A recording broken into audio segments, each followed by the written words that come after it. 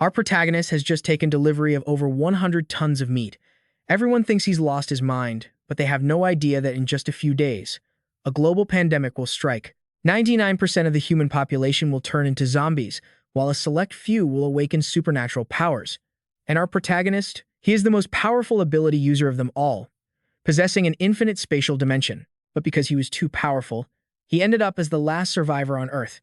Feeling incredibly lonely, he eventually dug his own grave. When he woke up, he had returned to the time before the apocalypse. And without further ado, let's get started. The story is brought to you by Admin. Hope you enjoy it. The story kicks off with a bunch of delivery workers speaking up. Mr. Chen Luo, your 100 orders of fried chicken have been delivered on time as requested. Mr. Chen Luo, please check the goods. 100% of the braised duck feet are in those 2 gray crates. Mr. Chen Luo, here is your 100 orders of mushroom stewed chicken and beer steamed duck. Mr. Chen Luo, here is your 100 orders of sweet and sour pork ribs. Mr. Chen Luo, I brought the 100 orders of braised fish you needed. Chen Luo took the list and replied coldly, "All right, you can go now." The workers quickly responded, "Understood, understood. We'll be heading out then. Goodbye, Mr. Chen Luo." As soon as they left, they started gossiping among themselves. Geez, buying that much food? Is he a reincarnated glutton? They say having money makes people irrational, and they aren't wrong. I think he's just a rich, brainless idiot. Meanwhile, Chen Luo was still focused on his list before turning to open the door. Looking at the piles of goods inside, Chen Luo couldn't help but sigh. It felt so good to be surrounded by so much fresh, delicious food. Who could have imagined that just 3 days ago, he was struggling in the hunger and misery of the apocalypse? As he thought this, he reached out to store the items into his dimension. Yes, in 27 days, the world will collapse into the apocalypse. By then, 80% of the world's population will turn into zombies. Of the remaining survivors, at least 90% will die at the hands of the undead. Only a small fraction of humanity will begin to evolve, awakening powers whether physical, elemental, or mental. And I possess the extremely rare spatial ability known as the Void Monarch. Since gaining this Void Walker ability, my survival and combat skills have been top tier. In the apocalypse, I was like a fish in water, but unfortunately, I slaughtered all the survivors without restraint. Aside from the ever-increasing number of mindless monsters, I couldn't find a single other living person in the entire world. Being alone was just too lonely. I didn't want to live anymore. With that thought, Chen Luo closed his eyes, ready to let go of life. But to my surprise, I was reborn. Reborn 27 days before the apocalypse. Although my other abilities are gone, the spatial dimension I unlocked in my past life remains. What is the hottest commodity in the apocalypse? Supplies and food. You can't achieve anything without sustenance. Nobody can last without eating. Plus, now that I have this spatial dimension, it can stop the flow of time, keeping everything fresh forever. Since fate has given me another chance, how could I let it pass? After gathering everything, Chen Luo jumped off the truck when his phone rang, which surprised him. As soon as he answered, someone on the other end spoke. "Chen Luo, come to the corporate headquarters immediately. I want to have a proper talk with you. Don't be late." He muttered coldly, "The things that were meant to come are finally here. But uncle, I won't be that naive this time." Not long after, at the Chen Luo Corporation, a man shouted, "Chen Luo, what the hell is wrong with you? How could you sell stocks worth over 3 billion yuan for only 1 billion? Doing something this major without telling me, do you even respect me at all? Chen Luo, if you're being threatened, just blink, or if you're in some kind of trouble, just be straight with me." Listening to his uncle rant, he couldn't help but think about what a great actor the man was. If it weren't for the fact that when the apocalypse hit, I heard his own son, Chen Fei, admit that his father was behind the car accident that killed my parents and then gradually seized the shares my parents left me, I would have been fooled my whole life, thinking he was a good man. Then, Chen Luo spoke up. "Uncle, no one is threatening me. I have a gut feeling that meat prices are going to skyrocket. 50 yuan per half a kilogram isn't just a fantasy. I used 1 billion to stock up on pork, so that could grow to 5 billion. You have to be bold. 100 yuan per half a kilogram isn't impossible." Hearing him talk nonsense, Chen Jianan couldn't help but feel disdain.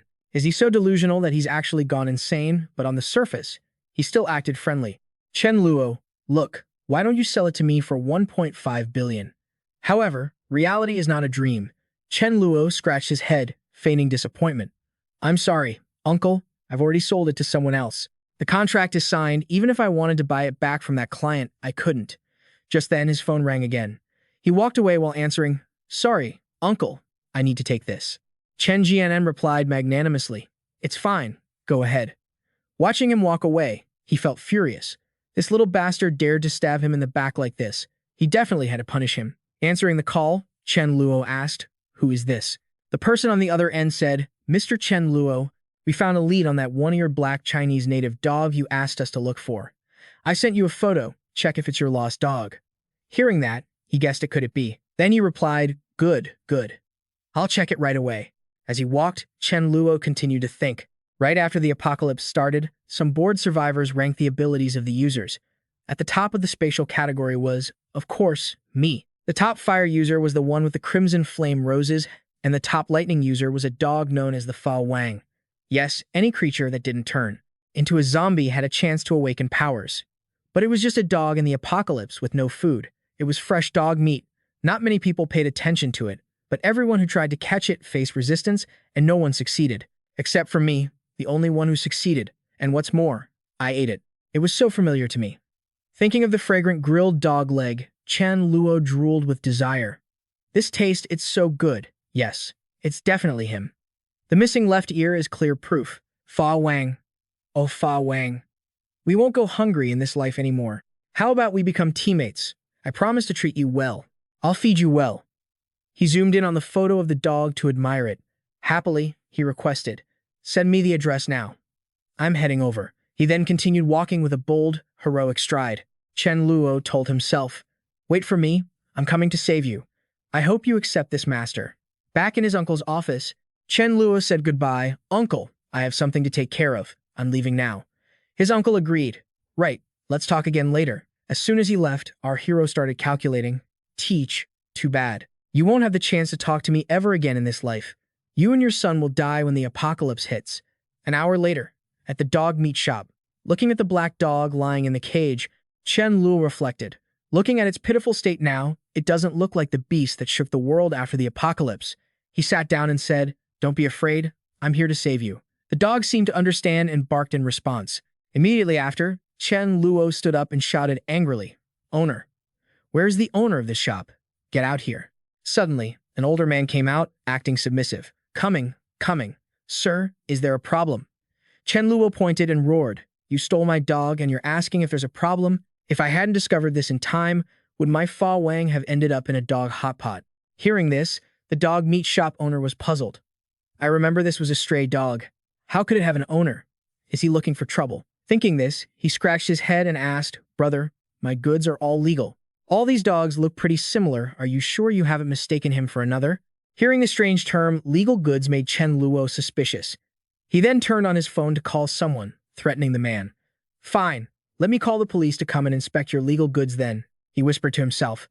"There's no business without deceit. I don't believe he'll dare to let them investigate." Seeing his actions, the shop owner moved to grab him, saying, "Brother, that's not very gentlemanly of you." Chen Luo quickly dodged. "What? Want to get physical? This little brat has guts. Let's see how I handle you." Saying that, he launched an attack, making the shop owner cry out. Twisting the man's arm behind his back, Chen Luo thought confidently, "I've trained my combat skills for over a decade in the apocalypse. Do you really think I'm afraid of a reckless guy like you?" Once done, he stood looking down and asked, "Owner, do you still want to handle me? A wise man knows his place." The owner quickly folded his hands and begged to be released. "Ouch, ouch. Brother, big brother, spare me. It's all a misunderstanding. Big brother, I really didn't know this was your dog. I'll find the guy who brought me the dog to settle the score. Your dog will be released today, and I won't take a single penny. Does that sound good to you?" Standing there observing him, Chen Luo hummed, "Fine. For the sake of your attitude, I'll let it slide this time." The dog meat shop owner was crying his eyes out in the back, while Chen Luo was thrilled that his plan had succeeded. Although he was prepared to spend all his money on him, isn't getting it for free the best outcome? The shop owner returned the dog, saying, "Boss, you can take the dog directly." Looking at it, Chen Luo ordered, "Fa Wang, follow me home." He couldn't help but wonder, looking at its expression, perhaps it already had some intelligence, could it understand human speech? The black dog tilted its head, questioning his words. "Fa Wang, who is he calling? But did he save me? Fine, I'll follow." Seeing it follow him, Chen Luo was even more convinced of his guess. It truly had intelligence. He had tamed Fa Wang. Soon, both reached the car. Chen Luo reached out to pat the dog's head, saying, "From now on, you'll follow me, and I'll call you Fa Wang." As he drove, he thought to himself, "I need to build a bond with Fa Wang during this time, and then he mapped out his route. Let's go buy some supplies for you. Before long, Chen Luo stopped the car at a certain place. Looking at the person there, he thought to himself, Su Dazu, I finally found you. In my past life, when I mastered the Void Walker ability, it was you who used your Esper body to cover for me, telling me not to turn back and to run. In the end, to protect me, you were surrounded and killed. My good brother, in this life, I'll make sure you're well fed and taken care of. Thinking this, Chen Luo called out, Dazu, tonight after work, I'll take you out to hang out, but he was immediately refused. No thanks, Mr. Chen. My mom says men shouldn't pick up bad habits. Hearing this, he asked, What else did your mom say? Dazu replied shyly, My mom also said not to be a sycophant or do anything dishonest. Hearing those 5 words, not do anything dishonest, Chen Luo felt as if his heart had been pierced. Although, according to the timeline, Dazu and he weren't close enough yet, that was fine. Even without doing anything dishonest, when the apocalypse hits, he would be on duty here. When the past repeats itself, he would surely become his good brother again. The scene then shifted. Fa Wang currently looked bewildered. Chen Luo, standing next to him, quickly spoke up. Fa Wang, from now on, this is your home. Come on, I'll take you to get a bath. Then, 2 humans and a dog went to bathe together. Chen Luo pondered while washing the dog. Reborn for a lifetime, I can't be like I was in the past. I can't let the whole world end up with only me left. After all, I have a rough idea of how powerful some espers can become. If I'm determined to build a gathering point, I can recruit them like Fa Wang as my underlings. It would also help compensate for my space-type abilities' weakness in frontal combat. But if I establish a gathering point, the supplies must be abundant from staples like grain, salt, fruits, vegetables, and seeds to generators, products, and daily necessities. Especially since, after the apocalypse, water sources will be polluted, and there's no way to purify the toxins within them. If I want safe, pure water, I can only wait for the rain. As he thought this, Chen Luo suddenly remembered the importance of his brain. He also needed to prepare some high-voltage electric batons. Hearing him say that, Fa Wang barked in fear, objecting. Understanding the dog, he patted its head to reassure it, You coward. The electric baton is for dealing with zombies, not you. Then he sank into thought. Zombies were also afraid of electricity, although it wouldn't be very effective long-term after the apocalypse. In the early stages, an electric baton was a divine weapon. At that time, combined with several sets of invincible alloy armor, he had to carefully choose the timing to finalize the orders. Time passed until mealtime. Chen Luo gnawed on some meat while reminding the dog, Fa Wang, eat slowly, don't choke. We still have plenty of stored food, and I promise you won't have to worry about going hungry in the future. Watching Fa Wang imitate him, Chen Luo laughed. Even a dog knows how to bury a bone. But then, looking at the pile of bones beside him, he asked himself, Why am I scolding myself? Just then, someone knocked on the door. He went to open it. Chen Luo wondered, Who are you? The girl quickly introduced herself. I'm Ma Yu. Hearing the name, he quickly recognized her. Oh, you're the cooking instructor I hired? Look at my memory. I completely forgot I had a lesson this afternoon. Come on in, come on in. Ma Yu followed him while secretly assessing him. Just for cooking lessons, he dares to pay 50,000 per month. I was worried the employer might have some brain issues, but after seeing him, I felt relieved. With his background, there are plenty of beautiful girls outside who can't get to him. Why waste his effort on me? Pointing to the items on the table, Chen Luo said, Take a look. The basic supplies and ingredients in the kitchen are all prepared as you asked. In his heart, he thought, to guard against all sorts of unforeseen events after the apocalypse, he couldn't just have ingredients without cooking skills, so he was determined to spend a large sum to hire her as his instructor. Without further ado, Ma Yu went straight to the point. Let's begin. Today I'll teach you how to make sweet and sour pork ribs. I agree. All right then. Looking at her, Chen Luo mused. Of course. The salary would be paid after a month. Ma Yu stood there, arms crossed, directing him. Cut the ribs into smaller pieces. Boil them in cold water for a while. Seeing him rush around, she couldn't help but get annoyed. Pouring oil? Doesn't your oil cost money? Why are you pouring so much? And how can you not distinguish between sugar and salt? After a while of struggling, the final product was decent in smell, color, and taste. Looking at it, Ma Yu stood with her hands on her hips, praising. An improvement over last time. You at least know your limits. Chen Luo spoke up. Cooked like this, even Fa Wang can't eat it. Stop trying to console me. Being named, Fa Wang barked in protest. I and the master have no grudge. Why try to poison me? Ma Yu remained calm, saying, Truth be told, at least the kitchen is safe today. Chen Luo was speechless. In his heart, he began to calculate that he really wasn't good at cooking. It seemed he could only find a professional chef. Reaching the door, Ma Yu waved. "Try harder next time. I'm leaving." He walked her out to say goodbye. Watching her leave, Chen Luo couldn't help but ponder. Ma Yu's cooking skills aren't bad. It's a pity we didn't know each other in the past life. I don't know what will happen to her after the apocalypse. Ma Yu, I'll leave your fate to the heavens, but I will keep an eye on you. Just then, he seemed to have a new discovery. Wait, am I seeing things? It's the two sisters, Mei Ling and Mei La. These two sisters were not simple. After the older sister, Mei La, awakened her flame ability, she became the first fire-type Esper, known as the blood-colored Rose Mei Ling. The younger sister, Mei La, was no less capable, being a light-type Esper. Although her combat ability was slightly weak, she had a powerful support capability. It was said she could even use resurrection magic later on. Only kids make choices, I want both. Regarding these two sisters, whatever it took, he had to recruit them. Thinking this, he quickly made a phone call. Ow, give me 3 days to find out everything about this pair of sisters. Most importantly, what do they like to eat? He whispered to himself. As the saying goes, the shortest way to a woman's heart is through her stomach. What do you want to eat? I'll stock up on those things. When food is scarce later, won't you listen to me obediently? May 28th, 5 days before the apocalypse. Mei Ling likes Sichuan cuisine. Her favorite fruit is grapes. Mei La likes fish. She loves pig's trotter stew the most, and her favorite fruit is watermelon. This reminded him that the flavor of pig's trotters was also great. He had to stock up on some. May 29th, 4 days before the apocalypse. Wearing a few layers of bulky clothes, Chen Luo felt happy. Great. Although it's bulky, it's safe.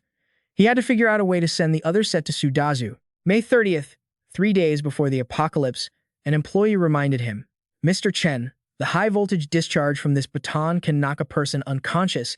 A few seconds of shock can be fatal. Please be careful when using it. Holding the gear in his hands, Chen Luo was delighted. Good stuff. It seems one hit could easily kill hundreds of zombies. May 31st, 2 days before the apocalypse. In another place, he was generous. Take all the money in this card. The clerk nodded. Mr. Chen is truly generous. Let me ring this up for you. June 1st, 1 day before the apocalypse. Chen Luo tossed and turned in bed, uneasy. I've been reborn. This damn apocalypse isn't just not going to happen tomorrow, right? If it doesn't come, all the supplies I hoarded will be a huge loss. If it doesn't happen, then fine, sacrifice myself for the benefit of all humanity. Even with a loss, I'm still a millionaire. Living comfortably in this world for a lifetime wouldn't be so bad, would it? Why must I go through that inhumane apocalypse? June 2nd, 8 a.m., 1 hour and 20 minutes before the apocalypse. Chen Luo made a call. Hello, uncle. Sorry to bother you so early, but I have something I need your help with. Chen Jianhan on the other end replied, Not a bother at all. You are my nephew. If I can help, I certainly will. Tell me, what is it? Quickly, Chen Luo got to the point. It's like this. According to my observations, virtual currency is about to skyrocket, potentially increasing tenfold. But as you know, all my money is tied up in pork. I want to mortgage all my shares worth 1 billion to you, and I need you to lend me 500 million. Once my 500 million turns into 5 billion, I will definitely pay you back with both principal and interest. Or, you wait at home, I'll come over right now to talk in person. I also miss Brother Fei, so I'll call Brother Fei too. All right, come over now then. After hanging up, he prepared to leave, calculating in his heart. I told you, once the apocalypse starts, you're all going to die. Sitting in the car, Chen Luo gave instructions. Fa Wang, I'm going to take care of some personal business. You stay in the car and wait. For your own safety, you absolutely cannot run around. Got it? Fa Wang let out a bark as if he understood. Just then, he saw someone coming out. It was Sudazu. Looking at him, Chen Luo thought to himself, although in his past life he didn't warn him, the guy lived quite well. But since this involved a life, he should give him a heads up. Sudazu saw him and bowed to greet him. Brother Chen. Heading out, Chen Luo stepped forward to warn him. Sudazu, let me tell you something. When I woke up this morning, my heart was pounding like crazy, and I have a feeling something big is about to happen. After 9 a.m., you really need to watch your back. I will. Hearing him say that, Sudazu was puzzled but agreed. All right, Brother Chen. Okay, I've got to head out. Take care of yourself. At Chen Jianan's house, he was sipping tea and saying, that brat Chen Luo actually wants to play with cryptocurrency. He really doesn't know what fear is. Let me tell you, son, even though that thing is rising fast, it has no real value. Chen Fei, standing nearby, couldn't help but wonder, Dad, But the chance to make money is right in front of us. Shouldn't we take it? With his cunning mind, he retorted, that brat Chen Luo knows I scammed him. Would he really let me have a chance to make money? I'm thinking there might be a conspiracy in there. I understand the psychology of investing. It's just like gambling. He's in urgent need of money and doesn't know many people. I suspect that in such a short time, no one else can come up with 500 million, so that's why he came to us. Just then, the doorbell rang. Chen Fei spoke up, Dad, he's here. Chen Jianan quickly warned his son. In any case, we still need to be cautious. A moment later, the door opened. Chen Fei walked out, greeting him warmly. Chen Luo, your cousin is a bit timid. Otherwise, he would have joined you already. If you really manage to make some money, don't forget about me. Inside, Chen Luo felt like vomiting, but on the surface, he was full of smiles. Of course not. If I make $1 billion, I'll definitely buy you a racing car. Hearing that, Chen Fei laughed delightedly. I'll hold you to that. Don't go back on your word. I prepared some food for you. Let's eat and talk. Then at 9:15, Chen Luo was stuffing his face. The three of them were eating when suddenly a shrill scream rang out. Chen Jianan heard it and wondered, what was that? Sounds like it came from the maid's room.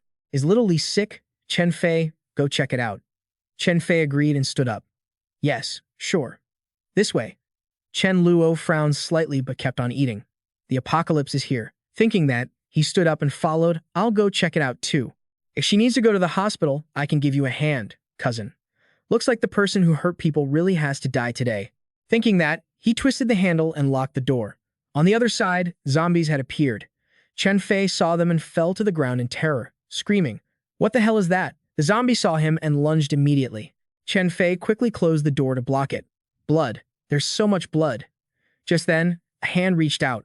Chen Luo stepped forward and asked, Cousin, weren't we supposed to check the situation? How can we see anything if you close the door? Seeing his actions, Chen Fei panicked. What are you doing? Right after that, Chen Luo used his stun baton on him. Watching Chen Fei collapse to the ground, he said calmly, Cousin, don't worry. I won't let you get electrocuted that easily. Then he opened the door and watched the zombie eating a person. Chen Luo was incredibly calm. It's always more refreshing to be eaten while you're still alive. Just then, Chen Jianan ran over and shouted, Chen Luo, what are you doing? Chen Luo, I'll risk my life to kill you. Grabbing a toy from his hand, he lunged. Fine, bring it on. Old man Chen Jianan was scared pale. Chen Luo didn't hold back his attack. What's wrong? Are you insulated? Why are you stopping me? Look at yourself lying on the ground. Chen Luo sneered. It looks really painful. Chen Fei lay there shaking in pain. He cried, Chen Luo, Dad, save me, but only received a cold response. Don't scream. I don't have a mongrel cousin like you. Chen Fei reached out toward Chen Luo, but was kicked away. His father was lying on the ground, furious. He shouted, Chen Luo, you. But he was met with a cold glare from Chen Luo. Such an exciting and spectacular scene, I can't enjoy it all by myself. Uncle, please wake up. As he spoke, he pressed the stun baton against his uncle. When he woke up, he screamed in shock. Chen Fei, Fei. After that, he quickly turned to beg for mercy. Chen Luo, Chen Fei is your cousin. Please save him. Quickly save him. I admit that I secretly stole your stocks, but Chen Fei knows nothing about it. The boy is innocent. Taking the opportunity to interrogate him, he asked, What else have you done to wrong me? Hearing that, Chen Jianan couldn't help but wonder. Why would he ask that? Could he already know about that matter? Seeing him hesitate, Chen Luo leaned in and whispered, Uncle, have you thought about how to answer? Your son won't last much longer. He wasn't afraid and even threatened him. Chen Luo, save Chen Fei now and I won't call the police. Otherwise, you'll never escape the crime. Chen Luo's face darkened as he warned, Uncle, I already gave you a chance. Immediately, he was accused by his uncle, You beast, you have the heart of a wolf and the lungs of a dog. To personally kill your uncle and cousin, you're not even as good as a dog. Chen Luo didn't care. He punched him and demanded, The one with the heart of a wolf is you, right? My father saw you were useless, so he had the kindness to let you into the Chen group. And look at you. You sabotaged him, and you still have the nerve to say these things. At the same time, Chen Jianan saw his son being eaten by a zombie and screamed in pain. Chen Fei, my son, I am his own brother. That brother had the merit of helping him with many things, and what was the result? He only gave me 10% of the shares. Is that fair? He deserved to die. And you, with your current methods, you surely won't get away with it. Chen Fei was still very calm. Based on the stock value at the time, 10% was already 1.5 billion. What kind of employee can get 1.5 billion in shares? You really have bottomless greed. Looking at his uncle about to be attacked by the zombie, he said to himself, Father, back then, you truly brought a wolf into the house. This is all a son can do. Then he turned around and wiped the blood off his cheek, watching the zombie preparing to attack him. He thought to himself. As expected, after turning into a zombie, other than wanting to eat people, they can't have any other emotions. Right after that, he swung his toy. Instantly, the zombie was shocked in pain. Looking at them, Chen Luo thought, good thing that although they don't know fear, they can feel pain. So paralysis and stunning work on them, and killing them isn't difficult. Just stab hard right between the eyebrows. Although it's a bit cruel, it's effective, and there's a treasure crystal hidden between the eyebrows. Tucking the crystal into a box, Chen Luo was bored. As expected of the early apocalypse, even the crystals are such low level. Then he opened his space to store his items and calculated silently. This is after the apocalypse breaks out. Regardless of whether it's an awakened or a zombie, there is such a crystal between their eyebrows. The energy contained in the crystal can not only help the awakened recover quickly, but it can also help the awakened level up. It's a treasure. I must collect more. The size and color of the crystals are categorized based on the target's ability, and the strength of the ability will cause changes. Fire-type awakened or zombies have red crystals. Wind-type awakened or zombies probably have green crystals. Space-type awakened or zombies have transparent crystals. At that time, the crystal taken from Fa Wang's head was a lightning-type crystal, a purple crystal the size of a chicken egg. The scene quickly changed. Stepping out to the car, Chen Luo exclaimed, "It's really lively." Just then, a fierce zombie lunged at him. Holding the toy in his hand, Chen Fei was extremely confident. "Don't be in a rush.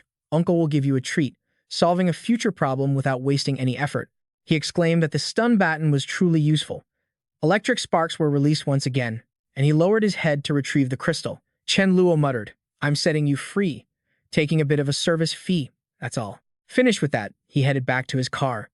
Fa Wang, who had witnessed everything, had teary eyes. Why was his master so fierce? Opening the car door, he started making arrangements. "Fa Wang, it's probably almost time for our awakening. It's not safe to awaken outside, so hurry inside with me and wait. We'll go out after we awaken." Then they both stepped into the house. Looking at the three corpses on the ground, Fa Wang shuddered, but Chen Luo quickly reassured him. "Don't worry, you'll adapt to this later." Then the two sat on chairs and took a bite of an apple, and he glanced over with annoyance. Beside him, Fa Wang was wrapped in a golden wave of power. The little dog lay there in pain, while Chen Luo fell into deep thought. Is this the ability Fa Wang awakened? Holy crap, after awakening, he even shocked me first. A talent's power depends mainly on two aspects. 1. The faster the awakening time, the more powerful it is. 2. The faster the growth rate of the ability, the stronger it becomes. Fa Wang has awakened a lightning-type ability. Maybe his intelligence has also leveled up a bit. Thinking that, he couldn't help but sigh in admiration. Humans really can't compare to dogs. Just then, Chen Luo suddenly yelled, and the apple fell to the ground. Crouching down, he clutched his head and exclaimed, "It hurts so much. Looks like I'm not lagging behind either." Chen Luo scrambled to his feet, sat back down, and began absorbing the crystal. A moment later, he opened his eyes. Chen Luo threw a punch, instantly leaving a large hole in the wall. Watching the zombies nearby, the Beast King felt startled, then looked at his own palms. But Chen Luo still wasn't satisfied. "This won't do. This spatial attack already drained a quarter of my beast powers, yet it can't even quickly kill the lowest level zombies. I need to absorb more crystals and focus on leveling up." In this apocalypse, ability users are ranked from 1 to 10, and above level 10, there is the Fa Wang rank. Both the Beast King and my Spirit Flame in my previous life were Fa Wang rank. I myself was also a Fa Wang rank, but after absorbing the Beast King's crystal, I leveled up beyond that. I'm not even sure what that level is or what powers it grants. With no food, no drink, no entertainment, and no one to keep me company, life was so meaningless that it wasn't worth living. 5 minutes later, he opened his eyes. Having finished his upgrade, Chen Luo pondered. At this rate, I only need about 20 more crystals to reach level 2. He stretched and gave an order. "Fa Wang, don't just zap things randomly. Try gathering your power in your throat, build it up, and then blast it in the direction you want." As he finished speaking, the little dog acted accordingly. Seeing it so obedient, Chen Luo reached down to pet its head and praised it. "What a good boy. You understood that so quickly. Let's go. Come with me to the cold storage to stock up on supplies." Hearing that, it barked as if to say, "Let's go." A moment later, Chen Luo's truck screeched to a halt as he pointed at the zombies on the side of the road. Chen Luo grinned. "Fa Wang, look at that. A mall this big must be packed with supplies. They say a thief never leaves empty-handed. Well, not that I'm taking advantage of the chaos, but we can't just leave all those supplies for those roaming zombies to waste, can we? Let's go. The Beast King yipped excitedly and charged, toy in his mouth. Chen Luo warned, attack when you can, but be careful. Don't fight them head-on. Move around to stay out of their reach. The Beast King barked happily, signaling that he understood. At that moment, a zombie suddenly turned, and it was immediately met with a strike from Chen Luo's baton. The Beast King attacked as well, but his zombie target didn't even flinch, leaving him puzzled. What's wrong? Seeing the situation, Chen Luo didn't scold him but offered encouragement. It's okay, Fa Wang. Try aiming for the head next time. Stay sharp, I'll be right back. He stepped inside and marveled. As expected of a supermarket in a villa district, so many high-end goods. He immediately manifested a spatial orb. Time to start looting. I won't hold back now. In a flash, Chen Luo moved around, and the supplies piled up. Fruits +3, snacks +3, crystals +3. Finished, he walked out feeling relaxed. A large spatial ability makes shopping feel so satisfying. He then ordered, Fa Wang, it's time to pull back. Seeing him walk out, the Beast King looked dejected. Why can Master take down zombies so easily, while I can't? While batting away a zombie with his toy, Chen Luo leaned down to comfort his pet. Don't be sad. You tried your best. Just give it time, and you'll be the best dog ever. The Beast King beamed with pride, and man and dog continued on their way. Let's go. As they walked, someone suddenly called out from behind. Hey, friend, wait up. Brother, do you know what's going on? I can't get a signal to call the police. Chen Luo calmly replied, it's pretty obvious. The apocalypse has started. The person was stunned. And an apocalypse? Hey, brother, let's team up. It'll be easier to look out for each other. Chen Luo flatly refused the offer, didn't even look back as he sped off, leaving the stranger to shout helplessly behind him. As he drove, Chen Luo thought to himself, I plan to take on a few subordinates, but only the elite ones. Don't blame me for being cold-blooded. Even if I have many resources, they aren't infinite. I have to be cautious. Just then, a problem arose, and he sighed with annoyance. Looking at the horde of zombies ahead, he muttered, I remember there was a shortcut to the cold storage nearby, but it's blocked. Looks like I'll have to clear them out. Thinking this, Chen Luo ordered, Fa Wang, stay out of the way and keep yourself safe. At the same time, the bloodthirsty zombies rushed forward. Chen Luo just swung his toy lazily, and the zombies were sent flying. Just then, 3 zombies leaped to attack him from behind. But life isn't a fairy tale. Our hero isn't that easily taken down. He even knew to dodge a sneak attack. After knocking one down, another appeared behind him and tried to bite Chen Luo. He casually shoved his elbow back and wondered, this is alloy armor. It's not something low-level zombies like you can break.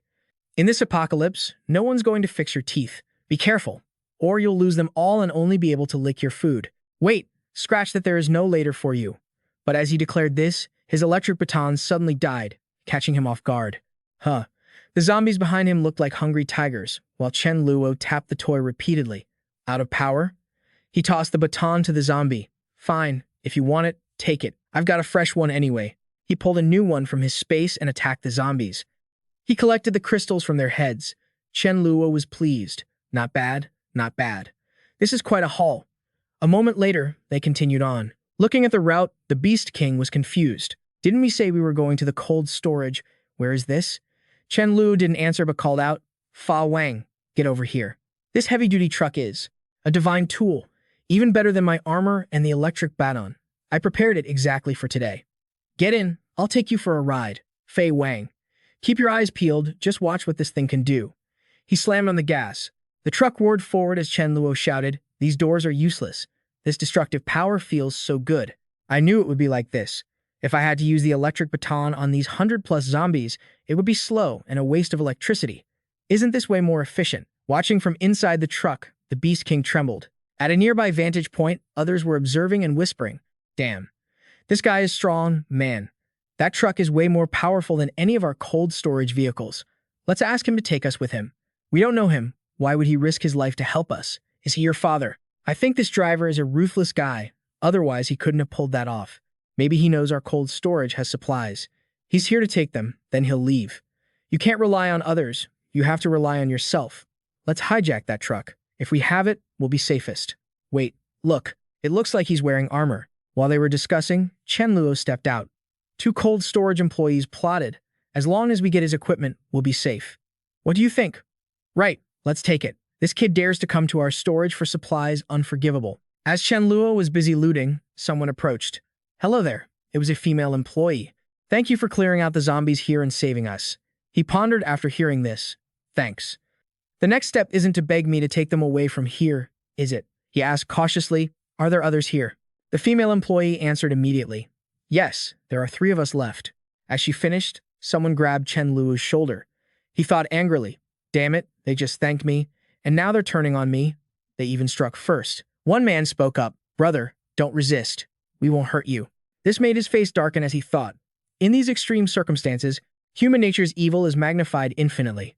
In the apocalypse, kindness is the most worthless, most dangerous thing. The Beast King kept barking loudly, which confused them. Where did that dog come from? It doesn't look infected. They were surrounding him, but Chen Luo smiled with complete confidence. Now I don't have to worry about my spatial ability being exposed anymore. After all, dead men tell no tales.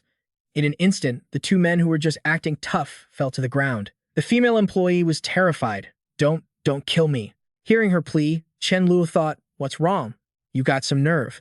Then, the woman turned to run while screaming, help me. Chen Luo watched, then ordered in a low voice, you run fast, huh? Fa Wang, I'm counting on you. Receiving the order, the little dog lunged, and the woman fell to the ground. Chen Luo appeared behind her, gave her a jolt with the baton, and muttered, that's why I said it's better to strike first. Once it was settled, he opened his space. Let's go. Time to get the goods. In just a moment, Chen Luo's space became even richer. Seasonings plus 9,999. Seafood plus 9,999. Chicken and duck varieties plus 9,999. Trotters and organs plus 9,999. Fruits and vegetables plus 9,999. A moment later, the pair returned to the truck. Chen Luo was thrilled. Fa Wang, this time we got over 60,000 tons of supplies. So satisfying. Let's head home and rest today. We'll come back for the grain store next time. I wonder how things are at the main base. Right then, someone stepped out to block the road, shouting, hey, stop. Driver, give me a hand, will you? Glancing at him, Chen Luo thought to himself, is he hiding something under his jacket? Probably up to no good. My survival rule is simple. Never allow any threat to exist. Even if it's a threat so small you might overlook it, I won't permit it. Seeing that he kept driving, the man waved his arms frantically. Hey, stop the car. I told you to stop. Chen Luo kept speeding forward, thinking, stopping is out of the question. If you're stupid enough to stand in my way, then you're stupid enough to get hit. The guy cursed in anger. Damn it. You trying to kill me? Just you wait. If I get the chance, I'll kill you. Hearing the threat, Chen Luo's face turned cold. Kill me. You brought this on yourself. If you were just holding a grudge, maybe gossiping or pulling small stunts, but this is the apocalypse now. Ever since abilities awakened, everyone has a chance to play dirty, and people are going to die. Instantly, he stopped the car and turned to his dog. Fa Wang, did you hear that? He said he wanted to eat dog meat. The dog looked puzzled. Even though I don't fully understand human speech, I'm pretty sure he didn't say anything about dog meat.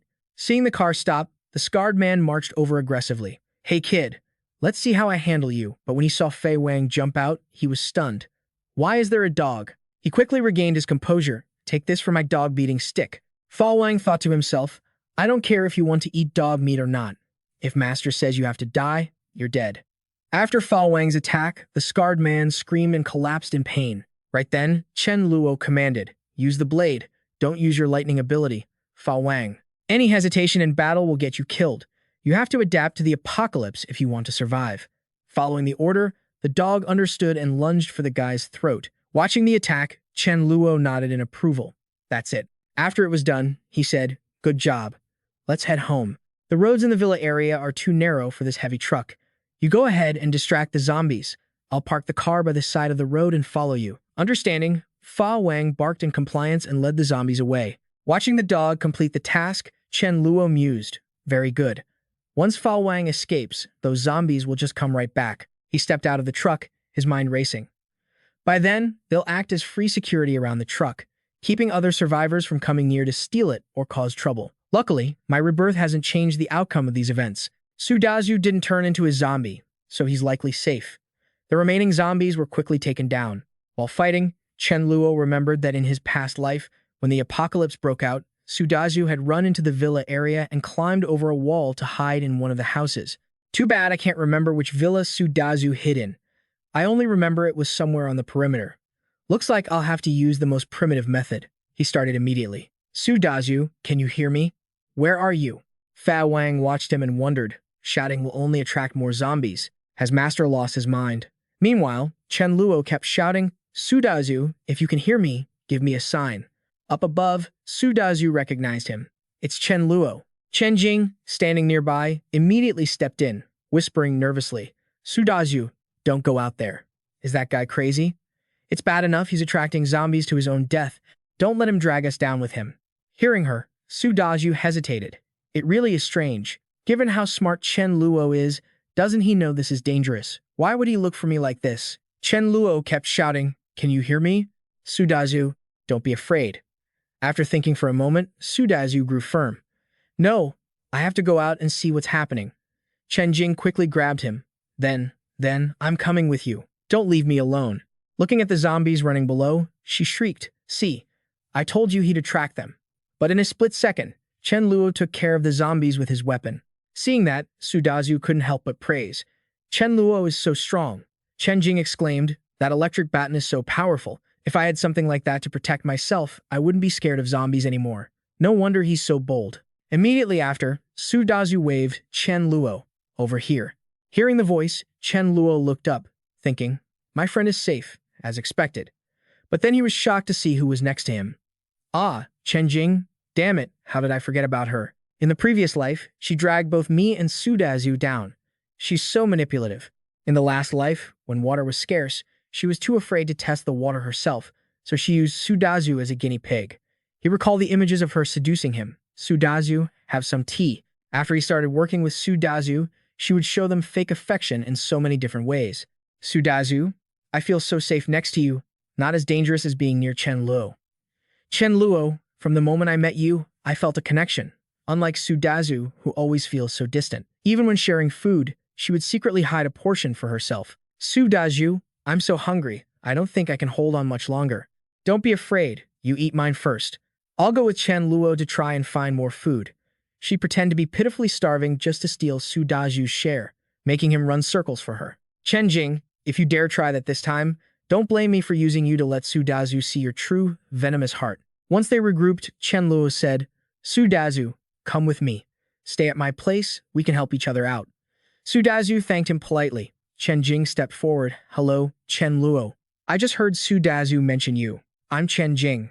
We share the same surname. Who knows? Maybe we were family 500 years ago. But she was met with a cold shoulder. Chen Luo walked past her and said, enough of that.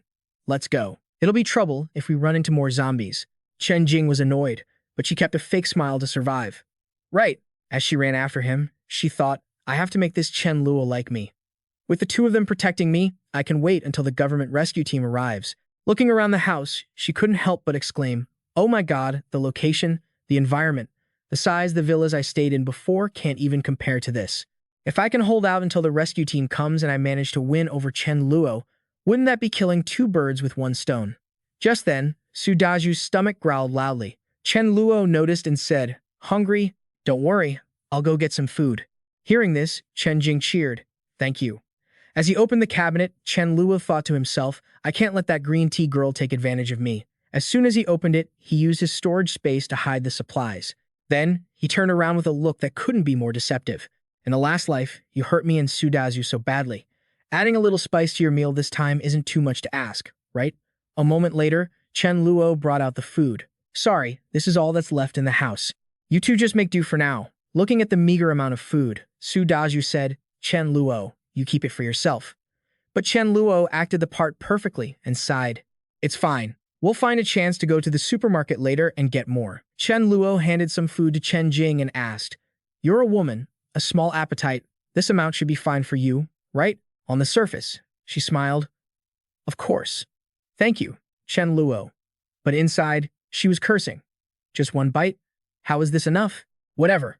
As long as Su Dazu is full, he'll have the strength to find food for me. Wait, this bread tastes weird, is it rotten? Watching Chen Jing scarf down the food, Fa Wang was horrified. She's even eating the bread I wiped on my butt. This woman is unbelievable.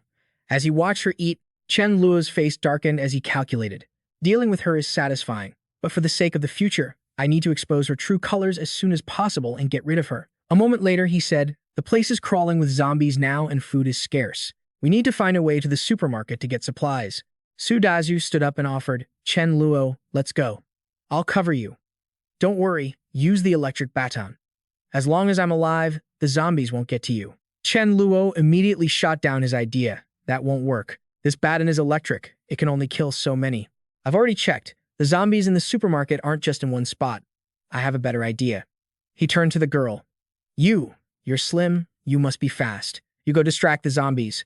Sudazu and I will head into the supermarket for supplies, then we'll regroup back at the house. The suggestion made Chen Jing go pale. Me? Distract the zombies? Immediately, she put on a weak, teary-eyed expression. Chen Luo, I've been sickly and weak since I was a child. I can't run fast. Isn't this just asking me to go to my death? Hearing her, Chen Luo quickly countered. Then tell me, what can you do? He dodged her attempt to touch him. Chen Luo suggested, how about this? I'll go lure the zombies away, and you two go gather supplies. That works, right? Chen Jing kept up her act. Brother Chen, it's not that I don't want to. I've only had one piece of bread you gave me all day. I'm afraid if I don't have the strength, I'll just be a burden to you both. Chen Luo knew exactly what she was like, so he wasn't moved, but he couldn't just do nothing. So I'm supposed to put myself and Sudazu in danger while you sit back and enjoy the rewards? Hearing him say that, Chen Jing couldn't help but feel disgusted. What is wrong with this, Chen Luo? He actually wants me to take action too. Isn't taking care of women something a man should do? Where's his chivalry? She quickly changed tactics to act cute. Brother Sudazu, Chen Luo, wasn't about to let her take the upper hand, so he quickly played the green tea card. I haven't had a drop of water all day. My throat is parched. It's my fault. Really, we have some mineral water at home, but I don't even know if it's contaminated, or why don't you try it for me? If you try it, I won't need you to go out anymore. Hearing that, she quickly realized he was using her as a test subject. She'd been so worried about the water being contaminated that she hadn't dared to drink any either. She had a bottle in her backpack, but with Sudazu always by her side, she didn't dare drink it. What if he decides he wants some too? I'm dying of thirst. She replied, I can help you two wash your clothes and take care of you. Brother Chen, please don't make things hard for me. Right, we can use her to test if the water is safe to drink. Being brought up, Fei Wang thought in fear. Even if I'm not human, you're a real BTC, wanting to use me for experiments? Damn it, I'll bite you to death. He jumped over, barking and attacking. With just one bite, Fa Wang tore her backpack open. Everything inside spilled out, leaving Chen Jing stunned. It's ruined. Chen Lu leaned down to pick things up and remarked, You were carrying quite a lot of stuff, huh? He sneered inwardly. So that's why this woman was clinging to her backpack so tightly. It turns out she was hiding food. She wanted to sneak off and eat by herself once she split from them. I'm not used to looking at that ugly face of yours. He took some food and started eating, then passed some to Sudazu. I'm hungry, too. I won't be polite. Sudazu, you haven't eaten your fill, right? Here, take this. Eat up, then we'll go get supplies. Sudazu took the food, thinking about how he almost lost his life saving her this morning, yet she clearly had food and lied to him. She clearly didn't want to share, so he wouldn't be polite to someone like her. Chen Jing couldn't stand it anymore, rushed over, and shouted, Don't eat that. That's mine. Put it down, give it back. As she lunged forward, she was tripped and instantly fell hard to the ground in pain. Sitting there, Chen Jing wept and questioned them. Two men bullying a woman like me? Where is your dignity as men? Chen Luo calmly drank his water and thought to himself, Go ask the zombies if they care whether you're a man or a woman. But since her true colors were exposed, it still wasn't enough to make Sudazu truly understand human nature.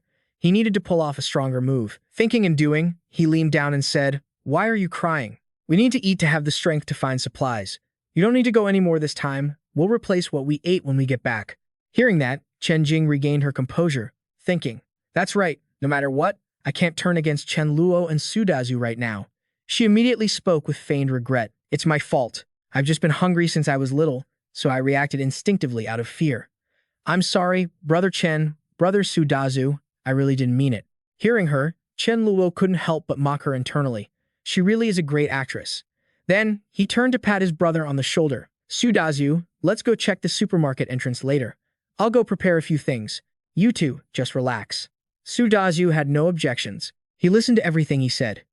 A while later, in a corner, Chen Luo ordered, Fa Wang, go out and lure some zombies over here. Maybe a dozen or so. Hearing that, the dog gave him a blank stare. Master, you're not joking, are you? Luring zombies I get, but bringing them back to the house? I don't get that at all. He was too lazy to explain and ordered, "Don't worry about it. You'll understand when you get back. Now go." Tossing some garlic cloves in his hand, Chen Luo calculated that the show was about to begin. Then, he stepped forward holding a bowl and said, "You two, how's the rest going? Come look at this." Chen Jing immediately covered her mouth and complained, "That garlic smell is so strong." Su Dazhu wondered, "Brother Chen, why did you crush so much garlic juice?" Chen Luo had his excuse ready. "You might not know this. Before, when I was outside, I saw people copying movies by tying garlic to themselves. I saw with my own eyes those zombies running away in fear." He was secretly delighted. Perfect, they've taken the bait. It's a pity that reality is the exact opposite of the movies. The pungent smell of garlic actually attracts zombies. Thinking this, he continued to bait them. "It's a shame we only have this much garlic left. It's only enough for 2 people. We can see if we can find more at the supermarket later." Suddenly, there were growls from zombies. Chen Luo turned his head and said, "Do you hear that? It sounds like a pack of zombies is approaching." Chen Jing turned pale with fear. "Whoa, why is that happening?" He glanced at her, thinking, "Chen Jing, oh Chen Jing, facing the incoming zombies. Will you choose to stand with us, or will you fight for this life-saving garlic water?" The door was being pounded repeatedly. Chen Jing stood up in terror and shouted, "This isn't good. Is the iron door about to be broken down?" Chen Luo poured the garlic water over himself, then shouted his demand. "Su Dazhu, use this bowl of garlic now." But Su Dazhu was silent for a moment, then turned to look at Chen Jing thoughtfully. Although he hated her a bit now, her crimes weren't worth dying for. There were so many zombies. If he used this garlic water, wouldn't she die? Looking at the bowl of garlic water, Chen Jing's face darkened as she calculated. There was only 1 bowl left, which meant only 1 person could survive. The survivor had to be her. Seeing her actions, Su Dazhu was stunned. "Chen Jing," he thought to himself, "I was going to give the garlic water to you." Seeing that she had already poured the garlic water, Chen Luo finally spoke up. "Did you see that, Su Dazhu? In this post-apocalyptic world, don't be randomly kind to others anymore." Su Dazhu turned to look at him. Brother Chen Luo remained very calm, because some people are no longer worthy of being human. Realizing something, Chen Jing screamed, "Chen Luo, you tricked me." Chen Luo only found it laughable. "Tricked you? Isn't this what you chose for yourself? Did I force you to pour that garlic water on yourself? I'll be honest with you. Zombies are extremely sensitive to the smell of garlic. You're done for." Hearing that, Chen Jing grabbed her face and shrieked in terror. "No, this can't be real. Tell me this isn't true. What's wrong with me just wanting to live?" Chen Luo patted her shoulder and replied ruthlessly, "Nothing is wrong with that, but you were wrong to lie to others, especially when that person is my good brother. Like you said, we all want to live, so sacrificing you isn't wrong." After saying that, he used his space ability to take out gear, thinking to himself, Chen Jing is as good as dead, and the dead can't reveal secrets. As for Su Dazhu, I'll tell him the truth about my space ability later. Seeing this, Chen Jing trembled. "Armor? So you were prepared all along. No wonder you dared to pour garlic water on me." Chen Luo didn't even bother to answer her, turning to say, "Su Dazhu, find a room to hide in. You'll only be a distraction for me now." Su Dazhu obeyed quickly. Chen Jing still hadn't given up hope and stepped forward. "Brother Chen, spare me this once. I'll do anything you want from now on."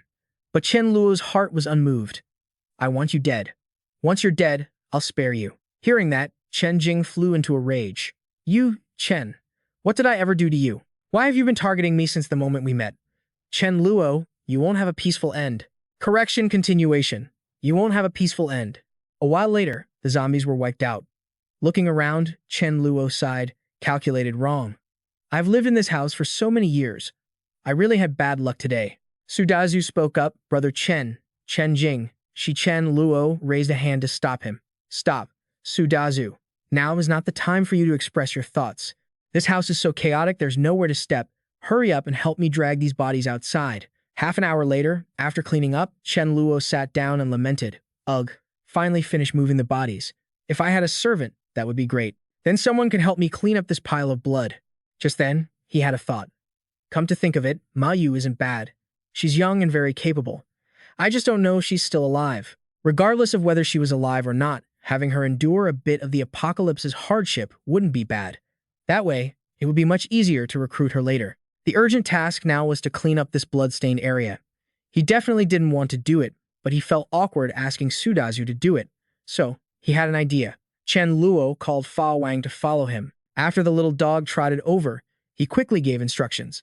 Fa Wang, remember, you have to mop the floor like this. Keep the rag really dry or it won't be clean. This is hardwood flooring, so wring it out completely first. Anyway, I'm leaving the room cleaning to you. You don't eat until you're done. Getting stuck with the cleaning duty, Fa Wang couldn't help but think, Master, are you actually serious? Dazu chimed in with an idea. Chen Luo, let's head to the supermarket and grab some things. Chen Luo replied, don't worry about the small stuff at the supermarket. I've got better things back at my place. Let's head upstairs and have a drink. Seeing the mountain of supplies on the floor, Dazu was stunned. How did you conjure all this up? Chen Luo, you, how are you doing this? Dazu asked excitedly. Dazu, don't you feel any changes in your body? Hearing that, Dazu scratched his head and replied, at noon, after I had a bit of a headache, I felt a surge of strength. Chen Luo shared honestly, I had this change before the apocalypse even started. If yours is the strength-based type, mine is the space-based type.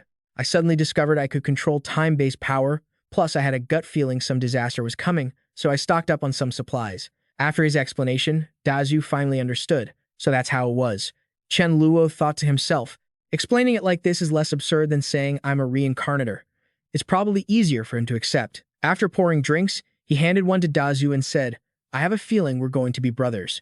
Come on, stop overthinking it. The world is vast, let's eat first. Looking at all the food, Dazu worried, there's so much, we can't possibly finish it.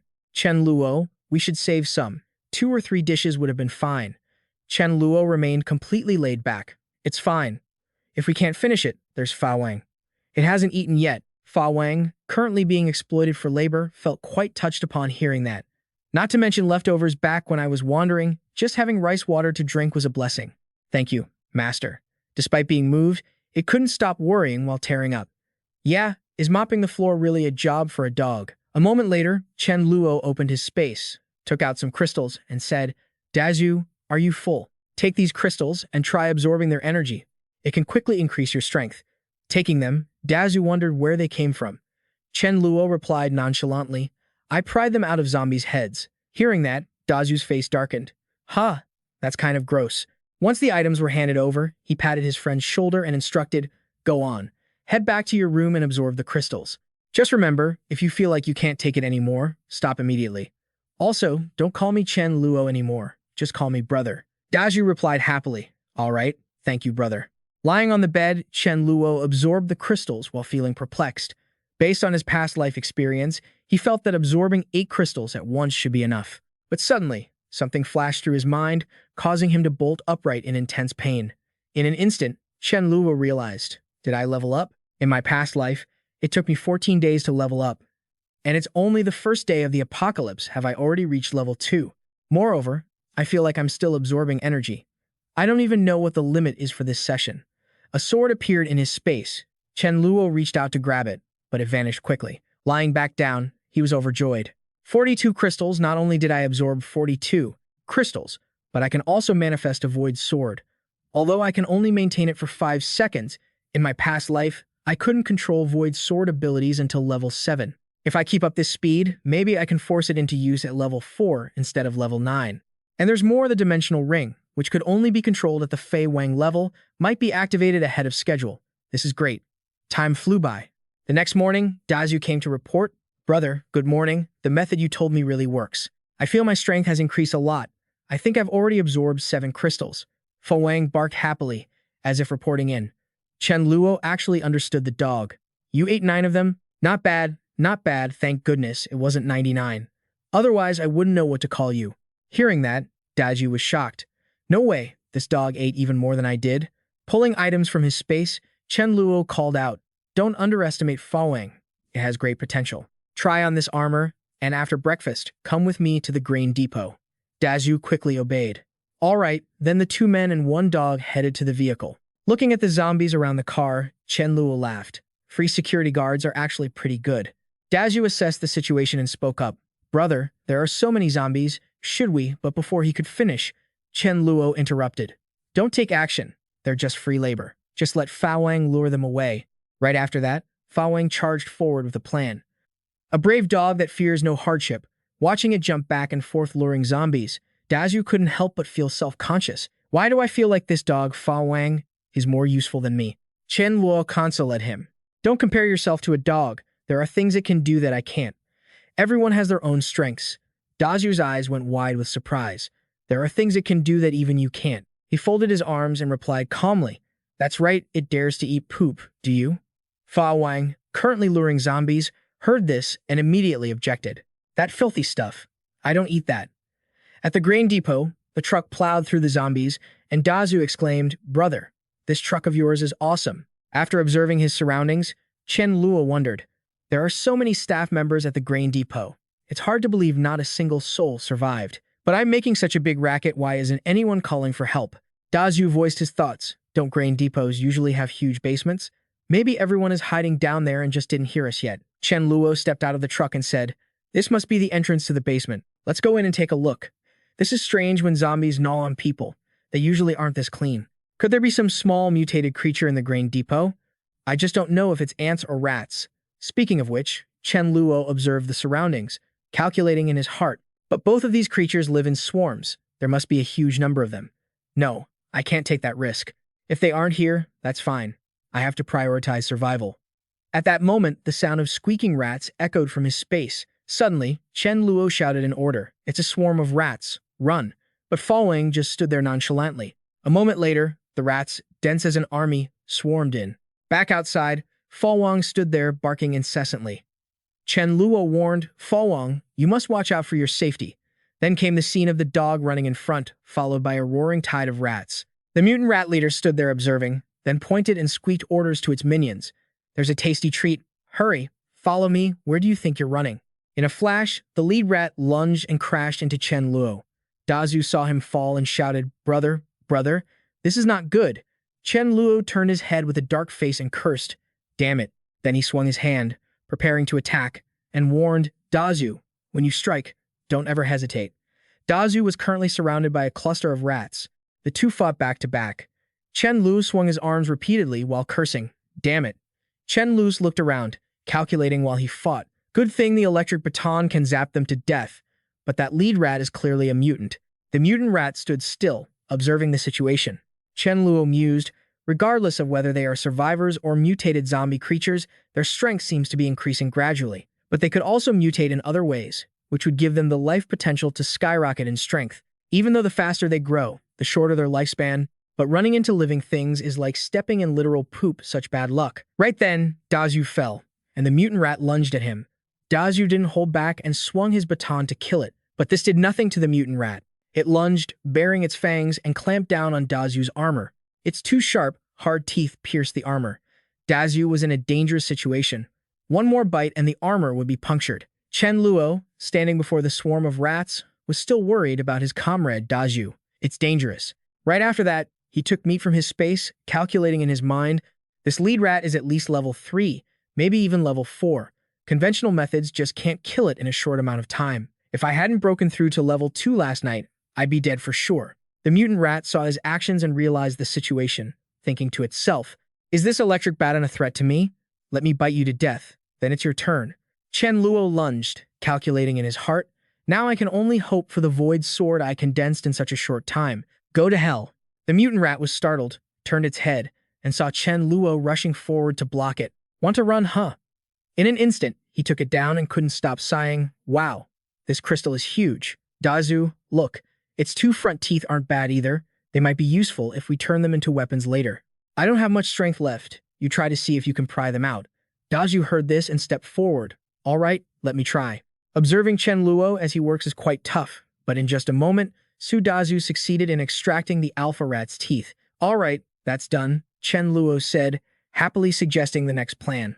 Perfect. Let's go down to the basement and see what's there. Watching his actions, Su Dazu was stunned. Just how big is your spatial ability, man? Chen Luo continued using his space to gather items.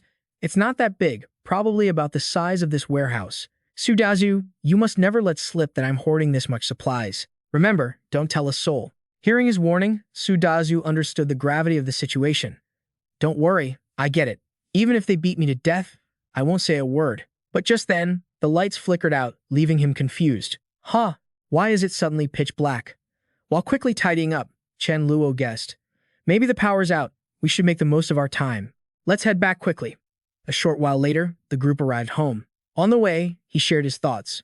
Sudazu, that alpha rat today was way too dangerous. I think it's safer if we go home and level up first. Based on my current crystal absorption rate, I can tell it'll take at least 3 days to reach level 3. In the meantime, if you get bored at home, feel free to play games or watch movies. Sudazu agreed, saying it wasn't a problem. Once decided, Chen Luo headed out. All right, it's settled. Let's go. Time to eat. 3 days later, looking at the pile of dishes on the table, Chen Luo wanted to exploit his dog's labor again. Fa Vuong.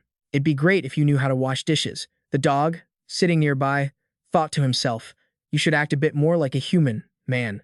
Sipping water, Chen Luo sighed. Lying around for 3 days, just eating, sleeping, and slacking off. I'm exhausted too. Hey Fei Vuong, I remember you hit level 2 yesterday, right? Fa Vuong gave a bark as if to answer, and immediately, Chen Luo made a suggestion. As the saying goes, a good dog needs training to be useful. Go find some zombies to practice on. Let's see if you can polish some new lightning skills. But just as the dog was about to leave, looking dejected, he stopped him. Wait a second. Fa Vuong perked up, thinking, maybe I don't have to go. Or is he actually worried about my safety? But life isn't a fairy tale. Capitalism was in his blood. Chen Luo held up 2 bags of trash, grinning. I've already bagged the trash. You might as well take it out while you're at it. Fa Vuong was utterly helpless. You really don't treat a dog like a dog, do you? After Fa Vuong left, Chen Luo couldn't help but sigh. I really can't stop worrying about him. When will he ever learn to take out the trash on his own? You're a full-grown dog now. If I don't tell you to do it, you never take the initiative. Watching it all unfold, Sudazu thought to himself, poor Fa Vuong. Just then, a thought crossed Chen Luo's mind. I really see the need for someone like Ma Yu to organize things now. I remember she lived in the staff dormitory near the 5-star hotel. That's it. Once I hit level 3, I'm going straight there to see how she's doing. A while later, Chen Luo lay on his bed, and his brain suddenly felt a surge. He sat up, gasping with excitement. In my past life, it took half a month to break through, but now I've reached level 3 in just 2 days. Hey, Fa Vuong, you're lucky to be with me in this life. Otherwise, I wouldn't have to sneak around to deal with you. The duration of his void blade had increased from 5 seconds to 20. Finally, he could go out and roam around. Wait until daybreak, then I'll find Ma Yu and stock up on more crystals along the way. Fantastic. Time flies like a dog running through a field. The next day, Sudazu took the lead. Hey, are you looking for the staff dormitory? Behind him, Chen Luo finished off a zombie and said, let's go in. Very quickly, the two fought their way in, perfectly in sync. Just then, the hotel employee, Wenbo, ran out, shouting for help. Please, save me, you guys. Hearing the voice, Chen Luo breathed a sigh of relief. After half an hour in this huge hotel, I finally found a survivor. He stepped forward and asked again, do you know Ma Yu? Wenbo quickly replied, yes, I know her. Hearing this, he asked immediately, what room is she in? Wenbo pointed and replied, she's in that room, but she's not at the dorm right now. On the morning the disaster struck, there was a business conference, and she was called in to prepare the food. Hearing this, Chen Luo grabbed Wenbo by the collar, ignoring the man's requests. Lead the way, and I'll give you a little reward. In the cold storage, the hot celebrity Lin Yini complained. I told you to move over. Didn't you hear me? Do you believe that once we're rescued, one word from me could make you jobless? The hotel manager sitting nearby chimed in, Ma Yu, Lin Yini is our hotel's VIP guest. Just listen to her and move next to her. Ma Yu, having taken hit after hit from Lin Yini, spoke up loudly. There really isn't any space left. I'm a human being too. I need some room. Lin Yini, even angrier, grabbed her hair and screamed, how dare you talk back? Do you even know who I am? Li Lin, a business tycoon, stepped in with a plan. I don't think the leftovers are enough for all of us anyway. If she won't listen, just throw her out. Ma Yu was shocked. What? Hearing this, Lin Yini agreed. That sounds good to me. Who told her to be so stubborn? Throw her out. The hotel manager piled on. Oh, Ma Yu, you see, the space here really isn't enough. Think of the big picture. You'll have to sacrifice a little. Try running somewhere else. Ma Yu questioned him. Run where? There are zombies guarding outside. Are you trying to get me killed? Right then, 2 men stepped forward and pushed her. That's right. We'll all pray for you. Don't worry. Just go. Even while being shoved, Ma Yu reached out, saying, Manager, this is clearly sending me to my death. Li Lin stood with his arms crossed and shouted, Stop the chatter. Get out. Then, Ma Yu was kicked outside. The brat Lin Yini looked out from inside with an arrogant expression. That's the result of going against me. Outside, the zombies had caught the scent of a human and were stirring, preparing to advance. Ma Yu felt wrong but bit her lip, thinking, I can't cry and let them mock me. It's so frustrating. Who could kill these people? I'd be willing to pay any price.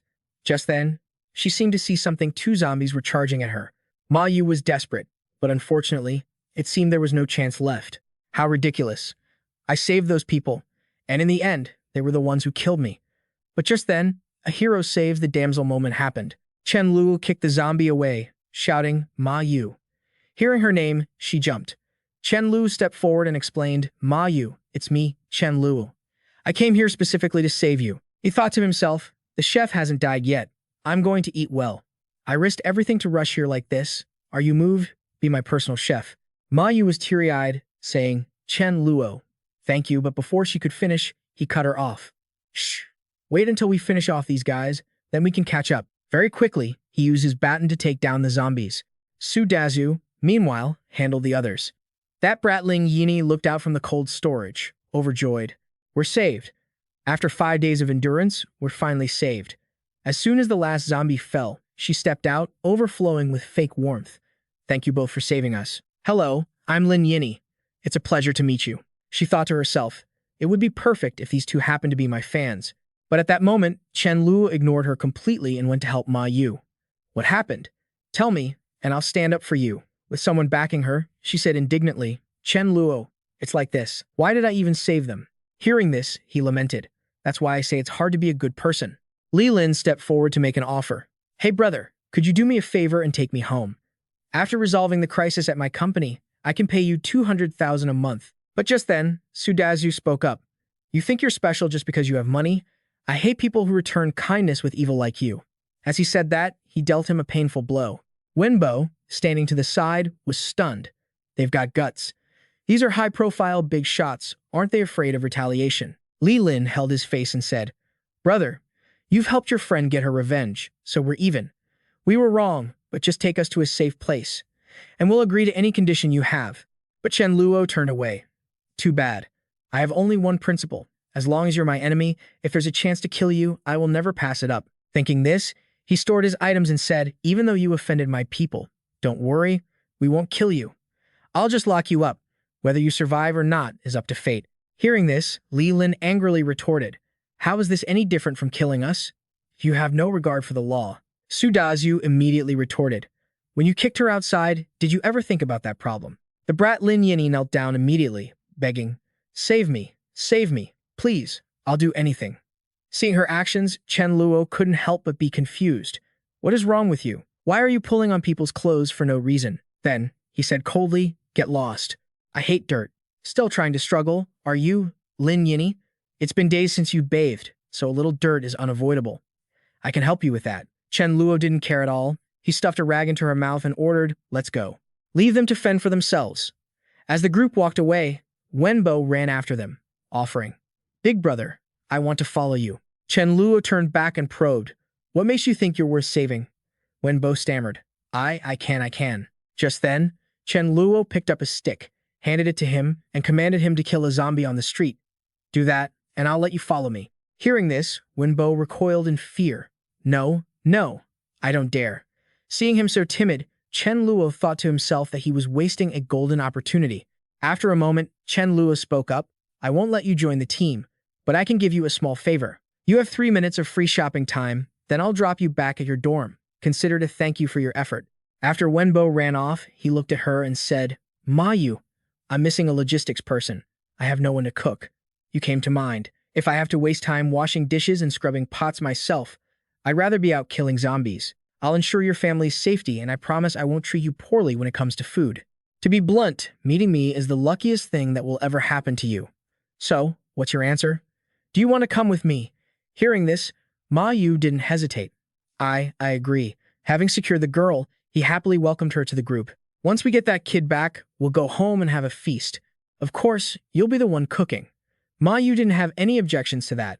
Soon after, night fell. At Chen Luo's place, he explained to Ma Yu, in short, the space and the strength you saw are abilities that both I and Su Dazu possess. What about you? Over the last 5 days, have you felt anything? Have you awakened any abilities? Hearing this, she pondered and replied, on the 3rd day, I did have a headache, but I'm not sure if I have any powers. I was so hungry, my stomach was cramping, so I didn't pay attention. Chen Luo, pleased, advised, awakening on the third day isn't the best, but it's certainly not bad. Now, listen to me. Try to feel the power inside your body, slowly. Ma Yu closed her eyes and followed his instructions. Instantly, a small spark appeared on her hand. Both Chen Luo and Ma Yu were shocked. Fire. Looking at that flame, he felt secretly happy a fire attribute ability user. It would be even more perfect if she could cook food. She's a super chef. I've found a treasure. An hour and a half later, all kinds of delicious dishes were laid out on the table.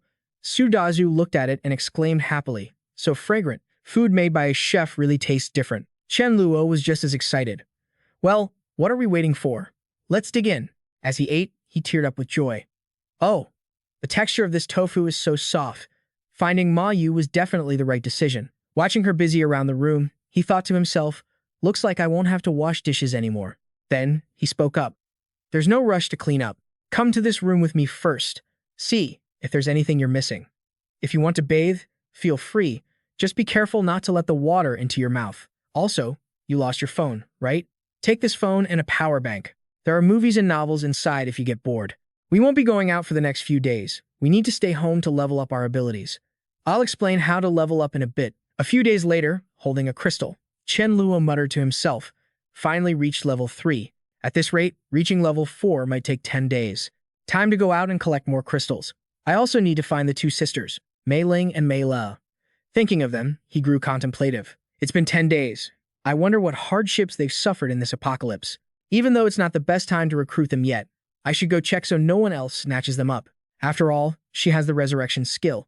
To have someone with that ability and not keep her in my grasp would be a waste. Before heading out, Chen Luo carefully instructed, "Su Dazu and I are going out to collect crystals. While we're gone, no matter who it is or what excuse they use, you are not allowed to open the door. Even if someone is dying in front of you, don't unlock the door, don't open the windows, and certainly don't go outside. You'll face the consequences if you do." Handing him his weapon, she replied, "Don't worry, I understand." A short while later, dusk began to fall. While killing zombies, Chen Luo asked Su Dazu, "How many did we collect in total?" He quickly replied, "Roughly over 500. That should clear out the troublemakers." Chen Luo stretched and said, "That's good enough. I remember those two sisters are in the apartment complex ahead. Let's go check." "You head back to the truck and get some rest. I'll take Fa Wang around here to have a look." Su Dazu didn't question him and just followed orders. "Sure, boss." A moment later, standing under a building, Chen Luo looked up and whispered, "I remember she lives in room 2011 in this block." He looked down and commanded, "Fa Wang, go to room 2011 and sniff if anyone's home." Fa Wang barked a few times, signaling that this was a job for a dog. But just then, it seemed to sense something, and it stared forward and barked angrily, which confused Chen Luo. "What's wrong?" Then it just jumped away despite his calls. "Fa Wang! Fa Wang!" Soon after, Fa Wang chased out a cat. Chen Luo stood there, puzzled. A cat. A cute cat like that would make a great pet. Thinking that, he called out to stop him. "Fa Wang, don't hurt it." The cat on the side wailed, "Hurry and tell this stupid dog to let me go." Hearing that voice, Chen Luo was stunned. This cat has the ability to control its consciousness to speak. What an unexpected harvest. "I have to have it." Thinking this, he put his hands on his hips and scolded. "Fa Wang, how can you be so crude? Let her go immediately." Fa Wang, being scolded, thought to itself, "Fine, it's all my fault." The cat thought to itself, "I didn't provoke it, and I didn't touch it. I was just minding my own business, and this dog bites me. So annoying." Chen Luo echoed, Right, so annoying." Just then, the cat seemed to sniff the air. It asked, "Do you have any dried fish?" "I think you do." Hearing that, Chen Luo couldn't help but wonder, how did it know? Intuition? Well, I don't care if they already ate my food, they're my cats now. But right then, someone shouted, "Let go of my Mei Fan." Hearing the voice, he looked up and saw the person he was looking for. Mei La looked down at the cat in his hand, and Chen Luo realized, so this cat's name is Mei Fan, and it's her cat. But in my past life, why didn't I ever run into this cat? I didn't even hear the sisters mention it. Mei La walked over and reached out her hand, demanding, "You let go of my Mei Fan." Chen Luo looked at her, thinking, well, coming here was worth it. The cat jumped from Chen Luo's arms back to Mei La, and she held it, feeling guilty. "I'm sorry, Mei Fan." Looking at her, Chen Luo guessed. It seems the two sisters aren't together right now. If Mei Ling were here, she would never let her sister risk coming down alone. Holding the cat, Mei La turned to leave, but the cat struggled. Let me go. He has dried fish on him. I want the dried fish. He has dried fish. He's not a bad guy. Watching it jump out of her arms, Mei La was confused. Mei Fan, what kind of logic is that? The cat went to Chen Luo's feet and started acting cute. Mei Fan hasn't had dried fish in a week. Give me one. Chen Luo looked at it, calculating how to proceed. Maybe I can use this opportunity to win over the younger sister first. He leaned down to pick up the cat and said, There's definitely dried fish at that big supermarket. I'll take you there. He then turned to Mei La and suggested they cooperate to find supplies, which left her hesitant. The little cat is innocent. If I can feel that this person has no ill intentions, he can be trusted. Understanding the cat's thought, Mei La was still hesitant, but the little cat got impatient and decided, Then you stay here. He and I will go. You just stay home and wait for me to bring you food. But hearing the cat decide that, Mei La wouldn't have it. No, no, no. I want to go with you guys. Wait for me. I'm going upstairs to get some things. After a while, Mei La came down with items in her hands. I'm ready. Looking at Su Dazu, she asked. And this is? Chen Luo explained. This is my brother, Su Dazu. If this were a game, he'd be the warrior. This dog is also my teammate. His name is Fa Wang. He's a lightning element mage. You can call him the lightning mage Fa Wang. Looking at Fa Wang, Mei La thought to herself, a dog can cast lightning. Looks like it's not just Mei Fan who has special abilities. Chen Luo continued to introduce himself, even though he knew the answer. I'm Chen Luo, a space element mage. What about you? Hearing this, Mei La replied, Mei Fan has the ability to communicate with humans. You probably already know that.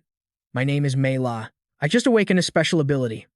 I'm a priest. Just then, a group of zombies rushed toward them, and the little cat in Chen Luo's arms shrieked, Zombies! Zombies! Chen Luo warned, Stay behind me. Mei La hurriedly spoke, I can buff you guys.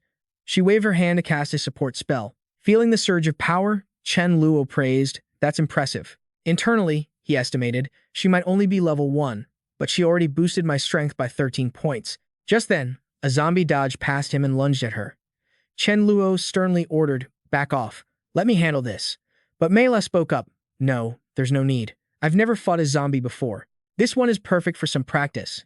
After all, I have to go through this sooner or later. Looking at the adorable young girl, Chen Luo couldn't help but evaluate her.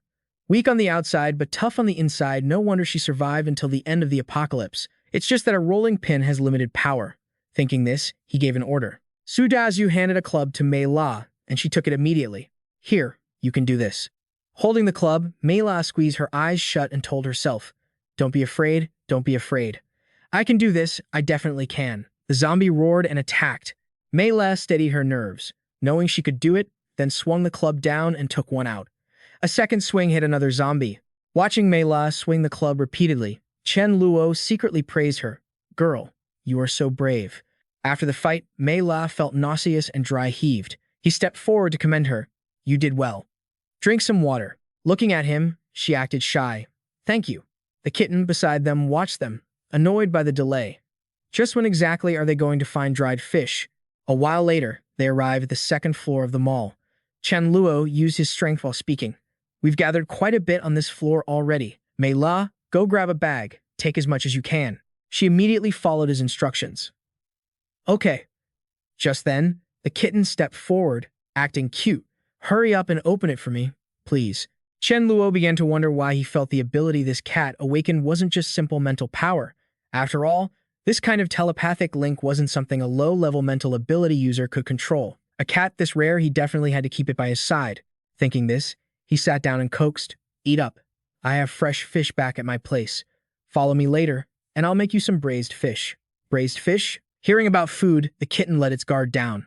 I'll go back with you. Meanwhile, as Mei La was collecting supplies, a zombie approached. Fa Wang quickly sensed it and barked, warning of danger.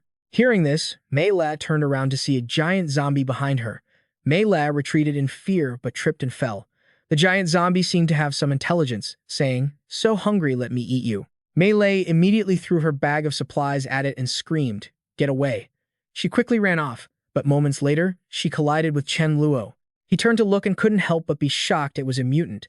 The zombie looked like the devourers he often encountered in his previous life. He remembered them having great strength, high defense, the ability to use projectiles, and even self-detonation. Judging by its size, it was probably at least level 3. Thinking this, he stepped forward and reassured her, "Hide behind me. Don't be afraid. I'm here." Mela stood behind him, looking at the zombie with concern. Chen Luo gathered energy in his hand and told himself, "I'm not afraid of you." Just then, Fao Wang barked from behind the zombie to attack. Seeing a prime opportunity, Chen Luo created a blade and rushed in to kill.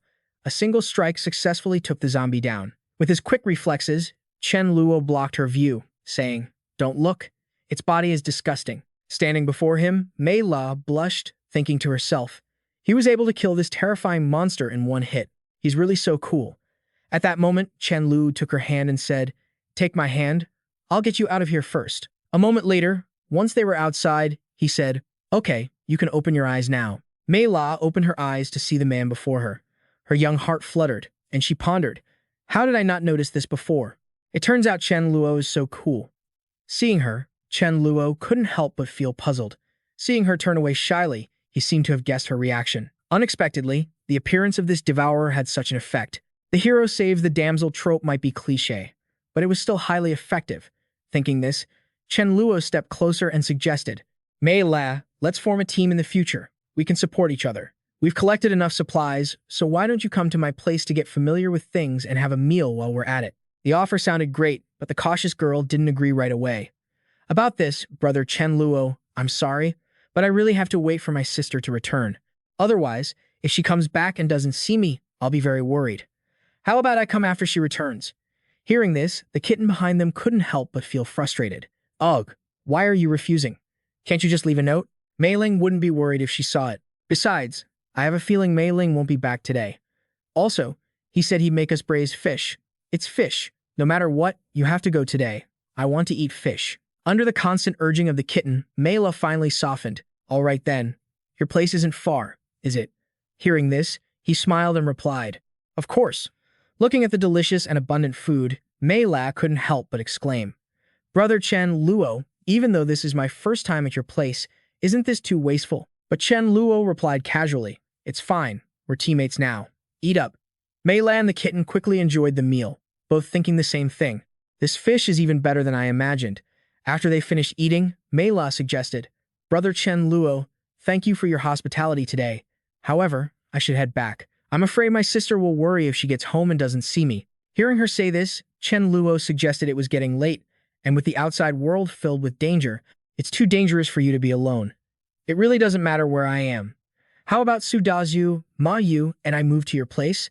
I'm sure the neighbors around you have all left. It'll be easier for us to look out for each other if we move there. He said this, but he had his own motives.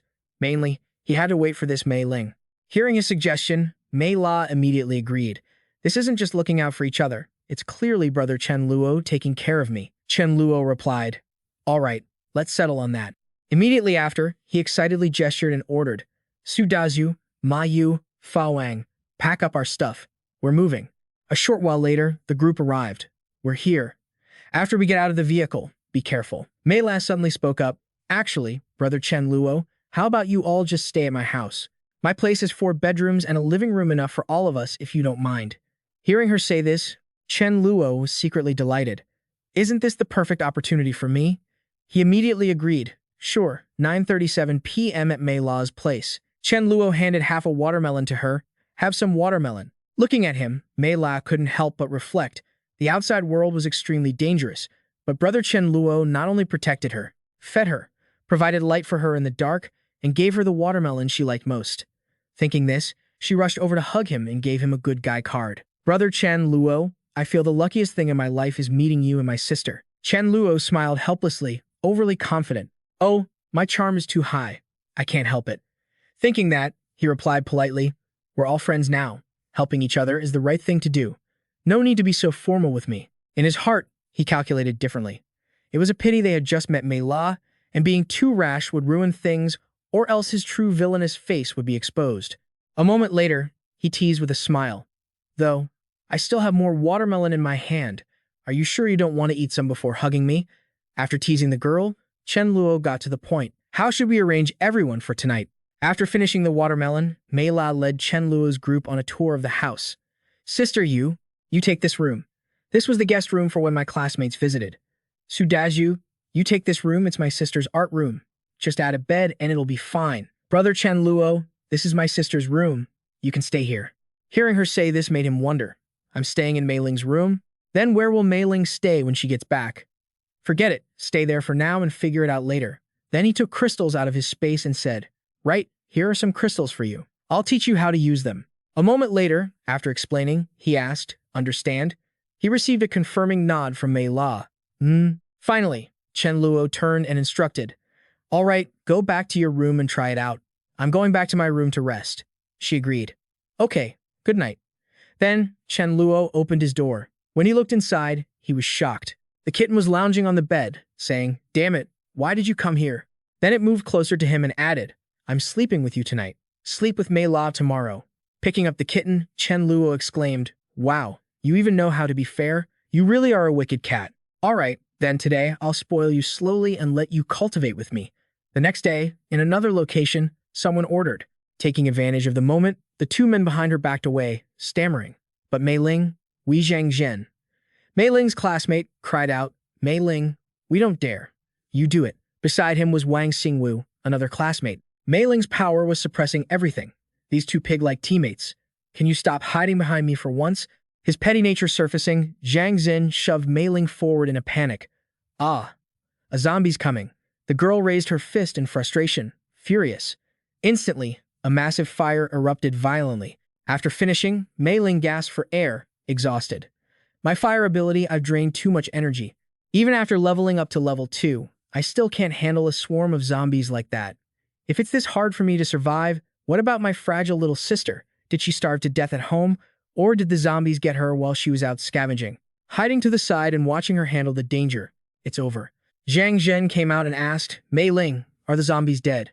Which way should we go now? She pointed, deciding on a path. We're almost there. Zhang Zhen had no further objections. All right, let's keep moving. Mei Ling was lost in anxious thought. Mei La, I left a piece of chocolate for you, so you must survive. You must hang on and wait for me to return. While the older sister was going through hell, the younger sister was having a blast. Holding her cat and a handheld gaming device, Chen Luo asked, Hey, does sister you know how to grill? Let's have a barbecue tonight. Ma Yu replied, I'm no top-tier chef, but it'll definitely be better than what you get outside. Then I'll get everything ready now. Just tell me what meat you want. But grilling produces a lot of smoke, so we can't do it inside. Chen Luo heard this and said it was fine, deciding to grill on the rooftop. Right then, a voice called out from Mei La outside. Mei La, are you in there? Hearing the voice, she was excited. It's my sister. My sister is back. Chen Luo was overjoyed as well. Mei Ling, oh Mei Ling, I've finally waited for you. Mei La ran up and hugged her sister tightly. Sister, I'm here. Mei Ling hugged her back, relieved. Looking at the two, Chen Luo smiled. Sisters reunited. Oh, that's really touching. Then he glanced at Mei Ling's two classmates and wondered. But where did these two guys come from? Zhang Zhen and Wang Xingwu exchanged thoughts. Mei Ling was the school beauty, who knew her sister would be just as stunning. It wasn't a waste of time escorting her back from school after all. Exactly. If we could take these two sisters down, that would be amazing. Then they looked at Chen Luo, full of confusion. Who is this guy? Why is he with Mei La? Not sure. Never heard of Mei Ling having a brother. Mei Ling also noticed him. Mei La, who is he? Mei La introduced him. Sister, this is Chen Luo. While you were gone, it was thanks to him that I was taken care of. She understood and assessed him internally. Mei La looked healthy, so he must have taken good care of her. Meanwhile, the two classmates were thinking dirty thoughts, especially since Mei Ling was cold and distant, making her hard to approach, while her younger sister was so beautiful. Maybe they should strike first and shift their target to Mei La. Hu Qi stepped up. Mei La, you're hungry, right? I have some bread here. Take it. Wang Xingwu also stepped in to compete. Mei La, don't be shy with us. I have sausages here. Damn. Are you trying to pull something? Do you want to die? Faced with their enthusiasm, Mei La awkwardly declined. Thank you, but I'm really not hungry. You guys keep it. Watching from the side, Chen Luo realized their intentions were crystal clear. He suggested, how about we go inside first? Mei La agreed. Right. It's not safe down here. Let's go home first. Mei Ling looked at the two and couldn't help but blame herself for not thinking clearly when she picked up these two pieces of trouble. She couldn't let them drag her and her sister down. Since they were going to eat anyway, they could just go their separate ways afterward. So she replied, Fine, let's head up. Zhang Jian blushed, dreaming of living with the school beauty, while Wang Xinwu wasn't far behind, thinking that living together would make it easy to build a relationship. Mei Ling wondered, is there still food at home? Chen Luo led the way, thinking to himself, of course there's food. Unless you agree to come with me, otherwise, no chance. Opening the door, he asked, Sister Yu, is there still rice? Cook some. He thought, since she's Mei La's sister, he shouldn't be stingy. Cooking a little rice was fine. Hearing his question, Ma Yu wondered if they weren't going to have a barbecue after all. But seeing the situation, she understood and replied, all right, I'll cook it. He warned her, but don't rinse the rice, don't waste water. She replied, got it. Wang Xinwu gestured for them to go to the kitchen. Zhang Zhen understood and said, let's go. Watching Ma Yu busy at work, they both thought about the water, grabbed the water container before she could react. Hey, guys. Wang Xinwu started chugging the water. Seeing this, Zhang Zhen tried to stop him. Stop drinking, leave some for me. Hurry up and give it here. Watching this, Ma Yu was annoyed. Can't you guys pour it into a bowl? If you drink it like that, what about everyone else? Wang Xinwu, still drinking someone else's water, had the nerve to talk back. Do you know how hard it was for us to get here? What's the big deal about drinking a little of your water? Zhang Zhen chimed in. Yeah, have some empathy. Won't happen again. Watching from the side, Chen Luo decided these two couldn't stay. After finishing, the two looked around and whispered, no wonder it's the school beauty's house. It's not just spacious, it's also very stylishly decorated. Yeah, but too bad there's an extra man. Right then, Zhang Jian pointed something out. Wang Xinwu, look, the dog is still alive. It hasn't been infected. They both immediately had the same vile thought they could have a full meal. Zhang Zhen pointed and asked, hey brother, I'm saying, living is hard enough now. Why are you still keeping a dog? Wang Xinwu followed up, yeah, heard you say there's only a little rice left. What happens when that's gone? The dog Fa Wang understood their intentions and growled angrily. They dared to plot against him? The two guys felt even bolder. This dog is too aggressive. What if it hurts Mei La or Mei Ling? We should stew it. I'll kill it. You guys just wait to eat. Chen Luo finally stepped up. Enough. I don't have extra food for a dog at my place, but for two dogs like you, get out. Zhang Zhen was arrogant. Kid, watch your mouth.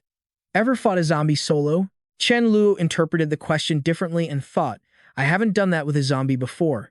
Zhang Zhen didn't get it and became even more excited, thinking he was just a coward who only dared to hide indoors. Mei Ling, we went through so much hardship to get here with you, facing countless dangers. Don't you know how hard it is to survive? Isn't wasting food to feed a dog a shame? Wang Xinwu added, we've been starving on the road. Can't we just improve our meal by eating it? The two were playing good cop, bad cop. We aren't going to hog it. Everyone will eat. But Mei Ling wasn't swayed. Enough. What were your real intentions for following me? You know exactly how much effort was put in on the way here. That's it. From now on, we go our separate ways. I invite you two to leave immediately. Hearing her, the two men's faces darkened. You want to split up? Mei Ling, you really are heartless. We braved so many dangers to protect you and help you find your sister. And now you're kicking us to the curb. Hearing them brazenly twist the truth, Mei Ling couldn't take it anymore and retorted, how ridiculous. Did you protect me, or did I protect you? The shameless Zhang Zhen wouldn't back down. Can't believe someone as beautiful as you has such a wicked heart. Mei Ling remained calm. I'm just that wicked. Now that you're done whining, get out of here. Being kicked out, they angrily pointed and warned, fine, Mei Ling, you'll regret this. Right then, Chen Luo patted Fa Wang and told him to make sure they died far away so he wouldn't have to clean up their bodies. The dog understood and said, leave it to me. Seeing the dog run off, Mei Ling wondered, why is that dog following them? Is it going to get itself killed? Outside, Zhang Jian and Wang Xinwu were still fuming. If I don't deal with her, I'm not a man. Right, we have to teach her a lesson. And don't let her sister off either. Fa Wang, standing behind them, heard everything and was furious. You evil bastards, let me deal with you. Thinking that, he let out a fierce snarl. They turned around and were ecstatic. Look, dog meat is here. Hurry up, we've got a feast tonight. But as soon as Fa Wang attacked, they couldn't stay calm. Why does this dog know magic? This is bad, stop him. Watching them fall, Fa Wang felt disdain. With that little skill, they wanted to eat dog meat? Trash. Meanwhile, Mei La saw her sister eating hurriedly and reminded her, sister, eat slowly. There's still plenty. Mei Ling looked at Chen Luo and said, sorry, I ate a bit too much. But don't worry, with me here, getting food won't be a problem. But he just replied calmly, you're done eating, right? Then we'll start now. This made Mei Ling blush with embarrassment. Sorry, I think I ate a person's worth of food. Is there enough rice? If not, I'll go find some now. Chen Luo turned his head and replied coolly, No need. We have food, and we have plenty. Sister Yu, we're not doing barbecue today. Just make a few simple dishes. Spicy, stir-fried tofu, shredded cabbage, sour and spicy shredded potatoes, boiled meat, shredded chicken, fried shrimp, crab and spicy sauce, stir-fried beef with cabbage, and sour egg soup. Hearing a menu like that, Mei Ling was stunned. Ma Yu recorded the list and replied, "No problem, but it'll take at least an hour to cook all of this." He stood up and added, "It's fine. Take your time." He then turned to Mei La. "Let's go. I have something to discuss with you." Hearing her name, she responded immediately, "Let's go." Mei Ling watched them leave, unable to hide her anxiety. A man and a woman sneaking into a room together. What on earth is Chen Luo planning? Right now, Chen Luo had Mei La cornered in a chair, saying, "Mei La, if you follow me, you won't have to worry about food anymore. Being with me, don't you feel very safe?" She didn't feel afraid at all. In her bashful state, she could only blush and nod in agreement. He continued to tease her. It was true that because Mei La was so obedient and understanding, he treated her well. "But what about your sister? Will she listen to me?" Mei La pondered his question. Her sister had always been headstrong, and she didn't know Chen Luo, so she probably wouldn't listen. Chen Luo continued, "Mei La, let me ask you, between me and your sister, who is better at leading us to survive?" Influenced by the supernatural powers, Mei La replied, "Obviously, you, Chen Luo." Taking the bait, Chen Luo carefully chose his words. "So, we must make your sister." Seeing his hesitant expression, Mei La asked what he meant. Chen Luo turned away, thinking that disciplining her into submission sounded too evil. He then put on an experienced facade and said, "We must make her submit to me and treat me as the team leader. Otherwise, if we have a conflict at a critical moment, it won't end well. Do you understand?" Hearing this, Mei La caught on. "I understand. I'll make sure she listens to you." Chen Luo then instructed, "Until your sister submits to me, I won't share any supplies with her. So later, she can only watch us eat. She can eat once she starts listening. Remember, we're doing this for her own good." Brainwashed, Mei La agreed. This is for her own good." Looking at the food on the table, Mei Ling questioned, "Why get so much? How many dishes are you planning to make? How are we going to survive the coming days?" "One dish is enough, believe me. Later on, we won't even be able to eat stuff like this." But Ma Yu just stuck to her task. "Chen Luo told me to cook, and it's up to me how much to make." Mei Ling tried to stop her firmly. "No, that's too wasteful." She then marched over to confront the man. "Chen Luo, you told her to make so many dishes. If we eat it all today, what are we going to eat tomorrow?" He replied nonchalantly, "You and Mei La reunited today. Mei La is very happy, so of course we have to celebrate." Mei Ling countered, "That's no excuse. It's still too wasteful." However, the stubborn man replied, "This is my stuff. Mind your own business." Mei Ling could only sigh in defeat, regretting that she had eaten so hastily earlier. Even though she was still hungry, she doubted she could eat much more now. With so many dishes, there was no way they could finish it all. It smelled so good. An hour later, looking at the spread on the table, she couldn't help but wonder. Strange, there are 5 people but only 5 bowls. Is that not enough? Fine, I won't have the soda. I can just drink the soup.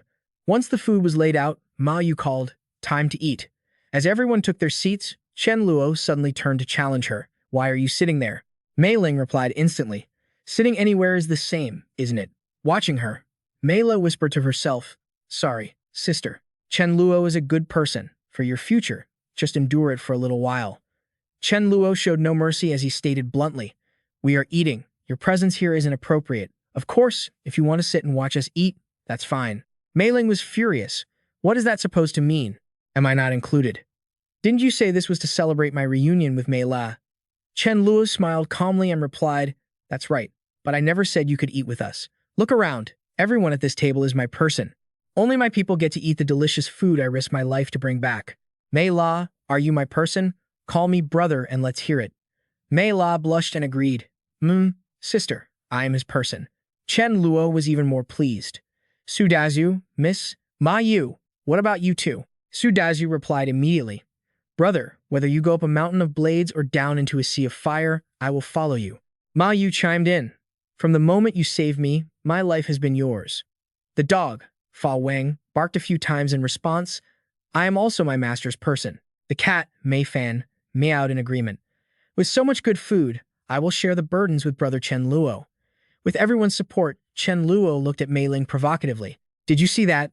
Everyone at this table has braved dangers with me, so I want to share all of this with them. But who are you? Do you have the qualifications to eat with us? Unless you also show that you listen to me, call me brother, and join me in the struggle, you can't join in." Before he could finish, Mei Ling interrupted angrily. "Chen Luo, do you want to humiliate me over a single meal?" She slammed the table and stood up, shouting, "Don't you dare bully me too much. Let me tell you, I, Mei Ling, don't want your charity." She walked away, thinking to herself, is a meal really that big of a deal? He's clearly playing games. Ignoring Mei Ling's pride, the others chatted and ate happily. "Miss Ma Yu, these spicy chicken feet you made are amazing. Come on, Mei La, try this spicy crab. It's delicious. Thanks, brother. Mei Fan, here's the dried fish you wanted. Eat up." Seeing that no one paid attention to her, Mei Ling announced, "I'm going to my room." She thought to herself that she couldn't stay in this house anymore, then reached to open the door. But Mei Ling was stunned and furious. "Mei La, you're something else. You actually gave your room to a man?" Mei Lei immediately appeared to explain. "Sister, I forgot to tell you while you were away. Brother Chen Luo stayed in your room, but don't worry. He's a very gentle and classy guy. I guarantee he didn't snoop around." Mei Ling was livid but had to hold it in. "I'll let him stay in this room just because he took care of you." While she was holding back, Mei La added, "Oh, and sister, Brother Chen Luo said it's okay to bathe, just don't let the tap water get into your mouth." "If you feel uncomfortable," she replied, "I'll go take a bath." "Got it. Go back to eating." While bathing, Mei Ling couldn't stop thinking, why do I feel so lonely? Did that girl really sell out her own sister just for food? Besides, how much can a small fridge hold anyway? Chen Luo, keep acting all high and mighty. Let's see who's laughing at the end. As she stepped out, she heard, "After dinner, let's have grapes for dessert." Mei Ling was startled. "Grapes? How can there be so much fruit? Why does it have to be the fruit I like most? I'm so hungry. Oh, I don't want to eat. It's been so many days. The grapes must be frozen by now. If it's not fresh, I don't even want it." Thinking this, she called out, "Mei La." Seeing Mei Ling in her pajamas, Chen Luo judged silently. No wonder she's the campus beauty. She has both looks and ability. Her figure really is quite stimulating. She walked over, grabbed her sister's hand and said, "Come with me to your room." Chen Luo watched the two sisters leave and instructed, "Mei La, hurry back. These grapes are very sweet. I'll save some for you. Eat the grapes without peeling them. Don't waste the skin." Mei Ling turned back and glared at him, convinced he was doing it on purpose. In the room, Mei Ling immediately grabbed Mei La's hand to interrogate her. "You're something, Mei La. You're actually colluding with an outsider to annoy your sister. Tell me, what's going on? Why didn't you help me earlier?" Mei La was ticklish and surrendered immediately. "It's ticklish. Stop. Okay. The truth is, we have become a team. To avoid disagreements at critical times, everyone has tacitly agreed that Brother Chen Luo is the leader. Brother Chen Luo was afraid you wouldn't listen, so he did that on purpose. He told me about it beforehand, and I think it makes sense." Hearing her sister, Mei Ling was stunned. "Have you been brainwashed? As long as he has the ability, of course I'll listen to him, but he's using these despicable tactics. It's ridiculous. Does he think a single meal can conquer me?" Hearing her sister, Mei La was curious. "So, what are you going to do? Staying this stubborn isn't a solution." Mei Ling was calmer. "If he wants me to listen, he has to prove it with his strength. I'll challenge him to a match and see who has the last laugh." Thinking that, she picked up her jacket to change. Watching her, Mei La asked, "Sister, where are you going?" Mei Ling explained, "I won't eat food from someone, so I'll go outside the complex to find my own." Mei La was worried. "It's so late. What if you run into danger?" "Brother Chen Luo, my sister wants to go out. Please talk her out of it." But Chen Luo was very calm. "Sorry, Mei La, I have no reason to stop your sister. But if you're worried, let her take Mei Fan along. It can sniff out danger." Mei Fan, being named, felt a headache. "Isn't it good to stay with Chen Luo? Women are so emotional. If he isn't exploiting free labor, he isn't Chen Luo." He added, "Also, Fa Wang, you go follow her too." The dog, Fa Wang, was annoyed it was so hot and he had to go out and suffer. What a pain. Mei La was excited. "I can go with my sister to help her." Chen Luo didn't object. "Of course, stay safe and remember to bring the stun baton." As the dog, cat, and the others left, he stroked his chin, scheming.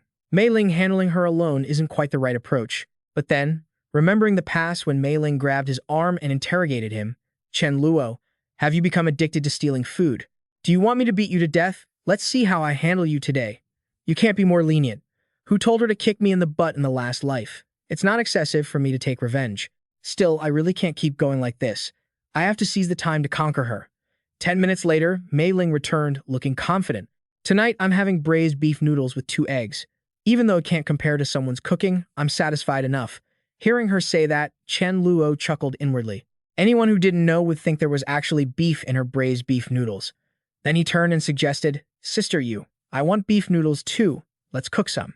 Ma Yu readily agreed. Chen Luo thought to himself, tonight I'll show her what real beef noodles are. Then turned and said affably, Mei Ling, don't be so hostile toward me. Let's have a talk. She immediately agreed to his proposal. Fine, I'll see what you have to say. After sitting down, Chen Luo apologized first. First of all, I was indeed a bit out of line at noon. I have to apologize to you. Hearing that, Mei Ling couldn't help but be on guard. Is he thinking up some new trick? Chen Luo, what are you up to? Our protagonist remained calm. His apology was sincere. Truly, I was wrong at noon. But before you acknowledge me as the team leader, I can't share my supplies with you yet. This position of leader requires strength and strategy. I will prove it to you. In every aspect, I am superior to you. First is strength. 3 days from now, we will have a duel. If I lose, I'll listen to whatever you say from now on. Hearing him say that, Mei Ling was suddenly energized. Is what you're saying true? A gentleman's word is his bond. Chen Luo confirmed it, still on guard. Mei Ling spoke up, fine, but why 3 days from now? Why not today? Not now. We'll fight later. Chen Luo declared with extreme confidence. Right now, I can't control the force of my ability, and I'm afraid I might accidentally hurt you. He thought to himself, in 2 days I'll have broken through to level 4, and my control over my ability will be more stable. Then he added, besides, you can't even fight me now. You can't even beat the Fa Wang. Insulted like that, Mei Ling was furious. Damn it, can't I even beat a dog? Chen Luo, on the other hand, remained calm as if nothing happened. Okay, you're more powerful than the Fa Wang, happy now? This act made Mei Ling even more uncomfortable. She felt he was looking down on her. Right at this moment, the Fa Wang suddenly became more alert. Someone knocked at the door. Mei Ling, Mei La, are you two home? Mei Ling, I see you've returned. Please, give me some food. I haven't eaten for 2 days. Give me something to eat. Hearing this, Mei Ling stepped forward to inquire. You haven't eaten for 2 days, so did you eat 2 days ago? Seeing her act like this, Chen Luo was disappointed. How could she reply so naturally? Mei Ling flatly sent the guest away. I don't have any food either. Go away. Mei La next to her called out, Sister. Mei Ling quickly turned to instruct her. Mei La, remember, no matter how much we give her, there will come a day when she finishes it. Once she finishes it and comes looking for us again, what then? Do we give or not? We are struggling to survive ourselves. This is survival of the fittest. Hearing these words, Chen Luo couldn't help but praise her. Mei Ling, your insight is very sharp. She remained arrogant. Spare me the nonsense. In 2 days, I want to see where exactly you get your confidence from. Chen Luo crossed his arms and smiled lightly in response, looking forward to it.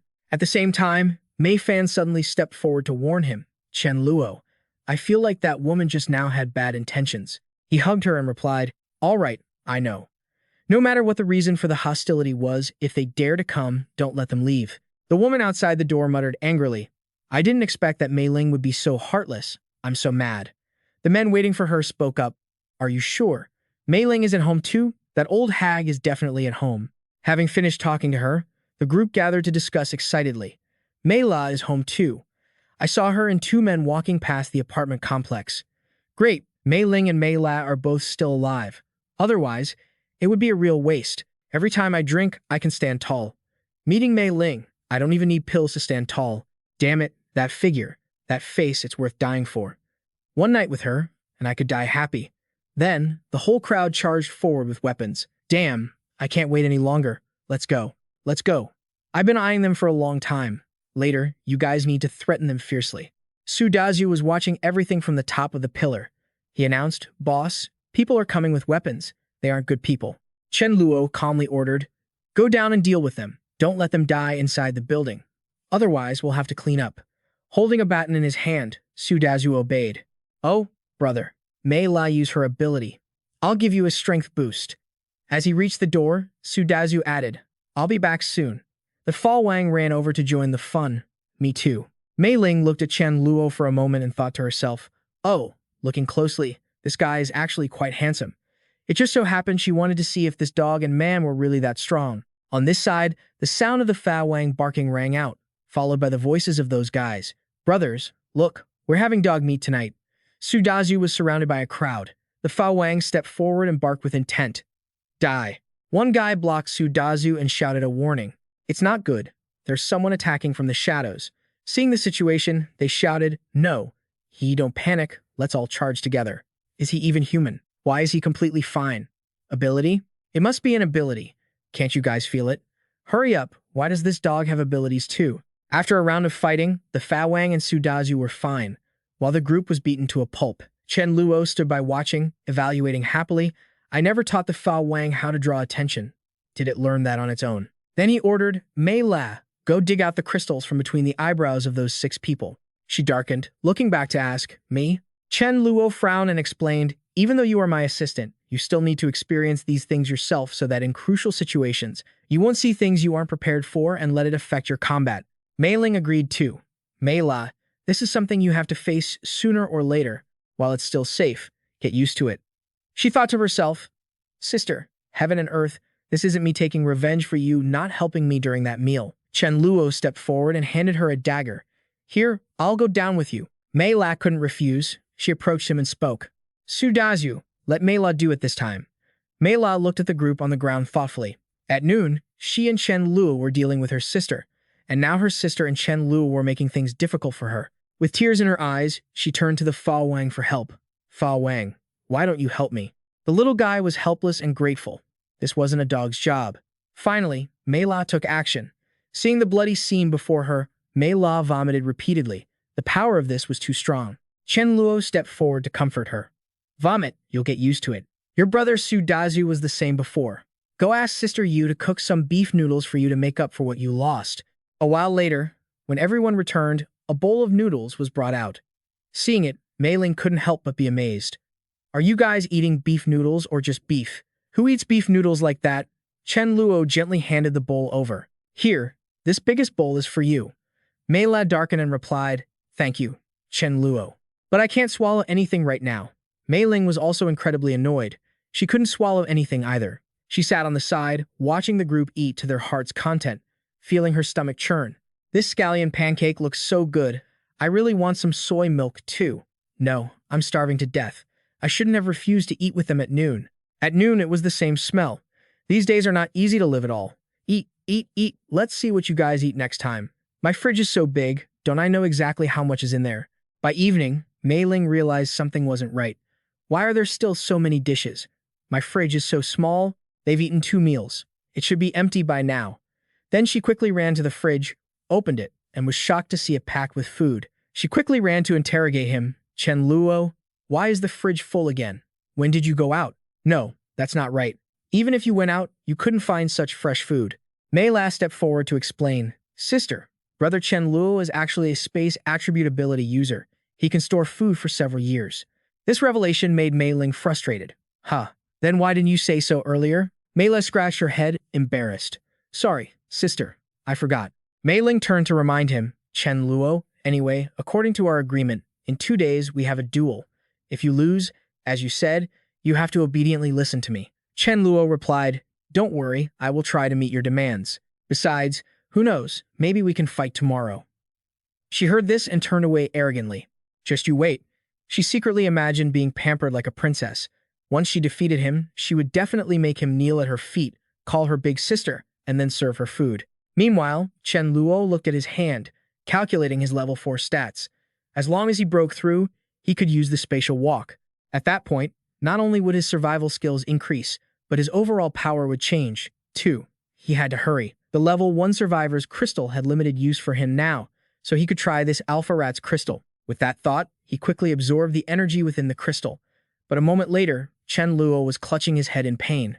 Mei Fan, who was nearby, couldn't help but worry. Is he okay? After a while, Chen Luo returned to normal. Finally, I finally reached level 4. He cheered.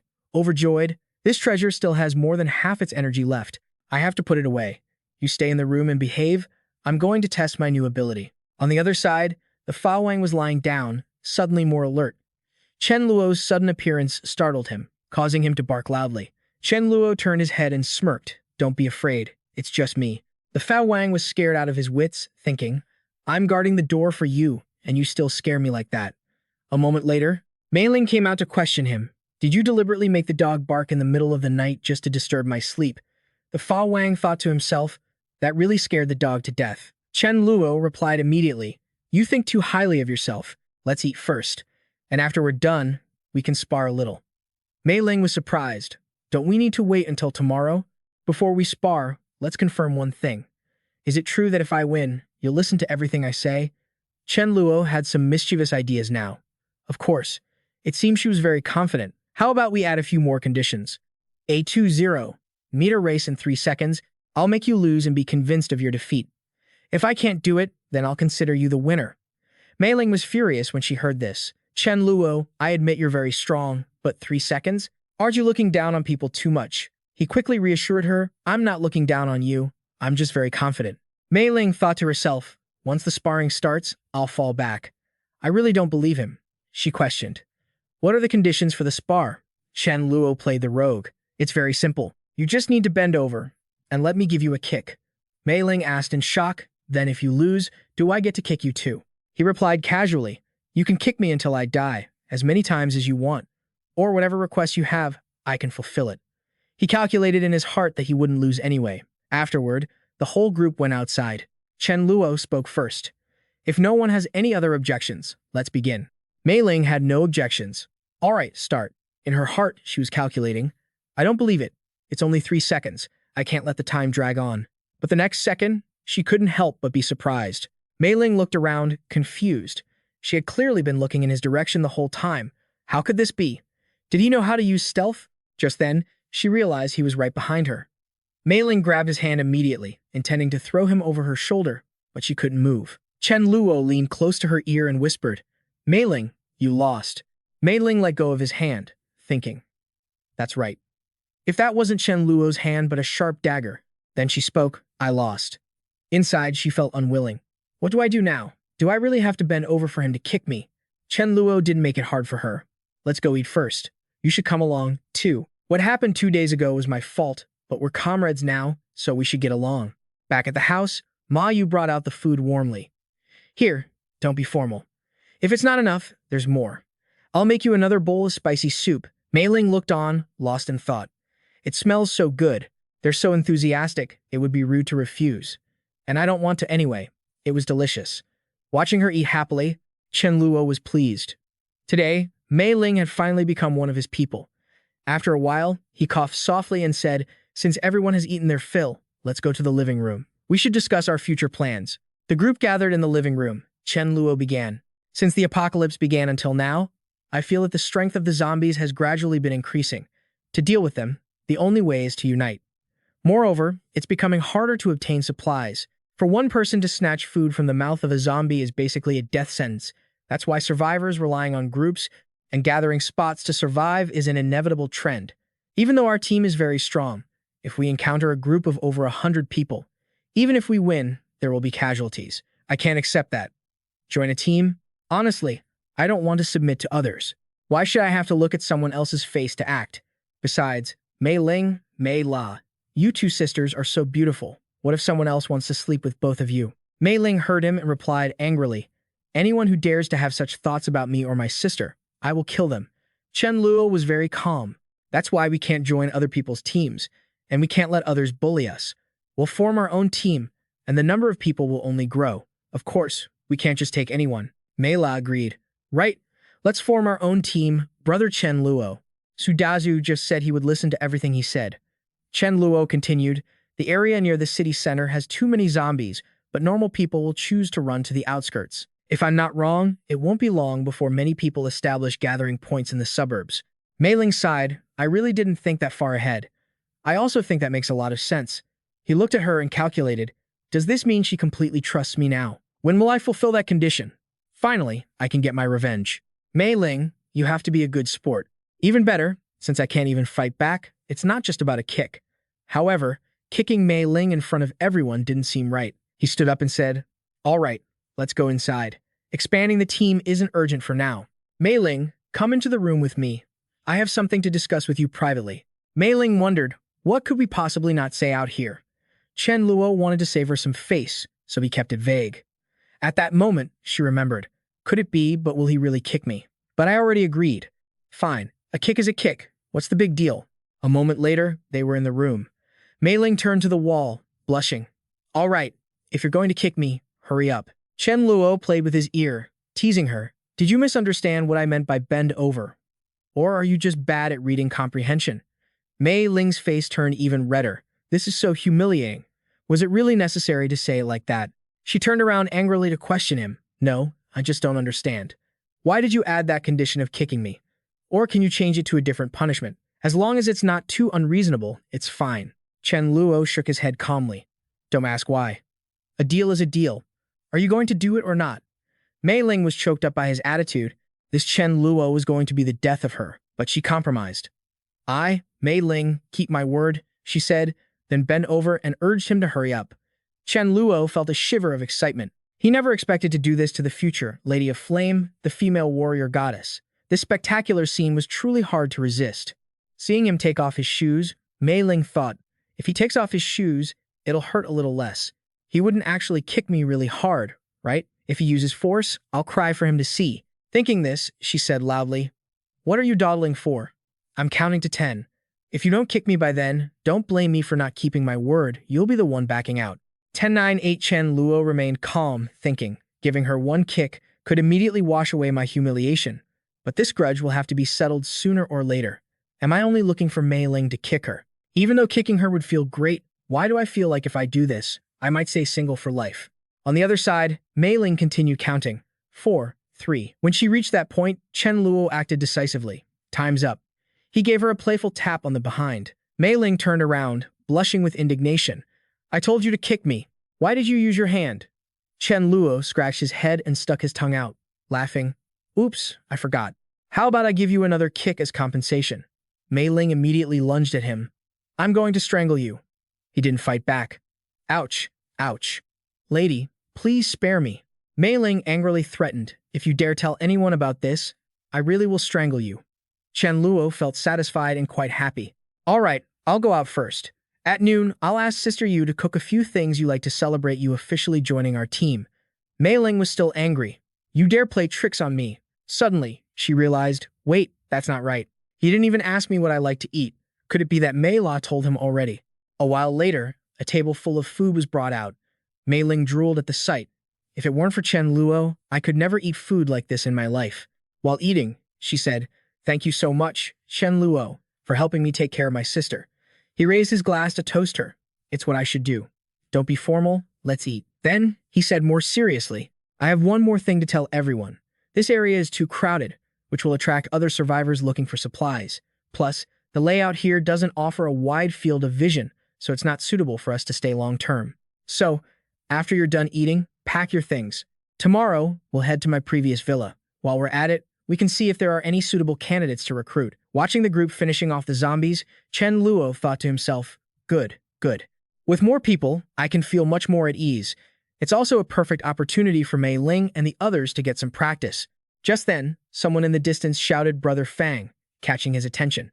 A group of people was struggling to fight off some zombies. Brother Fang, forget about us. You need to run, the man cried. Shut up. If we're going to die, we die together. Watching them, Chen Luo thought, are they being attacked by venom-type zombies?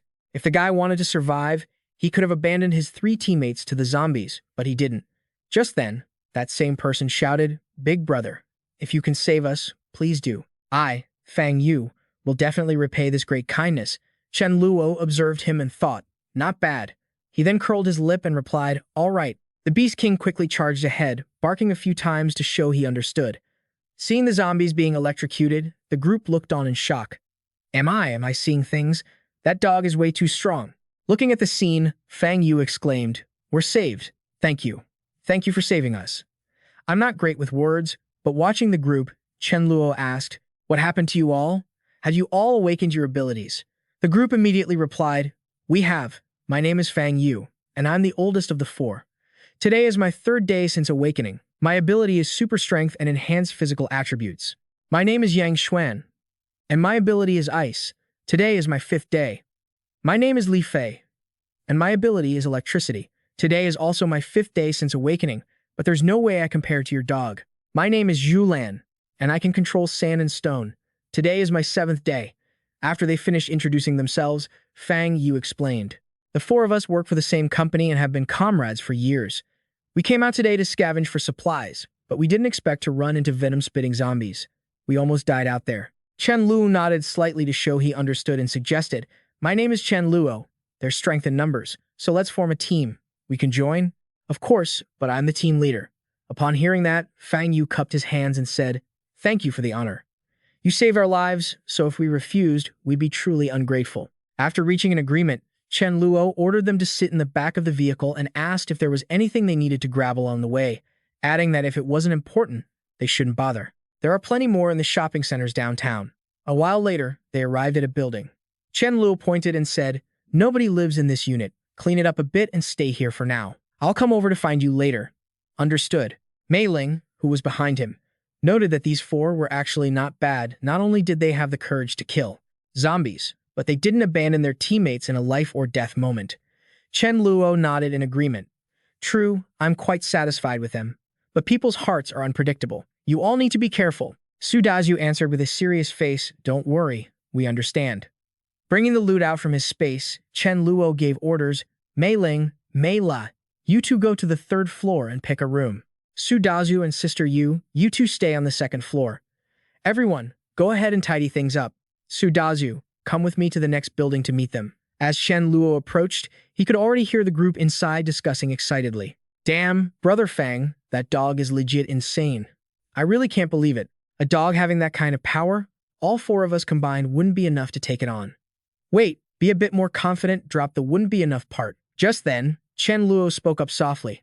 "Ahem, do you guys know how to cook? Use these things for now." Upon hearing this, Fang Yu stepped forward and said, "You saved our lives. How could we possibly take your supplies? You keep them. We'll go find our own later." But Chen Luo calmly insisted, "Don't be so formal. Since you joined my team now, what's a little bit of food?"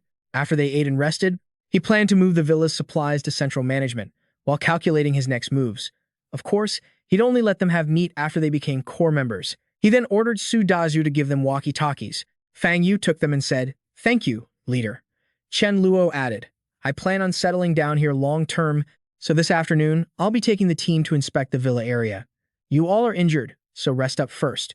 If anything happens, contact us via walkie-talkie." Hearing this, Fang Yu was full of excitement. Understood. A while later, Mei Ling ran after him and asked, "Chen Luo, we're going in pairs, so why bring Su Dazhu? Why are you taking me? I won't be at ease if Mei La is in a different group. What if there's danger?" But before she could finish, he interrupted her. "Shh, someone's coming." At that moment, a car pulled up. As the person stepped out, he recognized her. Mu Tiang. He couldn't help but curse under his breath. "Damn, how could I have forgotten about a lackey like her?" Mei Ling asked curiously, "You know her?" Chen Luo replied, "Never mind. She's the CEO and lead designer of a clothing company. She's quite famous." He thought to himself, "It's a pity she has a twisted personality." Later on, she and her subordinates established a shelter for female survivors. It started as a good thing, but she never allowed her employees to be in relationships, and if caught, they would be punished severely. Everyone has their needs, after all. Besides, she herself was obsessed with Mei Ling. I heard she even died from Mei Ling later on. After Mei Ling took over her position, the team finally started letting male survivors join. It seems that because of my influence, Mei Ling and Mu Tiang met earlier than expected. Though, being obsessed is fine, especially when it's someone who has the loyalty of my team members. Seeing him staring at her in silence, she asked, "Why are you looking at me?" Chen Luo forced a laugh. "Nothing, it's just." Before he could finish his sentence, he was cut off. "Who's hiding there?" He was surprised to hear that voice. "I remember her. She looks like Xu Yun. She was a very powerful ice-type ability user. It's just a pity she died so early in the previous life." The woman walked over to Mei Ling and said warmly, "Hello, my name is Mu Tianjie. May I ask what your name is, miss?" She replied coldly, "My name is Mei Ling." Tianj, now full of confidence, suggested, "Nice to meet you, Mei Ling. Our team is made up entirely of women. Why don't you come join us?" Chen Luo was furious upon hearing this. "Damn, daring to stir up trouble right in front of me? She really looks down on me." However, Mei Ling coldly refused. "Sorry, I already have a team." Tianji pointed and asked, "Is this your boyfriend?" Chen Luo angrily replied, "What's it to you?" He then turned to give orders. "Mei Ling, let's go. We need to catch up with the others and use this time to clear the surrounding area." Watching him, Tianji calculated silently. All men are greedy and lustful. I won't mind liberating this beautiful woman from him. I will definitely make Mei Ling see this guy's true face. She turned and ordered her group. We're staying here for now. Everyone, split up and start searching. She continued calculating. I just need to figure out how to make Mei Ling see his true colors so she'll join us. A while later, as night fell, Chen Luo spoke up. I don't think we're close enough to be stargazing together at midnight, are we? Tianji stood with her hands on her hips and said, I want to collaborate with you on something. Hearing this, he replied with curiosity. Let me hear it. She pointed and said, 3 miles east, there's a shopping center with tons of supplies. If we get those supplies, we'll have enough food for a year and daily necessities for over a decade. But there are a lot of zombies there, so I'm not confident in our success rate and wanted to cooperate with you. If we succeed, we'll split it 30-70. After all, I have more people, and naturally, we'll be putting in more effort. After listening to Tianj, Chen Luo frowned and thought, isn't that the same shopping center where Mei La and I encountered the mutated zombie? But I already cleaned out all the supplies. What is she going there for? To watch the zombies dance? Thinking this, he shook his head firmly and refused. No. I'm a very timid person. There are at least a few hundred zombies in there. I don't dare to go. Hearing him say that, Tianji grew angry. If you're a coward, then just leave. Why don't you hide it better? A useless guy like you, why did Mei Ling choose you and your team? Finally, Chen Luo coldly dismissed her. Go slow, I won't see you out. Tianji still wasn't willing to give up. She had originally planned to pull some tricks at the shopping center to make him reveal his true cowardly colors in danger, hoping to find a chance to get rid of him. But the fish didn't bite. What should she do? With no other choice, she could only find someone else to help. Watching her leave, Chen Luo pondered. Damn, could it be that this woman is trying to eliminate me as a romantic rival because she wants to be with Mei Ling? In my past life, I never realized Mu Tianji was this ruthless. I didn't want to make a move on you, but since you're the one planning evil schemes first, he thought. All right then, don't blame me. Anyone who threatens me cannot be kept around. But who should I send to take her out? Just then, he caught sight of the powerful Fa Wang sleeping soundly and had an idea. Who would actually put their guard up against a dog? On the other side, after leaving, Mu Tiang knocked on the door. Is Brother Feng home? The man opened the door and greeted him politely. Is that CEO Mu? I wouldn't dare call myself Brother Feng in front of you.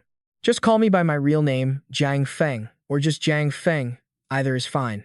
Hearing him say that, Mu Tianjie cursed under her breath, annoyed. That damn delivery guy, if it weren't for Mei Ling, I wouldn't be looking for you. But the wind-type ability he awakened is actually quite powerful. She then spoke up. I'm here because I need a favor. A few minutes later, after explaining everything, she added, that's the situation. I want you to use your wind-type ability to lure the zombies over there. I want to deal with that scumbag, understand? Jiang Feng rubbed his hands together excitedly. I get what you mean. Being able to help CEO Mu is my honor. Plus, I hate scumbags the most. Just know that after helping with this, before he could finish, she caught on. You want a reward, right? If things go well, I'll let you join our team and get what you want. Jiang Feng was overjoyed. Thank you, CEO Mu. I will definitely give it my all. He went back into the room and closed the door. He was thrilled. Honestly, I'd love to be a scumbag too, but I don't have the skills for it. Mei Ling, just wait for me. We'll be together soon. I remember the Su Dazhu guy works security for that villa area.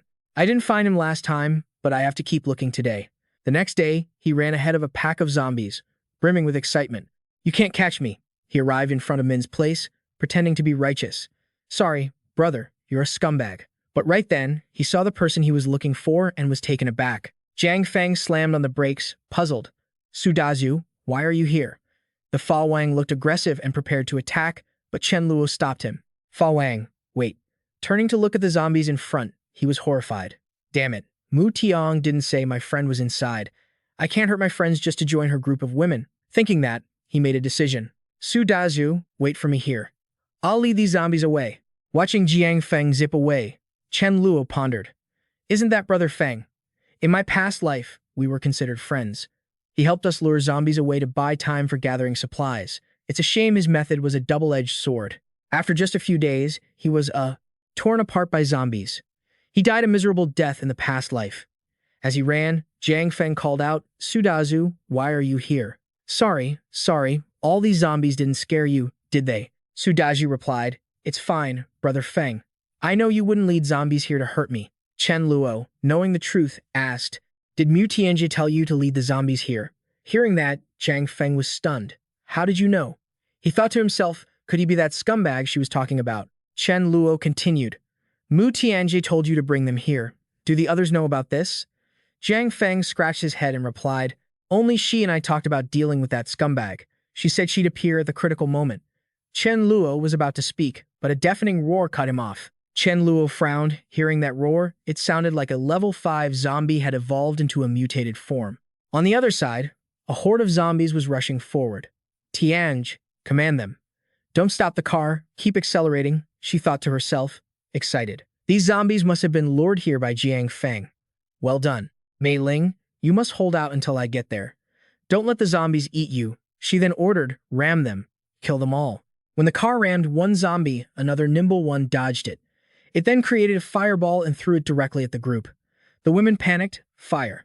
There are gas canisters on the car. Be careful. Amid the chaos, Mu Tianj ordered, stop the car. Stop the car. Hurry and hide. In her heart, she was panicked. Why is there such a monstrous zombie? But she still raised her voice to reassure them. Don't be afraid, sisters. Burn it. She rushed forward and threw a knife at the zombie.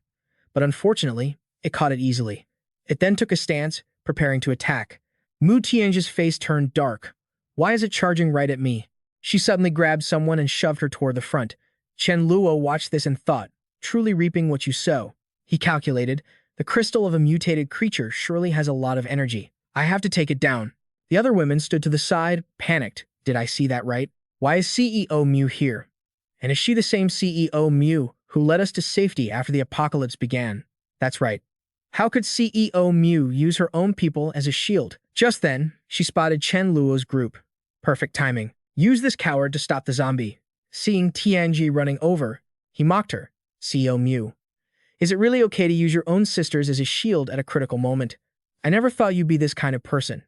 He slapped her, sending her stumbling back. Mu Tianji was terrified. How is he so strong?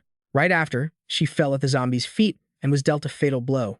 On this side, Xu Yun used her ability and shouted, sisters, you all run first. I'll risk it against him. Watching her, Chen Luo thought to himself, Xu Yun is truly brave. She doesn't rely on others when she has a solid wall to stand on. I really admire her. He then created a blade of energy. With this determination and courage, it's worth it. I can't let her die. Chen Luo, already at level 4, charged forward. He easily sliced through the zombie. Go ahead and move on peacefully. The women in the group were amazed. Did he deal with it that easily? Jiang Feng also marveled. He's too strong. Chen Luo turned and reminded them, hey, hurry and throw away the gas canisters. Are you waiting for them to explode? Xu Yun immediately threw them away, then collapsed to her knees, weeping. It's finally over. Chen Luo stepped forward to retrieve the level 5 zombie's crystal. It's done. He stepped forward to comfort her. Don't cry anymore.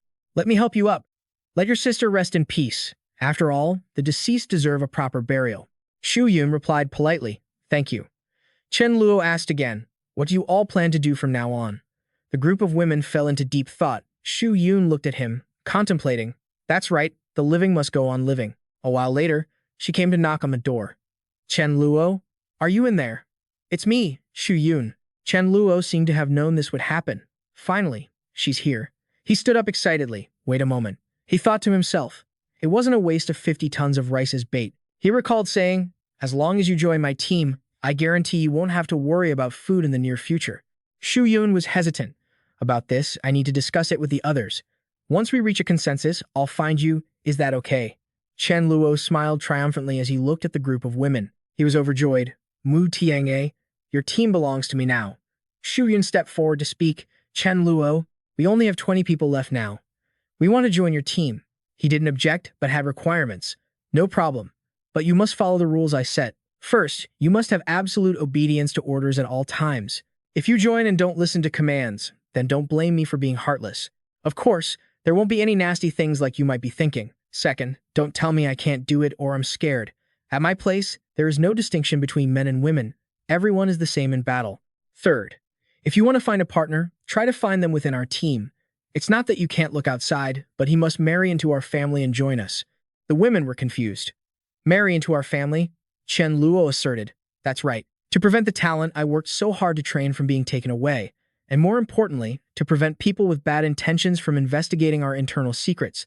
Xu Yun nodded. I have no problem with that. What about the rest of you? Everyone agreed. We have no problem either. Receiving a satisfactory answer, he gestured inside. Thank you for your trust. For now, Shu Yun will be in charge of you all. It also relates to the responsibilities between her and me. It's getting late. Let's all go inside. I'll have a surprise for you at noon. Entering the kitchen, they were all amazed.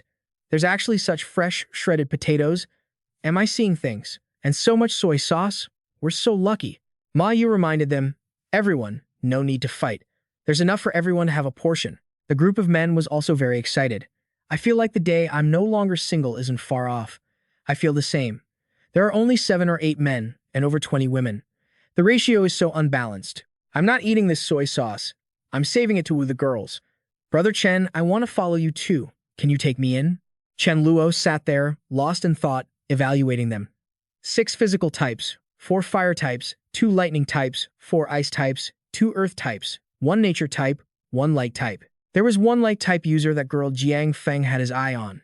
Being awakened on the 3rd day is fine. I'll just have to keep an eye on her later. It seems that among these women, Shu Yun's talent is the best, with potential to reach level 5. After reviewing them carefully, he spoke up. Fang Yu, Shu Lan, I want to lead a team out tomorrow. You two help me in the house. If there are a few people causing trouble, warn them. If they don't listen, beat them. If it's a large group, just pretend you don't see them. Wait for me to get back and settle this. Time flies, and by the next day, the protagonist's convoy is on the move. Chen Luo peeks out to observe. There are probably about 300 to 400 of them. Not too many. Perfect for the team to get some practice in, so he gives the order. Everyone, get into formation. Kong Feng, keep the zombies under control. If there are more than 30 at once, lure some away. Got it. Starting now. Kong Feng uses his ability and dashes off. Don't worry, leave it to me. Leading another group, Sudazu calls out, physical type ability users, follow me. Mage types, blast them. Someone attacks a zombie, but it dodges, missing the mark. How did you miss? Whose aim is off? That's going to be my target. Meanwhile, a girl runs over in a panic, crying for help. Save me. Help. Chen Luo sighs, watching the scene. Poor coordination, sloppy teamwork. If I weren't here commanding, this whole group of girls would have been wiped out. They need way more training. 2 hours later, seeing everyone slumped on the ground, Chen Luo speaks up. First time working together, you all worked hard. Go pick out some clothes that fit you. As everyone starts choosing, he sneakily does something. Mei Ling, who has been watching him the whole time, blushes. Those are black stockings. Does he have some kind of weird fetish? No. He's not that much of a pervert. Then who is it for? Mei La. But that color doesn't fit her style at all. Suddenly, another girl speaks up. Ladies, there's a huge supermarket in this clothing market. There are lots of supplies there. Let's go check it out. Everyone is dying of thirst, so they are relieved. But right then, Shu Yun stops them. Wait, don't drink yet. She turns to ask, Captain, could you share some water with us? Chen Luo smiles and replies, 2 bottles each. Mei La watches him from the side, thinking, having Chen Luo here is truly a blessing. Ever since I started following him, I haven't gone hungry or thirsty, and he takes such good care of me, always and everywhere. I've really been holding this in for a long time. Tonight, no matter what, I have to lay my cards on the table. As night falls, Chen Luo is playing a game when he hears a knock. Chen Luo, can I come in? He turns around, his eyes lighting up. Sure, come in. He's excited. Why would Mei La come knocking at this hour? Doesn't this mean a chance for some trouble? Sitting next to him, Mei La says shyly, Chen Luo, honestly, after seeing everything today with Shu Yun and the others, I've realized more than ever just how lucky I am that you're here. Chen Luo wonders, why is she bringing this up all of a sudden? Mei La continues, blushing. Chen Luo, there's something I've kept hidden in my heart for a long time. He keeps guessing at her reaction. Is this it? When she finally turns to him, clasping her hands in a plea, can I be your girlfriend? Chen Luo is overjoyed and pulls her in. Of course, Mei La. Do you have any idea how long I've been waiting for this moment? He leans down to kiss her, thinking to himself, this happiness is so sudden. Mei La blushes, stammering, I'm still not ready. Chen Luo, looking like a total bad boy, starts to hypnotize her. In our current situation, nobody knows how much longer we have to live. We might have today, but who knows about tomorrow? Wait until you're ready. What if I end up dead? Wouldn't that be a huge regret? Hearing him say that, Mei La ponders. I guess that's true, she starts to say. But before she can finish, she reaches out and wraps her arms around his neck. But then, Chen Luo turns and sees the cat staring at them, ruining the mood. Wait, why is Mei Fan still in the room? He promptly tosses the kitten out. As it lands, the cat is furious. Chen Luo, you weren't like this before. Mei Ling walks by and watches. Curious. Isn't that Chen Luo's cat? Why is it out here in the living room instead of sleeping with him? Mei Fan scratches the door angrily, muttering, Chen Luo is bullying Mei La in there. I can tell Mei La is really uncomfortable. He definitely threw me out because he was afraid I'd help her. Mei Ling hears this and asks, bullying? How is he bullying her? What exactly is going on? Seeing the loyal magic Fa Wang getting ready to charge, Chen Luo rushes over to stop her. No one enters without the master's permission. Just as Mei Ling is about to knock, she hears adult sounds coming from inside. She blushes, thinking to herself, it's Mei La's own choice, so what can I even do if I barge in? My innocent little sister got tricked by a wolf. Oh well, it was going to happen sooner or later. The next morning, Chen Luo comes out, feeling refreshed. Sister Ngok, give me 2 eggs later. Also, I'm in a good mood today, so at noon, bring out 10 kilograms of pork to treat the team. Ma Yu asks, surprised, got it. By the way, where's Mei La? It's late, and she hasn't come down to eat. She's not usually one to sleep in. Mei Ling answers, annoyed. What else could it be? She was taken advantage of by someone. Chen Luo looks at her and scratches his head. The eldest sister sees right through it all. Ma Yu blushes and coughs lightly. I'll go get the food ready then. She thinks, I wonder how he's going to handle this big mess. Over here, seeing Mei Fan lying on the chair, Chen Luo says, Mei Fan, why aren't you eating?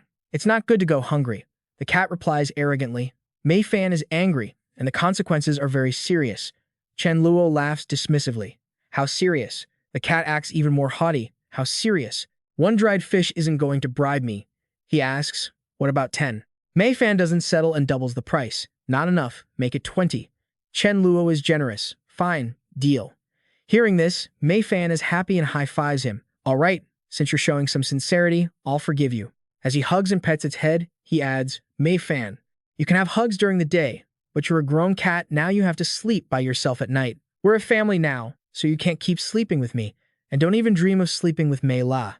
A table full of delicious food is laid out. Chen Luo announces, I'm in a great mood today, so let's skip the small talk. Let's eat.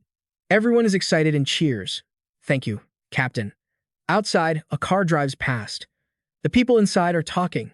Did you guys smell that? It smells so good. It's braised pork, I think. We're a pair of siblings. It smells so good. I want some, Li Hui. But our urgent priority is water. Follow me. While the group is eating, they approach to bother everyone. Li Ming speaks up. Do you have any clean water? I can trade food for it. Chen Luo happily replies. Of course, we can trade. Then he orders, Shu Yun, get 2 bottles of mineral water. Li Ming accepts it and says politely, thank you, thank you. Then he grabs his sister's hand and says, Li Hui, let's go. But Li Hui doesn't want to leave just yet and asks, brother, are you all in the same team? Is your team still accepting new members? Chen Luo steps forward, arms crossed, and probes. Why? Do you want to join? Li Hui doesn't deny it. Chen Luo points backward and replies, well, you have to prove you're qualified. Go out, kill those zombies, you can use weapons, but no external help like vehicles. Bring back the crystals from their heads, then come back and find me. Just then, a notification rings in Li Ming's head. Ding! NBC has announced a mission for you. He can't help but exclaim, interesting. He turns to his sister. All right, let's go. Watching them leave, Chen Luo evaluates them. Like a burden, a family deadweight, but they're still more trustworthy than someone coming alone. These siblings don't look useless. Don't disappoint me. Over there, Li Hui says, brother, it seems the existence of those crystals isn't a secret. I thought we were the only ones who knew. Li Ming replies calmly, there are plenty of smart people out there. Besides, the fact that he can feed his team that much meat, he's definitely no simple character. He wants us to kill 10 zombies, then we'll kill 20 to prove ourselves. Hearing her brother, she agrees. Okay, an hour later, they finish the mission and return. Chen Luo checks the number and praises them. Not bad, quite brave. Welcome to the team. What are your abilities? When did you awaken? They introduce themselves. My name is Li Ming, awakened on the 3rd day. My sister's name is Li Hui, awakened on the 2nd day. My own strength has increased. I guess I'm a warrior. And my sister, he clears his throat. She's a warlock. Curious, Chen Luo asks, a warlock? What's that? Li Hui creates some energy, answering, it's roughly like this. Seeing the energy, he is delighted. It's a dark element ability. Once she levels up, whether it's researching curses, summoning the undead, or attacking, it will be a huge asset to the team. He immediately turns and orders, Sister Ngok, cook an extra serving of braised pork for these 2. It's a happy day, everyone gets a share. Li Ming says politely, "Thank you, Captain." Night falls, and Chen Luo is pacing back and forth. It's late enough now, Mei La must have finished absorbing today's crystal. He leans down and whispers coldly, "Mei Fan, go sleep with Mei Ling tonight. I have important things to do." Mei Fan replies immediately, "I'm very well behaved. You go ahead and do your important things. I'll be quiet." Seeing this, Chen Luo gets annoyed. "Fine. If you won't leave, I will." Watching him go, Mei Fan is confused. Chen Luo is really weird. Why does he suddenly not need me at night? In Mei La's room, Chen Luo leaned in to tempt her. "Mei La, I'm here. Let's," but she immediately curled up in the blankets. "Don't mess around. It still hurts." Hearing that, Chen Luo had to compromise. "Fine, there will be plenty of other chances later." He tried to hold back, but then let slip something that made her blush. "By the way, why don't you use your healing spell on yourself?" The next day, Chen Luo announced their goal. "We're heading south to the Yulin district to scavenge supplies.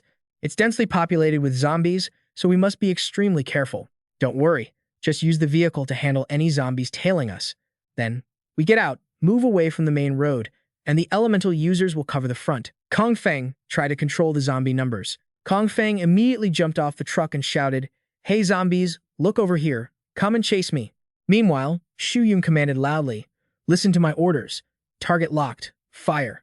As soon as she finished, a barrage of attacks was unleashed. Watching the impressive display, Chen Luo was pleased. Not bad at all. Your magic is much stronger than it was on the first day." He continued his orders. "Everyone, keep moving the supplies. Throw them to the road across from us. No rush, just take it easy."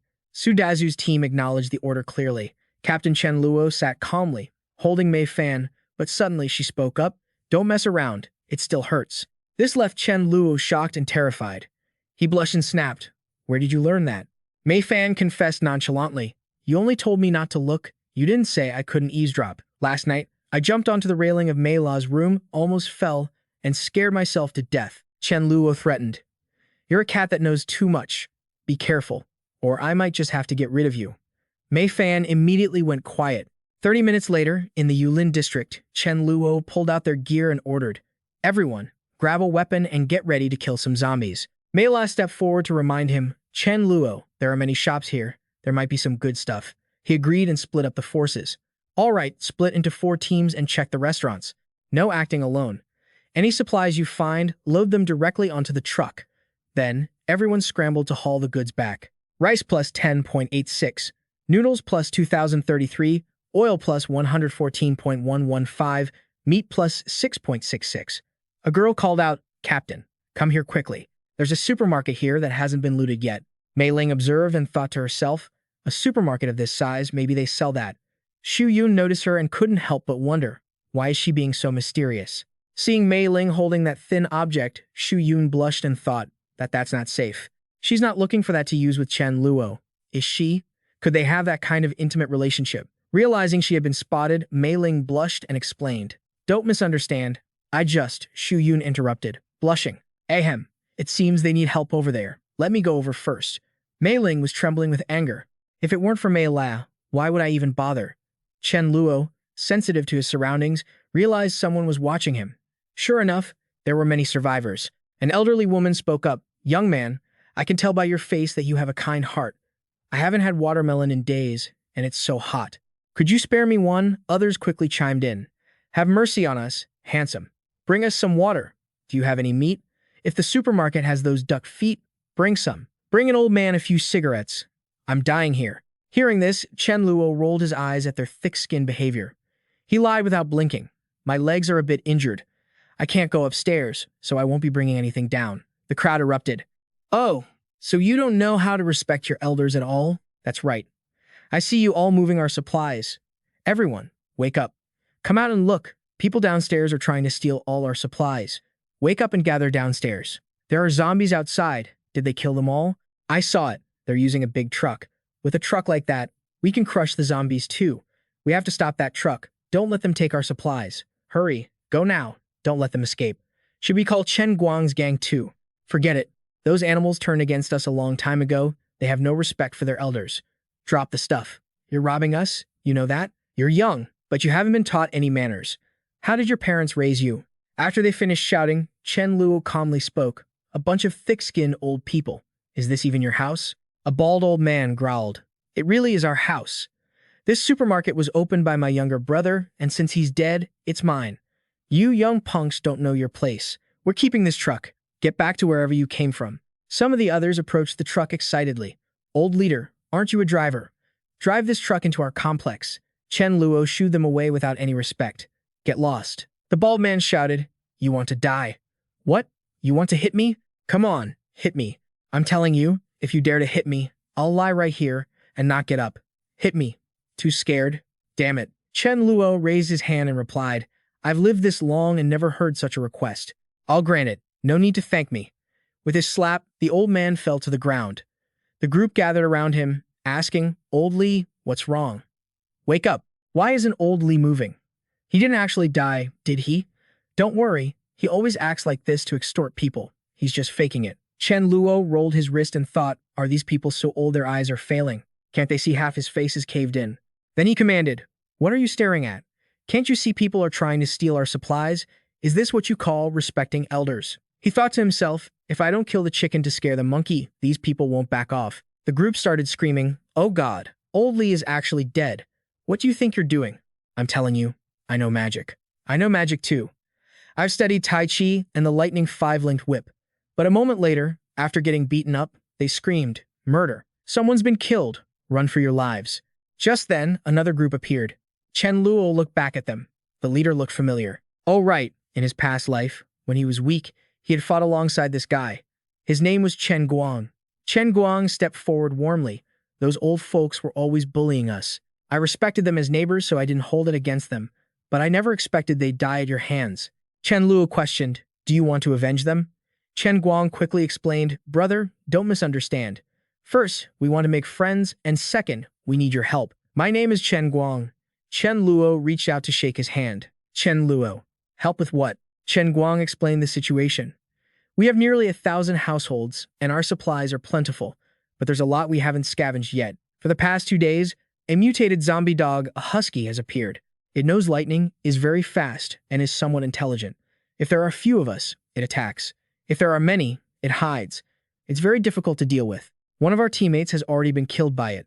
Although we found its lair, we don't have enough people. I see you have quite a few people, so I was hoping you could help us kill it. Hearing this, Chen Luo got straight to the point. What's the reward? Chen Guang answered generously. The reward is 150 kilograms of rice and 5 barrels of water. What do you think? Mei Fan approached and rubbed against Chen Luo's leg, signaling, Don't worry, these people have no ill intentions. He leaned down to hug her and agreed, Fine, I accept. Lead the way. You guys keep moving the supplies, I'll go check it out. Fa Wang followed.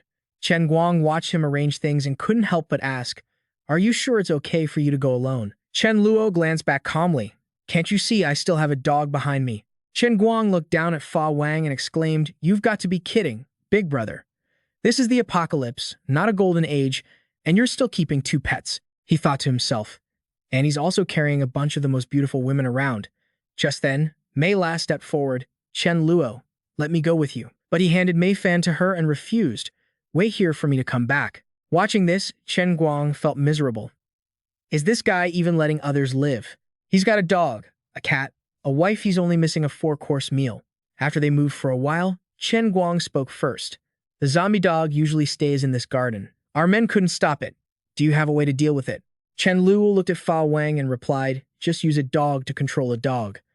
Chen Guang watched it run off and couldn't help but ask, Your plan is to send this dog. Don't you have some grudge against your own pet? This is too dangerous. You better not let it go. But Chen Luo calmly reassured him, Don't worry, it'll be fine. Watching the Fa Wang's actions, Chen Guang exclaimed, This dog can even nod. He's got a sharp mind, doesn't he? The group then moved on. Chen Luo thought to himself, The stench of blood is overwhelming. The Fa Wang growled aggressively. Seeing this, Chen Luo silently asked, What are you barking at? He then ordered, Fa Wang, attack. The zombie dog kept attacking, but the Fa Wang dodged every strike and seemed proud of it. Can't hit me. Can't hit me. Witnessing this, Chen Guang exclaimed, Damn, that speed is insane. After dodging the attack, it was time for the Fa Wang to counter with a lightning tail whip. Watching the blow land, Chen Luo was amazed. He hadn't expected the Fa Wang to suddenly awaken a new skill. Seeing the zombie dog get crushed, the Fa Wang barked to show it was over. Chen Luo smiled and said, All right, our cooperation is over. Hand over the supplies as promised. Chen Guang looked at the Fei Wang and asked, "So, is it settled then?" The dog barked happily. "Boss dog, I'm very reliable." As Chen Guang ordered his men to bring the items, he suggested, "Chen Luo, with more people, we have more power. Why don't you reconsider us working together?" Chen Luo fell into deep thought. Cooperation. Chen Guang continued to bait him. "I'm not bragging, but each of us has killed at least 100 zombies. We're brave, reliable, and we have plenty of supplies, enough for everyone to eat for half a year." Chen Luo had an idea. He wanted to assimilate them. He then said, "If I'm being honest, I could easily wipe out all of you by myself, so why would I choose to team up? The strong don't usually ally with the weak. It's the weak who rely on the strong. Cooperation is fine, but you all answer to me." Just then, a man ran over to report, "Chen Guang, we've got trouble. Zhang Liang was just injured by a zombie. He's badly hurt. When the zombie attacked, he fired off a fireball, and since he saw we had so many people, the thing ran away." Chen Luo was alarmed. "What? Take me there, now." Watching the man run off, Chen Luo turned to Mei La and said, "You, come with me." She immediately agreed. Chen Luo saw Zhang Liang lying on the ground, and Chen Guang asked anxiously, "Chen Luo, is there any way to save my brother?" Chen Luo turned his head and said, "Mei La, it's up to you." She then cast a spell, stunning everyone around her, a healing spell. Zhang Liang woke up and sighed, "This is a miracle. Thank you both so much." Once finished, Chen Luo turned to Chen Guang and said, "Consider my offer from earlier," before walking away. "Mei La, let's go." Chen Guang's group stood there, amazed. That healing magic is incredible. Chen Guang turned back and told his men, "I asked Chen Luo about working together, and he said it's fine, but we all have to take orders from him." The others replied, "If we have to follow him, then fine. I hate to admit it, but he's clearly more capable than us." "Exactly. At least if we join him, we don't have to worry about getting hurt. Who's afraid of anything with a healer around? I have no issues with it. I'm not the brightest, and even if I don't follow him, nobody's following me anyway."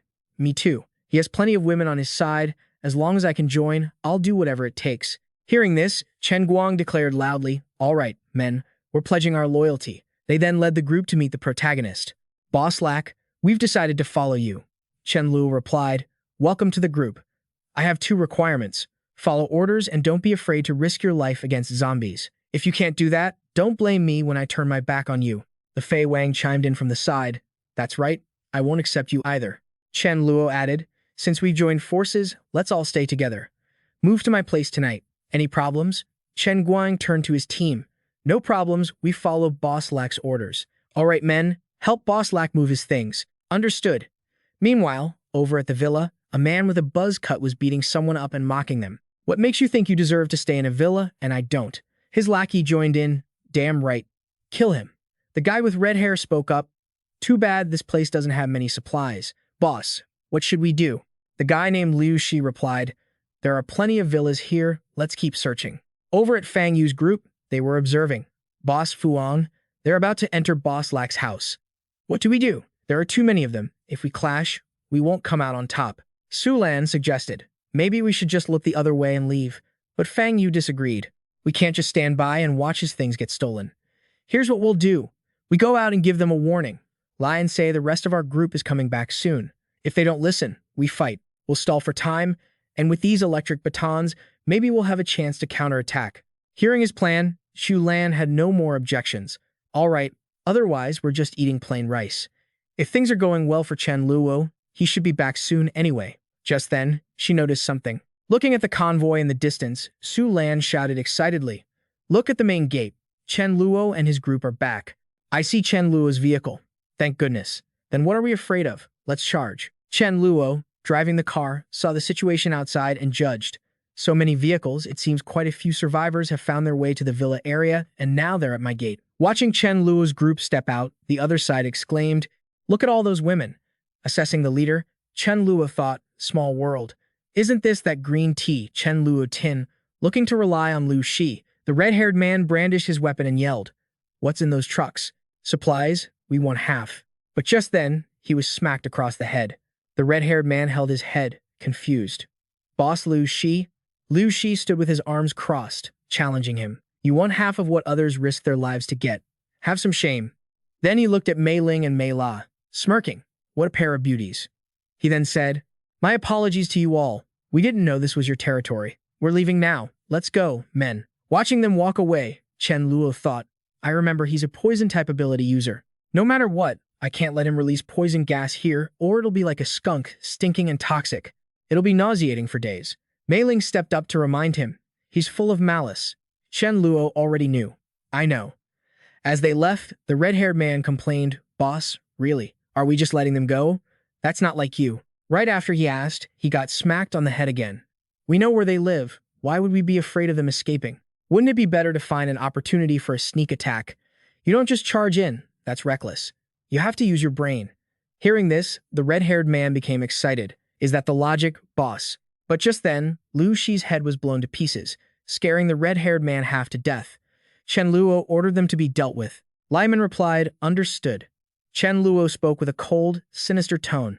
Naive. I'm not going to do something stupid like waiting for you to strike first. If I know you're a threat, I'm not letting you walk away. After taking care of them, Chen Luo went to his bed to rest. I remember that soon, some zombies will evolve to Tier 1. Before they evolve, I must move Chen Guang's supplies over here. Just then, someone knocked on the door. Chen Luo sat up, looking toward the door in confusion. Only Mei La and Mei Ling are on the 3rd floor, so it can't be Mei Ling. Has this little girl Mei La finally learned to be proactive? But he was surprised when he opened the door. Why are you here? Mei Ling shyly shoved a bag into his hands. Looking down, Chen Luo's face darkened. It was a pack of condoms. Mei Ling blushed and challenged him. Why are you looking at me like that? Do you think I'd do something like this if it weren't for Mei La? Mei La is still too young. She needs at least 2 more years. If you're planning on being a father, I'm just taking care of the precautions. After saying that, she turned and ran away. Holding the pack in his hand, Chen Luo couldn't help but smile. It was a kind gesture, and he couldn't let her down. Mei La, come here. The next morning, standing before everyone, Chen Luo said, I believe you've all noticed that the number of zombies using magic is increasing. I think this is a form of evolution. The group under his command started murmuring. That's right, I've noticed it too. It's terrifying. What should we do? Should we use our numbers to kill them off? The number of magic-using zombies is going to keep rising. As everyone was getting worked up, he clapped his hands to grab their attention and continued. Since you've chosen to follow me, I'm obviously not going to lead you to your deaths. I'm going to share the rules of these zombies with you. Tier 1 magic zombies are just like us. They have various abilities and a certain level of intelligence. The best way to deal with them is a 4-person squad, 2 fighters and 2 mages. Don't worry, even though they're evolving, they aren't as good as you are. If there are too many, just run. Now, I'll teach you a little trick to avoid magic spells. Mei Ling, Shu Yun, use your magic to attack me, and watch how I dodge. Create fire, Mei Ling said. All right, be careful. Shu Yun added, here I come. But with their attacks, he dodged easily, leaving everyone in shock. Did he really just dodge that? How is that possible? Oh my, the captain is amazing. After showing them how, Chen Luo put his hands on his hips and explained. It looks like the spells are impossible to dodge, but I can read them by watching Mei Ling's hand gestures. Since Shu Yun could predict the trajectory of their magic, she could dodge in advance. Hearing him say that, Mei Ling thought to herself, is this prediction? Chen Luo calmly continued. Right. Just focus on judging the spell's trajectory to dodge early. Dealing with level 1 zombies is incredibly easy. Mei Ling felt even more motivated after hearing that. Let's try again. Hearing her say that, Chen Luo thought to himself, is she still not convinced, and went along with it. Fine, she dodged 1 hit, but since he closed his eyes, he couldn't dodge the next one and got smacked right in the face, which amused Mei Ling. She spoke up, you predicted my prediction. Chen Luo commented that she was impressive, thinking to himself, as expected of the goddess of war, her combat talent really is incredible. Afterward, he turned to everyone and said, don't worry, everyone. Level 1 zombies absolutely do not possess the intelligence to predict moves. If you encounter one that can predict, run away. They are definitely not something you can fight. All right, spend the morning finding your own training opponents. We'll start moving out right after lunch. Everyone heard the order and answered in unison. After reaching the destination, Chen Luo added, listen carefully, today only counts as half a day. Everyone needs 3 level 1 crystals. If any team fails to complete this, the whole team will be punished. You won't get any dinner as a penalty. Just then, someone spoke up, catching the group's attention. Hey little girl, you don't want to see your father get hurt, do you? He thought. After the zombies leveled up, the survivors began preying on each other. Mei La looked at the group and said, that's my classmate. Chen Luo turned and asked, are you close? Mei La blushed and hinted, we're close. She's my best friend. Chen Luo, should we go help them? Hearing that, he ruffled her hair and said, if it were just an acquaintance, I'd pass. But since you said she's your best friend, we can't just stand by and watch her die. He then gave the order, and the little dog, Fa Wang, charged forward. I understand. Hearing the noise, the men turned around, excited. Look, it's a dog. The dog is so fat, and it hasn't been infected yet. Catch it quickly. We'll have meat for dinner. But just at that moment, Mei Ling and Su Dazu charged into attack, catching them off guard. On this side, Fa Wang, surrounded by fierce lightning, growled, you guys still want to eat dog meat? Mei La ran over, calling, Zhang Jingjing, it's me, don't be afraid. Hearing her voice, the girl shouted, Mei La. Mei La turned to introduce them. Zhang Jingjing, this is Chen Luo. Chen Luo was the one who sent people to save you just now. She looked at him, blushing, and said, thank you, Chen Luo. I'm Zhang Jingjing, and this is my father. I'm Jiang Dongcheng. My father and I have no home to go back to. I was wondering if we could join your team. Chen Luo said coldly, as long as you follow our rules. That's fine. Can your father drive? Drive the car and follow us. We'll head back to the base together later. Hearing her say that, Jingjing excitedly stepped forward. Mei La, say something to Chen Luo for me. We can stay together tonight and talk. This put Mei La in a difficult spot. This Chen Luo thought annoyedly. We already have one light bulb with Mei Fan, and now another one. He then declared, no, without my permission, you are not allowed to enter this villa. Shu Yun, handle her. Shu Yun followed the order and stepped forward. Jingjing, let's go. It's almost time to eat. Come eat with me in the building next door. The girl enjoyed it, saying, so delicious. It's not enough. Why don't I see Mei La? What is she eating for lunch today? Why doesn't she come over to eat with us? Shu Yun explained, Chen Luo is essentially the boss, and we are the employees. Eating with a boss can be awkward, so we have separate dining arrangements. After hearing that, she drooped, thinking, maybe they're secretly eating something even better. We're such close friends, why didn't she bring me along? At that same moment, in Chen Luo's villa, Chen Luo put a shrimp in a bowl and said, Mei La, we need to observe your best friend for a while. Our affairs here must not be exposed, and everyone in the team has their own value. Let's see what she's capable of first. As long as she's honest, even if she lacks combat strength, I'll arrange a logistics role for her. Mei La understood and replied, thank you, Chen Luo. Just then, the radio crackled. Chen Luo, it's bad. More than 10 vehicles suddenly appeared in front of the villa gate, carrying about 50 or 60 people. Chen Luo assessed the situation. They were likely survivors who had fled here. He informed everyone to gather at the gate immediately. The person replied, understood. Shu Yun stood up and announced, girls, we have enemies. Get in formation and gather at the villa gate immediately. The others stood up at once. Understood. Jingjing also hurriedly stood up and asked, what's going on? Are we about to fight? Shu Yun questioned her. Jingjing, what is your ability? The girl replied, strength type. Hearing that, Shu Yun arranged, then stand in front of me. Jingjing angrily questioned, why? I'm only 18, and she, Li Hui. Isn't she standing in the back too? Hearing her name, she replied, I'm a support ability user. Chen Luo said I have to stand in the back. Not letting her complain further, Shu Yun pulled her along. Don't dawdle, hurry up. The girl struggled and shouted, Mei La and I are best friends. You can't treat me like this. Let go. I can't stand at the front. But at that moment, Mei La stepped forward and said, Jingjing, don't be afraid. You need to experience this a little. Don't worry. I'll be by your side. I guarantee I can help you build your confidence. And if you get hurt, I'll heal you quickly. But at this moment, the girl only noticed one thing. Her mouth was covered in buttercream. How does she have buttercream to eat? Could it be Mei La remained carefree? And besides, Chen Luo was here. He would protect them. The girl became even more calculating. I already felt something was strange from the beginning. Don't I know whether or not Mei La has an older brother? She keeps calling him Chen Luo.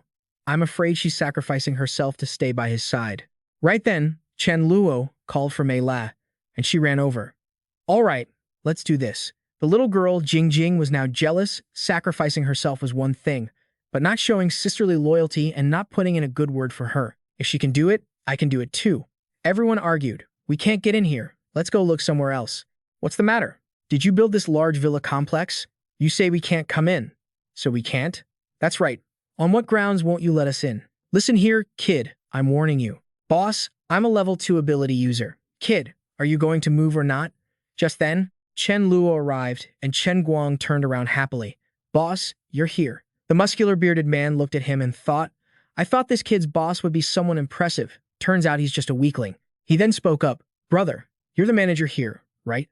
There are basically no supplies left nearby, and I'm not afraid of you laughing at me. My people haven't had a drop of water or food in a day.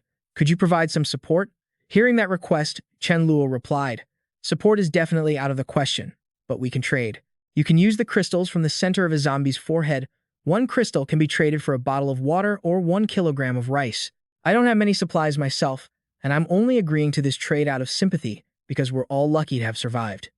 Hearing his words, the bearded man was shocked. Is this guy an idiot? Why would he reveal the secret of the crystals? He then said, I thought you had a lot of people to dare block us. Turns out it's just a bunch of women. Besides, these women are quite pretty, he said. He wants us to go kill zombies to trade for supplies. What does everyone think? The bearded man's brothers kept whispering, Buddy, we're actually starving to death here. How are we supposed to deal with zombies in this state? You dare set such trading conditions? You must have stockpiled quite a few supplies. That's right, share some with us. If you don't feed us, we won't be able to do anything. Chen Luo felt extremely annoyed, thinking, do these bastards really think I won't kill them? He was about to speak, but just then, little Jingjing said, everything should be handled peacefully. Give them some supplies and let them go. Mei La, who was right next to her, was startled. Jingjing, what kind of nonsense are you saying? Jingjing darkened her face and replied, I'm not talking nonsense. If we can give away food, why do we need to fight a life and death battle? Besides, I'm at the front. What if I get hit once I start fighting? The group of men was amused. This beauty is absolutely right. We don't need much. Just give us 500 kilograms of rice if there's not enough rice. Flour is fine, plus some water and other food. It's really not much. This girl has a kind heart. We have no other choice. We'll pay it back once we get supplies later. Chen Luo turned to walk away, then immediately slapped Jingjing right across the face. Who the hell do you think you are? Do you have the right to speak here? Dongsheng, hurt for his daughter, darkened his face and questioned, Chen Luo, what are you doing? Did my daughter say something wrong? There are so many people. What good does fighting do? If you have villas full of supplies, wouldn't it be better to take them out to avoid casualties? To risk the lives of your subordinates for a few supplies, what kind of ambition do you have? Mei La stood by, worried, and stepped forward to check on her. Zhang Jingjing tried to interrupt, but her face darkened. Stop acting already. You snuck off to eat delicious food with Chen Luo at noon without inviting me, and now you have the nerve to watch me stand at the front to face my death. Kwang Kong, I always considered you a friend. Chen Luo stood behind with his arms crossed and questioned. I saved you, you eat my food, and yet you dare to say things that demoralize my team. He thought to himself, there really are some people not worth saving. Then he turned to the crowd and said, sorry for the scene, everyone. Let's continue our negotiation. So, that bearded guy refuses to give in. I heard your supplies are enough to fill several villas, so what's so unreasonable about sharing some with us? Chen Luo then turned to another group and asked, I see you seem to be two separate teams. What about you guys? Are you looking for supplies too? Lang Shen spoke up immediately. Sir, let's see if there's any other place we can settle down. We still have a few supplies left. We definitely don't intend to force you. If the villa is already full, we'll just leave. This really annoyed the bearded guy. What a coward. He then put his hands on his hips and asked, are you going to give it to us or not? Chen Luo gathered energy in his hand and replied, I'll give it to you. All right.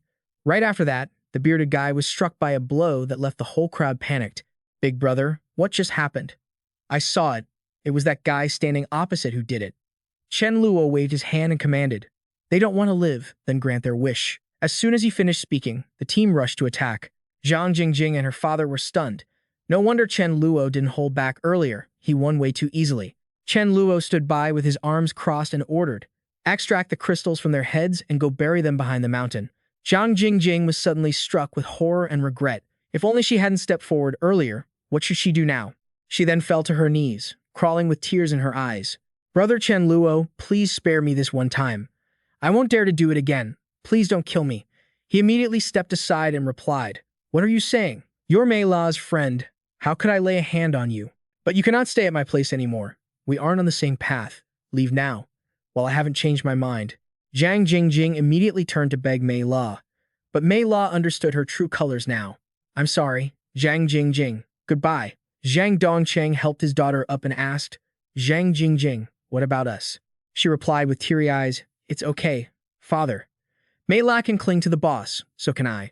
Someday, they will have to come begging us. We're going this way. Suddenly, Fa Wang was kicked. Chen Luo silently communicated with it. No need to leave potential threats behind. It understood and replied, "Got it." The assassin had to act once more. It then turned and stealthily followed the father and daughter. After a while, everything was settled. Suddenly, Chen Guang waved and called out, "Brother Chen, wait." The young man who had just left ran back and said he had something important to discuss. Chen Luo was curious. "What is it?" Chen Guang replied, "I don't know." He didn't say. But he seemed quite sincere, not like he was lying, so I came over to report it. Finally, he made arrangements. "Mi Lin, take Mei Lab back to the room first. I'll go check it out." Mi Lin agreed. Understood. After meeting Lang Chen, Chen Luo asked, "Is there something important?" He immediately introduced himself. "Hello, boss. My name is Lang Chen. I want to ask if you're still recruiting. I want to join." Hearing that, Chen Luo questioned, "Is this the important thing you wanted to say?" Lang Chen stammered, "No, not just that. There's this too." Then he pulled out a crystal and held it up to inspect it. Chen Luo thought to himself, "Nice, a level 6 crystal." Then asked, "How did you get this?" Lang Chen explained, "I got it from the body of a dead monster. That monster was over 10 meters tall. This is a gift for meeting you, boss. What do you think?" Chen Luo smiled and replied, "Given your sincerity, it's not impossible. Chen Guang, tell him our rules." Following orders, Chen Guang stepped forward to explain, "Brother, our team's rules are actually very simple. Only 2 things. First, absolutely obey the boss's commands. Second, deserting during battle means death." Lang Shan replied immediately, "Understood, understood." Watching the crystal in Chen Luo's hand, he thought joyfully, "With this treasure, I can level up to level 5 in about 3 days. That's half a month faster than originally planned. This is great." Then he turned and gave out assignments. "Chen Guang, you continue to lead the men to watch this entrance. If anyone arrives, remember to ask if their team has a light-type ability or other support powers. If they agree, either bring them to join or tie them up and bring them here." Chen Guang replied reliably, "Don't worry, Brother Chen, I understand." Just then, Fa Wang returned. Chen Luo turned and asked, "That fast?" It acted proudly and barked, "We are professionals." Chen Luo then stood before the crowd and began assigning tasks. Except for those who guarded last night, all team members who have reached level 2 continue to hunt zombies. And Lang Chen, all of your team members should also go gain some experience. Since you just arrived yesterday, there is no crystal quota for you today. Just follow the others and learn how to fight. Shu Yan, you will lead the team." Shu Yun heard the order and immediately replied, "Understood." The group moved outside and chatted. "You're really impressive. I thought the boss would lead the team personally, but it's actually a beautiful girl. Is this girl really that strong?" Chen Guang turned to a brother and said, "Hey, actually, I'm just the little brother. The girls in our team have been with the boss for a long time. They've all reached level 2. Team leader Shu Yun is valued so much by the boss, she seems to have reached level 3 already." Lang Chen scratched his head and replied, "My goodness, all level 3 girls? That's too strong." A group of zombies was shambling ahead. Shu Yun led the group and ordered, "The number of zombies is quite large, and there are many crystals. Now, form squads of 4 to search for supplies. Once found, move them to the trucks immediately. Pay attention to safety and maintain communication. Kong Feng, you guard the entrance. If anything happens, notify everyone." Understood. An hour later, Kong Feng looked back and noticed something wrong. It wasn't right, so he immediately warned loudly, "Brothers and sisters, a convoy is entering the residential area. Be careful." Shu Yun ordered immediately, "Everyone, gather to assess the situation first. No need to rush the supply search. Yan Li, people are arriving. You guys hurry down from the truck. There are many of them, and we don't know if they are friend or foe. Gather with the team first." Yan Li heard this and asked, "Then what about the supplies we found?" Shu Yun quickly directed, "We are gathering together. Are you afraid the supplies will be stolen? Leave that place quickly." Hearing this, Yan Li decided, "Let's go." But it was too late when the cars reached them. A man stepped out with a dark face and said, "It's been a long time since I've seen such beautiful and clean girls." Another stepped forward and reached out, "Hello, ladies." Yan Li immediately swung her hand and struck him. "What are you doing?" The 2 guys replied sneakily, "Doing what you like. Little ladies, this is the apocalypse now. No need to play cat and mouse anymore." Yan Li didn't say a word. She raised her leg and kicked him. "Go to hell." The other guy saw that and got angry. "You dare hit my brother? Someone, kill those 2. We'll handle these 2 girls later." Immediately, the group was surrounded. Yan Li shouted, "Get lost." Someone behind her sneak attacked. Still daring to resist, "I was trying to give you a chance." Instantly, Yan Li was struck with a club. Watching her fall to the ground, the man cursed, "Die." Just then, someone spoke up. "Hey Z, what are you doing?" He turned his head and replied, "Brother Lu Yuan, nothing big. It's just that a foul-mouthed woman wanted to hit me, so I'm teaching her a lesson." Brother Lu Yuan sat in the car and looked out, thinking that this Hey Z's methods were truly ruthless, but his strength was decent, so he shouldn't be scolded too harshly. Then he advised, "Don't overdo it, no exceptions next time." Hey Z heard this and replied, "Right, Brother Lu Yuan is absolutely correct. I'll stop." Just then, the guy Gui K was hit. Hey Z was startled. Someone stepped out of the car. Shu Yun aimed her bow and ordered them to let them go. The leader replied, "You killed my men, and you want me to release them." After that, he used an earth shield technique, but when the attack hit, it dissipated. Brother Lu Yuan looked at the situation and thought, this woman has some skill. Shu Yun didn't underestimate her opponent either. "I can't take this lightly. It seems like trouble. I can't be reckless." She ordered loudly, "Return our team members." Brother Lu Yuan turned to He Zi, "Release them." Looking at Yan Li, who was injured, Shu Yun thought, "Yan Li is dead. It's all my fault for not leading the team well and letting this happen." The man next to her laughed mockingly. "Look, this woman is crying." Shu Yun ordered, "Let's go." She thought to herself, "You guys just wait, Chen Luo won't let you off." Seeing the group preparing to get into the truck, Hazy said, "Brother Lu Yuan said, let them go, but they have to leave this truck. Don't let them drive away." Shu Yun was furious, her face darkened, and she told them, "Let's go." Hazy stepped forward and asked, "Brother Lu Yuan, why didn't you keep them? There are so many pretty girls." Brother Lu Yuan slapped him hard. "You better not cause trouble. That woman is not easy to deal with." Hazy held his face. "What's there to be afraid of? We have so many people. Would she dare to risk it?" Brother Lu Yuan looked into the distance and replied, "I'm just afraid it's not as simple as you think." Thinking to himself, he realized this group must be camped nearby. He had to find a way to settle this, or they would definitely seek revenge. Returning to Shu Yun, who was recounting the events, he listened. The situation was clear. Yan Li didn't die at the hands of a zombie, but was killed by these survivors. "I'm sorry. I failed to lead everyone properly." Chen Luo sighed and replied, "You did the right thing. Acting recklessly back there wouldn't have been smart. You all stood by me. If she had died to a zombie, I wouldn't have anything to say, but I won't stand for anyone bullying my people. Blood debts must be paid in blood, and if I have the power to take revenge, I never let it slide. Follow me, everyone. No one who bullies my people gets to stay alive." Inspired by his rallying cry, the group was filled with resolve. Nearby, Hazy pointed and whispered, "Lu Yuan, someone is coming. I think it's the group that just left." Lu Yuan, confused by this, wondered, are they coming back for revenge already? Seeing the 8 men approaching, Lu Yuan ordered his brothers to prepare for battle. Standing before Shu Yun's group, she pointed and said, "It's them." Seeing her, Lu Yuan didn't ask questions. "Isn't this woman that level 3 Esper from before? And she's actually showing weakness to this young guy." Chen Luo eyed him critically. "Are you the leader? You've got some nerve bullying my people. I can't find a single reason to let you walk away." Lu Yuan stared at him, thinking, this guy seems very confident. For safety's sake, I shouldn't push it. He replied, "Brother, it was our mistake. We'll return your truck and give you another ton of rice." "How about that?" Chen Luo crossed his arms, looking annoyed. "One of my people died, so that's a ton of rice in compensation, right? Well, I'll give you 100 tons of rice to buy all your lives. How about that?" Hearing this, Lu Yuan's face darkened. This kid was way too arrogant, but there must be a reason for it. If he didn't give him a solid explanation, the guy might actually kill them all. Right now, his men were his capital.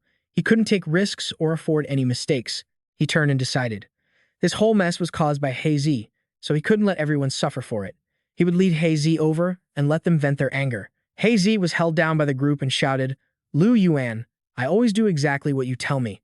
You can't do this to me." Besides, that woman was the one who started it. Watching the pathetic display, Chen Luo thought to himself, sacrificing someone as a scapegoat, is that supposed to settle this? How could it? I, Chen Luo, always settle my scores. Hazy looked up and begged, "Big boss, I didn't know she was your person. Besides, I wasn't the only one who attacked. Gui Qi and Mao Yi did too." Hearing this, Chen Luo turned and asked, "What do you think?" Lu Yuan immediately gave the order to sacrifice both of them. "Take them over there." Hearing this, Chen Luo said, "What are you waiting for? Step forward and start hitting. Hit them until they're dead. Remember, don't use your hands. They're filthy. Use your own smelly, boot-clad feet." The male protagonist group immediately stepped forward and began to beat them. "Stop hitting. Spare us." I was wrong. Please, big boss, we really know we messed up. Yes, big boss. We agree to join you to deal with Lu Yuan. Looking at their swollen faces, Chen Luo said, there are many others who haven't had their turn to vent yet. You all hold them down, and Wang Ling, come heal them. She obeyed and stepped forward to use her powers. Shu Yun stood guard with her weapon. Then, they switched methods. Haizi pleaded in terror. No, I'm sorry. A chorus of screams ensued. Watching his men get beaten to a pulp, Lu Yuan thought, I didn't expect this group to be so ruthless. After a while, they had beaten the men into the dirt. Lu Yuan watched the situation and spoke up. Brother, the people who started the trouble are dead. You've already killed our men. Consider us even. But Chen Luo replied, it's not that easy. Do these few lives even equate to my person's life? It's not enough. None of you will have a good ending. Hearing his words, Lu Yuan retorted, do you have any sense of reason at all? He only received a cold reply. Why should I reason with you? Lu Yuan was seething with rage at Chen Luo's arrogance. A glint of malice appeared in his eyes. I've never seen anyone this cocky. Fine. Since you want to gamble, do you really think I'm afraid of you? We've all survived by killing zombies here, and we still outnumber you. Little brat, there's still time for you to run. Under Lu Yuan's threats and insults, Chen Luo's face remained unchanged. He recalled the strategies for subduing and pacifying people he had read about. A leader who wants to control subordinates needs more than just wealth. He needs force and careful calculation. It had been a while since he had fought, and the newcomers hadn't seen him in action yet. Everyone, stand back. I'll handle this myself. This heroic act stunned Lu Yuan, and a sense of unease rose within him. Backing off to handle it alone, when things are this dire, is he still trying to act like a hero? Does he want to crush us? With such a good opportunity, how could Chen Luo pass it up? He summoned his weapon, his mouth curling into a confident smile. This was his chance to show his power. Seeing Chen Luo charging at him, Lu Yuan's instincts screamed, this is bad. He immediately raised an earthen wall, trying to use it as a shield. Seeing this, Chen Luo thought with contempt, you think this little trick can stop me? With a single sword strike, Chen Luo pierced the shield and slashed across his body. His men watched in horror and screamed, Lu Yuan, how did this happen? This is too strange. What kind of ability is this? Feeling the refreshing sensation of healing magic, he turned back and winked at Mei La. She was even boosting his defense and strength. Having a caring wife was the best. He turned back and provocatively said, are you ready to die? Seeing him charge again, the men were like a snake without a head and fled in panic. Desperate cries for help echoed, run. Help us, we can't stop him. Big boss, spare my life. Don't kill me, you monster. Chen Guang was shocked to see that he could wipe out an entire group all by himself. Boss, you're too strong. Lang Chen breathed a sigh of relief. It's a good thing I didn't confront him early on. His immense power made Mei La feel the difference between people for the first time. The gap between him and me is truly getting bigger and bigger. Everyone, charge together. I don't want any future trouble, so don't leave any seeds of destruction. Chen Guang's group obeyed excitedly. After Chen Luo finished, the rest of Lu Yuan's followers fled. Chen Guang seized the chance to suck up to him. Boss, you are too amazing. Following you is the best decision I have ever made in my life. He smiled slightly and humbly replied, it was just a basic move. Then, he turned to the people behind him, his expression turning serious as he spoke with wisdom to encourage them. Yan Li's death is a great tragedy, but this world is like this. Danger can strike at any moment. The reason I brought you all out wasn't just to collect crystals, but to train, to gain more combat experience. Because the best protector for you is yourself. You must improve your strength quickly. Of course, since you have chosen to follow me, whoever bullies you, I will make them pay. All right, clean up the supplies here. It's almost noon, so a few of you go back and start lunch. No one questioned him after witnessing Chen Luo's incredible power. They all shouted in unison, yes, sir. In another corner, some villains were lurking, eyeing Fa Wang with greedy intent. The one wearing the hat whispered to the man in front of him, Miao Hui, look at that dog over there. Miao Hui stared at Fa Wang, his voice trembling with excitement. A black dog. Miao Hui drooled greedily. The proverb says, first black, second yellow, third spotted, fourth white. Black dog meat is the best. Ta Da was so hungry, his eyes were blurring.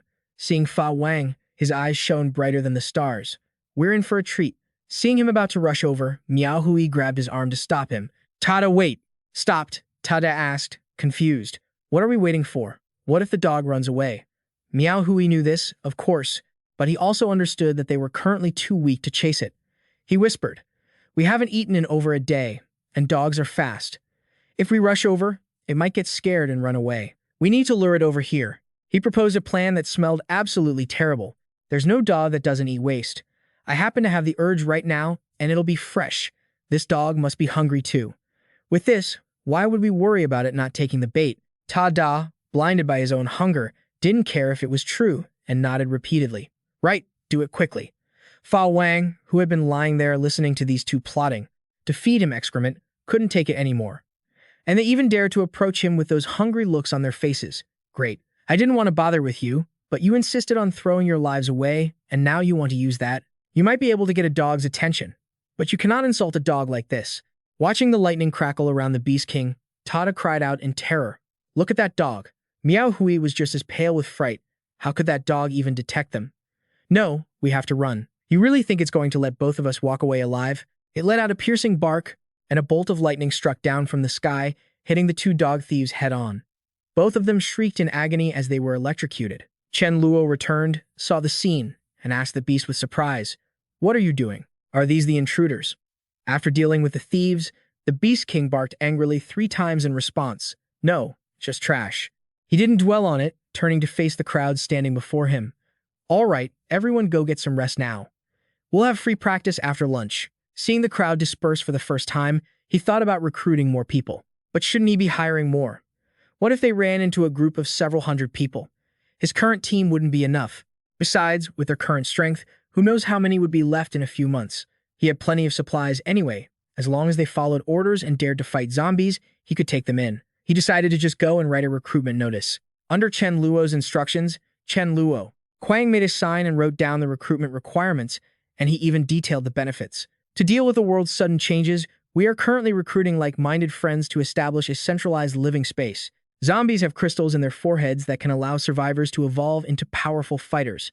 The stronger the zombie, the better the quality of the crystal. Absorbing them can enhance your abilities and help you level up. In this base, we have level 3 ability users. The strength is great. Benefits. 1.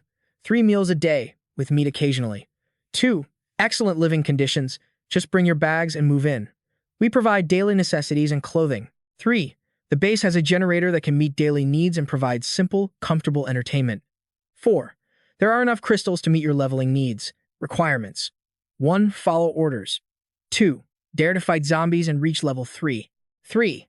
Those with special skills or support abilities don't need to meet strict requirements. 4. Family members can also join if they follow the rules and reach level 1. Note, this base has strict regulations regarding morality and order. Just then, a vehicle drove by, and seeing the sign, someone noticed the text covering the board and cursed under their breath. What does that sign say? Absorbing crystal energy, the secret of crystals. Can they really advertise that? Plenty of food, meat sometimes, is that real? And enough crystals? Then, Liu Qi asked Wang Chao for his opinion. Brother Xu, what do you think? He pondered for a moment, wanting to give it a try. If it was really as they claimed, they should definitely join. But only Liu Qi had reached level 2. The other 3 didn't meet the requirements. Wait, didn't it say we could bring family? Let's go down and ask. Receiving the question from Wang Chao, Chen Guang slowly explained, Sorry, brother, the family mentioned above refers to blood relatives. However, if level 1 members can provide 3 level 1 crystals, they can also join. Liu Qi stepped out of the vehicle and walked over, expressing his desire to join. My name is Liu Qi. I'm a level 2 healer. I know healing and can boost strength. Can I join? Hearing his profession, Chen Guan paused in surprise. A healer that was indeed a rare find. After getting confirmation from Chen Guang, Liu Qi felt happy, but still looked a bit hesitant. I can go ask for opinions, but after you join, the team must go out to kill zombies every day to collect housing and crystals. He smiled and replied, That's not a problem at all. Chen Guang brought those who met the criteria to ask Chen Luo. Boss, these people want to join us. What do you think? This is Wang Chao. He's level 2. This is Liu Qi, a level 2 light element healer, and the other 3 are level 1. Hearing the name of the latter, Chen Luo paused and thought. Liu Qi, he felt like he had heard that name before. He was a somewhat famous healer. After remembering the person's identity from his past life, his expression softened as he introduced himself. I am Captain Chen Luo. Welcome to the team. Mei Fan, sitting on his shoulder, used its mental ability to scan them and send a telepathic message to Chen Luo. These people have no ill intentions. No problem. Having received confirmation from the beast, he calmly gave the order. Chen Guang, go get them settled. Chen Guang saw his satisfaction and smiled. Yes, boss. After they left, Chen Luo stood up, stretched his stiff body, and spoke quietly to Mei Fan. I didn't expect it would be this easy to recruit a light element user, and they even brought several level 2 members right to our doorstep. I'm quite lucky, aren't I? I just hope they can truly fit in here. A moment later, he took out a blue crystal that was emitting a glow, thinking to himself, if there are no mistakes, I should be able to reach level 5 tonight. After level 5, unless he intentionally killed zombies on a massive scale, the number of level 1 zombies that could hurt him would be non-existent. A while later, the crystal's energy was drained and it shattered. As it broke, Chen Luo successfully leveled up, his face filled with joy. Level 5. I've actually reached level 5 within a month. However, in the long run, unless I have a stroke of luck, it'll be hard to level up quickly. Realizing overthinking wouldn't help, Chen Luo decided to let it go. Forget it, I'll worry about that later. It's a happy day, I'm in a great mood. I want to go celebrate with Mi La. Mei Fan heard him and immediately knew where he was heading. It was annoyed, thinking to itself, he's trying to leave me with a single bed again.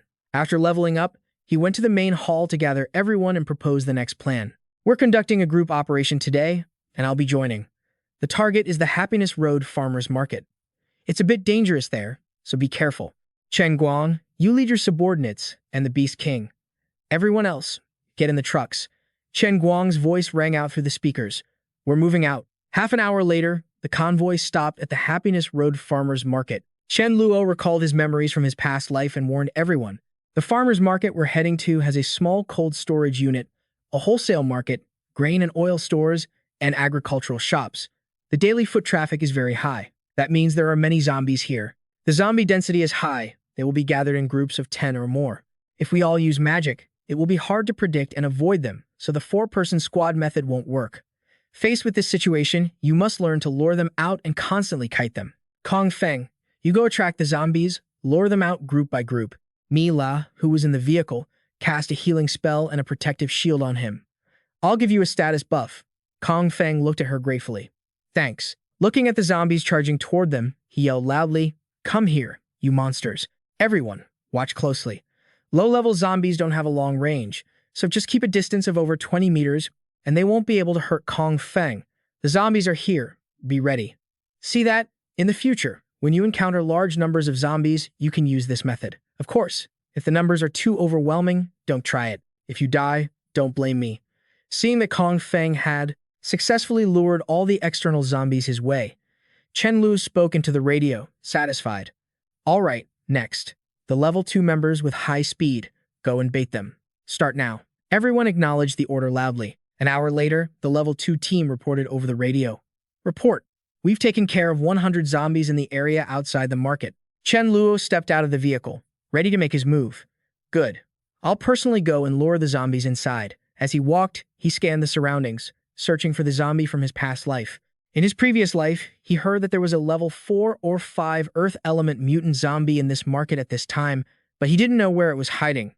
Suddenly, a zombie felt the scent of a living human and glanced to the left. Chen Luo dropped from the air to the ground. To his right were 2 zombies with bloodthirsty eyes. At that moment, Chen Luo's 6th sense sounded a danger alarm. Something's not right. It feels like something is approaching. Meeting this quickly, he saw the very zombie he had been searching for. Chen Luo smiled with satisfaction and gracefully stepped back to dodge an attack. He used his space teleportation ability and instantly appeared in front of it. Before the zombie could react, Chen Luo swung his sword down. Rest in peace. The blade glided down, creating a clean cut across the zombie's throat. Holding its head up, he happily said, Your crystal will belong to me. The crowd behind him saw him take down a level 4 zombie so easily and applauded. Suddenly, a booming sound rang out, making those collecting supplies jump and freeze in place. Chen Luo grabbed the level 4 zombie's head and dashed toward them. Behind him, a horde of zombies was chasing them frantically. Seeing them standing there in a daze, Chen Luo urged them loudly, Don't just stand there. Everyone, run. Use your speed advantage to break free. Then get your spells ready, turn back, aim, and throw. Once you throw, run, don't stop. After a while, the market finally returned to silence. Everyone was exhausted to the point of collapse. We actually did it. That must have been over 200 zombies. Yeah, I didn't expect us to take them down so quickly. It seems that as long as we keep training this way, no matter how many zombies there are, it won't be enough to kill us. Seeing everyone acting so worn out from just 200 zombies, Chen Luo shook his head in disappointment. Before, we had to keep up with the zombies' evolution speed. Most survivors simply can't keep pace with how fast the zombies are evolving. Stop standing around, hurry up and move these supplies. Thinking about the supplies that could keep the whole group fed for months, the team cheered in excitement. Leaving the group, Chen Luo walked through the market alone, calculating how long the power had been out in this area. The cold storage has been without power for so long. Everything inside must be reeking by now. Oh well, I'll just move the meat from my own space here. I'll just act like I discovered new supplies later to restock for the members. 2 hours later, Jiang Long looked at the situation ahead with a shocked expression. He stepped out of the vehicle, appearing as if he wanted to head toward the opposite side. Jiang Long used his hands to block Chen Luo's car, and being interrupted like this caused Chen Luo to lose his patience. Move out of the way. Seeing the cold expression on Chen Luo's face, Jiang Long frowned, thinking to himself, this guy doesn't look like someone to mess with. Behind him, a motorcyclist appeared. When Chen Luo saw him, he paused. It's him. Xia Haoran, later known by future generations as the Invincible Iron Fist. Haoran ignored Chen Luo's scrutinizing gaze and walked straight to Jiang Long. A hint of pleading surfaced in his voice. Brother Long, I heard you caught a live chicken. Could you give it to me? My father is barely hanging on. He wants to eat a bowl of chicken soup before he goes. If you help me, I can sell my life to you. But Jiang Long wasn't moved in the slightest. He coldly refused. Sorry, brother. I can't agree to that. The team behind them heard this and began to mock Haoran openly. Selling his life to Brother Long? Doesn't that mean Brother Long would have to provide for him for the rest of his life? Where does this guy get the nerve? Isn't that the kickboxing champion Asia Haoran? He might have good skills, but so what? What if I electrocute him and he doesn't die? Chen Luo saw that these fools didn't realize how dangerous the kid was, and he felt a thrill, immediately wanting to recruit him into his team. Such a good deal and he's not taking it. Then I won't be polite. I have chicken here, and I have a cook. I can meet your requirements. Can you sell your life to me? At this point, it didn't matter to Haoran where he went, so he agreed immediately, but he still emphasized his request. Fine, but I need a bowl of chicken soup first. Chen Luo readily agreed. Deal. Su Dazu, Mei La, switch cars. I'll drive this one and go with him to see how things are. Xia Haoran, right? Get in the car and bring your father to my place. Su Dazu, take his motorcycle too. Haoran stood behind with a somber face and replied, understood. Chen Luo drove Haoran back, and in an instant, Haoran carried his mother down from upstairs. Seeing the doubt in Chen Luo's eyes, Haoran whispered an explanation while gently placing her in the backseat. Terminal cancer. Hearing it was terminal, a sense of regret rose in Chen Luo's heart. Please accept my condolences. Unfortunately, Mei La's healing arts haven't reached the point where she can cure every disease. I'll go back and arrange for someone to cook chicken soup for you. Shu Yun, please set up a private room for his mother. Take good care of her. Brother, you go there and wait for a bit. I'll send someone to make the chicken soup now. Haoran was deeply grateful for Chen Luo's care. Thank you. After letting Shu Yun settle them in, Chen Luo called Ma Yu over to help with the soup. Sister Yu, please make a bowl of chicken soup and show us your skills. Make sure to take it seriously this time. If you're missing any ingredients or spices, just let me know. This instruction made Ma Yu feel insulted. She puffed up in a huff and said, do you really think I haven't been serious about my cooking before? Chen Luo quickly stuck his tongue out, playing it off playfully. I meant, please be even more serious this time. Useful. Hurry up. If she says it takes time, it'll take at least 3 hours to finish the soup. Seeing that it would take so long to simmer, he thought for a moment and added, then make a few extra dishes, 4 meat, 4 vegetarian. Mrs. Shia might want to eat other things, too. To win people over, you have to be decisive. Looking at the beautiful and complete table of food in front of her, Haoran's mother spoke up shyly. Young man, this is too wasteful. Seeing her eyes welling up with tears, Chen Luo quickly spoke up. Ma'am, don't be so formal. While it's still hot, let's eat. Suddenly, Haoran's mother grabbed Chen Luo's sleeve, her voice full of pleading. Young man, I can tell you're a good person. Please take care of my son. No one understands their own child like a parent. That he would bring such precious things just to honor his mother shows how much he values you. Don't let people down. She knew she was entrusting him to Chen Luo. Haoran couldn't hold back his tears, choking up as he hugged her. Mom, don't worry, I know. Chen Luo watched the emotional mother and son, left a gentle word, and stepped away. Enjoy your meal. After leaving the room, he went outside and looked up at the starry sky, enjoying the current peace, when suddenly, footsteps made him jump and turn around. It was Haoran. Looking at his swollen eyes, he must have cried a lot before coming to thank Chen Luo. Big brother, thank you. My mother, she's gone. It's for the best. She won't have to suffer from the pain anymore. Seeing him like this, Chen Luo didn't know what comforting words to offer, so he just patted his shoulder and said in a low voice, "Try to ease your heart." Having received this great kindness, Howard smiled, his eyes showing firm loyalty. "Big brother, from now on, just watch my performance." Chen Luo turned slightly, walking shoulder to shoulder with him. Howard looked up at the starry sky and replied with a hint of a smile, "I believe in you." With his skills and talent, a comeback was only a matter of time. However, as the team kept growing, he had to start rationalizing the management. He needed to establish a code of conduct for rewards and punishments and build a ranking system to motivate everyone. He had already finished drafting the hierarchy. The ranks would be leader, vice leader, elder, elite member, regular member, and new recruit. Furthermore, only he would have the special authority to allocate resources, like Mei La and Sudazu. Now that they had reached level 3, they could be named elite members. Everyone else would be regular members. New recruits joining later would have to start as new recruits, and after 2 months or achieving a merit, they would be promoted to regular members. From now on, they could use accumulated points to exchange for supplies in the base.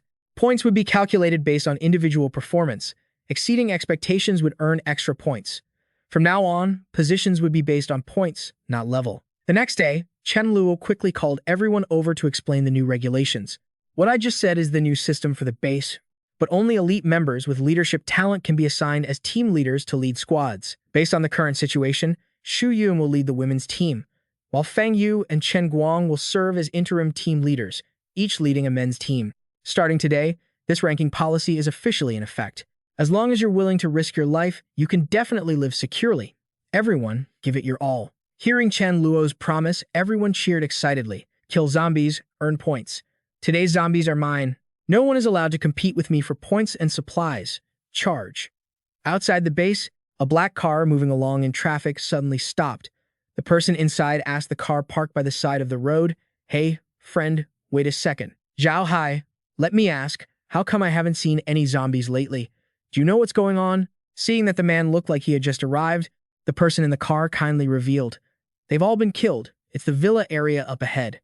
There's a very large survivor base there. The people inside are very skilled. They have meat to eat every day and live very well. Not only do they kill the zombies nearby, but even the supplies in the vicinity have all been gathered by them." This made the man exclaim in surprise. "They have meat to eat?" He turned to Jin Dao beside him. "We should go check it out. Their strength definitely isn't bad. Making friends with them is the right move."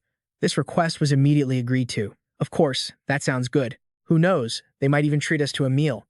It's been days since I've had meat." After confirming the location, Zhao Hai said excitedly, "All right, let's head out." While they were heading toward Chen Luo's base, another person in the car suddenly brought up a matter from before the apocalypse. "Oh yeah, Brother Hai. I remember that before the end, the major shareholder of the Chen Group, young master Chen Luo, wanted 300 million from us as a mortgage for that villa in the estate ahead." After going through the apocalypse, Zhao Hai realized that money was now just waste paper. Since it's like that now, what use does money have? Hearing this, the other guy thought it over and realized he was being a bit nosy. That's true. For all we know, that Chen Luo might already be dead. Standing guard outside the base, Lang Chen watched the incoming motorcade, feeling a secret sense of unease. There are too many of them. If they have bad intentions, our few men at the gate won't stand a chance. "Brother Chen Luo, please send reinforcements. A motorcade is approaching." Chen Luo's cold voice came through the walkie-talkie. "I'll be there right before Zhao Hai's group enters." Chen Luo had already arrived at the gate, standing there like a guardian deity. As soon as he saw his face, Zhao Hai was stunned. "Isn't this kid Chen Luo?" Chen Luo saw Zhao Hai's bewildered expression. "Wait, meeting a debt collector? What is this situation?" Regaining his composure, Zhao Hai stepped forward with a smile. "Brother, I didn't expect to meet under these circumstances. It's fate." Chen Luo immediately put on a smile in return. "I didn't expect to see you here either." Even though he already knew, Zhao Hai still asked to confirm, "Brother, are you in charge here?" Chen Luo didn't hide it and readily admitted, "Yes." Realizing he was the one in charge, Zhao Hai looked delighted and brought up the old debt. "Brother, the 300 million you owe me is overdue. Both principal and interest come to 330 million. It's long past due and you haven't paid. Due to the special situation, I'll waive the breach of contract fees and interest. Pay up now." Looking at Zhao Hai's smug expression, Chen Luo sneered inwardly. "Why does he have the illusion that I'll pay? How naive. Maybe he doesn't know I never short people on money. Actually, I already transferred the funds to your card. Didn't you receive it? It's a pity there's no signal now, or I'd show you the transaction record. But you can't slander me for dodging debt. This display of shamelessness from Chen Luo left Zhao Hai, a veteran of the business world, stunned and speechless. There's a trick like this, too. The henchman behind him couldn't help but roar in anger. You want to pull a stunt with such a large sum of money? Taking advantage of the apocalypse, Chen Luo acted upright and demanded proof. Then you'll have to go to the bank to get evidence that I didn't make the transfer. One who is clear does not speak in riddles. I never intended to pay this money back. I borrowed it based on my own ability. Why should I pay it back? Still, since you helped me before, I'm a man who knows how to repay kindness. I'll give you a ton of rice as a thank you. Hearing that Chen Luo wanted to dismiss him with a ton of rice, Zhao Hai laughed out of sheer anger. Brother, you're being unreasonable. I won't make it hard for you. Just give me some meat and we'll call it even. The world has changed, and so has the price of meat. Let's say half a kilo is 10,000. 100 million is 5 tons of meat, and 300 million is equivalent to 15 tons. Let's settle the debt like that. Jin Dao, seeing an opportunity, also wanted a cut. You see, he has a share. I want 15 tons too. That's not too much, right? If you don't have meat, then hand over the woman beside you to settle the debt. Seeing them pushing their luck and demanding his people, Chen Luo's expression darkened, and he asked coldly, "Don't say I don't have it. Even if I did, if I don't give it to you, what can you do about it?" Seeing Chen Luo's unyielding attitude, Zhao Hai began to hesitate. He noticed Chen Luo's stubbornness. The kid didn't seem afraid of him, escalating things at all. It made sense. If he could handle so many zombies, he definitely relied on his own strength. He shouldn't act rashly. Never mind then, I was mistaken. You really did transfer the money. Jin Dao was shocked to hear him say that. Zhao Hai, are you stupid?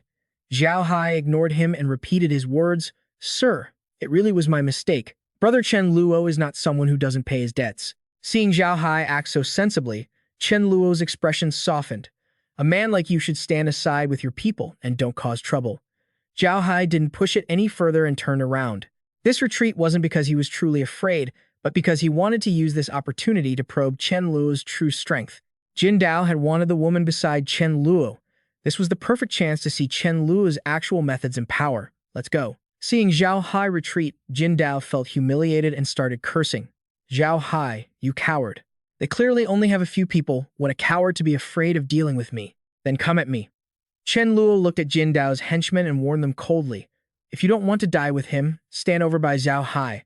I'll give you 10 seconds. Seeing them actually retreat towards Zhao Hai, Jin Dao's face turned black with rage. As he looked at the light radiating from Jin Dao's hands, Chen Luo was surprised. Is he a summoner type awakened with an affinity for the dark element? But unfortunately, the skeletons Jin Dao summoned immediately began acting arrogant. Never seen this before, right? Everyone killed by my bone soldiers goes to hell. Their souls would be devoured and never reincarnate. Chen Luo felt his ears itching from Jin Dao's bluster. A Void Fa Wang specializing in summoning? Who are you trying to scare with such exaggeration? Why don't you just say you're the Fa Wang of hell? Listen up, charge. One enemy killed his 5 points. Capture Jin Dao alive. The one who catches him gets 100 points. Where did that dog come from, barking non-stop? Chen Luo didn't understand what it was saying, so he turned to ask Mei Fan. Mei Fan, what does Fa Wang want to say? Through telepathy, she translated the dog's words for him. Fa Wang says, I've had my eye on the elder position for a long time. Do dogs get points too? If not, I'm suing you for species discrimination. Seeing the dog asking for benefits as soon as it stepped up, Chen Luo's face darkened, a glint of cunning in his eyes. This dog can have whatever it wants. Why does it need points? Fine, if you want them, you can have them. Hearing what he wanted, Fa Wang barked happily. Then I'm charging in. Launching a high-voltage electrical discharge, the dog thought excitedly. 20 points are in the bag. The road to becoming an elder is getting closer. The enemies were launched into the sky by its attack. Screams of agony echoed everywhere. After Fa Wang made his move, Mei Ling signaled the people behind her, wait for the enemy to tire out, then attack. Prepare your spells and prevent them from counterattacking. Understood. Jin Dao was now being overwhelmed by the dog. Seeing its dizzying speed, he began to panic. This dog is amazing. How does it know how to teleport? Chen Luo watched Fa Wang handling everyone alone and smiled faintly. He had originally wanted to train his team members a little. He hadn't expected this dog to ruin the plan. Seeing it charging toward him like a maniac, Jin Dao screamed in fear. Don't come over here. But the pain he anticipated didn't come. Jin Dao hesitantly opened his eyes and saw Fa Wang lifting its leg and taking a leap right at his feet. The dog looked satisfied, secretly thinking, this guy is mine. Don't any of you think about stealing him. As for the other points, don't you run. Chen Luo was so embarrassed by this action he couldn't stand it. Fei Wang, how can you just urinate in public like that? You've made me lose all face. Seeing his henchmen falling one by one, Jin Dao was now scared out of his wits. Don't kill me, big brother. Big brother, please spare me.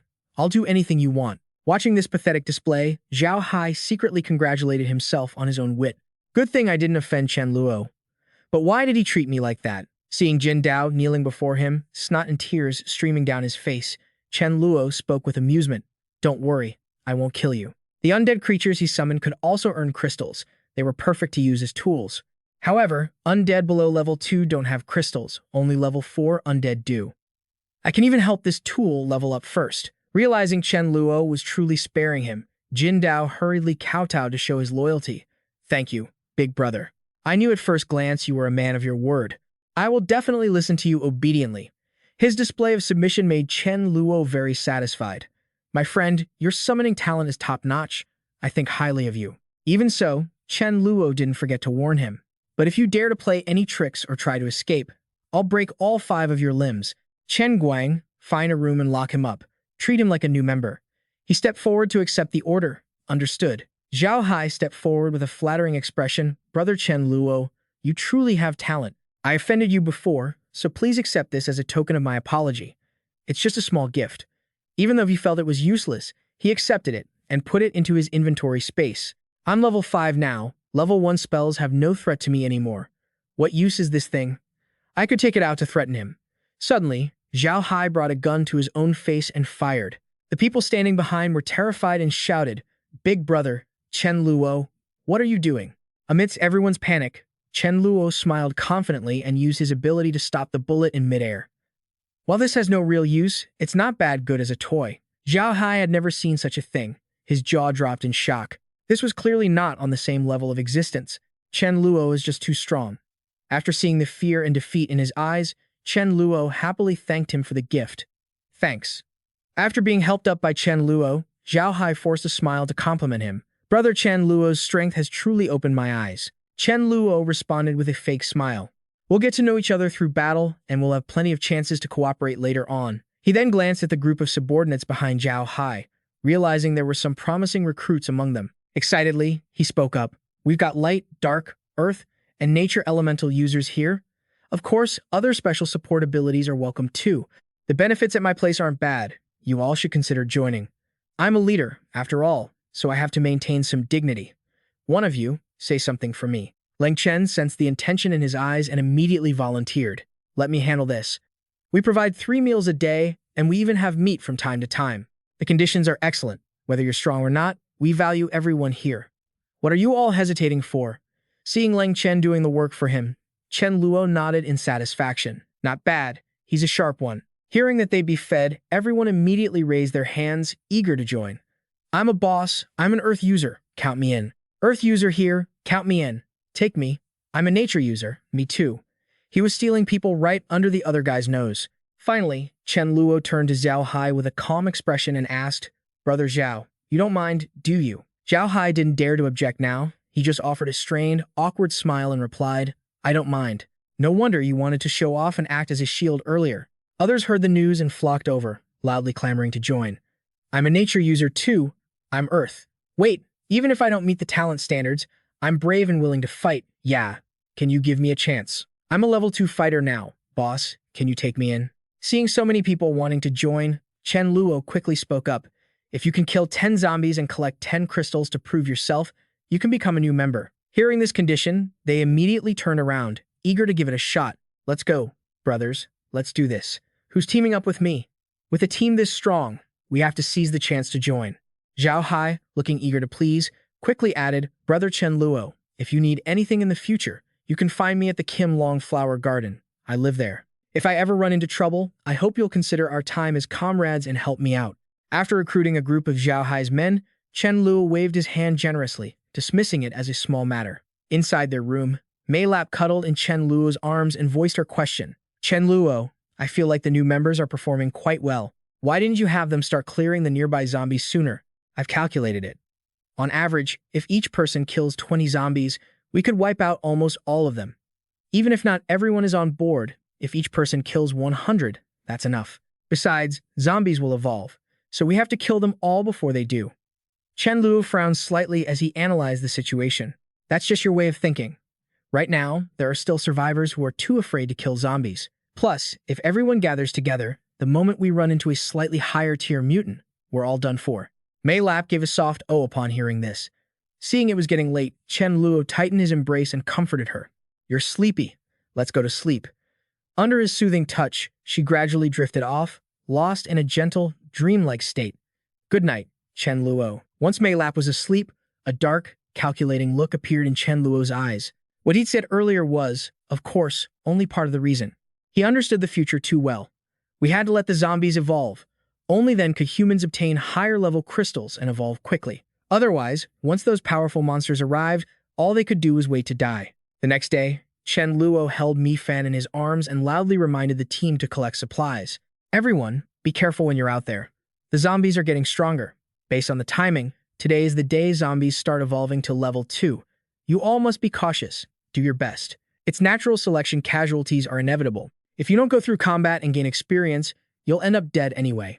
Suddenly, Mi Fan sensed something ominous approaching and immediately warned him. Chen Luo, I have a bad feeling. I feel like Mi Lin is going to get hurt, but it won't be life-threatening. Hearing this, Chen Luo's brows knit together, and a look of worry appeared on his face. Mi Lin, Mei Lap, and Su Dazu were operating together, with Fa Wang acting as their bodyguard. Under normal circumstances, it was impossible for her to get injured. Just injured, not life-threatening? Mi Fan answered softly, confirming it. Even though he knew it wasn't fatal, Chen Luo still felt uneasy. Should I follow them? But he immediately pushed the thought away. No, I can't follow them. If they didn't go through hardship, how could they grow? They would just be like a canary in a cage. Even if she reached the king level in the end, she would never become the elite warrior she was in his past life. Mi Fan truly was amazing. A psychic-type ability user who could sense danger, it was rare, and while it only worked on herself, she could sense danger for others, too, and detect it so early. Hearing Mi Fan's soft, cute meow, a thought struck him. Maybe I should focus on gathering some high-level crystals to strengthen Mi Fan. On the other side, Mi Lin leaned against Su Dazu, looking at the opposite side in surprise, her hands moving constantly. I remember the level 1 zombies from before could be defeated with just one strike. It seems level 2 zombies are indeed a bit tougher. That means the effect of their crystals should be better than the level 1s, too. She then put all her strength into a powerful blast of firepower against the level 2 zombie. Looking at the defeated zombie lying on the ground, she felt satisfied. That was pretty smooth. Su Dazu watched the surroundings vigilantly and spoke in a low voice. I don't think level 2 is that much stronger than level 1. Mei Lap looked at the zombie on the ground, her face full of joy. Looks like we're going to have a full haul today. In the distance, a high-level zombie that had developed its own consciousness watched them from afar, secretly calculating the odds of a counterattack. This group isn't like the others I've eaten. They're quite strong. I'm alone, I can't just rush them. There's meat over there. Come on, let's all eat. Fa Wang sensed the movement and immediately ran toward the zombie pack, barking continuously. There are more over there. Let me take care of them. Mi Lin's group heard the noise and immediately looked in the direction Fa Wang had run. In front of them, a pack of zombies was growling and advancing. Mei Lap looked at the pack of zombies and quickly used her healing and buffing abilities on them. Sister, brother Su Dazu, be careful. Mi Lin's face was stern, her voice calm and reassuring. Don't worry, we'll toy with them. With that, she immediately threw a fireball at the pack. The fireball hit them and exploded instantly. Using the cover of the fire, the two took the chance to turn and run backward. As she ran, Mi Lin spoke to Su Dazu. Stay calm, we'll deal with these zombies ourselves. He laughed loudly and replied, no problem. Just then, that high-level zombie in the distance used its wind ability. Mei Lap felt an obstruction and shouted in a panic. Why is there wind suddenly? What's going on? Mi Lin looked at the wind swirling around the zombies, increasing their speed, and exclaimed in surprise, it's wind. This wind is making them faster. Su Dazu heard this and made a strange guess. Could it be that there's someone at a higher level among these zombies? Realizing running wasn't the answer, Mi Lin stopped and turned to face the horde. We can't keep running. Fight. Su Dazu stopped immediately, his body tense as he stared at the rushing zombies. All right. The two began to coordinate smoothly. I throw the explosives, you hit them with your staff. Just like that, they managed to clear a little space in front of them. From behind, the high-level zombie lunged from a corner, trying to ambush Mei Lap.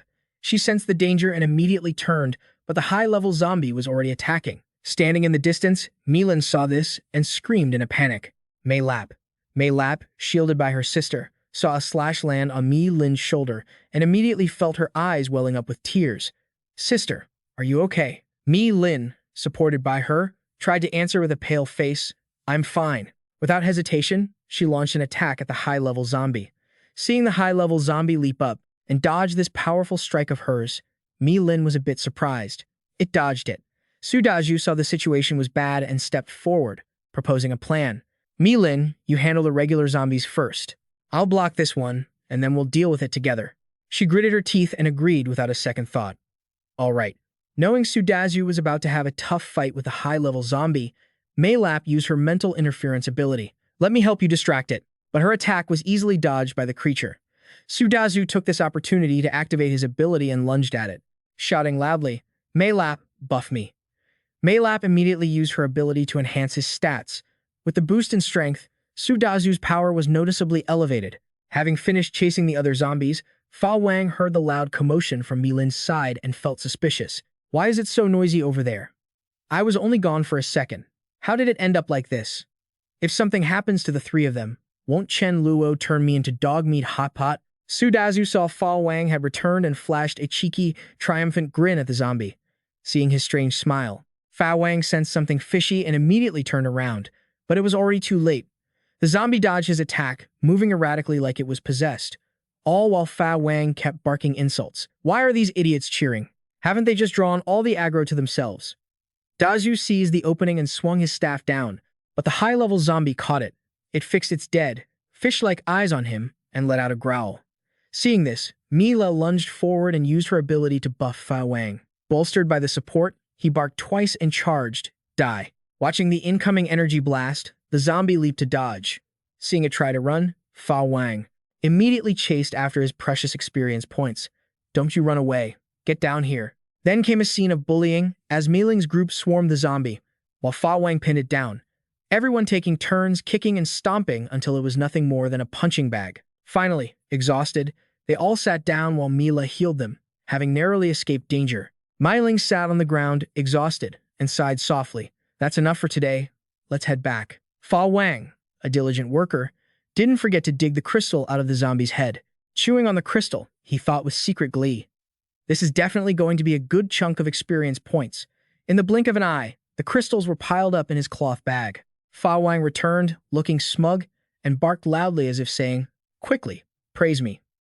My fan understood his intent and translated for Chen Luo. This dog wants me to ask how many experience points this crystal is worth. Holding the pure-looking crystal, he chuckled and gave him the points just as he wanted. A level 4 crystal, really? Fa Wang, listen up, just for this one. I can give you 100 million experience points. Hearing this, Fa Wang's eyes sparkled. All right, no hesitation here. Chen Luo handed the crystal over, wanting Mi Fan to benefit. Mei Fan, you take this. Hurry up and level up to 4. Fa Wang felt unhappy when he saw him feeding it to her. I worked so hard to get this crystal, and you're giving it to that cat? Chen Luo noticed his discontent and gently explained, Fa Wang, if you give me the crystals, I'll give you experience points. That's only fair.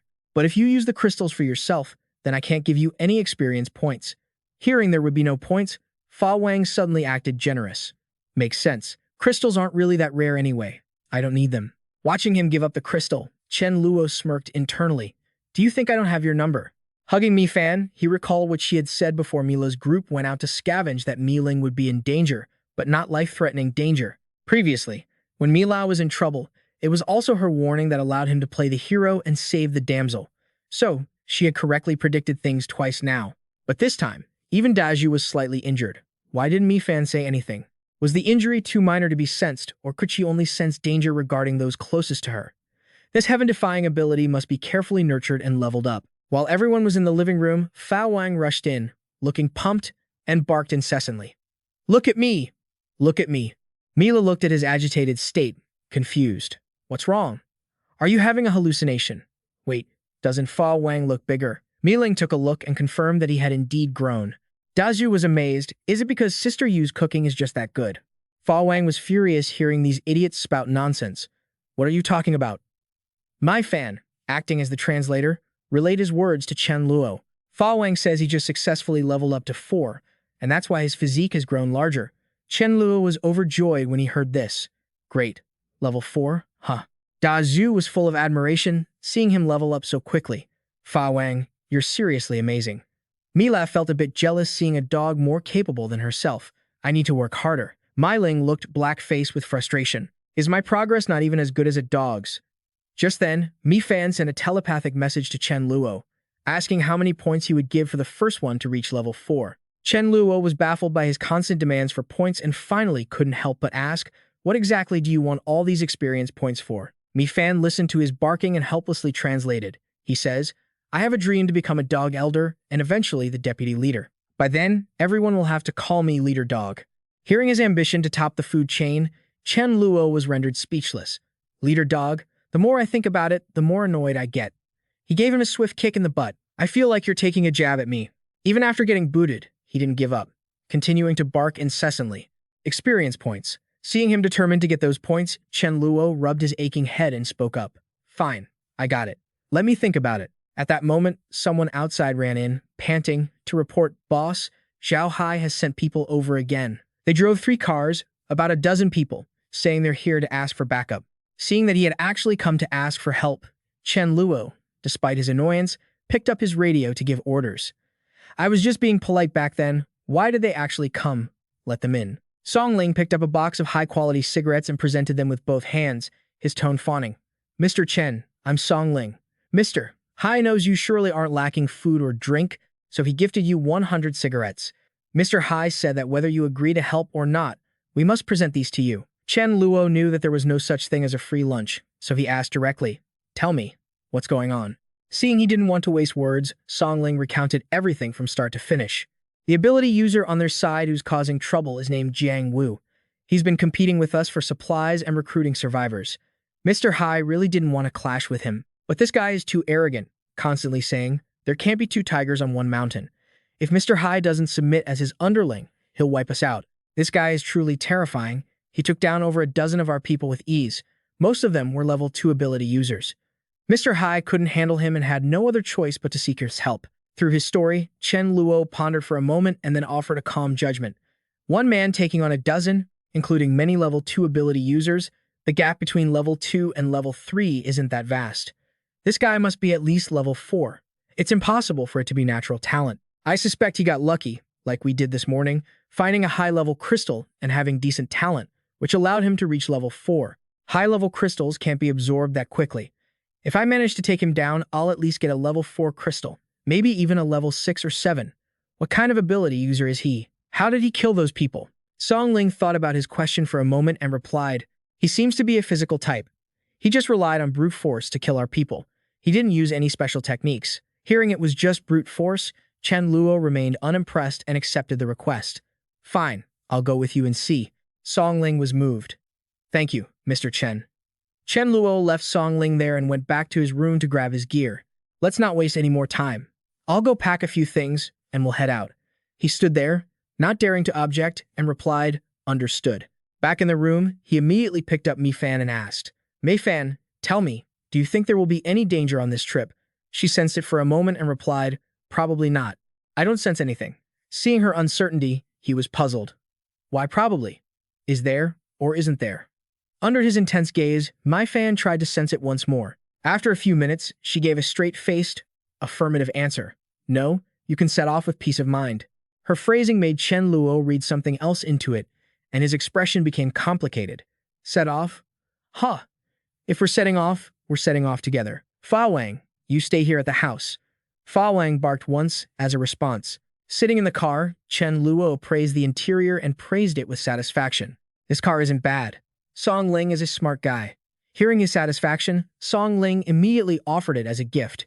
Mr. Chen, whatever you like is yours. When we return, I'll gift this car to you, or you can just drive it away now. Whatever you like over there, just say the word.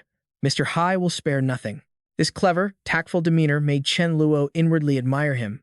Song Ling and Zhao Hai truly knew how to handle people. After a while, they arrived at Zhao Hai's base. His voice rang out with gratitude. Brother Chen, thank you so much for coming here to help. I, Zhao Hai, will keep this kindness in my heart. If you need anything in the future, just command it. That Jiang Wu is truly powerful. Magic seems to do nothing to him. Brother Chen, wait a moment. I'll go gather the men to find Jiang Wu. Chen Luo, hands in his pockets, replied coldly, "Fine." Inside the room, Jiang Wu held a glass of wine and chuckled inwardly. Reading all those novels really paid off.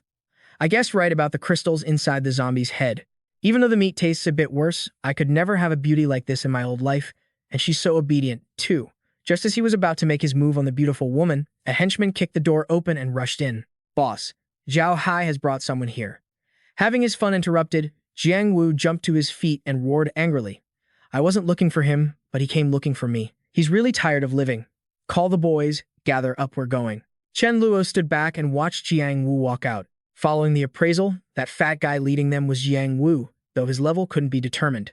As soon as he appeared, Jiang Wu pointed right at him and scolded, "Zhao Hai, I thought you were a man of some standing, which is why I gave you a chance and showed you some respect, but you just don't want it.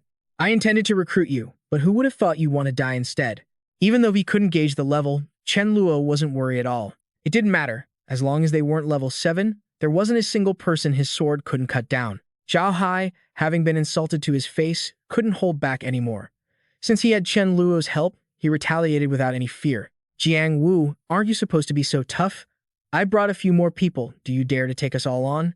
If you can actually handle this, I'll gladly be your underling." Jiang Wu scoffed upon hearing this. "What's there to be afraid of? You said that yourself." Zhao Hai then glanced behind him and shouted, "Who dares to take on Jiang Wu?" Someone tossed over a half-kilo of sausage. At that moment, Chen Luo set Mi Fan down gently and whispered, "Mei Fan, stay here and wait for me. It's time to make a move." Zhao Hai's underlings raised their weapons high and roared, "Jiang Wu, go to hell. Give up your life." Under the collective assault, Jiang Wu, with his iron-like body, stood unscathed and boasted confidently, "Exactly. I wanted to show you all how powerful I am." Chen Luo watched as Jiang Wu was swarmed by the others and sneered to himself. He secretly activated his ability behind his back. This little brat is too naive, he doesn't realize this is the apocalypse. Jiang Wu, appearing slightly exhausted, looked at the dented weapons hitting his body. Seeing this, Chen Luo immediately unleashed 2 sharp streaks of energy, thinking to himself, how could anyone get so strong just by relying on a bit of ability? Looking at the cross-shaped cut on his body, Jiang Wu couldn't believe it and blurted out, This is impossible." The crowd surrounding him stood there in total shock at the sight. Is he dead? What did he just do? Jiang Wu was clearly so strong and terrifying. What kind of power is this? Chen Luo walked over leisurely and began searching Jiang Wu's body as if looking for something. Why isn't it here? Where did this guy hide the crystal? Did he hide it in the bedroom? No, I'm certain he has a precious high-level crystal on him. He would definitely keep it close. Song Ling saw him fumbling around and walked over to ask, "What are you looking for?" "I have experience hiding things. Let me help you." If it's not in his pockets, maybe it's hidden. Chen Luo watched as Song Ling reached into Jiang Wu's pants, his face turning pale.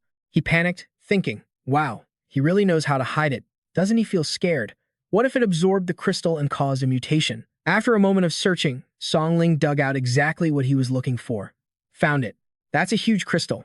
Chen Luo held out his hand. Song Ling understood and immediately placed the crystal in his palm.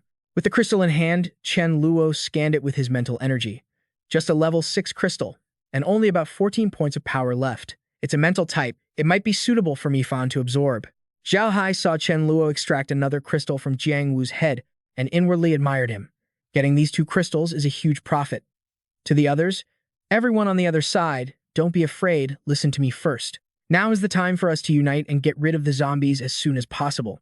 I, Zhao Hai, guarantee that if you follow me, I won't let you suffer any losses. Whoever agrees to join, come over here. Having secured the 2 crystals, Chen Luo immediately wanted to leave. I won't bother you with your recruiting anymore. My home can't be left unattended. I'm heading out. Seeing him leave, Zhao Hai didn't try to stop him, his voice filled with gratitude. Brother Chen, thank you so much again. You visited my place, so if you need any help next time, just come by. Do you need me to send people to escort you back? Chen Luo declined his offer but didn't hold back when it came to the car. No need. However, that yellow Bentley, I won't be polite then. Zhao Hai didn't think twice and generously handed over the keys. Brother Chen, if you like it, just drive it. If I find any better cars, I'll definitely bring them to you. Watching the car drive away, Zhao Hai whispered to Song Ling, getting to know someone of such caliber has many benefits. Pass the word down. From now on, if our people run into Chen Luo, they must be respectful. At critical moments, it might just save their lives. He nodded firmly and replied, understood, I know what to do. In the car, watching Mei Fan intensely focus on a movie, Chen Luo asked curiously, "Is this movie that good?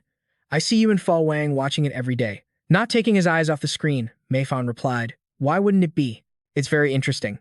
On the screen, a Taoist priest was fortune-telling for the protagonist. "My friend, I see you have a streak of bad luck recently." Mei Fan looked at the Taoist priest in the movie, admiring him for predicting that just by muttering a bit. "This guy is even more impressive than me." Chen Luo, seeing how naive it was, chuckled. "That Taoist fortune-telling is just acting. While your predictions are real, they can't be compared." Mei Fan, hearing this, meowed and mimicked the pose from the movie. "Then I'll learn from him. I'll cast a fortune for mailing." Watching it try to form signs with its tiny paws, Chen Luo found it absolutely adorable. It's so magical, though. Could it be influenced by the TV show? Does it actually know how to tell fortunes? Suddenly, Mei Fan's expression soured, and it cried out in alarm. "I see that Mei Ling has a streak of bad luck." Chen Luo was so shocked by the news that he slammed on the brakes, asking as if he couldn't believe his ears, "Is that for real?" A flicker of panic crossed his eyes as he asked again, "Is it really bad luck?" "Don't scare me." Mei Fan looked at the expression on his face and replied in a definitive tone, "It really is bad luck. I'm not scaring you." Chen Luo immediately floored the accelerator, cursing under his breath. "Then I have to get back as soon as possible. What on earth is going on?" Under Chen Luo's questioning gaze, the battered-looking Xu Yun and the others avoided his eyes as they recounted what happened. "When we went to the People's Park to train, we encountered a beehive that was swarming with over 2,000 of them. They weren't easy to deal with, so it seems like we need to clear out this villa area a bit too." Seeing her approach, Chen Luo asked worriedly, "Meila, how are you? Are you hurt?" She touched his arm gently and whispered to reassure him, "We're fine." It was then that Chen Luo remembered Mei Ling and asked, "Where's your sister? How is she?" When Meila mentioned her, she hesitated, wanting to say something but stopping. "My sister is fine. There's no major issue. It's just that she got stung in that spot. It swelled up, so she went back to her room." Chen Luo was confused. "What spot?" Meila suppressed her embarrassment and pointed to her chest. "Right there." Chen Luo paused. "Chest? Wait, you mean the bad luck you talked about?" Mei Fan was the chest. Mei Fan, lying in his arms, laughed and meowed. "Right, that's what I meant." 5:30 p.m. On the street, a boy hugged a man and wept bitterly. Brother, please don't die." The man tried his best to give his final instructions. "Listen, I've observed this. You should join the base in the villa area ahead. It's very safe there, and you don't need to worry about people around you turning on you." But the boy didn't want to hear it, sobbing, "You're the only family I have left. If I'm going to join, we have to go together." The man could feel his life slipping away, his eyes filled with lingering attachment as he said softly, "I can't make it. The requirement is to have 3 crystals to join. We're 1 short. After I die, take my crystal, and you'll have enough." Watching his brother die in his arms, the boy was nearly destroyed by grief and wailing. As he passed away, the man didn't forget to repeat the instruction.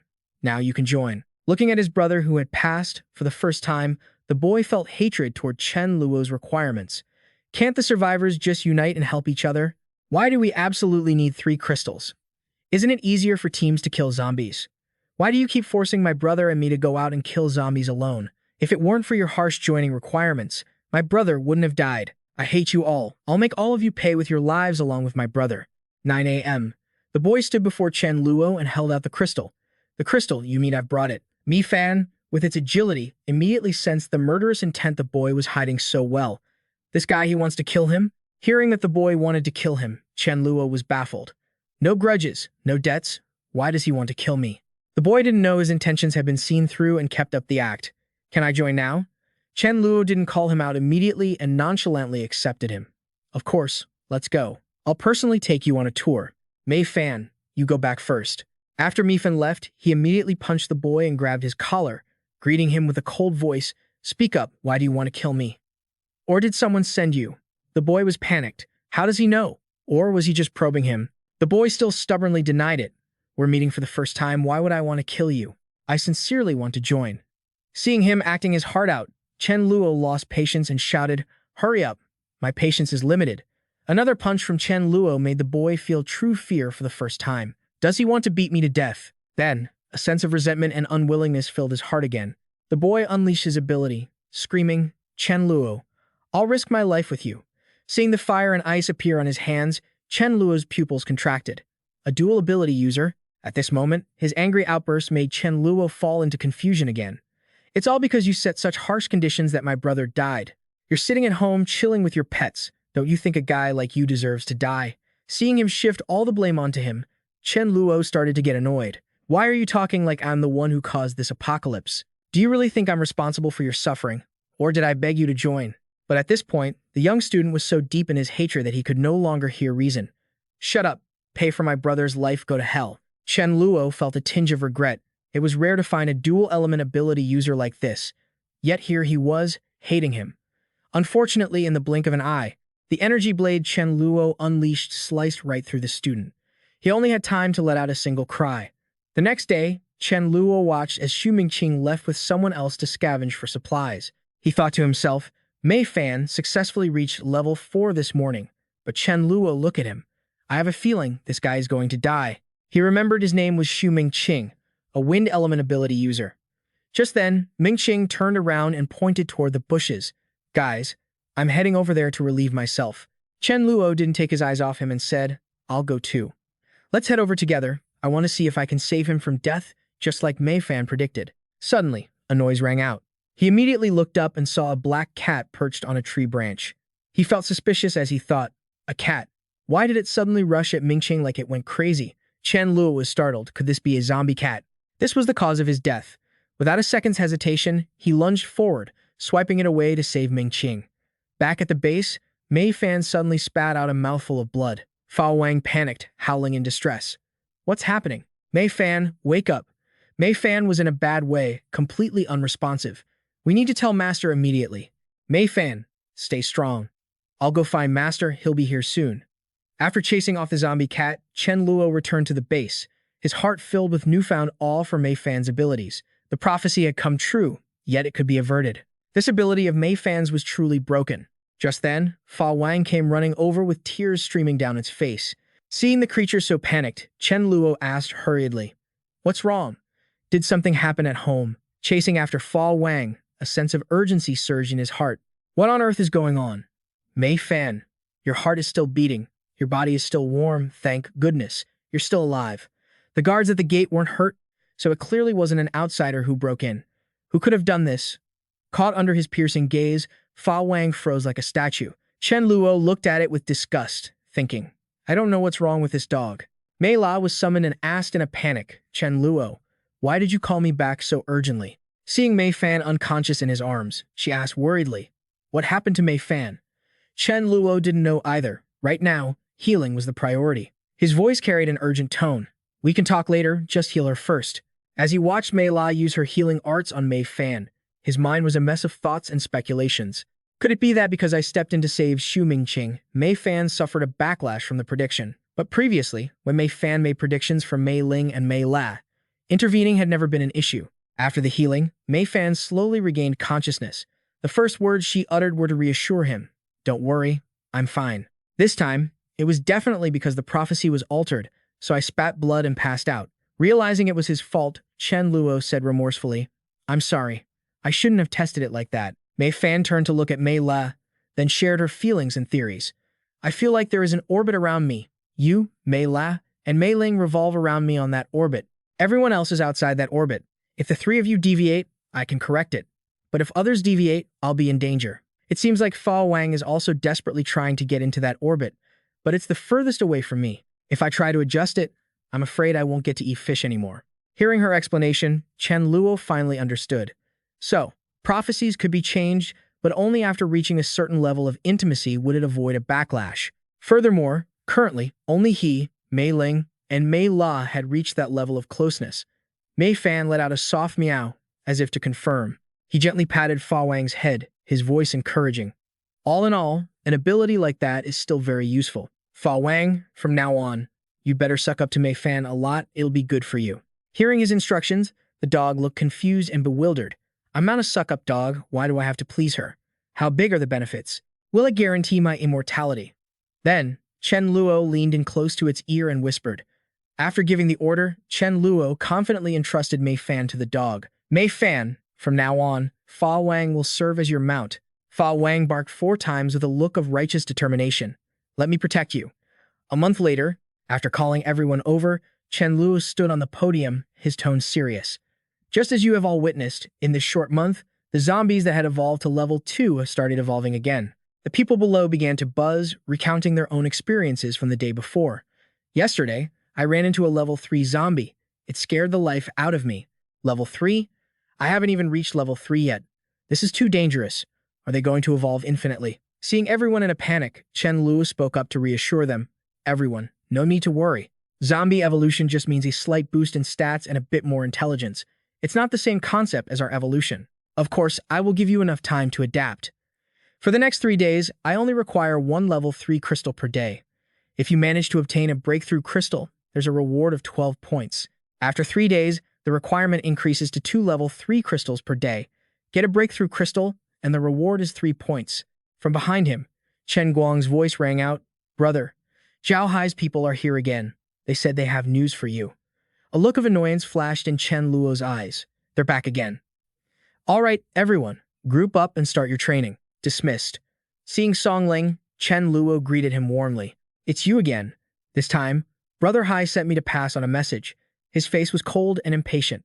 Seeing this, Song Ling didn't beat around the bush and got straight to the point. Someone is organizing a trade fair and charging entry fees on Route 999. I heard that everyone in the area is gathering to discuss how to overcome these hard times. It's scheduled for the morning after tomorrow. Brother Hai wants to know if you're planning to go. He told me to ask you. Chen Luo rubbed his chin, recalling the trade fair from his past life. He did have some impression of it, but he hadn't attended in his previous life. This time, however, he had been reborn. His goal was to find and recruit elites to build a powerful collective and to survive this nightmare of an apocalypse together. Isn't a networking event like this perfect for making connections? 2 days later, a green-haired guy led 3 girls over, looking quite sycophantic. Are you guys here to have some fun? Do you want to play? Our place has all kinds of options, and the prices are very reasonable. 5 kilograms of rice or a level 2 crystal will do. Chen Luo's face darkened, his eyes filled with murderous intent as he looked at the guy called Jiang Tu. He's already in this state and still wants to leech off women. And I'm supposed to be one of the good guys. Zhao Hai saw that his expression was sour and immediately shouted, "Get lost." Entering the fair, the sight of people bustling about came into view. Wine was being poured into trays and displayed on the counters. A group of people gathered at a stall, and the manager's voice rang out, "Brothers, we don't need this many people at our stall. Now, split into 2 groups. One group will be in charge of the stall, the other will patrol the surrounding area. Rotate shifts." Everyone shouted in unison. Understood. Chen Luo held a sign and instructed his group. Later, if you like something, buy it. If you want to play, go play. If you see anything interesting, let me know. Chen Guang, Fang Yu, Xia Haoren, Dai Zhu, the 4 of you come with me. The 4 of them received the order and shouted, "Understood." The sign he was holding read in true, high-class nouveau riche style. Wanted, high-level spirit stones. Don't worry, I have the money. I'm only afraid you don't have the goods. Level 3 ability users or those with special abilities only. Just then, a few people approached from a distance. Seeing the crowd, they looked suspicious. With this many people gathered here, it must be something good. Let's go check it out. Suddenly, a hand threw those blocking the path into the air, followed by a roar, "Get out of the way." Chen Luo looked at the person approaching and immediately recognized him. Isn't this Brother Long? That chicken wasn't that the one Xia Haoren begged so hard for back then? It hasn't been eaten yet? Liu Mingliang looked indifferent, his eyes provocative as he looked at Jiang Long. "Jiang Long, how much of my brother's money has this chicken burned? Do you think I'm easy to bully? 50 kilograms of rice, not a gram more. Otherwise, let's find a place to settle this." Hearing that number, Jiang Long's voice turned frantic as he begged, "Don't do this, Brother Zhou. Why don't we negotiate?" Chen Luo stepped forward and spoke up. "If he doesn't want it, sell it to me. I'm offering 20 level 2 crystals for that chicken. I want it." This arrogant tone of his immediately infuriated Liu Mingliang, trying to stir up trouble. "This chicken is only for sale to me, you little punk." Before his fist could even touch him, Xia Haoren used one punch to send him flying. Getting hit, he clutched his face, screaming in anger and demanding a fight. "If you don't want to die, get out of my way. I, Liu Mingliang, am the one who bullies others. You dare to make a move? Let's see how I handle you." Xia Haoren clapped his hands together, charging into the fray. "Boss, let me handle it," Chen Luo said calmly. With his movements, he feared that if Jiang Long's group got in his way, they'd end up with their guts spilled. Xia Haoren lunged toward Mingliang's group with terrifying speed. They were stunned, and without a hint of mercy, he landed a punch on the nearest guy, a blow so heavy it almost shattered his internal organs. Seeing him take someone out with just one strike, the others screamed in sheer panic. That guy is a physical type. Don't let him get close. Get away. They were met with Xia Haoran's ruthless fists. Another guy took a punch so hard he spat blood and shrieked in agony. As Xia Haoran dominated the field, the rest of the group panicked and scrambled to flee. He's too strong. We can't beat him. Give it up. Spare us. Run. Hurry up. Jiang Long watched as Chen Haoran took them all on by himself, stunned beyond belief. His guts were churning with dread.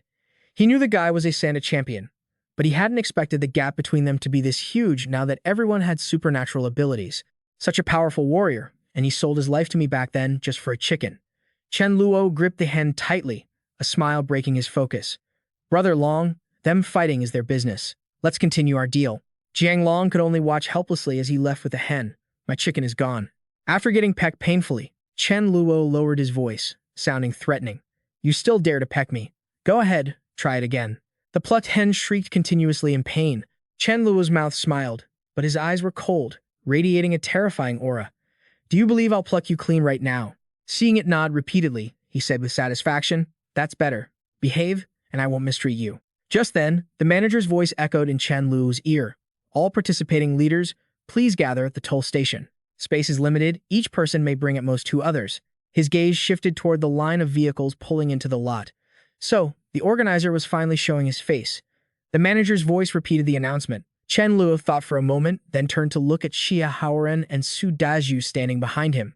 Xia Haoran, Su Dazhu, you two come with me. The others were left to move freely. Looking down from above, the stadium in the center was already packed. Sunlight streamed down, creating a warm, peaceful feeling as if it weren't the apocalypse. From a distance, Zhao Hai waved at him. Brother Chen, over here. Watching Yi Gaofei approach with an arrogant air, Zhao Hai whispered into his ear, so he's the one organizing this. Brother Chen, this guy is Yi Gaofei, the heir to the Yi Corporation. They handle international trade. I hear this guy is ruthless. Chen Luo just glanced at Ye Gaofei and shifted his gaze. Ye Gaofei wasn't the point. The person next to him was. Long Wu, a metal-type ability user, capable of shifting into various forms to serve as weapons for others. In his previous life, aside from Mei Ling and Mei La, he was also a Fa Wang tier fighter. If I could get him, I wonder if I'd turn him into a sword or a staff. Yi Gaofei's voice rang out, commanding everyone's attention. I am very happy you all came to this trading assembly that I organized. My name is Ye Gaofei. Currently, my base has 1,252 survivors. 812 are Tier 2, 56 are Tier 3, and 3 are Tier 4. Hearing this, Chen Luo paused. 3 Tier 4s? Even at Tier 4 himself, he wasn't far ahead of these 4. This kid is actually pretty impressive. He's hoarding most of the high-level crystals. Under everyone's intense gaze, Yi Gaofei confidently continued. I'd like to share some good news. First, once you reach Tier 4, you no longer need to fear the water contamination issue. Even a Tier 3 physical type can handle it. Water is the source of life, and this means we can survive. Having experienced his previous life, Chen Luo knew what he said was true, but he knew even better what the consequences would be. It was true, but unfortunately, the contaminated water would permanently stunt human potential. Whoever drank it was out of luck. Just then, Ye Gaofei pulled a red crystal from his pocket. Second, this is the secret of the crystals. Chen Luo studied the crystal in his hand. Tier 6 crystal, the level is a bit low. Yi Gaofei continued to brag with absolute confidence. I believe many of you here have used Tier 2 crystals. They are far more effective than Tier 1. The one in my hand is even higher grade than a Tier 2. The exact level is currently unknown, but the reason my people can reach Tier 4 so quickly is because they use these high-level crystals. Hearing its benefits, Zhao Hai's expression shifted immediately. He turned to look at Chen Luo, assuming he knew what he was thinking. So, the reason Chen Luo is so talented must be because he's been using high-level crystals. On the stage, Yi Gaofei was still going on and on about his crystals, linking them to the user's absorption rate and using experiments to speculate on growth speeds. This sudden kindness from Ye Gaofei made Chen Luo suspicious. Why would he be so generous as to reveal such information? What was his real motive? Yi Gaofei put on a righteous, saintly facade to explain why he was sharing the info. Everyone, I am sharing this news because I cannot bear to watch everyone slaughter each other anymore. One person's strength is rarely enough to survive in this world.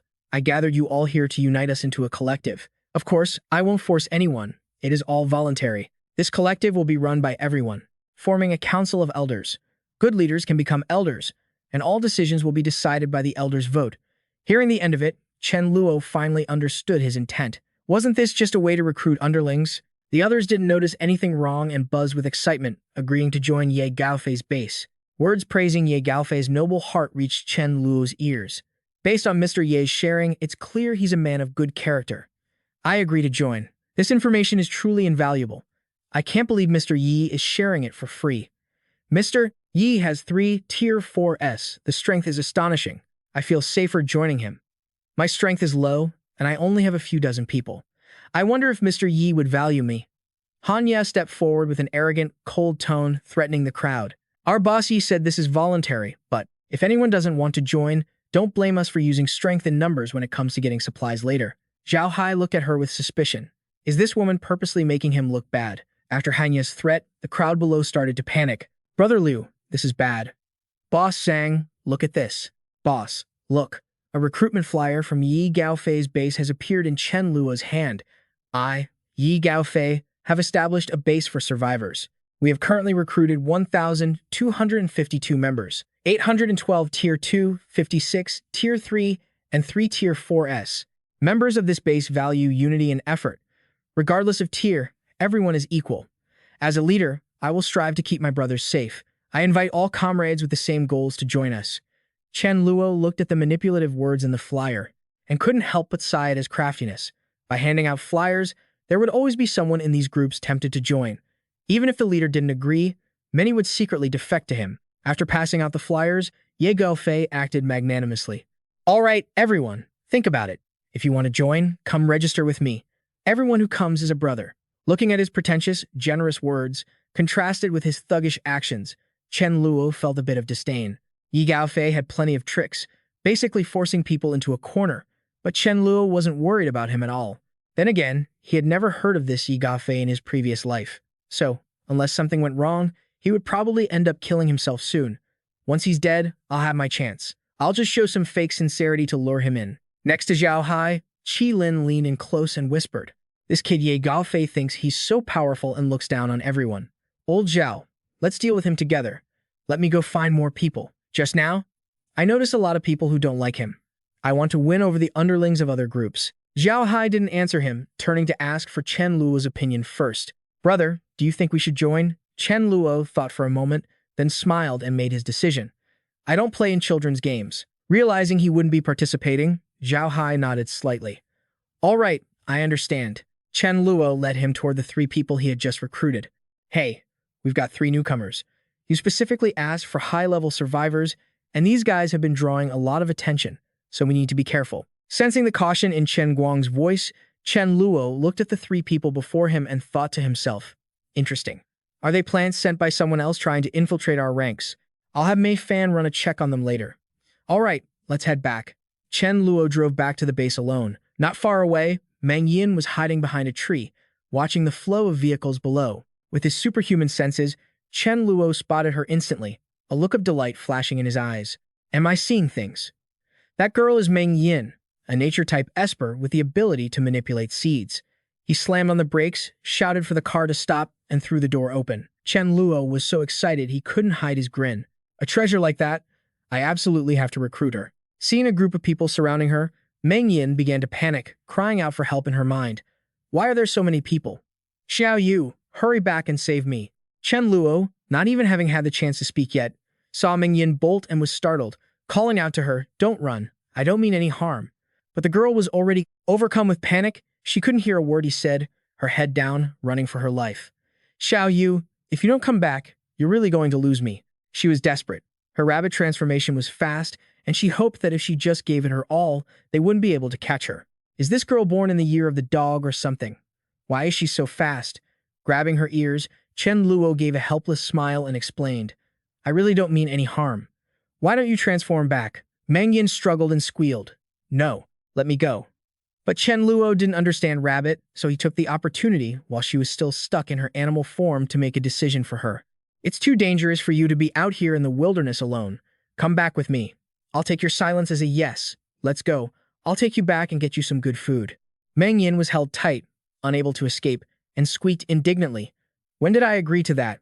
When they reached the base, Mi Lei saw the two things in his hands and asked curiously, "Where did you get a rabbit and a chicken?" He chuckled and teased, "Just found them on the road."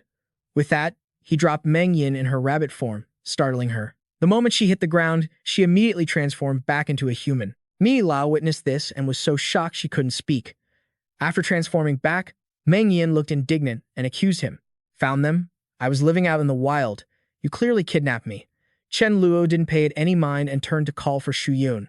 "Shu Yun, come here for a second. Take this girl and get her something good to eat." Even now, she was still playing tough, replying, "Even if I, Meng Yin, starve to death, I won't eat your food." Seeing her stubbornness, Chen Luo smiled and teased, "Why are girls so fierce when they talk? I recall someone just said, 'Even if I, Meng Yin, starve to death, I won't eat your food,' didn't they?"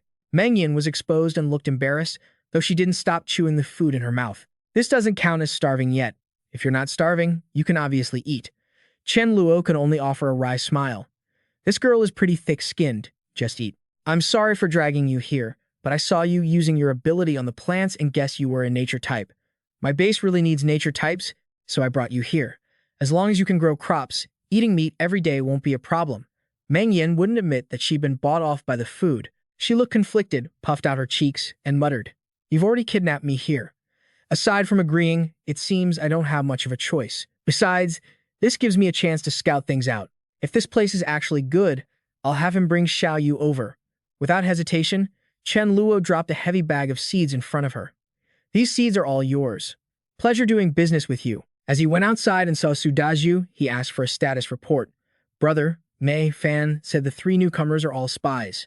Emerging from outside, radiating killing intent, he replied, "They've already spilled everything after Xiao Yu and I worked them over.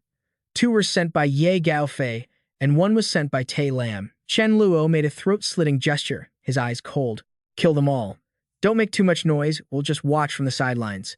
Just then, Song Ling walked up to report, "Brother Chen Luo, I'm sorry to bother you again." Tai Lam suddenly sent an invitation, asking Brother Hai to come to his place to discuss how to deal with Ye Gaofei. A flicker of surprise crossed Chen Luo's face. In such a rush to take on Ye Gaofei? He scratched his head and replied, "Exactly. Plus, Tai Lam has looked for Brother Hai several times now and even wants you to go along.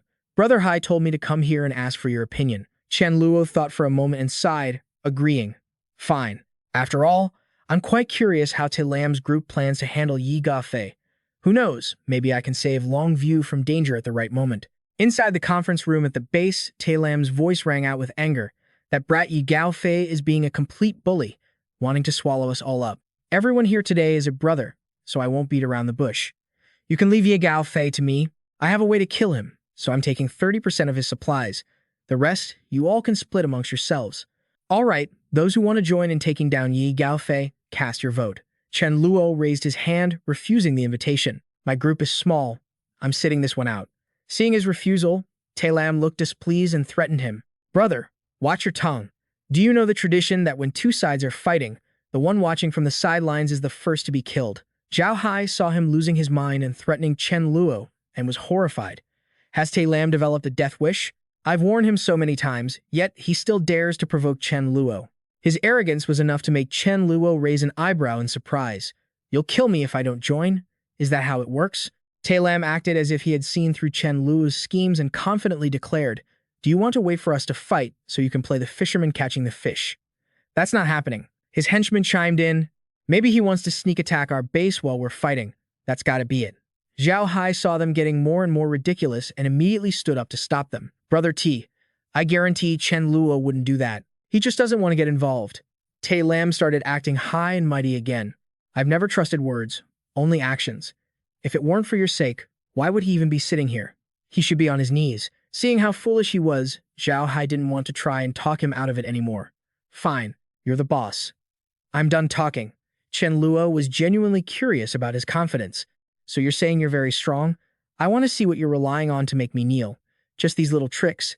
Tai Lam, as if prepared, looked at him with a calm, confident expression. "I can tell you've got some skills.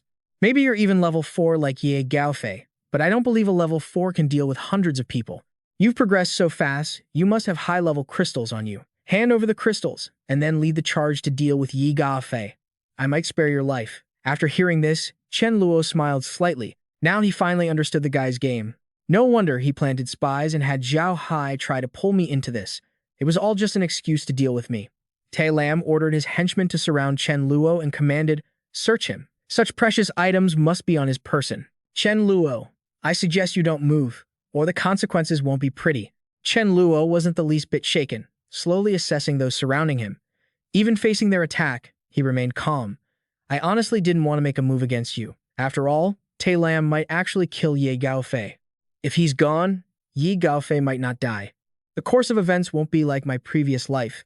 It's a shame you're forcing my hand." Seeing him appear behind him in a blink, Tai Lam turned around in horror. "How did he get here?" "Chen Luo, you dare to kill." Before he could finish, Chen Luo slapped him so hard the sound echoed loudly, leaving his left cheek swollen. "Enough talk. I'll ask you again. How exactly do you plan to kill Ye Gaofei?" Having been slapped, the arrogant and stubborn man refused to bow his head, snapping back. "If you've got the guts, kill me. Even if you kill me, don't dream of walking out of my base alive." His henchmen saw him get slapped and puffed out their chests. "You dare lay a hand on our boss. I think you've got a death wish. Let our boss go, and maybe we'll let you leave." Being threatened once more made Chen Luo's already foul mood even darker. He raised his hand slightly, his voice ice cold. "I hate threats more than anything." The henchmen were starting to get scared. "Chen Luo, what are you doing? Don't do anything stupid. You want to die, is that it? If you want to keep the underlings in line, you have to start with the ringleader." So, without hesitation, Chen Luo slapped Tai Lam across the face again. Seeing their boss getting slapped repeatedly, the henchmen were terrified and furious. "Chen Luo, you want to die? Boss, stop. Hurry, stop." After slapping him about 10 times, Chen Luo stopped, his expression dark as he asked again, "Are you going to talk?" But even though Tai Lam had been beaten until his head looked like a pig's, he still refused to speak. "I've been out there in the trenches since I was 13. There's nothing I haven't been through. Haven't you eaten yet? Just kill me then. Let's die together." Seeing him still refuse to yield, he tightened his grip around the man's throat. He was quite tough and had some guts. But what a shame why be so reckless as to mess with him. Seeing that Ling Qi had met his end, the henchman rushed forward in a rage, ready to fight Chen Luo to the death. "Boss, let's charge. Kill him and avenge our boss." After dealing with him, Chen Luo thought with annoyance, "What a hassle. Does killing Ye Gaofei really require me to do it myself?" A one-sided massacre followed, with screams echoing like a bloody symphony. Is he even human? One person hunting down hundreds? Is he really only level 4? The gap is just too huge. Zhao Hai held his forehead, muttering in frustration. "I knew it would be like this." The remaining thugs ran for their lives, terrified that they would be the next to meet their maker. After taking out half of them, Chen Luo still didn't feel satisfied. Killing them alone isn't enough. "There are too many of you. I can't catch you all." His expression was calm as he turned to reassure the others in the room. "Bosses, don't be afraid. I don't kill those who are just watching. As long as you don't provoke me, I never start trouble. Besides, I'm not like that Ye Gaofei guy, coveting your subordinates.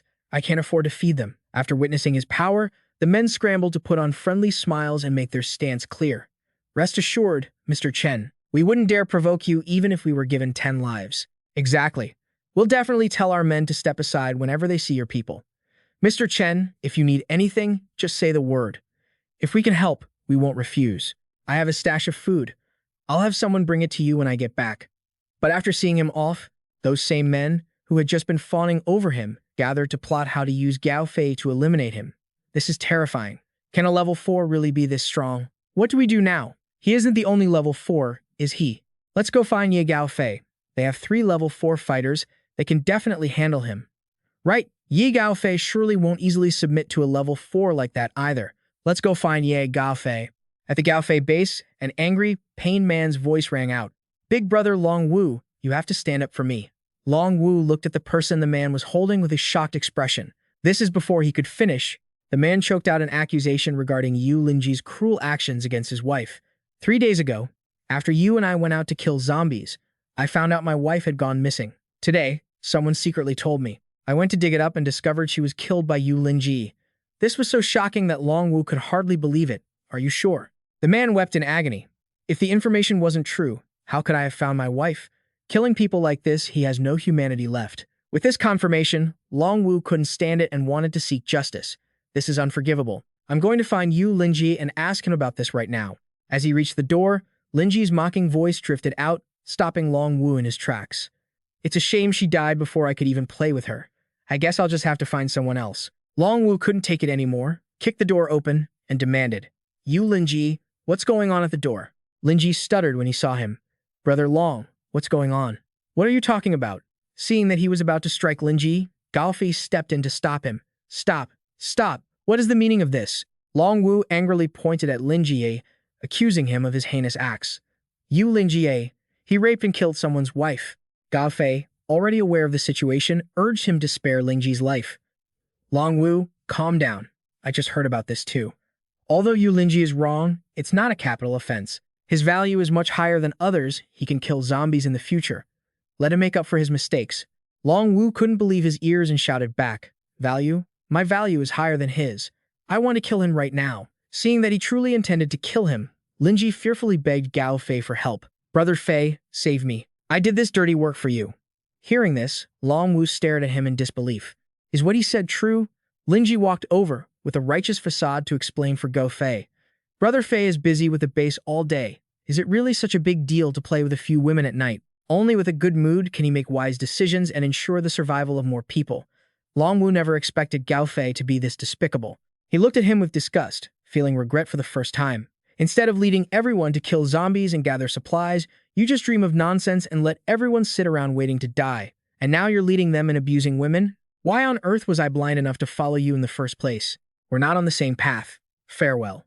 Seeing that Long Wu wanted to leave, Lin Ji immediately came up with a plan to eliminate him. "Brother Ye, make your move. Long Wu is a future threat. What if he tells people about your business?" Gao Fei wanted to, but he couldn't do it right now. How could he strike in front of everyone? Plus, there were many in the base who were close to Long Wu. He couldn't ask them to turn on him. How about this? Tell everyone that Long Wu was bullying women and acting without humanity. I'll spare his life out of consideration for his past contributions and let him leave the base with his brothers. Understanding the hidden meaning, Linji replied with glee, "Got it. I understand." By then, Long Wu had led his group away from the Gao Fei base, self-reproachful of his own naivety. "I was too innocent. Wanting everyone to kill zombies together isn't as simple as I thought. But where do I go from here?" Just then, a group of people arrived, shouting through a megaphone to see Gao Fei. "We're here to surrender. We want to see Ye Gao Fei." "Right, there's a guy named Chen Luo who's gathering others to attack you. We have information. Let us in." After leveling up, Xia Haoran immediately ran to Chen Luo to report, "Boss, I've evolved to level 4. Hearing this, Chen Luo looked satisfied and patted Xia Haoran's shoulder. "Not bad. Once the physical body reaches level 4, the crystals don't just release energy to strengthen your body. This kind of physical energy can be refined and controlled." He stared blankly at him, not understanding a word.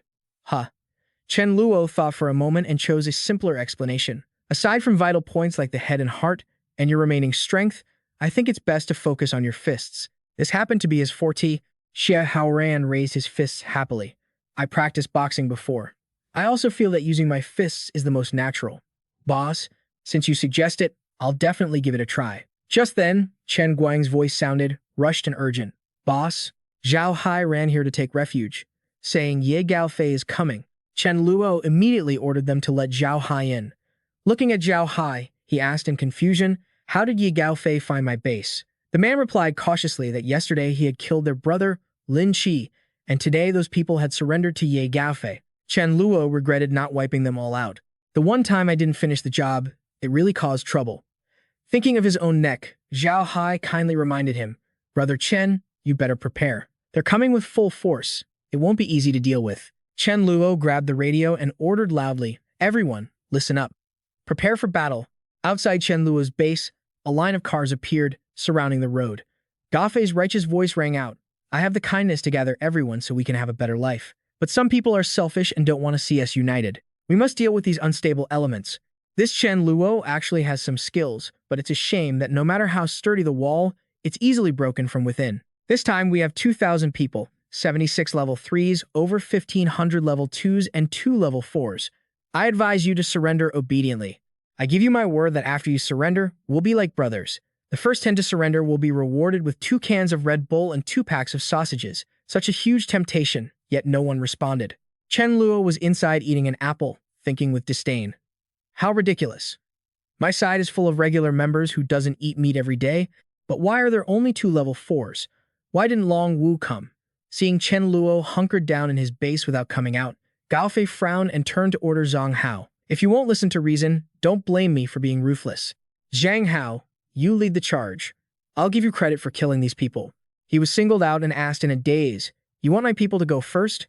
Hanya noticed the hesitation in his eyes, frowned, and said coldly, "What? You don't want to?" Zhang Hao wasn't a fool, he refused. "Even if I agree, my subordinates won't. Everyone knows being the vanguard is a death sentence. They won't listen to this order. Don't overestimate me." Seeing he couldn't count on him, Gao Fei shifted his gaze to others. "How cowardly. I have 2,000 people, yet I can't even find a vanguard." Chen Luo sat high above, looking down at the scene below with a mocking laugh. Did they really send this bunch of monkeys to make a fool of themselves? Are they actually going to fight, or what? Bored, he tossed the apple core he'd gnawed to the bone down at them. Seeing the apple core drop, Yi Gaofei's group shrieked in terror as if they'd seen a ghost. What does this mean? A hidden weapon? A fruit pit? No way. Where would they find fresh fruit pits like this? Seeing how cowardly his group was, jumping at just an apple core, Yi Gaofei looked at them with disgust. Then, he set his sights on Hanya, his admirer.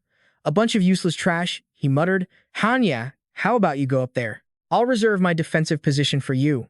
These level 3 guys can't hurt you anyway. If this keeps up, I'm going to lose all my authority. You're the one I trust most. You'll help me, right?" Mesmerized by him, Hanya didn't hesitate to charge. "Everyone, with me.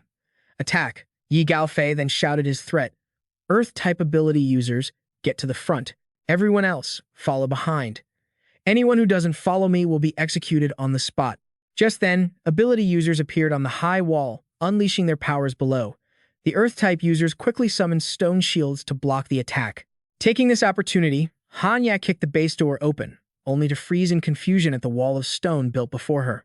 What is this for? At that very moment, Mei Ling's group leaped down from above, surrounding Hanya. She immediately pulled a bystander in front of her to block a fireball coming from Mei Ling. The fireball exploded, blasting the intruders away. Coughing up blood, Hanya realized in terror. These are level 4s. They wouldn't have this much destructive power otherwise. Chen Luo, who was watching the show, paused for a second when he saw the Fei Wang, his dog, getting ready to jump out.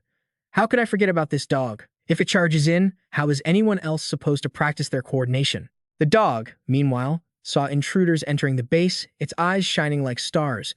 All it could think about was one thing: my points. Kill the leader and I can win a ton of points and a level 4 crystal. Wouldn't that be great? Yi Gaofei watched as the dog leaped down from above and froze in fear. A flying dog? Just as it was about to reach him, Yi Gaofei's subordinate stepped in to protect him, only to be sent flying by a thunder-infused punch from the dog. Another person was struck by lightning, his head melting like candle wax. The air was filled with constant, agonizing screams. Seeing this horrific scene, Yi Gaofei was paralyzed with terror. This power, it seems even stronger than my own ability. After taking care of the small fry, the dog immediately appeared in front of Yi Gaofei, gathering energy for a strike.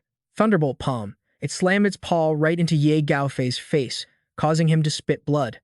Not done yet. Next came the scene of Yi Gaofei being pummeled by fire and lightning. Thunder whip. Take this kick from me. These points belong to Fa Wang now. Seeing Yi Gaofei return to the earth, his followers immediately surrendered. The boss is dead. I'm not fighting anymore. I don't want to die. Lu Wen, who was among the crowd, cried out loudly, "Don't kill me. I'm a priest. I know how to heal." Hearing that he had a support class, Chen Luo ordered Xia Haoren to bring him over. Dragged like a chicken by Xia Haoren, Lu Wen pleaded miserably, "Big brother, please don't kill me. My name is Lu Wen, light type. I'm a priest." Chen Luo agreed and asked him about Long Wu's whereabouts. "Fine. I'll ask you something, and you better answer honestly. Why didn't Long Wu come? Was he left behind to guard the base?" Lu Wen answered carefully, "It's not that." Yi Gaofei kicked him out of the base for bullying men and oppressing women. Hearing this, Chen Luo immediately looked skeptical. Long Wu isn't that kind of person. Lu Wen, of course, knew this. He poked his fingers together, saying softly, "It really was Yi Gaofei framing him. Everyone in the base knows it." Chen Luo let out a cold huff. He really brought this on himself. Then, he turned and called Zhao Hai to give him an assignment. "Old Zhao, do me a favor. Go back and handle things. Have your old crew help me clean this place up, then help me guard the gate. When I get back, I'll treat you to a meal." Zhao Hai agreed obsequiously. "Sure, leave it to me." Grabbing his radio, Chen Luo excitedly called for an attack. "Everyone, listen up. Drive the vehicles. We're going to Ye Gaofei's base to get supplies." Hearing this, the dog looked at Chen Luo with pleading eyes. My points. Knowing what it wanted, he first gave it a crystal and said, "You stay home. When I get back, I'll calculate your points properly." The dog barked happily in response. Songling watched Chen Luo's strong back and suggested defecting. "Brother Hai, why don't we just join Chen Luo? Following him won't be a bad deal. The world has changed. Being loyal doesn't mean much anymore." Others heard this and showed reluctance. "I'm not going. At Brother Hai's place, I'm at least a high-level member. What could be better than being with our brothers?" "Exactly. If we go to Chen Luo, we'll become subordinates. Being a little brother is fine, but I'm afraid we'll just be treated like fresh recruits." But some felt joining his team was a good thing. "Exactly. I think Chen Luo can give us some respect and promote us directly to elite members." Zhao Hai knew this was good, but he was still hesitant. "Let's wait and see. If we can get some high-level crystals, there might still be a chance to make a comeback." After arriving at Ye Gaofei's base, Chen Luo left the logistics to Chen Guang. "You guys handle the transport. I'm going to look around. If anything happens, make sure to send word." He took the order and replied, "Yes, don't worry, sir." While walking, Chen Luo heard a soft noise. He stopped, his eyes darting toward the sound. He looked at what was in front of him, and his eyes widened in surprise. Before him sat a cute, fluffy yellow dog. He didn't hesitate to walk over and pet it. "Good girl, don't move. Let me check you out." It cooperated, acting submissively while he petted it. After checking it over, Chen Luo said happily, "Is it the female counterpart to the Fa Wang? I found you a wife. Taking 1,000 of your points isn't too much, right?" After returning to the base, Chen Luo thanked Zhao Hai and invited him over for dinner that evening. "Thank you. Bring the guys over at noon to have some BBQ." Hearing they were having BBQ, Zhao Hai laughed and agreed. "Sure. I'll go take my men back first." Entering the house, Chen Luo immediately went to find the dog. Seeing it, he chuckled. "Been waiting a long time?" The dog, who had been watching the door, greeted him with a grumpy expression. "Why are you back so late? Hurry up and calculate my points." Chen Luo laughed. "Don't be so excited. Dog, look what I brought for you." The dog only then noticed the dog he brought back. One could see the yellow dog standing before it was quite scared. Its body couldn't stop trembling. Suddenly, the Fa Wang's eyes welled up with tears as if it were about to cry. Seeing this expression, Chen Luo thought in confusion, is it really that excited? Are single dogs really that fragile? Suddenly, the dog couldn't hold it back anymore and sobbed loudly in front of Chen Luo. Between sobs, it blamed him for being a heartless father. It never expected that after having Mei Fan, he'd bring another dog home from the outside. Having one was already enough, but you had to bring back another and treat me like what? Is it just because she looks pretty? Can she work as hard as me? Does she listen as well as I do? I'm so loyal to you, and you're two-timing me. I've lost everything." Seeing its hostile gaze toward the yellow dog, Chen Luo frowned and asked, "What's this all about? I found you a wife. You don't like her. What kind of dog do you like? Tell me, and I'll find one for you." At this, the dog stared at him blankly. Finding a wife for me? After realizing the yellow dog in front of it was meant to be its wife, the dog's gaze shifted from jealousy to dissatisfaction. "But this dog is such a coward. She doesn't match my bravery at all." Chen Luo couldn't read its mind, but seeing it pace back and forth with a critical look, he understood. Damn it, it doesn't like this yellow dog. If you don't like her, fine. When the sun comes up, I'll take her to the ladies. They can keep her as a pet. You want your points, right? Mei Fan, come here and translate for a bit. Hearing Chen Luo call, Mei Fan walked over and purred twice. Chen Luo did some mental math and sat down to give out the rewards. You killed Ye Gaofei and got the crystal. How about 3 points? Mei Fan, acting as the translator, listened to the dog and reported back. It said it also killed many other people today. Hearing this, Chen Luo generously held up 2 fingers. Then I'll give you another 200 points. Let me see your points total so far is exactly 1,500. Hearing the dog bark twice, Mei Fan translated for Chen Luo again. It says it wants to use all these points to trade for the position of elder. Seeing it demand a title, Chen Luo looked helpless and agreed. Fine. I don't know why you're so obsessed with this position. The dog barked excitedly twice. Mei Fan stood by and continued to translate, saying, "Hurry and announce this to everyone so they all know." So everyone calls it Fa Wang with true respect. Chen Luo didn't refuse, but suggested waiting until the next day. Everyone is resting. Let's wait until tomorrow. I'm going to sleep. The dog barked twice, reluctantly. Mei Fan climbed onto him and translated. It says you have to wake up early tomorrow and make sure to announce it to everyone. By the afternoon, Zhao Hai arrived on time with his men for the feast. Seeing the skewers emitting such a delicious aroma, everyone's mouths watered uncontrollably. Are we really having BBQ? How extravagant.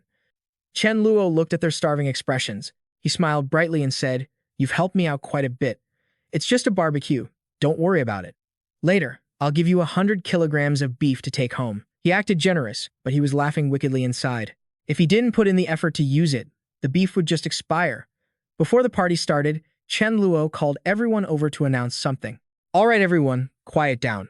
Before we eat, I have an important announcement. Recently, one of our members has performed exceptionally well, reaching 1,500 contribution points, satisfying the elder's requirements. I am now officially appointing this person as an elder." The crowd below looked confused, and whispers began to spread throughout the room. "An elder position requires 1,500 points? I've been trying so hard, but I only earn 3 points a day.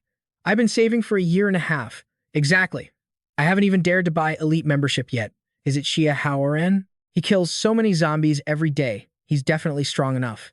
Or maybe it's Mei Ling. Could it be Shu Yun? Did someone find a super high-level crystal and offer it to the leader to get an instant promotion?" Amidst the chatter, Chen Luo tried to suppress a laugh as he invited the Fa Wang to the stage to introduce the new elder to everyone. The beast trotted up in a gaudy, flamboyant outfit, acting all cool. The crowd watched its arrogant demeanor and couldn't help but curse under their breath. Could the first elder really be a beast? Is it even considered a member? Can it actually become an elder? Though, if it's the Fa Wang, it makes some sense. Everyone knows how strong it is. Yeah, even if we all teamed up, we couldn't beat it. True, whenever the leader is away, the Fa Wang is basically the one guarding the base. Chen Luo saw everyone staring blankly and shouted, "What are you waiting for? Call him Fa Wang." From now on, the Fa Wang is an official elder. Even though they felt awkward, everyone followed suit and greeted him. "Greetings, Fa Wang." Zhao Hai watched the scene, completely baffled. Is this some kind of family game? Can we even do that? The Fa Wang, feeling acknowledged by everyone, let out a happy bark. Chen Luo became an unwilling translator. Fa Wang says today's water and booze are on him, so drink up. Hearing this, everyone cheered excitedly. "Thank you, Fa Wang." Meanwhile, outside Longwu base, the notorious Fa Wang heard a report from his subordinate and was completely shocked. "What? You're saying someone named Chen Luo killed Ye Gaofei and Han Ya, and they have many level 4 ability users, maybe even higher?" The subordinate pointed toward Chen Luo's base and confirmed, "Yes, and they are currently recruiting members. The base is just up ahead." After a moment of thought, Long Wu spoke in a stern voice. "We're going over to check it out." When they arrived, they heard the voices of those applying to join. "It smells amazing. Is that barbecue? Is their treatment really that good? If we join now, can we eat barbecue too?" Chen Luo sat next to the recruitment sign, frowning and slammed his hand on a rock to shut down the freeloaders' delusions. "What are you thinking? You haven't contributed anything, and you want barbecue. If you want to eat, you at least need to be an official member. Do you see what's written on the sign? Our base only accepts level 3 and above, and after joining, you have to go out and kill zombies every single day." Long Wu heard the requirements and thought happily, "This philosophy fits mine perfectly." But the next requirement made him frown. "This is a great place, but the criteria are a bit strict. Not all of our members are level 3. A subordinate standing behind him spoke up. "How about this, Boss Long Wu? Let the members who are already level 3 join first. We don't necessarily have to wait for each other. Plus, joining early means they get to be official members sooner." After considering it, he agreed with the suggestion. "Fine, let the brothers who have reached level 3 join first. I'll stay here and help the others level up." A man with glasses standing nearby spoke up with a calculated tone. "Boss Long Wu, even though our numbers aren't huge, we're still considered elites.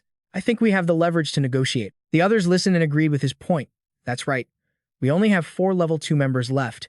With so many level 3 elites, surely they can meet our demands. Besides, Boss Long Wu is level 4. They should show us some respect. If they aren't willing to be flexible, we'll reconsider whether or not we should join them." Under pressure from the group, Long Wu gritted his teeth and decided to approach Chen Luo to negotiate. "Brother, I'm Long Wu, a level 4 ability user. Could you pass a message to whoever is in charge here?" Back inside the base, Chen Luo was a businessman, and what businessman would ever take a loss?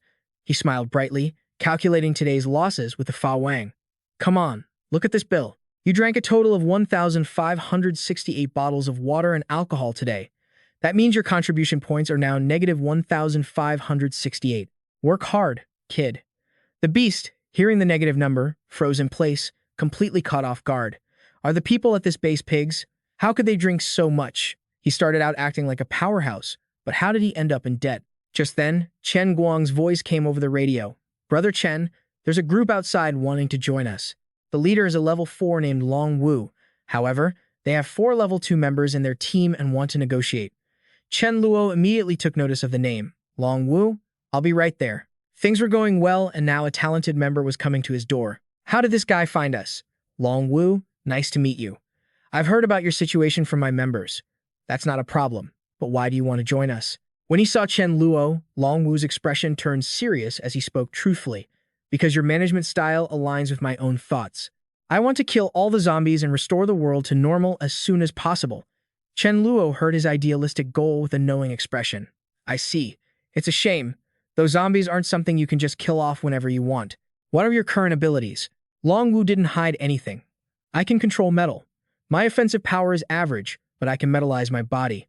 My physical defense is very strong, and my strength isn't weak either. Chen Luo chuckled to himself, mocking Long Wu's ignorance. You idiot, your talent isn't just simple metallization. Is it really that strong? Let me test it. Long Wu confidently held out his arms, waiting. Seeing his confidence, Chen Luo got a mischievous idea. All right, be careful now. Let me give you a heads up. With just one punch, Long Wu was sent staggering back.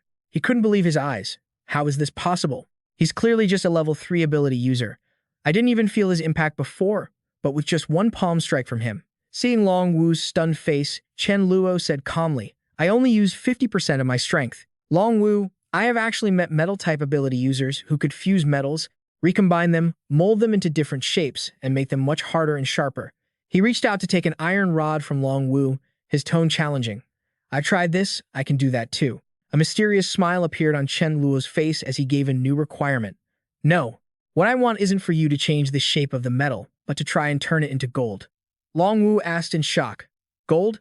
Chen Luo took out a gold ring and said to Long Wu, this is a gold ring. You are familiar with the structure of gold. Give it a try. Long Wu thought it was truly bizarre. Is this even possible? But then, he used his ability to sense the elemental composition of the gold ring.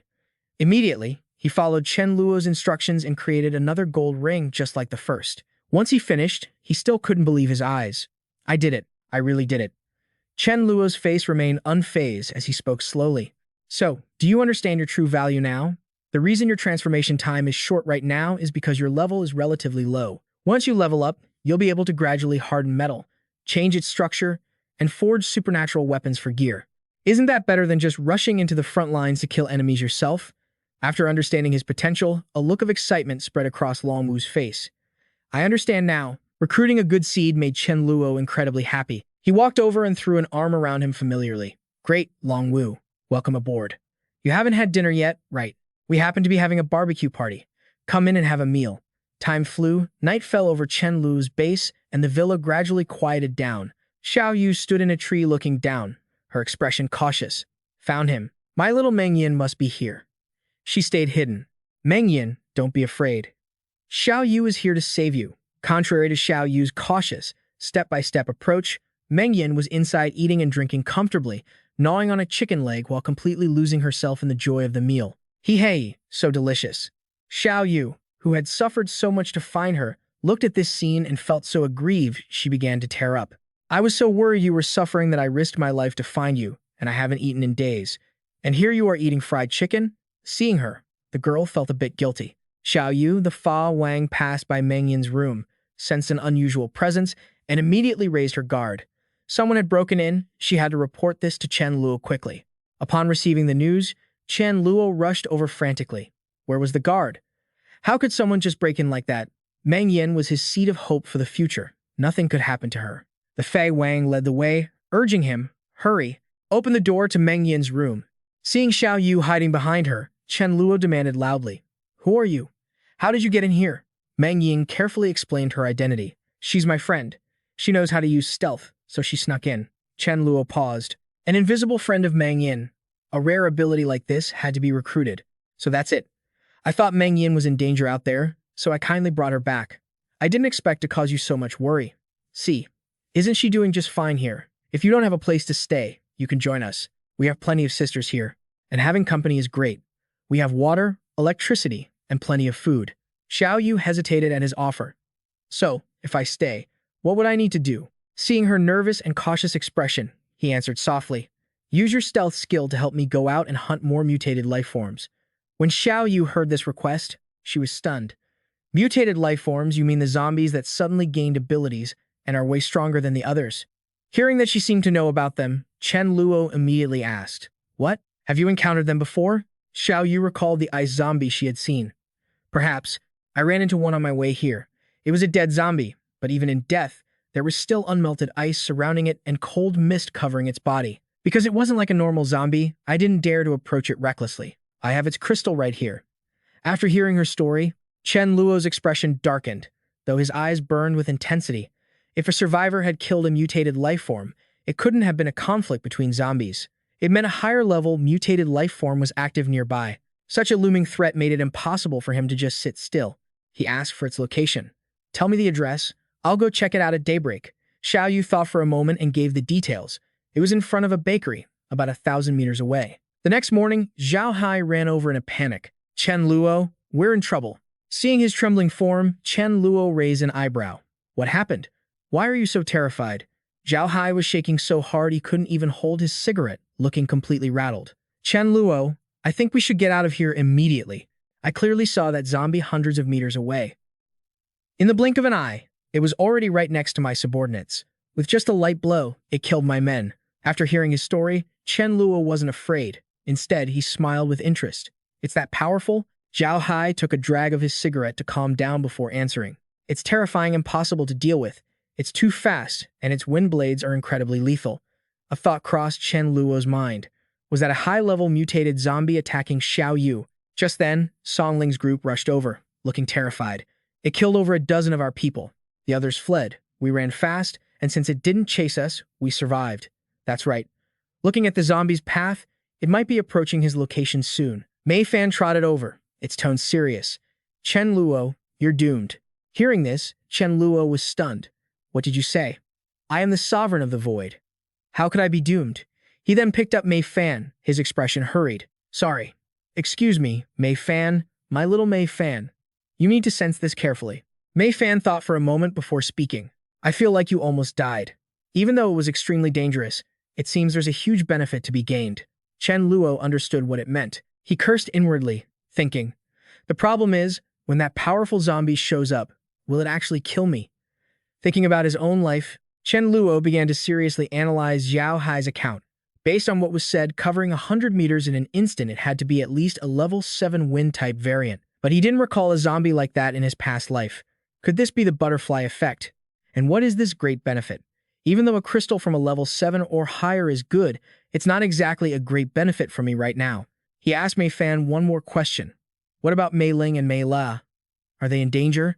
Fortunately, it immediately gave a negative. "No." In the room, Zhao Hai snubbed out his second cigarette. Seeing Chen Luo return, he asked anxiously, "Brother Chen, how is it?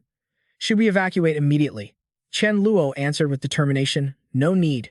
You guys get some rest here. As for that zombie, don't be afraid, I'll go check it out." Both Zhao Hai and Song Ling, after hearing he intended to face the enemy head-on, looked at him in disbelief. That brave, Su Dazu, Mei La, and Mei Ling returned from scavenging with big smiles. "We got a good haul today.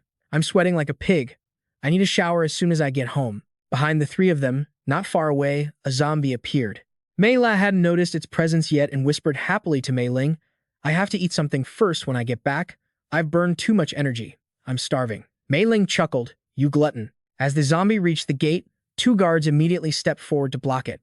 "Hey, who goes there?" The zombie looked at them with milky white eyes, then its body shifted slightly.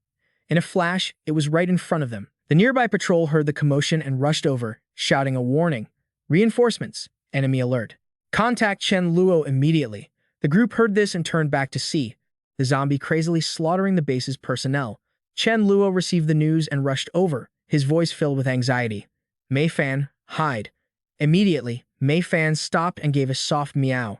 Reaching the gate, Chen Luo unleashed his ability with a roar. "Die." He appeared behind the zombie, slashing down without hesitation. But not a single wound appeared on it, only its clothes were torn. Chen Luo looked at the scene in total shock. "How can I not cut it? Is it a level 8 or level 9? Mei La, shielded behind Mei Ling, called out to him in worry. Chen Luo returned to stand next to Su Dazu and asked, "What is going on?"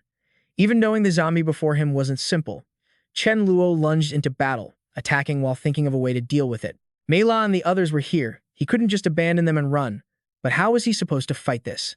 Suddenly, the zombie turned to counterattack, and Chen Luo was caught off guard, unable to react in time, and was sent flying backward. Mei La's voice rang out, full of anxiety and fear.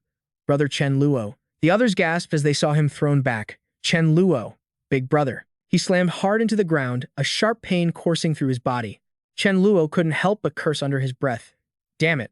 After knocking Chen Luo away, the zombie immediately turned its attention to Mei Ling's group. Seeing it advance, the two warned him of the danger. Realizing he couldn't win, Chen Luo grabbed his aching arm, planning to escape. If he couldn't fight it, he'd have to use Void Walk to get them out of there. But I haven't mastered Void Walk yet, I just have to bet on it. He clenched his fists. It failed. Inside the base, after Chen Luo's failed Void Walk, Mei La was targeted by the zombie, her face filled with terror.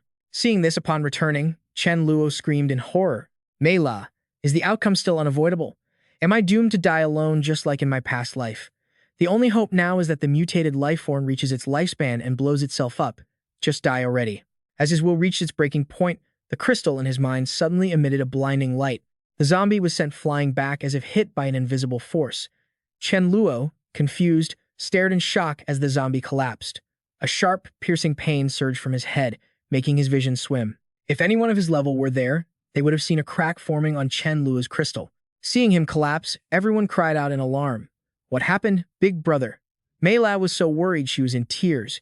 She kept channeling her healing ability into him, calling his name in fear. Brother Chen Luo, wake up. Please, wake up. Mei Ling was the calmest one there, quickly giving orders to seal the gate tight.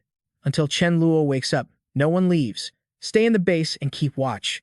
Su Dazu, carry Chen Luo, we're going back. Su Dazu's eyes were filled with worry as he stepped forward to support Chen Luo. Understood. The Fa Wang saw Chen Luo faint and worried sick. He barked continuously as if complaining. Why didn't you guys protect the master? Why is he the only one who got into trouble? Seeing how agitated the dog was, Mei Fan calmly reassured him. Don't worry. I predicted he would run into trouble, so he won't die. In fact, he'll even gain significant benefits.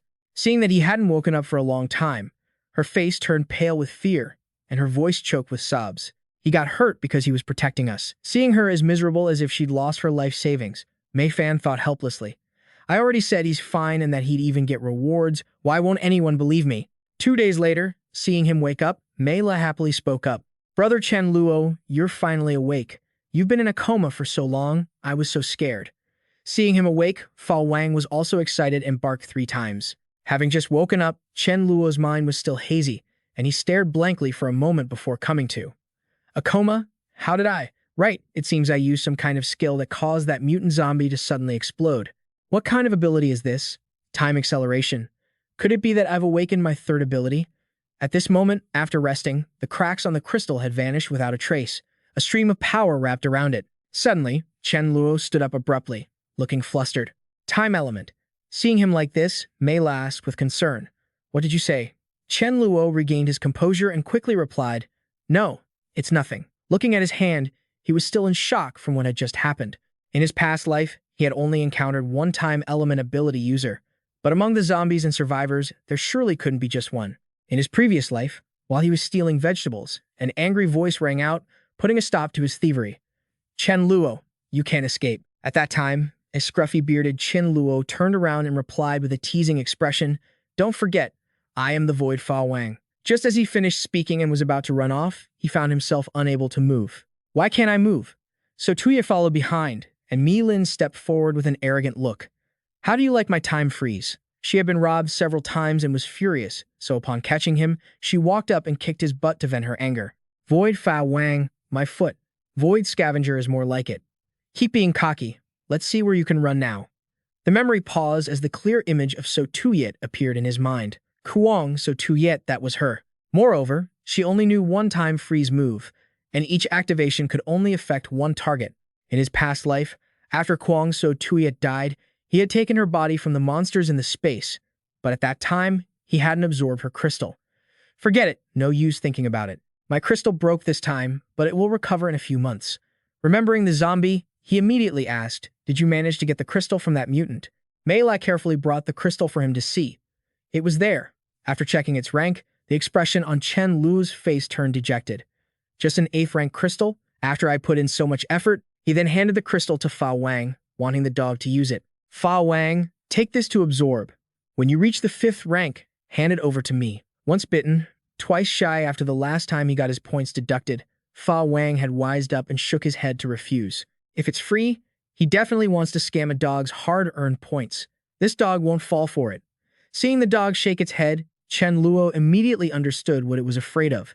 I'm not deducting your points. Besides, the first to reach rank 5 might get a bonus of 500 points. Hearing that he wouldn't lose points but would actually be rewarded, Fa Wang eagerly grabbed the crystal. If he says so, this dog won't refuse. 500 points. Come to Papa. Even though Mei Lei saw he was okay, she was still worried.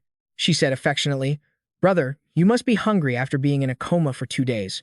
I'll tell Sister Ma Yu to cook something for you. Chen Luo knew she had been by his side all this time and probably hadn't eaten either. He dutifully ordered Fa Wang to work. You don't need to go. Fa Wang, tell Mei Fan to pass a message to Mi Lin, tell everyone I'm awake, then have everyone eat a good meal to celebrate. The dog barked twice, showing it understood clearly. After it left, he turned to her apologetically. You've worked hard these past few days. Having someone who cares by my side, this is really nice. I've had enough of living a lonely life by myself. Outside the base, a man appeared on a large mammoth, surrounded by a group of people who seemed to be trying to stop him. Seeing these people clinging like glue, he said coldly, I gave you all a chance, but you didn't take it. Now, don't blame me for being ruthless. The people who had been knocked away by the mammoth-mounted controller criticized him angrily. What's so great about you?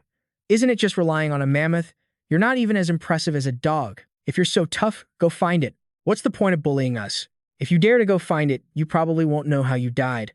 And Than heard this, his face darkening in disbelief. Impossible. Absolutely impossible. My mammoth is invincible under the heavens. How could anyone be stronger than it? And a dog, at that? After breaking through the siege, he directed the mammoth toward Chen Luo's base. I absolutely will not allow some piece of trash to be compared to you.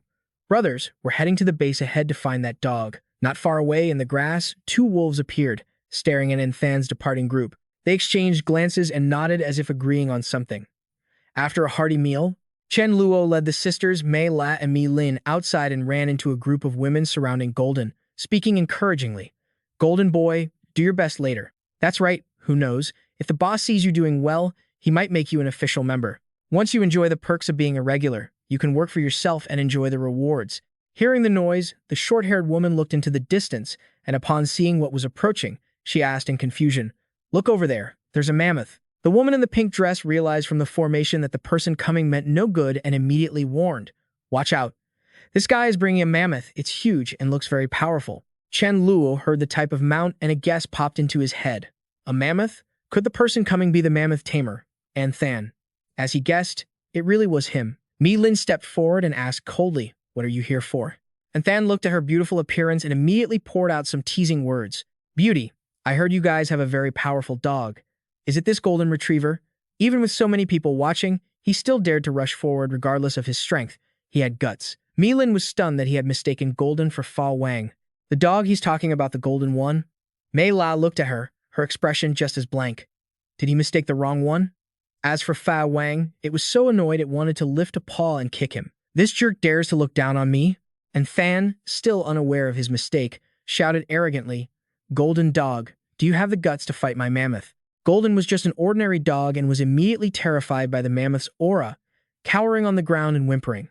Seeing the dog act so scared, Than laughed mockingly. Is that all there is? Seeing him bullying Golden, Mi Lin was annoyed and summoned her flames. You want to find someone to fight your mammoth? Then let me Fa Wang saw her trying to steal his thunder and wanted to rush out. This point-earning opportunity was supposed to be his. How could someone else steal it? But Chen Luo grabbed it, not letting it go, and scolded angrily. It's time for Mi Lin to get some training too. If you don't follow orders, I'll demote you from your position. Hearing about a point deduction and demotion, Fa Wang immediately went quiet as a mouse in his arms. Mi Lin, full of fire, stepped forward to challenge him, and Than, still arrogant, drove the mammoth to charge, bringing destruction upon himself. The mammoth raised its head, lifted its trunk high, and slammed it down at Mi Lin. How could she just stand there and wait to die? With a flick of her finger, a flame shot out from her hand, scorching the mammoth's trunk. Watching from the side, Chen Luo frowned slightly. This was one of Mi Lin's trump card skills, The initial form of the Crimson Lotus burst.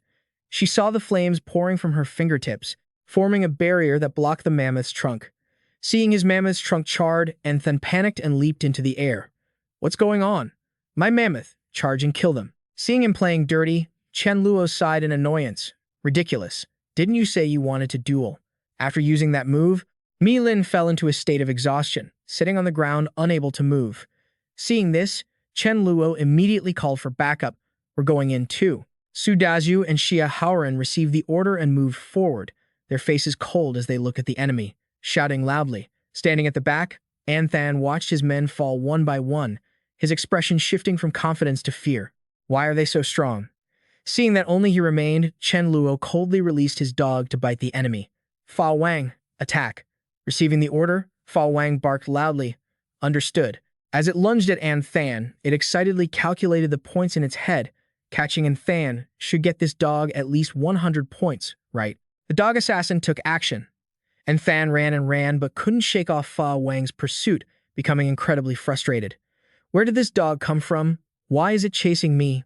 Wolves. The appearance of two wolves made Fa Wang pause for a second. Coming back to its senses, it immediately lunged and delivered a blow to Anthan's head. My points. With just one strike, Anthan fell. The two wolves were stunned as they lunged forward. Upon seeing the beautiful white wolf in front of Fa Wang, they were instantly mesmerized. Little one, you've got pretty refined features, don't you? Don't run. After cutting off the white wolf's path, he immediately jumped onto her, ignoring her clear dissatisfaction. He grinned, speaking with a rogue-like charm. Hey beauty, let's be friends. The white wolf, helpless, glanced at her companions for help, only to see him growling at them, which made Fa Wang visibly annoyed. What are you growling at? What's the matter? Trying to compete with this elder over a mate. Just then, Chen Luo and his group arrived. Seeing this chaotic scene, the beauty couldn't help but laugh and tease. Take a look up ahead. Are those two dogs? They look like huskies. Those aren't dogs, they're wolves. And that one is a rare white wolf. Seeing how protective she was, Chen Luo smiled faintly. Did Fa Wang fall for her? However, Fa Wang was acting like a total sycophant. He stepped forward, grabbed the two wolves, and said, let's head back first. Seeing the beauty being dragged away, Fa Wang was stunned and let out two barks. Mine. Once they reached the base, the first thing Fa Wang asked was about his white wolf. My wolf? Where's my wolf? Seeing his frantic state, Chen Luo kicked him in annoyance. Look at yourself right now. A bootlicking dog like you is such an embarrassment to me. Do you really think you can win that wolf over by acting all gentle? They worship strength. If they don't submit, you fight. Fight until they do, or just force the issue. It was as if a new world had opened up for Fa Wang. His eyes sparkled with gratitude as he looked at him. As expected of his master, seeing him still standing there, Chen Luo kicked him in the rear to shoo him away. You get it now. So hurry up and get lost. Stop embarrassing me further. Even after being kicked, Fa Wang was so happy he wagged his tail and ran off. Understood. After he left, Chen Luo fell into deep thought about the advancement of the zombies. Based on the current situation, it's clear that in a month's time, the zombies will evolve to level 4. Level 4 zombies won't just improve in strength, their intelligence will also increase. They will no longer wander aimlessly, but will begin to actively hunt for survivors. Although the villa area is isolated, it's still located within the city. At some point, it could face a large-scale zombie attack. We can't wait until disaster strikes to act. I need to start preparing a new base. Recalling his memories from his past life, Chen Luo quickly pinpointed a location on the map. It's over 3,000 miles outside the city, a village that's very suitable. Tomorrow, I'll take people there to clear out the zombies and then organize the construction of the new base. After finalizing the location, Chen Luo acted swiftly, leading the group toward their destination. He warned them to keep an eye out for zombies and also for creatures like maggots. They've likely mutated as well. Even if they aren't lethal, they're toxic. Getting bitten is going to be miserable. I'll go scout the surroundings. After arriving at the village outside the city and looking at the facilities in front of him, he gave a preliminary assessment. The water quality is decent. Mei Fan immediately asked, are there fish inside? Chen Luo, having tried it before, replied, yes, but it's very hard to eat sour, bitter, and foul. Just then, a panic-stricken voice from a team member rang out, there's a terrifying zombie here. Run. It's a mutated type. Don't engage if you can't win, just run. Split up. In the ensuing chaos, Da Zhuang appeared, grabbed the nearest person by the throat, and lifted him high. He held the dead team member and said coldly, enough to keep Da Zhuang well fed. Chen Luo stepped forward, gauging his strength. It looked like he was just a level 5 zombie. Seeing him approach, the zombie released an aura of pressure, trying to scare him off. I am Da Zhuang. My head is extremely hard. If you don't want to die, get lost. But did he really think someone like me would be scared by these petty tricks? He didn't waste words and kicked the zombie hard in the stomach. Even after being hit like that, Da Zhuang seemed unfazed and retorted arrogantly, I told you, my head is hard, not my stomach.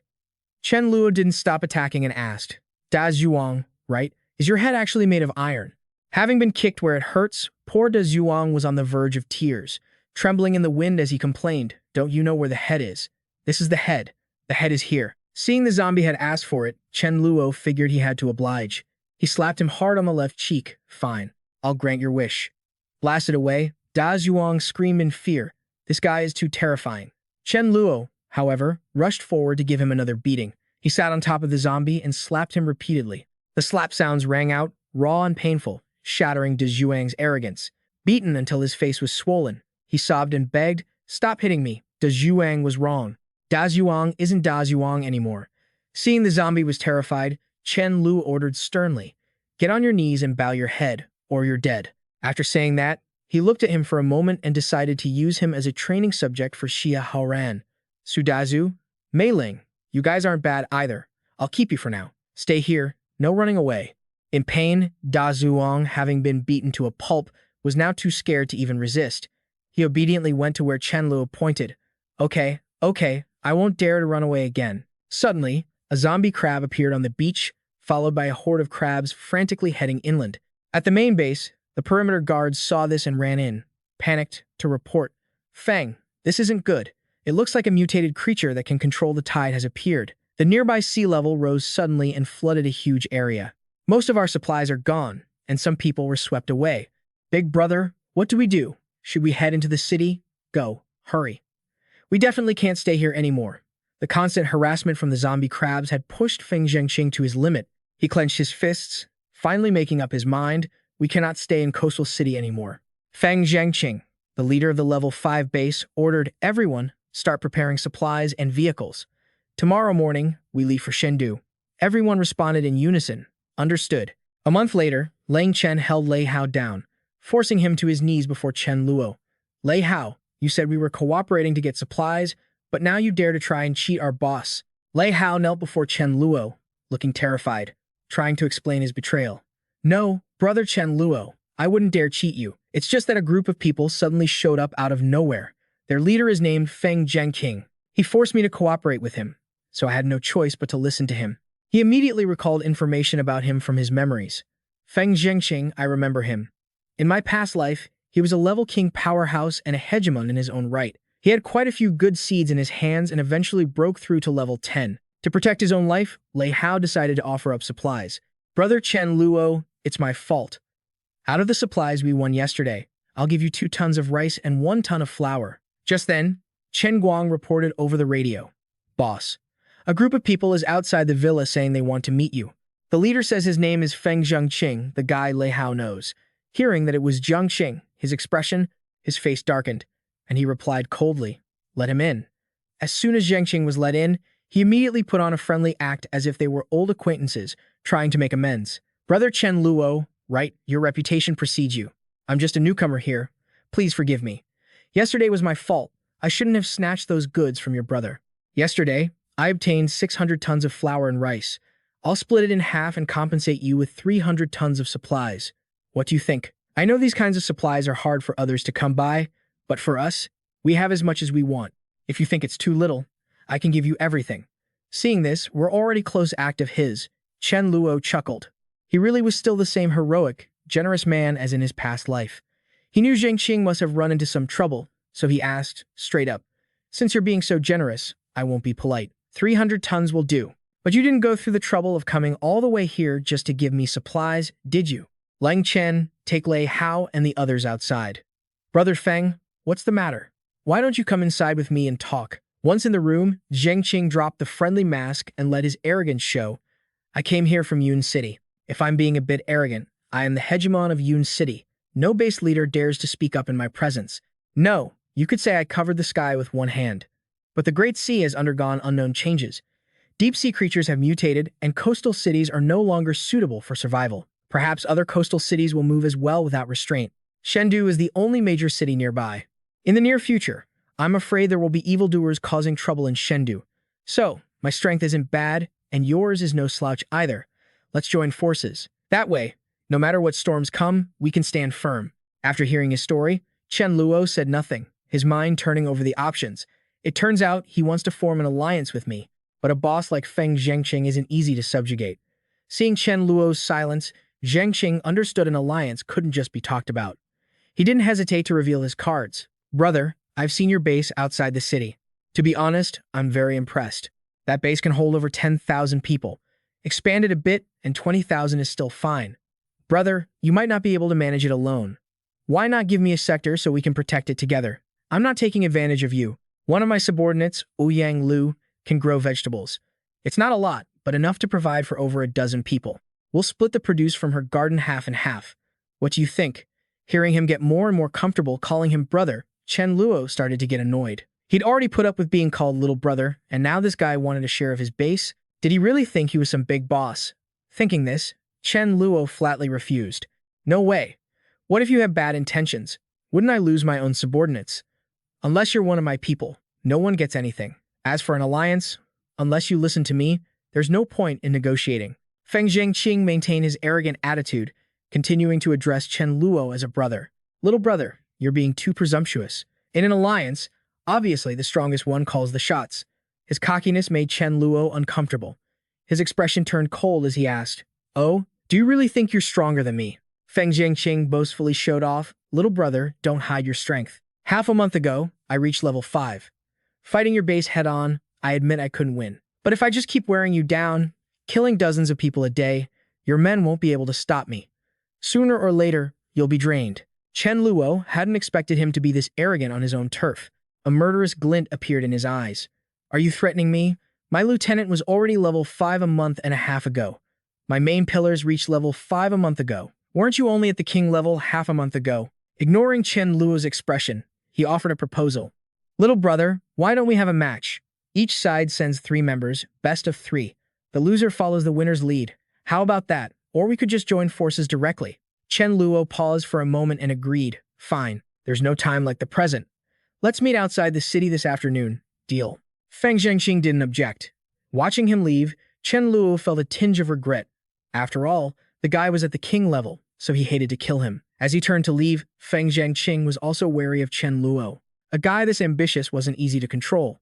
Both of them sensed that the other was unmanageable. At that moment, both came to the same conclusion: kill the other. It was a pity to waste a king-level combatant, but since they wouldn't submit, it was better to accidentally kill him during the duel. That afternoon, both sides met at the stadium outside the city. Feng Zhengqing put on a righteous act. "Chen Luo, we're only teaming up for survival. Let's swear not to play dirty. Whoever goes back on their word gets struck by lightning." Chen Luo smirked and replied meaningfully, "As you wish. Whoever plays dirty will be struck by lightning." With that, he called Su Dazhu to fight the first round. "Su Dazhu, you go first." Su Dazhu nodded and headed to the arena. "Sure thing." Feng Zhengqing glanced at Su Dazhu's muscles and made an assessment. 90% chance he's a physical type. A level 4 earth type should be perfect to counter him. He called his subordinate over. "Sun Yu, go." As both stood in the arena, the referee called for the start. The moment the signal was given, Sun Yu immediately moved to trap Su Dazhu in a rock pillar. Seeing the pillar rise to enclose him, Su Dazhu was stunned. Looking at the gap in the stone pillar, he silently regretted it. "If I were a bit thinner, I could have squeezed through that." Unfortunately, after staying with his boss, he gained 5 kilos. He would have to brute force his way out. Just as he prepared to break it, Sun Yu used his next move, surprising him. Swamp technique. Chen Luo watched from the stands, silently praising Sun Yu. This guy's talent isn't bad. He could reach level 10 in the future. Inside the arena, Su Dazhu faced Sun Yu's second wave of attacks, sharp stone spikes shot forward. But with his physical enhancement ability, Su Dazhu wasn't even scratched. He flexed his muscles just a little, and the stone pillars shattered. Feng Zhengqing, standing behind, watched with his jaw dropped. Even if Sun Yu's attack was a bit weak, it shouldn't have failed to make the opponent bleed at all. Realizing he was no match for Su Dazhu after just one move, Sun Yu reluctantly admitted defeat. "I concede." Feng Zhengqing was shocked that the first round had gone this way, but he had to stick to the agreement. He signaled his subordinate. Where is it? Bring that small cargo truck over. A moment later, a small truck drove into the arena. A zombie stepped out of the back, standing beside Feng Zhengqing. Everyone watching was speechless. Am I seeing things? What kind of zombie is that? No clue, but it's definitely strong. Yeah, he wouldn't send a level 3 zombie out just to make a joke, right? His shamelessness made Chen Luo view him in a new light. I underestimated Feng Zhengqing. I didn't think he had a trick like this up his sleeve. The zombie whispered to Feng Zhengqing, if you want me to fight, you have to give me more food. To him, this was a small matter, and he agreed immediately. Of course, but that won't make things difficult for me. Chen Luo turned around and ordered Xu Yun and Su Dazhu to bring over Su Dazhuang. They're using a zombie, so we will too. Go get Dazhuang. Xu Yu nodded. A few minutes later, they dragged Su Dazhuang out. Seeing Chen Luo, he started screaming for food. I'm starving. Feed me something. I've waited a month, and every time you say tomorrow. Are you lying to me? Seeing him dare to speak with such a cocky tone, Chen Luo kicked him in the groin. Watching his face contort in pain, he shouted, You've been obedient for a month. I'm happy with that, but I don't like your tone just now. What's wrong? You don't want those eggs anymore. Go kill that thing. Su Dazhuang looked in the direction he pointed, releasing a wave of murderous aura. Feng Zhengqing didn't expect him to have a zombie too, which made him furious. Does this Chen Luo have everything? I control a zombie, and he controls one too. Is this zombie strong? Just then, Su Dazhuang charged at Feng Zhengqing's zombie like a rabid dog. Just a few steps away, he roared in anger. Dazhuang. I am Dazhuang. Flames erupted from his body. Everyone thought he would punch the zombie in front of him, but no, he dodged the zombie and lunged straight for Yang Lu, who was caught off guard in the back. Chen Luo saw this and screamed internally, This is bad. I can't let Dazhuang eat people, especially not the girl who can grow food. He gripped the chain tight, shouting, Let go. But after a month of starvation, Su Dazhuang no longer cared about Chen Luo's orders. He screamed crazily, I want to eat people. Seeing him ignore him, Chen Luo pulled the chain even harder. You said tomorrow. He turned and roared in Chen Luo's face. You lied to me. I can't wait until tomorrow. If you don't feed me, I'll eat you. His defiance triggered a murderous intent in Chen Luo. A disobedient bastard, better to just kill him. Suddenly, Su Dazhuang's whole body began to tremble. He was flexing his muscles to break the chains. In an instant, the collar shattered. Feeling free, he let out a roar of satisfaction. Seeing the chains destroyed, Chen Luo stepped back. He's mutating. Dazhuang is level 5. If he's mutating, he'll be at least level 6, maybe higher. If he's level 7, I'll have to put in some effort to take him down. Level 8 would be tricky, but I'm still confident I can handle it. Besides, the rice bowl-shaped detector didn't warn me, meaning there's no fatal danger. Getting a level 7 crystal wouldn't be bad, right? Confirming there was no immediate threat, he drew his weapon and ordered his subordinates to retreat. What are you standing there for? Don't you see he's mutating? Want to die? Everyone, fall back. Once they were clear, he didn't hesitate, aiming straight for Su Dazhuang's shin, deciding to cut his leg off first. Seeing that the blade did nothing, Chen Luo frowned. As expected of a physical type, after mutating, Su Dazhuang felt more confident. Remembering the kick to his groin earlier, he wanted payback. Dazhuang is stronger now. My head is truly as hard as iron. I'm going to smash your eggs. Watching him stomp down, Chen Luo nimbly jumped out of the way. He looked at the craters Su Dazhuang had just created and estimated his current level. Looks like he's level 8. After guessing his level, he smirked confidently. Then don't blame me for attacking your weak spot. Watch this. A moment of awkward silence hung between them. Chen Luo thrust his sword at Su Dazhuang's groin. Hearing a metallic clank, he jumped back, unable to believe his eyes. What? Su Dazhuang's face looked as if he'd known Chen Luo would try that trick. He growled, I told you, Dazhuang is real iron now. I'm not afraid of you anymore. Chen Luo hadn't expected the first thing he'd reinforce would be that spot. He thought helplessly, great. It seems that weak spot has been patched up and is now the most fortified part of his body. Su Dazhuang started stomping around like a madman, determined to crush Chen Luo. Dazhuang wants to stomp you into the ground. Chen Luo kept stepping back to dodge, but the heavy guy's rock-hard body became an obstacle. As he landed sharp strikes, he thought about how he'd had an easier time killing a level 8 wind-type zombie than dealing with this guy. But Chen Luo didn't lose heart. He saw this fight as a training session to test his strength. Fine, this is a perfect chance to practice. He lightly tapped the ground, leaped into the air, and suddenly appeared right in front of the brute.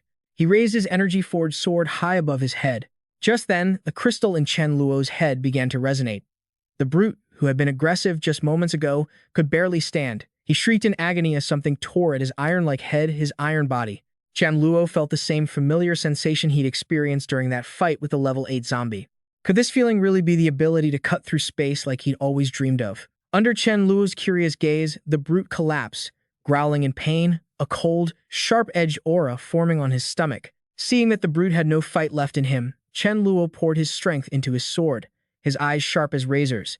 Just then, right at that moment, a voice filled with false righteousness rang out. "Chen Luo, let me help you." As soon as he finished speaking, his energy surged forward, creating a wall that blocked Chen Luo from finishing off the brute. 3 huge question marks appeared over Chen Luo's head. In the eyes of Feng Zhengqing, there was only killing intent and malice. He absolutely couldn't let Chen Luo survive, or he would be the one to suffer. In the vortex of energy, Chen Luo stood perfectly still, unmoved. When the vortex dissipated, he huffed coldly, completely unharmed. Seeing Chen Luo standing there without a scratch, Feng Zhengqing's face turned pale. "I used my ultimate move, and it didn't even hurt him?" As Feng Zhengqing stood there in shock, Chen Luo spoke coldly. "Next time you try to deal with me, remember to turn the fan speed up a bit." Exposed. Feng Zhengqing could only offer a strained, awkward explanation, claiming it was an accident. "My bad, sorry." The people standing behind him looked guilty, too embarrassed to even look at Chen Luo. Seeing that Chen Luo was about to strike again, the brute scrambled to sit up and begged, "Don't slash my waist. I was wrong, Da Zhuang was wrong." But did he really think Chen Luo would spare him? Without hesitation, he sliced the brute in 2. Before dying, the guy only had time to scream. What a miserable way to go. Then, silence. Chen Luo looked at the body he had cut in 2 and let out a sigh of relief. It was over. Even though Feng Zhengqing had seen him take down a level 8 zombie all by himself, he still couldn't believe his eyes.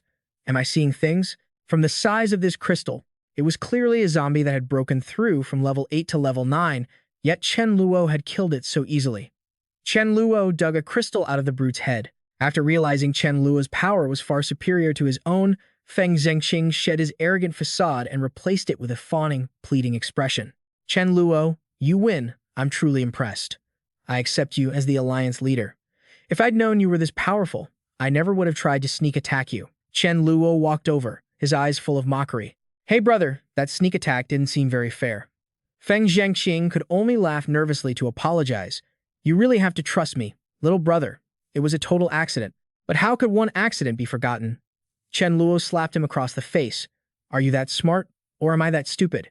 Ask your own men if they believe that nonsense." "Little brother, wait. Who's the younger brother here?" After taking 3 slaps, Feng Zhengqing didn't dare to argue and stammered, admitting, I'm the little brother." Having dealt with Feng Zhengqing, Chen Luo turned his head and asked the stunned Yang Lu standing behind them in a cold tone. "According to the agreement, the loser must join the winner's side. What do you all think? What are your thoughts, miss?" Yang Lu knew Chen Luo's strength was plain to see, so she accepted. "I will honor the agreement." Seeing she didn't object, Chen Luo ordered, "Very good. Find the talent in your team. You probably know who they are. Call them over." Yang Lu looked at the people present and pointed out the talents he wanted. Him, her, and her.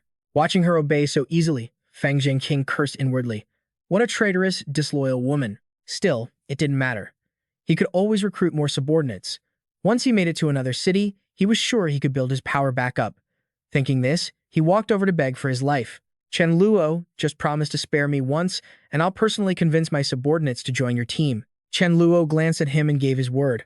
"I promise that I and my people will not lay a hand on you." With that assurance, Feng Zhengqing felt relieved and announced to everyone, "All right, I announce that we are disbanding. Everyone, join Chen Luo's team. I'm not worthy of being your leader." As soon as he said that, Feng Zhengqing sneakily ran off behind Chen Luo's back. As he ran, he worried. Chen Luo gave his word. He wouldn't go back on it right after saying it, right? His sneaky escape left Chen Luo stunned. Seeing him run, Chen Luo glanced at Fa Wang the pet beast. It immediately understood. It nodded. Understood. Time for the dog assassin to strike. After all, I am a dog. Chen Luo hadn't explicitly said the dog couldn't attack. After running a long way, Feng Zhengqing stopped to catch his breath under a tree by the road. Luckily, he didn't send anyone after me. A dog catching up to me? How could... Feeling the pressure from Fa Wang, he shouted in terror, "Little dog, what do you want?" Fa Wang just barked and lunged like lightning, crackling with electricity, excitedly charging at Feng Zhengqing. "Come here, little brother, let me give you a hug." Feeling that the creature was stronger than him, Fang Zhengqing's face withered. So, he wasn't even as good as Chen Luo's dog. Fao Wang stepped on Fang Zhengqing with its paw, secretly happy. Done. I should get at least 1,000 points for this. Back at the base, Chen Luo looked at the list in his hand, feeling frustrated. Fang Zhengqing's former subordinates weren't bad, but there were too many of them. He already had 1,500 people. Taking them all would mean 3,000. He handed the list of rules to Leng Chen and ordered, explain our rules and benefits to them. We'll see if they are elites or not. They have to pass the test. Give them 3 days to gather 15 level 3 crystals to prove themselves. He took the paper and replied, understood. After Leng Chen left to carry out the order, Fao Wang returned from Feng Zhengqing. It looked at Chen Luo with a smug grin, praising itself. The dog assassin needs a service fee, you know. I've already buried the target. This crystal should be worth a bunch of points.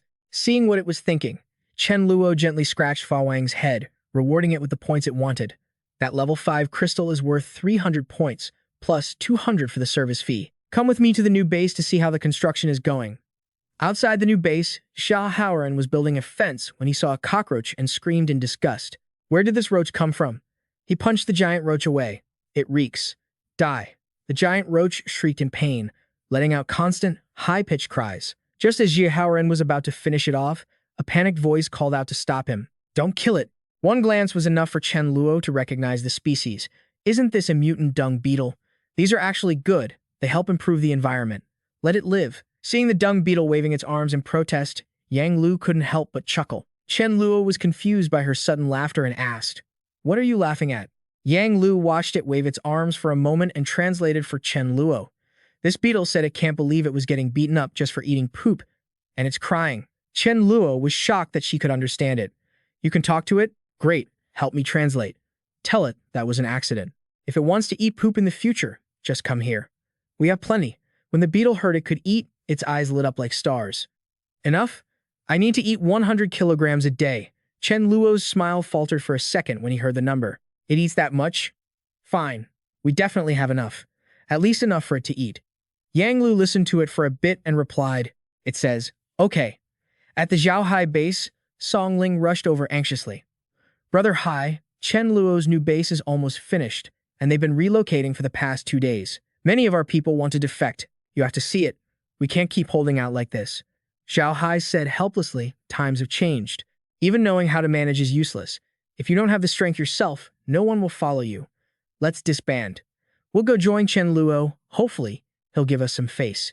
Song Ling had known this day would come. He wasn't surprised at all and spoke calmly. All right, I'll go gather the guys and we'll head out. After gathering supplies, Zhao Hai led his people to Chen Luo's new base. The car parked in front of the gate and the group approached, staring at the solid, thick walls, unable to help but exclaim, "Is that iron gate 1 meter thick? How can it be so intimidating? I heard a level 4 dragon warrior made that." With this kind of defense, their base wouldn't fear any low-level zombie attacks at all. Zhao Hai stood there with his jaw dropped at the fortified base. The gap is getting bigger and bigger. Chen Luo received the news and enthusiastically opened the gate to welcome them. Brother Hai, what brings you here? Being addressed as Brother Hai left the man feeling incredibly embarrassed. From now on, don't call me Brother Hai. Just call me Zhao Hai or Zhao Hai will do. I came here this time because I wanted to share a meal with you. Is that all right? Knowing that Zhao Hai's strength was not to be underestimated, Chen Luo readily agreed. Naturally, I welcome you. After all, Zhao Hai is a lender, and he is very skilled at tracking people down and gathering information. Brother Hai, I am currently building 2 intelligence teams. One is led by Kong Feng, and the other is lacking a specialized captain. You are a great candidate for intelligence work. Come on in, let's rest, and I'll explain everything to you. Meanwhile, outside the base, Lin Tian stared at the grand scene before him in disbelief. Shendu, has it really developed to this extent? A lackey rushed over and hurriedly called out, Brother Lin Tian. Brother Lin Tian. I've asked around, the base ahead is only recruiting level 4 members. Lin Tian couldn't believe his ears and asked again, is that for real? How strong could they possibly be to be that confident? But the more confident they are, the more we want to get on their good side. Go organize the supplies. A little later, I want to bring a generous gift to pay my respects to the person in charge here. The lackey didn't dare ask more and shouted, yes, sir. Inside the room, Chen Luo heard Chen Guang's voice from outside. Big brother, there's someone here named Lin Tian. He says he's from the city near the coast and brought gifts to see you. Should I bring him in? Zhao Hai caught the hint and said his goodbyes. If you have a guest, I'll take my men and go get things settled first. Chen Luo didn't ask him to stay and immediately replied, sure. If you need anything in the future, just tell me directly. As soon as Yao Hai left, Chen Guang led Lin Tian into the room. Big brother, I brought him here. Seeing Chen Luo, Lin Tian knew his place and bowed deeply.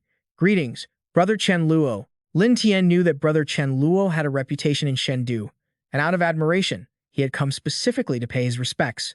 Chen Guang stood by and handed him a list. Big brother.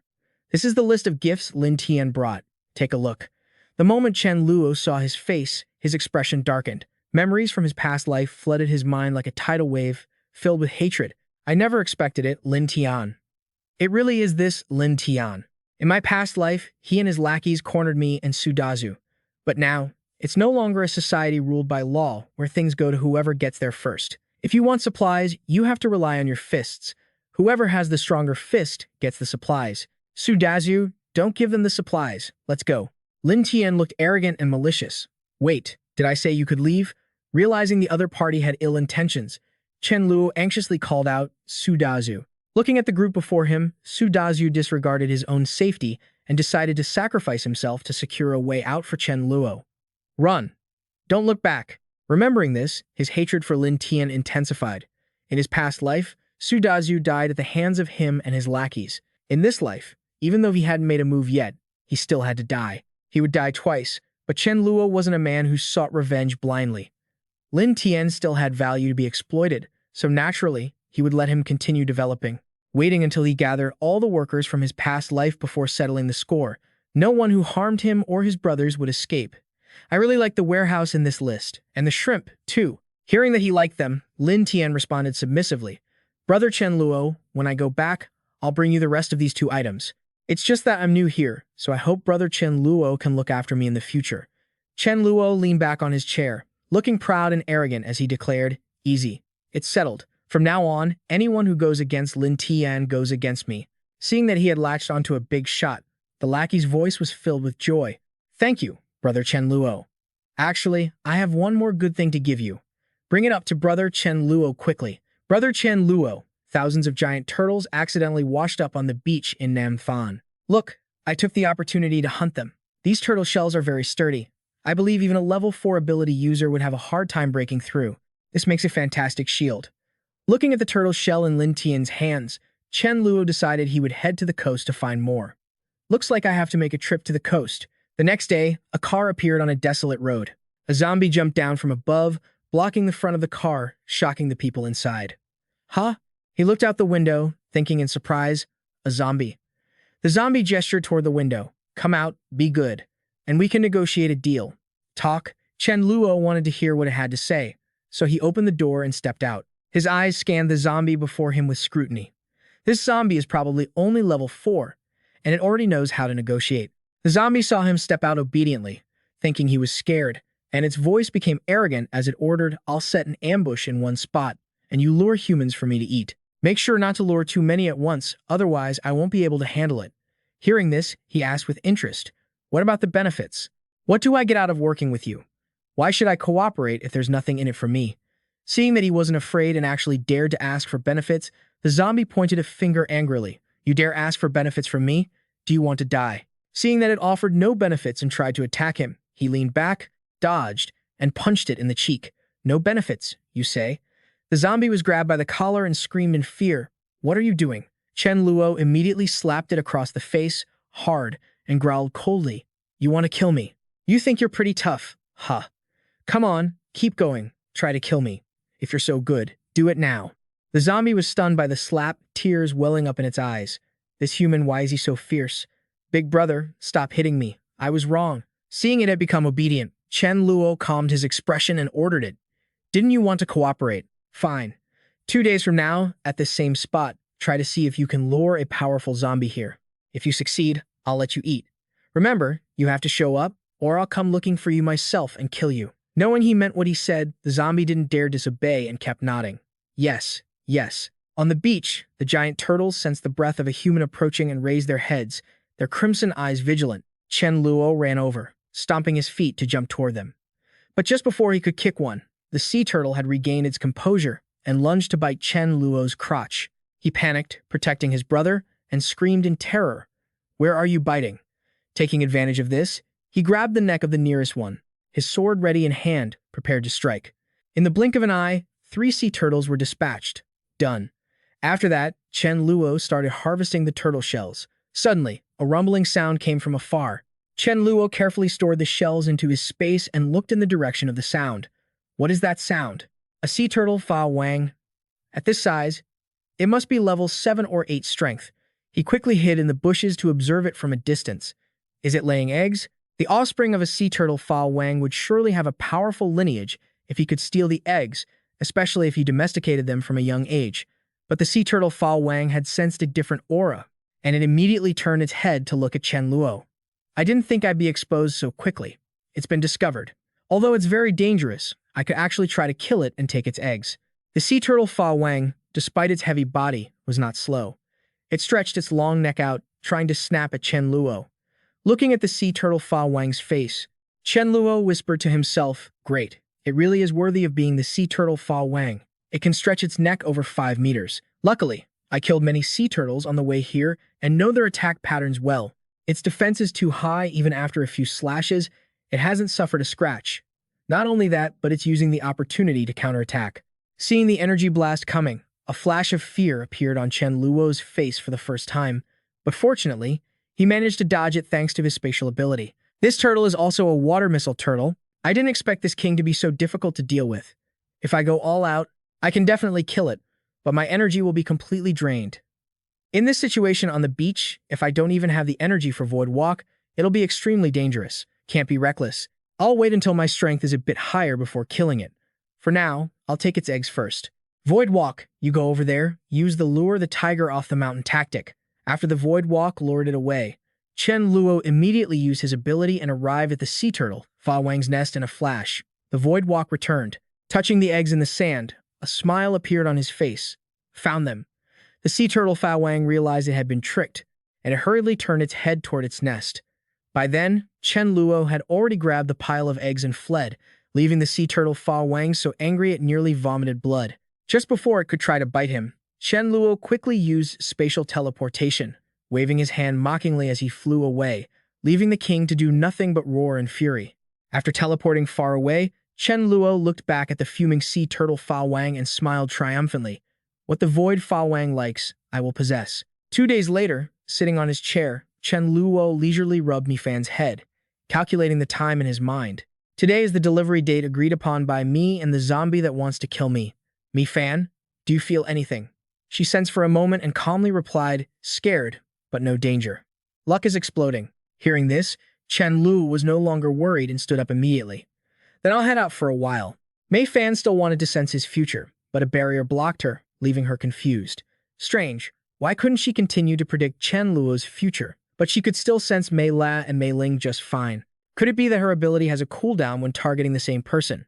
After leaving the base, Chen Luo arrived at the meeting point on time.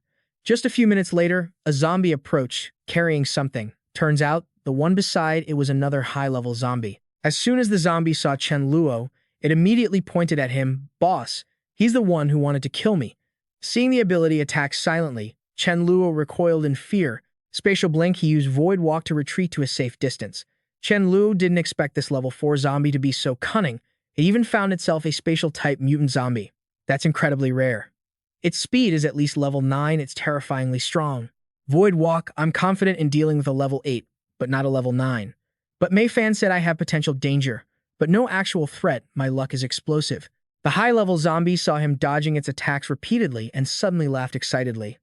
What ability did you just use to escape? Could it be that you're a spatial type too? A spatial type is even better. That's extremely beneficial for me. As soon as the words left its mouth, Chen Luo was immediately trapped in an enclosed space. He fell to the ground, a look of horror on his face. Was his spatial trap discovered? The zombie lunged, trying to grab Chen Luo, who was hiding behind a rock. I have to catch you. Seeing it appear out of nowhere, its speed was astonishing. Chen Luo thought to himself, this is bad. I can't dodge this. He didn't want to just sit and die, so he unleashed his fastest attack. The zombie howled in pain. It hurts. Seeing that his full power strike only caused a slight scratch, Chen Luo was furious. Damn it, its level 9 defense is too strong. I can't cut through it. The zombie became even more aggressive from the pain, raising its claws and roaring threateningly. It lunged to grab Chen Luo, its voice filled with anger. "I'm going to eat you." It was too fast for Chen Luo to dodge, and a wound instantly appeared on his hand. Seeing that the situation was no longer favorable, Chen Luo decided to gamble. Even though using time acceleration risked shattering his crystal, it was the only way now. Void Walk, I trust Mei Fan's prediction. I definitely won't be in danger. Time acceleration took effect.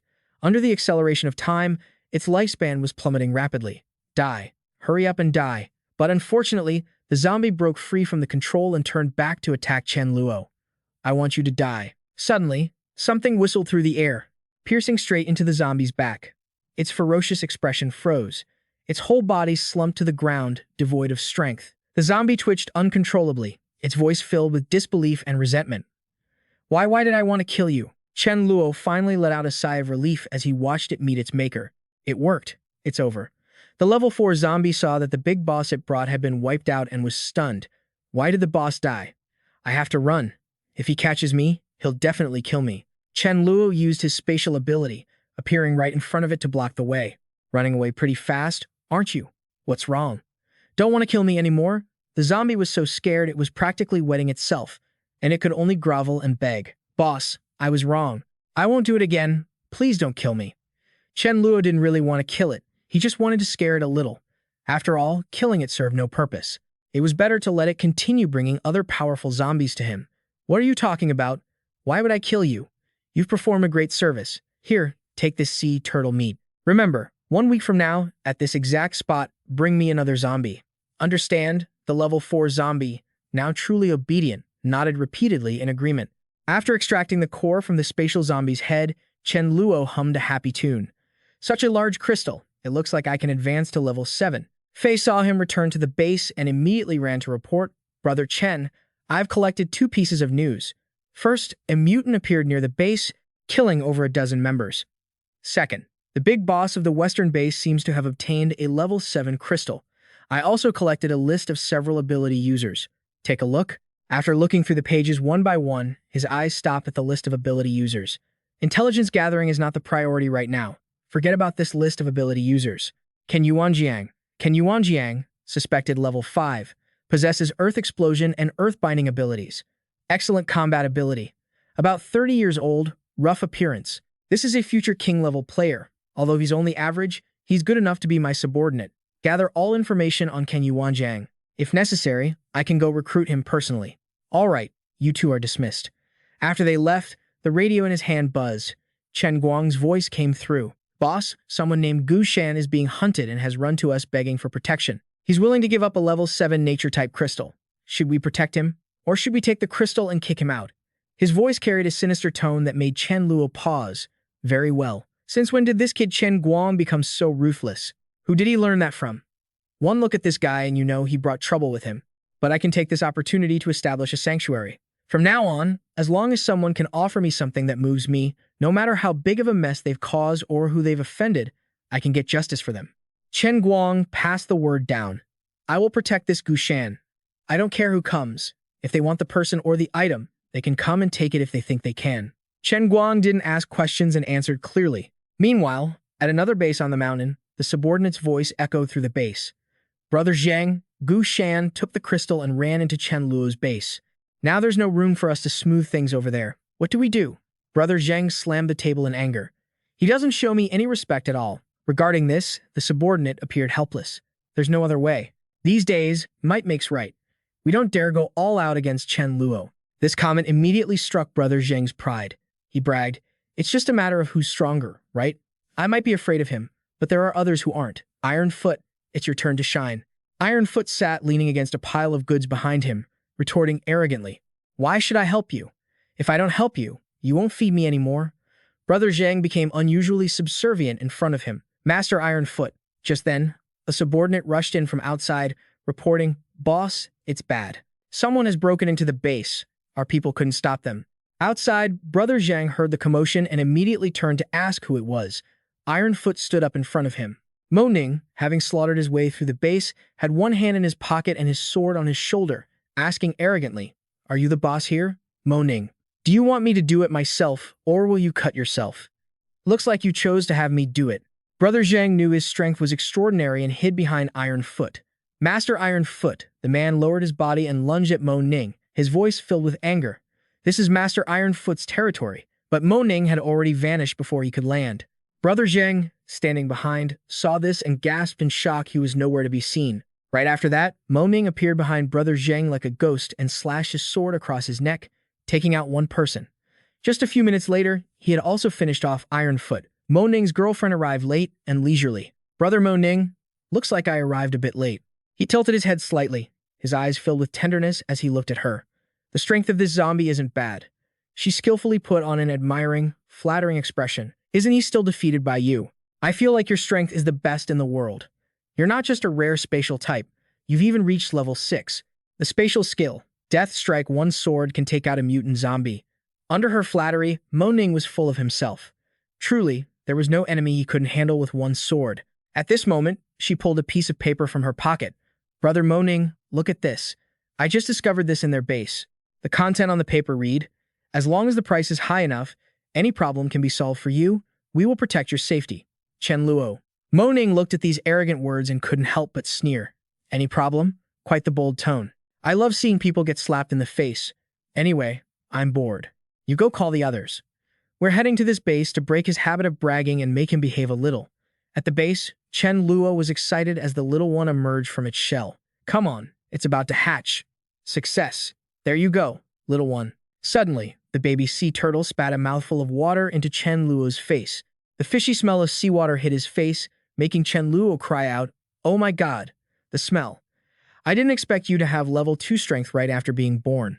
If I use time acceleration to make it grow up quickly, women have the strength of a sea turtle Fa Wang in no time." As soon as he finished speaking, the other baby sea turtles began to hatch one after another. Watching the baby sea turtles crawl toward him, he couldn't help but feel delighted. Right then, Chen Guang's voice crackled through the radio. "Boss, we've got a situation. Our 10-man guard squad has been wiped out. The enemy leader is level 4. 2 of our men survived, one escaped to report back, and the other is being held hostage. The leader, Mac Nain, says if we want to save the hostage, we have to come to the peak of New Van Mountain tonight. Only 3 people are allowed, or he won't guarantee the hostage's safety." Upon hearing that name, Chen Luo's expression darkened. Mac Nain, could he be that fish that slipped through his net? Impossible. Did I miss a loose end, or is someone pulling his strings? Chen Guang's voice came over the radio again, filled with anxiety. The survivor said the enemy has a mystical sword, almost invisible, like a void. One strike cut the captain in 2 without spilling a drop of blood. Hearing this, Chen Luo froze. Could he also know his void sword technique? As night fell, in an empty field, Mac Nin's girlfriend, annoyed by mosquito bites, couldn't help but speak up. "Hey, I don't think he's coming. Maybe we should head back." Mac Nin pulled her close and said soothingly, "No, I know for sure he'll come. But he's moving so slowly, who knows? He might be bringing thousands of men to surround us. If they plan to overwhelm us with numbers, that won't be any fun at all. How could he just show up like this after a few drinks? Does he have a knack for stealth?" The hostage saw him and called out joyfully, Big brother Chen Luo." Seeing the hostage's terrified state, he said softly, "Don't worry, I'm here. No one will lay a finger on you." Mac Nin watched him arrive alone, a gleam of interest in his eyes. Coming alone? How bold. I admire that. No wonder you could build such a massive base. Chen Luo was baffled by his actions and asked bluntly, "I don't get it. Why target me? Do we have a grudge, or did someone send you?" Mac Nin laughed softly and shook his head. "Neither. Just saw how arrogant you were and wanted to find some entertainment." Chen Luo just grunted. "I see. Seems like he's as impatient as I was in my past life, always stirring up trouble with monsters. So that's why he's anxious. Huh. A void sword? Huh. A space element talent, not bad, and quite lucky. Too bad he's walking straight to his death." Mac Nin's girlfriend was terrified when she saw Chen Luo whip out his own void sword. "No way. Only brother Mac Nin knows the void sword. How could anyone else know it? I don't believe it." Hearing this, Chen Luo was so fed up he didn't even want to look at her foolish face. A frog in a well, and there's even a dark summoner well. She's a decent tool. I'll keep her alive for now. In the blink of an eye, the creature she summoned was sliced apart by his void sword. Suffering the backlash, she collapsed, face turning pale. How is this possible? Seeing that Chen Luo's strength was no joke, Mac Nin didn't bother with fair one-on-one combat and shouted, "Don't panic." Everyone charged together. But how could these weaklings be his match? With a swing of his sword, the nearest ones fell. Macnin stood at a safe distance, secretly terrified by how fast he was moving. Even with my level 6 reflexes, I can barely see his shadow. The more he killed, the faster Chen Luo moved, his voice dripping with killing intent. You kill my men, I'll do the same to yours. Watching his subordinates fall one by one, Macnin cursed inwardly. Did I just hit a brick wall? To protect him, Macnin's girlfriend stood up and used her ability again. Dark Bind. Brother Macnin, run. I'll hold him off. Without a second thought, Macnin turned and bolted. Chen Luo watched him run, not rushing to chase. Fine, let you get a head start. My 400-meter blade is waiting for you. Seeing what was unfolding, the girl couldn't believe her eyes and shrieked, how could this be? Macnin finally felt true fear and begged, Big brother, don't kill me. Chen Luo appeared right in front of him in a flash. I also know space abilities. You probably didn't know that, but I could teach you. Seeing that Chen Luo really wasn't going to let him go, he tried to salvage the situation. This skill is really useful. You can store things. Before he could finish, he was slapped so hard his face skewed. You think you mean to teach me? Killing you now would be getting off too easy, wouldn't it? He broke his limbs to make an example of him. Thrown to the ground, Macnin's girlfriend cried out in pain and pleaded, I'm sorry, we were wrong. Please, let brother Macnin go. You can do whatever you want to me. Chen Luo patted her cheek threateningly. Then you'd better be a good girl and listen. Otherwise, who knows what will happen to Macnin. If you're quick, in 2 months, I might let you see him again. Terrified to the point of tears, she quickly stammered, Okay, I agree. He stood up and looked down at the guard, ordering, Keep an eye on her. Don't let her die. I'm hoping to raise her to level 6. He summoned the level 7 Tangi to collect the crystals. Old Triyu, no need to be so cautious. Let's set that aside for now. Did something happen while I was gone? Zhao Hai's face turned heavy as he nodded. A small group of dozens who arrived at the divine capital last night, we've taken them in. The brother's name is Chen Luo Tu Than, and the sister is Triyu Tu Y. He's a wind element user, and she seems to be a mind element user. In short, she has the power to manipulate thoughts and drive zombies into chaos. She's a genius. Hearing about this incredible ability, Chen Luo smiled happily. Not bad. Keep an eye on them for me. I wonder if she has telepathic communication like radio that can connect at any time. Zhao Hai took a drag of his cigarette and continued.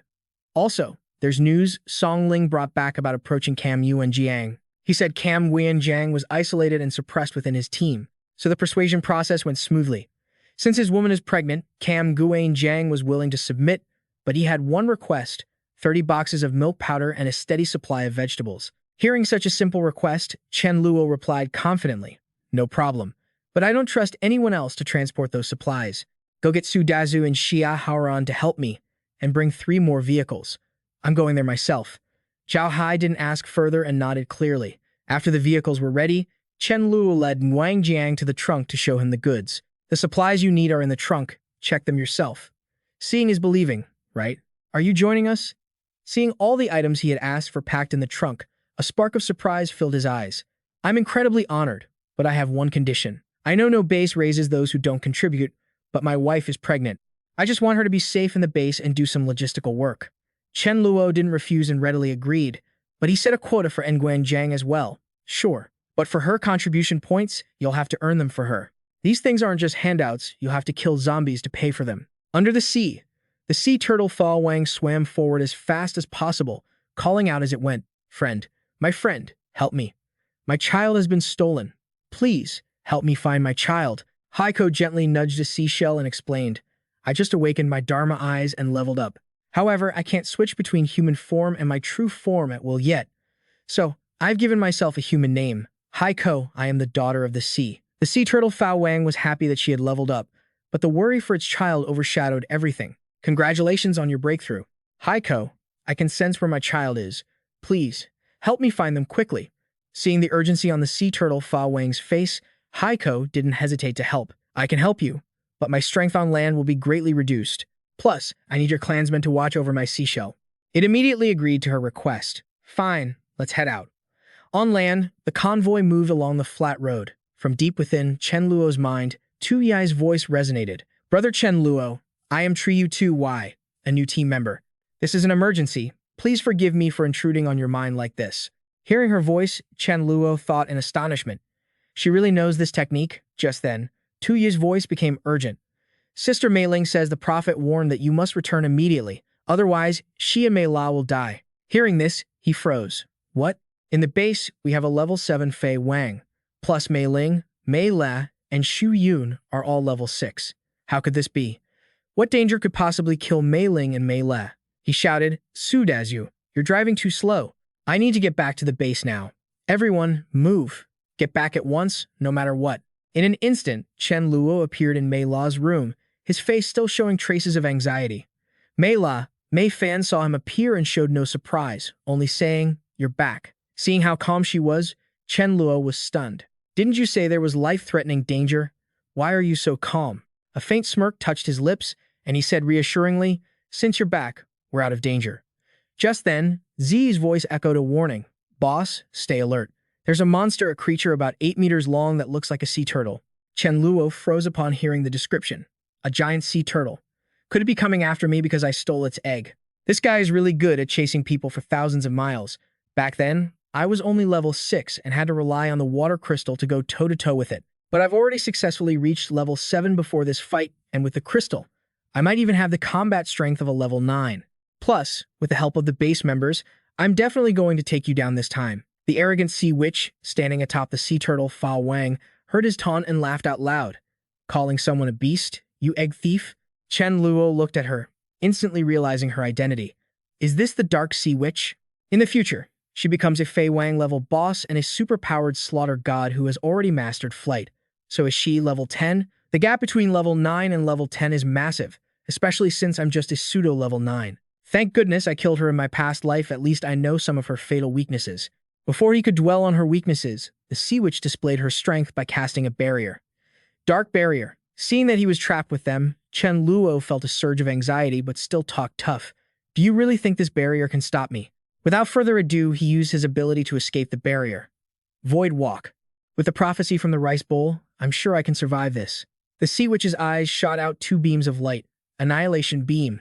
Seeing the light raining down like a storm, Chen Luo had no choice but to retreat and dodge continuously. Damn, that's the annihilation beam. After dodging a barrage of attacks, Chen Luo's figure vanished and reappeared right behind the sea witch. He raised his sword, preparing to strike. Eat this, you backstabbing hag. The sea witch stepped back, barely dodging the blade. Seeing the attack fail, he cursed inwardly. Ambush failed. It's only going to get harder to take her out now. Wait, I'm heading right into its mouth. This is bad. Just as the sea turtle Fa Wang clamped its jaws shut, Chen Luo successfully used his ability to escape. Void Walk. Afterward, he unleashed a new skill. Void Severance. The sea witch was furious after being ambushed. Her hands transformed into claws and she lunged at Chen Luo. Do you think a few cheap tricks can actually hurt me? Chen Luo could only dodge. He couldn't counterattack due to the strain of maintaining the Void Walk. I'm stuck in mid-air and can't launch any other attacks. Besides, standard spatial skills have a hard time threatening her. Void Walk can only be used about 100 times. Seeing Chen Luo only dodging, a smug smile appeared on the sea witch's face. I don't believe you can use that ability indefinitely. Realizing this wasn't working, Chen Luo decided to gamble. Let's try a time-based ability. He triggered it, but after a moment, nothing happened, just a crow flying over his head, calling out caw, caw. Without hesitation, Chen Luo turned and ran for his life. With no response from the ability, the sea witch turned her attention to the people in the base. The sea turtle Fa Wang looked down, emitting a murderous aura. I can't do anything to the egg thief, but can I do something to all of you? Seeing the monster about to attack the survivors, Mei Ling immediately gave the order to regroup. Everyone scrambled to scatter. Chen Luo, why on earth did you provoke these psychos? Just then, the Fa Wang came rushing in. The sea turtle Fei Wang was stunned by its appearance. The baby sea turtles chasing the Fei Wang were snapping at it. You dog, why are you biting my brother? Let him go. The sea turtle Fa Wang was so moved at the sight of the Fa Wang holding its offspring that it teared up. My child. The Fa Wang held the baby turtle, projecting a fierce, threatening aura.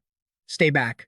A dog's bite is no joke. If these teeth sink into your kid, I can't guarantee what will happen. You don't want anything to happen to your child, do you, sea turtle Fa Wang? Chen Luo sensed the energy and immediately looked back. Seeing the Fa Wang threatening the sea turtle Fa Wang, he cheered internally. Nice. The Son of Heaven commands the vassals. It really is worthy of being a Fa Wang. The sea witch, seeing him distracted, coldly raised her hand to strike. Once again, Chen Luo used Void Walk to dodge, but used the opening to reappear right in front of the Fa Wang. He snatched the baby turtle, laughing provocatively. If you dare attack me again, Who knows who will die first? The baby turtle, not yet realizing the sea turtle Fa Wang was its real father, growled and threatened him back. That's right. If you want to attack my mother, you'll have to go through me first. Hearing this, the sea turtle Fa Wang was heartbroken, its voice choked with tears.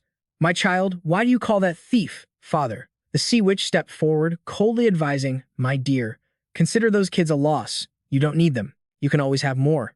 But that human in front of us will become a massive disaster later on. We must kill him. She turned her gaze. Run away? You might be able to, but can the others? Let's start with this dog. Targeted, the Fa Wang growled in anger. You dark sea witch. I've never touched you before, so why do you want to chop me up?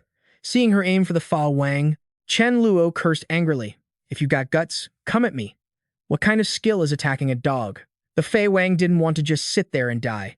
It unleashed its own ability to fool the sea witch, lightning clone. But to the sea witch, this trick was nothing more than a joke. She gently raised her hand, gathering power, preparing to strike. Her mocking, icy laughter echoed, careful now. Do you think I can't see which one is the real body? Do you think I'll spare you? How naive. Haven't I already found you? The Fei Wang used extreme speed to dodge each attack. Its dog brain worked quickly to come up with a strategy.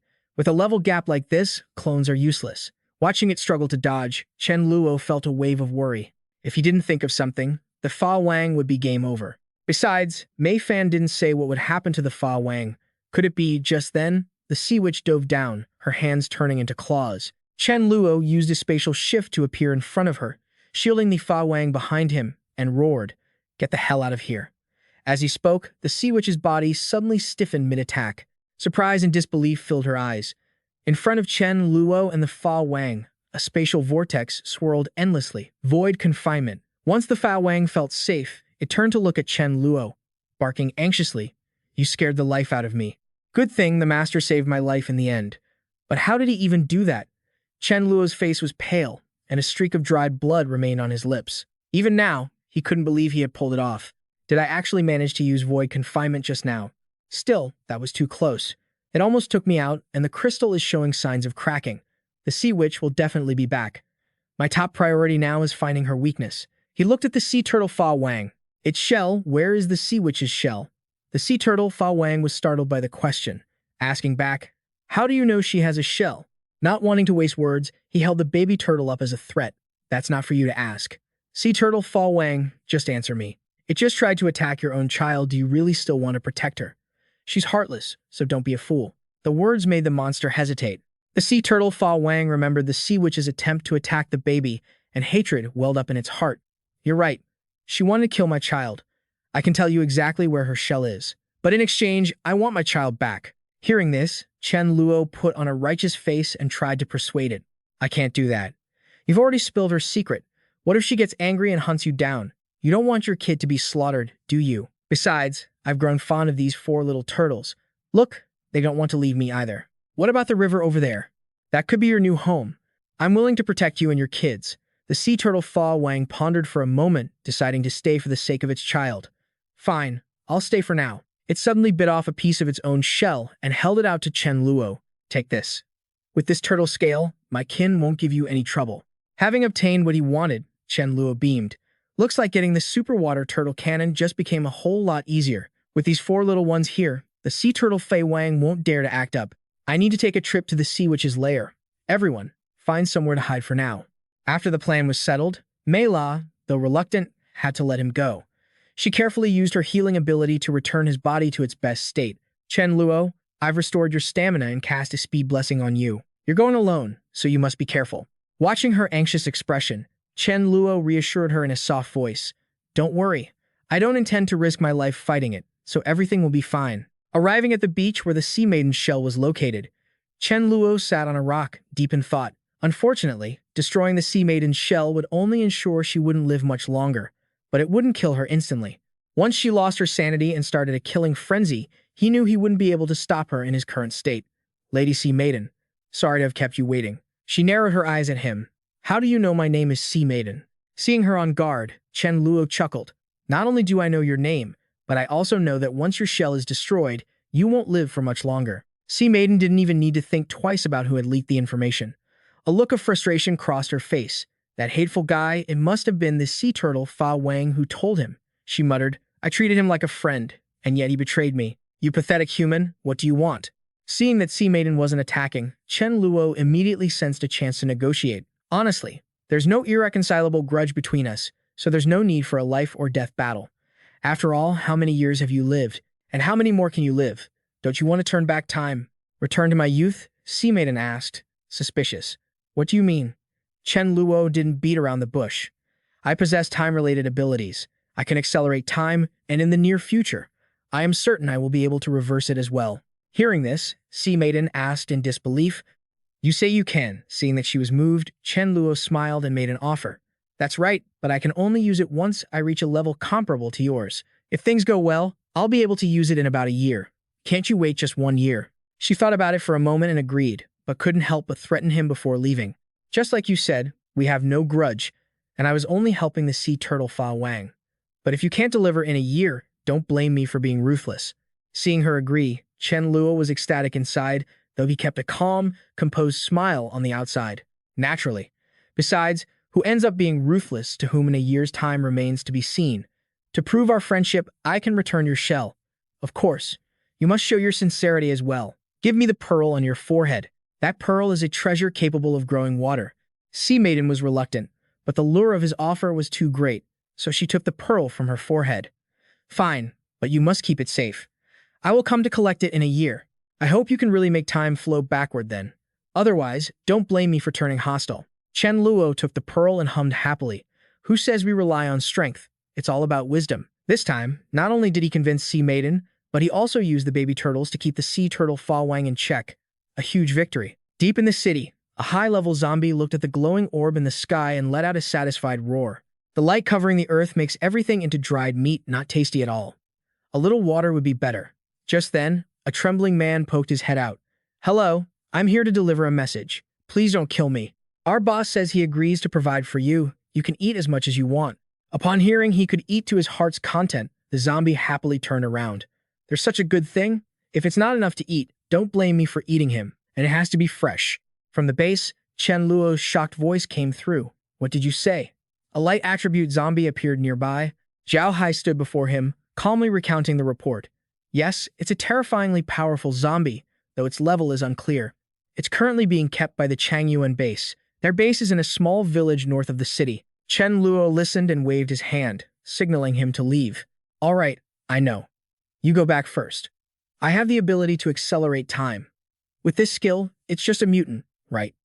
No matter what level, I'm still their daddy. Little food, how is it? Can you feel what I might encounter on this trip? It thought for a moment before speaking its mind. I feel that Mei La has a great opportunity coming. As for you, why would anything happen? Don't scare yourself. Hearing its affirmation, Chen Luo laughed heartily. All right, it seems Mei La's opportunity is that high-level light attribute crystal then. Let's go. At another base, Chang Yuan sat on the sofa, looking relaxed and smug. When good fortune arrives, you can't stop it. As long as I kill this mutant I'm keeping, gain its crystal, and break through to level 6, what could be difficult? Who knows, maybe I can even reach level 7 directly. Just then, a lackey ran over in a panic. Boss, it's bad. Someone suddenly broke into our base and ran to the mutant's room. Hearing this, he turned pale and cursed loudly. Are you all dead? Why didn't you stop him? What are you on guard duty for? Why did you let him in? The lackey, scolded and feeling aggrieved, replied. He climbed the wall directly. His speed was too fast, we couldn't stop him. The brothers have already surrounded him. Boss, you better go over and see for yourself. Chang Yuan finally stood up, looking annoyed, and shoved the lackey aside. A bunch of useless trash. Get out of my way, I'll go see for myself. Outside, Chen Luo used Void Walk and appeared in front of a certain room. Inside, the light zombie was using a blade to slice pieces of meat off a man. Each strike made the man's screams grow hoarse. Spare me, spare me. The zombie happily popped a piece of meat into its mouth, commenting, still alive? Not bad, actually quite chewy. Outside, Chen Luo kicked the door open, the sound of the door crashing down echoing loudly. The zombie wasn't afraid when it saw Chen Luo. On the contrary, it immediately set its sights on the meat on him. Are you my next meal? You came just at the right time. Cut your ears off and let me see if they're tender. Do it yourself, don't make me take action. Looking at its arrogant attitude, Chen Luo cursed in annoyance. You bastard, is that how you talk to your father? The zombie, seeing him claim to be his father, roared in anger. You insult me. I'll cut your tongue out. Chen Luo waved his hand, summoned the Void Sword, and mocked, "You want to kill me after charging up your skill for that long?" After successfully gathering its power, the zombie attacked without hesitation, beams of light flying forward with a whistling sound. These moves were just child's play to Chen Luo. The corner of his mouth curled into a look of disdain. Too slow. Void Walk. The zombie looked at his figure flickering in the air, terrified. "Where are you?" Chen Luo peered behind it and swung his sword. "Right here." One strike didn't sever its neck. "It seems you're at least level 8. The zombie, having been struck, roared in agony. "It hurts. I'm going to eat you." Seeing he couldn't kill it easily, Chen Luo stepped back, watching its hand gathering energy for an attack. "All right, it seems I can only use that move." The zombie, as if it had gone mad, rushed forward, roaring incessantly. "Die. I hate you." Looking at its furious, crazed state, Chen Luo just sneered. "What a coincidence. Me too. So, you'll just have to die first." Right before it reached him, Chen Luo shouted, "Time acceleration." As soon as the words left his mouth, the zombie suffered immense pain and began to scream continuously. It knelt on the ground, wailing in agony. "It hurts. Why? Could it be the human meat I just ate? Is there poison?" After dealing with the level 8 zombie, Chen Luo put his hands on his hips and laughed loudly. "Done. Although it's not a Fa Wang level, it's a level 10. Pretty lucky." Just as he stood up, a loud, angry roar echoed. "Stop. Drop that crystal." Chen Luo turned to look at the group of people in front of him and asked coldly, "Your crystal?" Chang Yuan looked at him and immediately recognized him. "It's you." Seeing that the guy knew him, he raised an eyebrow, curiously asking, "You know me?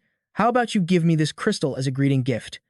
Relying on his superior numbers, Chang Yuan threatened Chen Luo.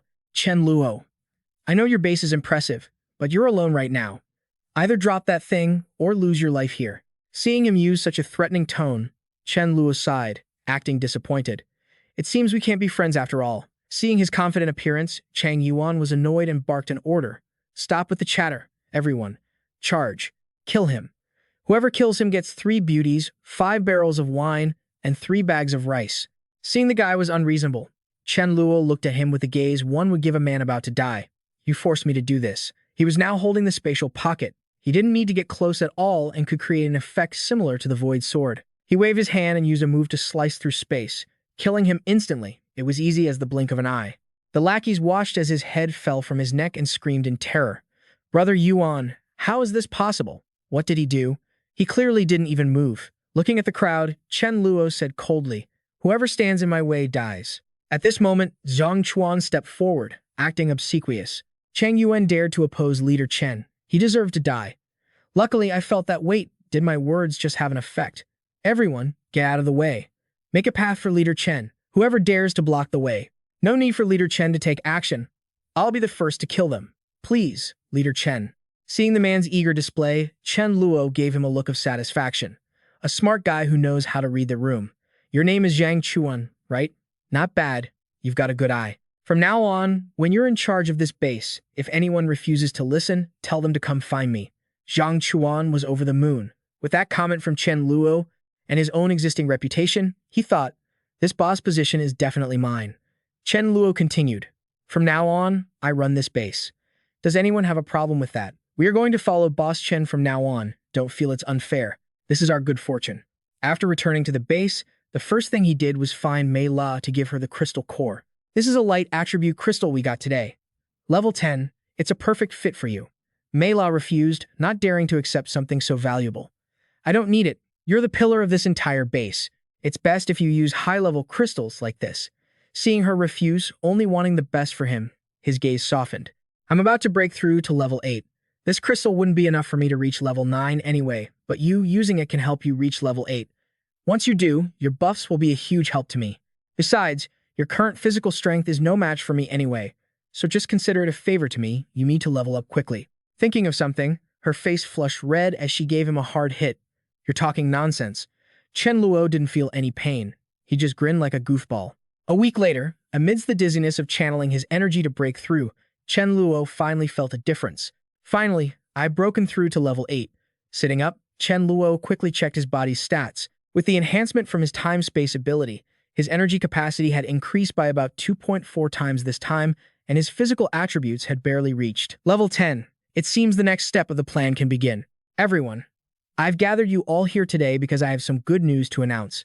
Members of our base have successfully improved a batch of seeds, enough to increase production by 50%. So, I've decided to host a trade conference at the Nanshan Capital Stadium in 5 days. At that time, I will provide free guidance to other bases on how to plant them and help everyone trade with each other. From today on, I need you all to visit nearby bases and spread this news. Once it's spread, I can sell the seeds and make a fortune. By then, helping you increase your yields by 50%, me taking 20% isn't unreasonable, right? The people in the base were confused but excited by the news. Improving seeds and increasing production, does this mean we'll finally get to eat fresh vegetables? Following Boss Chen is such a great deal. Seeing their excited expressions, he clapped his hands 3 times to get everyone's attention and spoke slowly. All right, everyone, quiet down. Aside from this, I have one other thing to announce. I am preparing to launch a comprehensive peace plan. Starting today, no matter who you are, as long as you can offer enough benefits, I can step in and help resolve any problem. In the stadium, Chen Guang's voice boomed, reaching everyone's ears.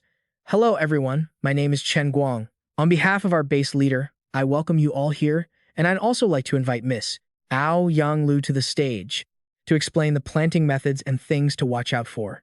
Ao Yanglu stood beside Chen Guang, expressionless, as she listed the necessary requirements. Planting can only be done by nature-type ability users, and they need to be at least level 4. After planting, you must use your abilities frequently to neutralize the pollution in the soil. Chen Luo, inside the room, could hear every word Ao Yanglu said. Looking at the attendees, he thought to himself, quite a few people showed up. I believe after this conference, nature-type ability users will be highly sought after. Wait, isn't that Wang Lai? One of the guys who pursued Mei Ling in my past life. He pursued Mei Ling fanatically and wanted to swallow her base whole. I remember Wang Li intentionally created danger, hoping to be the hero who saves the beauty at a critical moment, but he failed. In Chen Luo's memory, Mei Lao was holding Mei Ling, who had lost her life, screaming in agony. Sister. That time, Mei Ling had died. At that moment, the extreme pain seemed to trigger a new skill in Mei Lao. Suddenly, streams of green light flowed into Mei Ling. Mei Lao's voice was full of pleading. Sister, I don't want you to die. Please, come back to life. And at that very moment, Mei Lai used her resurrection art for the first time to bring Mei Ling back. This event put Chen Luo in a dilemma for the first time. So, should I kill him now, or let him develop to the Fa Wang level to serve as a stepping stone for Mei Ling? Down on the stage, Ao Yanglu continued her presentation. Our seeds can double production. You can compare them to regular seeds, even our asking price is 20% higher. We can provide them directly and only collect payment once the potatoes are fully grown. Alright, while you all think about it, I'll talk a little bit about the next topic, the peace plan. Chen Guang stepped in to continue. Our base can handle all sorts of big and small jobs for you. As long as you offer something of sufficient value, we can take care of it for you. As soon as he finished, a voice came from below. I have a level 7 crystal and want to ask Leader Chen to kill someone for me. Would that be possible? Chen Guang was startled and asked, Who do you want to kill? Under his gaze, the people in front parted to the sides. Deng Xianhong walked forward with a crystal in hand and stated his request. My name is Deng Xianhong, and I want to ask Leader Chen to help me kill a man-eating monster, Feng Long. The people present were disgusted by Feng Long. He ate my brothers, man-eating. Aren't we past the point of needing to do that? This crosses a line too far. If it were me, I couldn't stand it either. Wang Lai, sitting next to him, snapped around to confront him. Feng Long, what is this all about? After being exposed as a man-eating monster, Feng Long didn't look guilty at all. Instead, he arrogantly demanded to kill Xianhong. Last time I let him escape, I didn't expect him to show up here. Boss, stop him outside and kill him. He walked forward, pointing at the arrogant guy. Feng Long, it's him. Being stared at by everyone, he glared back at him. You brat, just you wait. Chen Guang looked at Chen Luo, who was standing nearby, seeking help. Boss, what should I do? He gave a slight nod, signaling it was okay to help Xianhong. Although level 7 crystals were no longer useful to him, this could serve as an example. Chen Guang received the order and immediately pointed at Feng Long, speaking righteously. A man-eater cannot be ignored. Wang Lai, as the boss Feng Long followed, naturally wouldn't stand by and let Chen Guang do whatever he wanted to Feng Long. He shamelessly demanded evidence from Chen Guang, absurdly saying, Feng Long is my man. You say he's a man-eater. Can you be sure? Do you have proof? If you don't have proof, don't just spout nonsense. Xianhong didn't expect him to be this shameless and spoke with anger. I saw it with my own eyes. How could it be fake? Wang Lai continued to be unreasonable, turning it back on him. Anyone can say anything. I could just as easily say I saw you eating someone. The others, after hearing his logic, were doubtful, but felt he had a point. That's true. Without evidence, you can't say anything. I know this guy. His name is Wang Lai. He's very strong and a warlord in his own right. Will the organizers really act on this? Chen Luo saw the crowd wavering and walked over. Everyone was whispering heatedly.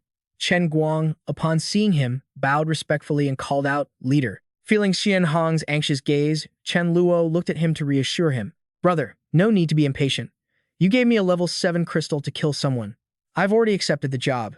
As for whether this Feng Long is a man-eater or not, I honestly don't care. I don't need any proof. Since I've accepted, he must die." Wang Lai heard this, his face full of shock. Is this kid being a bit too unreasonable? He still tried to protect Feng Long and wanted to reason with him. "Leader Chen, this is a bit irrational. We have no grudge." Chen Luo didn't want to hear him ramble and immediately cut him off. "I want the life of Mr. Feng Long now. Do you want to hand him over voluntarily, or should we take him by force? Hand him over or not?" This interference made Wang Lai fall into a dilemma. Chen Luo was the main character here. If they really fought, he would definitely lose, which would be extremely dangerous. Feng Long was indeed his tiger general, but confronting Chen Luo for his sake wasn't worth it. But if he was this overbearing, others would definitely criticize him. So, he could temporarily retreat to protect himself, wait until he reached level 7, and then team up with others to kill this Chen Luo. "Fine, I'll hand him over." Watching Feng Long trying to run away, Chen Luo ordered his man behind him, "Xia Haoran, go." Stomping his foot, Xia Haoran leaped toward him. Looking at Xia Haoran, Feng Long maintained his arrogant attitude and delivered a classic line. "Do you know who I am? You dare to stop me? Do you believe?" But before he could finish, Xia Haoran punched him, sending him flying backward. Wang Li watched that single punch and couldn't help but swallow hard. Feng Long, who was considered a powerhouse at level 5 and the second in command of his base, was taken out with a single palm strike. Chen Luo didn't pause, landing another punch that made Feng Long scream in agony. "My hand." Chen Luo looked at Feng Long, who was now crumpled like a rag, and said, "Mr. Deng, this guy is crippled. You can do whatever you want with him. As you can all see, our base is truly powerful. As long as the price is right, we can handle anything for you. Of course, I'm sure some of you might think I'm arrogant or doubt my strength, which is why some of you keep throwing your lives away. I'll be honest with you all. I, Chen Luo, am a level 8. Everyone present heard his rank and couldn't believe their ears. How was that possible? Level 5 was already the elite of the elite, and level 6 was essentially a regional overlord. Level 8 was 2 levels higher than a regional overlord. Wasn't this like a servant talking to an emperor? No wonder he was so confident his strength was simply overwhelming. One person, unable to contain their curiosity, raised their hand timidly, wanting to know what his real strength was like. "Leader Chen, what is level 8 strength like? Could you demonstrate it for everyone? Please don't misunderstand. I'm just genuinely curious. If you don't want to, then pretend I didn't say anything." This fit Chen Luo's plans perfectly. He had been worried about not having a chance to show off. "Since everyone is curious, I'll satisfy you a little. Little Dang, how deep is your hatred for Wang Lai?" Dang Tianhong replied with a look of suppressed rage. "I hate him so much I want to kill him. But I know a level 7 crystal isn't enough." Hearing that, the corner of his mouth curled up. "Caught you. Mr. Dang is our first client. To thank him for his support, I've decided on a buy one, get one free deal. Everyone, open your eyes and watch Mr. Wang Lai. I've decided to make Mr. Wang Li a gift for Mr. Dang Tianhong." Seeing him set his sights on him, Wang Li's face turned pale. He wanted to attack him. Knowing he was no match for Chen Luo, he turned and tried to bolt. "If you can't win, you run." But just as he turned, a flash of light zipped right through him. After testing the move on him, Chen Luo thought to himself, "It seems this spatial cutting move of mine is quite useful." After using spatial severance to kill the target, one can perfectly retrieve items from a distance. Did everyone see that clearly? The people present saw him take Wang Lai's head with a single move, their faces turning deathly pale with fear. Some couldn't help but collapse to the ground, looking at him as if he were a monster. Chen Luo saw their terrified expressions and offered a friendly, reassuring smile. "Everyone, don't be tense. This guy covered for man-eating zombies and deserved to die." Just then, Chen Luo suddenly added, "No, I'm the type of person who never leaves loose ends. I finish what I start. No one who has ever offended me has lived to tell the tale. I'm just giving you a piece of advice. Unless you have 9 lives, don't offend me. I'm only doing this for your own good, you know?" Under his intimidation, everyone tried to force out submissive smiles to show their loyalty. "Understood, Leader Chen. We understand. Please rest assured, We certainly won't provoke you. I guarantee the others in the base will be well-behaved and definitely won't disturb you. Seeing they were reasonable, Chen Luo turned back into a bright, easygoing young man. Rest assured, if you don't mess with me, I won't do anything to you. I'm actually very kind. If you have any trouble in the future, remember to find me. I've said what I needed to say. Now, everyone, register and take your seeds based on your own abilities. Oh, right. I trust that you're all people of your word, and no one will default on their debts. You wouldn't want to fail to pay me back once you've harvested the crops, right? Under his veiled threat, everyone tried to act upright. Rest assured, our base will certainly not be the type to break its word. That's right. If anyone dares to pull any tricks in front of Leader Chen, we'll be the first to disagree. Exactly. Please rest assured, Leader Chen. With their vow, Chen Luo felt satisfied and waved them away. That's good. At that moment, Sudaju appeared to report the intelligence he had received. Leader, I just got news from the zombies. A zombie named Bing Lin has established a base, the Bing Lin Alliance. Hearing the name, Chen Luo paused. Bing Lin, he had some memory of this zombie. Even though it wasn't the first to reach Fa Wang level, its strength was formidable. The Bing Lin Alliance was a powerful organization founded by a high-intelligence zombie. Sudazu worriedly voiced his assessment. Currently, the zombie Bing Lin is scouting for a time to gather the horde. They might be planning a sneak attack on our base tonight. Chen Luo didn't look worried at all, calmly replying, I see. Let's head back to the base immediately. Send word out, all members are to stop going out and prepare for battle. Those who had just witnessed his strength were now blocking the exit, eager to join his team. Leader Chen, don't leave yet. Our base still has something to discuss with you. I arrived first, so let me speak first. We want to join. Leader Chen, please consider this. Even though our base only has a dozen people, everyone is already level 5. Plus, we have many level 4 light attribute users. Seeing their enthusiasm, Chen Luo felt a bit of joy inside. It seemed that his little display of power just now had yielded great results. Everyone, quiet down. I welcome your decision to join, but I won't lie to you. We might be attacked by a horde of zombies tonight. The numbers could be 10,000 or even more. This base is my home, and I absolutely cannot give it up. You came at the perfect time to help with the defense. I'll add one thing. I won't be lifting a finger.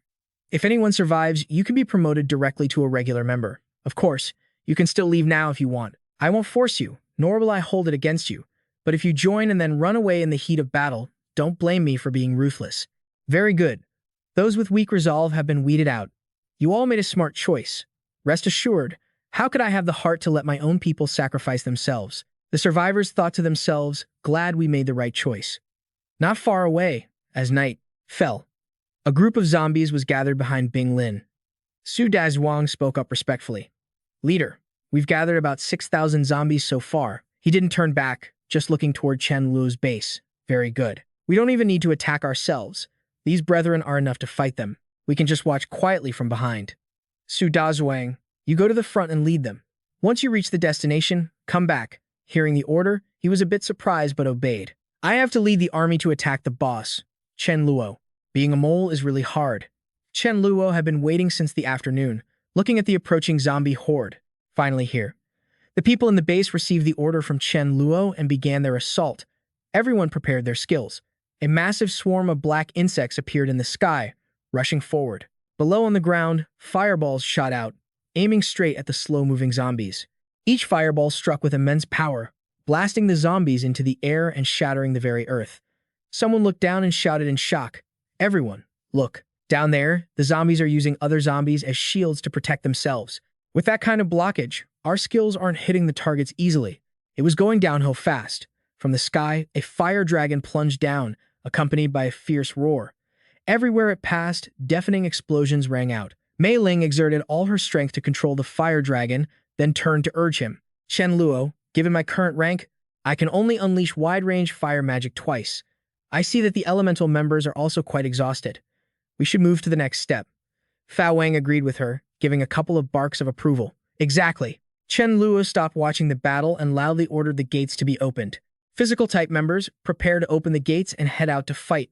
Su Dazu, having watched everyone else fight, had been itching to join in for a long time and charged out first. As soon as he dove into the zombie horde, Su Dazu immediately used his skills to whip them repeatedly. Every punch he threw made the ground shake and crack. The zombies couldn't stand firm, falling left and right. Bing Lin stood from above, observing the battle, and offered his commentary. Indeed, the enemy has two very strong fighters. His henchman heard this and said confidently, "Boss, don't worry. The enemy's city wall is about to collapse. I believe that will lure even more zombies in. No one can stop them." Bing Lin, being intelligent, realized that Chen Luo's side didn't seem the least bit panicked when they attacked. It was clear they had prepared for this long ago. Perhaps there was a traitor among them. Su Dazhuang felt the leader's suspicious gaze and grew uneasy. Chen Kuang received a transmission at that moment. "Boss, this is bad." Su Dazhuang sent word that his cover as a mole is about to be blown. Furthermore, Su Dazhuang says Bing Lin plans to organize a new wave of zombies after killing him. Hearing this, Chen Luo frowned, calculating a new plan to save Su Dazhuang's life. "I was hoping to train Dat Chen Luog to become the leader of this zombie base. I can't let Bang Lam kill him. In that case, I'll just kill Bang Lam myself. Tell Mei Ling and Mei La to come and take charge of the situation. I'm stepping away for a moment." Chen Guang saluted and acknowledged the order. By now, Bang Lam was convinced that Dat Chen Luog was a mole. He kept kicking the person at his feet. "Why did you betray me? What did the other side offer you?" Dat Chen Luog knew that once he admitted it, there would be no turning back. He steeled himself and denied it.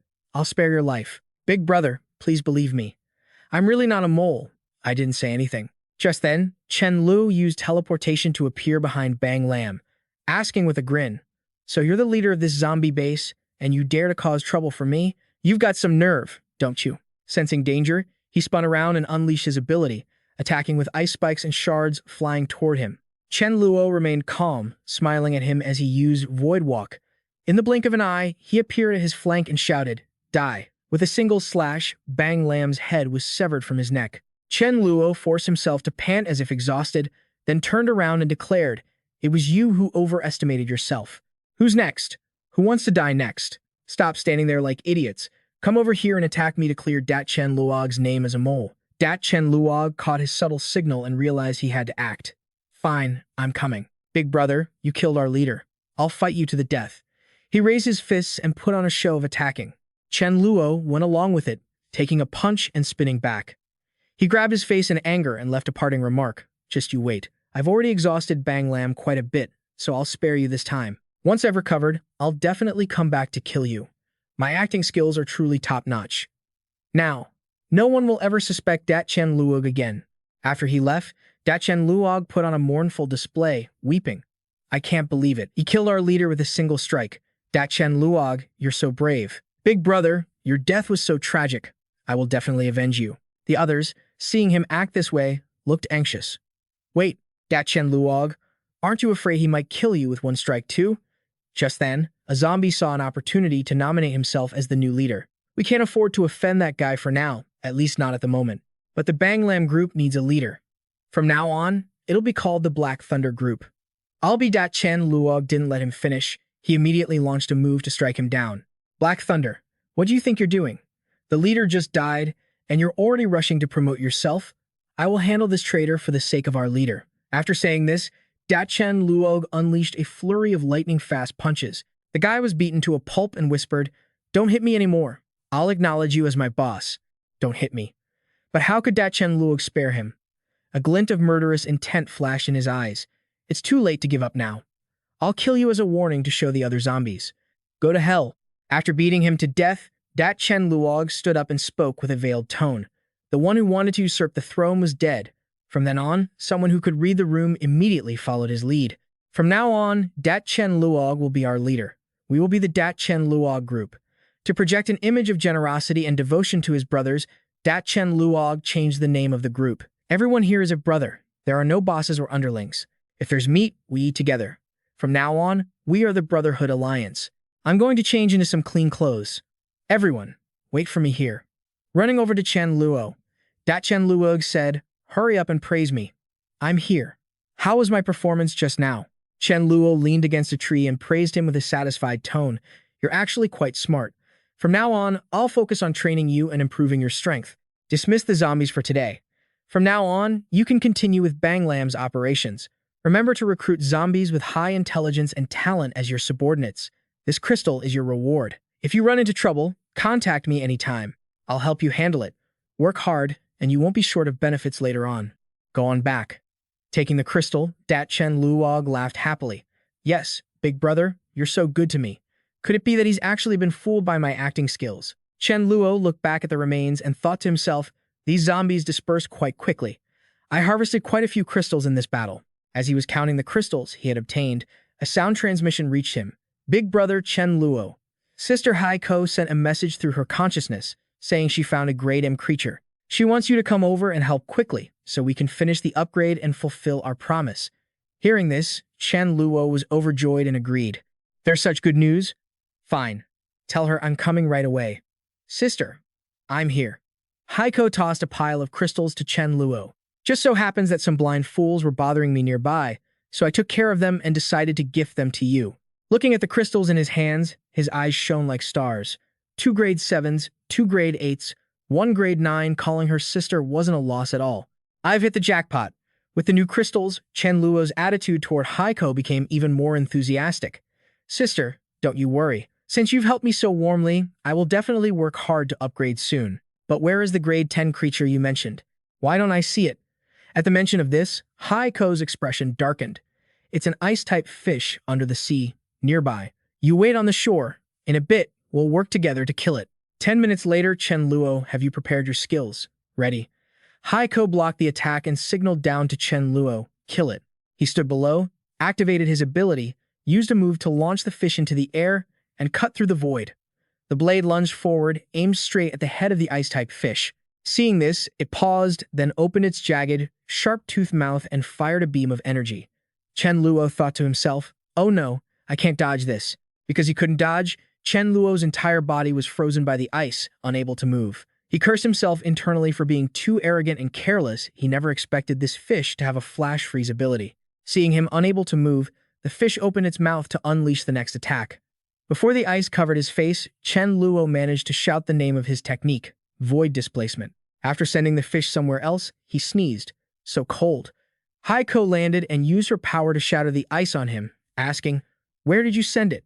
It won't teleport like I do, right? You don't even know the specific direction, do you? Chen Luo rubbed his nose and replied with his smug expression. Sister, don't underestimate me. About 30 miles to the east, I can see that the fish is already exhausted. Let's go. Let's go get the crystals. The crystal from a grade 10 is enough, and if I get 4 or 5 more, I can reach grade 9. By then, killing that grade M fish will be incredibly easy. Haiko watched him dig out the crystal and suddenly spoke up. Chen Luo, you could actually try eating this fish. Chen Luo, hearing this, looked panicked and turned his head. Eat this fish? But the meat of mutated creatures is very hard to eat. Seeing his resistance, Haiko lowered her voice and recounted her own experience from years ago. Chen Luo, do you know why I evolved so mysteriously and why my evolution speed far exceeds that of humans? It's because many years ago, when I was resting on the seabed, something fell into my body. It looked like a piece of flesh. I felt extreme pain, as if my whole body was about to explode. That piece of meat was slowly digesting inside me automatically. I wanted to vomit it out, but I couldn't.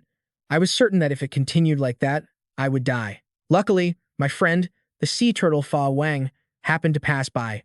Seeing this, he immediately ate the remaining part of the flesh. I was saved and started to grow stronger continuously. The sea turtle Fa Wang also gained a great boost in strength from this. Even though that piece of meat causes great pain, it has miraculous effects. Hearing this, a dazed look appeared on his face. A mysterious piece of meat? Finally, Haiko explained why she wanted him to eat the fish meat. Ever since I ate that mysterious meat, aggressive fish species have always targeted me. They attack me on their own, wanting to eat me. I can sense that this fish has also eaten a piece of that mysterious meat. This made Chen Luo hesitate a little. Haiko and the sea turtle Fa Wang both increased their strength from eating that meat, but the process was extremely painful. Isn't this just like eating high-grade crystals? Sensing he was still undecided, Haiko added, I can feel that the mysterious meat is still present in its body, with a lot of energy still undigested. So, I feel like we shouldn't waste the meat of this fish. Chen Luo also wanted to become stronger, so he made a decision.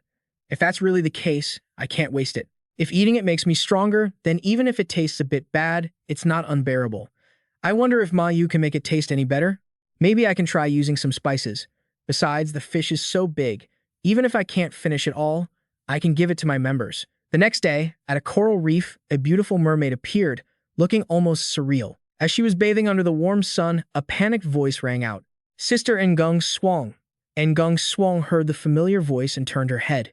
You're here? Haiko cried while complaining. Sister, my brother is dead. He was killed by someone. Upon hearing this, the first thing Ngung Swang thought of was a shark attack. Was he killed by that bloodthirsty white shark who calls himself the sea god? The seal whimpered and retorted. It wasn't her. It was a sea clam. I remember its scent. Hearing this, Nung Suong approached the seal, trying to recall anyone with such traits. A sea clam? Could it be one of that god Wei's assistants? Seeing she wouldn't speak up, the seal begged her once more, desperate. Sister Nung Shuang, please, I beg you to avenge my brother.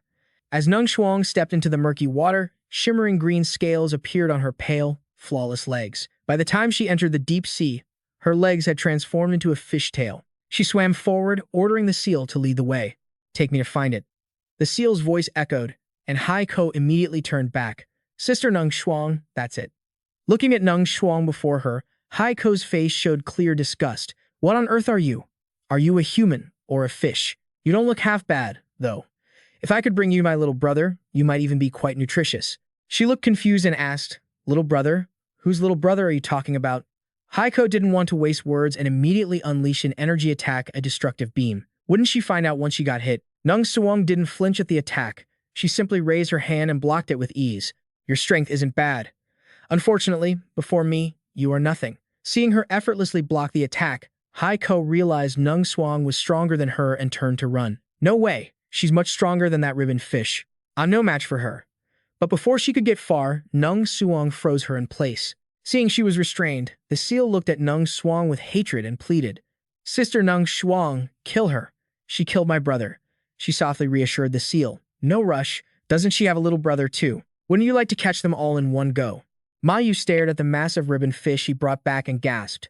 How can a ribbon fish be this big? Chen Luo chuckled, giving instructions for dinner. It's a mutation. Sis Mayu, how do you think we should cook this? I don't need it to taste amazing. Just edible, as long as it's acceptable. That's fine. Mayu thought for a moment and decided to braise it. Knowing she wouldn't be able to chop such a tough fish, he swung his sword to slice it into pieces so she could handle it easily. This fish is tough to cut. Let me help you. Just remember to use strong spices, the stronger, the better. A while later, Mayu finished cooking the dish. Her voice faltered as she said, I did my best. Why don't you try it first? Chen Luo picked up a piece of fish, his expression showing resistance, but he forced himself to take a bite. All right, I'll try it. It's truly terrible. Ma Yu watched him gag, her expression souring. You're offering the greatest insult to a chef like me. Staring at the remaining bowl of fish, he looked like he was attending a funeral. Now there's a problem. Do I really have to eat something this disgusting? Just then, Fa Wang walked in from outside and spotted the fish. It bolted into the kitchen like a shot. What are they eating in the kitchen? And they're hiding it from me. Chen Luo looked at the dog's drooling state and speculated. Sniffing that hard, does Fa Wang actually like this? The dog rushed over, looking at him with pleading eyes. Fine, let the dog have some. Realizing it liked the dish, he dumped some fish into its bowl. Here, eat up. Careful with the bones, I'll pick them out for you. Watching Fa Wang eat until its belly was round, he thought helplessly. There's an old saying, old habits die hard. I'll let Fa Wang scout the path. If it actually has some effect, I'll eat it no matter how bad it tastes. Just then, Tu Yi's voice came through, filled with worry. Big brother Chen Luo, it's bad. Sister Haiko is in trouble. Someone severed the communication link between me and Sister Haiko and left a message telling you to come save her. The person claimed to be on a small island 3,000 miles east of the coast. If you don't arrive within 3 days, Sister Haiko will die. After hearing the report, Chen Luo's expression darkened. To be able to sever the connection with Triu 2Y, they must be higher rank. Probably a mental type user capable of binding Haiko, at least a mental type rank M. Rushing to Mei Fan, he asked immediately, Mei Fan, am I in danger? Seeing his panicked look, Mei Fan rolled her eyes and predicted, within 3 hours, I don't sense any danger. Hearing the specific number, he paused. Only 3 hours? At this distance, I couldn't even make it on land, let alone at sea. By the time I arrive, it will have been way longer than Mei Fan's prediction. Unfortunately, Mei Fan's ability had a cooldown. I can't bring her along to predict danger in real time, and I'd have to protect her anyway. It would just become a danger itself. Why am I scared? I want to see who can actually kill a Void Monarch like me. Chen Luo looked at Nung Suong, assessing her. Her outfit was certainly economical with fabric. She looked at him, thinking, isn't he Haiko's little brother? But why can't I see through his true form? Could he be the sea god? Chen Luo put his hands on his hips and replied, Nope, I'm the Sea Fa Wang. Hearing that response left Nung Suong deep in thought. Sea Fa Wang, what on earth is that? She asked. Tell me, why did you kidnap my sister? What did she do wrong? She replied. Haiko killed the brother of the first seal for no reason. If I let her go, I don't know how many more innocent lives will die by her hands. I won't allow such a dangerous, rampant murderer to exist in the ocean. Haiko spoke up, Little brother, don't waste your breath on her. I appreciate your heart, but you are absolutely no match for her. Run away. But Chen Luo waved his hand and said, Don't worry, sis. If she says we're rampant murderers, then I'll just have to talk some sense into her. Big fish eat little fish eat shrimp. The cycle of life is the rule of survival. What's wrong with my sister hunting for food? Don't you eat fish? Then what do you consider the fish you eat to be? If you're a hypocrite, just say so. The seal, being called out, stubbornly retorted, I don't care. I have to avenge my brother. Nung Suang spoke up.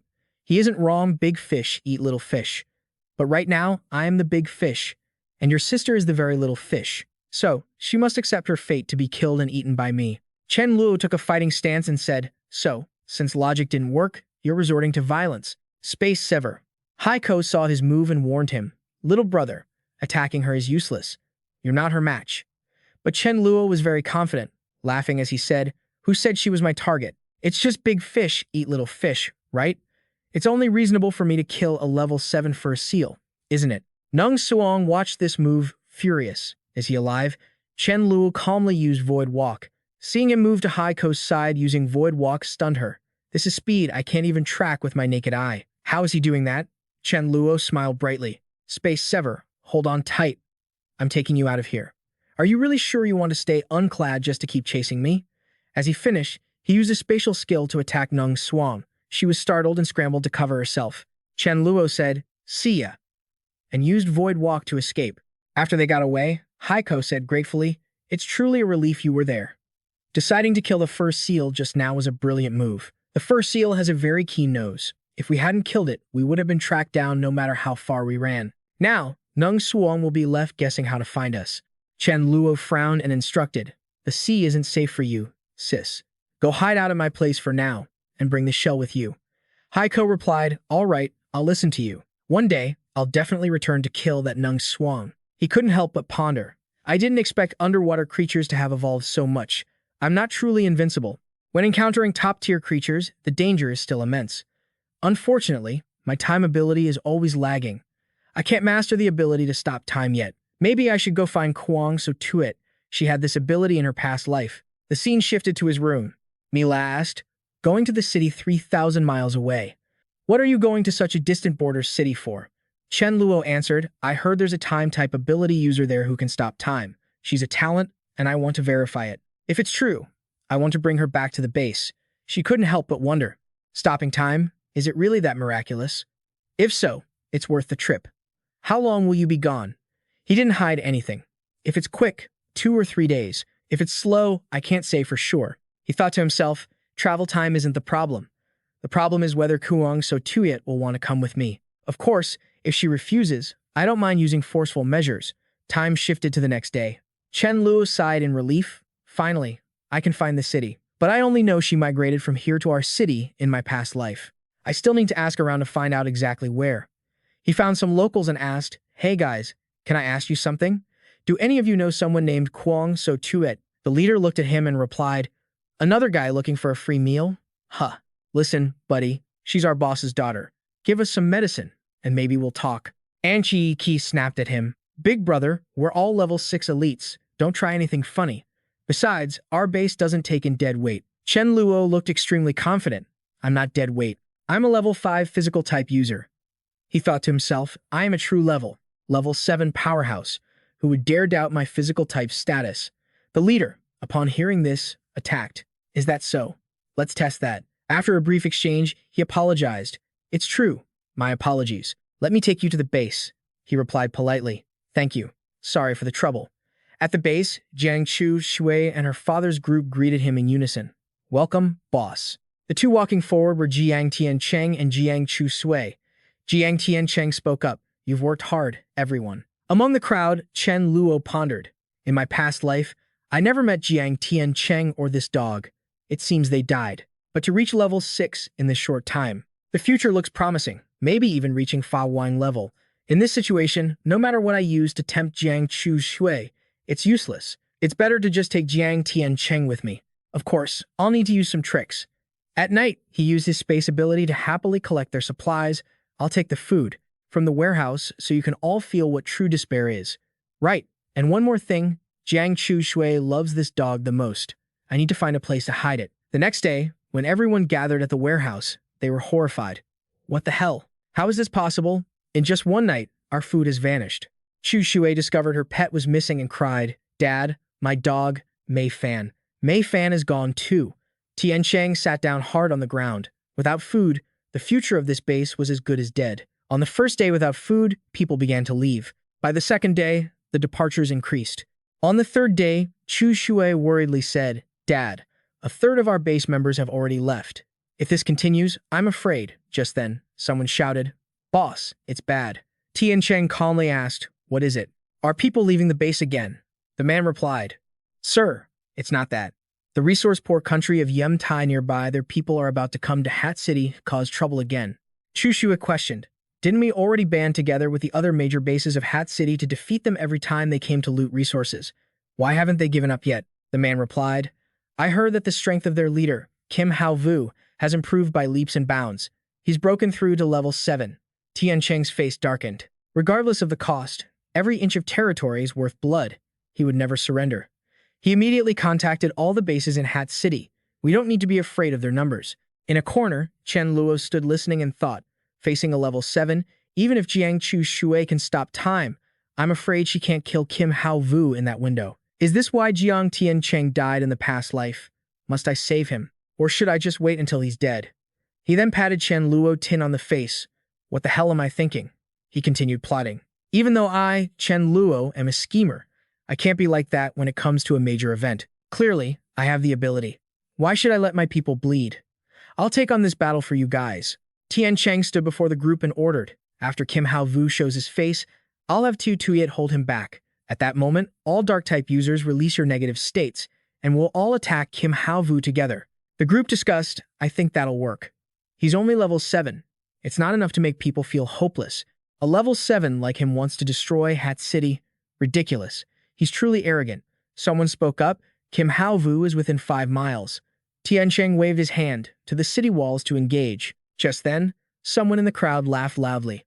For the glory of Yemtai, death is but a debt. Then he exploded. Everyone around him cried for help. Poison. It's poison. Tian Cheng stumbled, hugging someone. I didn't expect him to be by my side for half a year, yet he was a traitor, a level 5 poison-type user who detonated himself. It's not lethal, but it's enough to stop our abilities from working smoothly. Chu Shui ran over in a panic. Dad, what happened? Why did I hear an explosion? Tian Cheng fell, explaining, we fell into a traitor's trap. Someone said anxiously, what do we do? Half of my strength is gone. Should we hide for now? Tian Cheng said, if we don't put up a direct fight, more people will die. We have to risk it. Just then, someone outside shouted, stop. You can't go in there while they're discussing. Chen Luo walked in calmly and said, don't worry, I alone am enough. The group whispered, kid, do you know how many people are out there? At least 10,000. Wake up. Do you dream of taking on 10,000 alone? Don't start having hallucinations because of the pressure. Do you need me to wake you up? Tian Cheng spoke up. Passion is good, but don't try to show off. Later, I'll have you deal with Kim Hao Vu. Chen Luo pointed and said cheerfully, you guys just close the main gate and watch. After I kill them, she will come with me. How about that? Targeted. Chu Shui was stunned. Tian Cheng stepped in front of his daughter. Now is not the time to show off. Let's go together. Later, close the city gate. You can help us buy some time to recover. That's enough. Chen Luo smiled to himself. In my past life, I just played around in the divine capital and never got involved. Now that I have the chance, I'll put in some effort. Hao Vu stood there arrogantly. Jiang Tian Cheng. I've been patient until now. Do you know how long I've waited for this day? Do you think that by hiding in this city, I can't do anything to you? Wait for death. From the ground, Chen Luo flew up and said, are you Kim Hao Vu? Looking at him, Hao Vu was shocked. How can this guy fly?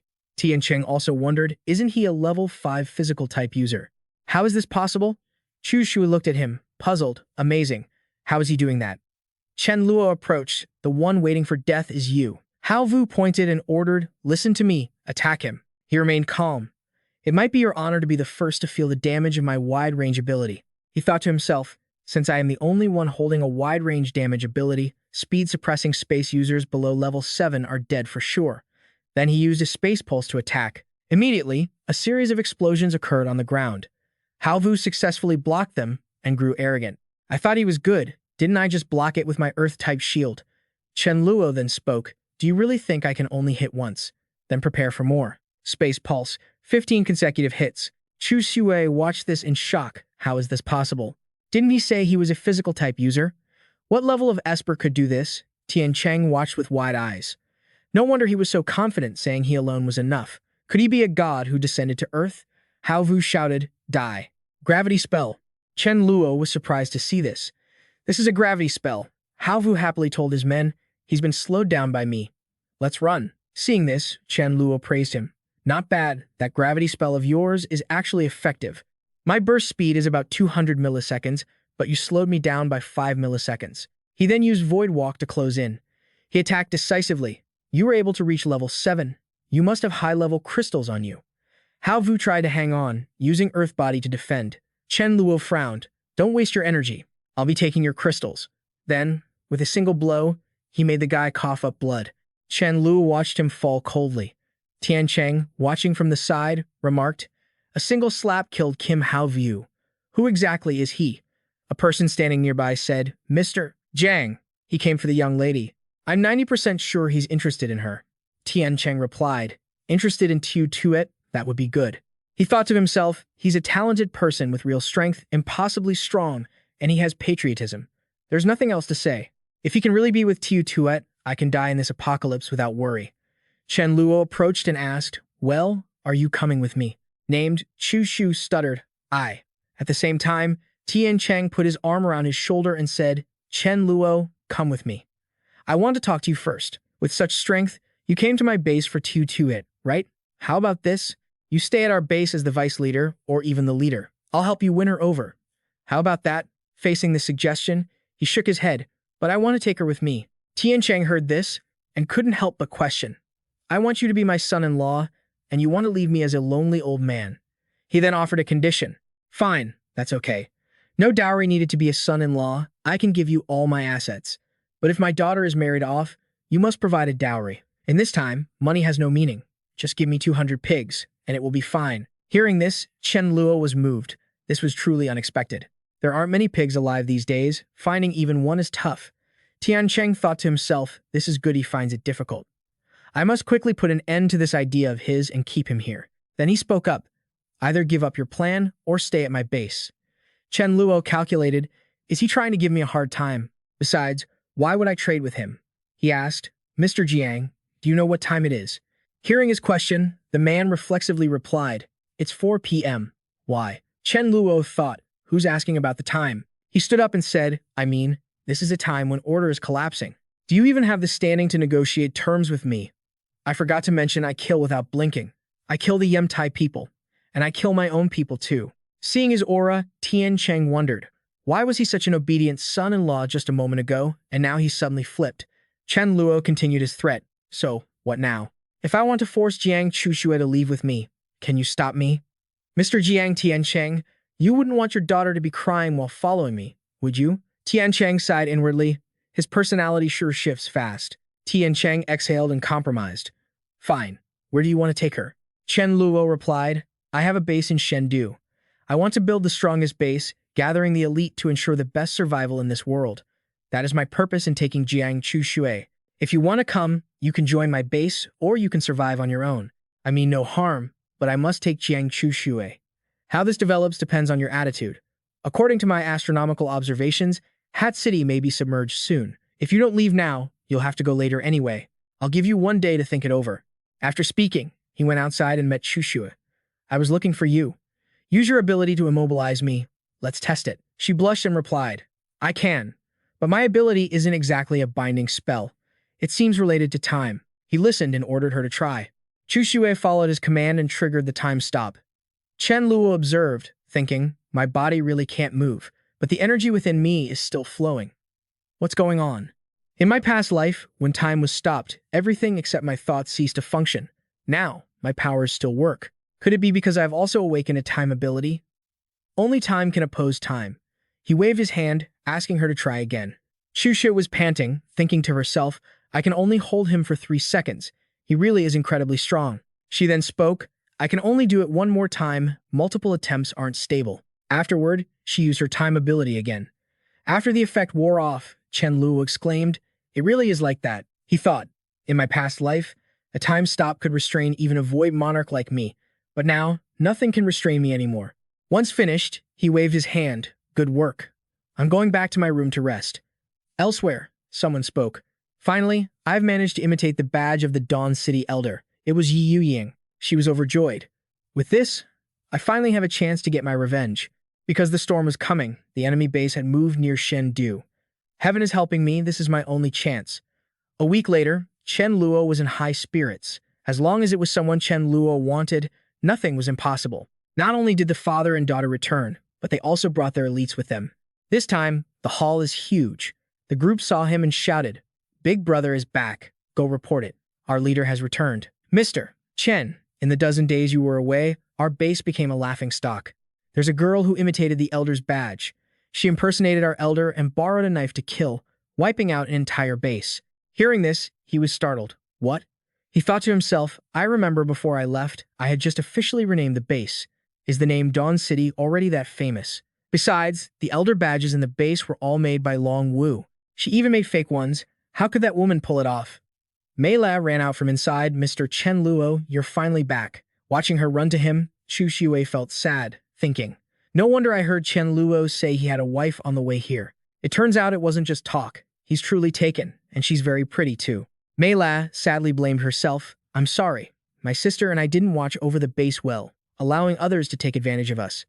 Chen Luo smiled reassuringly. It's nothing. I just didn't expect our Dawn City to be so peak. We can wipe out a base without lifting a finger. Just using words is enough. Even my impersonator can do it. Millie spoke up. However, we have captured that woman. Her name is Yi Yuying. He looked at her and said, a fox in a tiger's skin, borrowing a knife to kill quite bold. Are you the one? I'm very curious. How did you manage to fake the elder's badge so perfectly? She sat in her spot with her eyes downcast. I only observed the appearance, but your Dawn City's reputation has spread far and wide. Others saw the badge and didn't even dare to check it, so I could exploit that. Hearing her, Chen Luo replied, so that's how it is. Why did you impersonate our elder to destroy that base? Yu Ying gritted her teeth and replied, the leader of the opposing base liked me and wanted to force me to go with him. Because of this, he even killed my brother. I want revenge. At any cost, I must have my revenge. Chen Luo turned away and coldly made his decision. So that's it.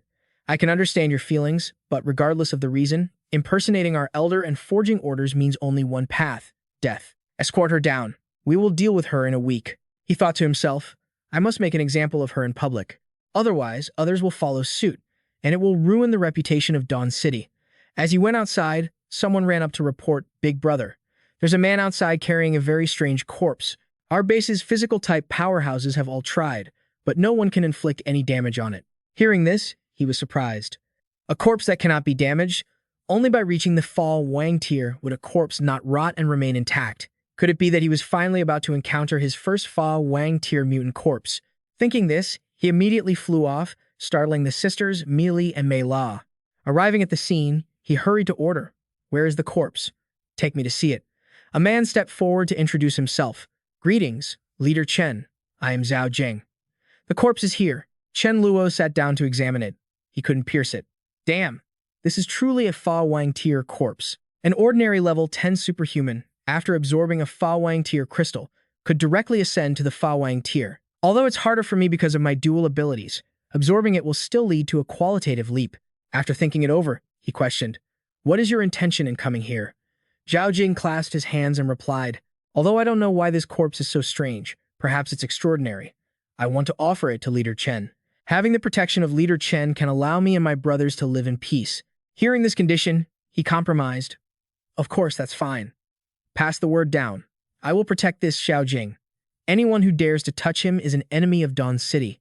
Chen Guang, bring 20 tons of rice and 1 ton of potatoes to escort to his base. It would be a loss of face if the person I protect ends up a beggar. Hearing those words, Zhao Jing was overjoyed, tears streaming down his face. Thank you, Big Brother. After everything was finished, Chen Luo took his sword to study the corpse. He took out the core and thought to himself, it's a pity it's not the spatial type. However, after absorbing this, perhaps I can reach the peak of level 9. A few days later, many bases in towns near Chengdu were flooded due to bad weather and heavy rain. A large number of people had to migrate thousands of miles. Gu Changfeng laughed slyly. Everyone, we traveled a long, hard road to get to Chengdu. We lack a place to stay, but building a base takes effort. So, will you leave your cells, or should we take action? Our big brother is a level 7. Those with good talent can join us. Don't be ungrateful. That's right, we are tolerant and magnanimous. We can give you 10 minutes to choose. If you don't surrender, not one will be spared. Hearing those arrogant words, the main group replied, is being level 7 something to brag about? That's right. The leader of our Dawn City in Chengdu is probably already level 9. Changfeng was shocked. The Dawn City was too strong, and the difference in personnel was a bit large. Facing a level 7 powerhouse, they couldn't hold a hard defense. They decided to give in first, then find an opportunity to link up with others or let leader Chen step in. The person shouted, "Stop the noise. We will yield this base." He thought to himself, in any case, we can't let a bunch of outsiders bully us people of Chengdu. In the sky, lightning struck continuously. Changfeng looked at the crowd leaving and laughed slyly, then ordered in a loud voice, "Kill every last one of them. No survivors, or they'll come back to haunt us." Seeing the guards closing in, the man's face darkened, and he shouted, "You went back on your word. You promised to let the old base survivors leave, you backstabbing cowards. Just die in peace." Looking at the only survivor left, a man scoffed. "So this is all that the Chengdu survivors amount to. Pathetically weak." The man shouted back, "You think you're tough. Why don't you try saying that to his face at Dawn City? I bet you wouldn't dare." The guard's expression soured, he wouldn't take that challenge. Trung Fong ordered his men to gather intelligence on this Dawn City. Meanwhile, Vai Vai walked, muttering to herself. She never expected that 2 years after leaving, she would return to this heartbreaking Chengdu. 2 years ago, she was burned out and stressed, leading to a temper that spiraled into violent, terrifying thoughts. Back then, in her delirious state, she even lashed out at a poor stray dog. "I'm sorry, little pup, if I ever see you again. I'll make it up to you." As she was lost in thought, a subordinate spoke up, "Sister Vi, I looked into the most powerful force in Chengdu right now, just like you asked. It's called Dawn City. Word is, they're not just powerful, they have someone who can improve seeds, boosting yields by 50%. Vi was stunned. "My own seed enhancement maxes out at 30%, they're better than me. If I could join them, that would be amazing." The subordinate continued, "I hear Dawn City is hosting a conference tomorrow. Maybe we can send someone to check it out." Vi decided. "Let's do it." The next day, a voice boomed, "Where is she? Bring Ditch to Din here." Chen Luo observed from the side, thinking. The natural disasters and relentless storms have forced survivors from dozens of cities to migrate thousands of miles. They've all gathered near Chengdu. I've heard many bases were attacked by these outsiders because of it. Tu Din was tied up, waiting for judgment. This girl impersonated an elder of my Dawn City and caused a massive scene. I won't go into the details if you don't know. Go ask around. Bottom line, impersonating a member of Dawn City is a death sentence, regardless of the reason. Chen Luo thought to himself that hosting this conference would serve as a warning to these outsiders. Cutting the scene short, the man shouted, "By order of the leader, kill them." The onlookers began whispering, "Is this really how it ends? Just dying for no reason?" She was a pretty woman, too, what a pity. The leader, Chen Luo, was as domineering as ever. He wasn't someone you could afford to offend. Fong was there, too, his face pale. "Did my eyes deceive me? I thought I saw a black crack flash by just now." A representative speaking for Chen Luo announced, "Attention everyone, a quick update. We have changed our recruitment criteria. From now on, we only accept level 6 ability users." The crowd couldn't help but feel discouraged. Did I hear that right? Is he serious? I haven't even reached level 5, and they want level 6. Vi was shocked by this news. "Only level 6. The person with her asked, "Sister Vi, what are you doing?" Vi replied, "Nothing in this world is permanent. I'll take the first step. One day, we'll see each other again." She thought to herself, "I won't let these companions become a burden. Golden Phoenix. I'm heading out first." She stepped forward and introduced herself. "Hello, everyone. I am a level 6 nature type ability user. I also specialize in seed enhancement and can increase yields by 30%. I would really love to join Dawn City. Will you accept me?" Chen Guang replied, of course you can." Chen Luo looked at her with a smile. Not a bad seed. When she returned to the base, a guide introduced her. Vi, welcome to the team. Let me show you around." The Fa Wang was wandering by and realized, "Isn't this the woman from back then?" As he approached, he heard Vi say, "Thank you, Leader Chen Luo." The Fa Wang shivered in shock. Many years ago, when he was curled up in a corner, he had heard a voice. I forgot to close the garage. Well, at least there's nothing valuable in there, huh? Why is this dog here? My mood is already bad enough. Just stay quiet. The Fa Wang trembled, terrified of being hurt. I'm sorry, I was just cold. I shouldn't have come in here. Please, don't stab me anymore, I beg you. Even seeing him shake, Vi didn't stop. The more the Fa Wang struggled, the more excited she got. Good dog, I think I'll cut off your ears. A moment later, seeing an opening, he bolted. Looking at her, the Fa Wang thought furiously. That voice, it was definitely her. A person noticed and asked, Fa Wang, what's wrong? Fa Wang. Chen Luo also turned his attention toward them. Fa Wang, what's going on? Vivi hid behind him in feigned fear. Where did this black dog come from? It's terrifying. The Fa Wang barked furiously. If I hadn't been lucky enough to be saved by a kind old woman while I was on the run, I never would have survived those freezing winters. Seeing his behavior, everyone was confused. What does he mean? The Fa Wang wants to kill her? Why? Mei Fan stepped in to explain. Because she cut off the Fa Wang's ears and stabbed him several times. Chen Luo was shocked. What? The Fa Wang kept barking, and Mei Fan translated. The Fa Wang is asking if you still remember your promise to help him kill his enemy. Chen Luo turned to her, questioning, Lang Vi, answer me, did you ever cut off a dog's ears? Her face turned ashen at the question. How could you know that? Could this dog be? She stammered a denial. I didn't. How could I do something like that? Chen Luo observed her closely, thinking. Her reaction is proof enough. He then said, it's fine if you don't admit it. I don't need evidence. The elder has identified you, and that's enough. Fa Wang, do you want to handle this yourself, or should I? The dog barked an immediate, affirmative response. Vi burst into tears. Fine, I admit it. But back then, I was working, and I lost control of my mental state. I didn't mean to. I really didn't. Please, have mercy. Mei Fan let out a meow. Forgiving you is God's job. The Fa Wang's job is to send you to meet him. Vi begged desperately. Leader Chen Luo, I'm a human. It's just a dog. You'll side with me, won't you? Besides, I joined your city first. If you do this to me, who would ever dare to join your base again? Chen Luo didn't care. Fa Wang, do you need me to help you? Seeing the Fei Wang closing in, Vi shrieked. Don't come any closer. I beg you, spare me. Suddenly, she was struck. Vi collapsed to the ground, screaming in pain. My head. Watching her, Chen Luo remarked, Fa Wang, her condition doesn't look right. It looks like she's awakened an ability under extreme emotional stress. The Fa Wang was furious. Awakened an ability? That's fine. I was afraid I'd kill her with one slap, but now I don't have to hold back. Vi kept pleading. Stop it, you beast. I told you to stop. I'll kill all of you. Seeing her like this, Chen Luo was curious. What is she doing? The Fa Wang barked twice, implying, leave it to me. Chen Luo waved his hand, creating a space barrier.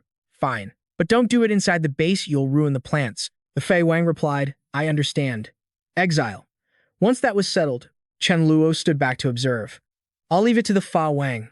I never expected Lang Vi would be provoked into awakening an ability it looks like a dark element. The Fa Wang continued to attack, but Chen Luo watched, puzzled. The Fa Wang is already level 8. Are these attacks having no effect on her? A monster with such incredible defensive capabilities. Vi sneered. Little dog, are you just scratching me? After she said that, the Fa Wang unleashed a flurry of attacks. Chen Luo's expression darkened.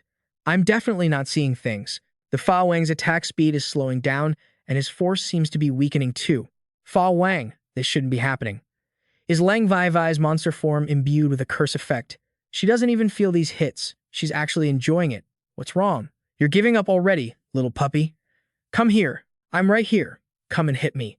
The Fa Wang was losing the upper hand, looking increasingly exhausted. He lunged forward to attack again, but was sent flying by a single blow from Vi. Stumbling back, the little dog thought, Fa Wang, you aren't that same weak dog anymore. You are the Fa Wang. I must kill this woman head on. Chen Luo observed the situation, thinking, this isn't good. It seems like this monster is absorbing a portion of the Fa Wang's speed and strength. She's getting more dangerous by the second. Vi was bloodthirsty. Puppy, the despair and pain you felt will happen all over again, and no one can help you. Is that all you've got? I gave you a chance, but you wasted it. You good for nothing. A stray dog like you, what could you possibly do to fight me? Fa Wang. Pathetic dog is more like it. Watching the little dog get knocked away, Chen Luo grew worried. Fa Wang. But the Fa Wang refused to give up. Chen Luo wondered, what the hell is going on? I didn't see the Fa Wang use purple lightning in my past life. Watching the incoming attack, Vai Vai was stunned. What was the Fa Wang saying? Taste the wrath of a dog. She was knocked down by that single blow and screamed, no. Chen Luo, watching from the sidelines, remarked in shock, that power is terrifying. Seeing the little dog fly backward, he rushed over in concern. Fa Wang, are you okay? Even after being knocked down like that, the Fa Wang was still thinking clearly. I didn't ask for your help, so you aren't allowed to take my accumulated points. Chen Luo stepped forward, stroked the dog, and asked, what was that electrical discharge on you just now? I've never seen you use it before. It thought to itself, how should I explain this? I'll just demonstrate it for him. Seeing this, Chen Luo was amazed. With just one puff of air, it created a strong gust. Could it be that you've awakened your ability? Fa Wang, blow a bit harder, see if you can make a tornado. Hearing him, the Fa Wang took a deep breath and blew out a whirlwind. Chen Luo was delighted. Nice. You've really awakened your ability. It seems Ling Vai Vai was a huge asset after all. Then he thought to himself, usually, natural type transformations are just animals. They don't turn into this kind of freakish thing. Could this be a fusion ability? Natural type fused with a dark type ability, creating a black monster? If this fusion theory is true, wouldn't awakening your ability sooner be more beneficial for fusion? Damn, I need to work harder, or I'll really end up inferior to a dog. Chen Luo felt frustrated and annoyed. He refused to lose. He quickly announced, Fa Wang, let's race to see who gets back to the base first. If you win, I'll give you 100 points, but if you lose, I'm deducting 100. Of course, we aren't using Void Walk. The Fa Wang thought speechlessly. Without Void Walk, I won't lose to you. No point in wasting time. Chen Luo sprinted ahead, but seeing the Fa Wang's speed, he was slightly startled. Why are you so fast? I can't keep up. Damn. I can't lose to a dog. Thinking this, he decided to use his special move, Void Exile. Chen Luo didn't even feel ashamed. Fa Wang, you lost to me. He could only shout angrily, you cheated. You used Void Exile on me. Chen Luo replied, feeling quite relaxed. I said we couldn't use Void Walk. I didn't say we couldn't use Void Exile. The Fa Wang could only turn away helplessly. He hadn't expected to be swindled out of 100 points. He had been too naive this time. The scene shifts to the inner courtyard. Seeing Chen Luo's leisurely demeanor caught Mei Fan's attention. Look, Chen Luo, there's a beautiful flower here. It wasn't here yesterday. He suddenly sat down and pointed at the flower. Mei Fan, that flower is poisonous. Even though it smells nice, it'll make you feel nauseous, better take care of it. Hearing this, Ma Yu stepped outside in surprise. A poisonous flower? Can I take a look? Mutant plants actually have many benefits. How about you give it to me to research? It might help solve the feeding problem of that ribbon fish. Chen Luo didn't think twice and immediately nodded in agreement. Sure, I'll have the team keep an eye out and bring any plants they find to you.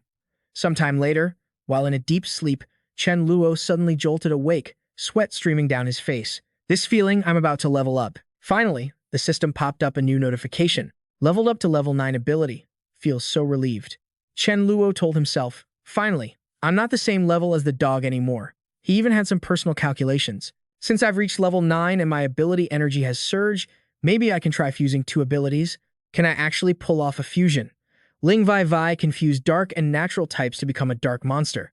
The Fa Wang can use Wind Thunder Flash. So what about my time plus space? What would that become? Thinking this, Chen Luo immediately called out, Mei Fan, are you outside? Come in for a second.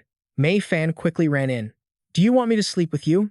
Mei La's annoying relatives are here again. He laughed and waved his hand. Perfect timing to be with our Mei Fan. Mei Fan, what do you think will happen when I fuse? Make a prediction. Contrary to his attitude, she became extremely worried. I saw you die. Absolutely do not try it. Mei Fan's reaction made Chen Luo think. Is the space-time ability that draining? Trying it will kill me? He laid back down on the bed. Fine, I won't try it for now. He had his own plans, but when would the time be right? Level 10 or Fa Wang level? Later on, Chen Luo thought to himself. A team member had just reported a beautiful woman at the seaside, wearing seaweed that could turn people into ice statues. Could it be Ning Xuan? He used Void Walk. Seeing the familiar figure in front of him made Chen Luo jump. The moment she saw him, Ning Xuan was terrified. It's him. I still haven't figured out his mysterious power. What if he shamelessly wants to strip my clothes off? I don't want to lose face again. I have to run. This behavior puzzled Chen Luo. Huh. Why did she run when she saw me? He had no choice but to chase her. Don't run. He even used Void Walk again. Why are you running? Don't be afraid. I'm not a bad guy. Wait No, I am a good guy. No need to be scared. But Ning Shuang's attitude was extremely hostile. Pervert, let me go. Chen Luo suggested helplessly, don't go around slandering people. I think there might be a misunderstanding between us. Why don't we find a place to talk? Hearing this, her mood changed completely. Don't you force me. This left him unsure of what to do. Don't get so agitated. Just give us a chance to talk. I think finding a set of clothes wasn't easy for you. If you don't agree, I can only. Before he could finish his sentence, Ning Shuang started scolding him. Despicable, shameless, degenerate. So what if you saw me again? She quickly reverted to her true form, thinking to herself, at least if I'm in my true form, he'll only see half of me. Ning Shuang's voice stuttered. If you know what's good for you, leave now. Otherwise, don't blame me for being unfriendly. As they were talking, a strange shadow appeared beneath the water. Finally found you, Ning Shuang. Lord Sea God has an invitation, come with me. Seeing this creature made even Chen Luo jump. That jellyfish is huge. It must be at least level 10. I just happen to be missing a level 10 crystal. Isn't this it? It kept blabbering. Whether you go or not isn't up to you. We've already captured the little dolphin. Chen Luo continued to observe the situation. But what is this jellyfish wheezing about? Seeing Ning Shuang's bad expression, things were clearly getting serious, and she didn't know what to do. The sea god has captured the little dolphin and invited me there. It's definitely a trap. If I go alone, my chances are slim. Wait, doesn't this guy have mysterious methods? Hai Ji was also saved by him using his mysterious methods. She suddenly pointed at Chen Luo. Can you help me with something? The request surprised even him. What did she say? She wants my help. He immediately gave a wry smile. I already told you, I'm a good guy. I love helping people. I'll help you even if I have to go through mountains of blades and seas of fire. He thought to himself, how did Hai Ji get the chance to build a relationship with a big shot like him? Before he could respond, she leaned in and whispered. The little dolphin was captured by the sea god, that great white shark. The sea god has many powerful subordinates. I want you to come with me and help me save the little dolphin. These words left Chen Luo conflicted.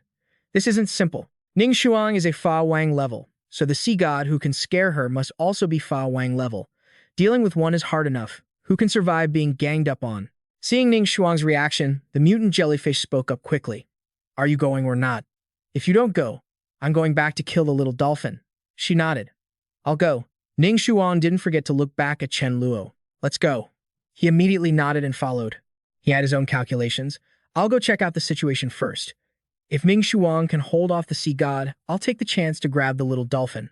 If it looks like she can't hold out well, sorry, I can't risk my life to save you.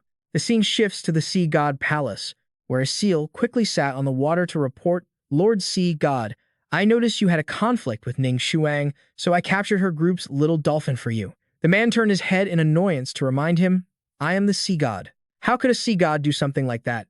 That is an insult to divine majesty. He was the sea god himself. By how? That's not persuasive at all. You're losing face. As they were talking, another merman rushed over to report. It's bad. The little dolphin we just caught it committed suicide. This news left Hai Ko completely bewildered. Lord Poseidon. What should we do? Should we try to save it? Bai Hao found it amusing. Save it? Wouldn't just eating it be less of a hassle? The dolphin, hearing him say that, was terrified. Sister Ning Shuang, farewell please, don't come for me. At the same time, Ning Shuang sensed something was wrong. Chen Luo quickly approached her. What's wrong? She spoke her feelings, helpless. The little dolphin sent me a psychic message from far away. It died, my only friend is dead. It didn't want me to go and save it. It killed itself. I have to avenge the little dolphin. I have to kill that false god. Seeing her act like this, Chen Luo was very surprised. Calm down. If you recklessly charge over there, you're just walking to your death. He quickly used space walk, thinking to himself. Perhaps the reason he never met Ning Shuang in his past life was because she acted on impulse and was killed by Poseidon. Even though Chen Luo tried to stop her, Ning Shuang wouldn't listen. I don't care. I want to go now. He had no choice but to use space exile. Go back. Tears streamed down her face. Little dolphin Chen Luo quickly comforted her. Let it all out. Get it all out of your system. And once you're ready, we'll join forces to kill Poseidon. On the side, seeing this scene, the jellyfish was panicked. Things are bad. I've got to bolt. Just as it prepared to leave, Chen Luo took notice of it. Little jellyfish, why are you being so rude? Since you're here, you should be polite and leave your life behind. How annoying. It turns out to be just a level 8 jellyfish. I thought it was level 10. What a waste of excitement. Ning Shuang. We humans have a great saying. Revenge is a dish best served cold. Even though I don't have a way to kill that Poseidon right now, in 1 year. Within 1 year, if we join forces, I guarantee I'll help you kill Poseidon. Chen Luo didn't even forget to calculate. With another 23 king-level crystals, he could reach the king level himself. How could he not kill that Poseidon then? This made Ning Shuang turn her head in surprise. Even you can't beat him. On what grounds can you say that? Chen Luo continued to console her. It won't be long before you're no longer my match. But if I help you kill Poseidon, how do you intend to repay me? You can't let an honest man do all the work and get nothing in return, right? Seeing him say that, she immediately nodded. As long as you kill Poseidon, I'll do whatever you want. Chen Luo smiled in agreement. Deal. Deep down, he felt a bit happy. Hadn't the mermaid already taken the bait? He had saved a legendary mermaid. That was truly an act of immeasurable merit. After seeing Chen Luo return, the Fa Wang quickly asked, Master, how many points do we get for a level 7 crystal? Its reaction left Chen Luo in total disbelief. Wait, what? What did you say? Did I hear that right? A dog can speak human language now? Say that again so I can hear it. It immediately restated its question. How many points for level 7, 8, 9, and 10 crystals? Because he was so surprised, Chen Luo shouted, Everyone, come out and see. The Fa Wang can talk. The Fa Wang could only think helplessly. Is it really that big of a deal? Doesn't he occasionally speak nonsense too? Over the next while, Chen Luo went to meet some acquaintances. Da Hai, you've lost a lot of weight. He sighed and replied, Having something to eat is already good enough. In this era, who isn't thin? I've come to deliver the files to you. Inside were records of all the information on the bases that recently came to station in the divine capital. Chen Luo smiled and handed the file folder forward. Good, good, let me see. Lu Tianju, female, 25 years old, from City C, has over 630 subordinates. According to the investigation, she is a nature element ability user. 3 months ago in City B, she advanced to level 6. She has a powerful body transformation ability, can temporarily gain level 7 abilities, and is kind and treats her subordinates well. However, her indecisiveness is typical of a woman. She has mastered various transformations, including the Fire Bird and the Thunder Wolf. This news caught Chen Luo's attention. He remembered that she was the only nature element king-level user in the future. Chen Luo's expression turned thoughtful as he calculated. Lu Tianju is a great seed. I might as well show my sincerity in person and see if I can recruit her directly. After all, Lu Tianju isn't a fool, nor is she a woman with grand ambitions. If I recruit her personally, it's very likely I'll succeed. Huh? This guy is also a future king-level user. I didn't expect him to run to the divine capital too.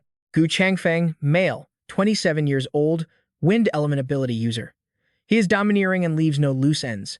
His base has over 2,000 members. However, he is a bit prickly. Trying to subdue him won't be easy. He quickly handed the file back to Da Hai. The data is pretty good. Good work. I'm going out for a bit. He nodded in understanding. Understood. Wait, let's head over to Lu Tianju's base. The man's voice rang out quickly. Are you looking for me? Miss Lu, Lu Tianju, I've heard much about you. I'm Gu Changfeng. I came here today because I have something to discuss with you.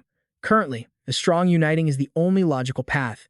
We should merge into one base and help each other. What do you think? Tianju pondered for a moment and then nodded. Let me consider it. Her reaction shocked Changfeng. She hadn't even asked about his situation or the state of his base before saying she would think about it. I think she's trying to let me down gently. He quickly asked, Is it because of Chen Luo? Tianju glanced at him coldly. You could even guess that, she replied uncomfortably. I was just thinking about how I could get him to accept everyone in my base. Her response made Changfeng even more annoyed. Is this woman shameless? I've been straightforward and invited her with kind words, yet she refuses me and wants to beg to join someone else's base. At that moment, a subordinate's voice shouted, It's bad, Leader Lu. Zombies are here. This made Changfeng feel excited, just in time to save her base. Maybe this will make her change her mind and look at me differently. Tianju quickly turned back and announced, I'll help you. Before them was a scene of total chaos as the group gathered there. At the same time, the man's voice rang out, Brothers, charge with me and take down this base. Everyone was ready to fight, but this just made Changfeng more annoyed. Scum, don't even dream of running wild here. The people around him also appeared and blocked it. I prepared my ability. Kid, you want to be a hero? Fine, I'll give you a chance. This only made the thug more excited. Come here and die. Having no other choice, Changfeng had to use his oscillating cyclone technique. The thug saw this and laughed in disdain. Is that all you've got? This time, the Fire Phoenix charged forward. Get out of the way. Changfeng couldn't help but speak up. This mutant form is at least level 8. Its body is too strong. The powerful attack in front of them made the thug startle. This must be a flesh-type zombie. It doesn't know how to strategize. He was confused and kept shouting, so hot, you damn bird." As he prepared to retaliate, his expression gradually changed. This isn't good. When he launched his attack, the ground instantly shattered. The sight of Tianju's small figure appeared, which caught the thug's attention. "I didn't expect this mutant form to be able to jump so high. If I can't beat her, I'm done for, and my base is done for." Just as he was about to strike, a subordinate rushed to report, "Boss, the people from the Qingguang base are here. We can't mess with them. Let's run." Having no other choice, the thug helplessly waved his hand to retreat. This left Tianju very surprised. Huh? Could it be that these zombies are also afraid of the Qingguang base? And so, the vehicle quickly fled the scene. At the same time, Chen Luo's familiar footsteps appeared in the nick of time. The timing is just right. It seems Dazhuang's vanguard attack was very successful. "Lu, Tianju, don't be afraid. The leader is here to save you." Sensing his familiar presence, Tianju was stunned. This Chen Luo is so impressive. The zombies that Gu Chengfeng and I couldn't defeat together ran away in fear just by hearing the name Qingguang base. So cool. She quickly stood up and spoke. "Brother Chen, I want to follow you. Please, take me in." Chang Feng could only be speechless, thinking, the gap is just too large. He laughed and quickly replied, "If you have requested with such sincerity, then I agree." In his mind, he thought, how convenient. Dazhuang did a huge favor this time. Tianju didn't forget to add, "Thank you, Brother Chen. I've actually wanted to seek refuge for a long time, but I heard Qingguang only accepts level 6 members. My members don't qualify. Without my coordination, they will definitely be bullied." Chen Luo nodded, very understanding. "I truly admire your kindness. How about this? I still have another peripheral organization. Let them in. They'll have to rely on themselves, but I can ensure no one bullies them." A smile finally appeared on Thian Truck's face. Thank you. Brother Chen Luo." Chen Luo turned to look at Truong Fong. "You're Little Ko, right? I've heard of you. I believe a few spies were sent because of you. I don't care how you managed to make the base so strong, but there are things you simply cannot do once you cross that line. There's no going back. Next time, think before you act." This threat left him extremely rattled. Fine, I understand. I won't waste any more time." Chen Luo turned to leave immediately. "All right, Lo Thian Truk, let's go." Thian Truk quickly followed him. Watching their backs, Truong Fong thought to himself, Chen Luo winning this round doesn't mean he's actually won. One day, I will surpass you. Shortly after, the scene before him left Chen Luo stunned. What the hell? What's going on? Not just the two of them, but everyone else looked bewildered. What happened? Why is it so dark? Did something go wrong? Is this an extreme night? Haiko's shrill scream echoed everywhere, catching Chen Luo off guard. Seeing Haiko's condition, it looked like she was breaking through to the Fa Wang tier. He hurriedly called out, "Sister Haiko, don't hold it in. If you can't handle the surging energy in your body, focus it into a ball and throw it out with all your might, but remember, throw it outside the base. Absolutely do not release it inside." Looking at the massive explosion right in front of them, even Chen Luo was startled. Incredible. He rushed behind her to offer his praise. "Sister Haiko, congratulations on reaching the Fa Wang tier." Upon hearing this, she laughed delightedly and hugged him. "Thanks, little brother. Let's go, we're going to find Nguang Suong and drag her over here." Remembering something, Chen Luo quickly warned, "Sister Haiko, we can't rush this." He thought to himself, I just built a good relationship with the mermaid. If she shows up ready to kill, it'll ruin everything. Chen Luo didn't forget to finish his sentence. "Why don't you rest first? Once your Fa Wang tier realm is stable, then we can." Suddenly, Haiko picked him up. "It's fine, just lie still. I'll carry you." Left with no choice, Chen Luo nodded in agreement, though he was deeply worried. This is bad. I need to resolve the conflict between those two as soon as possible. Shortly after, Chen Luo landed on the ground. That was a bit fast. He felt dizzy and took a moment to calm himself. "Sister, let's negotiate." Haiko glanced coldly to the side. Chen Luo didn't hesitate, pointing forward. "I have the ability to make Nguang Suong one of us. When you spar with her later, please go easy. Don't fight to the death." Though surprised, she nodded. "You like her, don't you? Fine, I'll agree to your request and help you capture her." This made him overjoyed. "Thank you, sister." At the same time, Haiko's voice rang out, catching Nguang Suong's attention. "Nguang Suong, today I'm going to tear that mouth of yours apart." She looked surprised at Nguang Suong's current aura. It seemed her strength had improved significantly too. Chen Luo hid to the side, watching the Fei Wang tier clash with someone as small as him, so he kept his distance, not wanting to waste any time. Haiko quickly unleashed Dark Eye, followed by Blooming Extreme Ice. This action only further angered Nguyen Xuang. You foul woman, are you playing for real? Fine, let's dance. Having no other choice, she used Dark Devour, and, feeling that wasn't enough, followed up with Extreme Cold Condensation. Watching the fierce battle left Chen Luo speechless. As time passed, Haiko gradually began to tire. Foul woman, are you running out of steam? Nguyen Xuang retorted, not wanting to lose. Aren't you in the same boat? She lunged forward. No, I still have plenty of strength to beat you. This time, Nguyen Xuang gently reached out and blocked the strike. You blocked my hand, but how will you handle this? Even so, she refused to give up, using her left hand instead. This hit caused her intense pain. You hit me. I'm going to beat you to death. And just like that, the two kept lunging at each other, trading blows without pause. Rotten seafood, I'm going to tear you apart. Rotten seafood? Who are you calling that? The scene made Chen Luo, who was watching, wince. Women were truly vicious when they fought. He couldn't let them continue. Sensing the situation was getting out of hand, he rushed to intervene. Void walk. Chen Luo yelled helplessly.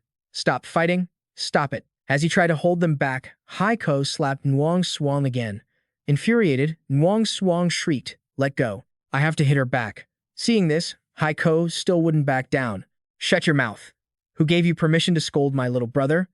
Having no choice, Chen Luo used his own body to shield Nguyen Xuang. Sister, consider it a favor to me. Can you please not be so extreme? His actions only infuriated her further.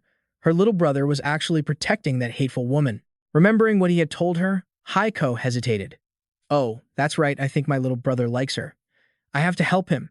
I'm still a good sister. Seeing Chen Luo protecting her, Nguyen Xuang spoke up. Are you okay? I told you, this sister of yours is incredibly vicious. He quickly warned her. You're not allowed to talk about my sister like that. Besides, we're only getting to know each other through fighting. He added, Nguyen Xuang, Sister Haiko is an important teammate who will help you deal with the sea god. Nguyen Xuang's face turned sour. But she's too aggressive. She even hit you. Why don't you be my little brother instead? Chen Luo hurriedly explained. No way. I only have one sister, and that's Haiko. Why don't you be my little sister instead? Though surprised, she nodded in agreement. All right then. Remembering something important, Chen Luo continued with his plan. I've already talked to Sister Haiko about the great sea shark. Wait 1 more month. By then, I'll reluctantly have Fa Wangtier's strength, and that's when we'll make our move. I'll hold off the subordinates. With the two of them working together, dealing with the false god would be relatively manageable. Nguyen Xuang, you should come back to the base with us too.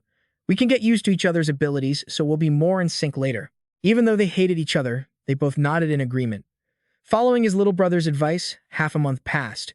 Feeling a change in his body, Chen Luo woke up in surprise. I've reached level 10. He quickly got up to check his body. Although he had just reached level 10, his physical form had reached the Fa Wang tier. From now on, even if Fa Wang tier's ultimate move, he thought to himself, won't be able to kill me instantly. He wondered if the sword's dimensional ring from his previous life could still be used. Mei Fan immediately cried out a few times. Chen Luo smiled and said to it, Little darling, come help me predict something based on my current power. What would happen if I use my space-time ability? The face on the surface turned serious. You won't die, but you'll end up a vegetable. Chen Luo sighed in frustration. Forget it, forget it. That's weird, and it consumes so much energy too. You stay in the room and rest. I'm going out to test the effectiveness of my new skill. He stepped outside and used Void Walk, not wanting to waste any time. Chen Luo zipped forward. Not bad. The range of this Void Walk has surged by over 2,000 miles.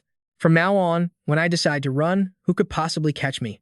In my previous life, I could only grasp offensive attacks with a dimensional ring once I reached the Fa Wang tier. The power is terrifying. Not only can it kill Fa Wang tiers instantly, but even those above the Fa Wang tier would be left severely wounded. It's just a shame I don't have enough energy right now. I can only use a cut-down version. With his attack, the massive mountain in front of him exploded. Realizing his current power, Chen Luo felt exhausted. It looks like the power is only 1/14 of the original version. So tired, his energy felt drained, and his crystal nearly shattered. No way, this skill is too exhausting. I can't use it unless it's a desperate situation. Tomorrow, I should keep my promise and take Nguyen Xuang to settle the score with the false god. I remember Nguyen Xuang said that white shark is a metal type. I'll just bring a few others along. Shortly after, Mila quickly told him the situation is roughly like this. Based on what the jellyfish he killed had said, Chen Luo immediately responded, I suspect the false god sea god palace is on the east coast, near the land of the kangaroos. If no one has any other ideas, let's get ready to move out. About 10 minutes later, Nuong Suong quickly announced, I found it. There's an unremarkable palace ahead, and the false god is on the beach. Over here, Bak Hao sensed something unusual. Ha! Someone's approaching. On their side, Chen Luo suddenly shouted, 3 Fa Wang tears are coming for Bak Hao. If you don't want to die, stay out of the way. If you dare make a move, I'll kill you first. Seeing the lackeys of the mages appear, even Heiko praised him. My little brother is so cool with just one sentence, they don't even dare to move. Sensing that something wasn't quite right, Muong Suong felt deeply confused. How does Bai Hao have that armor? Chen Luo was startled as he noticed it. Damn it, how did I miss that earlier? That armor is bizarre. In my past life, I saw a monster wearing the exact same model. Could it be that the monster killed Bai Hao and took it from him? Meanwhile, Bai Hao saw the group standing up. Aren't those the mermaids? Did you all come here to die together? Chen Luo looked at him coldly and spoke, I've seen the armor he's wearing. When it gets attacked, it automatically releases protective energy. Before that energy is depleted, it's basically impossible to hurt Bai Hao. Haiji didn't overthink it and decided, then we'll just break the armor. Chen Luo was speechless and reminded her, we can't. He thought to himself, if it were that easy to break, wouldn't the armor be useless? I want to take it for myself. Before anyone could react, Bai Hao suddenly lunged forward. Dealing with the 3 of you? I'm more than enough on my own. Seeing the situation turn dire, Haiji quickly took action, preparing to counter with her weakening curse skill, but clearly, that power had no effect on him. You think this little trick can hurt me? Left with no other choice, Ning Shuang hurried to use her ice blooming skill, but that didn't trouble Bai Hao either. Do you have any stronger attacks? Seeing how dangerous he was, she felt a wave of shock and anxiety. How is this possible? Why did Wei Shen suddenly become so powerful? Not wanting to waste time, Bai Hao quickly targeted Chen Luo. Now it's my turn. Facing the incoming punch, Chen Luo remained incredibly calm. Get lost. Chen Luo even managed to use Void Exile just in time, which left Bai Hao completely bewildered. What's going on? Before he knew it, Chen Luo had appeared behind him. Unfortunately, Void Exile couldn't be used indefinitely. This move only addresses the symptoms. Chen Luo pointed at him and suggested, Jiang Chuxue, try using Time Freeze. Although surprised, she still followed his lead. Time Freeze. Seeing the changes in the environment, Bai Hao was struck with confusion. What kind of power is this? Why can't I move anymore? Time Freeze only lasted 3 seconds. For a Fa Wang tier, this was it. Chen Luo suddenly appeared behind his back. Bai Hao still didn't understand what was happening, but he had to seize the moment. A smug smile appeared on Chen Luo's face. I really am sharp. He snapped his fingers. Void Exile. Bai Hao's panic screams echoed. Where are my clothes? Chen Luo was very satisfied with his victory. With this treasure, this battle is definitely won.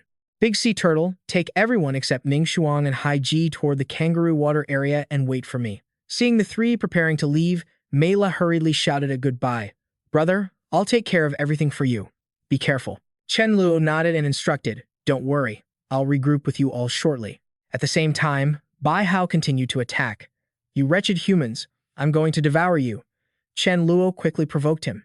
If you've got the guts, come at me, sis. You 2 step back and let me test the effectiveness of this armor first. Though surprised, the 2 women nodded in agreement. Furious, Bai Hao kept screaming. Give it back to me. It's mine. Chen Luo laughed and mocked him. What's yours? It's on my body, so it's mine now. Bai Hao didn't hesitate and charged at him. Die. Realizing something was wrong, Chen Luo's expression turned surprised. That's not right. Bai Hao is only half a meter away from me. Why hasn't the armor's defensive cover worked yet? Seeing the fist getting closer and closer, he froze. Before he could react, a devastating blow landed, and Chen Luo was sent flying backward. Only then did he realize the situation was bad. What's going on? Why isn't the armor working? This isn't how I imagined it. Seeing Chen Luo fall, Haiji screamed in a rage, How dare you hit my brother? She cast her weakening curse, while she and Ning Shuang launched various other attacks. Dark Eye, Extreme Ice Bloom. Even with both of them joining forces, Bai Hao showed no fear at all. Such garbage attacks. Are you guys scratching me? Seeing the confident smile on his face made Chen Luo freeze. The defensive power is too strong. While everyone was at a loss, his body suddenly vanished into thin air. Realizing something, Chen Luo hurriedly shouted, It's not good. Hai Ji, hurry and dodge. From beneath the water, a giant shark suddenly emerged, attacking Hai Ji. Fortunately, thanks to Chen Luo's warning, She managed to escape the situation completely. That was dangerous. I almost got eaten. He continued to signal, High G, coordinate with me. Use your ultimate skill, Dark Devour. She nodded immediately.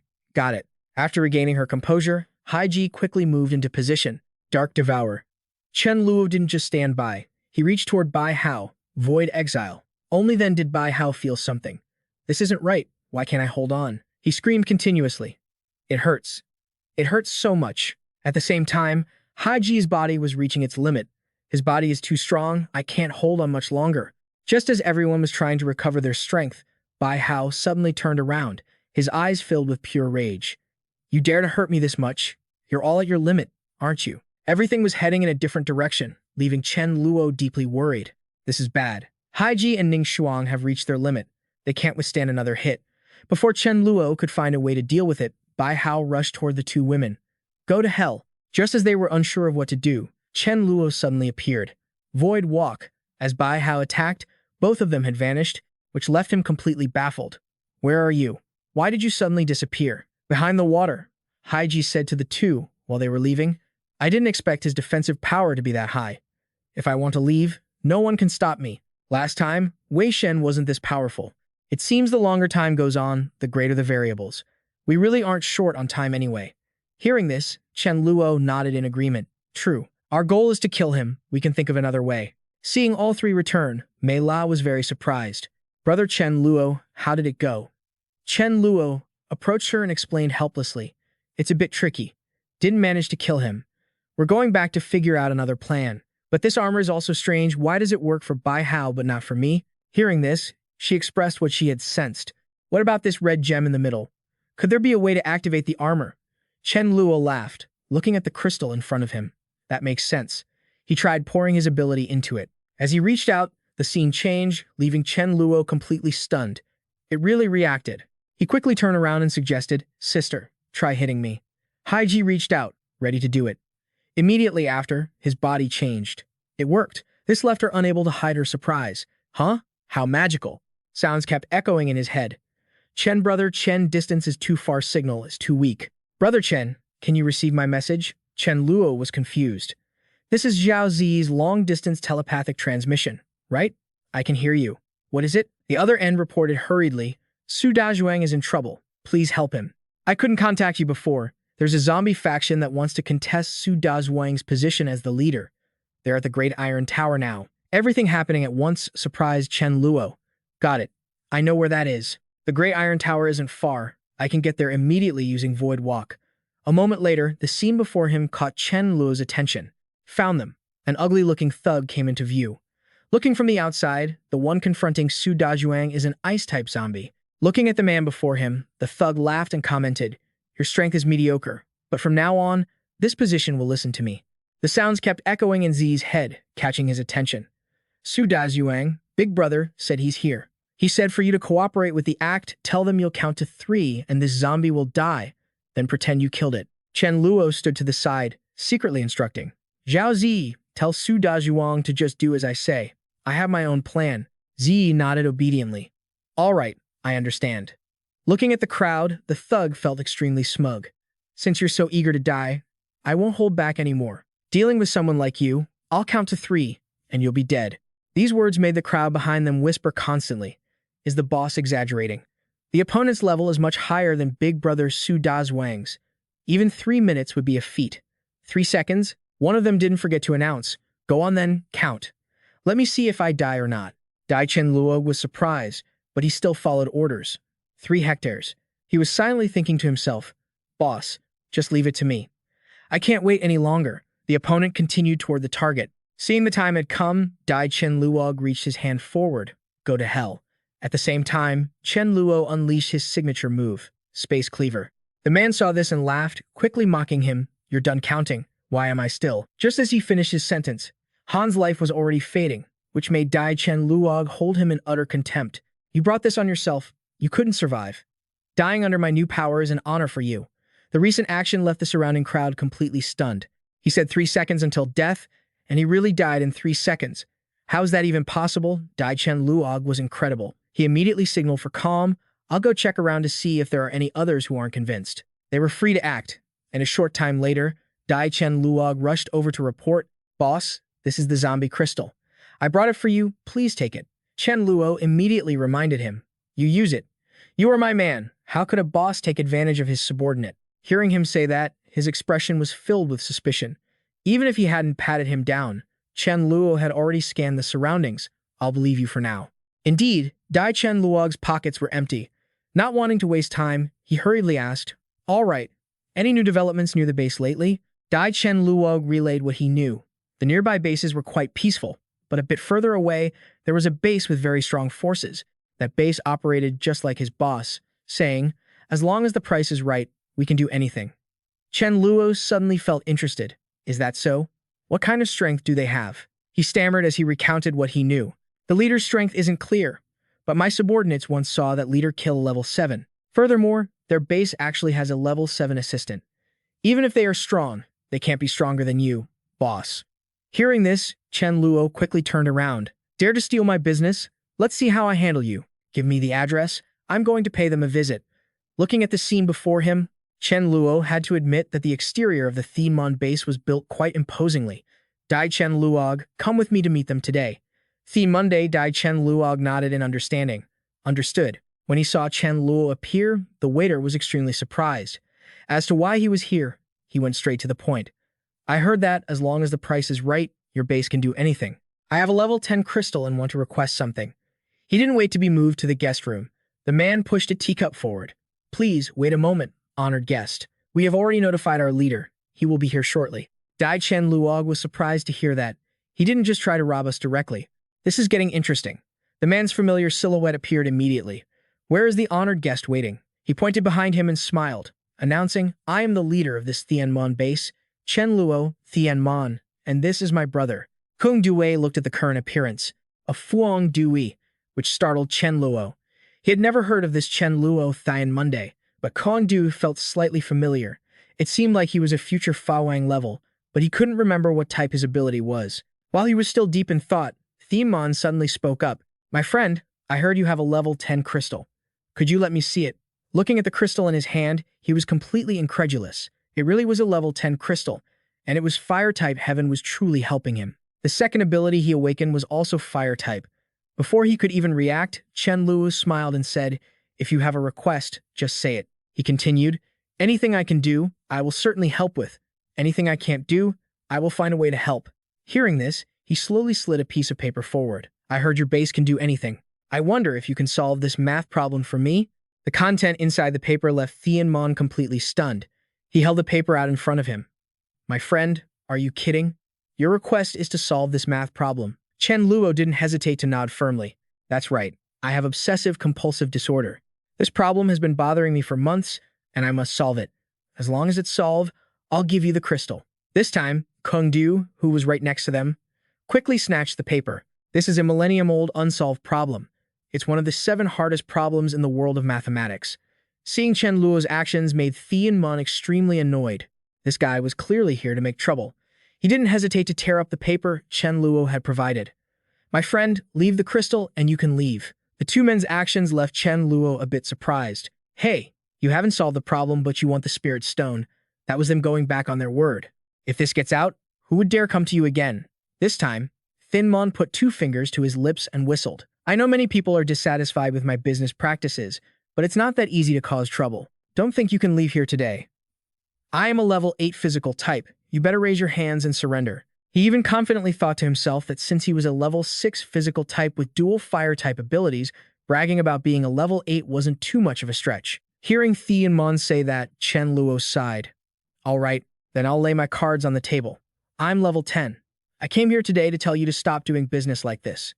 This type of business is something only I can do." His words left everyone around them shocked. Level 10? Real or fake? Is there really an ability user who has leveled up to 10 so quickly? Impossible. Absolutely impossible.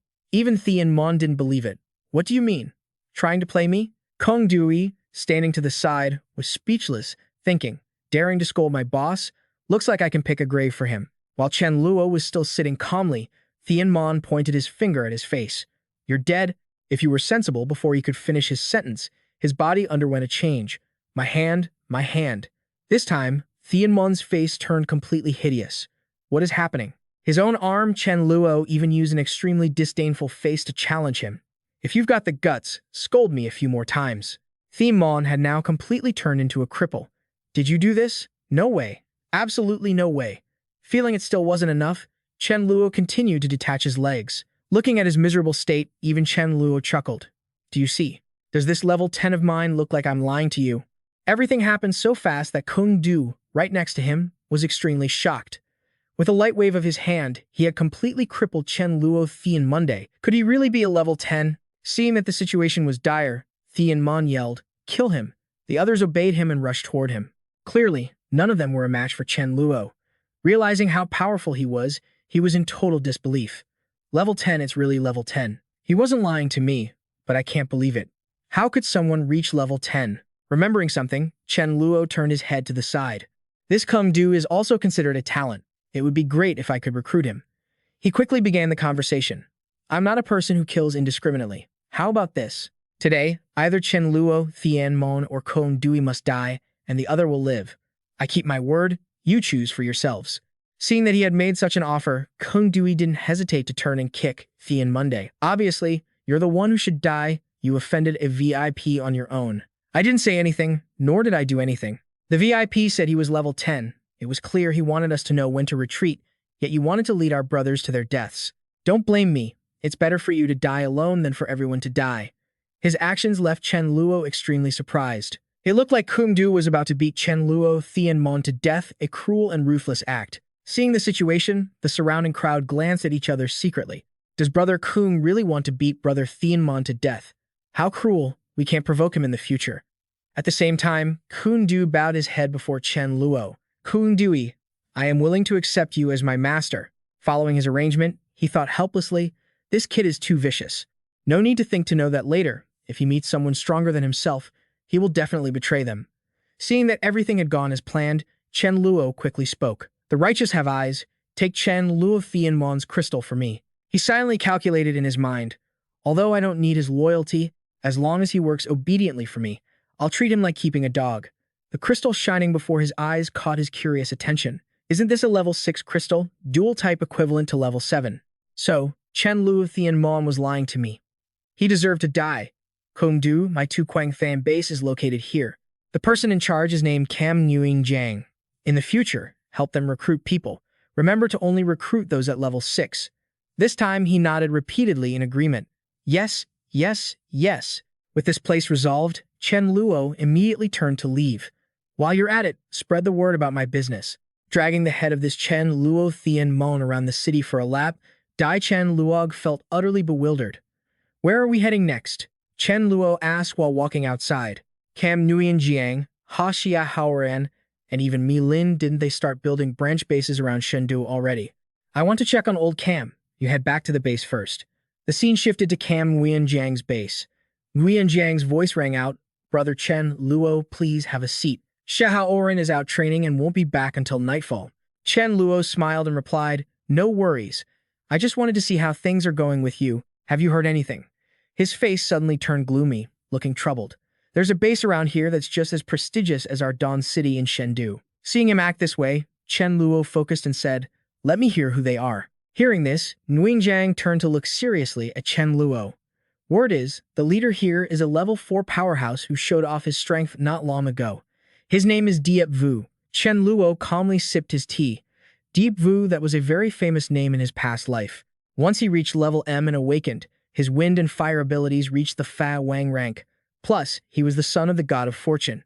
He grabbed 3 Fa Wang rank crystals all by himself. Since others might not be able to contend for such high-level crystals, could I just wait for him to pick up the Fa Wang rank crystals and then steal them? That way, his luck becomes my luck. Whatever he picks up is practically mine.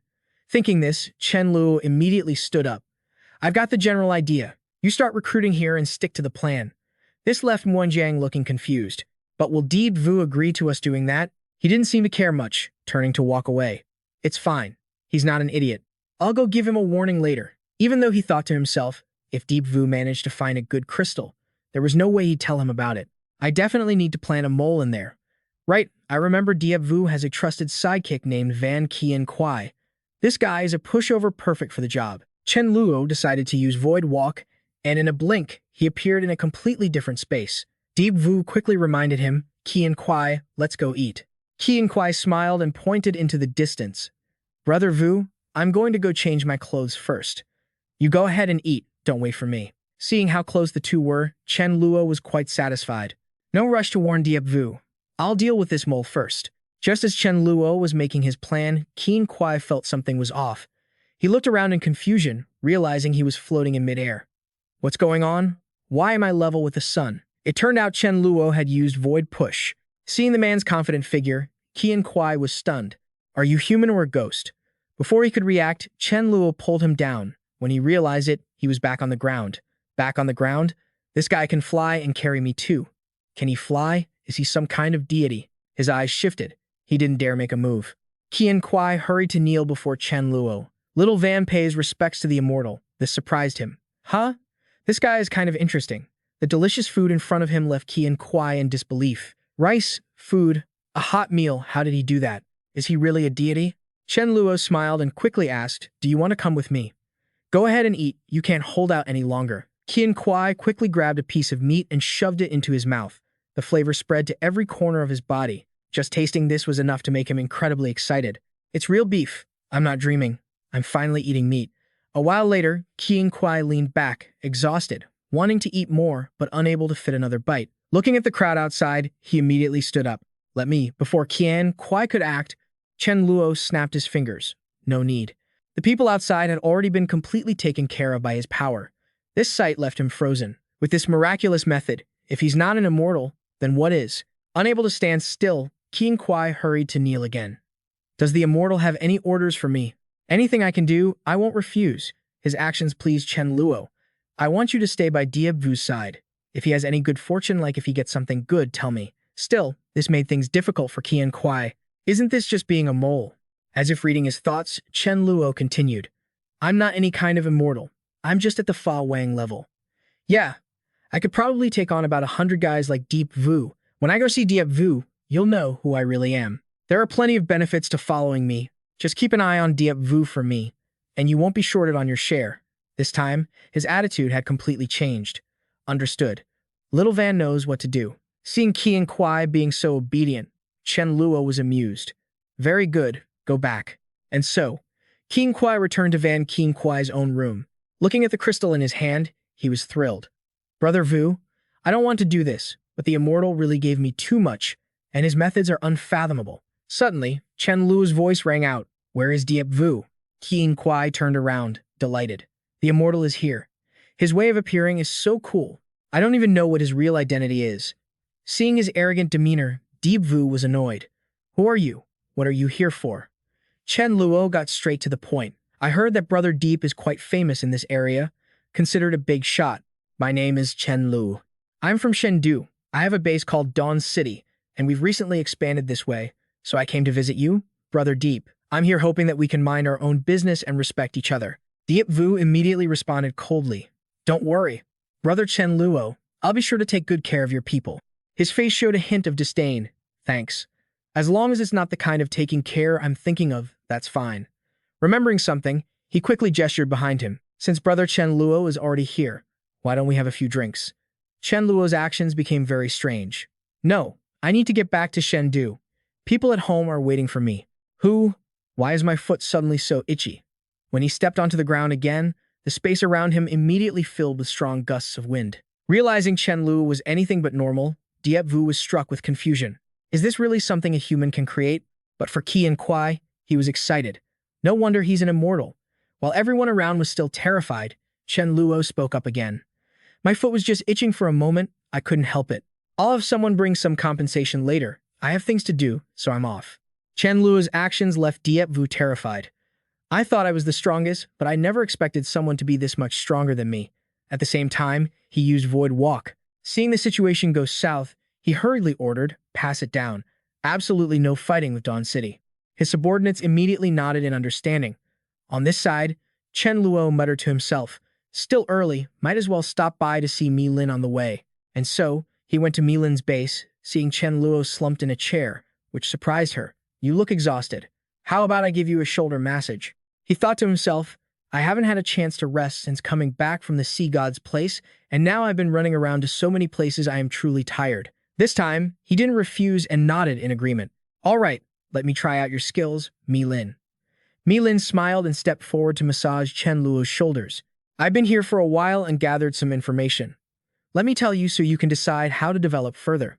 He immediately shook his head. I'm not listening. You have full authority here. Develop it however you see fit. Her eyes turned sad. I'm afraid I won't do a good job. He smiled gently to soothe her. I sent you out here to temper you, so just do it comfortably. Even if you turn the tofu into bean dregs, I'll help you fix it. But those words left her confused. If Mei La and I hadn't met you, I don't know where we'd be now. Before she could finish, Chen Luo was already thinking about himself being the master of a city. Maybe they'd be living even better. Seeing the things on the table caught his attention. Huh, where did you get this? Suddenly he remembered the past with nostalgia. In his past life, there was no fresh fruit to eat.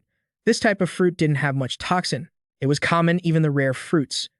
I've eaten them all. Mi Lin continued massaging his shoulders as she explained that she found them on the mountain near the base and that if he liked them, he could bring some back.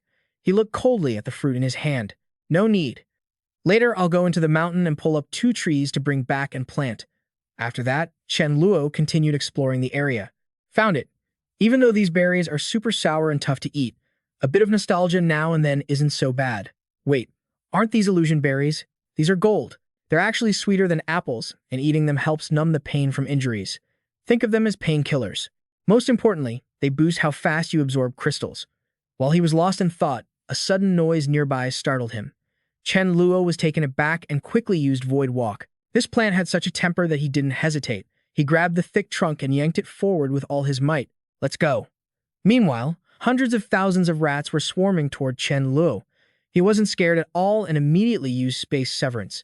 The growing number of rats actually pleased him. With this illusion tree, the haul was significant. Time to head back. We common folk are really happy today. Maybe he didn't notice the rat behind him silently nursing a grudge. After that, Chen Luo moved on to another location. I can't believe he managed to bribe a mole yesterday and already got word that the guy found a high-level crystal today. You have to respect that. Yi Yu is truly lucky. He chatted happily as he walked. Jian Gui, let's go. Today's a good day, so let's have some dried meat tonight. He smiled and nodded in agreement. Sure, thanks, brother Yu. Watching the two of them being so close, Chen Luo did some quick math. Something as precious as a crystal. Yi Yu would definitely keep it on him. Let's see here. His pocket is bulging, it's probably in there. Found it. Damn. It's just a common level crystal. What a letdown. Well, whatever. At least it's a light element one to bring back from Mei La. Just then, Yu Yu sensed something was off. What the hell? Why is there a hole in my pocket? Where's my crystal? Jian Gui, hurry. Let's look back along the path we just took. My crystal is gone. Even though he was surprised, he nodded in agreement. Sure, learning that Chen Luo did this made Jian Gui question reality. Chen the Immortal really lived up to his name, stealing Yi Yu's crystal right under his nose without anyone noticing. The scene shifts inside the forest. A familiar sound echoes space severance. Yinling was still trying her best to fight off 8 people, but she seemed to be running out of steam. The group called out to mock her. Girl, even though your space element ability is impressive, they kept taunting her. But it's useless against 2 level 7 ability users like me and Li Liang, so I suggest you just surrender. That's right, we like you consider it an honor. Don't be ungrateful. You guys back off. Ning Feng and I can handle her. One of them even unleashed an ice blade storm. Seeing her chance, her expression turned serious. This is it. She opened a spatial gate using void shift, and crystal blades flew out, catching them completely off guard. Li Liang, what happened to your skill? Li Liang and the others scrambled to dodge. I don't know. That girl must be pulling something. Realizing she was in danger, Yinling felt incredibly helpless. Damn it. If only I had reached level 2. Her actions completely enraged the group. You really are a genius. Since you won't join us, we can't let you live. The two were just about to bully Yinling when screams rang out nonstop. Li Liang, Ninfeng, it's bad. Run. Help us. This terrified both of them, and they turned around. So strong, could this be a high-level mutant? Where the hell did this thing come from? The mutant looked pleased with itself. Are you guys not afraid of death? Get the hell out of here. He thought to himself, I've already killed enough to eat for now. I'll let them go. They'll be fresher if I kill them next time. Realizing the situation was dire, Yinling quickly turned to run. Okay, I'm leaving. Before she could get away, the mutant blocked her path. They're gone. Why aren't you? You look like you'd have pretty tender meat. This left Yin feeling hopeless. I'm just bones, I don't taste good. He didn't listen at all. I want to taste you anyway. Seeing that things were looking grim, Yin could only think desperately. Looks like I'll have to drain my energy to use this ability to save my life for now. With no other choice, she squeezed her eyes shut and activated her ability. The mutant sensed something was wrong. Huh? Why? Why can't I touch her? In such a difficult situation, Yin didn't know what to do. 10 seconds. I only have 10 seconds to escape. The mutant kept chasing her. Tender meat? I want to eat you. Don't run. She just tried to run as fast as she could. Damn it, what level is this mutant even? I can't escape it at all. It's over. I'm out of strength. Just as she was falling into despair, the mutant closed in. Caught you. I caught you. Yin said to herself, maybe this is my fate. Oh well, at least this is better than dying at the hands of those two. Just as the creature was about to strike, the familiar figure of Fa Wang suddenly appeared. A smug smile spread across his face. He had finally found a mutant. New points to earn.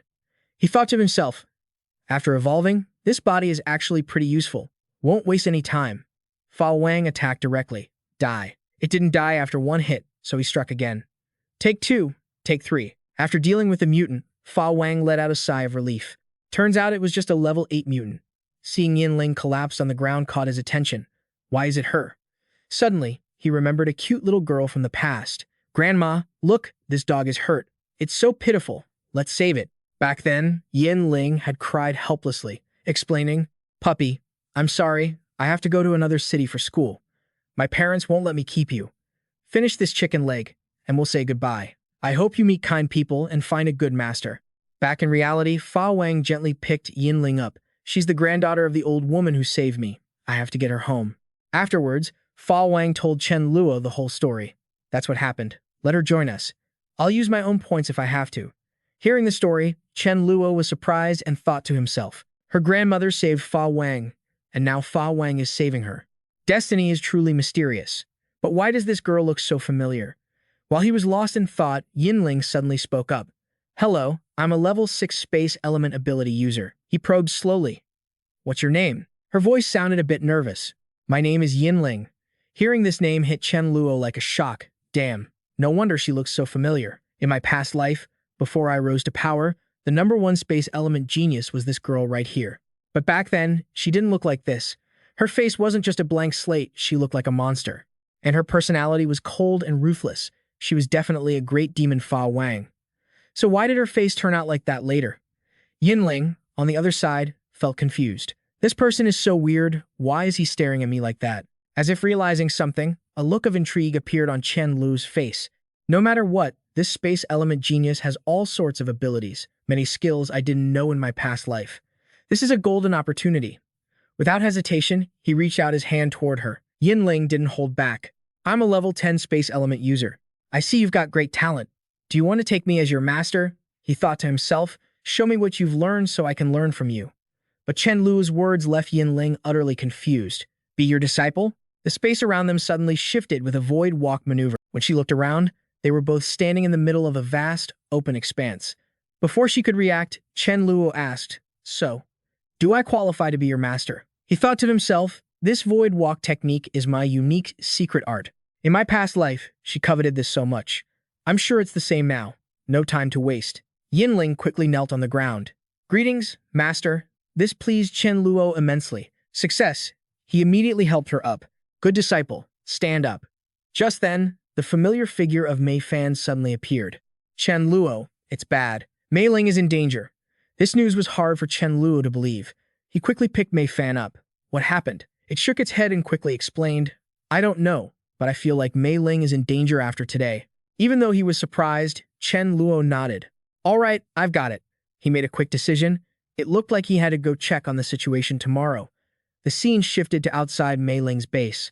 The voices of the group kept echoing. She's all by herself, don't worry. That's right, surround her. Let's all unleash our skills at once.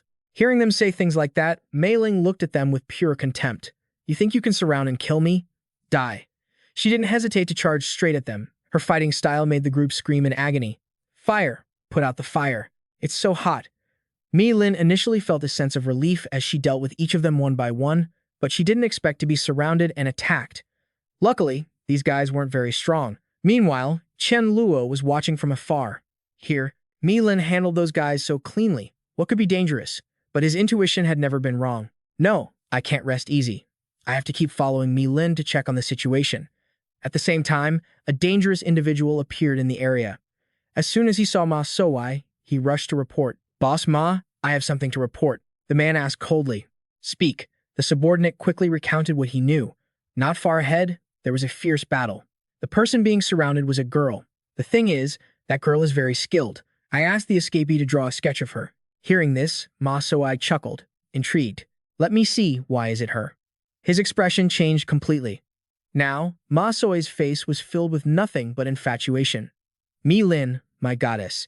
His reaction confused his subordinate. He knew her because of his intense rage.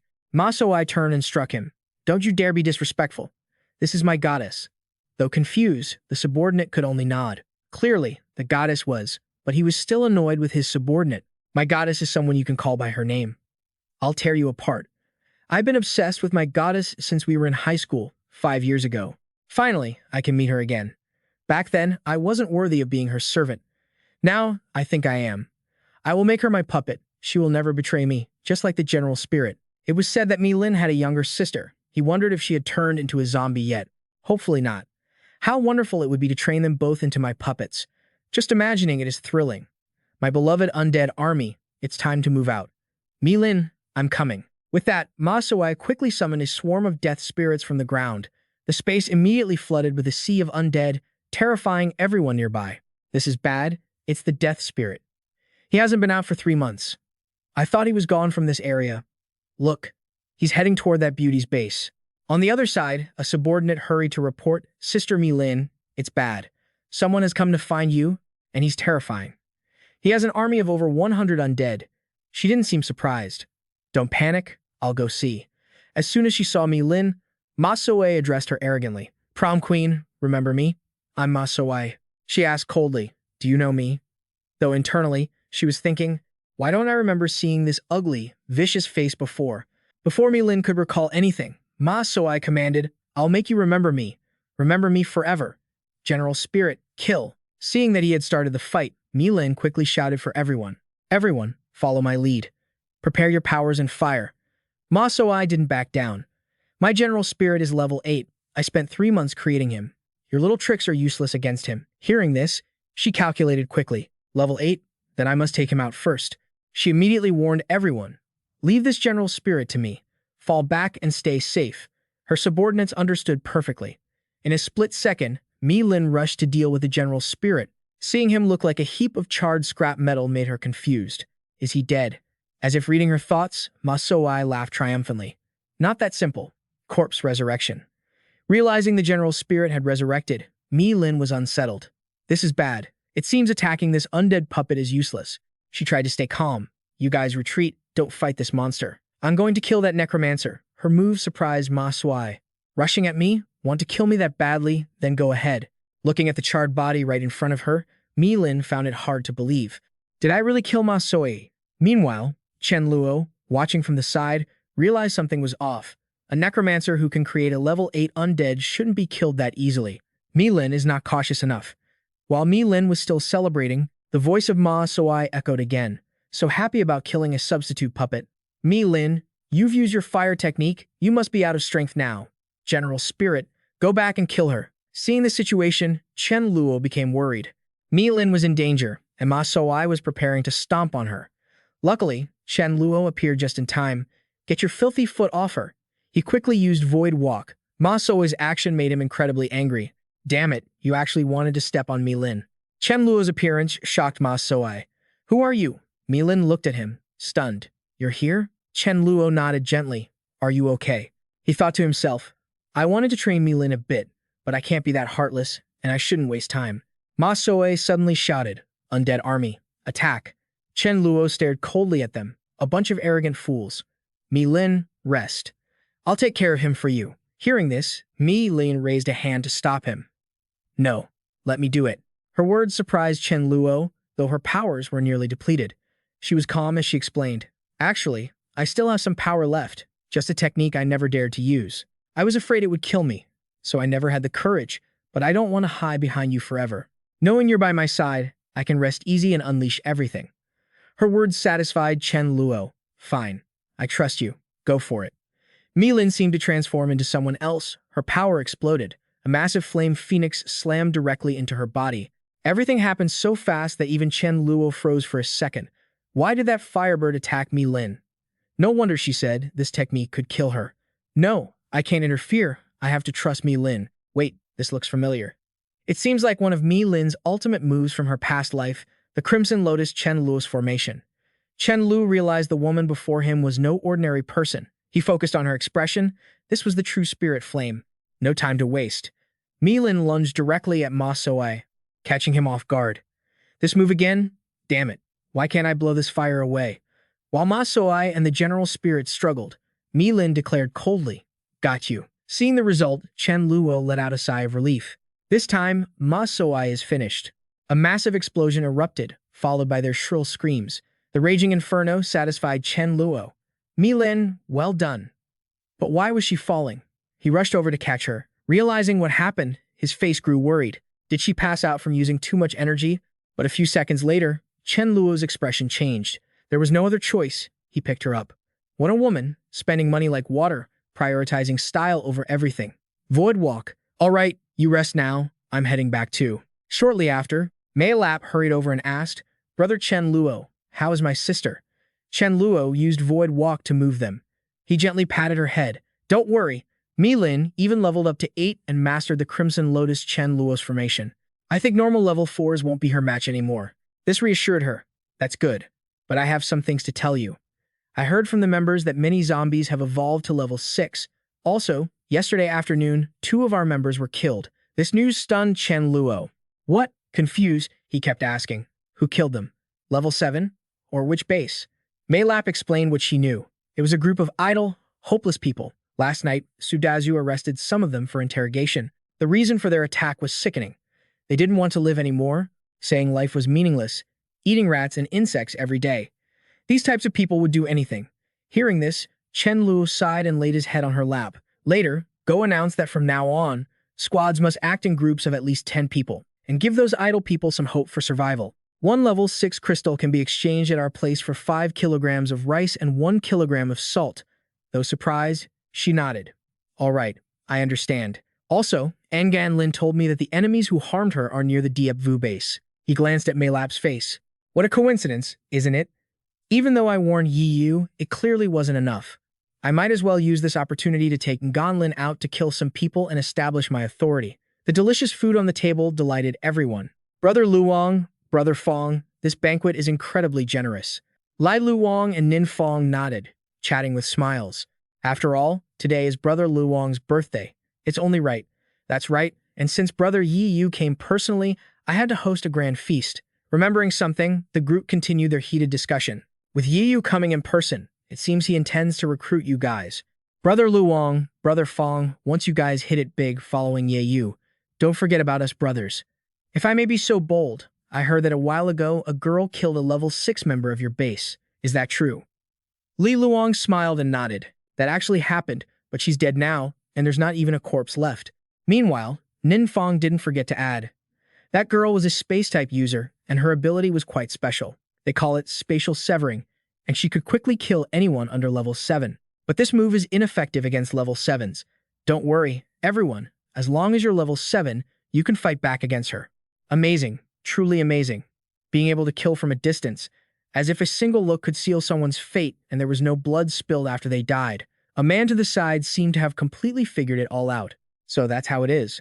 So that's how it is. We've all been deceived by Chen Luo. I'm from the Divine Capital, and there's a guy named Chen Luo there who is incredibly strong. Back then, he claimed he was level 8.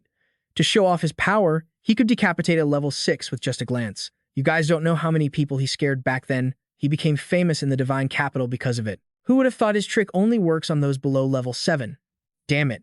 I want to go back and expose him. While everyone was still talking, an alarm sounded. Oh no, we're under attack. Nin Fong hurriedly ran outside to check. Who on earth is tired of living? Chen Luo laughed and asked loudly, Who is it that bullied my apprentice? Come out and face me. Seeing Gan Lin's familiar face, they were in disbelief. She wasn't dead. She quickly pointed at them. Master, it's them. Hearing her, Chen Luo looked coldly at the crowd. In that case, I won't bully you guys. Speak of the devil, here he comes. Isn't this leader Chen? Looking at Chen Luo's confident attitude, the man on the side was surprised. So your eye-killing trick was just exposed? It turns out it can only kill those below level 7, and spatial severing has no real effect on anyone above level 7.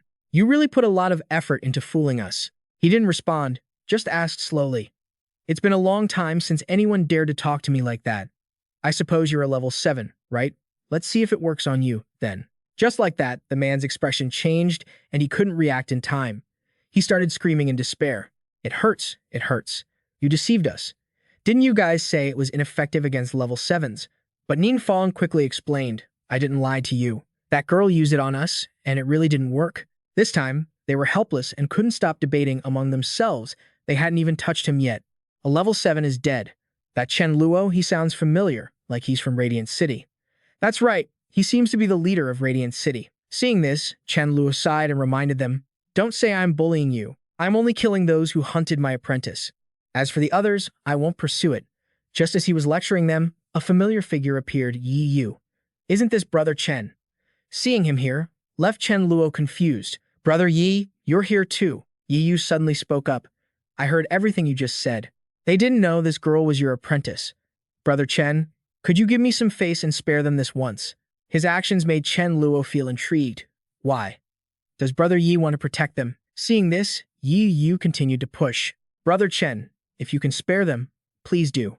I have a level 7 space-type crystal. Take it as an apology. What do you think? Hearing this proposal left Chen Luo indecisive. This Yi Yu wants to win people over. But if I give him face, how will I establish my authority? While he was thinking, Yi Yu continued, Brother Chen, I guarantee you, if they ever dare to offend your people again, I'll kill them myself. This time, Chen Luo replied slowly, No one who has ever offended me has lived to tell the tale, and the same goes for offending my apprentice. Yi Yu, you're the same. If you offend me, I definitely won't show mercy. Yi Yu, in consideration of you compensating my apprentice with a crystal, I can give you face. This time, I'll only kill the ringleader. Finished speaking, Chen Luo took direct action. Lai Luong felt something was wrong, and Nin Fong, beside him, was startled as he felt his body starting to change. Seeing his goal achieved, Chen Luo turned and left. From now on, I, Radiant City, operate this way. If anyone thinks they can withstand the revenge of someone at my level, feel free to do your shady business. I don't leave loose ends. Think about it carefully. His actions left Yi Yu furious. Fine, Chen Luo, go ahead and be arrogant for a bit longer.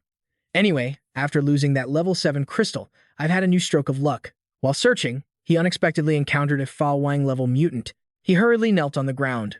My lord, please take us in as your servants. I'm willing to go find food to provide for you. The mutant ghost was surprised. Interesting, interesting. The first time I met someone like you. Very well, I'll take you in. Realizing that the lucky find was an ally, Yi Yu was overjoyed. Luck is finally on my side, nothing can stop me now. Once I get a Fa Wang-level crystal, I'll quickly make a comeback. Sometime later, Qian Kuai kept waving to signal him. Over here, over here. His appearance left Chen Luo unable to hide his surprise. Van Qian Kuai, why are you here? He laughed, stood up, and quickly explained. I stayed outside on purpose to bring you news. Yi Yu has discovered an incredible zombie. That zombie can not only call down meteors, but also summon giant earth elemental titans. Hearing this, Chen Luo became instantly attentive. Based on the description, is it a Fa Wang-level mutant? Yi Yu really doesn't disappoint. He quickly asked, Very good. Where? Qian Kuai didn't hesitate to share what he knew. Near our base. Right now, Yi Yu only trusts me and a kid named Cao Ingia Hang. So every day he leads us to bring raw meat to that mutant. Chen Luo heard this and immediately made a decision. Tomorrow, before you go to deliver the food, send me a telepathic message. I'll arrive right on time. The scene shifted to the forest, where a bolt of golden lightning appeared. Yi Yu looked at the mutant ghost in front of him and thought to himself, Eat up, eat up. Once you're full, hurry up and die. I can't wait anymore. Just die already. Suddenly, the creature realized something unusual. It abruptly used its power to attack straight ahead. Just as the mutant observed, Chen Luo had appeared on the scene. He immediately raised his hand in greeting. Brother Yi, is that you? I didn't expect to meet you here. This left Yi Yu incredibly confused. Chen Luo, why is he here? The mutant was also puzzled.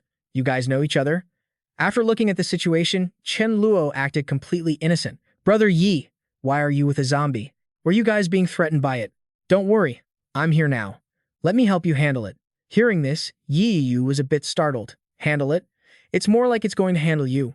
My luck is truly unmatched. My enemy won't kill me, so heaven will kill them for me. While he was thinking, Chen Luo suddenly used the Void Walk technique to appear behind the mutant. Chen Luo didn't hesitate to lift the Cao Thon sword in his hand. A loud explosion rang out. The mutant ghost was startled. It turned its head in anger, drawing Chen Luo's attention to the fact that this zombie had something special. While he was wondering what to do, it screamed again, "Come out." At the same time, giant stone statues rushed forward, constantly surrounding Chen Luo. Even so, there wasn't a hint of fear on his face. Such clumsy earthen constructs can't hit me. His agile body easily dodged the punches. This scene left everyone on the side frozen in place. So strong, too strong. Yi Yu couldn't believe his eyes. Is this the power of his level? On the contrary, Qian Kuai was extremely excited. As expected of the immortal, maybe he really can kill this mutant. Seeing Chen Luo acting so powerful only made the mutant ghost angrier. You annoying little bug, I've got you now. Go to hell. The attack pierced straight into Chen Luo's body, causing him to fall down helplessly. I'm dead. Seeing this, Yi Yu was extremely suspicious. Dead? Is he really dead? While everyone was stunned, Chen Luo suddenly sat up. I was just faking it. He kept moving toward where the mutant beast stood. I gave you a chance to attack. Realizing the terrifying power of Chen Luo, the mutant beast was completely overwhelmed. How is this possible? No, no. Chen Luo seemed quite pleased with its wild, screaming display. Looks like it's almost time to die. Just as he predicted, he thought, today is my lucky day. I don't even need to waste my strength. It's a real shame this zombie died at the wrong time right in front of Chen Luo. Who gets the crystal now? At that crucial moment, Jian Gui suddenly shouted, Hey, I'm warning you. We found this zombie first, so the crystal belongs to my boss. This caught Yi Yu by surprise. Wan Jian Gui, my good brother. Meanwhile, Chen Luo just nodded and waved his hand dismissively. Fine, you guys can dig it out first. I'll give you 10 seconds. He thought to himself, Wan Jian Gui's acting skills are top tier. He didn't hesitate and stepped forward. Mr. Chen, you're so generous. This time, Yi Yu put everything he had into attacking the mutant. Seeing that it hadn't even left a scratch, Chen Luo spoke slowly. I gave you a chance, but you didn't take it. The situation left Yi Yu completely bewildered. Why couldn't he break through? Behind him, Chen Luo mused. The head of a Fa Wang level beast, does he really think a level 9 like him can take it down so easily? Sure, if you had 3 minutes, you could do it, but I only gave you 10 seconds. No time to waste. He stepped forward quickly. My turn now. Seeing this, Yi Yu thought angrily. Damn it. He gave me the chance, but I couldn't grasp it. A moment later, looking at the crystal before him, Chen Luo was thrilled. The Fa Wang level crystal is finally mine. He suddenly turned back and offered some comfort. Mr. Yi, opportunities belong to the strong. Even though you found it first, I won't give it up. I hope you understand. We'll meet again. After he left, Jian Gui looked on in shock, thinking that when an expert makes a move, it really gets to Brother Yu. He and Yi Heng rushed over to help Yi Yu up. That Chen Luo is truly despicable, but we were the ones who found it first. However, the boss added, Actually, I don't think he has any ill intent toward you, brother. Maybe you don't need to treat him as an enemy. Suddenly, he turned his head to speak. I absolutely do not believe Chen Luo just happened to show up here by coincidence. Cao Yi Heng, I remember you left for a while after I found this mutant. Hearing this, Yi Heng felt extremely panicked and hurriedly explained, Brother Yu, you aren't suspecting me of being a mole, are you? Heaven and earth bear witness. I just had an upset stomach from eating some strange meat. Jian Gui chimed in quickly. Exactly. I trust Brother Cao. He's not that type of person. I can tell he would never betray the boss. But Yi remained deeply suspicious. Jian Gui, you don't understand the dangers of the human heart. I don't want to believe it, but the facts are right in front of us. He placed a hand over his heart, helpless. Brother Yu, you saved my life. I would never betray you. No matter what he said, Yi Yu wouldn't listen. Stop explaining. What exactly did Chen Luo promise you?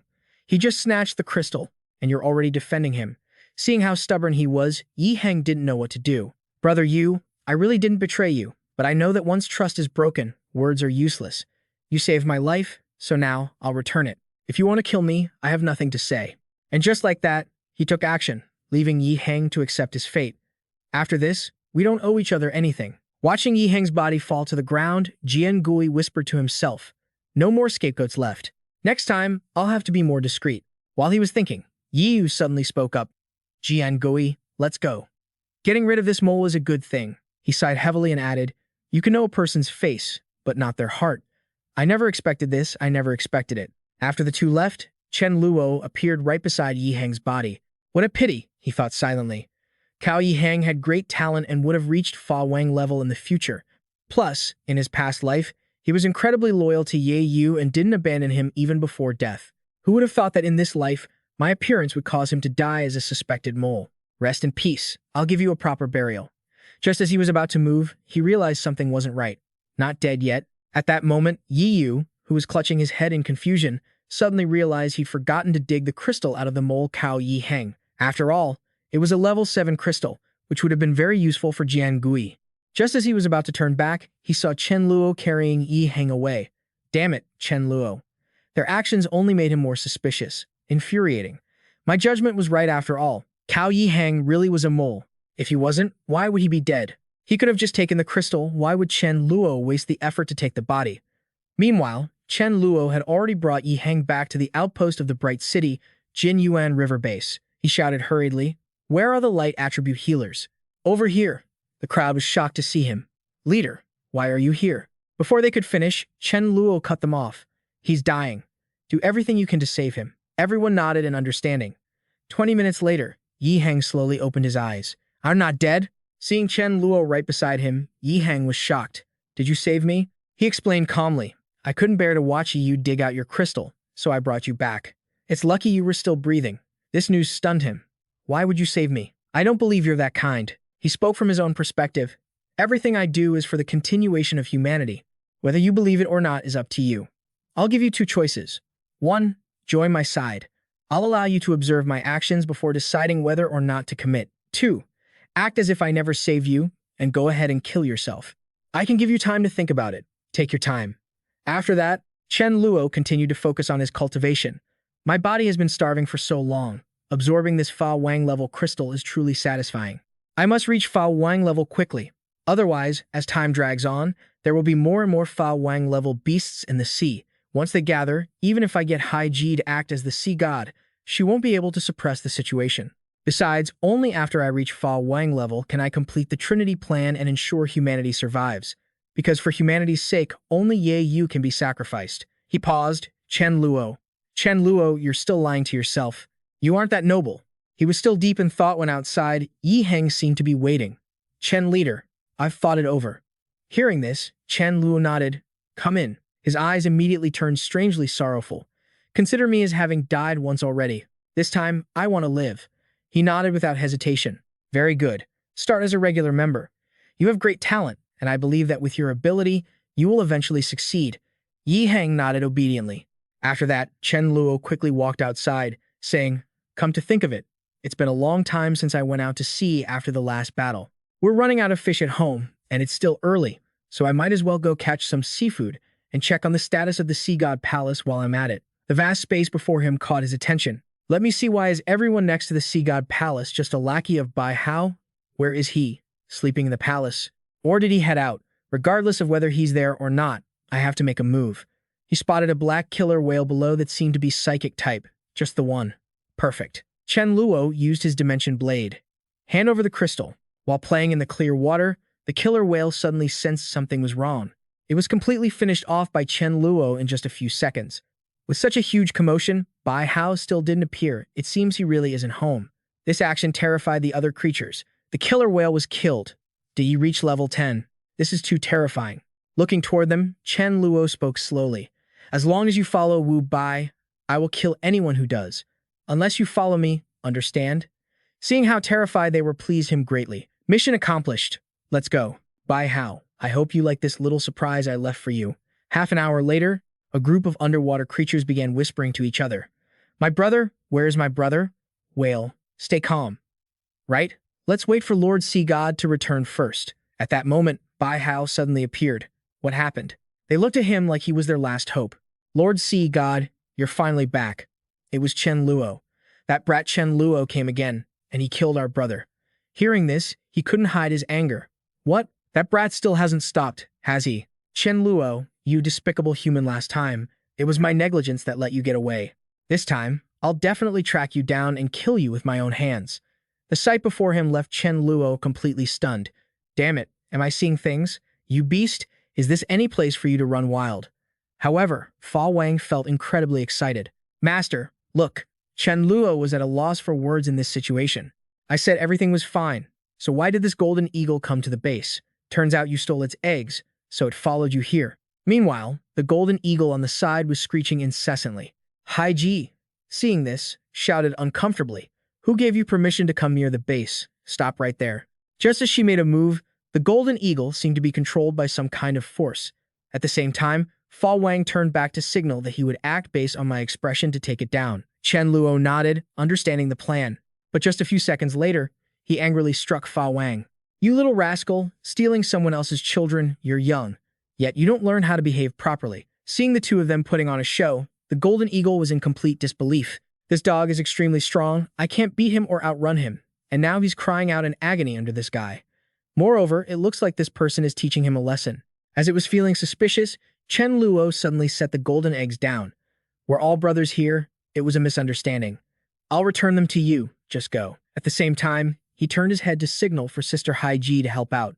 Hai Ji seemed to agree. Okay, I get it, she said, immediately, adopting a condescending look as she stood there playing her part. No way, does it think it can just come and go as it pleases? Little brother, I won't allow any creature to come here and cause trouble. In my opinion, we should lock it in the base prison for 10 years. If it doesn't agree, we'll beat it to death, along with its eggs. This situation left Chen Luo speechless. My sister is truly a born villain. She doesn't even need to pretend. Acting like her natural self is more than enough. Chen Luo sighed and turned to the golden eagle, quickly saying, I'm really sorry. I intended to let you go, but my sister's strength is terrifying. I can't ignore what she says, so I'm in a tough spot too. How about you stay here for a while? To make it sound better, he added, feel free to stay here. I'll even go build a nest for your children. Fa Wang, listening from the side, asked uncomfortably, hey, we don't keep freeloaders here. If you're coming, you have to work. Since Master is in need of a mount, why don't you be his mount? But the golden eagle kept shaking its head, leaving Chen Luo deeply confused. What was it trying to say with such an agitated expression? He didn't know what to do until Mei Fan appeared on the scene. I know. It's saying that a golden eagle can be killed, but not humiliated. Even though you are a good person, your strength might not be up to par. It definitely won't be a mount for the weak, it would rather die. This news left Chen Luo in disbelief. My strength is weak. He immediately offered a forced smile. He hadn't even made a move yet. It must have misunderstood. That was true without showing a bit of strength. How could he subdue it? Chen Luo didn't hesitate to propose. How about this? Let's spar. You can try to take your eggs and leave. I'll stand right here. As long as you can make it out of my territory, I'll consider myself the loser. Shortly after, the golden eagle grabbed its eggs and flew into the air. This sight captivated Chen Luo. So, cool. I'm about to have a mount, but how can you possibly slip out of my grasp? Come back. He hurriedly used void imprisonment. The golden eagle was still holding the eggs, flying far away from the spot. Realizing something wasn't right, it was startled. What's going on? Why? Why can't I get out? Every time it tried, it was teleported right back in front of Chen Luo. This left the golden eagle screaming in utter frustration. It didn't understand, but it seemed it really couldn't leave. Seeing it in such distress only made Chen Luo more satisfied. You lost. You can't leave my territory, but your talent isn't bad. Given our connection today, would you like to become my companion? You'll definitely reap the benefits later. I'll even take care of your 2 children for you. With no other choice, it finally yielded to his proposal. The eagle agreed to be his mount, not wanting to waste another second. Chen Luo sat on its back. Let's go. Fly at top speed. And with that, everyone left the area. Seeing that Chen Luo's plan was a success, Fa Wang was overjoyed. Now that we have a mount, the dog should head back out to farm some points. Bye-bye, the dog is off. Shortly after, he immediately went to the forest to assess the situation. This zombie is really strange. If it weren't for those red eyes, it would look just like a normal human. He noticed a girl with pale white skin but piercing red eyes. As soon as they saw her, everyone around began whispering, "It's a female zombie. Have I been single for too long? She has such delicate features." It's not that I've been single too long. This zombie is truly beautiful. This left Fa Wang feeling confused. What's a zombie? I'm a white seagull. The group quickly approached the zombie. Let me see what the difference between a zombie and a human really is. I want to try something new too. This scene made Chen Luo furious. You ugly humans, I'm sending you all to the afterlife right now. While he was preparing to act, it seemed the woman had defended herself. This sight left Fa Wang unable to hide his shock. This zombie is powerful. My dog life is important.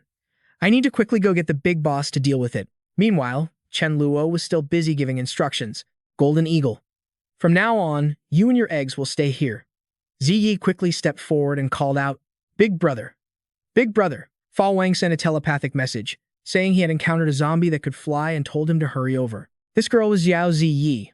Hearing this, he smiled, nodded, and said, Tell Fa Wang to keep an eye on her. I'm on my way. He thought to himself, something that can fly is at least level 10, maybe even a Fa Wang level. Shortly after, the woman also sensed something unusual. Why do I feel like someone is watching me? And indeed, there was. She immediately noticed Fa Wang sitting to the side.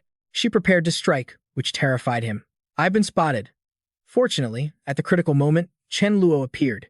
She really is different from other zombies. He used Void Walker. He had arrived just in time, which brought a wave of relief to Fa Wang. Seeing the two of them working together, the woman was confused. What do you want? Go Doggy answered her question without hesitation. We want your crystal. Seeing her current state, Chen Luo was startled. She's even a mental type mutant. Their resolve made the woman very uncomfortable. We have no grudge or enmity, yet you want to kill me for my crystal. He didn't care much and secretly calculated. If she's a Fa Wang level mutant, her survival time might be very short. I should just kill her and accelerate time. Just then, Fa Wang realized something was wrong. Damn it, I was hypnotized just now. The woman said uncomfortably, humans really aren't good things. Noticing that Chen Luo standing nearby was acting very strangely, she turned her attention to him. This reaction made him sense danger. I've been accelerating time for so long, yet she shows no signs of exploding. Could it be she isn't a mutant? But ordinary zombies usually have very long lifespans once they reach Fa Wang level. My short-term time acceleration has basically no effect. The situation was dire, and Chen Luo didn't know what to do. Damn it, why did I never encounter this Fa Wang level zombie in my past life? He hurriedly used Void Walker. At the same time, Chen Luo didn't forget to advise, this zombie is too dangerous. Let's retreat for now and fight later. The two of them, suddenly, vanished before the zombie woman, leaving her extremely annoyed. Where are they? Why did they suddenly disappear? She felt deep frustration. A fight like that didn't satisfy her at all. She wanted to kill more people. She transformed into a dove and flew away. The scene shifts to a large building inside the city. Looking at the item in front of him, Yi Yu was extremely suspicious. When I found this purple flower, nothing grew around it, and many mutant creatures were dead. It must be highly toxic. I just don't know if I can kill a human-level entity with this poison. Just then, Jian Gui quickly stepped up to report. Brother Yu, the level 7 physical type elite you asked me to find is here. The man stepped forward. Greetings, Leader Yi. Thanks for the hard work, he said, not hesitating to hand the liquid medicine to the guy. Here, drink up to quench your thirst. But the man felt extremely suspicious and quickly waved his hand to refuse. No, thank you for your kindness, leader, but I won't drink. Before he could finish his sentence, Yi Yu stepped forward and grabbed the man's mouth. He angrily poured the cup down. He couldn't refuse. The action was so fast, the guy was completely helpless. Leader. Just seconds later, the man's body began to undergo changes. Yi Yu stood to the side, contemplating. The poison is too strong. This behavior left Jian Gui feeling extremely anxious. Boss, are you sure about this? After all, he's a level 7. He turned back, explaining himself seriously. Jian Gui, in this world, the big fish eat the small fish. If you don't want to be the fish, you have to be ruthless. A single drop is enough to make a level 7 drop dead instantly. Once he drinks it, even if Chen Luo doesn't die, he'll be severely injured, and I'll have my chance to finish him off. Even so, he remained skeptical. But how will you get Chen Luo to drink it? We can't just force him. Yi Yu chuckled, turning his face away. I'll make up an excuse that I want to be Chen Luo's underling, invite him to dinner tonight, and slip this into his food. No one will ever know. In the time it followed, Chen Luo calmly instructed, the Fa Wang and I haven't reached Fa Wang level yet, so dealing with that zombie is truly difficult. Next time, I may have to trouble you two to step in. Both of them nodded in agreement. No problem. Little brother, don't worry. You have me here. At that same moment, Mei Fan sensed that something wasn't right. I suddenly feel like you might be in danger tonight. Chen Luo turned his head in surprise. That night, he had been quietly pondering in his mind, could it be that the Fa Wang level zombie had tracked him down and was coming for him? While he was still deep in thought, Jian Gui's voice came over the phone. Chen Luo, the people from Jin Yuanjiang have sent a message saying, there's a guy named Yi Yu who wants to join our Dawn base, and he's inviting you over for a visit tonight. Chen Luo laughed and nodded. Got it. Tell them I'll be there on time. He seemed to have figured something out. It seemed the danger Mei Fan mentioned likely came from Ye Yu. Shortly after, Chen Luo waited leisurely inside the house. So, Yi Yu, I heard you want to join me. Without hesitation, Yi Yu stepped forward, buttering him up. That's right. I've finally seen the reality of things. I hope Brother Chen won't mind the minor conflicts we had before. Even so, Chen Luo's expression remained cold and unpleasant. What are you talking about, Brother Yi? If you really want to be my underling, then give me a few bows. Upon hearing this, his expression gradually shifted. Joining his ranks and having to bow, that's impossible. Seeing Yu Yu standing still, Chen Luo laughed and asked, What's wrong? You don't want to? Seeing the situation, Jian Gui, standing right next to him, hurriedly knelt down. I consider myself an underling of Leader Chen already. I'll bow first. His actions caught Yu Yu off guard. Brother Jian, I've caused you such grievance. With no other choice, he had to kneel on the ground following his boss, but it was clear he felt resentful inside. This humiliation, I will definitely make Chen Luo pay for it 1,000 times over. Watching their actions, Chen Luo slowly signaled, Get up. It seems you really are sincere. Yi Yu quickly turned his head and spoke up. Of course, boss. You must be tired from the trip. Jian Gui, don't just stand there. Hurry up and bring the food out. Looking at the dishes on the table, Chen Luo was quite surprised. To be able to make so many dishes, you really put in the effort. Yi Yu nodded in response. As long as you like it, boss. In his mind, he was constantly calculating, this pollen is truly a miracle. I never thought the wine and the sausages would make the sausages smell even better. The moment he picked up his chopsticks, Chen Luo had already guessed something. With Yi Yu looking at him so eagerly, waiting for him to eat, he must have added something. He looked up and said, Jian Gui, tell me. Without hesitation, Jian Gui reported everything. Reporting to Leader Chen, these sausages are poisoned. Yi Yu wants to kill you. In his mind, he kept thinking his career as an undercover agent was over, but he didn't forget to add. The poison comes from a strange purple flower, strong enough to easily kill a level 7 body type. This sudden betrayal left Yi Yu completely bewildered. Wan Jian Gui, you, what are you saying? Before he could even understand what was happening, Chen Luo slowly stood up. In his past life, Yu Yu was a dual ability user, but it looks like he hasn't awakened yet. Could it be that this isn't enough to trigger him? Since he's going to die anyway, I have to pour some oil on the fire. A level 9 crystal isn't as valuable as a dual ability level 9 one. He suddenly stepped in front of him. Yi Yu, do you know? That level 10 light-type crystal you grabbed earlier. Jian Gui was the one who tipped me off to steal it. Of course, when you found the Fa Wang level, it was also Wan Jian Gui who secretly contacted me. The mole was always Wan Jian Gui, and yet you killed Cao Yi Hang, the person who remained loyal to you until the very end. Hearing the whole story, Ye Yu froze instantly. It was you. It was you all along. He couldn't take it anymore. He screamed repeatedly, You animal, Yi Yu, I treated you like a brother. Jian Gui quickly chimed in, Sorry, brother Yu, but a wise man submits to circumstances. These actions completely drove Yi Yu insane. Damn you, you are all so despicable. I have to kill you. His power exploded completely, catching Chen Luo's attention. He awakened. Yi Yu's second ability is fire type. Seeing his current body, he felt incredibly triumphant. The heavens have eyes. I'm a dual ability user. I can feel the surge of power. I must have broken through to level 10. Chen Luo, let's see how you deal with me now. Realizing he had leveled up, Jian Gui could only hug Chen Luo's leg. Immortal, he's a dual ability user. How can we fight him? Hurry, take me and run. He gently pushed him away and said slowly, Sorry, I happen to be a dual ability user too. Moreover, within a short moment, he had appeared right in front of Ye Yu. A proud smile bloomed on his face, and I'm definitely stronger than you. This action made Yu Yu absolutely furious. You still dare to attack? Are you tired of living? Loud explosions echoed constantly, and Jian Gui hurriedly fled to the back. When gods fight, mortals get hurt. I've finished my mission. Time to bolt. The situation before him left Chen Luo slightly regretful. He wanted to swallow up Ye Yu's base, but he couldn't let him destroy this place. Let's go. Let's find somewhere else to fight. He dragged him along and used Void Walk to shift into another dimension. Everything was already in Chen Luo's calculations.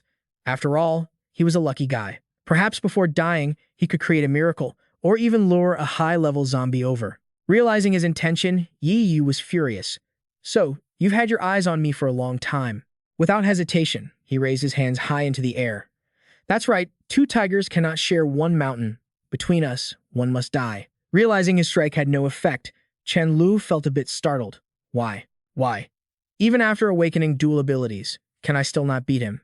He's too strong. If I don't run, I'm definitely going to be killed. His lapse in concentration caught Yi Yu's attention. Seizing the opportunity, he hurriedly broke free and retreated. Seeing his intent, Chen Luo quickly said, "Give up, you can't escape," and didn't forget to use Void Imprisonment. Yi Yu tried to flee the area, but perhaps it was too difficult for him. Realizing Chen Luo was attacking directly made him feel even more desperate. Is it possible I'm really going to lose my life here? Just as Yi Yu thought he was about to make it, he suddenly noticed Chen Luo standing firmly in place. At the same time, Chen Luo's eyes were drawn to the golden light behind him. Holy light in such a wide range? This is definitely a Fa Wang level light-type variant. You don't disappoint me, Yi Yu.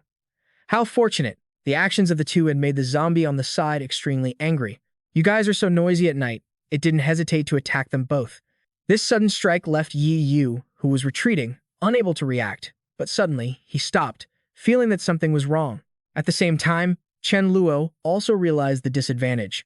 Damn it, why isn't this Fa Wang level a combat-type ability, but a buff-type instead? Yi Yu continuously received new power, leaving him unsure of what to do. Is this the strength of a lucky person? Yi Yu grew increasingly confident. I knew it. I knew I couldn't just die like this. Seeing him attack, Chen Luo could only helplessly think, this guy is truly too lucky. I have to hand it to him.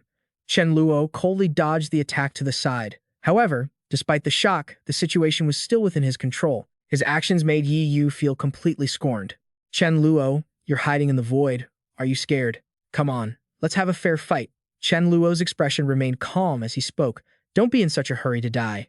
Wait for me on the side while I finish dealing with this Fa Wang level. He used his familiar technique, Void Walk, and before he could react, Chen Luo reached out, using time acceleration. The zombie, which was so powerful just moments ago, was now screaming frantically. Realizing the situation was not good, Yi Yu was a bit surprised. What kind of power does Chen Luo have? How could he suddenly make this mutant explode? Looking at the item he had just obtained, a smile finally appeared on his face. He had finally gotten the crystal he always dreamed of. He turned his attention to Ye Wu nearby. As for the muscles on Ye Wu's body, Chen Luo silently calculated in his head, I will use time acceleration to gradually weaken your muscles over a long period. Even though he had been attacked continuously, Ye Wu refused to give up. No, the long-term muscle weakening hasn't arrived yet. How could I disappear so quickly? Watching his pathetic state, Chen Luo slowly stepped forward. Do you realize the situation now? Who exactly is the father between us? He coldly kicked him directly in the face. Just like that, he was helplessly knocked backward. Yi Wu's entire body began to tremble pitifully. I lost. Chen Luo sighed, holding the sword in his hand. I'm in a pretty good mood today. Do you have any last words? If it's not too unreasonable, I can help you fulfill it. Hearing him say that, Ye Wu did not hesitate to speak. Last words? My last words are this. Chen Luo, you will eventually become a blood-stained, isolated, and betrayed demon lord. But these words completely infuriated Chen Luo. What the hell are you talking about? Are you cursing me? Although there was a ripple in his heart, he had already done the things he mentioned.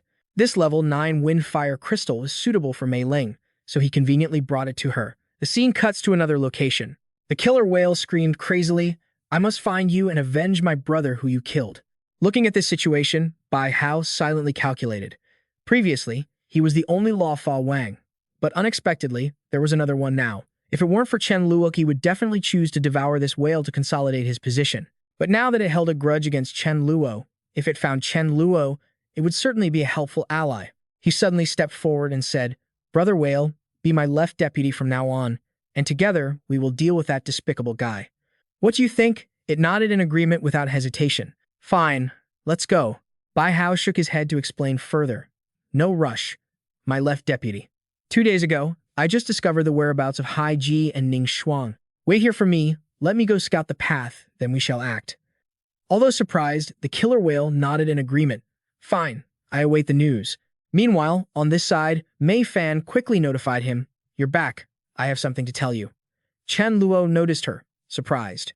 What is it? He seemed to sense something unusual. I feel that the day after tomorrow, a wave of enemies will come from the sea. They are not ordinary. Chen Luo's intuition immediately realized. From the sea? Could it be Bai Hao? His face gradually changed. Damn it, if I had one more week, I could finish absorbing the crystal and reach Fa Wang level. By then, it wouldn't matter if Bai Hao came. But why is he coming the day after tomorrow? The problem is that 2 days is not enough for me to reach Fa Wang level. Mei Fan felt curious and asked, should we avoid them first? It will be very hard for the opponent to find us. Chen Luo pondered and replied, if it were just me, I could come and go as I please, but now that I have a big family and enterprise, if we hide, what will happen to the members? With no other choice, they could only fight head-on. Seeing him hesitant, she quickly jumped up to comfort him. Don't think too much. Although it's dangerous, I feel like nothing will happen. Besides, don't you want to fuse your abilities?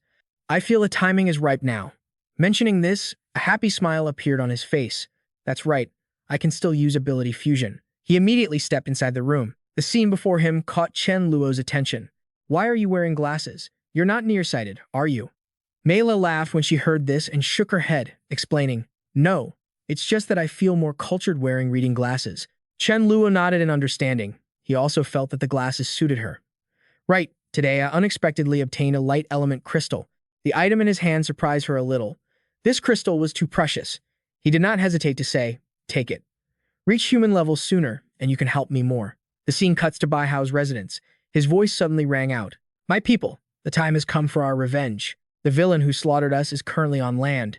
Come ashore with me and kill him. Listening to this, the aquatic creatures were extremely confused. Although I don't want to live in fear, I don't have legs. That's right, I also move very slowly on land and cannot unleash my strength. Otherwise, we will stay here and guard our palace. While they didn't know what to do, the killer whale appeared. Stop making excuses. I and the sea god in the air will transport you over there. Anyone who dares not go, I will kill them right now. At the same time, the figure of the female zombie also unexpectedly appeared in this place. Can you take me with you? I want to go too. This made Bai Hao extremely confused. Who are you? Before she could speak, the dove quickly spoke up. Reporting to Lord Sea God, I brought her. Her name is Bai O. She is my friend. After looking at the situation at hand, Bai O slowly spoke. The human you speak of. I have met him before. I was attracted to him the moment we met. However, you are the sea god, but you are a bit weak. When he meets me, he runs. You should still mobilize more manpower to deal with him. Hearing this, Bai Hao was a bit displeased. This seagull dares to mock me. When the mission is over, I will eat you. But he still nodded in agreement. Is that so? All right, I'll take you with me. 2 days later, the big shark immediately ordered to surround the city. Anyone who comes out, kill them immediately. Seeing the swarm of creatures appearing here made Chen Luo extremely depressed. Aren't you the white shark who claims to be the sea god? It's been so long, his words, along with his calmness, made Bai Hao unable to hide his surprise. He knew he was coming, could there be a traitor? Even so, he was still furious and shouted, You little thief, you stole my armor. Return it to me immediately. Chen Luo was not afraid and retorted directly, This is something I obtained through my own ability. If you want it back, you'll have to see if you have the skills for it. In his head, he silently thought, if Bai Hao is here, then the time Mei Fan mentioned has arrived. I can try to use space-time ability fusion. Realizing the familiar figure in front of him made Chen Luo freeze. This was his future self. His eyes widened in disbelief, but only a few seconds later, a familiar smile appeared on his face. I understand now. Chen Luo silently thought, so it's the effect of the space ability, using my own strength from the future. My future self is above Fa Wang level, at Emperor level. It seemed Chen Luo was still very confident in his power. Only 3 Fa Wang levels. Emperor level is nothing to be afraid of. I can make you guys crawl on your toes one by one. These things only made Bai Hao look down on him even more. What are you laughing at? Last time I punched you and made your nose bloom. This time I'll make you lose your footing. Realizing something was wrong, his face immediately changed. Wait, this space-time summoning is almost instantaneous, but why is the process of bringing forth the power so slow? At the same time, he rushed towards him. Kid, if you dare to run this time, I will enter the city and kill you. Everything around Chen Luo gradually became blurry. What is he saying? Why can't I hear anything all of a sudden? As Bai Hao attacked, Chen Luo completely vanished into the air. What kind of ability is that again? Why can't I hit him? Seeing the situation wasn't right, he quickly turned back to signal, retreat first, wait 2 minutes. At the same time, Haiji and Ning Shuang were already in a state of combat readiness, which made Chen Luo extremely confused. Can you guys hear me talking? He helplessly thought to himself, what's going on? Hypnotized. This move by the red-eyed seagull is familiar. Could it be the one from last time? It really is the one that I and the Law of Fa Wang met. Turns out she wasn't a dangerous zombie. At the same time, the killer whale had targeted both of them. At this moment, Ning Shuang quickly signaled, "Hai Ji, wake up." This made Hai Ji confused, not understanding what was happening. Not good. No time to dodge. And so, Ning Shuang was pushed aside, and Hai Ji directly faced this power. The giant eyes stared directly at her, and at the same time, her voice rang out, "Is he alive?" Ning Shuang behind her was not to be outdone. "Pay with your life." Seeing the power of the two, Bai Hao appeared extremely smug. "Come on, Seagull, show me your true ability. If you kill both of them, I will reward you heavily." Bai O nodded in agreement when she heard that. "Fine, come here. Let me activate the killing intent in your heart." Quickly losing her mind and falling completely into a killing frenzy, Haiji's eyes completely changed. She reached out to hold her head. "I want to kill. I want to destroy everything." The battle here became extremely fierce as everything gradually changed. Realizing something was wrong made the killer whale a bit surprised. "Aren't we supposed to kill her? Why let her go?" Bai Hao on the side also felt confused. "What is going on? Is this empowering her? Don't drag this out with them anymore. Just charge into the city and kill everyone." The killer whale nodded in agreement. Everything was becoming dangerous, leaving Chen Luo wondering what to do. "Damn it," he cursed, "my base. The arrival force of this dimensional summon. How much longer are they going to stall?" The vast space suddenly caught the killer whale's attention. This area is so different. Could this be where the core members are gathered? Without hesitation, it leaped into the air. "Perfect. I can start with them, make them taste my wrath, and make them pay for my brother." Just as it prepared to strike, Su Dazhuang suddenly appeared. "With me here, don't even think about getting your way." The killer whale sneered. "You think you can stop me?" Its voice was filled with contempt for the defender of this place. Mei La quickly appeared on the scene. Using her guardian power, she launched a direct attack at the killer whale. In just a short moment, it felt a shift. Its attack had been deflected. At that very moment, Bai Hao noticed something on Mei La's body. "So that's where the gemstone from the divine armor the little thief stole went. You've been hiding it." His words left her bewildered, while Bai Hao began to close in on the area. "Plus, it seems your relationship with him isn't simple. If I kill you, he'll definitely be heartbroken." Ning Shuang shouted angrily from behind, "You'll have to get through me first to touch her." She tried to use all her remaining strength to attack him once more. Even so, the killer whale refused to back down. "Let me help." Fortunately, at that critical moment, the Fa Wang suddenly appeared. "Mei La, get back. Leave this to me." Seeing the situation, Bai Ao continued her hypnosis. "Doggy, come to me." A beam of light hit the Fa Wang's head before it could react. On the other side, Bai Hao shattered the ice Ning Shuang had created, causing her to feel immense pain. Her body seemed to be reaching its limit. Unexpectedly, 3 Fa Wang tier beings had appeared on the field. To stall them until Chen Luo returned, she only had one option. She activated her tragic bone price. "Goodbye, friends of the Light Citadel. Goodbye, Chen Luo." In her final moments, she recalled Chen Luo's familiar silhouette. Meanwhile, on the shore, Chen Luo seemed to have successfully fought back. Finally, it's done. Emperor Tyr has arrived. "You sea creatures, prepare to die." He quickly used spacewalk. As soon as Chen Luo returned, he saw Mei La cradling Ning Shuang's body, sobbing uncontrollably. "Ning Shuang, Ning Shuang." This shocked him. "What happened?" Mei La's voice was choked with tears as she explained, "Ning Shuang, she died protecting me." Mei La could only blame herself helplessly. "It's me, it's all because I'm useless." Even Chen Luo was taken aback. "Ning Shuang, thank you for protecting Mei La. I will use their heads to pay tribute to you." Suddenly, he sensed something was wrong. Turning around, he saw Mei La using her power, desperately trying to heal Ning Shuang. "Ning Shuang, I don't want you to die. Please, come back to life, please." This scene forced Chen Luo to pay close attention. Could this be a resurrection spell? Using it so rashly, would there be a heavy price to pay? But since Ning Shuang sacrificed herself for Mei La couldn't just stand by. Realizing Ning Shuang still wouldn't wake up made her feel even more helpless. Why? Why did it fail? Meanwhile, Bai Hao broke free from the ice binding him. "Impressive, managing to lock me up for so long. But these stalling tactics are useless. All of you are going to die." He wore a wild, excited smile, thinking he had already won. But Chen Luo appeared just in time and slapped him hard across the face. "The one dying today is you." Bai Hao's body rolled across the ground in agony. The sudden turn of events left him in disbelief. How does this brat have such immense power? Impossible. This is absolutely impossible. Enraged, Bai Hao threw his hands up toward the sky. "Die." As he battled Chen Luo, he thought furiously, "Damn it. I clearly use all my strength. Why? How is this happening?" Seeing the battle between the two, the killer whale suddenly lunged forward. "Don't worry, let me help you." It shouted, world-ending thunder explosion. Die. It attacked Chen Luo directly, but this move left Bai Hao confused. Damn it, the brat knows teleportation. How can you hit him? As if reading his thoughts, Chen Luo laughed and asked, let me guess. Were you thinking I'd use teleportation to run away? Too bad. You guessed wrong. I'm not running. In fact, I'm going to use you to block that attack. Naturally, Chen Luo immediately used Void Confinement. He didn't hesitate to pull Bai Ao in front of him. And you too. Finding herself on the edge of the Reaper's blade, Bai Ao was desperate. Why did I suddenly appear here? A massive explosion erupted, followed by screams. Looking at Bai Ao's pathetic state, Chen Luo asked coldly, you really let me down. Is that all your mental power is capable of? Her expression turned into one of pure fury. Why is my mental control ineffective against you? It worked on everyone else. Chen Luo didn't waste words, he struck. Seeing the situation, Bai Ao thought in despair.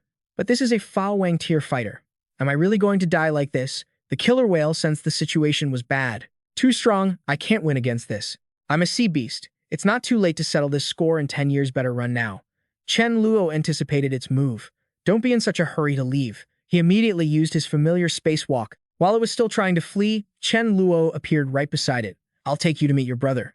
With no other options, the killer whale decided to launch a desperate attack, but its action played right into his hands. He grabbed his dimensional sword and glanced to the side. Bai Hao, don't be impatient, your turn is next. As chunks of flesh were sliced off, the killer whale shrieked in agony. Realizing Chen Luo was no ordinary foe, Bai Hao screamed in despair. Impossible! How did you suddenly become this powerful? I don't believe it. Sensing something wasn't right, Chen Luo turned back to look. Mei Lao was still trying to save her. This light has the resurrection spell leveled up. After so much effort, Ning Shuang finally showed signs of change. The result made Mei Lao overjoyed. It worked. I did it. I actually did it. Meanwhile, Chen Luo urged her. Hurry, come here. After helping Mei La and Ning Shuang into a room, Chen Luo thought to himself, I wonder how Hai Ji is doing. He decided to take this mongrel back to the shore. When Chen Luo appeared at the coast, Hai Ji was still lying motionless on the sand. After lifting her up, he hurriedly checked her condition. Luckily, she just fainted from exhaustion. There was still more to do. These were all high-tier sea creatures. If utilized well, they would be a powerful force. I was in such a rush to make Hai Ji the sea god so she could conquer them, but since she's unconscious, I might as well become the sea god myself. Furious at Bai Hao's actions, Chen Luo delivered several more blows. I've said it before, anyone who follows Bai Hao, if I meet them, I kill them. You all turned a deaf ear to my words and kept following him. You deserve to die. Seeing this, Bai Hao cursed. You're deliberately murdering them. Hearing this, Chen Luo's face turned strangely serious. False god, you stole my divine position. I am the true sea god. I am the sea Fa Wang. And you, a pretender, dare to bother me. Today, I will sacrifice you to the heavens. Look closely, all of you, and see what true divine power is. Seeing Bai Hao repeatedly attacked by Chen Luo, the surrounding creatures were terrified. Lord Sea God is a Fa Wang tier, but he has no power to resist. This is terrifying. Is this the true power of a god? Look, everyone, look at the sky. The space before them suddenly shifted, leaving them in disbelief. My god, it split in two. Chen Luo's actions didn't seem to scare Bai Hao. Chen Luo, stop grandstanding. I am the sea god. No one can kill me. I will definitely resist. But that was only his fleeting confidence. Realizing the situation was dire, Bai Hao let out a sudden scream. A massive explosion occurred, and naturally, he was defeated. Seeing this, the remaining sea creatures knelt on the ground. This is the true power of a god. We're sorry. We were tricked by that shark into helping him. We beg you, please forgive us. Looking at their attitude, Chen Luo asked coldly, From now on, I am the Sea Fa Wang. Are you willing to follow me? Without wasting a second, one of them spoke up. Sea Fa Wang. We pay our respects to the Sea Fa Wang. Hai Cow. From now on, I will pledge my loyalty to you. This made him feel extremely satisfied. Very well.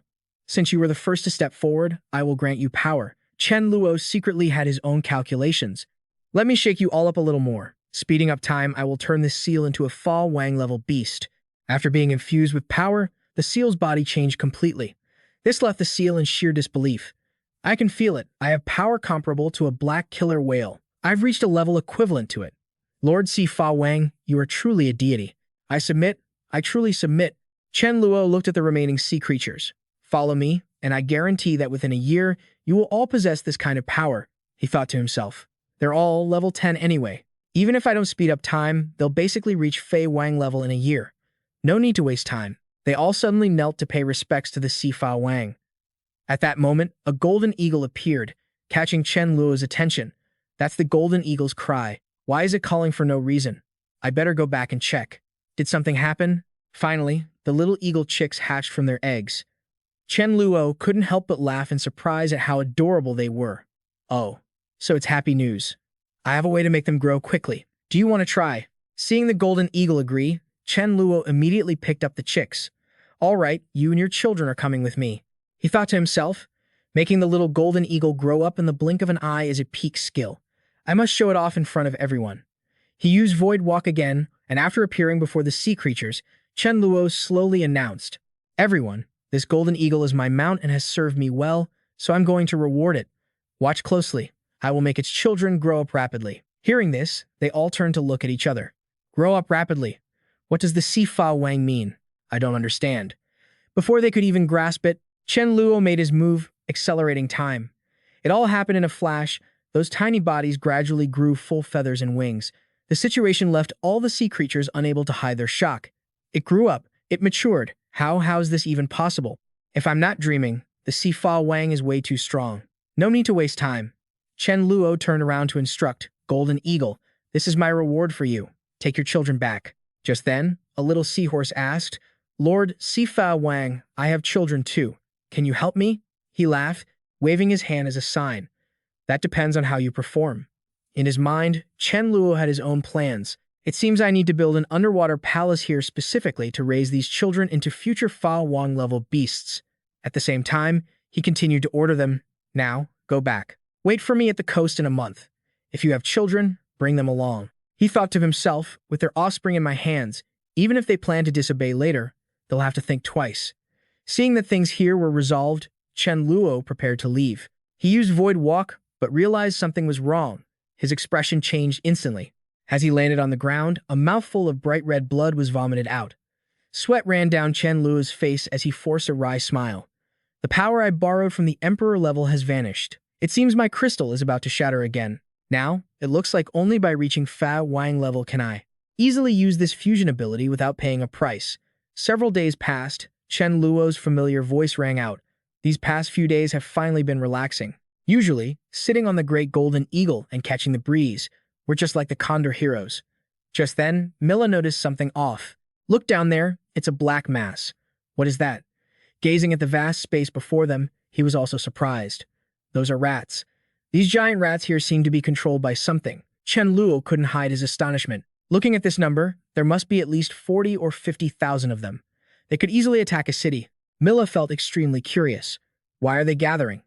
He shook his head and explained, I don't know, but they are still 700 miles away from Thu Quang City. No need to worry. She exhaled in relief. That's good.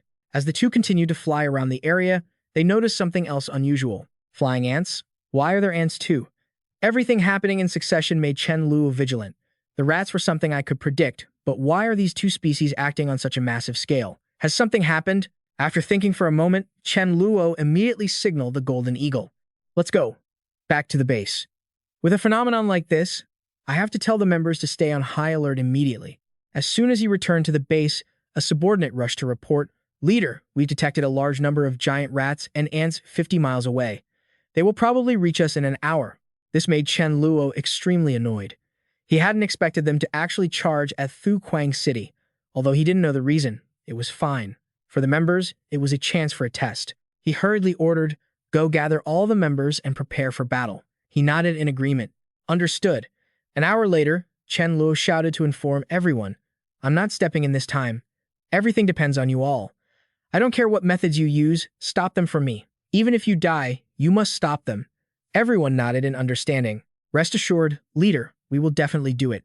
We absolutely won't let the rats and ants invade the city by even an inch. Following that, Chen Luo continued to command. If we fall, the food stored in the base and what we're growing will be gone. After that, everyone will have to go catch rats to eat. Without hesitation, everyone got to work. Protect the food, protect the base. Let's do this. Looking at the rats in front, Chen Luo shouted loudly, Everyone ready, start the battle now. The group nodded, understood. Leader, Massive explosions constantly rang out. Fire, ice, and projectiles were unleashed. When they saw the ants arriving, the group changed tactics. Gale. It seemed that everyone was incredibly powerful as they joined forces, unleashing lightning to zap the creatures. This made the rat horde scream in anger. Then, another change made everyone even more cautious. This is bad.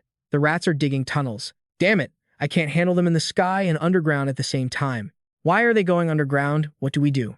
It feels like we can't hold them off anymore. The continuous battle left everyone a bit exhausted. Anyone with area of effect attacks, hurry and stop them. Leave it to me. Shu Yun quickly used a blizzard to sweep away the insects invading the area. Realizing something was wrong, she screamed in frustration. How can they form a protective layer? Level 7 members, follow my command. Prepare your strongest skills. Everyone else, join forces with the flying ants to attack their energy shield and try to break them. Everyone around immediately nodded in agreement. Understood. This time, they quickly attacked the creatures flying in the air. Shu Yun understood that the situation was more serious than ever. Watch out for the silver-white ants that can launch mental attacks. Cover me. Even though she faced difficulties, she never gave up. An ice arrow flew straight toward the leading insect. In just a short time, its protective layer was completely frozen. Seizing the opportunity, she hurriedly shouted to signal everyone out of the city. The urgent mission is to kill it. Hearing this, everyone nodded, understood. On the other side, the rats had already climbed onto the surface. Their attempt to invade the area terrified the crowd. It's bad. The rats are coming out from the ground. Help. We need reinforcements. In that critical moment, Nganlin arrived in time to intervene with her space storm technique. Everyone move aside. Let me handle it. Seeing her modern power, Chen Luo was surprised. She really is worthy of being my disciple. Not bad. Could it be that even with so many of my kin, we can't conquer this city? You hateful humans, not only did you steal my illusion fruit, but you also slaughtered my kin. Fine, then I'll serve up a plague. Let's all go down together. This rat doesn't seem simple. Could it be the leader of the rat horde? Realizing the situation was dire, Ngan Lin suddenly screamed. I feel like that rat over there isn't simple. Kill it quickly. The subordinates rushed forward. Fine, take this. You foul rat. The rat seemed brainwashed, constantly muttering, kill, kill, kill. Thick black smoke billowed, causing everyone to gradually become poisoned. This isn't good. It's a plague. The situation took a turn that made Chen Luo extremely irritated. Damn it, a bunch of rats is actually making Thu Quang City's combat ability drop by half. I have to order a temporary retreat. At that moment, the familiar figure of Ngung Shuang appeared. What kind of energy is this? It's actually making me feel a bit stronger. Her strange actions left him completely stunned. So, this dark mist could actually make Haiko stronger? Could this mist be considered a form of energy? That's great. My Dawn City has finally gotten past its toughest times. Victory is just a matter of time. The scene shifts to the zombie base of Dai Chen Luog, where a voice suddenly rings out. Brother Dai Chen Luog, this is a high-level crystal I found today. Take it, use it. Kin Si Nan Chong Cutlery Tro Chu In. Wait until you're stronger. Then we'll have a chance to go to the Lord of Dawn City and get our revenge. He stands there, blankly lost in thought. It was hard enough for me to find a wife, so why is she obsessed with attacking Chen Luo every single day? Even though he feels annoyed, he nods in agreement anyway. Fine, Kin Si, but you must never act on your own. If you're going to do anything, you have to talk to me first. In his heart, he feels incredibly conflicted. It's such a headache.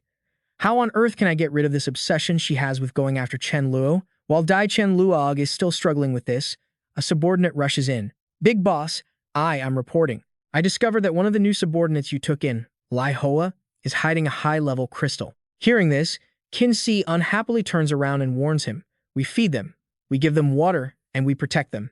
Yet they dare to hide stuff. Brother Dai Chen Luog killed a chicken to scare the monkeys. Dai Chen Luog doesn't hesitate and nods in agreement. All right, let's head over there right now. Once outside, he grabs his subordinate, Ko Thien, by the collar. Boss, what are you doing? Meanwhile, Kin Si's expression remains completely calm.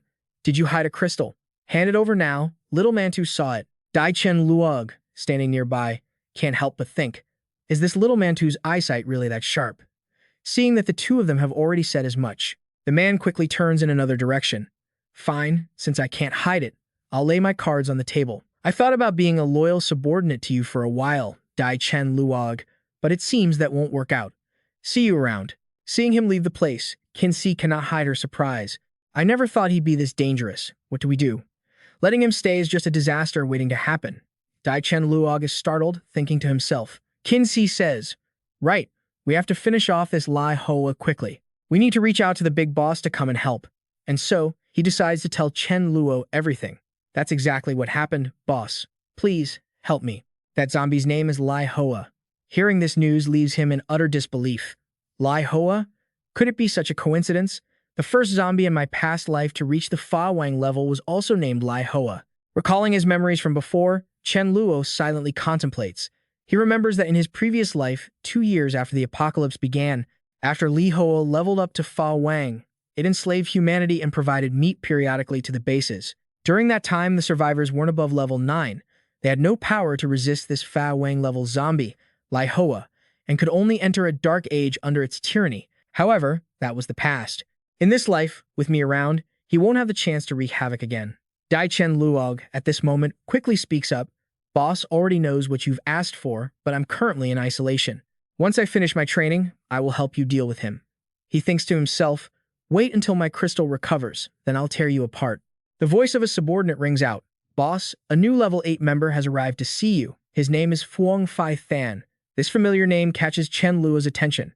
Such a coincidence? I remember this person also reached the Fa Wang level in my past life and died at the hands of Lai Hoa while trying to protect humans. Chen Luo walks quickly forward. Bring him to the conference room to see me and be polite about it. The subordinate obediently nods. Understood, boss. A short while later, Chen Luo asks coldly, I heard you wanted to speak with me. What is it? The man doesn't hesitate and asks, Leader Chen Luo, you know you're about to become a common enemy, right? He is indeed Fuong Fai Than. Chen Luo remains completely calm. And so what? Seeing this, he sighs and speaks up. I know if the survivors really do surround Dawn City, how are you planning to handle it? Hearing this, he suddenly stands up to probe him. How do you think I should handle it? Fai Than is a bit confused, but quickly speaks up. I feel that they are all just pitiful people. They shouldn't be killed. If you really kill them all, won't your conscience bother you? So what? I should just let them go. Won't they come back to cause me trouble later? These actions of his make Chen Luo extremely suspicious. So, did you come here today to teach me how to do things? Fai Than sighs and continues. If our paths truly don't align, then if that day ever comes, I will stand on the opposite side of you. As soon as he finishes his sentence, Chen Luo unhappily orders, Enough. While I haven't changed my mind, get out. He thinks to himself, You damn saint. Out of respect for the fact that you died in battle in my past life, I'll spare you this once. In the face of absolute power, all the struggles of the weak are useless. Once I completely control the ocean, I'll have those sea creatures lead the members to the other continents, continue to expand our borders, and keep getting stronger. The scene shifts inside a stone cave. Lai Hoa is still focused on his cultivation, but it seems this is quite a struggle for him.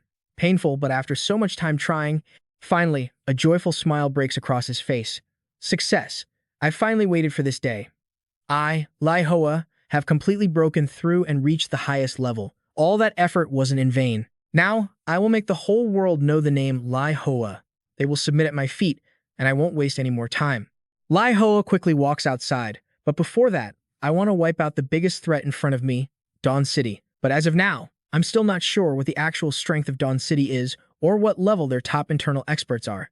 Oh well, before causing trouble for them, let's test how high my power level really is, and you guys will be the test subjects.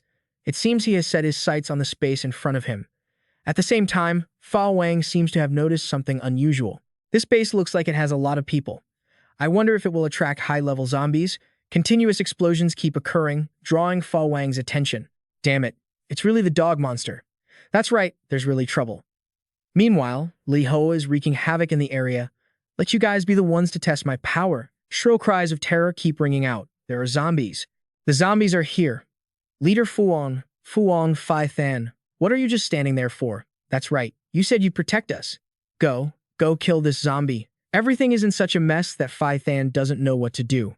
Damn it, why did trouble have to break out at this moment? Lai Hoa is still relentlessly destroying the place. Remember, I am Lai Hoa. This makes him notice with surprise that it is a zombie, and a mutant one at that. So strong. What on earth is this monster? After wrecking the place, Lai Hoa suddenly raises his hand to the sky. That's fine, let's add a big move to test it out. But this situation only causes everyone to be terrified and scramble to run away. Run! Who's stepping on me? Help me! Everyone, don't panic. Absolutely do not crowd. and stop trampling on others. Don't. This makes him unable to hide his delight. Suffer. Despair. Today, all of you are going to die. No one can save you. Fa Wang on the side is now so angry he can't take it anymore. You brat, you're pretty cocky. Huh. Today, I, Fa Wang, will protect humanity. He lunges straight toward Lai Hoa, planning to counterattack. I am the deputy leader of Dawn City. You want to kill the human race? Did you ask for my permission? But it seems he has discovered Fa Wang's intent. The deputy leader of Dawn City? Just in time, I was looking to probe the combat power of Dawn City. Right on time. Fire meteor. This time he attacks directly. But it seems Lai Hoa has underestimated Fa Wang's ability. You think you can hit me with that speed? Keep dreaming. Hearing this, his expression changes immediately. So you can dodge? Huh. Let's see if you can dodge this one. Realizing the fire dragon is still encircling him, Fa Wang doesn't know what to do. Trouble. Good thing I have a dual attribute ability that can swallow the heavens. Finally, he completely blows away the sparks around the area. His actions make Li Hoa treat him with utter contempt. Useless. You can't escape my fire. Just as he said, Fa Wang accidentally gets hit, his body full of pain as he is sent flying backward.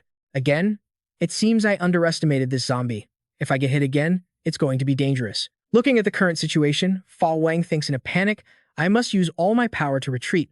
Otherwise, I'm really going to turn into grilled dog meat. Success. It seems he feels extremely happy with the results he produced.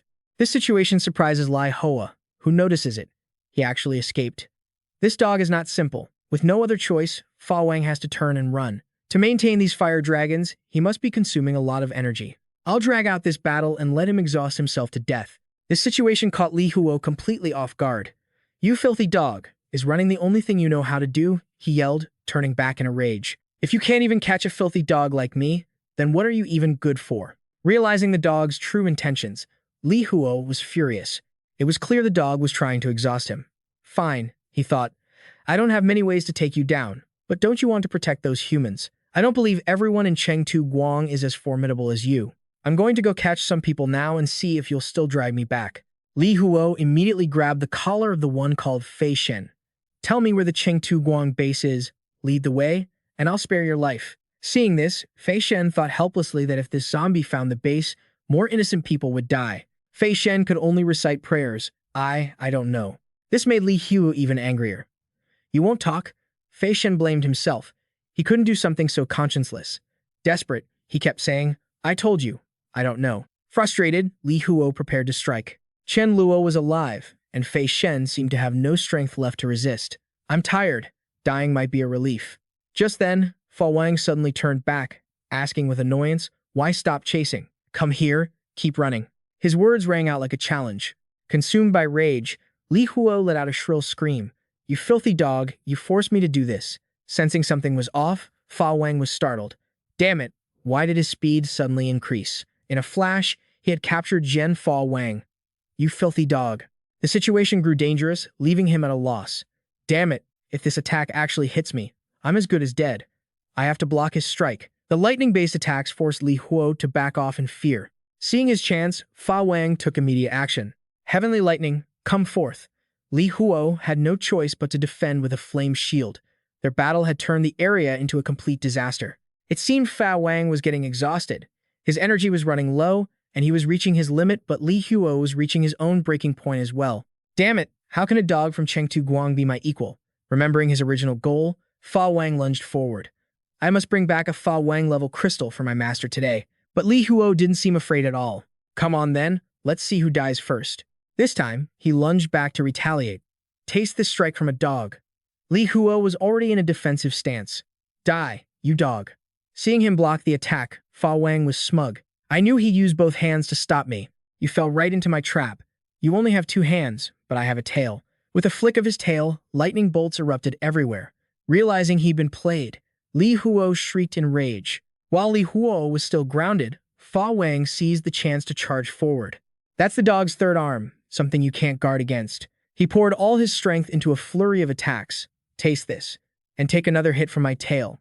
One last blow, die. Finally, he had taken him down. Shortly after, Chen Luo arrived at the scene. The crystal was shattered, making void travel impossible. Walking was truly exhausting. Fortunately, he hoped Fa Wang was all right. Otherwise, he would have been worried to death on the way here. Seeing his master's familiar silhouette, Fa Wang looked proud. You're late, but I've already taken care of him. This kid was a bit of a saint, but he was a real man. Even until death, he didn't reveal the location of our Chengtu Guang base. Chen Luo sighed, pondering. It really is fate. Li Hua was killed in the previous life, and he's killed again in this one. Is fate truly unchangeable? No, I can't think like that. It has truly changed. In the previous life, Li Hua rampaged for half a year before dying. Now, he's been killed right after appearing. The one who killed him was Fa Wang, who had been badly hurt and hated humans in the previous life. Later, a subordinate hurried over to report. Big brother Su Dazhuang, look, we caught someone for you to enjoy. The poor man kept pleading, Brother Zombie, please, don't kill me. I'm the leader of a base. Let me go. And I can provide you with any food you like. Eating me only fills your stomach for one meal. But if you let me go, I can keep you fed forever. Hearing this, Su Dazhuang was taken aback. He's a base leader? The man didn't forget to add, I can let you go, but you must gather information on the humans for me. The man quickly knelt on the ground. I'm willing. Su Dazhuang warned him, go. If there's any trouble, report to me, and I'll handle it for you. After being released, Cao Yang thought to himself, I never expected a simple outing to turn into a nightmare. But that zombie Fei Wang said if I have trouble, I can come to him. He can help me? Chengtu Guang is always putting pressure on me and other bases, preventing anyone from rising up. So, can I get the zombie Fa Wang to wipe out Chengtu Guang? Cao Yang began calculating. Zombies and humans are opposites. One mountain cannot hold two tigers. The zombie Fa Wang definitely doesn't like Chengtu Guang. I can use the zombie Fa Wang's hands to get rid of them.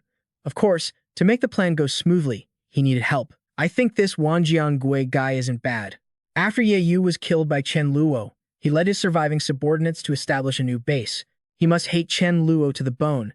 He'll definitely agree with my idea of building an alliance against Chengtu Guang. Seeing him finally appear, Jiangui asked abruptly, Chief Cao Yang, why did you ask to meet me in the middle of the night? He didn't hesitate to say, I want to ask, what do you think of Chengtu Guang? Jiangui replied with annoyance. I am at odds with Chengtu Guang. If I can't avenge Big Brother Yi Yu, I'm no man. This was exactly what Cao Yang expected, and he didn't forget to recount everything. Actually, today I met the zombie Fa Wang. He's very powerful, so I want to make use of him. Hearing this, Jiangui thought smugly. Immortal, it seems your spy, Little Wan, is about to perform a great service again. The scene shifts to inside Chen Luo's base, and Jiangui's voice rings out. Immortal, that's roughly the situation. What should the next step be? Chen Luo suggested, no rush. Let Cao Yang find more people. I want to see who wants to oppose me. We'll round them all up. Little Wan, I applaud you. You found your purpose in life. This praise made Jiangui extremely excited. It's all thanks to the Immortal's guidance. After the conversation ended, Chen Luo lay on the bed, feeling tired. It seems my decision to keep Wan Jiangui out there as a spy was right. It's a perfect way to probe society's attitude. I believe when they find out the zombie Fei Wang Su Dazhuang is my subordinate, their faces will be quite a sight. Just then, Mei La opened the door to announce, Mei Fan, how was absorbing the crystal? Come out and eat something. Sister Yu made your favorite grilled fish. Wait, are you? Her expression changed, and she suddenly called out loudly, Mei Fan. A familiar yet new silhouette of Mei Fan appeared. She rushed over happily to hug Mei La. It's me, Mei Fan. I just reached level 10 and transformed. Mei La was amazed and praised her. You look just like your original self, a beautiful little princess. Let's go. Little princess, let's tell the others. But why do you still have a tail? Mei Fan shook her head helplessly. I don't know. Seeing this, Ning Shuang was curious. Chen Luo's formed already. Did Mei Fan reach the Fa Wang level? So fast, Mei Fan shook her head in confusion. But, I'm only level 10. This is making everyone stare. But don't you have to reach the Fa Wang level to transform? She laughed happily. Maybe that's why I still have ears and a tail. At that moment, Chen Luo appeared. As soon as she saw him, her expression shifted. Chen Luo, after eating, can you teach me how to play games? Though surprised, he nodded in agreement. Sure. Chen Luo thought silently, I suddenly feel like I'm raising a daughter. She's so cute. As soon as he returned to his room, a lump under the blanket caught his attention. He reached out to grab it, feeling quite confused. Could it be Mei Fan? A familiar silhouette appeared. I'm here. This left him speechless. It was indeed her. Her face bloomed with a radiant smile. I've been waiting for you for a long time. Hurry and get in. He didn't know what to say, but the Mei Fan of now was no longer suitable to stay with him. Mei Fan's eyes lit up instantly. Why aren't you coming up? Chen Luo hurriedly sat down. Mei Fan, you've grown up now. You're not a kitten anymore, so you have to learn to sleep on your own. There was a hint of regret in her eyes. All right, this situation is making even me want to look away. She's so cute, but no matter how cute she is, I have to be firm we can't sleep together anymore. He hurriedly lay down on the ground as usual. Well then, good night. Chen Luo nodded in understanding. Good night. Seeing her current form, he couldn't help but sigh. Suddenly turning into a human, it really still felt a bit awkward. He stayed calm and continued to absorb energy to recover. A month passed, and Chen Luo's body seemed to have changed. He looked at his current power in surprise. I, Chen Luo, have reached the Earth rank.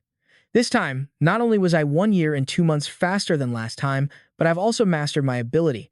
It's a pity that taking the next step to reach the Heaven rank won't be that easy.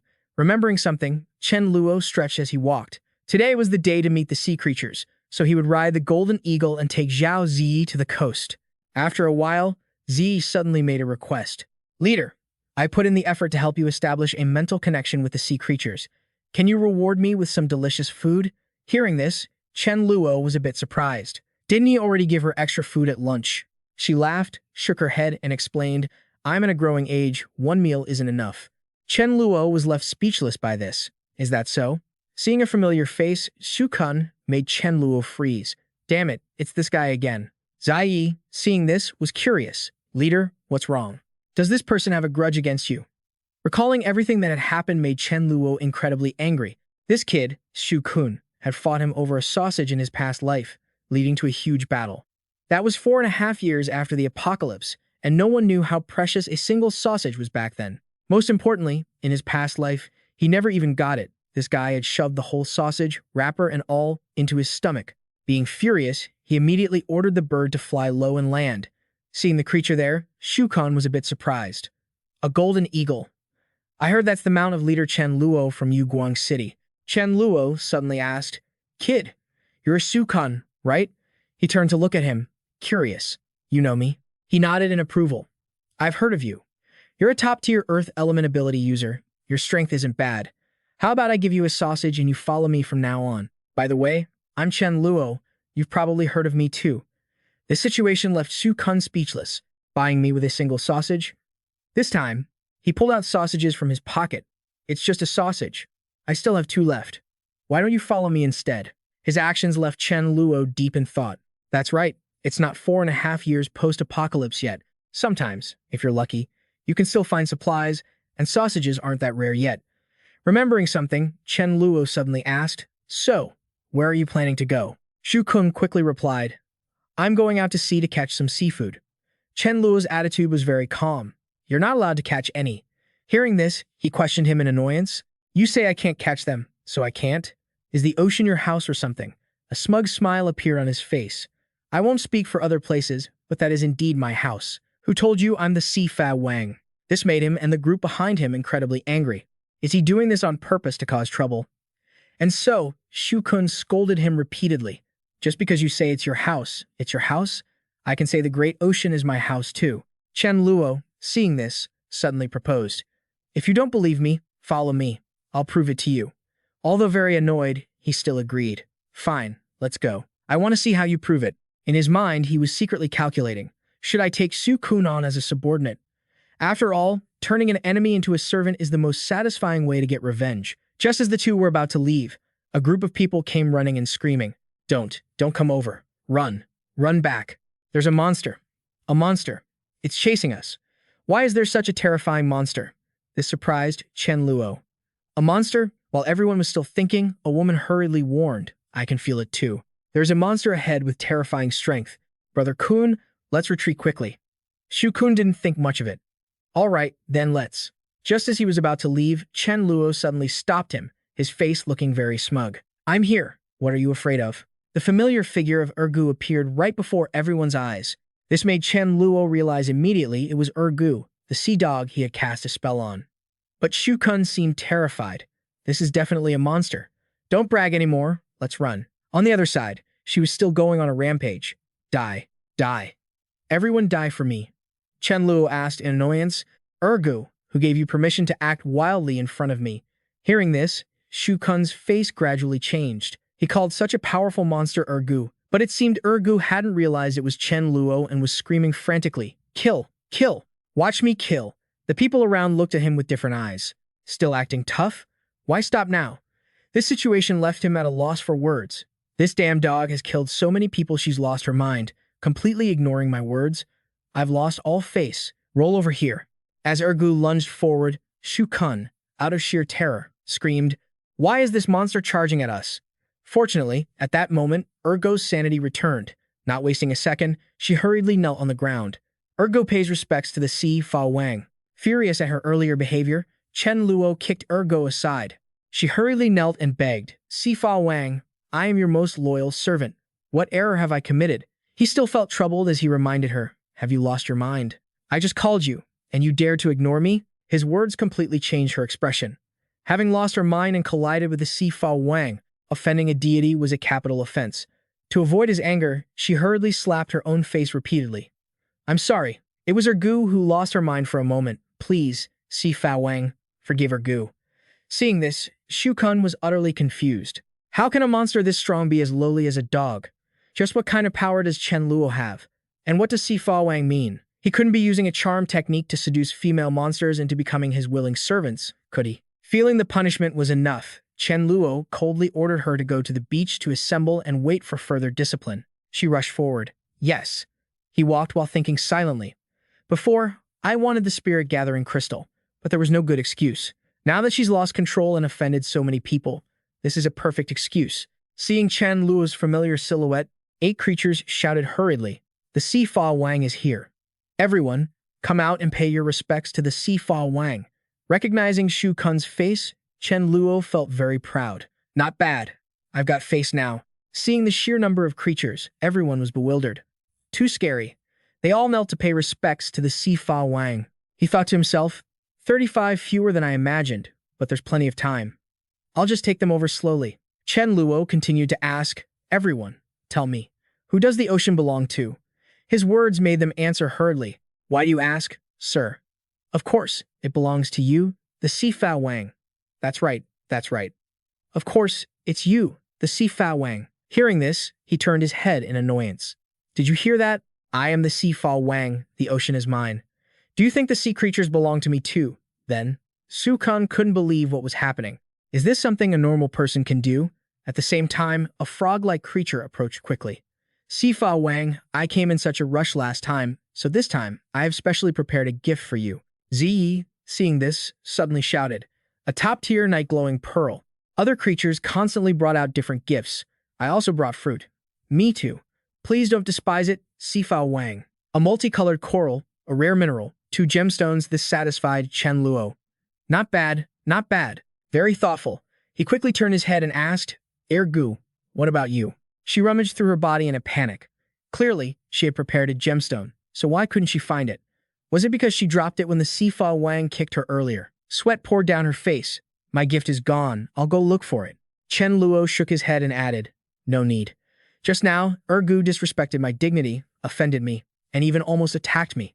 Furthermore, everyone brought gifts, only she didn't. Everyone, tell me, how should she be punished?" The surrounding sea creatures began to murmur. How could Ergu do such a thing? Do not disrespect the Ocean Fa Wang's majesty. Finish her off. Yeah, kill her. Seeing this, the seal hurriedly knelt on the ground. "No, please, Ocean Fa Wang, please, spare me this once." Chen Luo continued to wave his hand as a sign. The Ocean Fa Wang's dignity cannot be trifled with. Don't worry about it. Once ordered, the other creatures lunged straight at the seal. In just a short moment, she was completely dealt with. A voice echoed from behind, "So this is the Ocean Fa Wang? But looking like that, who would dare be so bold?" Chen Luo turned his head, annoyed. Now that the seal was dead, someone was actually judging his presence. "Oh my, it's a mermaid? It seems not every mermaid is as beautiful as Ning Shuang." Noticing that Feng Yue's previous words were infuriating the other creatures, she dared to look down on the Ocean Fa Wang's dignity. "Everyone, catch her." The situation left Chen Luo extremely surprised. Mermaid tears are treasures. Should we lock her up and exploit her?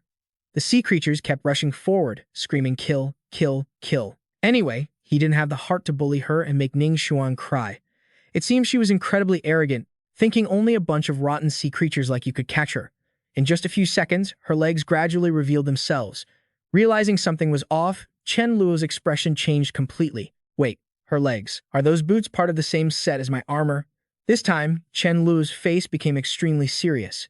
How lucky to think I could obtain armor boots in a situation like this. On the other side, Feng Yue was still causing a scene. Ocean Fa Wang, aren't you a god? If you've got the guts, come and catch me yourself. Seeing her continue to act out, Chen Luo sighed and thought to himself, it's a pity that for someone who wields the Void Exile like me, no matter how fast you are, it's meaningless. He immediately used his Void Exile technique. In a flash, her body was teleported right in front of Chen Luo. She felt completely bewildered. What is going on? Before Feng Yue could react, he slapped her face hard. This action made the surrounding sea creatures jeer constantly. That little mermaid is done for.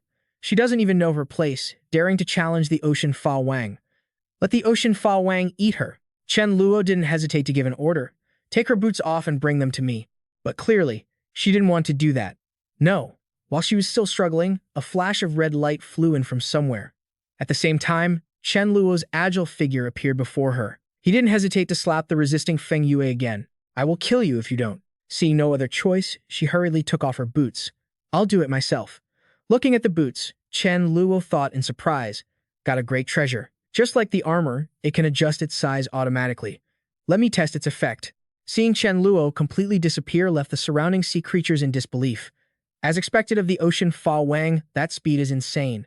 This time, he turned his attention to her. What is your name? Where did you get this item? She spoke helplessly. My name is Feng Yue.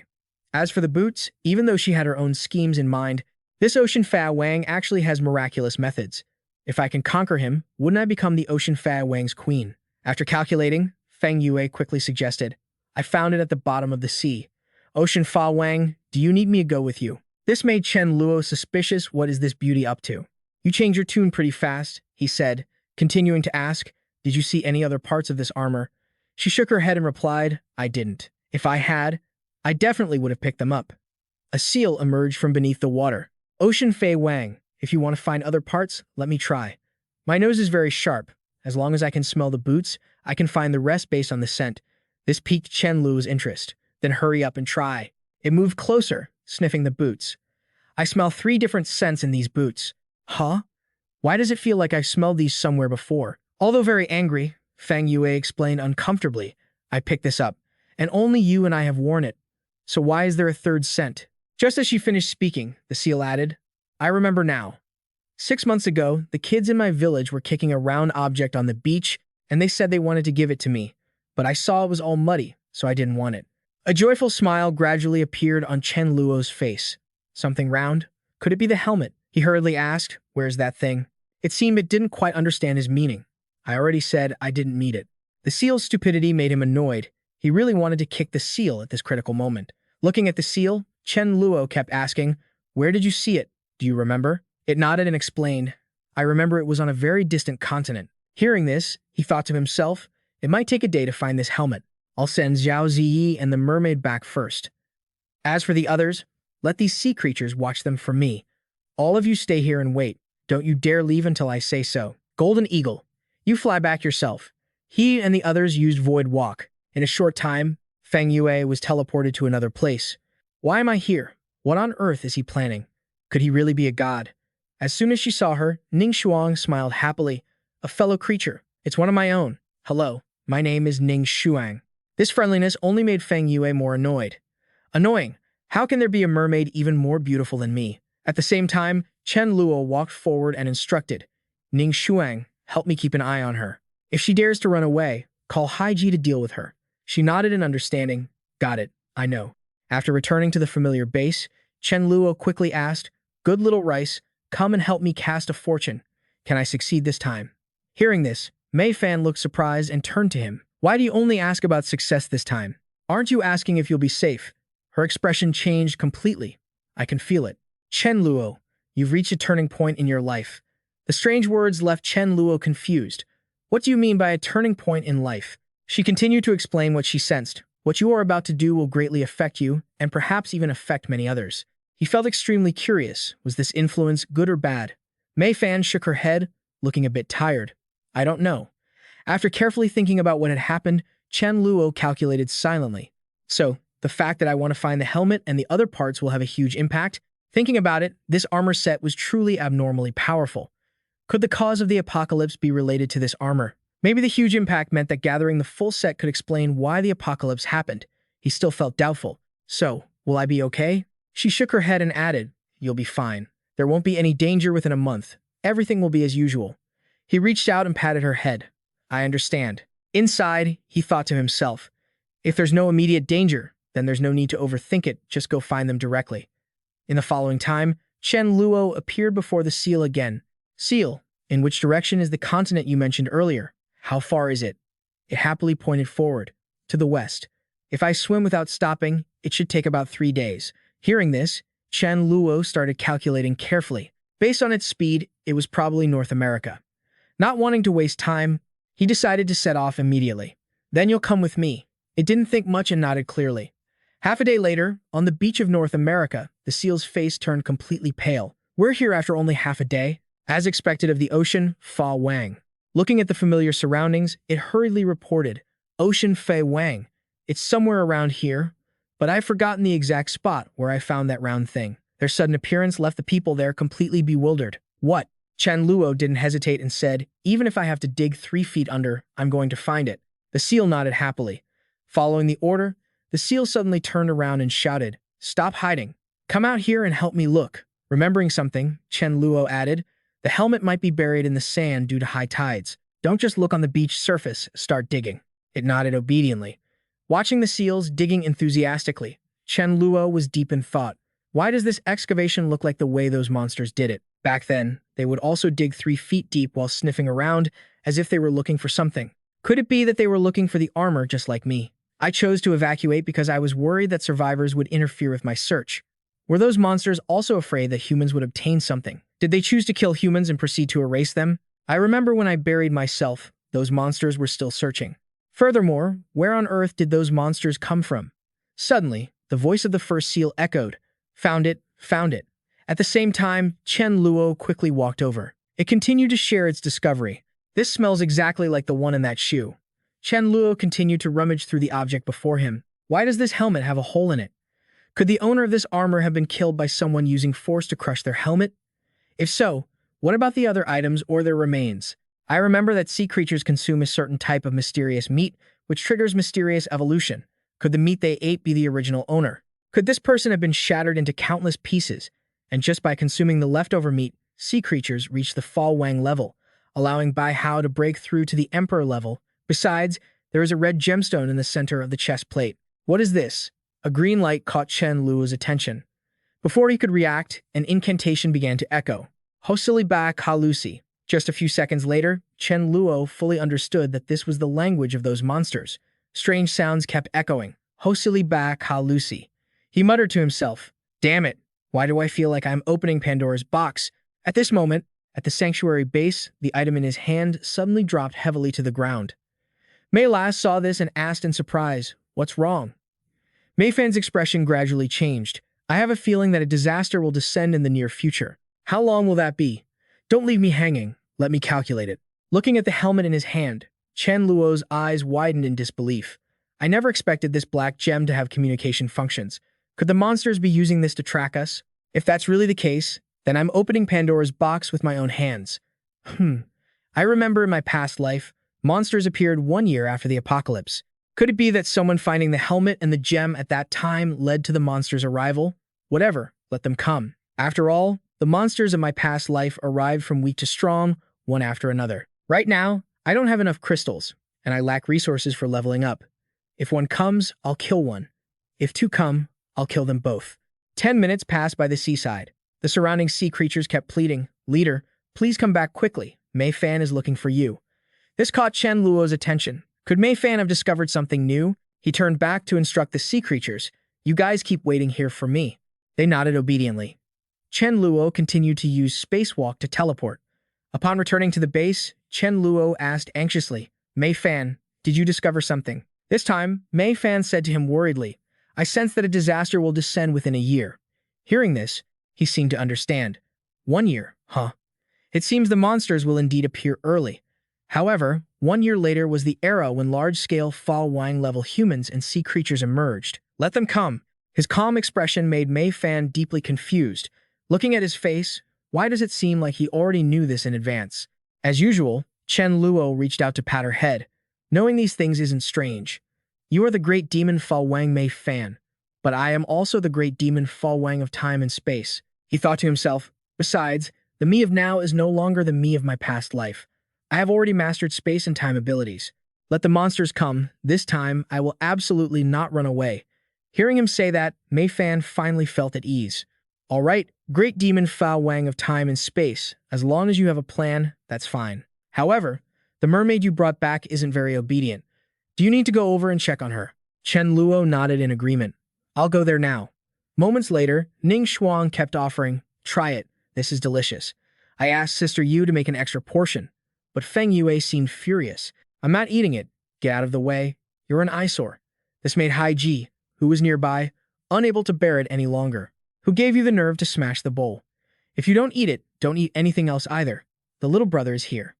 Her eyes lit up with joy when she saw Chen Luo appear. Looking at the pile of food in front of him made him very uncomfortable. This was the beef brisket and tomato sauce that Ning Shuang liked to eat the most. He thought to himself, what a waste. This woman is really ungrateful. Feng Yue hurriedly turned to plead with him. Lord Sifa Wang, please let me stay by your side. Chen Luo thought silently. I didn't bring you back to be pampered. I gave you a chance and you didn't want it, so don't blame me for being impolite. Cry for me now. Cry out more pearls. Seeing him strike directly left her completely bewildered. Lord Sifa Wang, how could you? Before she could react, Chen Luo followed up with a decisive blow. This time, Feng Yue's expression completely changed. Why are you hitting me? Realizing something was wrong, he looked a bit dazed and skeptical. Wait, why didn't her tears turn into pearls? Could it be that she didn't cry sorrowfully enough? Moments later, Chen Luo kept trying strange methods. Why aren't there any pearls? While he was still focused, Hai Ji immediately stepped forward. Little brother, does your hand hurt? Should I take over? He felt very puzzled. Sister, before I returned, did she exhaust a large amount of her ability? Sweat dripped down Chen Luo's face. Pearl tears are condensed from abilities. Could it be that she doesn't have enough ability, so she can't cry out pearls? Although surprised, Hai Ji could only shake her head. Chen Luo annoyedly threw Feng Yue aside.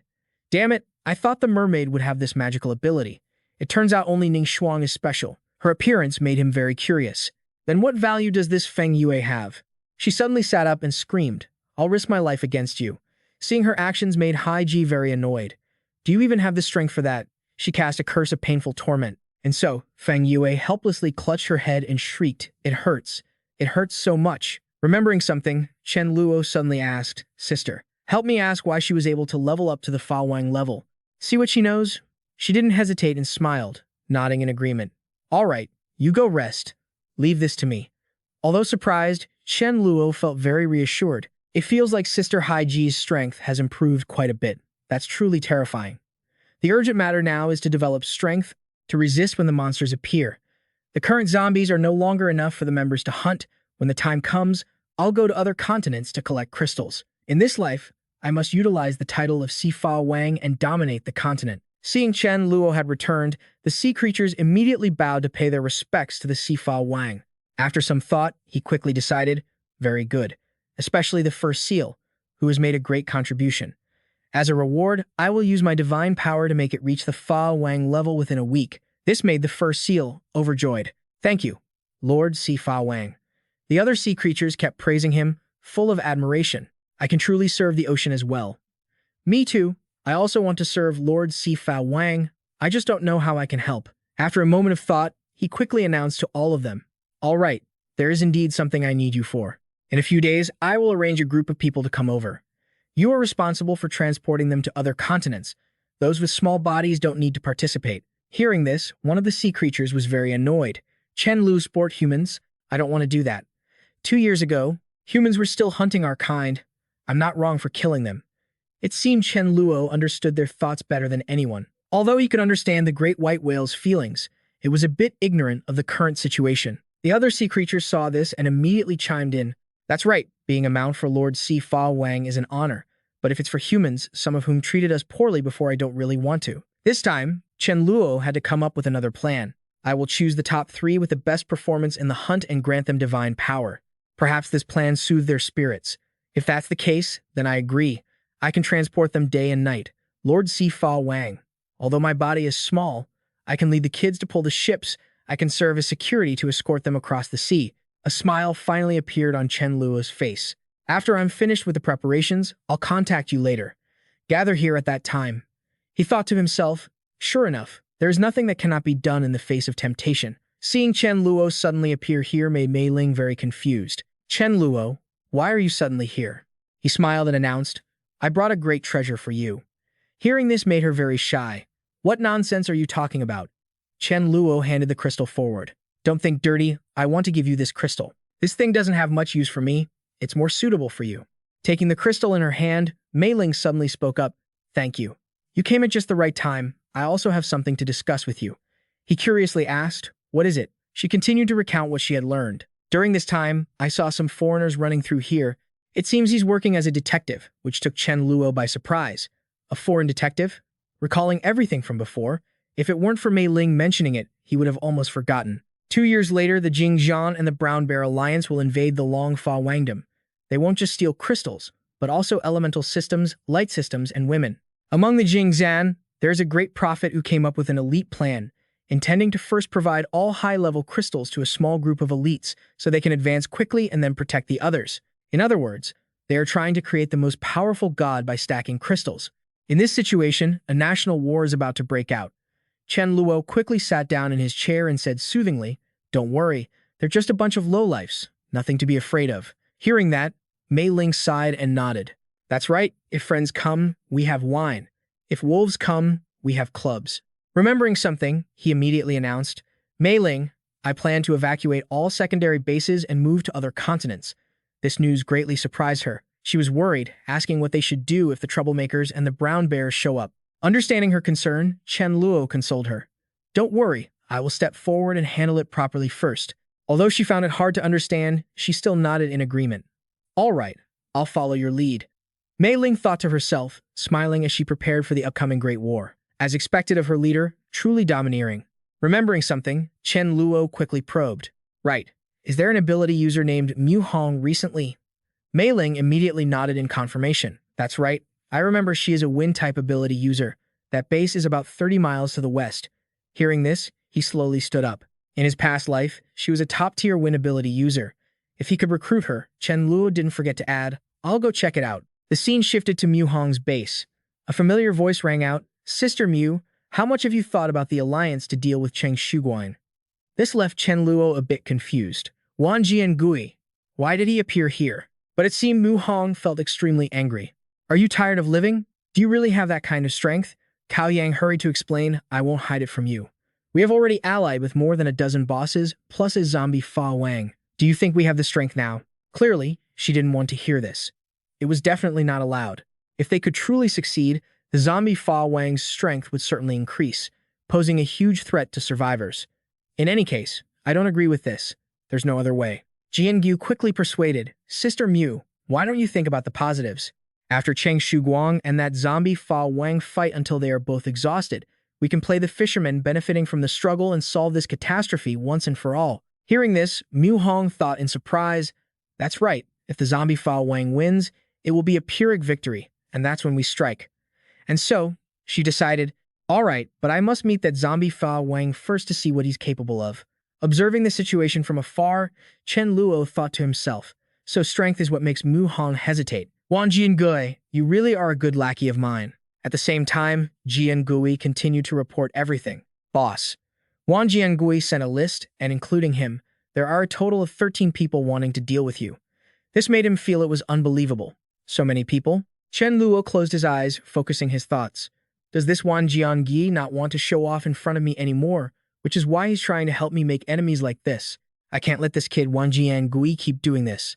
Time to end this quickly. Night had fallen. Cao Yang's voice echoed, Zombie Fa Wang, the manpower I've gathered is all here. I believe that with your help, we can definitely take down Cheng Shuguan. Hearing this, Su Dazuan was very satisfied. Good. You're very reliable. But deep down, he was furious. You bastard. I wanted to take you as my underling, and you want to tell me to go fight my boss? I will kill all these people as a gift for my boss. On this side, Mu Hong was constantly receiving reports from her subordinates. Boss, Cheng Shuguang's secondary base has movement. I've also received news that the secondary base is rushing to transport supplies. It's like they're evacuating. We don't know what they're trying to do. As soon as he saw her, Su Dazhuang spoke up quickly. Greetings, everyone. She immediately nodded in return.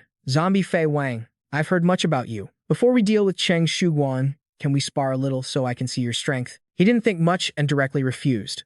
No need. Today you are all going to die. Seeing Su Dazhuang's actions startled Jian Gui, who was standing by. This zombie Fa Wang is so brutal. Luckily, the immortal said the zombie Fa Wang is on our side, so no need to worry. Realizing he had directly declared war, Mu Hong quickly warned, I knew zombies weren't good for anything. Everyone rushed forward. The lackeys entered combat mode. Charge. Damn it, this zombie wants to kill us. Kill him. Extract his crystal. This situation made Jian Go feel a bit worried. With so many people attacking, can the zombie Fa Wang hold out? With no other choice, Jian Gui prepared to make a move.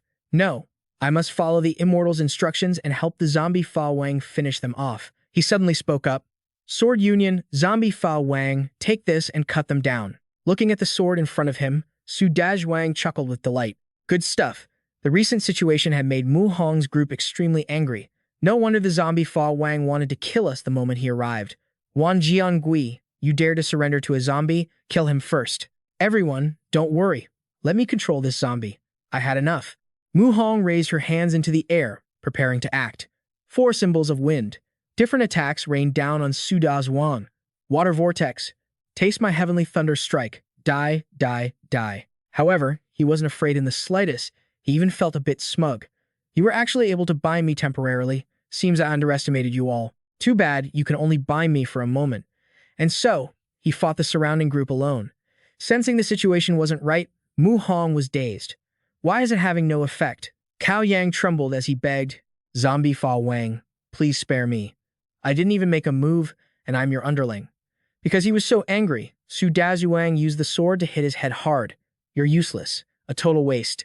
As soon as he fell, he turned to ask Mu Hong, was that gale just now created by you? Before she could react, he lunged to attack. The speed is too fast. The men behind her rushed to intervene. Die. Su Dazhuang kicked Mu Hong backward. After finishing her off, he turned around, annoyed. I thought you had some real talent. Is this all there is? When I encounter Chen Luo, I can only run for my life in fear. You guys are so foolish to want to pull me along to throw your lives away. Idiots, you really know nothing about Chen Luo's power. All these scenes were being observed by Chen Luo. I told you, Su Dazhuang is a smart one. Suddenly, Cao Yang's body seemed to be completely controlled. Good for you, zombie. You dare to treat me like this. Then I don't need to be polite either. Come out. Giant stone beast. A massive monster suddenly appeared. This situation made Chen Luo pay attention in surprise. Is Stone Cao Yang a dark summoner? Then he doesn't have to die for now. Looking at the situation, Cao Yang suddenly screamed, let me hold it off. You guys run. At the same time, Mu Hong shouted, everyone run. Save as many as you can. Su Dazhuang realized the situation. Not good. That's a gravity spell.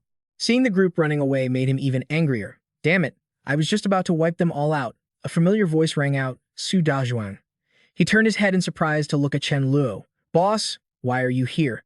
Realizing Chen Luo's true identity made Cao Yang freeze completely. Just now that zombie called Chen Luo. What, boss?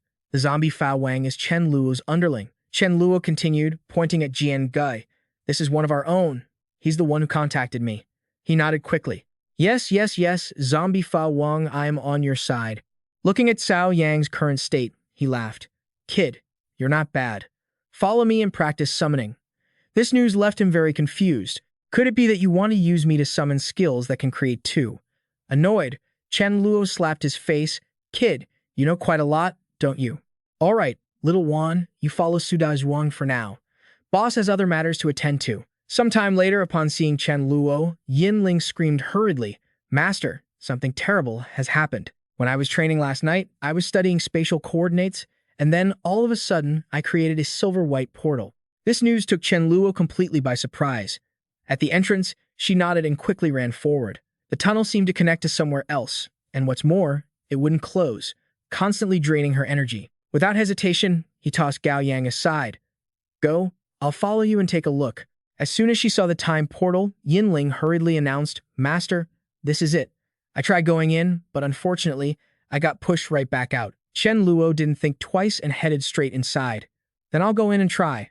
The resistance is incredibly strong. No one knows where it actually leads. Meanwhile, outside, Yinling was clutching her body tightly.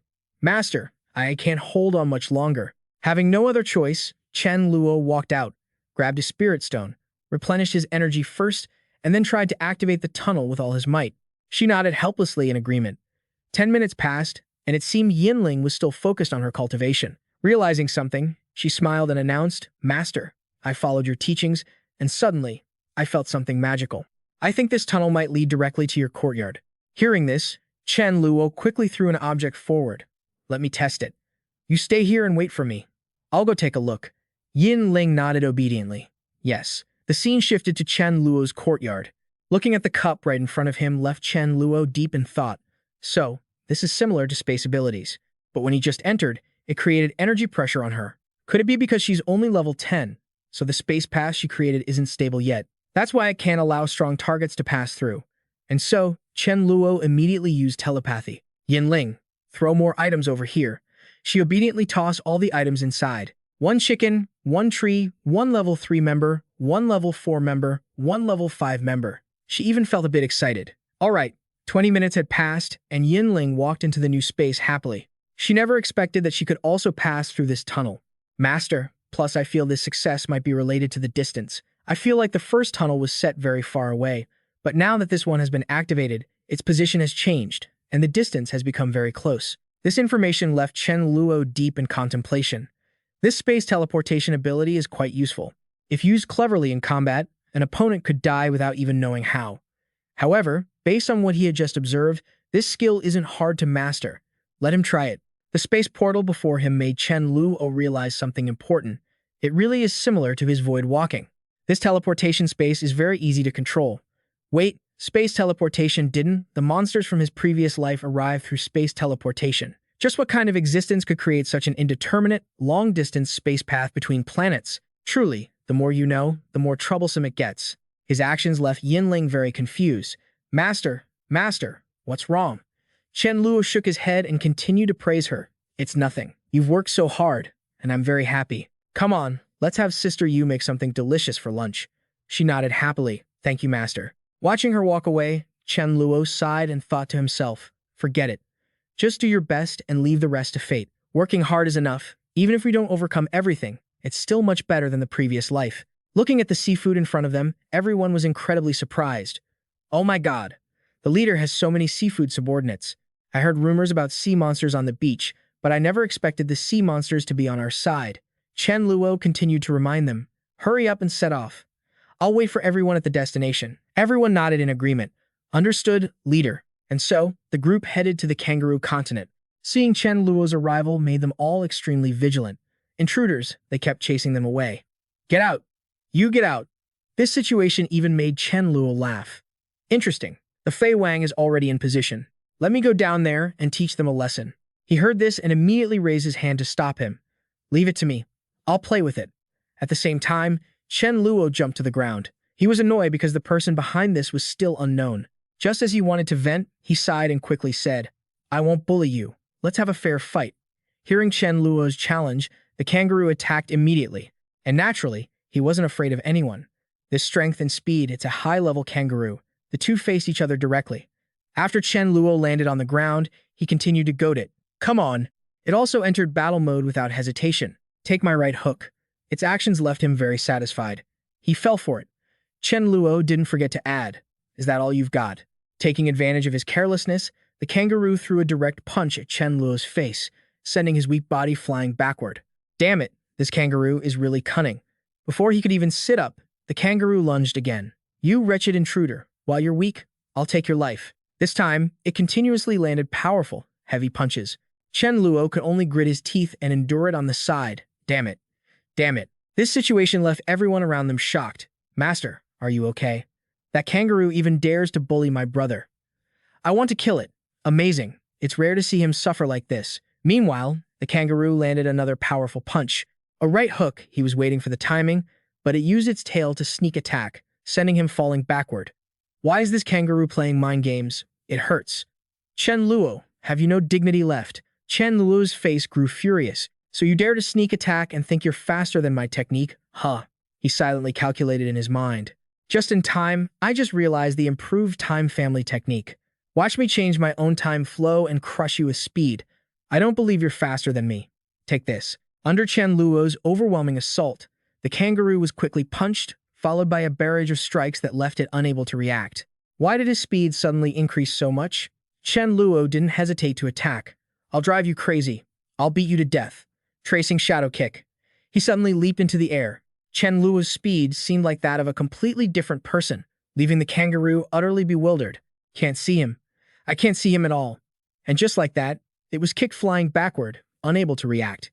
Perhaps this battle had cost Chen Luo a lot of energy. Accelerating time by 5 times meant his physical strength and energy were also drained 5 times faster. It was truly exhausting. Seeing it run away, he was a bit surprised. You coward. Why run away just because you're losing? But in front of me, the Void Fa Wang, you won't escape. Void Flow Push, get back here. In the blink of an eye, Chen Luo appeared on top of the kangaroo. Say it again, who's getting out? It hurriedly begged for mercy. I'll get out. Spare me, I'll get out. Even so, he didn't forgive it yet. Why are you still hitting me? He silently pondered to himself. This improved time acceleration is great, but it drains too much physical strength. In this situation, how can I get the energy to use time better? Maybe try the opposite operation to slow down the flow of time.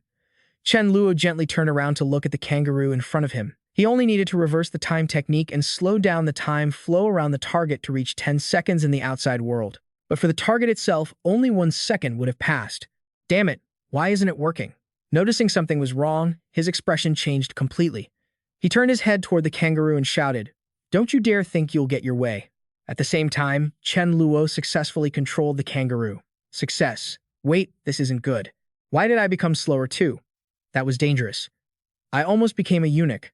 Because he was so angry, Chen Luo kicked it squarely in the body. Who told you to plot to harass my brother? He thought to himself, as expected, you were forced out too. After a few basic punches, the kangaroo finally collapsed to the ground. Chen Luo sighed and walked over. It seems no male creature can escape this weakness. I'll give you 2 choices, he said coldly. 1. Come with me. 2. Get kicked to death just like that. Having no other choice, it hurriedly spoke up.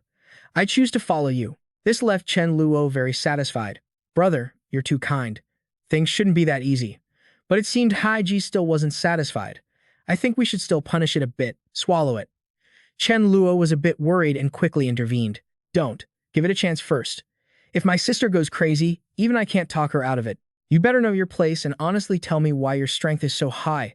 The kangaroo cried helplessly and incessantly. I ate a piece of meat. This situation left him confused. It's that mysterious meat again. Does this type of meat fall everywhere in the world? It continued to recount everything. That meat is magical. I had 2 friends who also ate the meat, but they both exploded and died. Chen Luo looked at its current state. Exploded and died, so maybe the meat hasn't been digested yet. It's very likely still in the bodies of its companions. The kangaroo proudly pointed to itself. Now that I'm the only one left, I'm the strongest. As if suddenly remembering something, he leaped onto the creature's body. Take me to the corpses of those 2 friends of yours. 20 minutes passed. Looking at the delicious-looking meat before him, Chen Luo was intrigued. Is this the legendary mystical meat? It's been 2 years, but these 2 pieces of meat still look so fresh. I'll take them back and ask Rice. And so, Chen Luo did just that. Rice, what would happen if I ate this? Rice covered her nose and replied, the risks outweigh the benefits if you eat it. I can't explain exactly why, but I just have a feeling it would be more helpful to Haiji. Right, and there are also the puppies from Fa Cheng. Hearing this, Chen Luo turned his attention to Fa Wang. Fa Wang scratched his head sheepishly and explained, I was so busy before that I forgot to tell you. Yin Lang and Sa Ma are pregnant. I'm going to be a father. This news left Chen Luo stunned. You really know how to get things done. When the little ones are born, I'll definitely bring a big gift. It's just that this meat is limited, so this time it has to go to Haiji. He nodded in understanding. It's fine, I understand. Remembering something, Chen Luo turned back to look behind him. After the members arrive, you'll start cleaning up and stabilizing the base. As for me, I want to go into seclusion for a while to see if I can gain any enlightenment. Maybe half a month or a month. In short, I want some quiet time during this period. After entering the tranquil space, Chen Luo immediately sat down to focus his training. Strength is basically divided into defense and attack. For defense, he has Void Walk, which is stronger than any other defensive ability. As for offense, his strongest move is the Dimensional Blade, but the energy consumption is immense. To reduce the drain, he must use his supernatural powers to channel the space force from his body. Simply put, it's using his own strength as a medium to harness the power of the heavens and earth. If he succeeds, his energy reserves will increase at least tenfold. Hopefully, he'll gain something from this seclusion. The scene shifts to another location where a group of people is cheering excitedly while walking. Having mounts is so much fun. Crossing over to the other side, this stupid place doesn't even have any zombies. How boring. Everyone, look ahead. Suddenly, a man pointed at a giant tree in front of them. The tree is so tall. I've never seen such a tall tree. Let's go take a look. But at the same time, very strange phenomena began to appear in this place. Why is this horse not obeying? Could there be something ahead that scares the horses? Captain, what do we do? Should we keep approaching? Out of curiosity, the man quickly dismounted to assess the situation. This tree must be 200 meters tall, right? Look at what's on the branches. They discussed it among themselves. It's the fruit of the tree. Maybe this tree has mutated too. Don't get any closer. We might not be its match. Besides, trees can't run. Let's head back and report so high, or the leader can come see for themselves. A strange fragrance drifted over, and everyone seemed completely hypnotized. What are you all doing? Turning back, the man felt helpless, not knowing what to do. This isn't good. Their minds have been bewitched. As he prepared to resist, the strange scent continued to drift toward him. The strange tree used its vines to continuously abduct the poor people. Everyone already knew what their fate would be. Fortunately, at the critical moment, the man managed to regain his senses. This is bad. Is it turning us into food? With no other choice, he helplessly used his telepathic link, needing to hurry and send a message back. The scene shifts to inside the base. Zi's voice rang out. The news sent back by the captain of Team A was dire. Having just heard the screams, she feared the others were already. Mei Ling, who was right beside her, quickly interjected to remind her. Use the telepathic link to warn everyone. Tell them absolutely not to go near that tree. Ziyi was surprised but nodded in agreement. Understood. I'll do it right now. Mei Ling felt incredibly furious at what had happened. No matter what you are, eating so many of our people, I will definitely make you pay. As it turned out, Chen Luo was currently in seclusion, and they were the only ones with any real strength left. Just then, Rice rushed over to warn them. You can't go out there. If you go out, you'll die. She was stunned. Die? Is it that scary? At the same time, Haiji stepped out. Then I'll go myself. But it seemed Rice had foreseen something wrong. No, you aren't suitable to go either. Hearing her say that, Mei Ling felt very confused. Not suitable. Could it be that even Haiji would be in trouble? She's the second strongest expert in the base. She repeated her point. Trust my judgment. None of you can do it. This matter requires Chen Luo himself. Only he can handle it. Chen Luo was deep in his meditative state, where it was so quiet you could hear a pin drop. After a while, Chen Luo finally opened his eyes. He looked at the ripples on the crystal with scrutiny. Time stop? Not quite, but I can feel the flow of time around me halting. Even the strongest attack couldn't get close, couldn't hurt me. Speechless, another incredible ability. Give me an attack. Just then, Mei Ling's voice rang out, full of urgency. Chen Luo, something has happened. Hearing her urgent tone, he started and asked, what is it? Mei Ling anxiously recounted the current situation. While exploring, the members discovered a giant tree capable of devouring people. Now the situation is extremely critical. It seems even Haiji can't handle it. Chen Luo was suspicious when he heard she wasn't a match for the tree. Not even Haiji? Could it be a Fa Wang-level entity? Mei Ling couldn't explain clearly, only urging him to return. But Rice had said that only he could handle it, so he knew the situation wasn't simple. He stood up steadily. Since Rice said so, it means there's no danger to me. Don't be anxious. I'll go check it out now. Are there any survivors? What is this? An olfactory attack? That's dangerous. I almost got lured by the scent. What kind of fruit is this? Bring it here. With a single slash, 3 fruits on the tree were instantly severed and fell. Chen Luo used Void Walk to jump up and catch them. Smells so good, the scent is truly enticing. Just then, the tree seemed angered and began to attack. Vines lashed down like lightning. Chen Luo retreated with an emotionless face, not forgetting to taunt it, making the vines tremble as if they couldn't stand the insult. Is that all? Isn't it just your ability to take a beating? The moment he finished speaking, strange phenomena appeared in the sky. Dark clouds gathered, accompanied by lightning strikes that seemed to shake the heavens and earth. Chen Luo was almost struck by the lightning, jumping away in surprise and cursing. Damn it. To avoid being shocked to a crisp, he used Void Walk to fly into the air. In front of him was an incredibly eerie scene. Lightning seemed to turn into snakes wriggling on the ground, a terrifying sight. Seeing the lightning crackling on the ground, Chen Luo sneered. If you miss once, you plan on hitting everything? I didn't expect this tree to have dual abilities, dark and lightning elements. Judging by its current power, it probably just reached the Fa Wang level, with strength equivalent to mine. Down below, everyone on the ground was being coiled up by the tree's tentacles. Screams rang out like a horror symphony. Help! Help me! Leader, save me! No, don't eat me. After securing a substantial amount of food, the tree gradually recovered. Chen Luo was furious at the sight and lunged forward to attack. You bastard! Who gave you permission to eat my Sunshine members? Seeing each member hanging suspended in the air, Chen Luo's mind raced, trying to find a perfect solution. There are too many people. It would be a waste of time to save them one by one. Void Exile Teleport. I might as well deal with this directly. Tree. I'll chop you in half. Dimensional Blade. One strike couldn't pierce it. After being attacked by him for a while, the tree seemed unable to take it anymore and sent a telepathic message. You came here for these people. I'll release them. He stopped his hand. Oh, so that's how it is? Hearing this, his hand froze. It's asking for peace. His team of 200 was now down to just over 100. The Sunshine faction had never suffered such losses before. Let's go. First, I'll take the members back to safety, and then I will deal with you. Rice. What would happen if I ate this fruit? Rice looked at the glowing fruit before her, tilted her head slightly, and replied, It has great benefits. With her confirmation, he quickly picked it up and took a bite. Then I won't be polite. It's so sweet. I can feel my crystal energy increasing. Turns out eating this has a similar effect to absorbing crystals. Then it's best I don't kill this giant tree for now. I'll wait until I've used it up, then kill it. Right. I should also let Meng Yin see if she can improve this tree. The tree saw Chen Luo coming back again and said irritably, I ate a few people, and you already snatched the fruits I worked so hard to grow. Let's be fair. What are you even trying to do by coming here? Hearing the word fair from Chen Luo's mouth, the tree reacted as if it had heard the funniest joke in the world and questioned him furiously. Fair? You've already killed 96 of my kin. One life is worth one fruit. If you've wronged me, you must compensate tenfold, so that makes 960 fruits.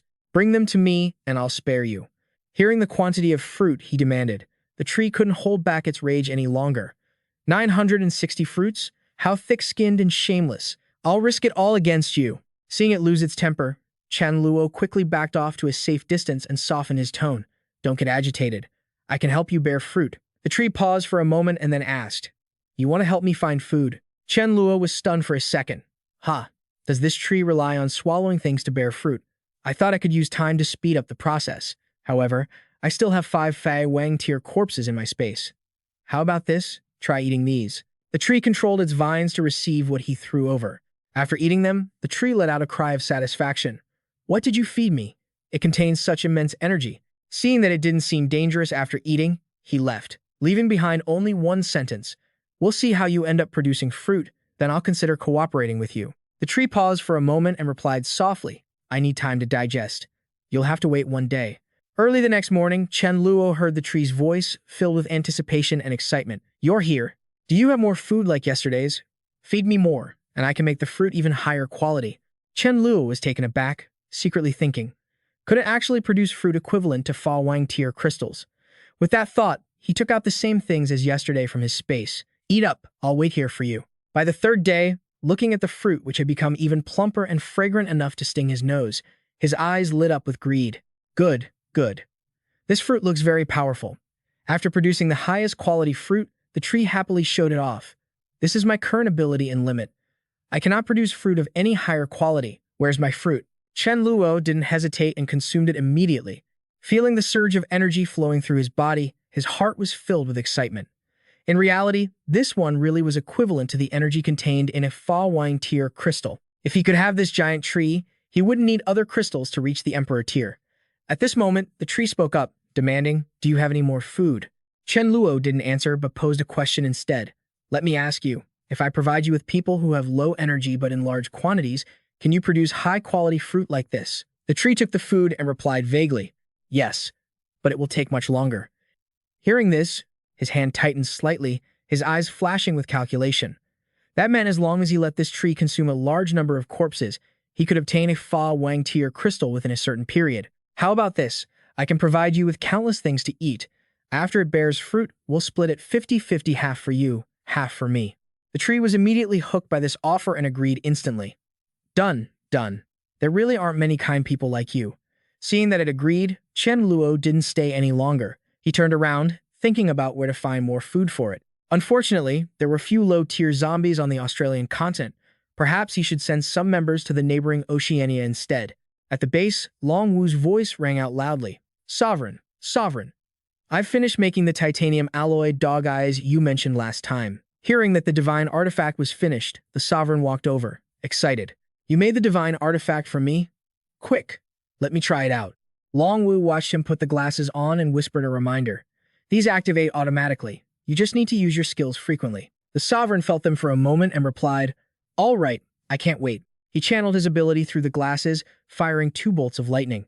Damn, it's a divine artifact. I feel like my ability consumption has dropped by 50% and the power has increased by 30%.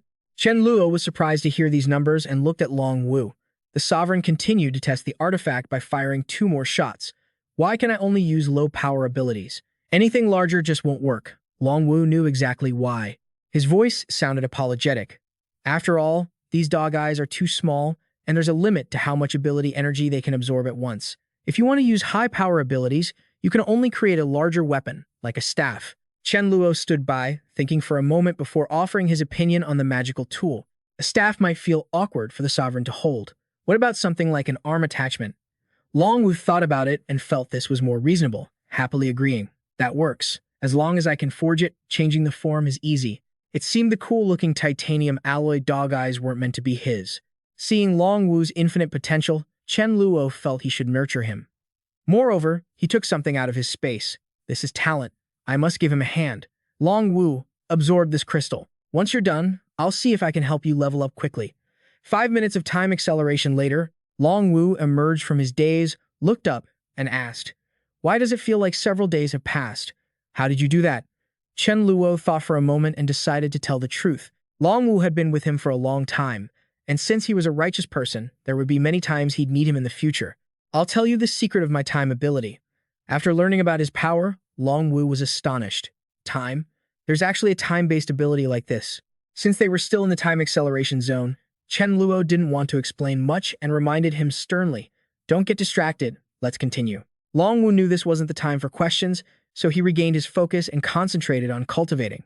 After a few minutes, Long Wu let out a cry of satisfaction. Watching him, Chen Luo was secretly delighted. Success. Congratulations on reaching the Fa Wang tier. You should craft the weapon for the Sovereign first, then research the space-type weapons. He slowly sat down at Chen Luo's feet, whispering his gratitude.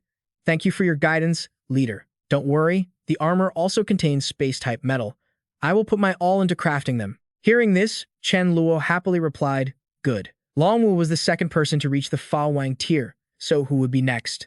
Beneath the sea turtle Fa Wang looked at He Gui, who had come to find him, with surprise. Isn't this my little brother? He Gui looked at the sea turtle Fa Wang, who had grown even larger, his aura becoming much denser, and asked curiously, It's you. It's been a while. Why have you grown so much? Did you have some kind of opportunity? The turtle heard this and happily revealed, This is all because I have joined the ranks of Lord Si Fa Wang. Lord Si Fa Wang saw my good performance and bestowed divine power upon me. Hearing this, He Gui was astonished and quickly asked, Is it that miraculous? Where is this Lord Si Fa Wang? Can you introduce me? The sea turtle Fa Wang wasn't a stingy person. He laughed heartily and replied, Sure. At the end of the month, we will have a formal audience with the Si Fa Wang. By then, I can find a suitable opportunity to recommend you to him. He Gui watched the sea turtle Fa Wang leave, his heart filled with anticipation. His own strength in the sea was quite weak, so he truly needed a backer. When he met the Si Fa Wang at the end of the month, he would definitely join his ranks no matter what. At the river pavilion, the servants approached respectfully, bowing their heads to address him as Great Immortal. He asked expressionlessly, Has the turtle god returned? The servant bowed even lower and reported, Yes, the Great Immortal, he has returned. The Great Immortal didn't dare delay, approaching He Gui and speaking respectfully, Lord Turtle God, in 3 days we plan to formally march on the Long Fa Wangdom. We are notifying you specially. The turtle looked at him majestically and replied softly, I will bring my kin along when the time comes. Hearing him agree, the Great Immortal felt relieved. The turtle god's clan numbered over 10,000. Although most were only level 5 in strength, their defense was formidable. Thank you, Lord Turtle God. However, I hear that the Long Fa Wangdom has the Radiant City, and their leader might be level 10. I certainly cannot defeat him, so I may need your assistance." Higui was stunned when he heard this. "Is there someone on land who can contend with you?" The great immortal bowed, his voice resolute. "This battle cannot be lost. We must be cautious." Higui was only slightly surprised and didn't care much about his rival's identity. He didn't forget to remind him of his own request. "All right, I will take action when the time comes. By the way, remember to collect exquisite treasures. I have a need for them."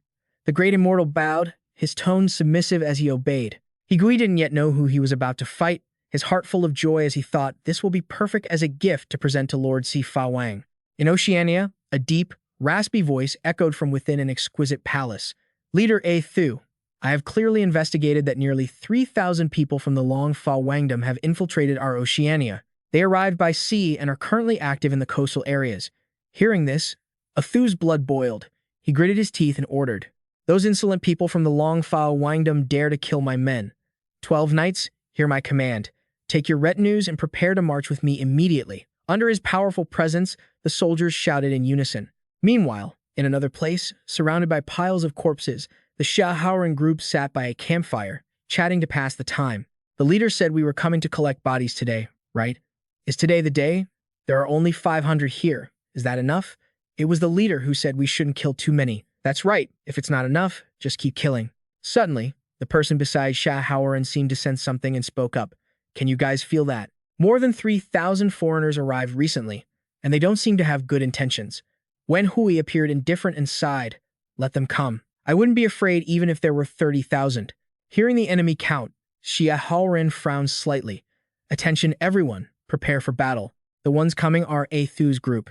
He raised his sword high and shouted imposingly, "People of the Long Fa Wangdom, the time for your death has come." With that, he led his soldiers charging towards Xia Haoren's group. His teammates took one look and realized the strength of A Thu's group was not to be underestimated, so they warned each other. "These guys have an extraordinary aura. Stay vigilant. Be careful." Wen Hui didn't care about that at all. Her pupils vanished, leaving only the whites of her eyes, making her expression look ferocious and bizarre. "You little brats, let Big Sister teach you how to be human." As she finished speaking, she transformed into a beast and let out a loud roar, charging forward with overwhelming pressure. A Thu felt his pride immediately wounded. He swung his sword, unleashing a wave of dark energy, clearly overestimating his own strength. The wave carried immense power and slammed directly into Wen Hui, sending her flying backward. Her massive body hit the ground hard, creating a loud crash. Xia Haoren and the others were stunned to see her knocked away. Wen Hui struggled to stand up and couldn't help but spit out a mouthful of blood. Seeing this, Xia Haoren looked at A Thu in disbelief. Even a human-level attack shouldn't have caused Wen Hui such severe damage, yet she was quickly injured by this person. His teammate spoke up in shock. "It's a Fa Wang level. I didn't expect a Fa Wang level to appear on the Ngao Chao continent." Seeing the opponent announce his strength, A Thu proudly swung his sword down. "Do you know fear now?" That single strike immediately sent Xia Haoren's group flying. Screams echoed as they realized they were no match for him, making him even more arrogant. "Too bad. It's too late." Suddenly, a voice cut through his smug, villainous display. "I think I arrived just in time." Seeing her boss, Wen Hui teared up and complained, "Big brother, I got bullied." "Leader." A Thu looked at Chen Luo, who had appeared out of thin air, with a wary expression. "Who are you?" Chen Luo didn't answer, but stared intently at the sword. The sword in this guy's hand had the exact same color as the armor. Could this be the weapon from that set of armor? Seeing his gaze, Wen Hui immediately stepped forward and whispered, "Leader, this sword looks very powerful. Let's snatch it." Chen Luo had intended to take it anyway. He wondered to himself, if the armor represents defense, then the weapon must represent offense. How sharp could this sword actually be? A Thu was infuriated to see them demanding his belongings right in front of him. "You want to steal my holy sword? Keep dreaming. I'll kill you." Dark Spirit Orb. Chen Luo didn't hesitate to use his Void Exile ability on him. "It seems you're a Dark Element ability user, and you have quite a high opinion of yourself. Then try to block this attack of mine." With this one move of Void Exile, Chen Luo teleported A Thu right in front of his own attack. He took the full brunt of his own Dark Strike, fueled by 70% of his power. A Thu couldn't believe it and spat out a mouthful of blood. Watching him fall, Chen Luo teased, "Pathetic."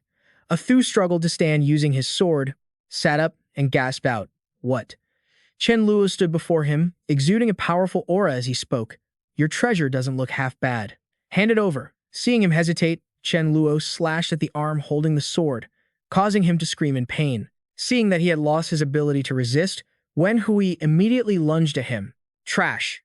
A Thu screamed miserably. It's mine. It's mine. You used a weapon to bully me before, didn't you? Let's have another fight. Chen Luo picked up the sword and sensed its energy for a moment. The feeling from this sword couldn't be wrong. I can guarantee it. This is the weapon from that armor set. I just don't know what its power is or what strength it can bring me. This sword energy is similar to my own energy pulses, just with a much larger range and more power. Could it be that just by holding it, I automatically gain wide-range offensive capabilities? But that seems a bit boring and doesn't match the resilience of the armor. Could this weapon be incompatible with me? Meanwhile, A Thu was still fixated on the sword, screaming repeatedly, "My sword, give it back to me, give it back." Annoyed, Chen Luo slashed at his neck. "Stop making noise and let me think." Silence. This sword is very sharp. I'll have to study it more later. As for these guys, it's a perfect chance to use the space storm I just mastered. Come here. Let's make this area a vortex of wind. Behold, I will create countless currents shaped like spatial blades to wipe you out. His soldiers were caught by the spatial blades Chen Luo created and screamed in agony. What power is this? No. No. After finishing them off, Chen Luo gave instructions to his team. Handle the rest, gather them up, extract the crystals, and share them among yourselves. I'll take the bodies back. The people in the base shouted in unison. Yes, sir. After storing all the bodies in his spatial dimension, Chen Luo used Void Walk to return to his room. He had collected nearly 4,000 bodies this time. The giant tree wouldn't be able to eat them all in a short time. Now he had the helmet, the thick armor, and the weapon. It feels like something is still missing. Meifin. If I wear the armor, will there be any danger? Like being controlled or something? Meifin sensed it for a moment and gave a firm answer. No danger, don't worry, don't hesitate. Chen Luo put on the armor, and his armored feet tapped against the ground, making a clear clanking sound. Looking at himself in the mirror, his expression was a bit disappointed. He had put it on, but didn't feel any special energy. Sister, use your dark suppression attack. Let me test it. Give it your all, don't hold back. Hearing this, Haiji immediately gathered her strength in her palm and replied, Understood. Taking a full force blow from her, Chen Luo felt nothing at all. His voice carried surprise. Huh. Why can't I feel anything? Haiji found it equally bizarre. She didn't believe it and tried again. But I use all my strength. Let me try once more. Yet, Chen Luo still felt no pain. He felt nothing at all. Could this helmet be blocking the dark suppression? I'll hand the armor over to Long Vu to study. On the Golden Desert, the Great Immortals group was constantly moving forward, with his descendants in tow. He was full of complex thoughts about this apocalyptic world. In the end, he didn't know what this world would become. If one day the zombies evolved to his strength, he didn't know how he would face it. Even though the population had decreased significantly, resources were still scarce, only the strong survived, so they concentrated resources on a few people to ensure survival in the world beyond, keeping a spark of humanity alive. Let's start from the Long Fa Wangdom. Use the Long Fa Wangdom's resources to sustain us. The group heard his decision, and no one objected. Understood. After traveling for a while, the Great Immortals group stopped to set up tents and rest. Sitting by the campfire, he spoke with another person. I heard the leader of the Light City in the Long Fa Wangdom suddenly left. We don't know when they'll return. If we truly meet, I'll still have to rely on you, Great Immortal, to help. Sensing the anxiety of the person opposite him, his eyes carried reassurance. Rest assured, I have already invited the Ghost God. If he dares to show up, he will surely die. Suddenly, a panicked voice cut through the air. It's bad, it's bad. Great Immortal, something's wrong. A group of zombies is harassing us. Many people have already been eaten. Hearing this, the Great Immortal was clearly irritated. Wipe them out. Do you need me to teach you that?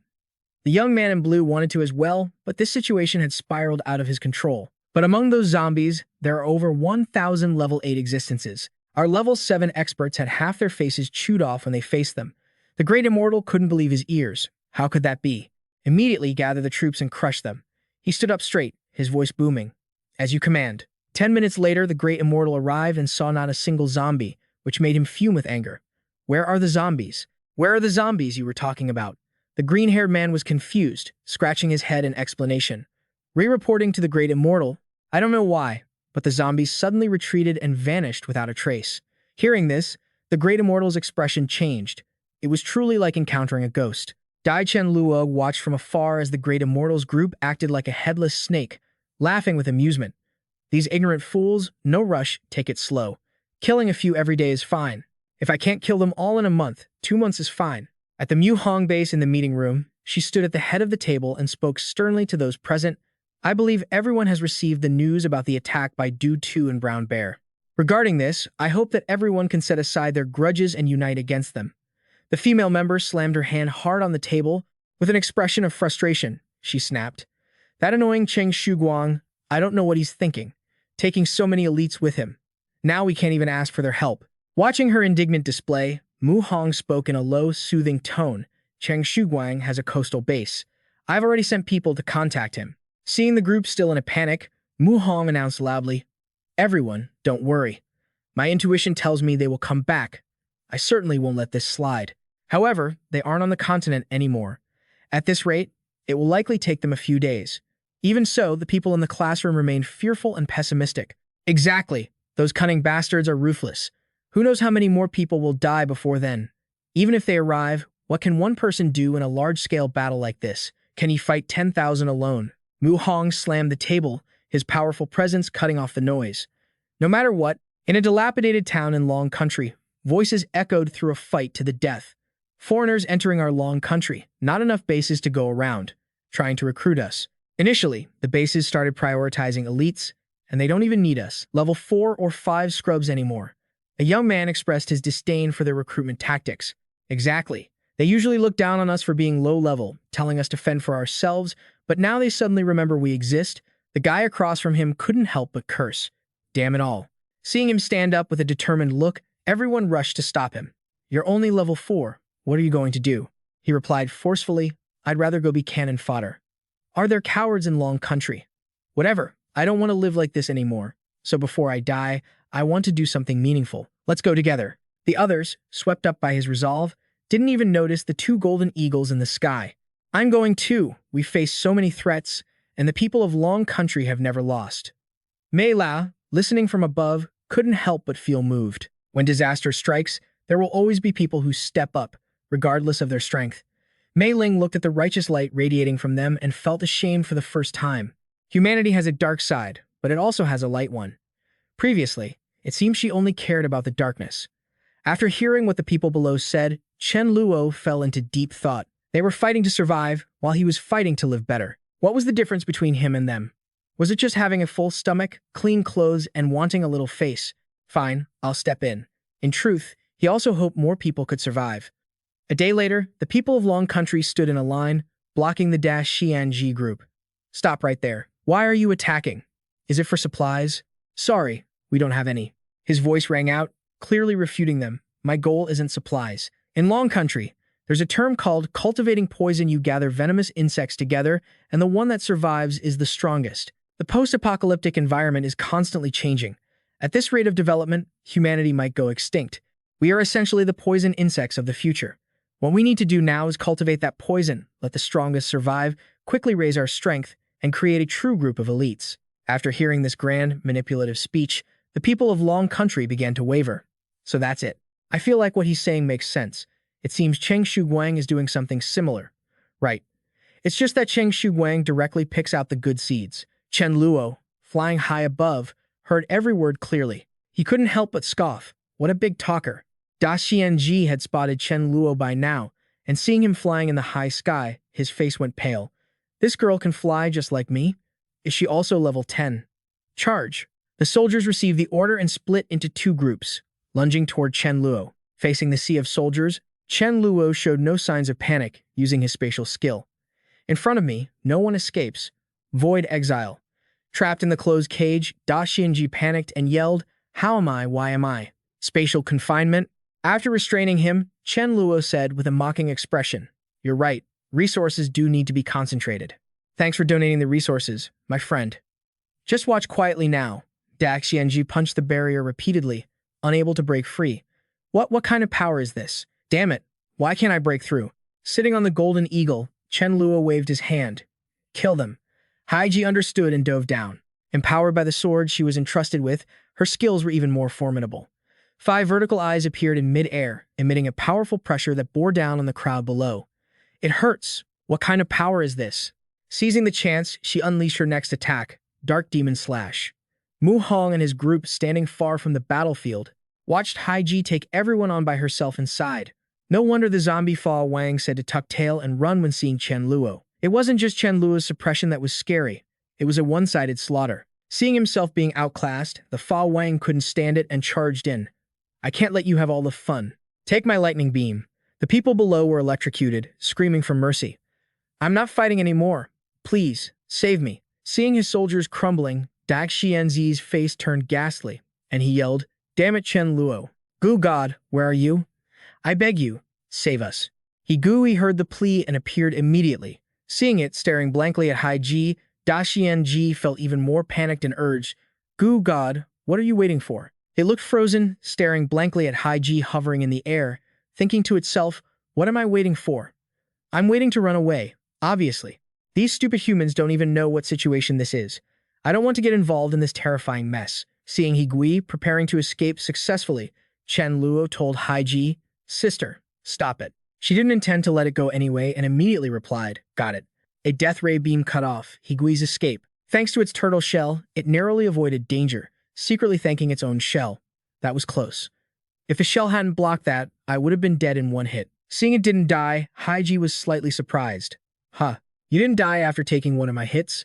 As the light of annihilation blade arrived, Higui yelled in near despair, Don't move. I have the Si Fa Wang protecting me. Be careful. The Si Fa Wang will avenge me and kill all of you. It really did stop. The title of Si Fa Wang was so powerful. To clarify things, she turned to Chen Luo and asked, Little brother, is this your turtle? Chen Luo hadn't even met it before, so he could only reply, The sea has too many turtles. I might have been fooled, but I've never seen this one. Keep it contained for now. Once we finish these people off, I'll interrogate it properly.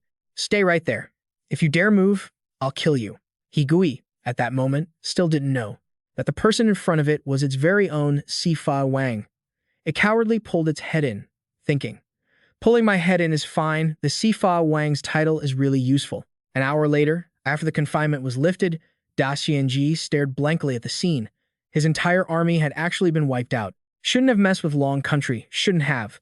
Chen Luo said dismissively, It's fine, you're already here, so just stay. Next life, be more careful, and don't come to Long Country again. Mu Hong, having saved Long Country, approached with gratitude. Thank you. Chen Luo, hearing this, looked confused. Thank you for what? Isn't this something I should be doing? At that moment, a miserable scream from Higu rang out, cutting off their conversation. Save me.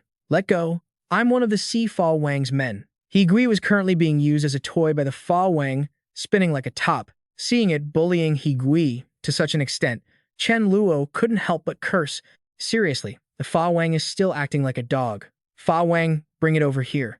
Once set down, Higui used its title as a follower of the Si Fa Wang to threaten Chen Luo. You guys are bold. I'm one of the Si Fa Wang's men, and you dare play with me like this? Don't you want to live? I'm warning you, in front of the Si Fa Wang, you're nothing. Hearing this, Chen Luo raised an eyebrow, asking with interest, Have you ever met the Si Fa Wang? Even though it hadn't, Higui bluffed. Of course I have. I've seen him. Back then, I was even ridden by the Si Fa Wang. I also have a cousin who, with the Si Fa Wang's help, reached the Fa Wang level. Do you know what divine power is? You don't know, right? The three people, Hai Ji and the others, couldn't help but laugh out loud at its nonsensical boasting. This turtle is here to make us laugh. Several dozen Fa Wang levels. Higui, not understanding, yelled in anger, but was cut off by Hai Ji's sword tip. Is it that funny? A bone-chilling coldness appeared on her face. Ignorant fool. My little brother is the Si Fa Wang. This information instantly shocked both of them. What? What did you say? Chen Luo admitted it himself. That's right. I am the Si Fa Wang. Go back and ask your cousin if I'm the Si Fa Wang or not. If I don't see you at the Ocean Assembly, you're dead. Mu Hong, still not quite believing what he'd heard, asked again. You're really the Si Fa Wang. You really have dozens of Fa Wang level subordinates. Even though it felt strange, he repeated it again. The Si Fa Wang is real. And as for the dozens of Fa Wang level subordinates, there will certainly be some before long. Based on your abilities, isn't solving these survival issues too easy? Chen Luo wasn't one to stir up trouble, either. He looked straight into Mu Hong's eyes and said, I want to survive the apocalypse more than anyone here. Everything I do is to survive this end of the world. Mu Hong, there is actually something I need your help with. She paused for a beat and then said carefully, Go ahead, tell me. Chen Luo took out 5 bags of rice from his spatial storage. I want to hire you all to find something for me in exchange. 1 kilogram of rice per day. You don't have to worry about safety. I will assign people to protect you. The people from the Dragon Fa Wangdom were overjoyed to see food and the promise of protection. I'm in. I'll do it. Me too. Seeing their frantic reaction, he said softly to reassure them, Don't worry. No one is going to fight over this. It's a group of 100 people. Whoever finds what I want can ask me for anything. Also, every team member will be rewarded with 100 kilograms of pork. When everyone heard the word pork, their eyes lit up like high beams. No one objected. Chen Luo gave the order.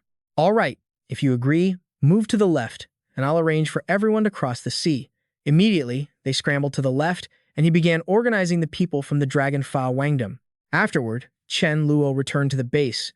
Still steaming from his shower, he called out to Rice from the balcony. Hey, Rice, we're back. Have you reached the Fa Wang level? She didn't turn around, just kept looking up at the sky as she replied, I reached the Fa Wang level around 8 p.m. Chen Luo had 9 months and 16 days left. Hearing that, he immediately understood what she meant. That's when the monsters appear. I see. Even though it's shorter than I expected, it's manageable. Do you have any new abilities? Rice slightly lifted her chin, looking lost in thought. New abilities? It seems so, but I'm not entirely sure. She predicted it would reach Blue Star in about 10 years. In her mind, an image appeared of a beam of light colliding with Chen Luo's power outside in space. She predicted it would actually arrive at Blue Star in a little over a year. The vision cut off there, and Rice spoke as if nothing had happened. All right then. Chen Luo looked at her, confused. Huh? Oh, okay. I didn't see anything. What did you do? Predicting the future could lead to backlash, so Rice replied mysteriously. It's not convenient to talk about it now. Don't ask. You'll find out eventually anyway. The ocean assembly was underway, and the sea creatures had surfaced, gathering in one spot, looking expectant as they asked the two of them, Bei, why hasn't the Sea Fa Wang arrived yet? I came here to see the Sea Fa Wang. Where's the Sea Fa Wang? I heard he possesses divine power. Keep quiet. Is the Sea Fa Wang someone you people can just gossip about? Someone spotted Chen Luo's silhouette in the distance and quickly warned them. Look up at the sky. The Sea Fa Wang has arrived. Chen Luo led Hai Ji and Su Shui to receive the homage of the sea creatures. We pay our respects to the Sea Fa Wang. Hong Dang transformed into human form, knelt on the ground, and appeared completely submissive before Chen Luo. Lord Sea Fa Wang, I am your loyal servant. According to the statistics, there were a total of 126 sea tribes qualified to attend the assembly, but only 112 had arrived so far, leaving 14 missing. Seeing that some hadn't shown up, a cold light flashed in his eyes as he ordered, Write down the names of everyone who didn't show up. If you dare not to come, I mean what I say, I will make sure to kill you. These two were already full-grown sea creatures. Keeping them around wouldn't be very useful, so he might as well find a reason to kill them. At this moment, Bei knelt down in a posture of reverence. Bei greets the Sea Fa Wang. I wish to serve you, Lord Sea Fa Wang. Chen Luo was taken aback by this display. You're so quick to adapt, I almost don't want to kill you. Why aren't you kneeling? The mermaid asked coldly. Explaining her reason, I have never knelt before. She wasn't used to it. The sea creatures, hearing this, shouted in anger. How insolent. I've already knelt, and yet you refuse. You clearly have no respect for the Sea Fa Wang. Lord Sea Fa Wang, let me step in and teach this one a lesson. Chen Luo's expression remained emotionless, but inwardly, he was thrilled. Wasn't this the perfect excuse to kill her? The mermaid, seeing that all the sea creatures were out for her blood, reverted to her old demeanor and roared, You bastards, what are you blathering about? I'm done playing with you lot. Seeing her try to leave, Chen Luo slowly raised his hand and used a skill. Void Exile, want to run? Get back here. The swordfish, realizing it couldn't escape and was being spun around by him, panicked and screamed, What have you done to me? Chen Luo, seeing its terrified state, came up with a wicked idea. Behold, my divine power. Time stop. Quickly, use your skill to coordinate with me. Su Shui looked at his excited demeanor and thought helplessly. He really is impatient. If we're going to put on a show, I'll do my best. Hai Ji found the situation too bothersome and drew her sword, wanting to finish it off immediately. You don't need to do it. Let me handle it. The sea creatures below looked up, observing the situation and seeing the swordfish frozen, unable to escape, were confused. Why isn't it moving? Is it not afraid of death? Didn't the Sea Fa Wang just say he was using divine power to suppress it? It's not that it doesn't want to run. It can't run. The Sea Fa Wang's methods are becoming more mysterious and terrifying by the day. Under Haiji's blade, the swordfish's head was severed from its body. Chen Luo's voice rang out, steady and factual. 2 years ago, I, the Sea Fa Wang, descended with divine power, bestowing grace upon all sea tribes, helping the chosen fish evolve. Otherwise, where would you all be now? But it used my divine power to grow stronger without showing any gratitude. It deserved to die. Right, let's use this opportunity to fool them a bit. I really am a genius. The sea creatures, hearing this, believed him instantly, their faces filled with empathy and gratitude. So that's how it is. Exactly. If it weren't for the Sea Fa Wang, we wouldn't be here today. Lord Sea Fa Wang, we will definitely perform well. Seeing that they all believed him, Chen Luo said with satisfaction, "Very good. You can all come. I know you are all very filial.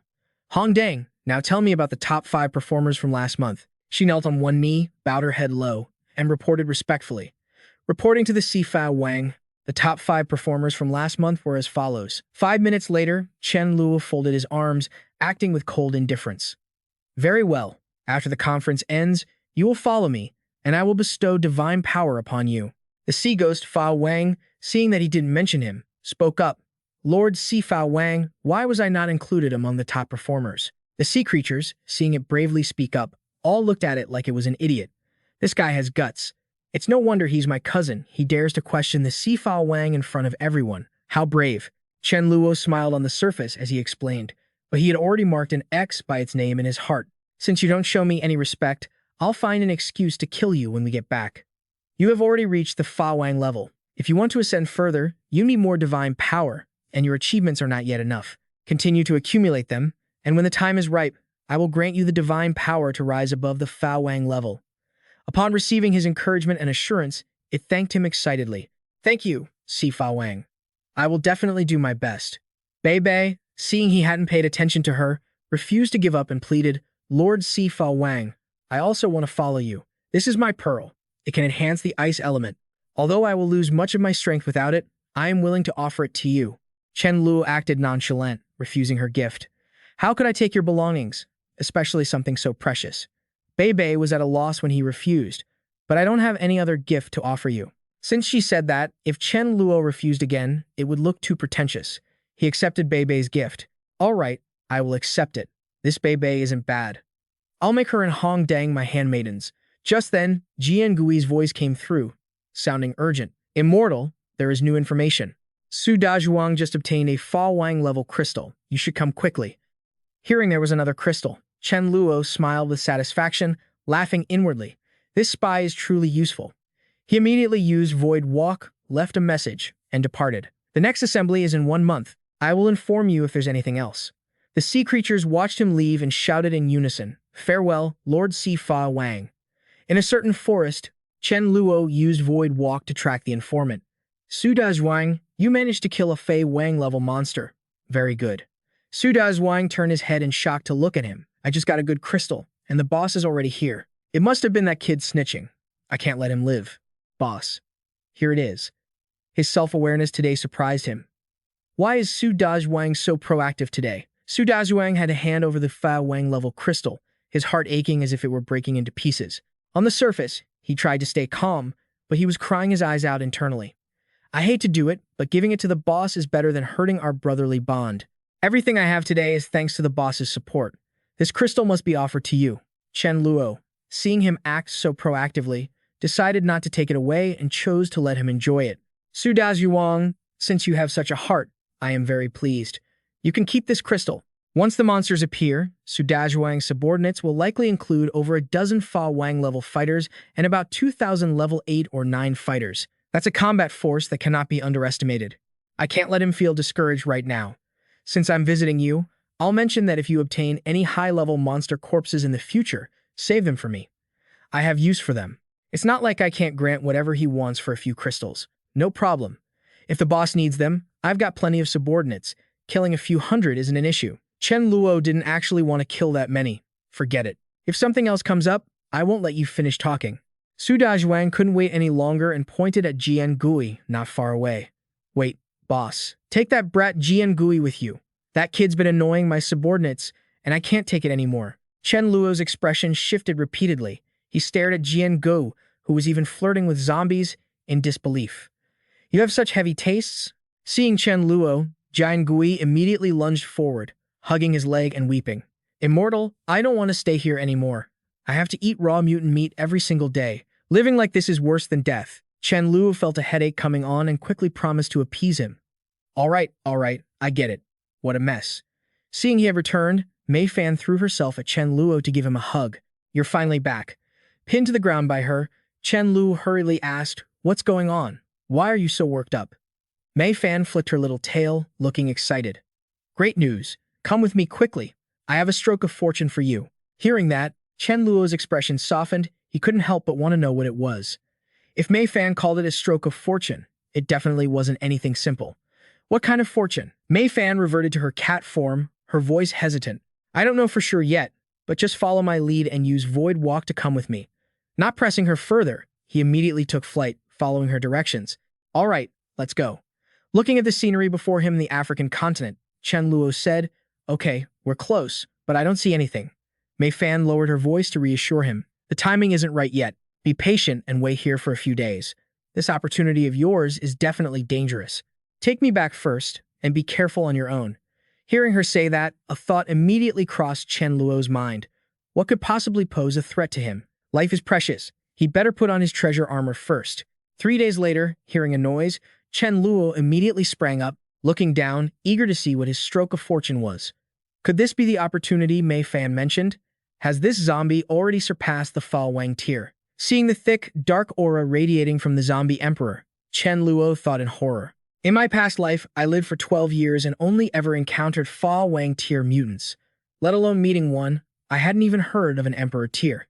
An emperor tier crystal? Nice. Big meal. Sensing his gaze, the zombie let out a roar filled with killing intent. Hey, you keep standing behind me. What are you trying to do? Seeing the zombie looking angry, Chen Luo smiled brightly. Don't worry, I don't mean anything else. I just want to spar with you a little. The zombie emperor felt provoked and immediately lunged forward, trying to tear him apart. Trying to live? Huh.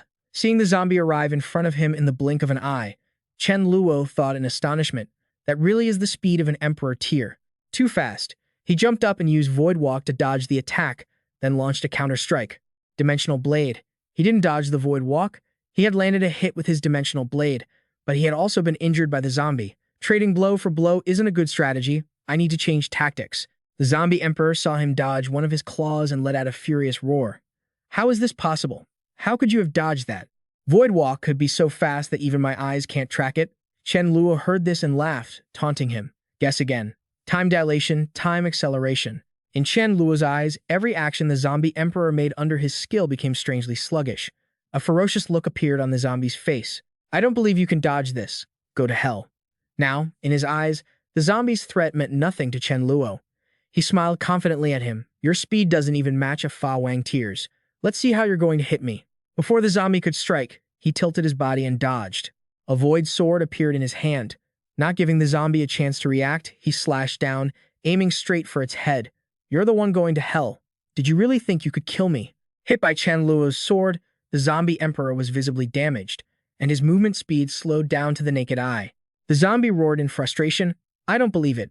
This is impossible. This is absolutely impossible. I'll tear you into 1,000 pieces. Before he could finish, Chen Luo swung his sword again. It's useless. You're a dead man. You tried to grab me with your arm. Watch me cripple it. Time dilation, time acceleration. Dimensional Blade, using all 3 abilities simultaneously, while powerful, consumes too much energy. I won't be able to hold on for much longer.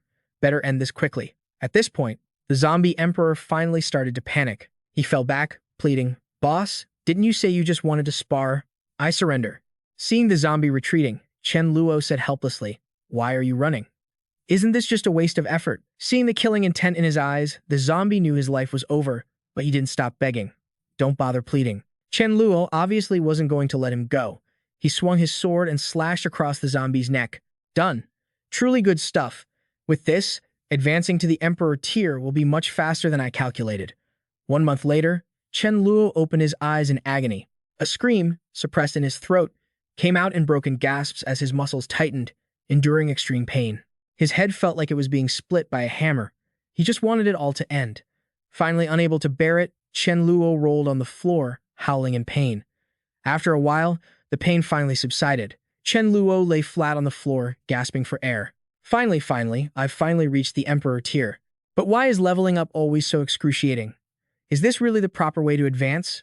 But each time, the pain of leveling up was a little lighter than in his past life. Could it be because this time I'm leveling up entirely based on crystals? Plus, there's a part of it due to eating that fruit. Regardless, I've returned to my peak strength. Next, if I still want to advance, forget it. No use thinking about it. Take things as they come. I should summon the seafood to hold a meeting first. At the third seafood assembly, the sea creatures saw Chen Luo appear and bowed respectfully. Greetings, Sifa Wang. Chen Luo looked at the seafood before him and ordered Hong Deng to count the numbers. Hong Deng, report the attendance for today. Receiving the order, she knelt on the ground and reported respectfully. Reporting, Lord Sifa Wang. Currently, 146 Sea clansmen are eligible to attend the assembly, and 138 are present. 9 of them were the bold ones who didn't show up last time. They have been forcibly detained. Bring them here. Those who hadn't come last time were brought forward, pleading miserably, Please, Lord Sifa Wang, spare us. We won't dare do it again. Next time, we will definitely arrive on time. Facing this disobedient bunch, Chen Luo's eyes curved into a smile, but his words were cold as ice. Take them back and lock them up for a year. If they're obedient in a year, I'll let them go. I hope when I want to borrow your crystals, you'll be just as obedient. Of course, it doesn't matter if you aren't. Either way, the result is death. Seeing they were only being locked up, the whole group bowed gratefully. Thank you, Lord Sifa Wang, for not killing us. A shark stepped forward, his tone cautious. Lord Sifa Wang, I have something to report. Chen Luo leaned back on his chair, glancing at him lazily before ordering, Speak. The shark, given permission, began to recount the situation. Today, among the sea clansmen who didn't show up, 2 were eaten by a sea snake. I saw it with my own eyes. That sea snake is powerful. I'm afraid it's already a Fa Wang tier. Seeing someone daring to act up right under his nose, Chen Luo's face darkened, and he shouted angrily, What is the meaning of this? My seafood that I've worked so hard to raise is being slaughtered? Infuriating. I will absolutely not tolerate this massacre. I order you, head out now and find it for me. The seafood immediately acknowledged the order. By your command. The sea snake felt the danger and, receiving the information, began to swim frantically, trying to find a place to hide. Infuriating, truly infuriating. Didn't I only eat 2 sea creatures? Why am I being hunted by the legendary Sifa Wang? Fleeing, it cursed under its breath, full of contempt for the sea creatures under Chen Luo's command. These sea clansmen are so stupid. There's no such thing as a god in this world. I'm being hunted to death by a false god like this. I can't keep hiding at the bottom of the sea. I'm in the Antarctic territory now. Let's go up to the continent and see if there's a place to hide. What the hell? A hand, carrying the power of the void, grabbed the sea snake by the throat, making it unable to move. It could only let out a cry of fear before finally being dragged into a spatial vortex. Gradually, the boiling water returned to silence, leaving only a tiny speck visible. 3 days later, Chen Luo's voice carried rage as he scolded, Useless. All of you are useless. If you can't even find a single sea snake, what use are you? Hong Deng was terrified by his angry demeanor and hurriedly knelt. Reporting, Lord Sifa Wang, we have indeed blockaded the area, but the great sea snake has vanished miraculously. Chen Luo paused, a dark glint appearing in his eyes. Fearing for her life, Hong Deng prostrated herself and begged, Please, Lord Sifa Wang, give us a little more time. We will definitely be able to find it. Chen Luo gritted his teeth, determined to give them one more chance. If it lives, there must be a trace. If it dies, there must be a corpse. He had to keep searching until he found it. Even if that sea snake crawled onto land, his subordinates should have easily spotted it. Unless it found a cave and stayed there without eating or drinking, this situation made no sense at all.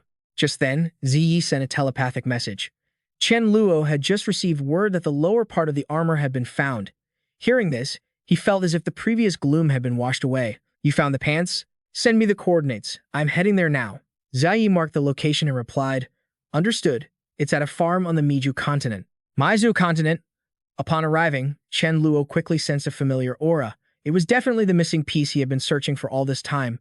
With this, he would finally have the complete set, minus the belt. Besides defense, what other function did this lower part have?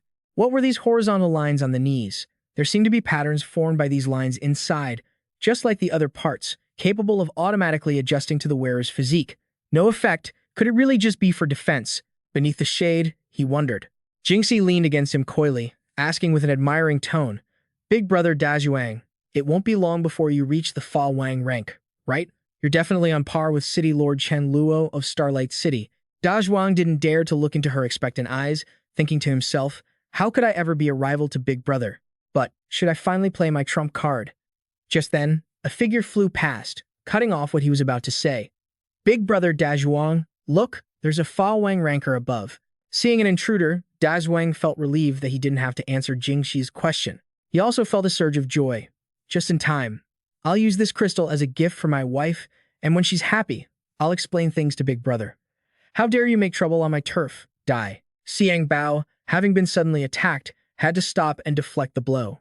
I'm only acting under the orders of Lord Si Fa Wang to find the sea snake on land.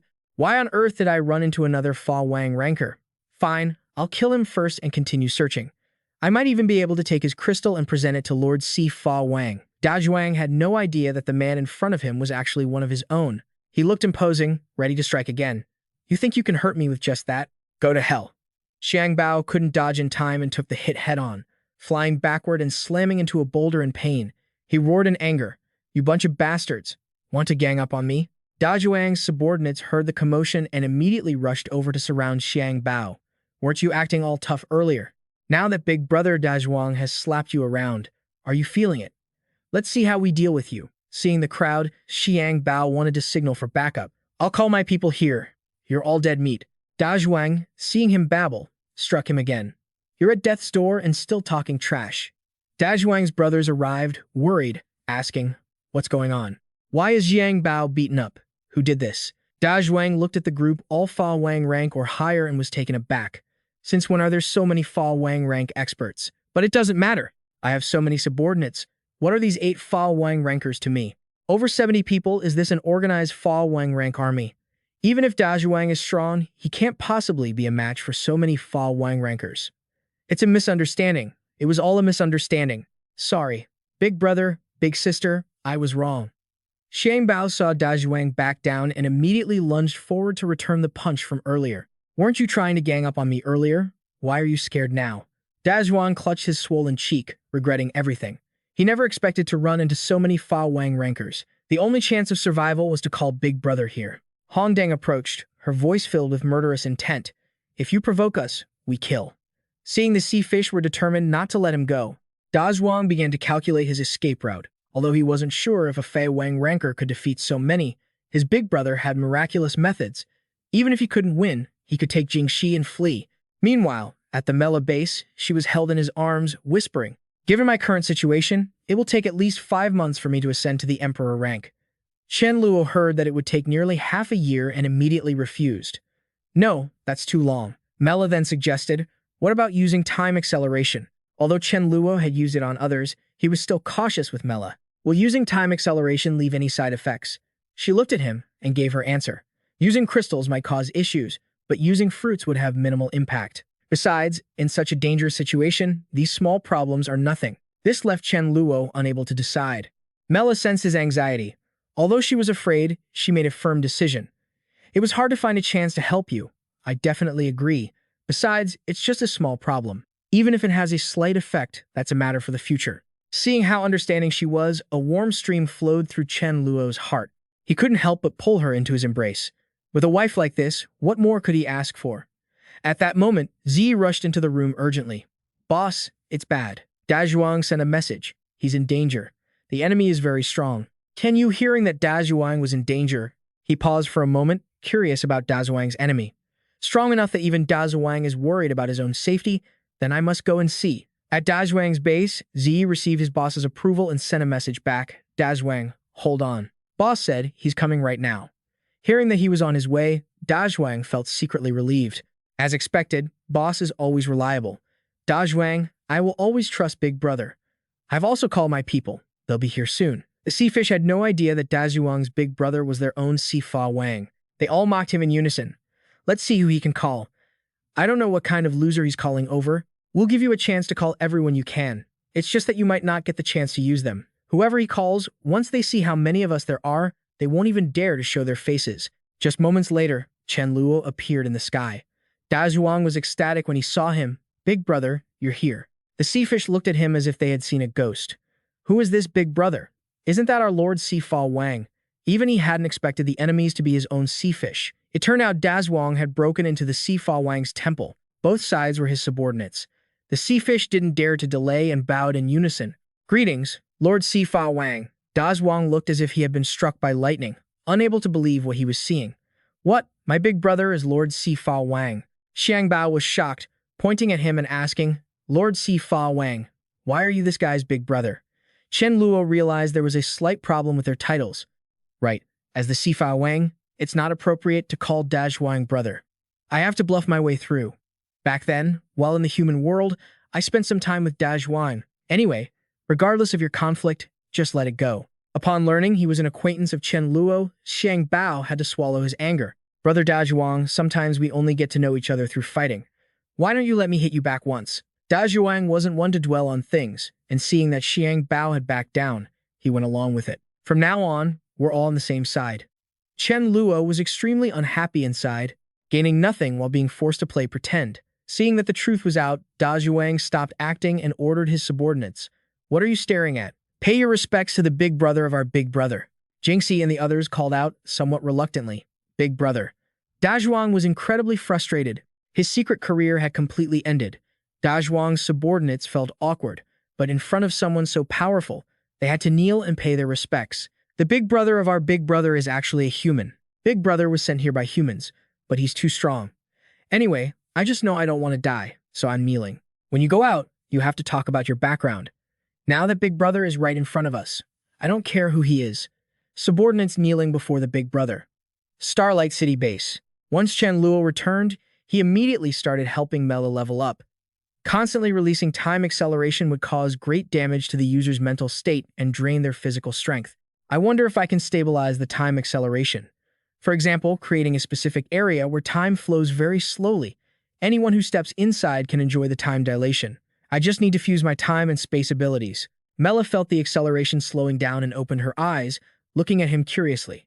The time acceleration suddenly stopped. What is he trying to do? He didn't look at her, as if he were building something. Finally, after a while, a cube appeared. Seeing him cough up blood, Mela cried out in alarm, Chen Luo, what happened? Why are you hurt? He was healed by her and gradually recovered his vitality. I'm fine. I almost broke the crystal again. Mela, bring me those 2 clocks. Mela hurried to follow his instructions. Taking the 2 clocks, Chen Luo walked step by step toward the cube.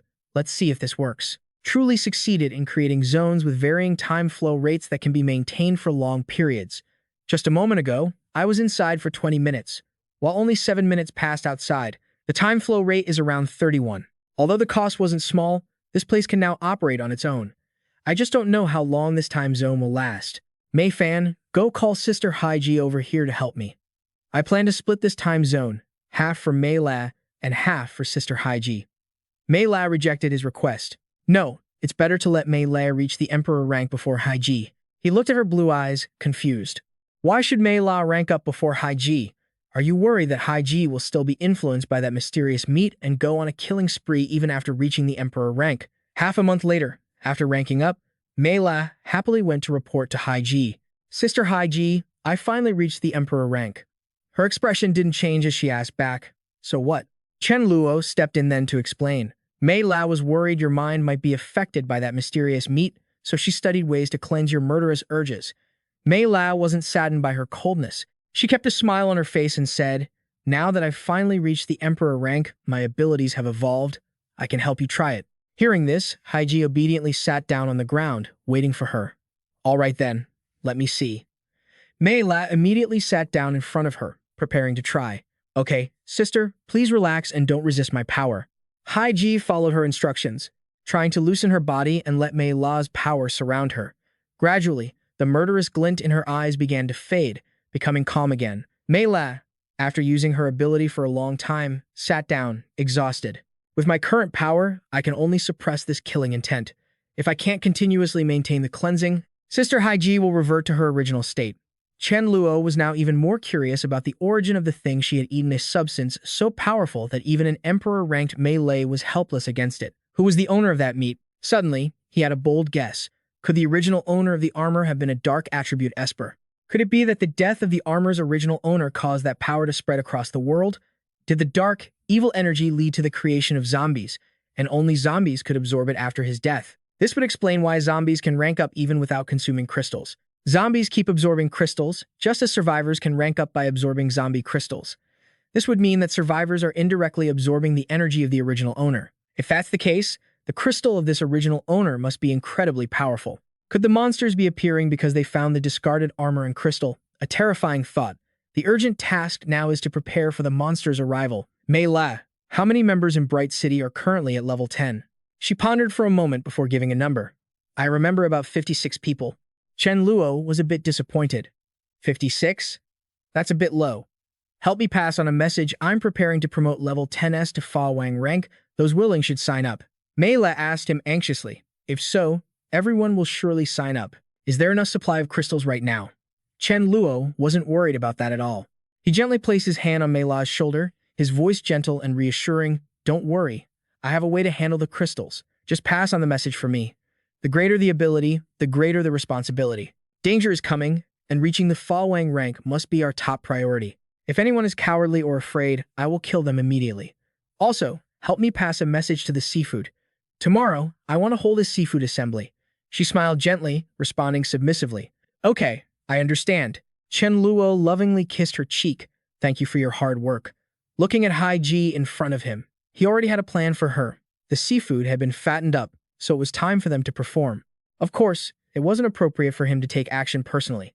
Sister Hai Ji, I have something to discuss with you. Down by the sea, the seafood saw Chen Luo's state and whispered anxiously, Am I seeing things? His Majesty, the Fa Wang, looks a bit different today. His face is pale, and his steps are unsteady. What happened? Yeah, why is the Fa Wang so weak? Hongdang, looking at his pale face as if he were suffering from a serious illness, felt confused and scared. Fa Wang, what's wrong with you? He didn't answer her question but asked instead, Are you all loyal to me? He sensed an opportunity and stepped forward to express his loyalty. I am the most loyal to the Fa Wang. Anyone who wants to harm him must step over my dead body first. Bei followed suit. I am willing to serve the Fa Wang for the rest of my life. Hongdang didn't want to be outdone, expressing her heart with sincere eyes. Without the Fa Wang, there would be no me. My loyalty to the Fa Wang made the sun and moon bear witness. You are a Fa Wang, and we are your subjects.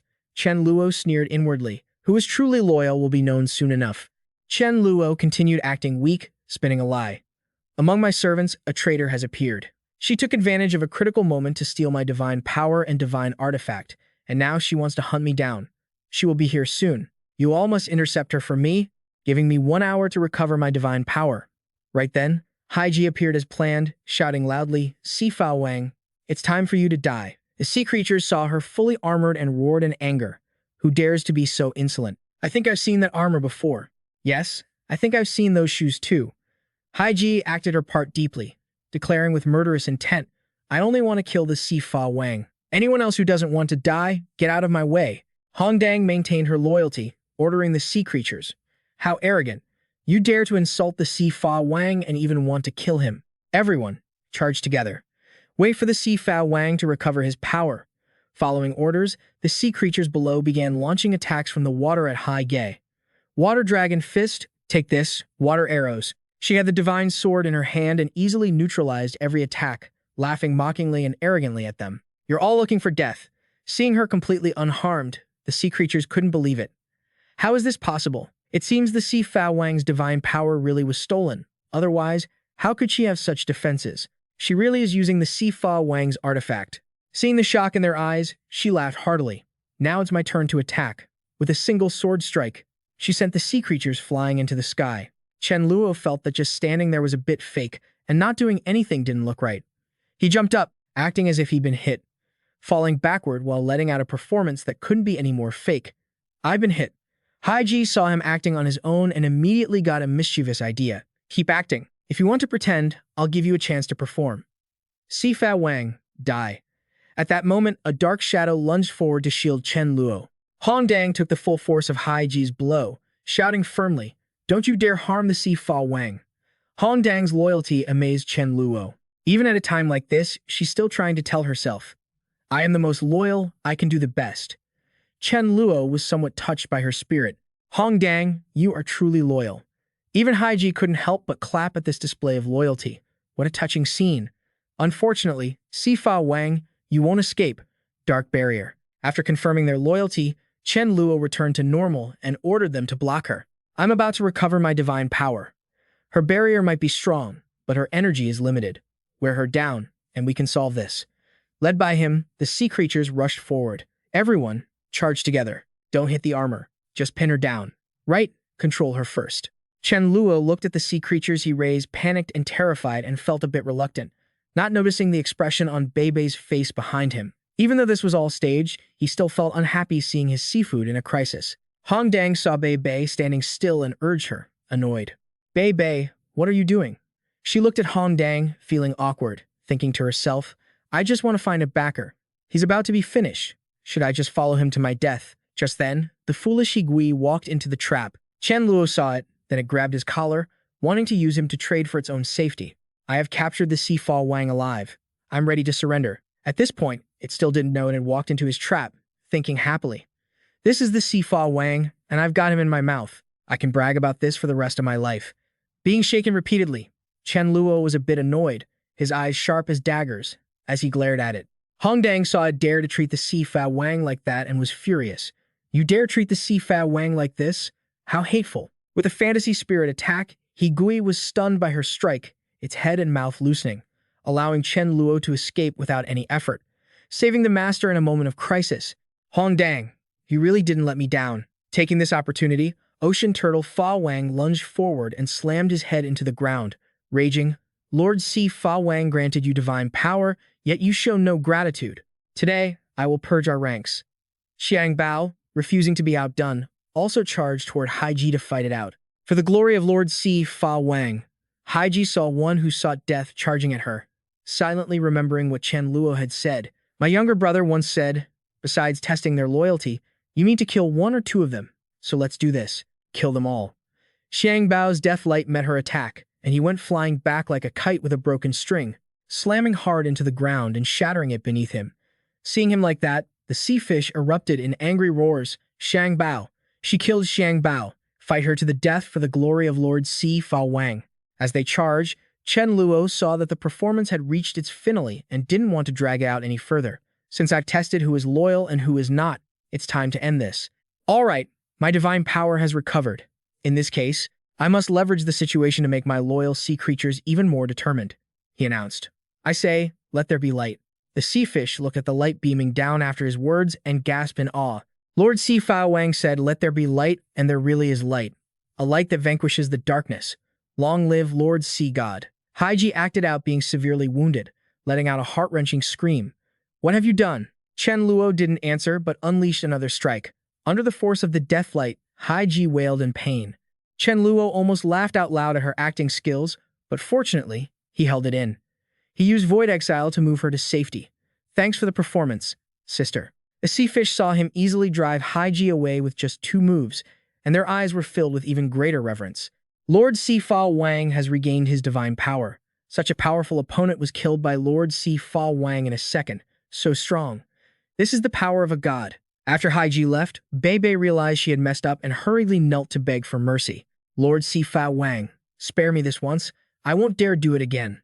The others saw her kneeling and quickly swam over, fearfully begging for his forgiveness. We know we were wrong. There will absolutely not be a next time. We're sorry. Please spare us. Chen Luo just stared at them coldly, saying neither if he forgave them nor not, only dropping one line. Stay there and don't move. Hong Dang, after checking Xiang Bao's vitals, walked over and reported, Lord Si Fa Wang. Xiang Bao is dead. Chen Luo acted as if he wasn't sure, instructing her. Check again carefully to see if he's truly dead. The sea fish walked over out of curiosity, inspecting Xiang Bao from top to bottom, then confirmed with certainty that there were no signs of life. Lord Si Fa Wang, he is truly dead, definitely dead, for sure dead. Only then did Chen Luo leisurely turn around and say, I have seen Xiang Bao's loyalty. To buy time for my people, I have decided to expend my divine power to bring Xiang Bao back to life. The sea fish couldn't believe their ears. Bringing the dead back to life? Is that for real? He's dead, and he can still come back? Under their suspicious gazes, Chen Luo used his time skill on Xiang Bao, divine power, rebirth. After using such a large amount of energy, his face grew noticeably pale. This time it wasn't acting. He was truly exhausted. After being brought back to life, Xiang Bao was astonished and asked, Wasn't I dead? Could it be that I'm in heaven? Those who believe in me shall have eternal life. After death, they shall be resurrected in their complete form. While no one was paying attention, Chen Luo looked up at the sky, a gentle smile appearing on his face. Mei La had leveled up to the Fa Wang rank. Reviving a Fa Wang ranker was as easy as pie. In the clouds, Mei La peeked out and chuckled at Chen Luo. It turned out the whole scene earlier was just a ruse to cover for Mei Lei using her healing abilities on Shang Bao. The sea fish didn't doubt it at all and bought the whole thing hook, line, and sinker. They excitedly swore their loyalty to him. A miracle. A true miracle. With the Si Fa Wang here, how could we ever die? Following Lord Si Fa Wang was definitely the right choice. From now on, I will swear to give my life for the Fa Wang. If the Si Fa Wang can bring me back to life, what do I have to fear? Seeing them all vying to prove their devotion, Chen Luo covered his mouth, suppressing an excited laugh. Whenever there's a battle from now on, they will surely be more motivated than anyone else. At that moment, Han Dang stepped forward, eyeing the kneeling Bei Bei coldly. Lord Si Fa Wang, how should we deal with Bei Bei and the others? Chen Luo didn't care in the slightest and uttered two cold words. Finish them. In the end, those who dared to be indifferent or betray Chen Luo were all sent to the afterlife. Within the sea waves, only terrified screams echoed continuously. Lord Si Fei Wang, no. Save us, have mercy. Chen Luo let out a soft, troubled sigh and tossed all their corpses into his spatial storage to feed the mutant tree later. Ungrateful, forget it. Let me send you on your way and bury you. Hearing this, the sea fish fawned over him. Lord Si Fa Wang is truly kind-hearted. You don't need to feel sad, they deserve to die. That's right, they were just a bunch of traitors. They had it coming. Seeing that things were done, he waved his hand to signal them that they could go home, his mind full of complicated schemes. All right, that's enough for today. Everyone scatter. Killing 96 people at once, so many Fa Wang rank corpses wait, there's the tree. A Fa Wang rank crystal can help a human ranker level up, and after leveling up, if I kill them, I'll get another Fa Wang rank crystal and another Fa Wang rank corpse. Furthermore, level 10 corpses can never produce high-quality fruit like Fa Wang rank corpses. If it's this infinite cycle, those local human rankers shouldn't be killed. To survive, I can use this operation to produce quite a lot of Fa Wang rank crystals, Fa Wang rank corpses, and high-quality fruit. After receiving the food, the tree happily fawned over him repeatedly. You're here. Working with you is truly a correct choice, constantly having such high-end food. After throwing another bag of food down to it, Chen Luo seemed to remember something and asked, I remember you have dual abilities, dark and lightning, right? Now that you've swallowed so many corpses, has your strength changed at all? The tree kept wrapping its vines around the food and slowly replied, I can feel that my strength has leveled up quite a bit, but it seems to be stuck at a certain point. I can't continue to level up. Seeing that it had stalled and couldn't advance, Chen Luo pursed his lips and thought, what's going on? Could it be that the giant tree's talent is limited and it can't reach the emperor rank? After enjoying its meal, the tree remembered it needed to bear fruit. Last time you advanced me 10 fruits, this time advance me 10 more. Let me see if there are any changes. Chen Luo didn't refuse, thinking to himself about who he should choose as food for the tree next. After all, there are plenty of fruits, and he truly hoped the giant tree could reach the emperor rank. But who should be the next candidate for the emperor rank? 1 month later, after successfully breaking through, Chen Luo laughed heartily. Void walking, my core ability, has finally broken through today. Mei Fan heard this and opened her round eyes, asking him curiously, You broke through again? What's the maximum distance now? Sensing it for a moment, Chen Luo pointed excitedly at the sky. Going anywhere from Blue Star is just a matter of the blink of an eye. I could go straight to the moon or even stand side by side with the sun. Mei Fan was thrilled to hear this. She lunged over to hug Chen Luo, making his face turn red from shyness. Really? Then take me to see it. I've never been to the moon before. He worried about her safety and had to refuse. That's not possible. If I bring someone along, void walking consumes twice as much energy. I'm really not sure about this, but I can help you take some photos of it. Mei Fan was a bit disappointed but could only accept it. All right then. Afterward, Chen Luo used void walking to get to the moon. He was a bit surprised to find that he could still breathe normally there. So this is the moon? I don't feel any discomfort at all. It seems that after reaching the emperor rank, there's no need for a spaceship. I can directly handle the issues of extreme cold and lack of oxygen. What is that? What the hell is an alien? Astronaut Yao saw Chen Luo there and blurted out in English, Oh God! Chen Luo was startled by the man's lunging action and stepped back. It's a foreigner. He awkwardly raised his hand in greeting. Yao looked at Chen Luo and seemed very excited. Thank God, I finally saw a living person. The long-range communicator was specially made by Long Wu, capable of transmitting in any environment. After holding Chen Luo's translator device, he finally understood what Yao was trying to say. I am an astronaut from the Lighthouse Nation, abandoned on the moon. My name is Yao. When I arrived at the moon, I lost contact with Blue Star. I've been on the moon for 2.5 years. I've survived until now thanks to the supplies in the space station. How did you get here? How is Blue Star doing?" Seeing that he truly knew nothing, Chen Luo honestly recounted the situation below. The lighthouse nation is gone, and other countries are about to disappear too. Hearing this, his expression was somewhat stunned. Could it all be related to what I saw? He paused when he heard that and immediately asked, "What is it? What did you see?" Yao frowned, recalling that time. Chen Luo Fan recounted the situation below. The lighthouse nation has vanished, and other countries are on the brink of disappearing too. He looked stunned upon hearing this. Could all of this be connected to what I saw? Chen Luo paused, then immediately asked, "What is it? What did you see?" Du frowned, trying to recall those moments. "That was back when I first arrived on the moon.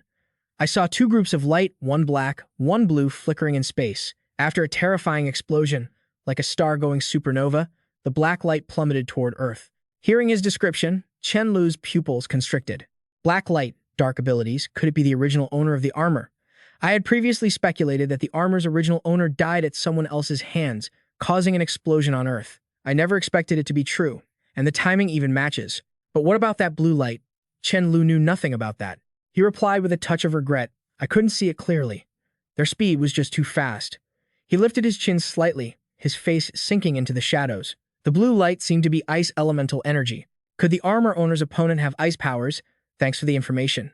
Consider these supplies your reward. I'm heading back. Diu was startled to see him leaving. "You have to go already?" "Don't go. Stay with me." Facing his reluctance, Chen Lu just smiled faintly and vanished right before his eyes. "Stay with him?" When the Fei Wang saw him return, he joyfully announced, "You're finally back. I promoted to the Emperor rank." Seeing him level up, Chen Lu was happy for him too. "That fast? Ning Xuan, you're already a high-level Fa Wang rank too?" She smiled triumphantly at him. "That's right. Pretty impressive, right?" Suddenly, a flash of light appeared in Chen Lu's mind. Those fragmented memories seemed to be piecing together. Wait, Ning Xuan is an ice element user. Moreover, she has always been unique, the first to promote to Fei Wang rank without any pain, and her tears can turn into pearls with healing powers. Could she be that terrifying blue light? Has she lost her memories, or is she pretending? Ning Xuan was confused by his intense stare. "Chen Lu, why are you staring at me like that?"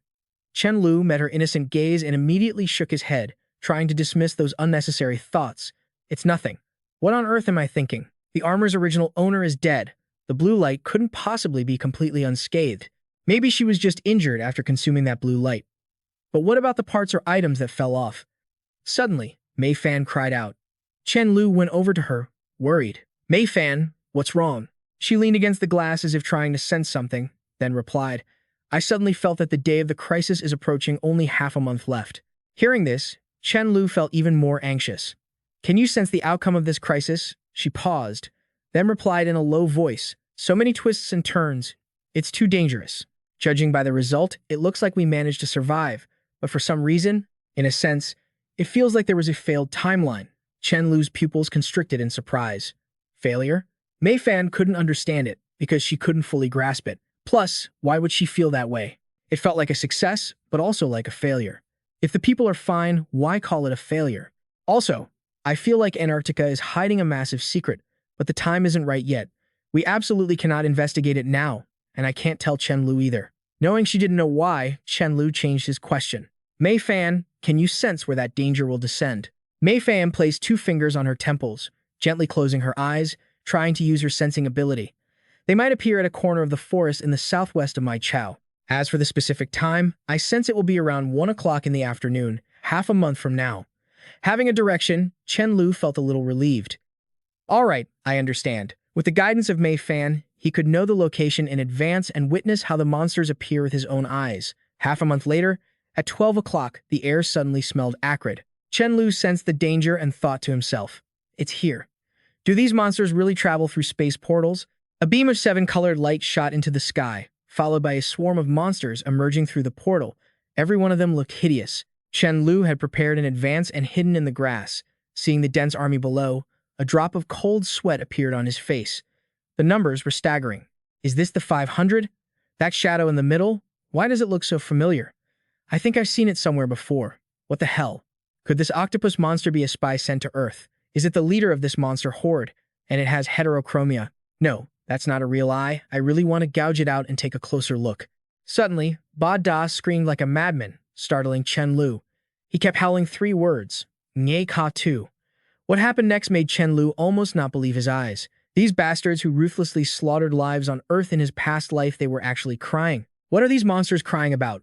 Could it be that they are mourning the armor's original owner? So, his speculation about the original owner's explosion was confirmed. Suddenly, Ba Da seemed to sense something and whipped his head around. His agility surprised Chen Luo. He hurriedly crouched down and observed carefully. Have I been discovered? The monsters that just arrived were only Ghost Fa Wang rank. They couldn't have discovered him. Could it be that the octopus sensed an anomaly? What is this? Quickly breaking through, these 30 monsters were rapidly leveling up from Fa Wang rank to Emperor rank. And where did they get those crystals? Do they possess space elemental powers? What are these clattering sounds trying to say? Regardless, he would capture a monster first and let Meng Yian try to communicate. In Chen Lu's line of sight, 2 monsters turned and headed in different directions. He secretly guessed their strategy. Perhaps they are heading to different continents.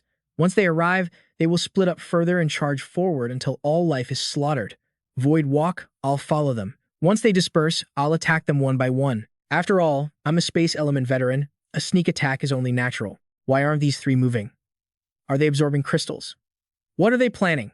Can they still promote to higher than Emperor rank? Wait, thinking back, I reached Emperor rank in my past life, but there were still beings among the monsters that made me powerless.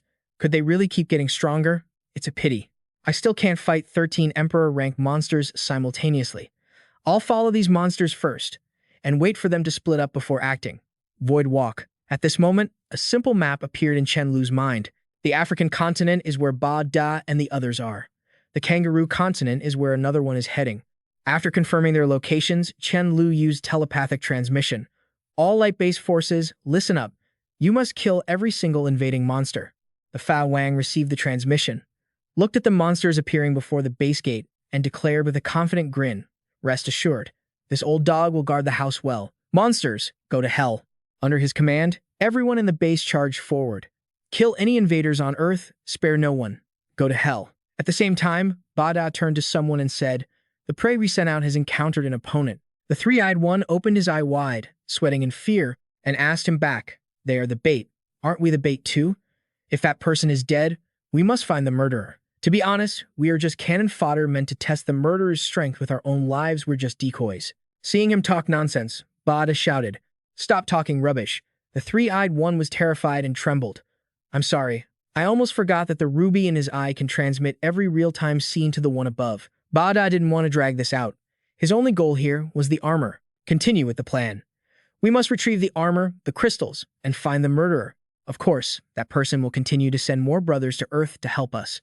The 3-eyed one didn't dare say more and replied softly, understood.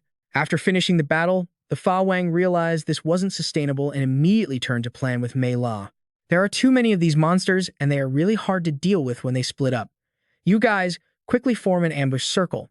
I'll lure them over here. She gently spread her hands to use her ability on him and reminded him, okay, let me give you some buffs. The boost will only last about 5 minutes, so be careful, increase strength, increase speed, increase recovery. After receiving the buffs, the Fa Wang joyfully said, thanks, here I go. The monsters saw him charging like lightning and were terrified. What is this? It's wearing a metal helmet on its head. Why does this helmet look like the thing we're looking for? Right. If it weren't a different color, I'd really think this is what we need. He charged at the nearest one-eyed monster and used lightning to shock it first. Take a look at my big mouth. The monsters, being toyed with by the Fa Wang, screamed in agony. This speed, this creature is definitely not just at the Fa Wang level. Could it be an Emperor rank of this Earth? Some didn't believe it and wanted to fight the Fa Wang. So what if it's Emperor rank? Ignorant Earth creature, you think you can bully us just because you're Emperor rank? We have over 100 people. Why should we fear you? Prepare to die. Buffed up, the speed stat made the monsters look like snails in the eyes of the Fa Wang. They really think they can surround me with that pathetic speed. Try out my ultimate slap. If I actually slap them, I might get hit by that dark energy. These monsters have skin as thick as armor. Even with Mela's buff, it's hard to kill them with a single hit. Then let's switch up the attack. A barrage of lightning rained down, electrocuting the monsters to death, leaving only a few twitching on the ground. These earthlings are strong. Turns out he isn't a physical type, but a lightning type. This is going to be tough. The Fa Wang was slightly disappointed that his move only covered a small area. Although it's impossible to wipe them all out, for the sake of the team, I have to give it my all. The constant lightning strikes left the monsters completely stunned. Just then, a wave of energy began to pulse from within the monster group. Seeing a shield form around them, the Fa Wang cursed under his breath. They can even create a barrier? Are they trying to trap me? Time to run. The job of a decoy requires some acting skills. Immediately, a flurry of attacks came flying from the monsters. Gravity spells, blizzards, the Fei Wang didn't take any damage, but he acted like he'd been hit, screaming, "Stop. That lightning hurts." After using blazing rain, he covered his mouth and chuckled. "If I didn't act weak, how could I lure you into the trap?"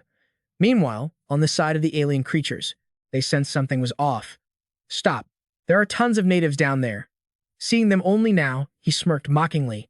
Isn't it a bit too late to notice? Above them, Mela and a group of Fa Wang tier warriors gathered, waiting to dive down. The monsters screamed in alarm upon seeing this. So many Fa Wang tiers. It's an ambush. How do the natives have this many Fa Wang tiers? And why are they so coordinated? We just arrived. They shouldn't even know we exist. Something's wrong. Retreat first. The superiors already know the situation here. They'll lead the brothers over soon. Seeing them try to run, Ngong Shuang immediately raised his staff and fired an energy blast. You want to run? The monsters were attacked in turns by Ngong Shuang and Haiko, screaming in terror. Another Emperor tier. There are so many on this side. How are we supposed to fight? Seeing them like fish on a cutting board, Haiko laughed heartily. You're all going to die by my hands today. Below, a sharp-sensed monster whispered a warning to its companion. I can feel many more Fa Wang tier creatures coming from behind. They were shocked, their faces turning into expressions of joy. Many Fa Wang tier creatures. Is that reinforcements? Thank goodness, we're saved. But it was a false hope. The Sea Brethren had arrived. They lunged from the water, bearing their razor-sharp teeth. Our chance to earn merit is here. For the glory of the sea, Fa Wang, charge and destroy them. The monsters were stunned by the sight, just staring blankly as the sea creatures surged out. How can this be? Realizing their fate was sealed, the monsters shrieked in frustration. There were too many, and the reinforcements were delayed. Damn it, damn Earthlings. If they want us dead, we're all going out together. A monster with a hideous face opened its toothy maw and roared. That's right, take them down with us. Self-destruct. As soon as the words left its mouth, the monsters simultaneously self-destructed, creating a massive, fiery explosion that shook the earth. The remaining ones laughed gleefully. Serves them right. Self-destruct. Everyone, self-destruct and die together. Just as they were about to detonate again, Mela cast a healing spell on the sea creatures. Healing spell. Seeing their wounds vanish, the sea creatures looked at the sky in surprise. Our wounds are healed. How? Feeling their questioning gazes, Mela reassured them, don't worry, just charge. As long as you don't die in one hit, I can patch you right back up. On the African continent, Chen Luo stood high up, watching the monsters split into small groups. Finally, they've split into teams. Now I can make my move. Just then, a monster received a transmission and turned to warn the others. Bad news. Our team heading to the Congo continent was ambushed. The superiors want us to return to the rendezvous point. The monsters didn't even notice Chen Luo's presence yet. They were still debating. Ambushed? How did the Earthlings know we were coming? Are we going to get ambushed here too? Strange, but if the superiors say rendezvous, we should head back first. Taking advantage of their distraction, Chen Luo cast his spell. Spatial Storm. A massive explosion erupted, leaving the monsters leaderless and screaming in panic. What's happening? Are we being ambushed too? My head hurts. What is this power? Everyone calm down. Open your shields, we're breaking out. At that moment, one monster seemed to dodge the attack and turned to strike back. But standing before the strongest, Chen Luo, its power felt like nothing more than a tickle. He used banishment to send it away, banished into the void. Go back. The monster looked around in horror as it found itself back in the same spot. I'm back here again. Chen Luo fueled the power within his body, creating a spatial wave. I have to kill them quickly before reinforcements arrive. Spatial compression. Let's see you try to compress space, controlling the spatial storm to concentrate the power, increasing the frequency of the attacks on the monsters. 3 minutes later, seeing that he had lost almost half his energy just to finish off these few, Chen Luo was a bit disappointed. I'm really too weak. Killing a few monsters consumed half my energy. Alright, time to head back to base and see how they are. At the same time in the Americas, Bada received the report and spoke to those present in shock. The subordinates we sent to the Congo continent have all been wiped out. How did these Earthling natives know we were coming? The three-eyed one didn't care about the how. In his eyes, the Earthlings were just ants. It doesn't matter. As long as we guard against the natives' ambushes, they will remain weak, ant-like creatures. Just then, Ba Da received more information. He jumped up in excitement. This is bad. The team on the African continent was ambushed too, and I can sense it. It's a space-type power capable of instant teleportation. The others were stunned. Instant teleportation? That's a god-tier spatial ability. How do these wretched Earthlings possess such power? Exactly. Such high-level ability is something even I haven't mastered. Bada's expression darkened. He turned around, his heterochromatic eyes gazing into the distance. Unexpectedly, on this strange and remote planet, a space-type genius with teleportation abilities has appeared. Rare. Too bad, we have to find and eliminate him immediately. After giving the order, Bada calmly instructed the others, I've ordered everyone to regroup. Once they arrive, we'll go together. They replied respectfully and firmly, understood. At the Light City base, Chen Luo was using wide-range time acceleration on everyone. Don't resist my time acceleration. Hold your breath, focus your minds, and concentrate on absorbing the Fa Wang tier crystals from these monsters. We must break through to Fa Wang tier before those monsters arrive. Everyone nodded and shouted in unison, understood. While using his power, Chen Luo counted silently in his head, 13, 1464, 65, 142, 143. Great, 145 more Fei Wang tier members born. Just then, Chen Guang approached, his voice laced with worry. Leader, the scouts at the coast observed the monsters landing. They're almost here. Seeing the enemy had arrived, Chen Luo shouted, everyone, set up the formation. The number of monsters this time is definitely huge. We must contact Dai Chen Luog's zombie army. At the same time, Ba Da and his army had appeared within a 2 kilometers radius of the base. Looking at the sturdy base ahead, his voice carried regret. It's a pity we didn't bring laser cannons. Otherwise, a few shots would have wiped out their entire army. The pointy-headed one looked at the base with a weary tone. Who would have thought we'd run into this? Laser cannons wouldn't have been effective against him anyway. Ba Da turned and called for someone. Doc Van, you make a move. Receiving the order, Doc Van rubbed his hands together with a look of total confidence. Fine, let me handle these small fries. You guys provide support for me. Don't let that guy who can teleport me to the afterlife. Ba Da seemed to understand the ability well, wanting to play a war of attrition with Chen Luo. Instant teleportation is indeed magical, but it consumes a massive amount of energy. I'm afraid even if he is Emperor tier, the number of times he can use it is limited. If he uses it to deal with us, he'll be dead once his energy runs dry. Inside the base, I saw Bada's group from afar. Seeing them stop in their tracks, I was confused and thought to myself, why did the monsters suddenly stop 5 miles away? Are they worried about an ambush? Just then, the group led by Dai Chen Luo received the order and quickly appeared. Boss, we aren't late, are we? Chen Luo turned to look at him and replied, everyone had arrived just in time. While he maintained a calm, emotionless facade inside, Chen Luo was overjoyed. Zombies were perfect for serving as cannon fodder on the front lines.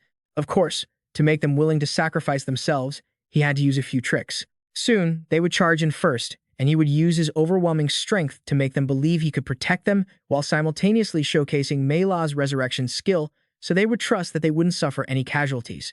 Added to that, Dai Chen Luo was brainwashing them into thinking this was just a combat drill to get them to rush into the fray. The group, unaware they were being treated as shields, enthusiastically shouted, Boss, don't worry. We will definitely lead the charge. That's right, just sit back and watch us perform. Everyone get ready. We're going to be at the front. Their stupidity left Chen Luo extremely satisfied. Indeed, these simple-minded zombies didn't suspect a thing, though the infected were a bit sharper. She sensed the malice behind Chen Luo's smile. Dai Chen Luog, looking at the boss's cunning smile. Why do I feel like this isn't a drill? Dai Chen Luog, having some experience, thought he understood. Chen Luo softly reassured them. Don't worry so much. You just stand near the back. Even if they had a sneaking suspicion, they had to bite the bullet and push through. Everyone follow me in charge. I am the boss's right-hand man. If I don't lead, who will? I'm his trusted subordinate. Even if I die, the boss will resurrect me. The monsters watched the army of zombies rushing toward them, panicking. What on earth is that? Why are they charging here? Do all creatures on Blue Planet look this grotesque? Whatever they are, hurry up and engage them. Seeing one of their own disappear in an instant, the zombies shrieked in fear, blood. Is this really just a drill? It's too realistic, way too realistic. The boss's test this time is incredibly authentic. He really is the best. Let's kill them all for him. Chen Luo stood in a safe spot, his hands forming a telescope to watch the battle. These zombies are fighting with such passion. The members of the Radiant City received the order to charge, all of them rushing toward the monsters. Suddenly, a dark cloud appeared above the base, emitting a foul, rotting stench. Chen Luo recognized it at a glance. Poison rain. The toxic rain fell like acid, pelting their bodies and causing bone-chilling pain. Those at the Fa Wang level were paralyzed upon contact with the rain. What is this? I'm so dizzy, I've lost all my strength. Those below the Fa Wang level immediately vomited blood and died on the spot. Poison Cloud saw the people on his side dying from the poison and threw his head back in laughter. Once my poison enters your body, there is no antidote. Chen Luo, however, wasn't panicked and calmly summoned his wife, Mei La. Mei La spread her angelic wings, bestowing healing upon everyone. With that, those who had just been coughing up blood immediately felt their bodies mending. They stared at the turquoise light flowing into them and cried out in amazement. My strength is suddenly coming back. I'm not dizzy or nauseous anymore. Mei La had dispersed the poison cloud. Mei La flew in the sky, looking at everyone happily. Don't worry, everyone. I purged all the toxic effects from your bodies.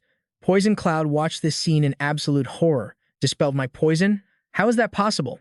The three-eyed one looked at the situation, doubting the other's abilities. Is your poison cloud even effective? Bada hadn't expected this either. They really have all sorts of talents. Let's charge. Don't let them kill too many. Wait, everyone look over there. The armor. That's the armor we're looking for. Haiko appeared at that moment with a dark blade in her hand. Bada saw her and laughed with delight. Coming here was definitely worth it.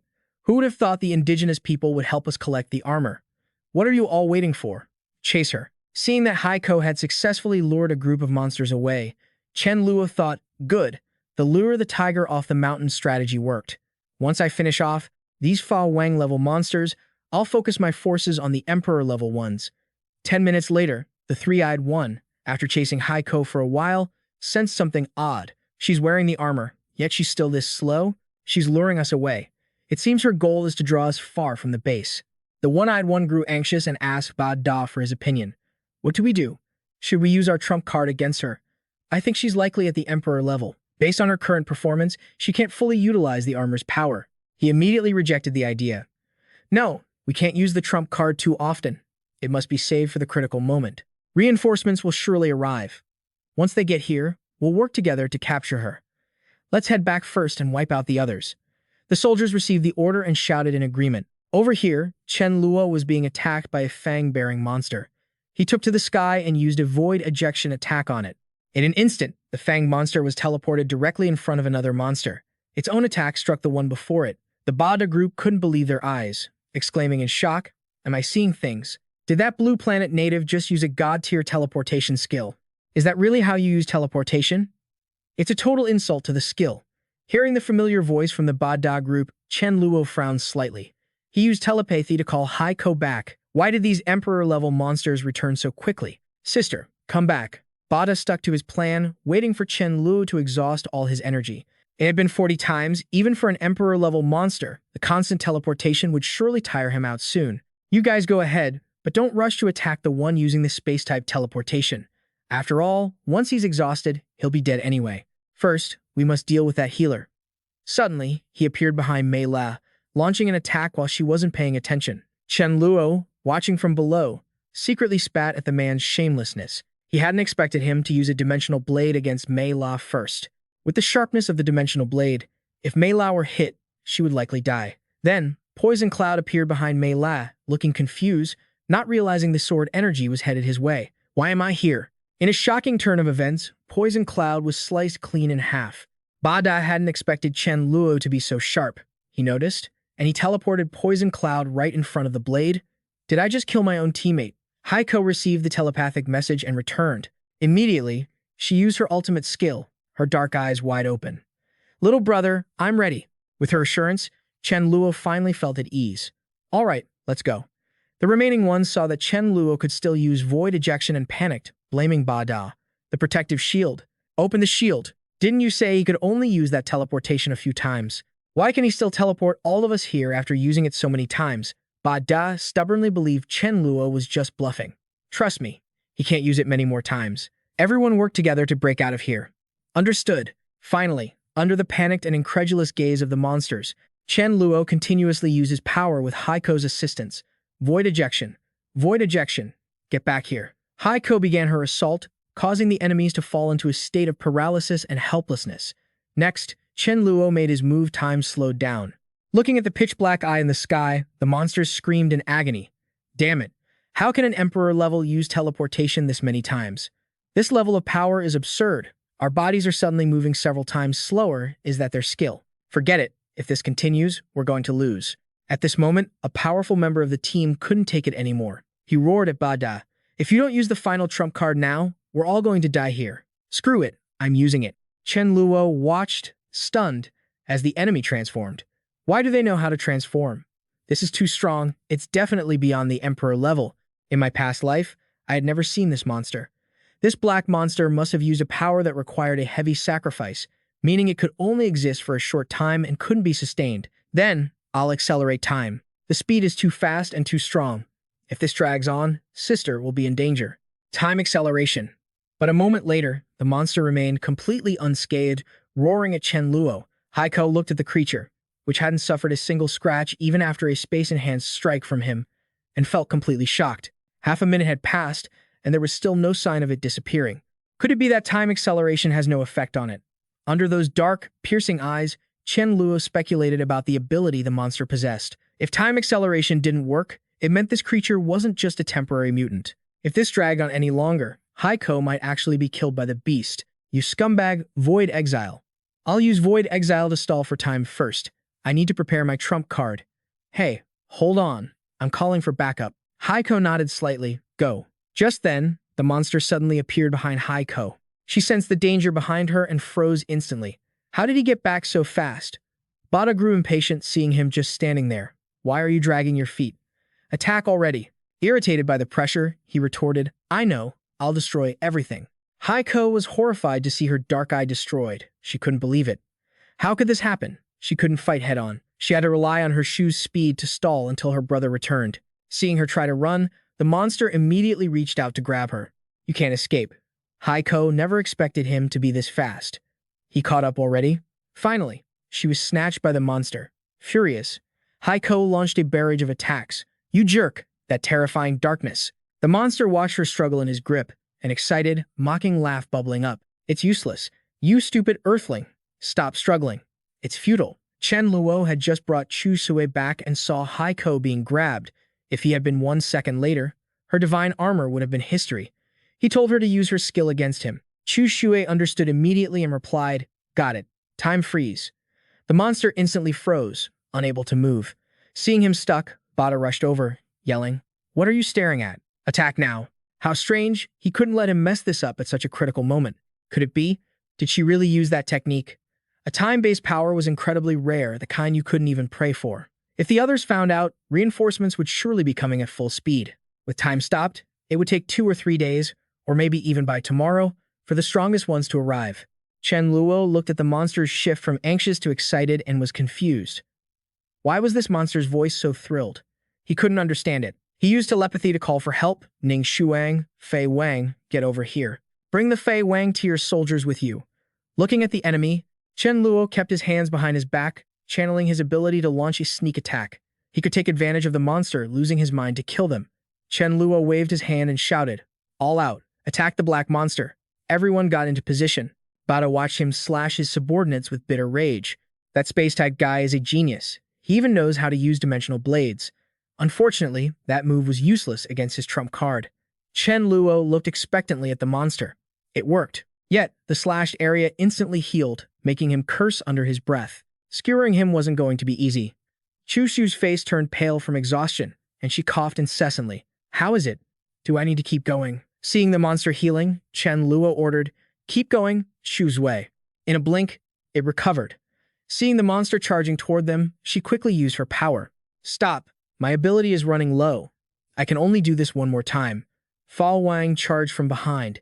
Get out of the way. Let me try. A flash of lightning erupted, but the monster wasn't even scratched. Even his skill was useless. Chen Luo's face was etched with frustration. This can't go on. I need another plan. What if I throw him deep into the spatial layers? He frantically calculated at top speed. The deeper the spatial layer, the more chaotic the void became. It would be like being exiled from Earth. Without space powers, there was no escaping. He would be trapped forever. A second later, Chen Luo entered a meditative state. Everyone, help me hold him down. They all nodded in unison. Got it. His power gradually gathered, rising from the first layer to the second. By the third, a spatial gate appeared, expanding at the fourth, and fully forming at the seventh.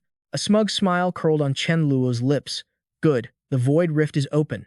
Now, for the other side. The monster was still laughing triumphantly, chasing after the screaming Fa Wang. This monster only knows how to bully the weak. He didn't hesitate, waving his hand to suck him into the portal. What are you laughing at? Chen Luo gave him a kick to speed him along. Get in there, you scumbag. Watching him fall in, he shouted for it to close. The monster hadn't even processed it. What the? Chen Luo waved his hand with total confidence, wondering if this black monster would ever find his way back. Done. That last move cost him a lot of energy, but it didn't matter. If he could throw him in once, he could do it a second time. He needed to shift focus away from him. Chen Luo kept using his ability to clear out the remaining monsters. It was just a matter of time. He signaled his teammates. Everyone, stay sharp. Charge. Fa Wang lunged forward, electricity crackling around him. Attack. Release the lightning. Everyone, coordinate with me. A series of dark clouds appeared above, shocking the opponents.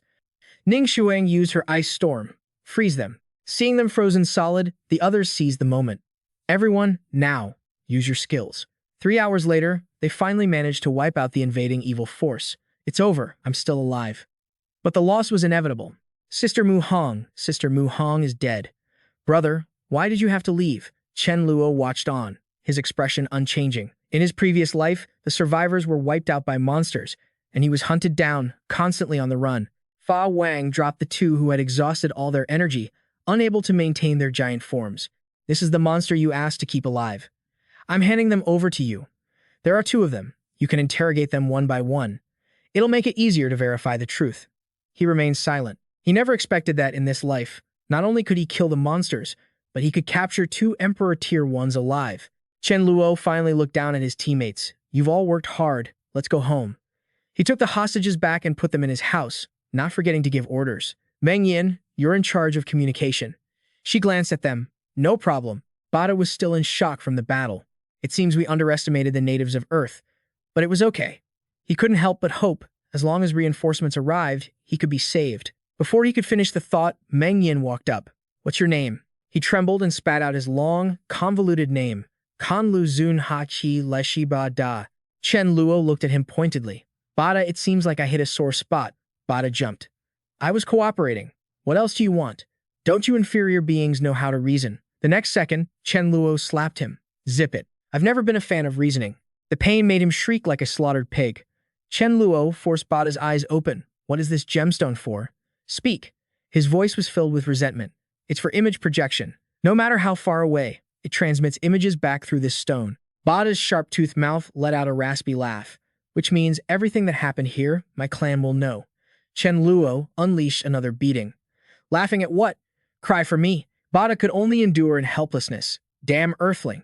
Bada hung his head, no longer arrogant. I'm just cannon fodder. Harassing me won't tell you anything. Within 3 days, the strongest in my clan will arrive in person. He continued his threats. Even if your time-stop power is unbreakable, I bet you guys can't hold it for long. Face the reality. He is a being you cannot possibly oppose. Chen Luo gave a cold, indifferent huff. How strong is he? How are your ranks divided? He paused, suddenly remembering something. The subordinates they brought were all Spirit Fa Wang realm. He was Spirit Emperor realm, and the black monster summoned was Spirit Emperor realm. Above Spirit Emperor was the demigod realm, the highest level a soul power user could achieve. Fa Wang, Emperor, demigod. Bada looked up, voice trembling with excitement. But even with enough soul power, it's not guaranteed that a demigod will be born. But the strongest in my clan has reached the demigod realm. At this, Chen Luo clenched his fists in rage. Forget demigods. There wasn't a single Emperor-tier person on all of Earth right now. Plus, based on what he said, the demigod would arrive in 3 days. He decided to take his anger out on the prisoner. Damn it, how are we supposed to stop this? Chen Luo attacked with both his words and his fists. What is your purpose for invading Earth? Bada was punched square in the face, the pain making it hard to even speak. One is for the armor. The second goal is that we are looking for the ancestor. He is the pillar of our clan, the glory of our clan. The next thing he said made Chen Luo freeze, but he hadn't expected the old man to be gone. A knot in Chen Luo's heart finally untied. No wonder the monsters were crying. It turned out their grandfather, the war god, had passed away, leaving his descendants without anyone to back them. Seeing that Chen Luo didn't respond, Bada continued to reveal more. Let me tell you a secret. Beyond the demigod rank is the god rank. My ancestor has already reached the god rank, but you can't just absorb crystals to reach that level. It mostly depends on your innate comprehension. Then, he smirked as if the person in front of him hadn't just been roughing him up. Your talent is the most bizarre space-type ability I've ever seen or heard of. I believe that one day, you will definitely be able to reach the god rank. That statement made Chen Luo pause for a moment, his mind going blank for a few seconds. A wild and extravagant thought emerged. Could he really become a god? But immediately after, his gaze turned icy. Chen Luo gave Ba Da a ruthless kick without a hint of mercy. I don't have time to listen to your flattery. To tell the truth, Ba Da rolled along the ground, his heart seething with rage. But he didn't dare say a word, only cursing under his breath. Who is this person you're fighting against? The one who challenged your ancestor. That wretched, stubborn native of Earth knew that if he kept hiding things, he would only get beaten more. Ba Da gritted his teeth and confessed, "We don't really know who that person is. We only know they are an ice-type god-rank fighter. But they did attack our ancestor, so they must have sustained serious injuries themselves." Fearing that wasn't enough, he quickly added, "I suspect he might be hiding somewhere on Earth, secretly healing." Hearing this, Chen Luo narrowed his eyes, ripples of surprise rising within him. So there was actually a god-rank individual on Earth. Seeing Chen Luo's lack of reaction, Ba Da took a gamble and stepped forward, his tone softening significantly. "Actually, we aren't sworn enemies. Why don't you consider teaming up with me to find that person?" Seeing through those plotting eyes, Chen Luo looked down at him from above, his gaze as cold as if he were looking at an object, his voice devoid of emotion. "Why should I cooperate with you? You won't give up, will you?" Ba Da immediately offered a very generous reward, his voice filled with clear temptation. The wealth of a god-rank individual is unimaginable. Once the job is done, as a reward, we will provide you with the resources to ascend to the demigod rank. Hearing that tone, Chen Luo inwardly scoffed at the idea of a war reward. If it weren't for the fact that they hadn't destroyed the world in his past life, he might have believed him. Even so, he kept his expression neutral and replied coldly, "Let me think about it." Hearing this, as if grabbing onto a lifeline, Ba Da hurriedly pulled out a glowing gem, offering it with both hands to show his sincerity. "I'll give you this Emperor-rank space crystal." If the guy was being generous, Chen Luo would take it. He slowly reached out to accept it, calculating in his mind while suddenly recalling a detail. He inadvertently realized that among all the royal rank monsters, only Ba Da was space-type, but when they first arrived, they were all able to suddenly produce crystals. Could they have a storage space? The very second that thought flashed through his mind, Chen Luo moved with lightning speed, directly frisking Ba Da and pulling out another gem. Found it. This must be the legendary space ring. The ring in Chen Luo's hand began to glow. He secretly tried to channel his ability into it to test it out. Ba Da watched everything with wide eyes, a sense of extreme fear rising in his heart. Does he even know how to use it? From inside the ring, Chen Luo identified items one by one, his gaze sweeping over them at a steady pace. There were many royal rank crystals and 2 books he couldn't read. He'd study those later. Watching his precious items fall into the hands of his opponent, Ba Da was shaking with anger but didn't dare resist. Those were items he truly cherished. Once finished, Chen Luo turned to leave, his voice cold but carrying a warning. "You stay here and wait obediently. I'll give some thought to our cooperation." Ba Da nodded repeatedly like a chicken pecking at grain, pretending to be submissive. Cooperation is mutually beneficial. You are a smart man. However, contrary to that submissive look, resentment surged in his heart. Although he truly wanted to cooperate, his dark green eyes held only suppressed rage and bitterness. Once everything was settled, he would definitely finish Chen Luo off. In another room at the base, Chen Luo poured some water and continued the conversation, his voice deepening.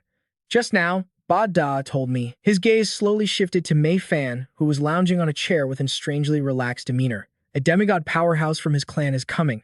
Hearing this, she just lazily stretched, her tone indifferent, as if talking about something not worth worrying about. Just a mediocre person, nothing to worry about. That answer left Chen Luo stunned, his mouth hanging open and unable to close. "Mei Fan, aren't you being too arrogant? You're calling a demigod mediocre." On the contrary, Mei Fan laughed happily, her radiant smile lightening the mood. "That powerhouse, the one they claim is the strongest, will be using space teleportation to get here. It's such a long distance. It's perfectly normal for a few unexpected accidents to happen along the way, right?" This statement surprised Chen Luo even more, his eyes flashing with disbelief. Can accidents really happen during space teleportation? Mei Fan sat up straight, her attitude becoming decisive, giving him no chance to doubt. "I say they can, so they can. Don't worry, I guarantee I'll make sure he doesn't survive the trip back. For now, you should focus your attention on that injured god-rank person instead." Suddenly, She changed her tone. The previous lazy attitude turned unpredictable. I don't think we need to go looking for him. He will come looking for us in a few days. As soon as those words were spoken, Chen Luo became agitated. Almost reflexively, he grabbed Mei Fan's shoulders, his eyes brightening. Then absolutely do not kill that strongest powerhouse. Once that god-rank person arrives, I still need to rely on that demigod to be the main force. If I only rely on a mediocre fighter, what kind of main force would that be? Conversely, her attitude was completely indifferent, as if what he just said wasn't important at all. Everyone assumes he's severely injured, but what if his wounds are nearly healed? That statement was like a bolt of lightning striking Chen Luo's head. His heart sank in an instant. A fully recovered god-rank opponent, if they really faced him, wouldn't he surely die? Right at that moment, Mei Fan leaned in close, the distance becoming suffocatingly small. She pointed her finger directly at Chen Luo's face, her voice devoid of any playfulness. We must eliminate that so-called god-rank individual. I have no way to deal with him, so the burden of defeating him rests entirely on your shoulders. Her beautiful eyes flashed with clear provocation, and the corners of her lips curled up in a challenge. If you can't do it, then just wait for your defeat. Chen Luo's face immediately turned pale, panic evident as never before. His voice filled with helplessness and disbelief. Mei Fan, you're overestimating me. As someone at the royal rank, what do I have to bridge a 3-rank gap and take down a god rank? Chen Luo held his head in his hands, shouting in agitation. Mei Fan, get a grip. My current level is 3 whole ranks below the god rank.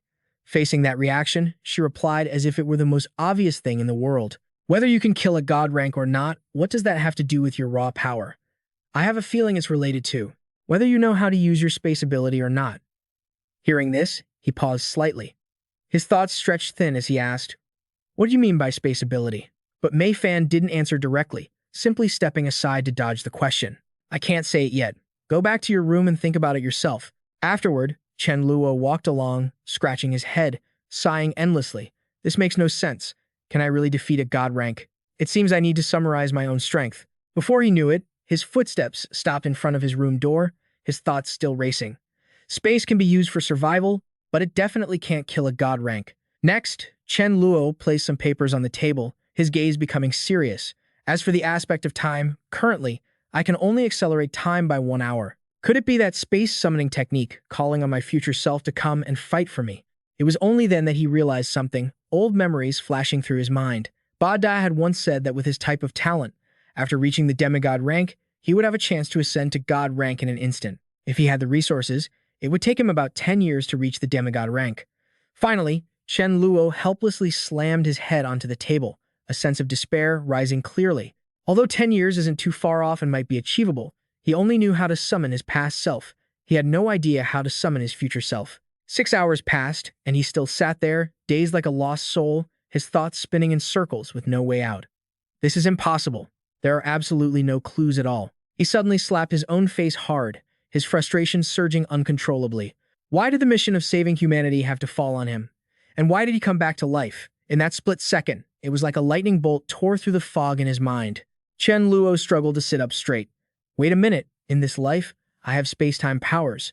Could it be that I didn't in my past life? Is it possible I awakened time powers back then without even knowing it? His expression darkened as deep, hidden memories were dragged back to the surface. He remembered, in his past life, while he was burying himself, every detail appearing as clearly as if it were yesterday. Every detail, every emotion remained vivid. Even the memory of crying miserably. Did living like that even have any meaning? If I was the only one who survived, how could I keep living like a transient ghost? I don't want to live like that. Someone, please, show up and accompany me. In his memories, the past version of Chen Luo had screamed in despair. But right now, where would anyone be? He really wished he could go back to the past when everyone was still alive, so there would be more good food. As soon as that thought flashed, all the pieces in his mind suddenly clicked into place, the deduction becoming clear, and his spirit lifting instantly. Could it be that I helped myself come back to life, using my memory of time and space? Going back 12 years, could it be that my past self had the power to turn back time? In the dead of night, a hearty, excited laugh suddenly echoed through the room. Chen Luo slammed his hand down on the table, his eyes blazing. I found a way to kill a god-level being. That great battle had to have left the god-level entity severely injured. A cold, cunning glint flashed in his pupils. If he wanted to do this, he had to reverse that being's time to the moment they were most heavily wounded. Chen Luo jumped to his feet, laughing with reckless abandon. By then, they'll barely be able to move, let alone resist. This was the way to kill a god-level being. A day earlier, Bala, the son of the god-level ancestor, was so panicked his entire body was trembling.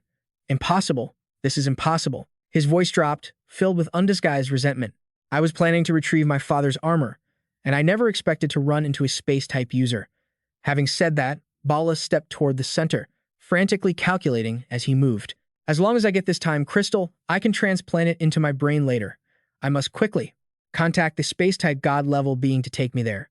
After a moment of hesitation, he turned to the crystal in front of him and called out, "Great Tisu, please, I beg you to help me get to Earth." From the surface of the crystal, the silhouette of a man slowly reflected, and a cold voice rang out, "Why do you want to go to Earth?" Bala's eyes dimmed, and with rare sincerity, he bowed deeply. "My father has fallen, lying on a remote planet. I want to bring his remains back." At this, Tisu replied in a low voice, "I don't harbor many emotions. I can understand your feelings, but even for me, transporting a demigod."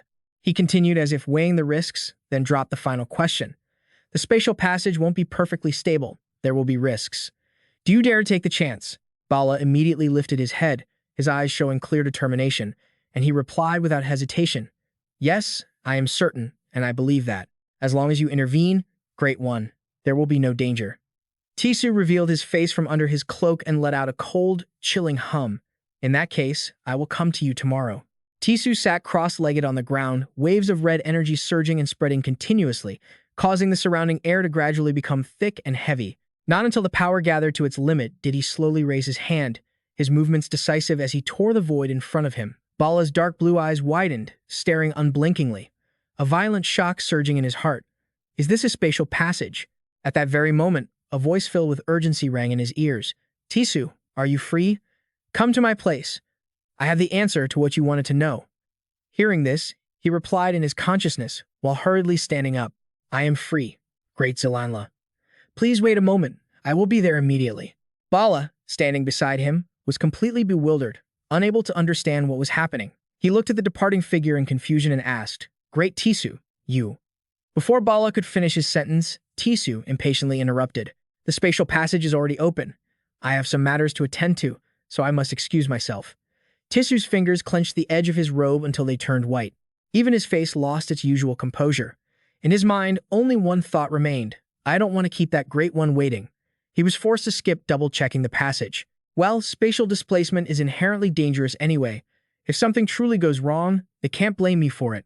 Completely unaware of Tisu's thoughts, Bala was still running after him enthusiastically. "Great Tisu, it's so rare for you to be here. Why not stay for a meal?" Before the words even left his lips, Tisu's figure had completely vanished, scaring him until his face turned pale. Moving at top speed, it took less than half an hour for Tisu to arrive. Hearing the call, Great Zilanla slowly turned her head, her voice as soft as a passing breeze. As soon as Tisu approached, he clutched his left chest and knelt solemnly on one knee. "I apologize, I am late." Tisu tried to maintain a calm expression, but deep inside he felt a surge of absolute adoration. Old proverbs said that destiny lies in karma. Great Zilanla was the one who held karma, a supernatural existence. Even though she was standing right in front of him, he didn't dare to look up out of respect. According to what he knew, anyone who acted against her would die a miserable death for one reason or another. Moreover, she didn't die but simply entered reincarnation, and her recovery was always very fast. Feeling her hand rest on his head, Tisu immediately displayed his most obedient demeanor. For years, he had acted like a servant at her side, just so he could get a little closer, just to know what his own karma was, so he could avoid it. Thinking of this, he couldn't help but feel a bit anxious as he spoke. "Please, give me the answer." Zilanla spoke in a tone tinged with pity. "I see that in the future, you will have a life or death battle with someone who possesses space-type powers, and you are very likely to die at that person's hands." Tisu looked up in disbelief. "I will die?" He opened his mouth wide, and it took a long time for him to dryly ask, "Then who is he? Where is he?" She only shook her head gently. "I don't know that either, but according to my intuition, you will hear news of that person soon." As his body slowly stood upright, Tisu's bright red eyes gradually turned icy. "I understand. Thank you, Great Zilanla, for clearing up my confusion. I will definitely investigate that person thoroughly and nip the threat in the bud." Meanwhile, at the Dawn City base, an excited voice suddenly rang out. "Chen Luo, I feel like that demigod encountered an accident during the displacement." Myfin had barely run to the door before she couldn't help but cheer. "He is heavily injured and is no longer a threat to you. Hearing this, Chen Luo immediately bolted up from his bed, hurriedly questioning, "And what about the god-level entity? Is there any news yet?" Mentioning this, her face instantly became serious, and she warned him once more. That god-level being is about to appear, but to deal with him, you must choose the right time. No matter what he does or says, you must be patient. Wait for the right moment. His shimmering blue eyes unconsciously widened as he stared at the person in front of him. Then, when is the right time? My Fin brought her hand to her chin and thought seriously. "I don't know, but when the time comes, you will surely know. Remember, you must wait for the perfect moment. Otherwise, there will be no chance to fight back." Seeing her so concerned, Chen Luo pressed his lips together and nodded solemnly. "I understand." As soon as he finished, My Fin regained her cheerful demeanor and stepped forward to take his arm. "Let's go. I'll take you to the displacement point to take a look." Meanwhile, on the other side, energy formed a crystal block, enveloping Timan. At that very moment, she suddenly opened her eyes, her eyebrows knitting together dangerously. "Why do I feel the fluctuation of spatial displacement energy? Could it be the descendant of that guy, Aobian, coming to find him?" Thinking of this, the corners of Timan's lips curled up, and she raised her hand to shatter the energy crystal. What a pity. I already got rid of him. Of course, if it weren't for his protective armor, he couldn't have injured her. She slowly stepped out, maneuvering a blue surge of power around her body. "After healing for so long, my wounds have finally closed. Now, I should go find Albuen's armor." After pondering for a moment, Timan quickly decided to head to the location where the spatial energy fluctuations were detected. Upon arriving at the displacement site, Chen Luo couldn't help but exclaim in shock, "My God, was his body crushed by spatial force? Could he be that demigod? Landing like this is truly pathetic." Myfin, standing behind him, just shrugged nonchalantly. "I already told you, he is just a loser, not even worth caring about." He slowly walked closer and squatted down, his hands trembling unconsciously with excitement. A corpse, sent from thousands of miles away. "Thanks for that. The giant plant can finally have a full meal this time. Meat scraps +1. While focused on looting, Tian suddenly appeared behind him. A chilling sensation ran down his spine, making it difficult for Chen Luo to turn around. Where did this person come from? Could she be the god-tier person that Mei Fan mentioned? Instantly, Chen Luo trembled under the pressure surrounding Tian. Just one look was enough to make him unable to resist. God-tier beings are terrifying. She only glanced at him before walking toward the pile of meat scraps. This aura was right, very similar to Abaddon, a descendant of his. Probably also a demigod. Why did he die so miserably? Tian's eyebrows furrowed tightly as she thought seriously.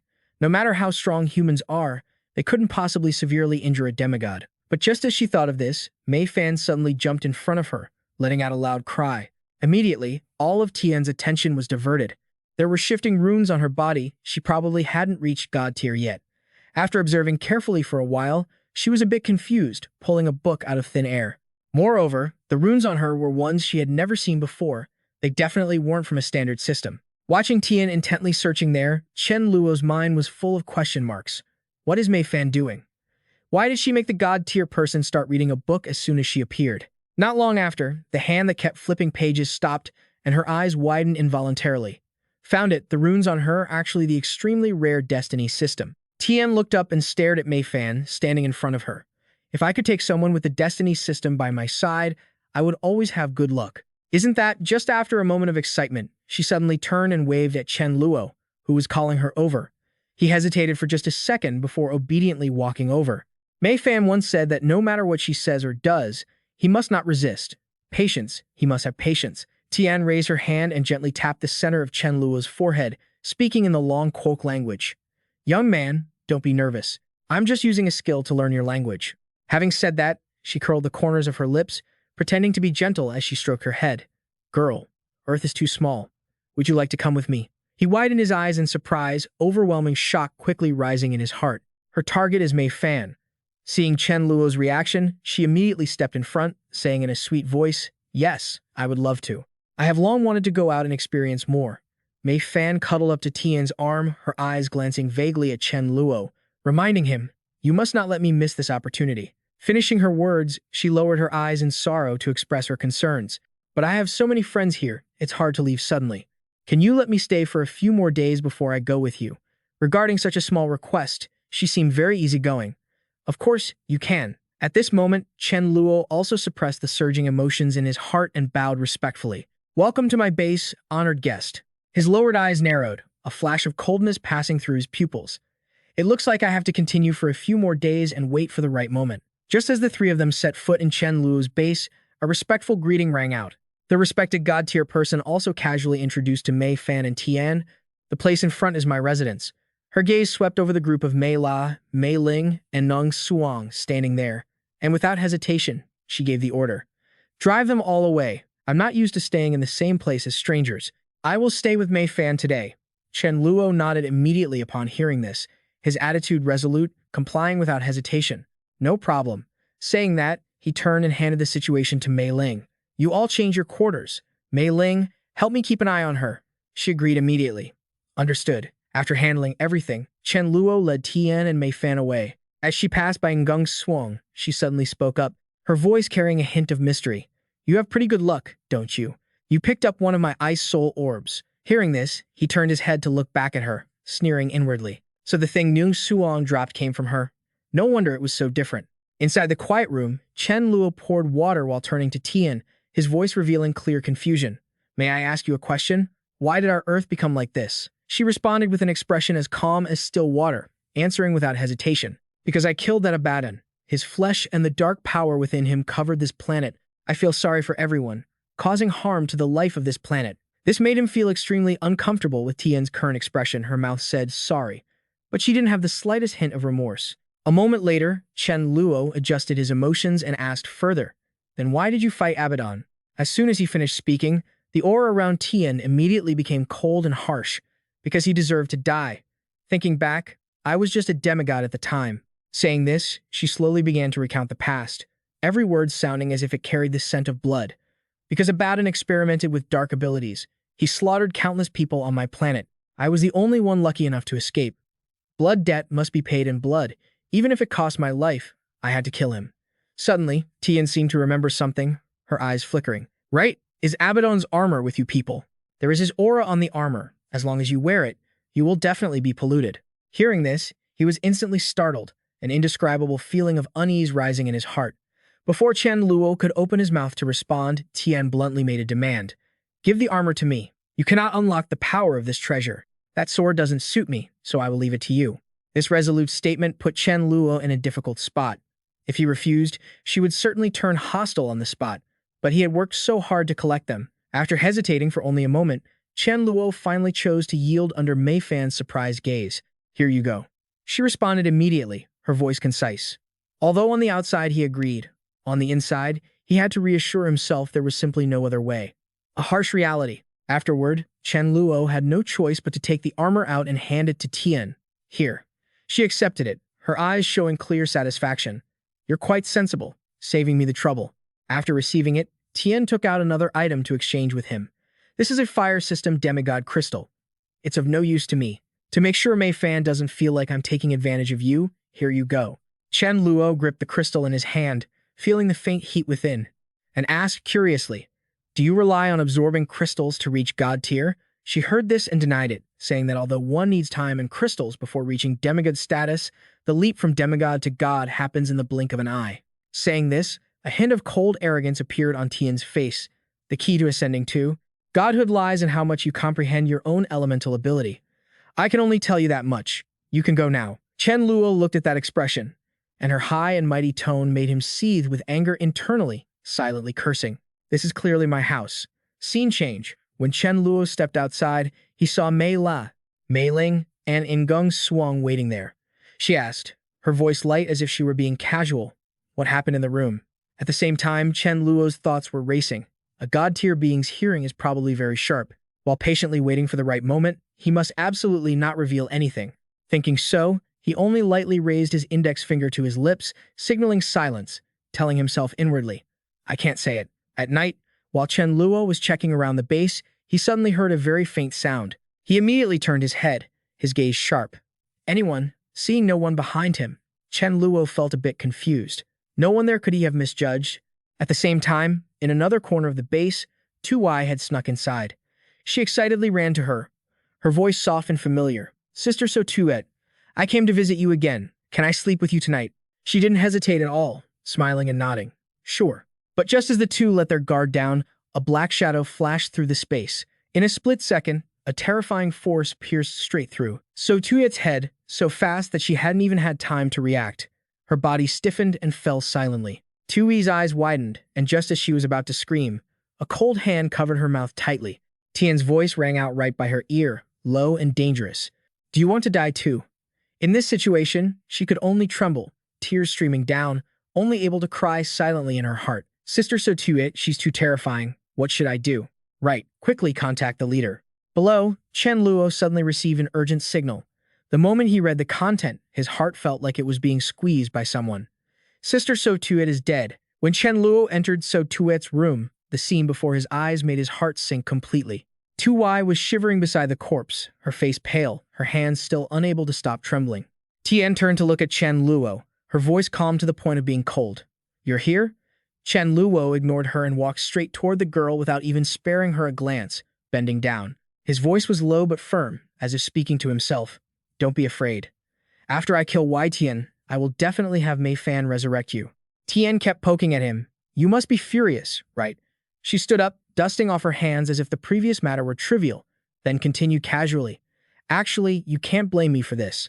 Who told you that space-time crystals are so precious? So, I can only apologize.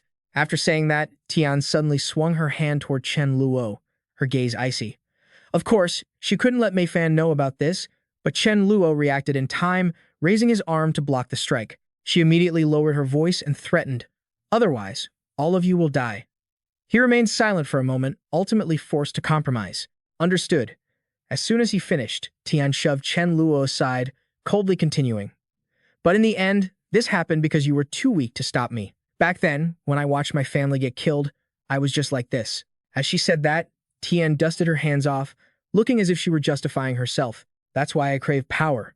Because of power, I can stop at nothing. Only by grasping absolute power can I master my own destiny. As she walked past, Tian continued to lecture Chen Luo. Big fish eat little fish, the strong are honored.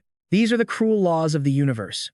He lowered his head and replied in a low voice, I understand.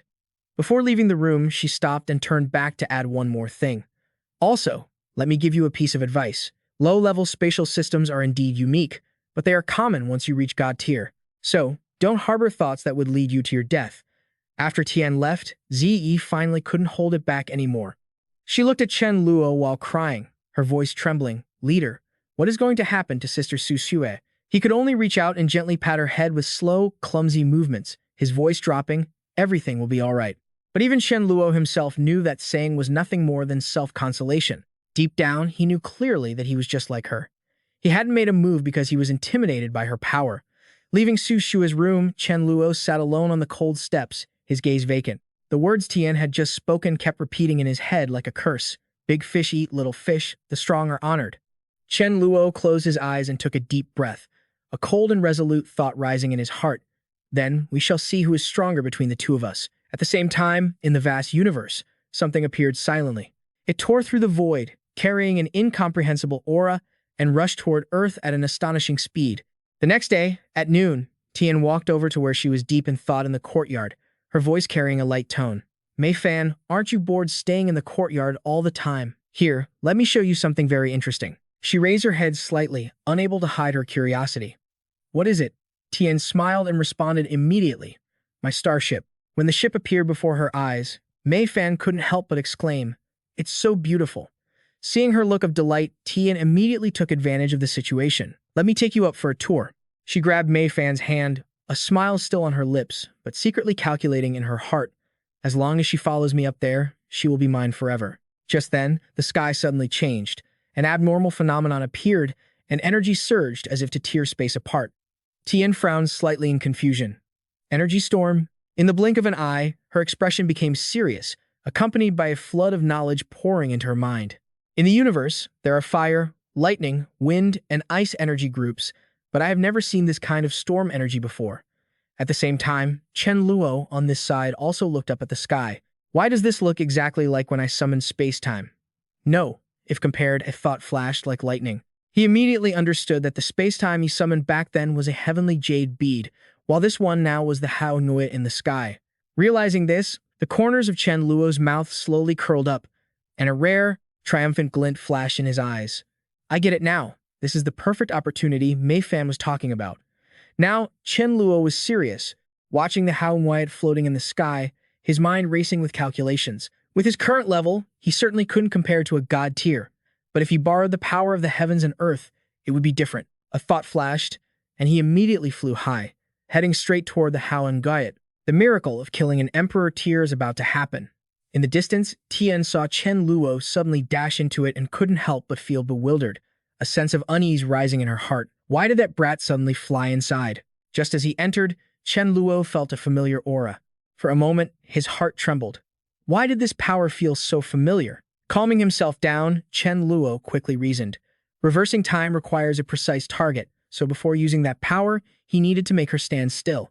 Immediately after, his body suddenly emerged from the Howling Yuet, appearing in midair, his voice resounding decisively. Time. Stop. In an instant, Tian's entire body froze stiff. Her consciousness was still clear, but her body had completely lost the ability to move. Terror immediately spread. What's going on? Why can't I move all of a sudden? Before she could understand what was happening, Chen Luo raised his hand, power converging, and a giant blade gradually appeared, followed by his low voice, time-slashing blade. Immediately after, the blade's light tore through space and struck straight through her body. The aura of time surged in. Continuing his action, he said coldly, "Let's begin." Having been hit by the time reversal attack, Tian screamed in pain. She was extremely bewildered, her panic undisguised. "What exactly have you done to me?" Under the continuous pressure, Tian couldn't take it and knelt on the ground, memories and familiar sensations surging. Why has the curse that Ao Buen placed on me before he died appeared again?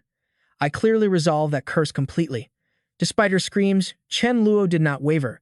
He directly summoned the Fa Wang. Upon hearing Chen Luo's call, he appeared there immediately.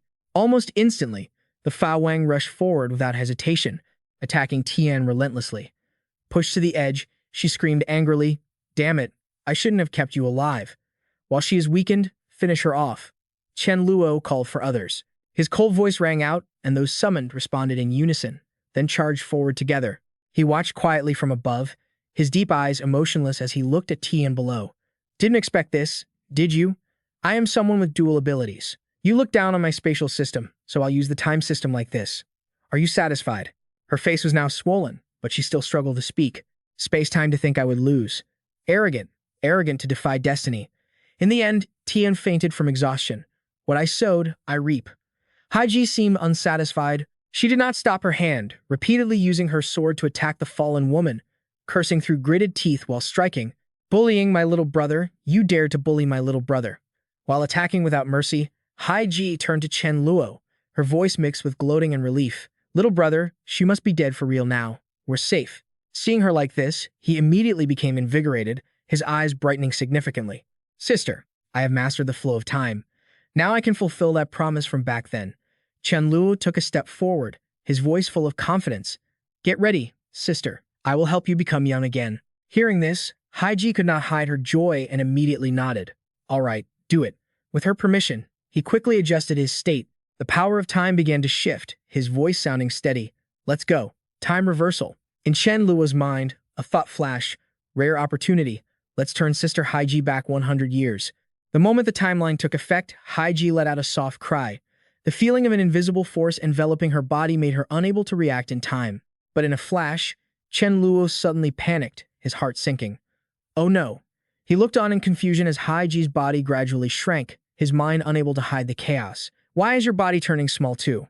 Seeing her figure continue to shrink without signs of stopping, Chen Luo really started to panic, a terrifying thought appearing in his heart. Did I accidentally turn her back into her original form?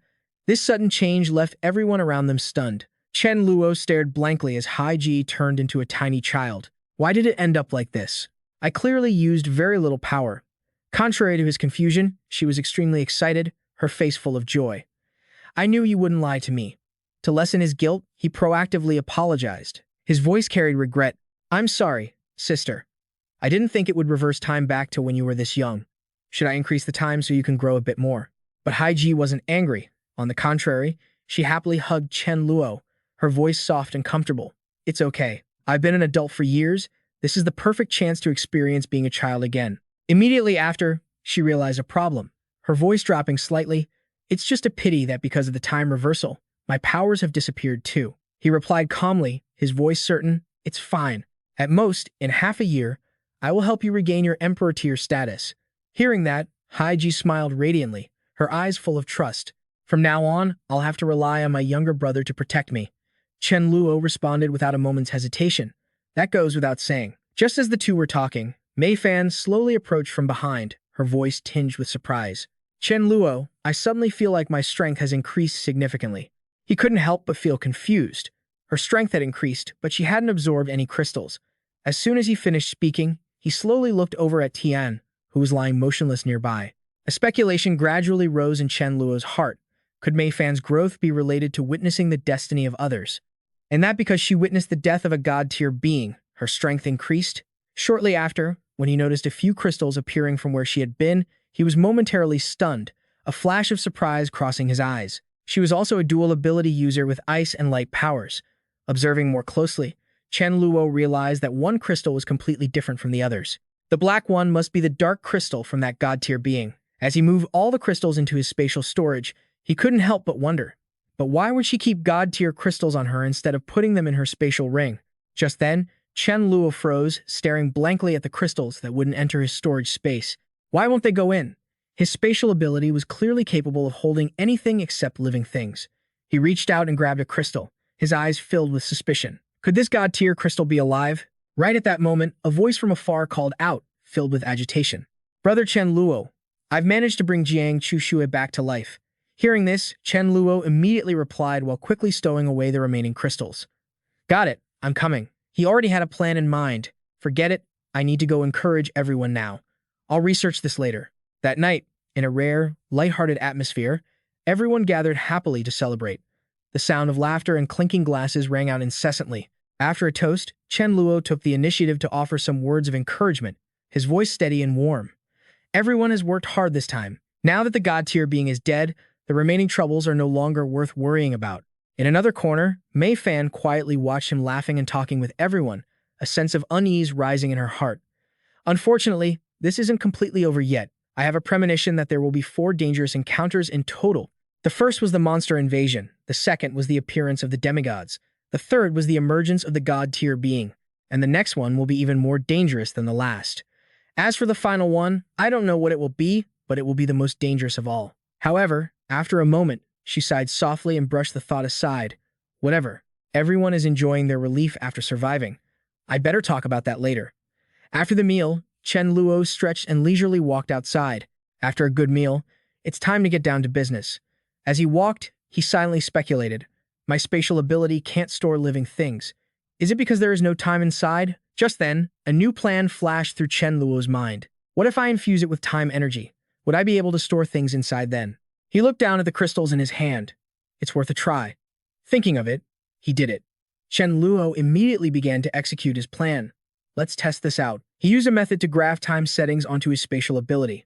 A moment later, as he felt the changes occurring, joy spread across his face. Great, it worked. I've successfully added time. Next, Chen Luo carefully moved the crystals into the space. How about this time? The result was a failure once again. All right, but these 2 crystals can't be considered living things. Let me try finding a bird and putting it into sea. While he was still deep in thought, a shrill scream suddenly rang out from outside. "Big brother!" He was startled, and his expression immediately changed. "Wan Jiangui, why is he crying so miserably? Did something happen?" After Chen Luo arrived, he saw Jiangui sobbing uncontrollably, his face covered in tears and snot. "Big brother, I've bled and suffered for you, and I've achieved great merit. Now, I have only one request, and I hope you'll agree." But he was too used to this, so he just spoke calmly. "What is it?" Jiangui clung to his leg, his voice earnest and almost begging. "Big brother, please let Xu Yun get engaged to me." The moment he heard that name, Chen Luo's expression darkened, and a chilling aura silently leaked out. "You want to get engaged to Xu Yun? Did Xu Yun agree to this? Are you drunk?" At this, Jiangui looked up, his puppy dog eyes wet with tears as he whined. "Xu Yun is strong, but she's currently little Wan is also a talent worthy of her." Before he could finish his sentence, Jiangui was sternly reprimanded by Chen Luo. "You kid, you've got some nerve." Xu Yun was wounded in battle precisely because she was protecting everyone, protecting a good-for-nothing like you. Hearing this, he immediately panicked, frantically trying to explain while swearing his devotion. "I know, big brother. For the rest of my life, I will treat her well." Please help me. Chen Luo's attitude slowly turned sinister as he listened, a flash of calculation in his eyes. Then, do me a favor first. He had already weighed his options. This guy was currently of no use anyway. I was planning to use a chick for my experiment, but a chick isn't nearly as useful as you, Wan Jiangui. Without waiting for a response, he coldly pointed toward the strange spatial gate floating before them. Get in. Jiangui immediately hesitated, his voice trembling. Big brother, is this safe? But he had no choice when Chen Luo gave him a swift kick, sending him right in. Enough talk. As soon as he was thrown inside, the dark, gray, gloomy space made Jiangui terrified enough to wail. Big brother, let me out. He pounded his hands against the invisible barriers on both sides, but it was to no avail. Big brother, please let me out of here. Chen Luo just tightened his grip slightly, and the spatial gate immediately began to manifest magical visions. He thought to himself, I've got a free lab rat who came looking for trouble. How could I let him out so soon? I'll observe him for a few more days. If this kid dies, so be it. If he doesn't, he can consider himself lucky. 3 days later, Jiangui was so exhausted he couldn't even stand, yet he still kept shouting for help. Big brother, if you don't let me out, I'm really going to die in here. Perhaps even the heavens couldn't stand it anymore. After screaming until he was hoarse, the spatial gate finally opened. The sudden suction pulled him out before he could even react. The overwhelming joy of his escape meant Jiangui cheered at the top of his lungs. I'm out. I'm finally out. Unfortunately, before he could enjoy his good fortune, a new disaster immediately befell him. In front of him stood 3 people, fists clenched, eyes filled with murderous intent. So it was you, the one who pressured our big brother into letting you get engaged to Shu Yun. Daring to make such a request shows you don't care about us at all, right? Before the words were even out, one of them lost patience. Brothers, stop talking. Beat him. They swarmed him, causing Jiangui to immediately beg for mercy. I won't dare do it again. Meanwhile, Chen Luo stood in the distance, arms crossed, his expression as calm as if he were watching a familiar play. Those 3 were all suitors of Shu Yun. They were likely going to hit him hard. Consider this a lesson for him. He stood casually, leaning against the wall, intently studying the items in his hands. If my spatial ability is effective, I must take the chance to improve and expand it. That way, if we encounter an unstoppable danger in the future, I can at least lead a few comrades to safety. Just then, a series of heavy, rumbling sounds echoed, causing Chen Luo to be instantly alert. He quickly left his hiding spot to scout. What's that noise? As soon as he poked his head out, a bizarre scene appeared before his eyes. A massive spirit tree had uprooted itself from the ground and was running past. Chen Luo's eyes widened in amazement. An ancient tree, can it move on its own like that? Driven by curiosity, Chen Luo didn't hesitate to fly over to strike up a conversation, his tone even sounding a bit familiar. Hey, tree brother, where are you going in such a rush? The spirit tree stopped immediately, its voice full of irritation. Obviously, I'm looking for you. As it turned out, it had come now to remind Chen Luo of an old debt. Because you participated in the battle, I gave you a lot of fruit last time. You clearly promised me that after the battle ended, you would feed me nutrients and replenish the amount of fruit I gave you, but you still haven't shown up. Only then did he hurriedly take out an item to appease the other party, explaining as he handed it over. I'm sorry, I had some things to do, so I'm late. Let's start. Eat slowly. I'll sit right next to you. However many you want, I'll give you. The spirit tree, without a shred of suspicion, gathered everything in front of it. Meanwhile, Chen Luo had already secretly made a decision of his own. As for the fruit, Chen Luo's lips curled up, a smug smile he couldn't hide on his face. I won't be leaving a single piece of fruit for you. After eating his fill, the spirit tree laughed heartily, its tone filled with satisfaction. The quality of the nutrients in this food is truly high. I didn't expect it would help me bear fruit so much and so quickly. At that very moment, Chen Luo silently activated a technique behind his back. The surrounding space shuddered and then instantly became stagnant. Time stopped, and the spirit tree froze in place.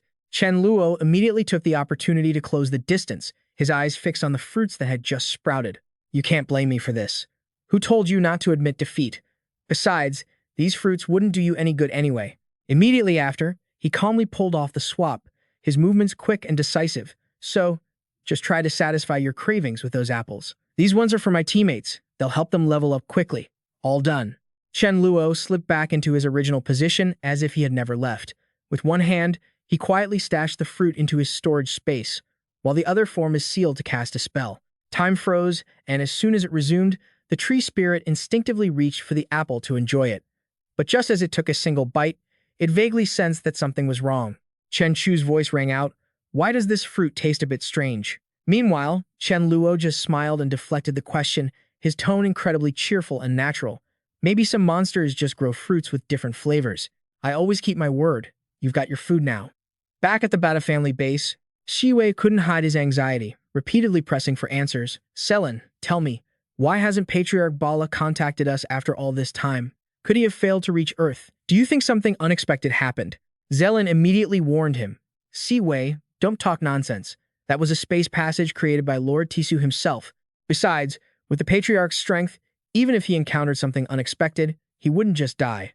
Despite saying that, a feeling of indescribable unease rose in the heart of the Bata family elder, Zelen. His gaze darkened, and his voice slowed. But I have a bad feeling about this. Patriarch Bala most likely ran into an ice-type god-tier expert. No, I must go find Lord Tisu and tell him about the time-type crystal. This time, it was the Bata family elder Shiwei who snapped back, his voice filled with fear and anger. Are you crazy? If he gets involved, will that time crystal still belong to us? Even so, Zelen insisted that this was the right course of action. He argued that only the time-type crystal could persuade Lord Tisu to help them track down Patriarch Bala. He even spoke with a heavy tone about the dire consequences. Patriarch Bala is currently our family's strongest asset. If anything happens to him, the Bata family will be completely ruined. Finally, not waiting for Ziwei to say more, Zelen rushed off. The Bata family could not afford to lose. He didn't want to take the risk. Even Ziwei was eventually convinced by the cold, hard logic. Fine, you're right. I'll go with you to find Lord Tisu. Meanwhile, standing before Tisu were three god-tier figures, Snake Mother, Huang Yao, and Lei Xiao. Tisu, you specifically invited the three of us here for what? Is it because you have too much money to spend? Besides, we've been waiting for days and nothing has happened. Hearing their disrespectful chatter, Tisu coldly interjected. I'm paying, you're doing the work. Don't ask so many questions. Wait another day, I'll pay you for another day. I'm not in a rush, why are you? Just then, a maid stepped forward respectfully and announced, Master, two elders from the Bata family are asking to see you privately. Tisu immediately ordered, take them to the secret chamber to wait for me. In the secret chamber, Zelen and Shiwei knelt and explained thoroughly, Lord Tisu, this is the reason why our Patriarch Bala rushed to Earth. Furthermore, based on what we know, to obtain the time-type crystal, one must first defeat a space-type native on Earth. Zelen's expression was extremely earnest, adding, he is a genius. According to the intelligence we received last time, he hasn't fully mastered his abilities yet. It seems he can't use them to their full potential. Tisu was lost in thought. As expected, Lady Ziluolan was right. Just by staying put, I've learned about this space-type user. It's a pity that no matter how talented he is, he won't have the chance to show it. I must kill him while he is still weak. After a silence, he finally reassured them, I understand. Once this is successfully concluded, I will definitely reward the Bata family. Zelen replied sincerely, thank you, Lord Tisu. But Tisu, there is another concern on my mind. It was unfortunate that the space passage he created could not yet guarantee the absolute safety of God-tier transit. But traveling by spaceship is the same. It will take at most 2 months to arrive. Back in Lusheng, Chen Luo couldn't hide his panic upon receiving the news. What? The danger isn't over yet. Within 2 months, I'm at risk of something even more terrifying than Yi Timin. My face stood beside him, remaining calm as she confirmed, that's right, so you absolutely cannot let your guard down. Hearing this, Chen Luo grew even more anxious. But with so little time, I can't reach the god tier. What should I do? However, she gently encouraged him, her eyes filled with trust. Don't worry, we'll cross that bridge when we get to it. Once his spirit gradually relaxed, Chen Luo softly patted Mifei's head, his voice deepening. I suppose that's all I can do. A plan quickly formed in his mind. Preserving his life was the most important thing. It seems I have to use this time to improve my space ability. 57 days later, a spaceship quietly approached Earth. Through the control screen, Tisu looked down at the familiar blue planet and smiled triumphantly. Earth genius, your death has arrived. The spaceship continued to move slowly through space, and inside, voices echoed. Tisu, you hired us 3 god tiers, plus a dozen semi-gods. Snake Mother asked out of curiosity, making such a big fuss. What is this all for? Does this poor Earth even have god tiers? But Tisu only coldly commanded, call the others here. I will explain it to you all at once. Before long, everything he needed to convey reached them. That's how it is. Lady Ziluolan's predictions had never been wrong, so he wanted to thoroughly eliminate the person who would become his god-tier enemy in the future. However, Snake Mother had a different idea and suggested, is it possible that because you came looking for him, he will later become your top enemy? If nothing has happened yet, why not try to befriend him? But this suggestion only earned Tisu's open contempt. Friend, what are you talking about? In this universe, there is no such thing as eternal friends. He is not even prominent yet. With the four of us, god tiers plus the semi-gods isn't killing him as easy as pie. Why bother pretending to be friends? Not wanting to drag out the conversation, he waved his hand and left. In short, wipe out all life on Earth, don't let even a chicken or a dog escape. Huang Yao shouted clearly, yes, understood. Returning to Lucheng, Chen Luo was also laying out the emergency situation. The danger this time is extremely perilous. Everyone, please hide in my space for a while. When it's all over, we will bring you back out. Mai Fei, just poking her head out from the space gate, warned him. Look at you, remember to wear your armor. Hearing that, he reassured her. Okay, I will try to survive. Then, he sat cross-legged to cultivate. Spiritual energy from his hands moved around Chen Luo's body. Come on, final danger. Let me see how formidable you really are. At the same time, in the skies above Earth, Tisu's spaceship finally arrived and announced to everyone. The ship is preparing to land. As soon as he stepped off, he got straight to work. Snake Mother, go find him. She eagerly accepted the order. Fine, leave it to me. In her mind, she quickly deduced. Based on what Tisu said, this Earth native is only at the Emperor or Monarch level, so I only need to look for beings at those two levels. Her eyes remained fixed as she activated her clairvoyance. The signals merged into a blazing fire, making Snake Mother rejoice, found him. A Monarch-level fluctuation. An image of Chen Luo focusing on his cultivation appeared, surprising her for a moment. She then turned to warn them, Tisu, I don't think a surprise attack will work. If I'm not mistaken, he's wearing Aoboin's armor. How do you intend to kill him? The information provided also shocked Tisu. What? He's wearing armor even when he's not in danger? Is he crazy? He immediately started guessing. Aside from people extremely afraid of death, he had never seen anyone wear armor so constantly. He couldn't have predicted his arrival, either. Is this guy that's scared of dying? But he still decided to act. Forget it, he has to die regardless. Eliminating a monarch level like him, I alone am enough. You guys guard the perimeter to prevent any mishaps. The group, including Snake Mother, Huang Yao, and Lei Xiao, moved quickly. Understood. Before long, Tisu had silently appeared behind Chen Luo. If he can walk on air, I have to be careful. He locked down the space and then used void suppression, causing Chen Luo to open his eyes, feeling the heavy pressure. Chen Luo still had the strength to stand up, his heart filled with relief. That was close. If it weren't for the armor absorbing that pressure, I would have died instantly. While Tisu was smugly walking on air, he said, You can't escape. He clenched his fist to increase the pressure, but Chen Luo just looked at him blankly. Is this move space suppression? The person who came is actually a god-tier space expert. Chen Luo also used the airwalk to escape the danger. I can't fight him, but surely I can run? However, the path was blocked, which surprised Chen Luo. A barrier. Nevertheless, Chen Luo quickly regained his composure. Luckily, I've encountered plenty of barriers in my past life, so I have some experience in getting out. But Thitu had already closed in from behind and threatened, hand over your armor, and I'll stop giving you a hard time. His demand caught him off guard. Why did this guy start stripping others the moment he appeared? He started searching for an escape route, and in a flash, Chen Luo vanished before Thitu could even react. I don't like making friends with scumbags. Goodbye. He felt quite smug after outsmarting him. Relying on a barrier to trap him was impossible. Sure enough, the guy was so shocked his jaw dropped, his mind screaming. How could he possibly escape my spatial lock? This was illogical, no way. Absolutely no way.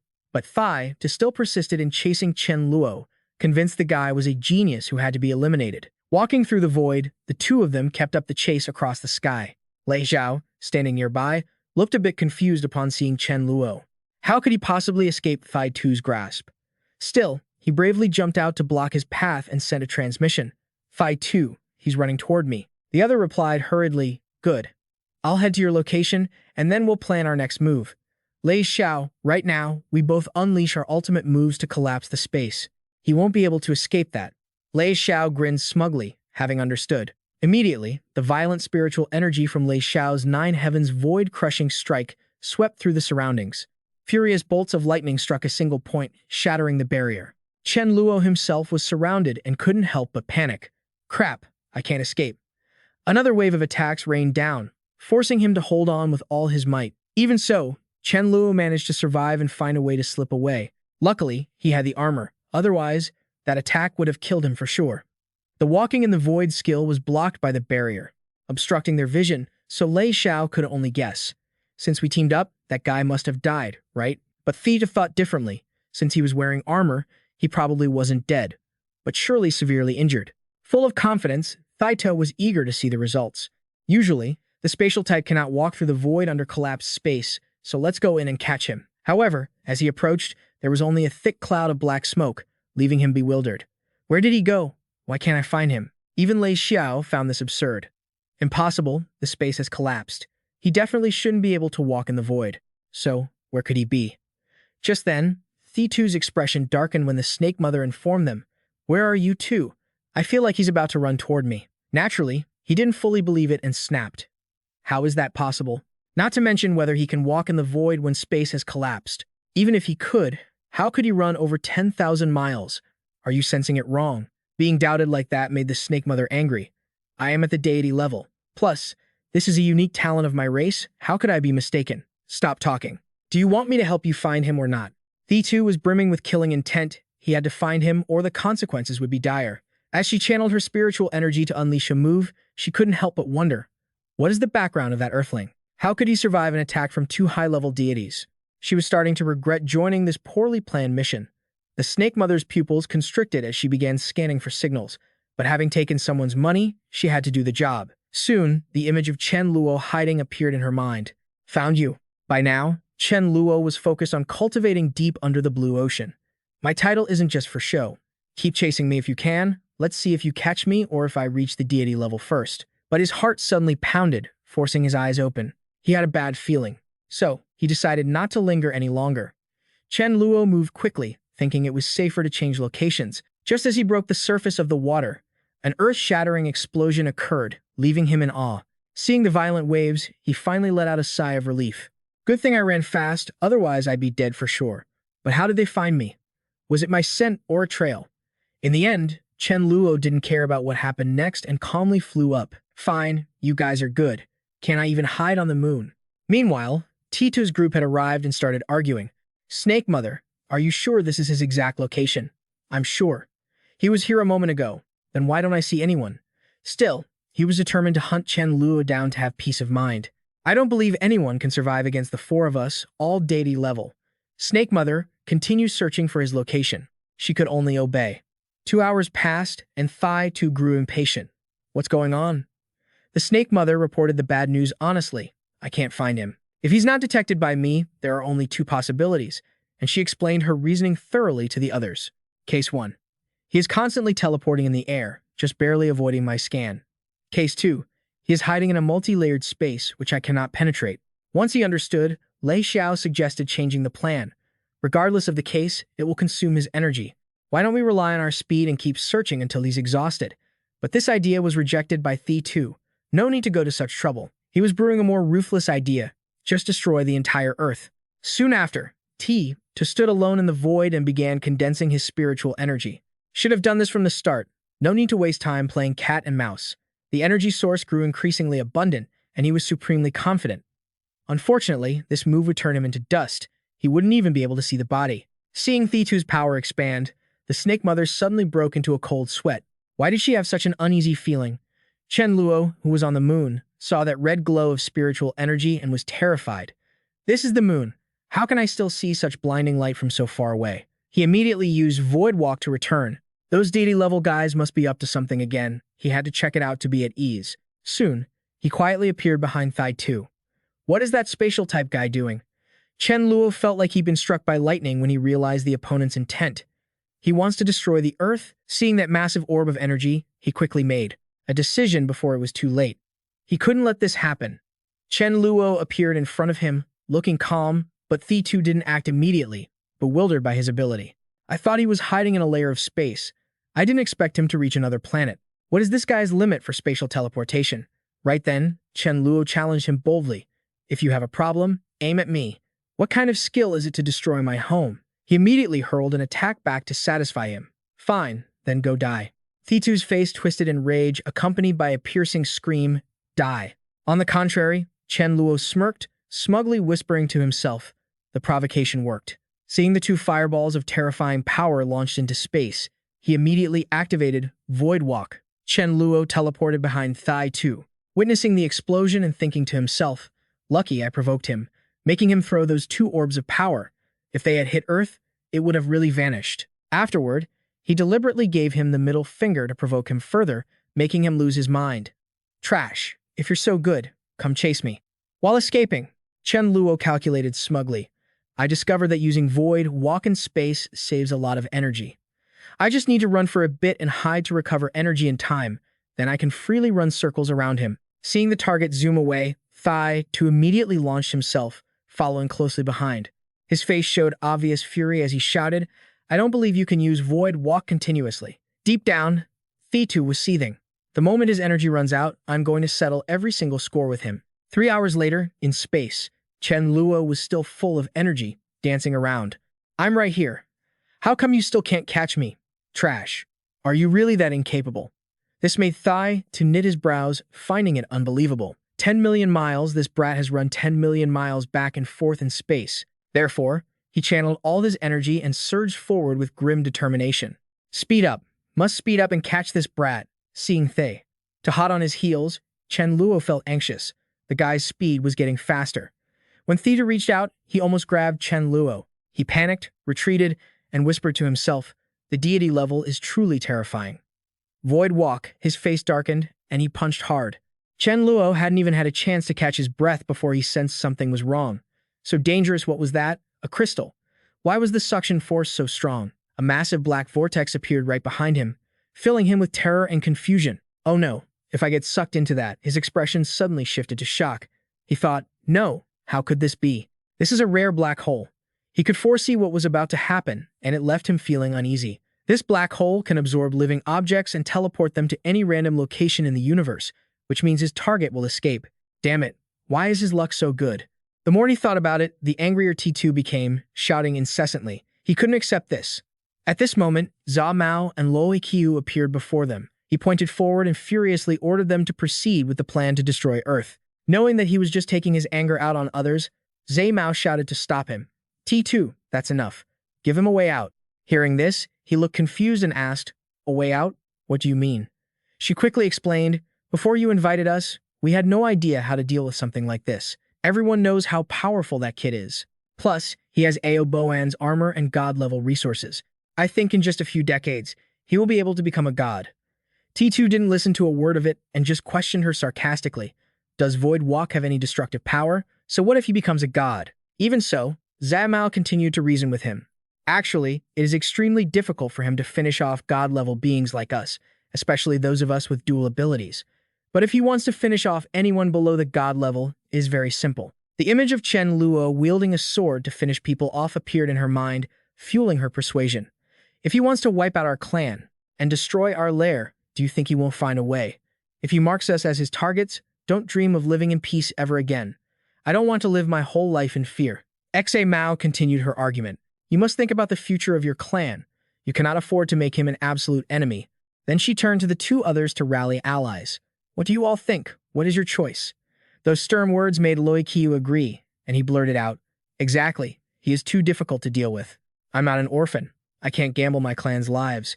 Hoang Juoi shared the same view, and added, my precious daughter just grew up.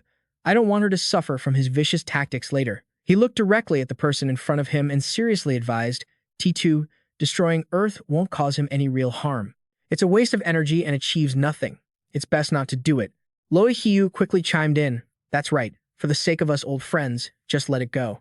Seeing the three of them opposing him, he was shaking with rage. In his mind, he roared, it's exactly as they say, when faced with interests, what kind of friends are these? Next, T2 stopped holding back and shouted, look at how terrified you all are. It's so embarrassing for god-level beings. We just need to find the time system, learn how to stop time, and we can counter him. As soon as he said that, he thought to himself, isn't there someone with a time system on Earth who can stop time? Before boarding the spaceship, T2 secretly planned to return to Earth to find that time system user once he recovered his strength. Then he coldly told the three other god-level beings that since they weren't on the same path, they should part ways here. Knowing the situation was unsalvageable, Loi Qiu sighed. This friendship doesn't seem to be continuing. Xa Mao also responded decisively. If we aren't doing it, then that's it. As expected, there's no such thing as a free lunch. Taitu's money is indeed hard to earn. Hoang Zhenguoi brought up the most practical issue. Without the spaceship, it will take over a year to get home. Let's go. Their minds were in total chaos. and their faces showed clear helplessness. Meanwhile, in the vast universe, Chen Luo was thrown out by the black hole, spinning around and whispering in dizziness. So nauseous did that little crystal just forcibly teleport me. Soon after, he saw his outer armor shatter, and he muttered to himself, "The armor is ruined because of the mysterious teleportation power. I need to find another set of armor quickly." Suddenly, Chen Luo looked around, feeling uneasy.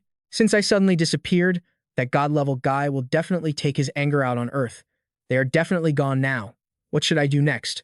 Am I just going to wander in this universe? He scanned all the planets in the galaxy. Suddenly, a place caught Chen Luo's attention, and he muttered in his head, "That planet over there doesn't look bad, does it?" So, he used Void Walk to head there. As soon as he landed, Chen Luo had to praise it in his heart. I didn't expect such a planet with fresh air to still exist in the universe. The scenery is beautiful too. He looked forward, scanning the area cautiously, and mused, "That cave is quite suitable to stay in. It's a pity I brought so many people with me. I probably can't all stay there together." Even so, Chen Luo had no choice but to bring the members out. As soon as they landed, Su Dazhu asked immediately, "Big brother, what's the situation?" Hong Dang also shared the same concern. "Lord Si Fao Wang, is the battle over?" Mi La showed concern and anxiety. "Chen Luo, are you okay?" Faced with a barrage of questions from everyone, he spoke to himself in his head to prevent them from being discouraged. The fact that Earth might have been destroyed shouldn't be told. Then he spoke up to reassure them, "I'm fine, but due to some reasons, we can only temporarily leave Earth. Just think of it as a vacation. This place will be our temporary stop." Hearing that, Hong Dang didn't think much and happily jumped into the water with excitement. "All right, leave the food to me." A moment later, she surfaced with a huge fish and shouted, "Lord Sifao Wang, please eat." Chen Luo smiled slightly but rubbed his chin, skeptical in his mind. They have good intentions, but who knows if that thing is poisonous? Can it even be eaten? Suddenly, he turned around and wondered, where is that cat sound coming from? It doesn't sound like Mei Fan. Immediately after, someone in the team grabbed the person with cat ears and dragged them in front of Chen Luo. "Look at this, I found something good." After seeing it, his expression was full of surprise, and he whispered, "A cat person?" The little kitten with big round eyes looked at Chen Luo pleadingly, as if wanting to say something. He secretly realized something. Right, this planet is a suitable place to live. It's not strange for other creatures to reside here.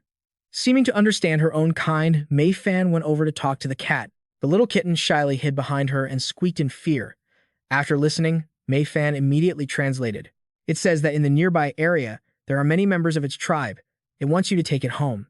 I didn't expect to understand all of it. Could it be that I'm a descendant of the cat people? Chen Luo's heart raced with excitement. Could it be that I've arrived at the legendary cat planet?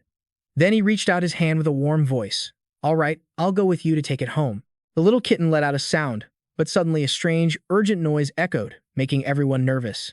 "What is that sound?" One member concluded that there were quite a lot of them, and another said worriedly, "Oh no, we're surrounded."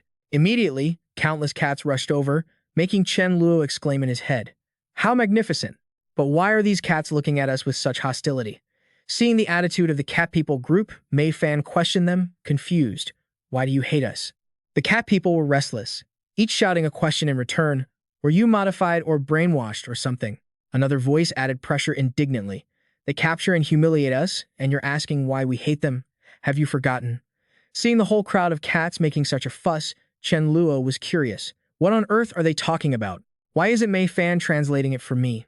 She seemed to have been assimilated, her face full of fury, shouting in indignation. Unforgivable. I didn't expect them to dare treat our cat people like this. Don't be afraid from now on. I'm here. I will protect you all. Seeing that attitude, he told himself, does Mei Fan really think she's a cat person? So Chen Luo called out, "Mei Fan." But before he could finish, he suddenly turned his head and realized something was approaching. A group of ferocious monsters hit Chen Luo's line of sight, so he quickly guessed, these guys are creatures that know how to form formations. Their strength is probably at least at the M level. They held weapons and shouted aggressively. "Who are you? Where did you come from?" "This place is one of Lord Tu Ma Kam's planets." The guy next to him declared in a dictatorial tone, "Cats are all the property of Lord Tu Ma Kam here. This is not a place you are allowed to come." Hearing that, Chen Luo finally understood. So this is an area for raising cat people. A lizard man bared his fangs and threatened, "I'm warning you, Lord Tu Ma Ham is a great demigod. If he punishes you, you won't be able to handle it." However, he calmly replied, "All right, then we will stay for a while and then leave." The leader shouted firmly, "No way.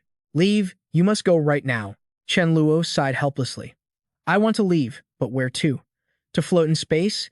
Instantly, he assumed a fighting stance and said arrogantly, "Have I been too polite?" Then came a thunderous punch that made it widen its eyes in pain. "I'm giving you some face, aren't I?"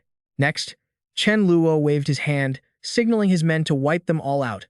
They shouted in unison, "Understood." As soon as the words left their mouths, a chaotic battle erupted, causing the birds in the sky to scatter in a panic. The crowd watched the scene unfold with wide eyes filled with awe. "This guy is so strong, he's amazing," a young woman exclaimed in surprise. "So, they weren't on the same side as those lizard people who were imprisoning and humiliating us," another voice said excitedly. "A guardian. He's the guardian sent by the heavens to save us." At this moment, Mei Fan wore a bright smile as she turned to reassure everyone. "We'll be staying here for the time being, but don't worry. As long as we're here, we won't let anyone bully you." Half a year passed in the blink of an eye. Chen Luo sat in meditation, deep in thought. "It's been half a year, and I've finally reached a critical point." A few seconds later, the crystal above him vibrated violently as he struggled to endure it. "As long as I ascend to the demigod level, becoming a god will be a breeze." Before long, it split into two, and Chen Luo continued to ponder. "Done. My ability has split into two. Each has become an independent power." Afterward, a terrifying surge of energy erupted from above Chen Luo's head, accompanied by a resounding shout. The energy was so immense that it sent shockwaves rippling through the surroundings.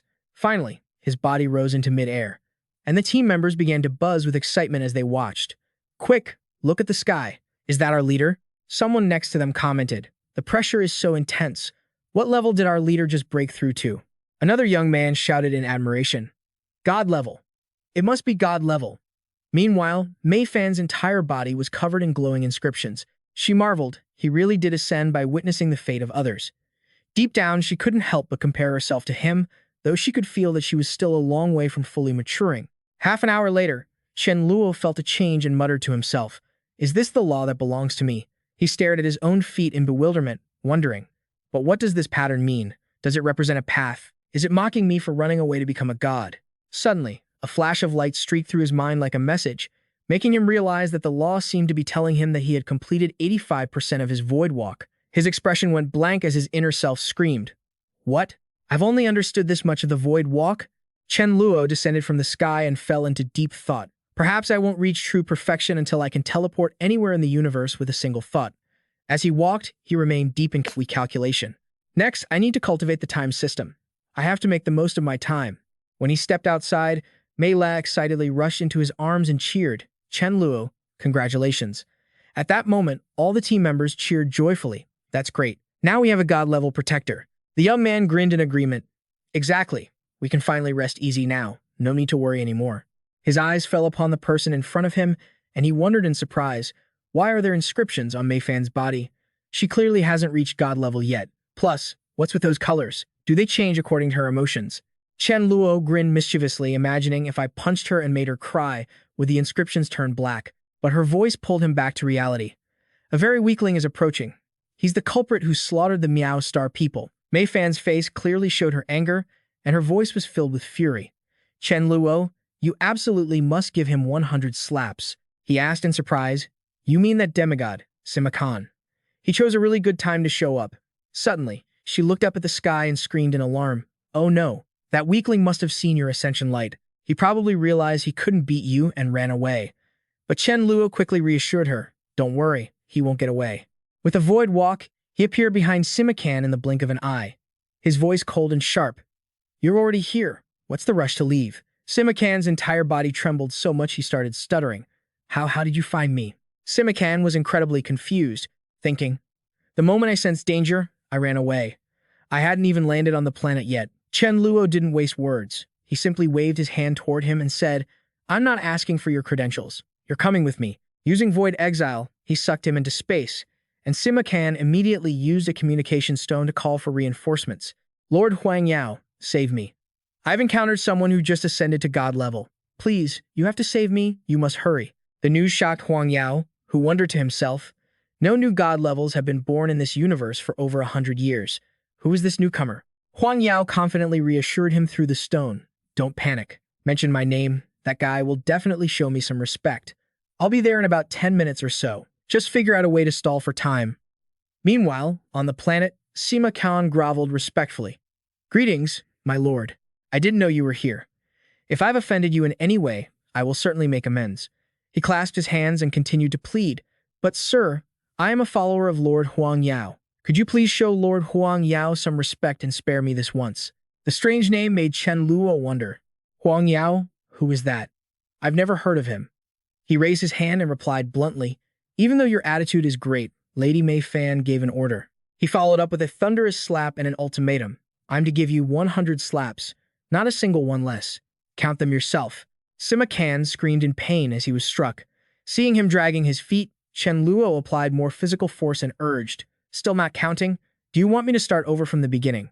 Sima Can swallowed his pride, weeping as he replied.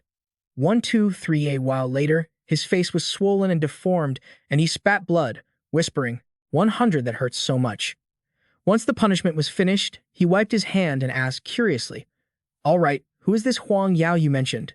Can you explain a bit? Sima Can sobbed as he explained, Lord Huang Yao is an Earth system god who ascended over 30,000 years ago. Knowing his identity, Chen Luo whispered to himself, so that's it. But it doesn't matter. There's no one I'm afraid to offend anyway. His current priority was to track down the space system god. He continued to probe for information.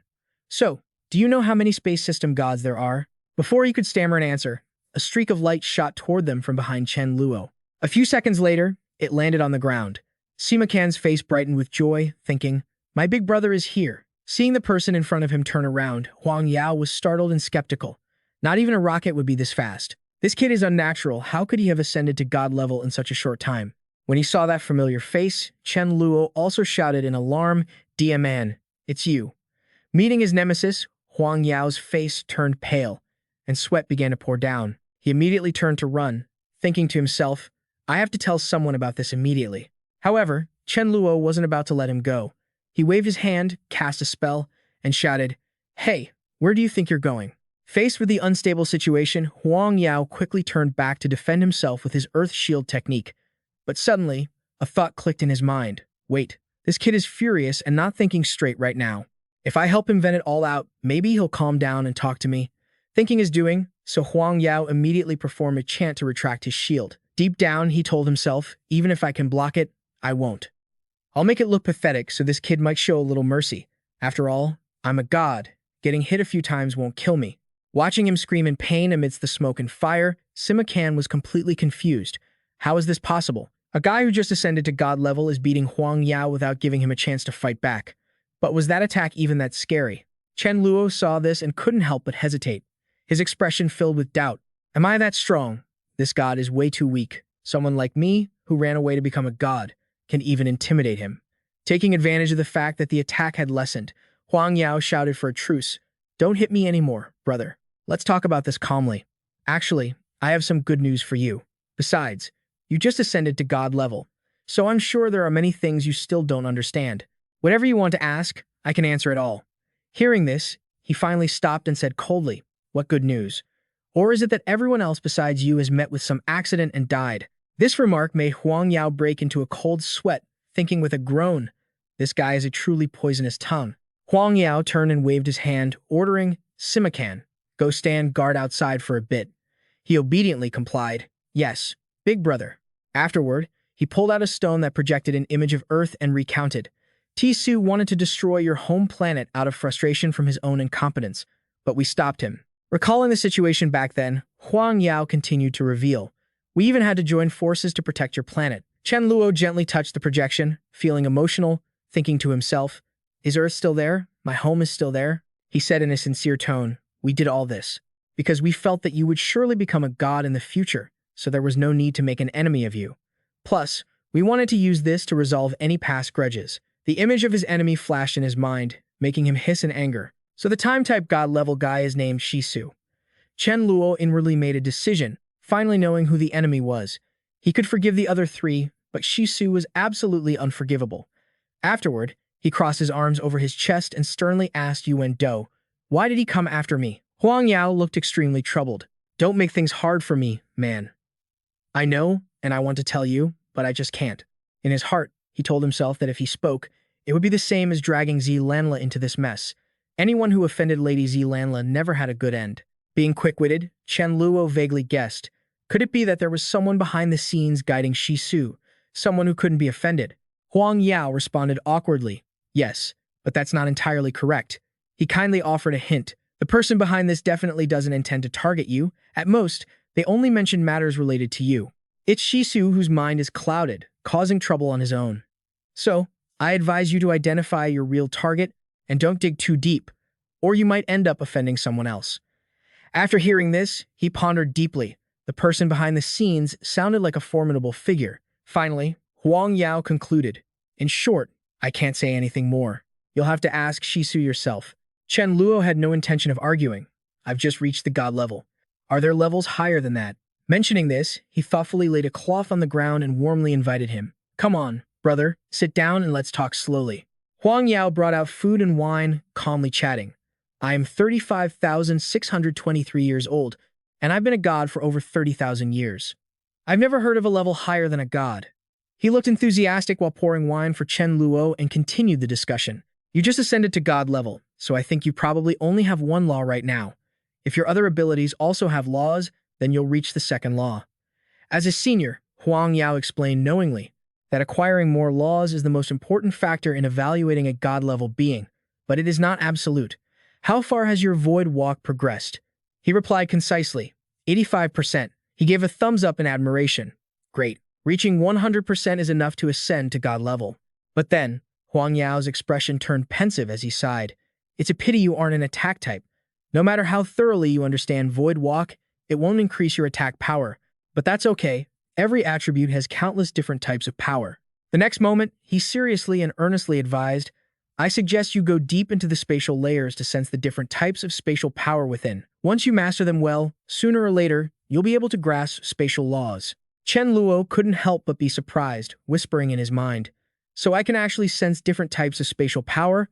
Doesn't that mean I still have a lot to learn? Amidst the clear space, while chatting leisurely, Chen Luo casually asked, by the way, have there been any precedents of dual ability users becoming gods?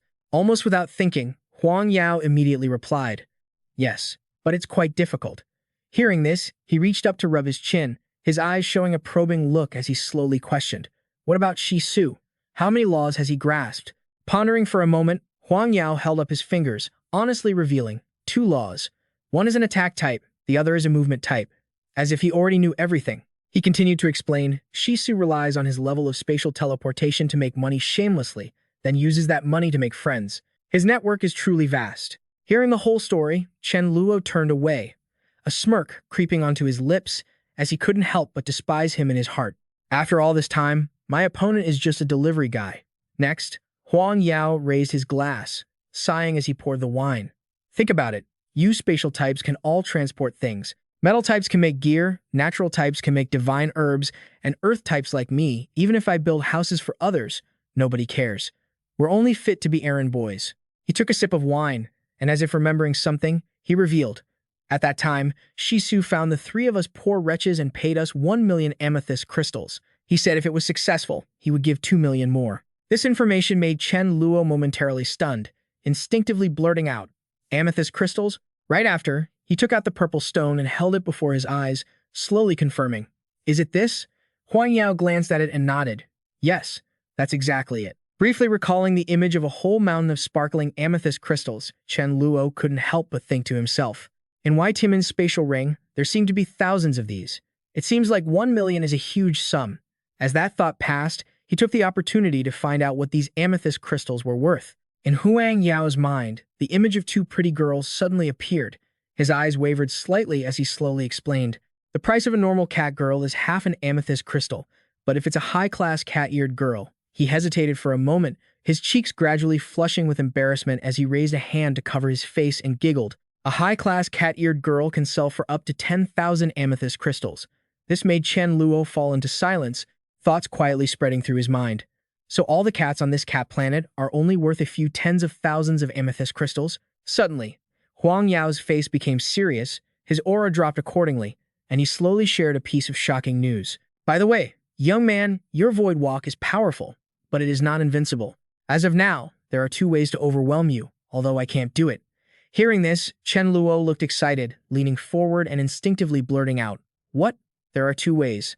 Huang Yao held up both hands, simulating two invisible objects in the air, and slowly explained. A time-type god can stop time, making you stand still, and a spirit type can make you temporarily lose focus. This made Chen Luo a bit concerned. I'm not afraid of time stopping, but a spirit type is a bit troublesome. Next, Huang Yao seemed to have his interest piqued, his attitude becoming more enthusiastic as he continued. Also, do you know how the most powerful god-level beings are right now? Without waiting for a reaction, he directly concluded. They either hold 6 laws of the same type or 8 dual ability laws. This information shocked him, his tone suddenly rising in surprise. That strong? At this moment, the silhouette of Lan La flashed in Huang Yao's mind. His eyes deepened as he slowly affirmed, of course. The most powerful law, in particular, is the law of causality. Just by offending that person, one will suffer the punishment of causality, and the outcome will be miserable. As if to add weight, he added a sentence that made people shiver. Moreover, after that person dies, they can still be reborn. Meanwhile, Chen Luo subconsciously thought of Mei Fan, his thoughts quietly shifting. Reincarnation of causality. The thought flashed and quickly faded. He secretly felt a pang of regret. Why is it a bit like Mei Fan? It's a pity that Mei Fan's current abilities are still low and have no effect on god-level beings. By now, it was late afternoon. Huang Yao took out a black card with a hurried attitude. Well, enough of this. There are 2,800,000 amethyst crystals in here. Consider it my apology to you. Chen Luo's eyes rested on the card, his face unchanged, but inwardly he was grumbling in annoyance. 2,800,000? Why is it so little? If I were resurrected, it should be 1 billion. Noticing the fleeting look of dissatisfaction on his face, Huang Yao became flustered, directly stuffing the card into Chen Luo's pocket and hurriedly trying to soothe him. Brother, please don't think it's too little, or I'll tell that Sima Kangai to chip in another 100,000 crystals for you. Hearing that, he finally relented and nodded reluctantly. All right, thank you, big brother. Before parting, Huang Yao did not forget to be thoughtful, his tone becoming more serious. After you reach god level, it's best not to act recklessly. You should polish your skills more. If there's nothing else, I'll be going now. Chen Luo then happily stood up and waved his hand. All right, safe travels, big brother. A moment later, he teleported to Mei Fan's side, his heart filled with lingering thoughts. The runes on Mei Fan's body definitely represent her special law, destiny. Chen Luo's gaze swept over the runes on her body, the thought slowly appearing in his mind. Dazzling if others saw them, it would certainly cause trouble. Thinking of this, he took the initiative to remind her, his voice lowering a few notches. Mei Fan, it's best not to let others see the runes on your body. She looked up and replied, Don't worry, I know when I can show others and when I shouldn't. Chen Luo sat down beside her and spoke, his eyes reflecting many deep thoughts. Maifa, tell me, what should I do next? After a brief pause, he continued sharing his thoughts. The organization will surely come looking for us. Right now, I can't take him down, and I really want to buy some new gear. But I don't have enough money. Upon hearing this, she blinked, her tone shifting to something playful. Even if you aren't the best fighter, you're the best at running away, aren't you? That comment hit Chen Luo like a wake-up call, and he let out a bright, cheerful laugh. That's it. I can just head to the shop and get things for free. Acting on his words, Chen Luo stood up immediately to share his plan. I'll head off to another planet now to see if there's any suitable equipment. Before he could even step away, Maifa suddenly lunged at him, wrapping her arms around him tightly with rare, coquettish behavior. The distance between planets in the universe is so vast, it'll take you months to travel alone. Take me with you. Being stuck here was boring anyway, and her logic seemed sound. Chen Luo hesitated for a moment, but eventually softened. Fine, let's bring a few others along. It'll be a good chance to get some fresh air. Hearing this, her face lit up instantly, her eyes curving into crescent moons as she cheered with excitement. That's great. Let's go shopping.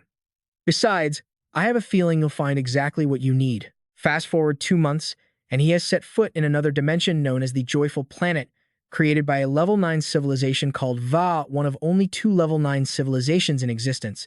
This place is a world-renowned shopping paradise. The facilities are spread everywhere, exuding luxury and modernity. In this place, you can encounter countless races from across the universe and use your money to enjoy everything the cosmos has to offer. As Chen Luo led the group through the center, a voice filled with wonder rose from the crowd. There are so many races I've never seen before. Those pointed ears, they're elves, right? Another person chimed in, exclaiming, I never expected I'd have the chance to go window shopping like this. An excited voice interjected, This is really interesting. The person next to them asked, full of curious anticipation, I wonder if the food here tastes any good. Contrary to everyone else's surprise, Mifa was absolutely ecstatic. Her eyes sparkled as she asked immediately, Chen Luo, where are we going first? Without hesitation, as if he already had a plan in mind, Chen Luo's lips curled up. Let's go. Straight to the mega mall. At that moment, Chen Luo pointed toward a skyscraper in the distance, brimming with confidence, and declared boldly, "Whatever catches your eye, I'll buy it." The group erupted with excitement. Cheers echoed endlessly, and when they finally stepped inside, everyone left with radiant smiles, their arms full of gifts they loved. Next, Chen Luo's group moved to the Vandone dining hall to enjoy lunch. In a luxurious private room, he held the menu, pointing and checking off items repeatedly. This, and this too. Pausing for a beat, he brushed off a few dishes and finalized his order decisively. "We won't be having those. As for the rest, bring us one of everything." The waiter, hearing this, was deeply confused and awkwardly tried to confirm. "Sir, are you sure you want to order that many dishes?" Before the other could finish, Chen Luo reached out. A shining black card appeared in his palm, his tone becoming resolute and filled with absolute confidence. "Enough talk. Bring the food out now." Seeing the glittering card thrust before him, the waiter's original attitude vanished without a trace, replaced only by constant, sycophantic bowing. Yes, of course, sir. Please wait just a moment. The items you ordered will be out immediately." Before long, food covered the entire table. The group happily dug in, eating their fill and wiping everything out. The table was suddenly clean, with nothing left behind. A while later, the waiter returned, holding a piece of paper, walking somewhat timidly. He bowed slightly, his tone cautious. "Sir, if you don't mind, we are hosting a private auction the day after tomorrow." He slid the paper, which featured 3 illustrations, toward Dai Qi, then carefully continued. "Given your status, if you are interested, you are welcome to attend." Chen Luo's gaze swept over the 3 items on the paper, his pupils shrinking slightly as a spark of surprise mixed with joy rose in his heart. "This is the spiritual defense and attack armor. It's exactly what I need." Chen Luo instinctively glanced at Mifa, who was devouring her food with such carefree abandon that she had no clue, and he thought happily, "She really guessed it right again. I actually found what I needed." Particularly concerned, Chen Luo pointed to the list on the paper, his eyes showing clear interest. "Have these items arrived yet?" But to that inquiry, the waiter could only offer a vague explanation. "I'm not entirely sure, sir. The auction isn't until the day after tomorrow, so they are likely still in transit." Hearing this, Chen Luo rubbed his chin, a cryptic smile forming at the corner of his mouth. Finally, he gave a slight nod, appearing to understand the situation, but deep down, a different plan had quietly taken shape. "Once the items are delivered, I can make my move." 2 days later, Chen Luo stood before a bright mirror, inspecting his new appearance and silently reorganizing his entire plan in his head. He had already tucked Mifa and the others away inside his spatial dimension. All that's left is to grab the item and run. Thinking this, Chen Luo walked out boldly with a completely different look. Deep down, he confirmed his new identity. "From now on, I am Vu Lai." Not long after, at the auction hall, the host began the opening, his voice booming throughout the space. "Welcome, esteemed guests, to today's auction." He pulled the white cloth off the cage to reveal a young woman and introduced, "This is our first product of the day. I hope it excites everyone." Chen Luo's gaze immediately locked onto the figure, his heart feeling a slight pang of pity. Could this be the legendary flower fairy? And that bracelet, it looks like a restraint. Just as Chen Luo suspected, the host didn't stop there. He already had a whip ready in his hand, a cold aura emanating from him as he stepped onto the stage and introduced her slowly. "This is an imperial-grade flower fairy from the Dala tribe. The Dala tribe possesses the ability to remain youthful forever. With her current strength, she can maintain this appearance for 2,000 years. Finishing his presentation, he cruelly lashed the whip against the girl. Completely unfazed, the host continued his sales pitch in a cold tone. "Her entire tribe is controlled by the buyer, so you never have to fear betrayal."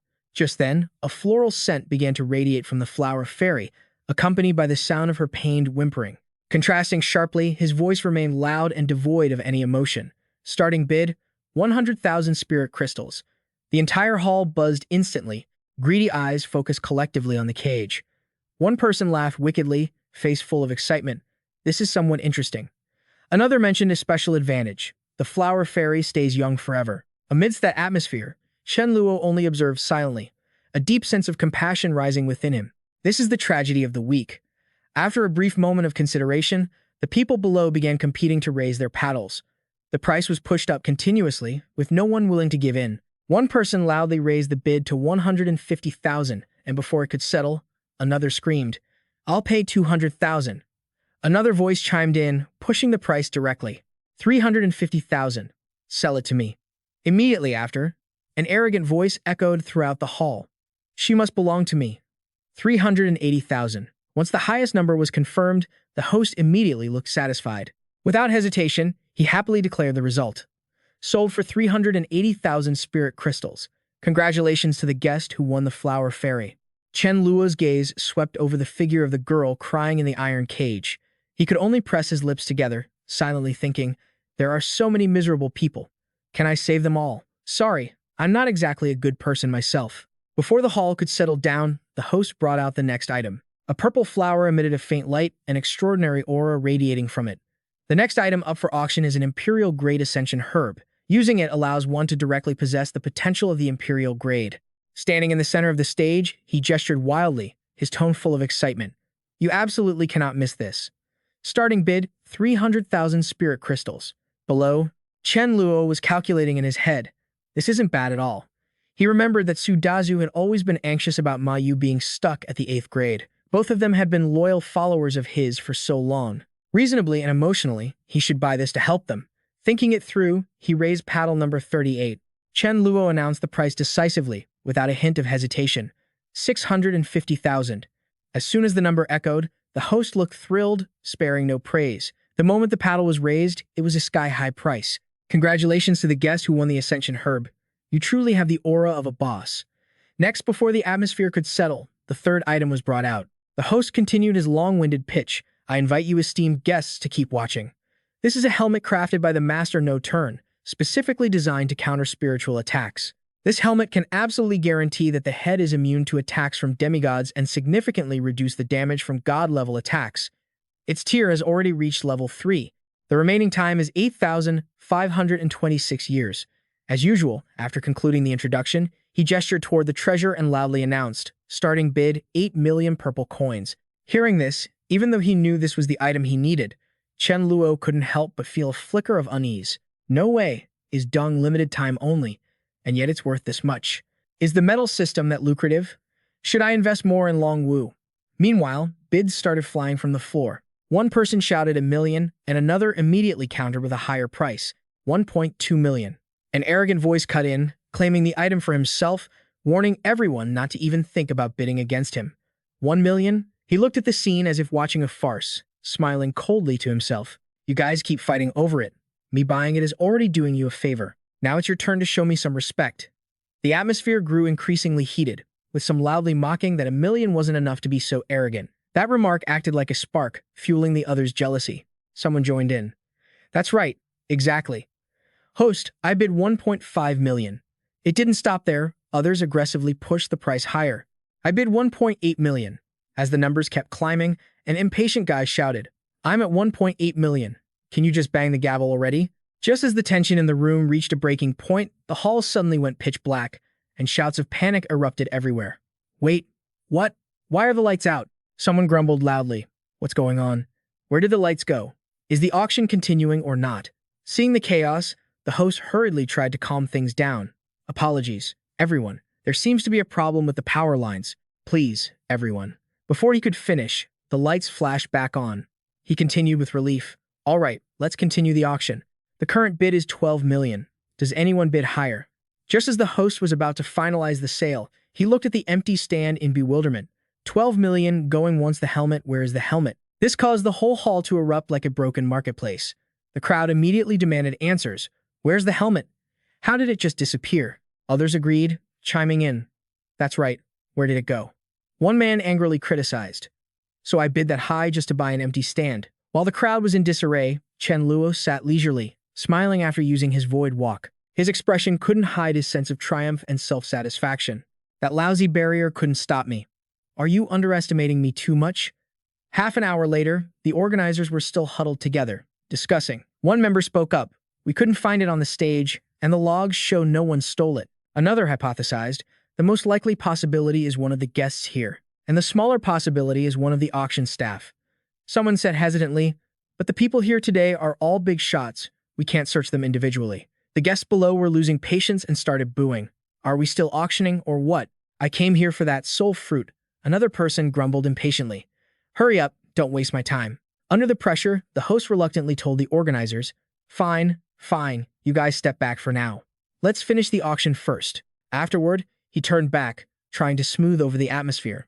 My apologies, everyone. The unexpected incident caused a long delay.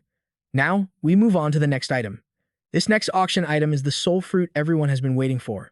As the item was brought out, the host announced, "As you all know, harvesting the soul fruit isn't easy, so the price will certainly be very high. Furthermore, the first time someone consumes a soul fruit, they can immediately increase their lifespan by 10,000 years." At that moment, the fruit let out a cry like a small child. Chen Luo smirked, a thought suddenly flashing through his mind. Although his goal was the helmet, this was also a treasure. Since I'm already here, I might as well grab it. Suddenly, his expression turned serious as he paused to think. But I just stole the helmet. The organizers will surely leave a mark on the soul fruit or use some other trick. However, a second later, Chen Luo regained his confidence and reassured himself. It's fine. At worst, I'll be discovered. Besides, I'm currently disguised as Vu Lai. After thinking it through, he unleashed his void walk skills. The audience had completely lost patience, with grumbles echoing one after another. Stop wasting time, just start already. The host glanced at the item, feeling uneasy, but still rushed to continue the process. Right, the starting bid for the soul fruit is. Before he could finish, the stand in front of him was empty once again, causing him to shriek in panic on stage in front of the entire audience. The soul fruit on the tray had vanished without a trace. Meanwhile, Chen Luo had already nonchalantly returned to his seat some time ago. The corners of his mouth curled up as he smugly thought to himself, "I'll silently observe how you guys try to find the culprit." Immediately, the organizers began their investigation. One of them remarked firmly, "The hall is locked. The culprit must still be inside." The brown-haired man added, "Luckily, the soul fruit is a living thing, so it can't be put into a storage space." One of the team members agreed, "Right, so we just need to search everyone." Another nodded. Then, the man in red approached a guest, his tone cautious. "Many distinguished guests have come today for the soul fruit, and I'm sure none of you want the thief to get away with it. Please excuse our rudeness, but we will have to search everyone." Soon enough, it was Chen Luo's turn. A staff member stepped forward and suggested, "Would you mind standing up and spinning around?"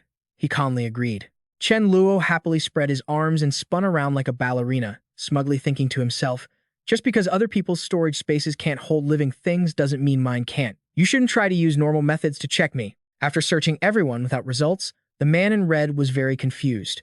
"I don't believe it. I don't believe we found nothing." The crowd below began to react violently. "Did we cooperate enough? Where is the soul fruit?" One guest shouted in displeasure. "What bad luck. I'm never coming to your auctions again." Among the guests was Momo. He screamed in despair, "I can't accept this. I can't." He made such a scene that everyone's attention was drawn to him. "I've scrimped and saved for 50,000 years just for this fruit. My lifespan is running out. If I don't eat the soul fruit, I'm dead for sure. I don't care how you do it, you must find the fruit for me." These complaints reached Chen Luo's ears. He turned his head to look, his gaze darkening. This lightning element god-tier guy is reaching the end of his life, and he's been saving money for 50,000 years. Just how much does he have? Suddenly, a cold thought crossed Chen Luo's mind. If I could make this guy die lightning element god-tier. If you want to blame someone, blame Yeety Man for teaching me a lesson last time. Chen Luo's eyes became sharp, his intent hardening like iron. For the sake of power, he would stop at nothing. Pride and dignity weren't worth mentioning. Just then, the man in red approached to advise him. Mo, please calm down. We'll find another opportunity." The soul fruit was truly gone, but he couldn't accept it, snapping back angrily, "Calm down. I don't even have a year left. How can you tell me to calm down? It's easy for you to say when you still have plenty of life left." Seizing the golden opportunity, Chen Luo clenched his fist, a cold glimmer of joy rising in his heart. "Less than a year left? As long as I use Void Exile to control him and then accelerate his time, I can finish him off." To resolve the situation, the man in red said softly, "Dear guest, instead of being angry, I think you should try your luck elsewhere. We are willing to compensate you with 100,000 for your travel expenses." Finally, Mo accepted the deal. He snatched the bag of money, his face dark, and turned to leave in lingering anger. Chen Luo watched his retreating back and silently speculated. Momo suddenly popped out to cause a scene and then left.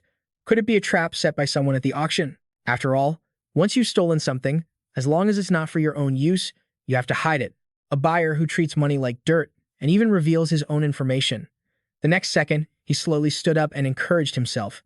"I am Vu Lai, who do I have to fear? Trap or not, I'm definitely taking this bait." That afternoon, as Momo walked slowly along a deserted hallway with his cane, a piece of paper suddenly fluttered down right in front of him. Picking it up, his expression was one of total astonishment as he read the message inside. The note read, "Do you want the soul fruit? I happen to have one. If you want it, come to the outskirts of the planet Charliz." After hearing this, in the blink of an eye, all the exhaustion and gloom on Momo vanished. He rushed off, his figure turning into a streak of purple light, his mind echoing with cheers. The location of the soul fruit? Great. From afar, Chen Luo watched silently. As he saw the purple light tear through space, he whispered with satisfaction, "Great, the prey has taken the bait." A short while later at the meeting spot, Chen Luo greeted him warmly. "Greetings, Master Mamo, my friend." He didn't waste time and went straight to the point. "Do you truly have the Chu fruit?" Chen Luo smiled broadly, acting friendly as he confirmed, "That's right, the Chu fruit from the auction is currently with my friend. He's on his way here, so please, bear with me for a moment." But deep down, he was silently calculating. The longer he dragged this out, the higher the success rate. If it came to it, he could just toss the old man into his spatial dimension for a few months. Mamo's face lit up with excitement, and he quickly replied, "Fine, but you better not be lying to me. I may be old, but I can still self-destruct and take you down with me." Hearing this, Chen Luo smiled and continued his act. "You're being too suspicious. Let's talk about the price. The Chu fruit is an incomparable treasure. How about this? I'll sell it to you for 5 million. That number caught him off guard, making him gasp. 5 million? The auction price wasn't even that high, and besides, your item is the next piece of evidence. Mamo began to haggle. "Kid, be reasonable. I'll buy it for 4 million. Any higher and I'm not paying a single cent." Chen Luo happily agreed. All right, don't get angry. 4 million it is." However, Mamo was still deeply suspicious and made a proposal. "I don't trust trading with you alone. I want to bring a friend to witness it." Hearing that, Chen Luo immediately refused. "Master Mamo, I'm afraid that's not appropriate." Although he rejected the request, the old man took out a red stone to send a message. "Hey, T2. Remember when I borrowed money from you to buy the Chu fruit? Well, here is the situation." Yes, I'm on planet Chaliso." This familiar name made Chen Luo turn pale, his mind racing with one thought, T2. Meanwhile, Mamo was still busy talking through the stone. "If I get scammed, won't the money I borrowed from you be gone forever?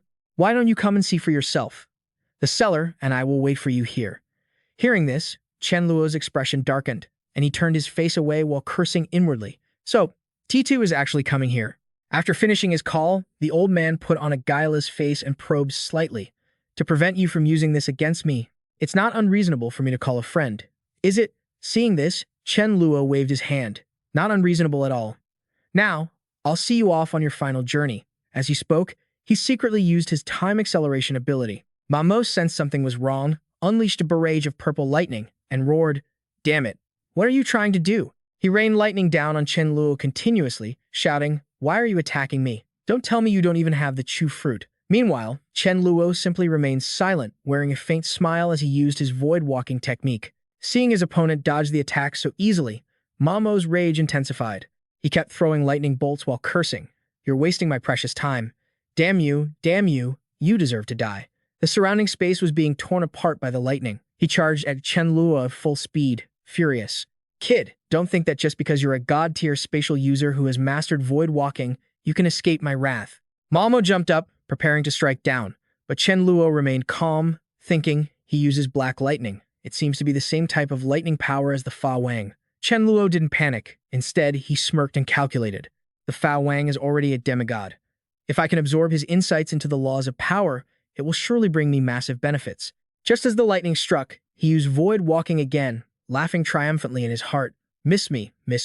This stunned Mamo, who opened his eyes wide and gasped. "No, this doesn't make sense. Space has collapsed. How can you still use void walking?" However, Chen Luo grinned craftily and muttered the answer to himself. Keep being amazed. Then he raised his hand and used his ultimate move. Time acceleration. Sensing the disadvantage, Mamo turned to run, muttering to himself, "If I can't beat him, there's no point in wasting my time." Chen Luo called out from behind, mocking him. "Why are you running away? Don't you want the Chu fruit anymore?" Watching his prey flee, Chen Luo spoke arrogantly. "Besides, did I give you permission to leave?" Then he secretly used his void command, "Exile, get back here." A few seconds later, Mamo was dragged back in front of Chen Luo, leaving him bewildered, thinking, "I couldn't escape." When he saw Chen Luo reaching toward him, Mamo panicked and shouted, "I'm not holding a grudge anymore. What more do you want?" At this moment, Chen Luo wore an evil smile, speaking his ruthless intent aloud. Time acceleration. I want you to go meet your maker sooner.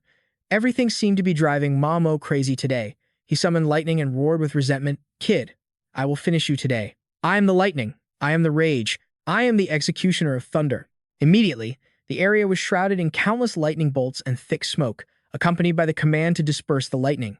Chen Luo stood still, observing, but his mind was constantly calculating. The range of this move is huge.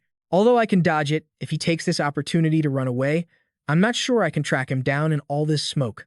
After considering his options, he made a decision. He would take this hit. Thinking this, he reached out to block, a scene that made Mamo cough violently from shock. Kid, he felt his body weakening and whispered to himself, this is bad. It seems my remaining lifespan is much shorter than I predicted. Looking at Mamo's current state, Chen Luo realized this and silently anticipated. It seems he's reaching his limit. Double time acceleration. Knowing he was backed into a corner, Mamo could only resort to threats. Kid, if you don't back off, I'll self-destruct. You might not die, but you will definitely be severely injured. Think carefully about it. But Chen Luo calmly crossed his arms, his voice full of mystery. Let me think about it. Only a few minutes later, the old man felt something strange and muttered in confusion. Why do I feel like my vitality is fading away? And why is my ability to self-destruct gone? Mamo's whole body trembled weakly as he began to lament. It's all your fault, you brat. If you hadn't stolen the chew fruit, I would have been able to buy it. Suddenly, he pulled out a small card and lunged toward Chen Luo, shouting, Kid, I won't let you have your way. This action made Chen Luo wonder in surprise. A purple crystal credit card? What is he going to do with that? Then, Mamo held the card high, bent it, and laughed gleefully. But unfortunately for him, Chen Luo immediately dashed forward, snatched it away, and muttered mockingly, For such an important card, why isn't it made of more durable material? Bent like this, I'm afraid it won't scan anymore. Seeing the card warped, the old man laughed triumphantly. The card is broken. It can't be used. The money inside will go to the grave with me. He laughed so hard he nearly choked. Not wanting to lose to him, Chen Luo quickly thought of a fix. It's just a broken card. I can just reverse time to bring it back to how it was a minute ago, right? Thinking was doing. Chen Luo spun the card a few times and mocked him. Open your dog eyes and look closely. Not satisfied yet, he pushed the brand new looking card right into Malmo's line of sight to provoke him. I've secured your assets. That action immediately made Malmo tremble with rage.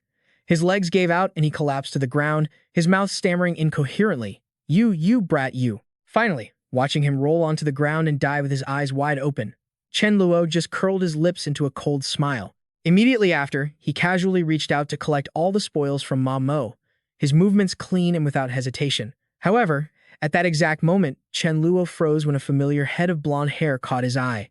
Not wanting to get involved in more trouble, he decisively retreated. Without saying a word, he dashed away from the scene. Not long after, Tai Tu rushed to the spot, his eyes scanning the area to look for Ma Mo. Very quickly, he discovered the person he was looking for lying on the ground, his life force completely extinguished. Realizing that someone else had beaten him to it and taken everything, leaving him with nothing, T2 gritted his teeth, a surge of uncontrollable rage rising in his heart. A short while later, at a large store on a bustling planet, a clerk called out softly, "My lord." He clasped his hands in front of his chest, appearing very respectful, and cautiously asked, "Have you decided what you would like to buy?" Chen Luo hesitated for a beat, then spoke. He calmly placed his order, listing items as long as a scroll. 100,000 Chu Star Tree spirits, 3 million bottles of upgrading potions, 1 ton of each type of spirit-infused fruit and vegetable, 100 tons of dried shrimp, and pigs. The clerk was so shocked he nearly coughed up blood, his head buzzing. Huh? What? Did I hear that correctly? A moment later, while wiping sweat from his forehead, he confirmed, "My lord, are you sure you want to buy that much?" That question made Chen Luo purse his lips and say firmly, "What's the matter? Can't you?" The clerk looked flustered and scrambled to reply, "Yes, we can. It's just that we need to arrange the shipment. My lord, please wait a moment. Where is your spaceship? We will load everything onto it." The clerk's words put Chen Luo in an awkward position, and he muttered to himself, "Damn, I don't have a spaceship. What do I do now? Surely I don't have to reveal my spatial powers just for this bit of cargo?" As he held out his amethyst card, a thought suddenly crossed his mind. Wait, I remember Yan's spatial ring has a spaceship.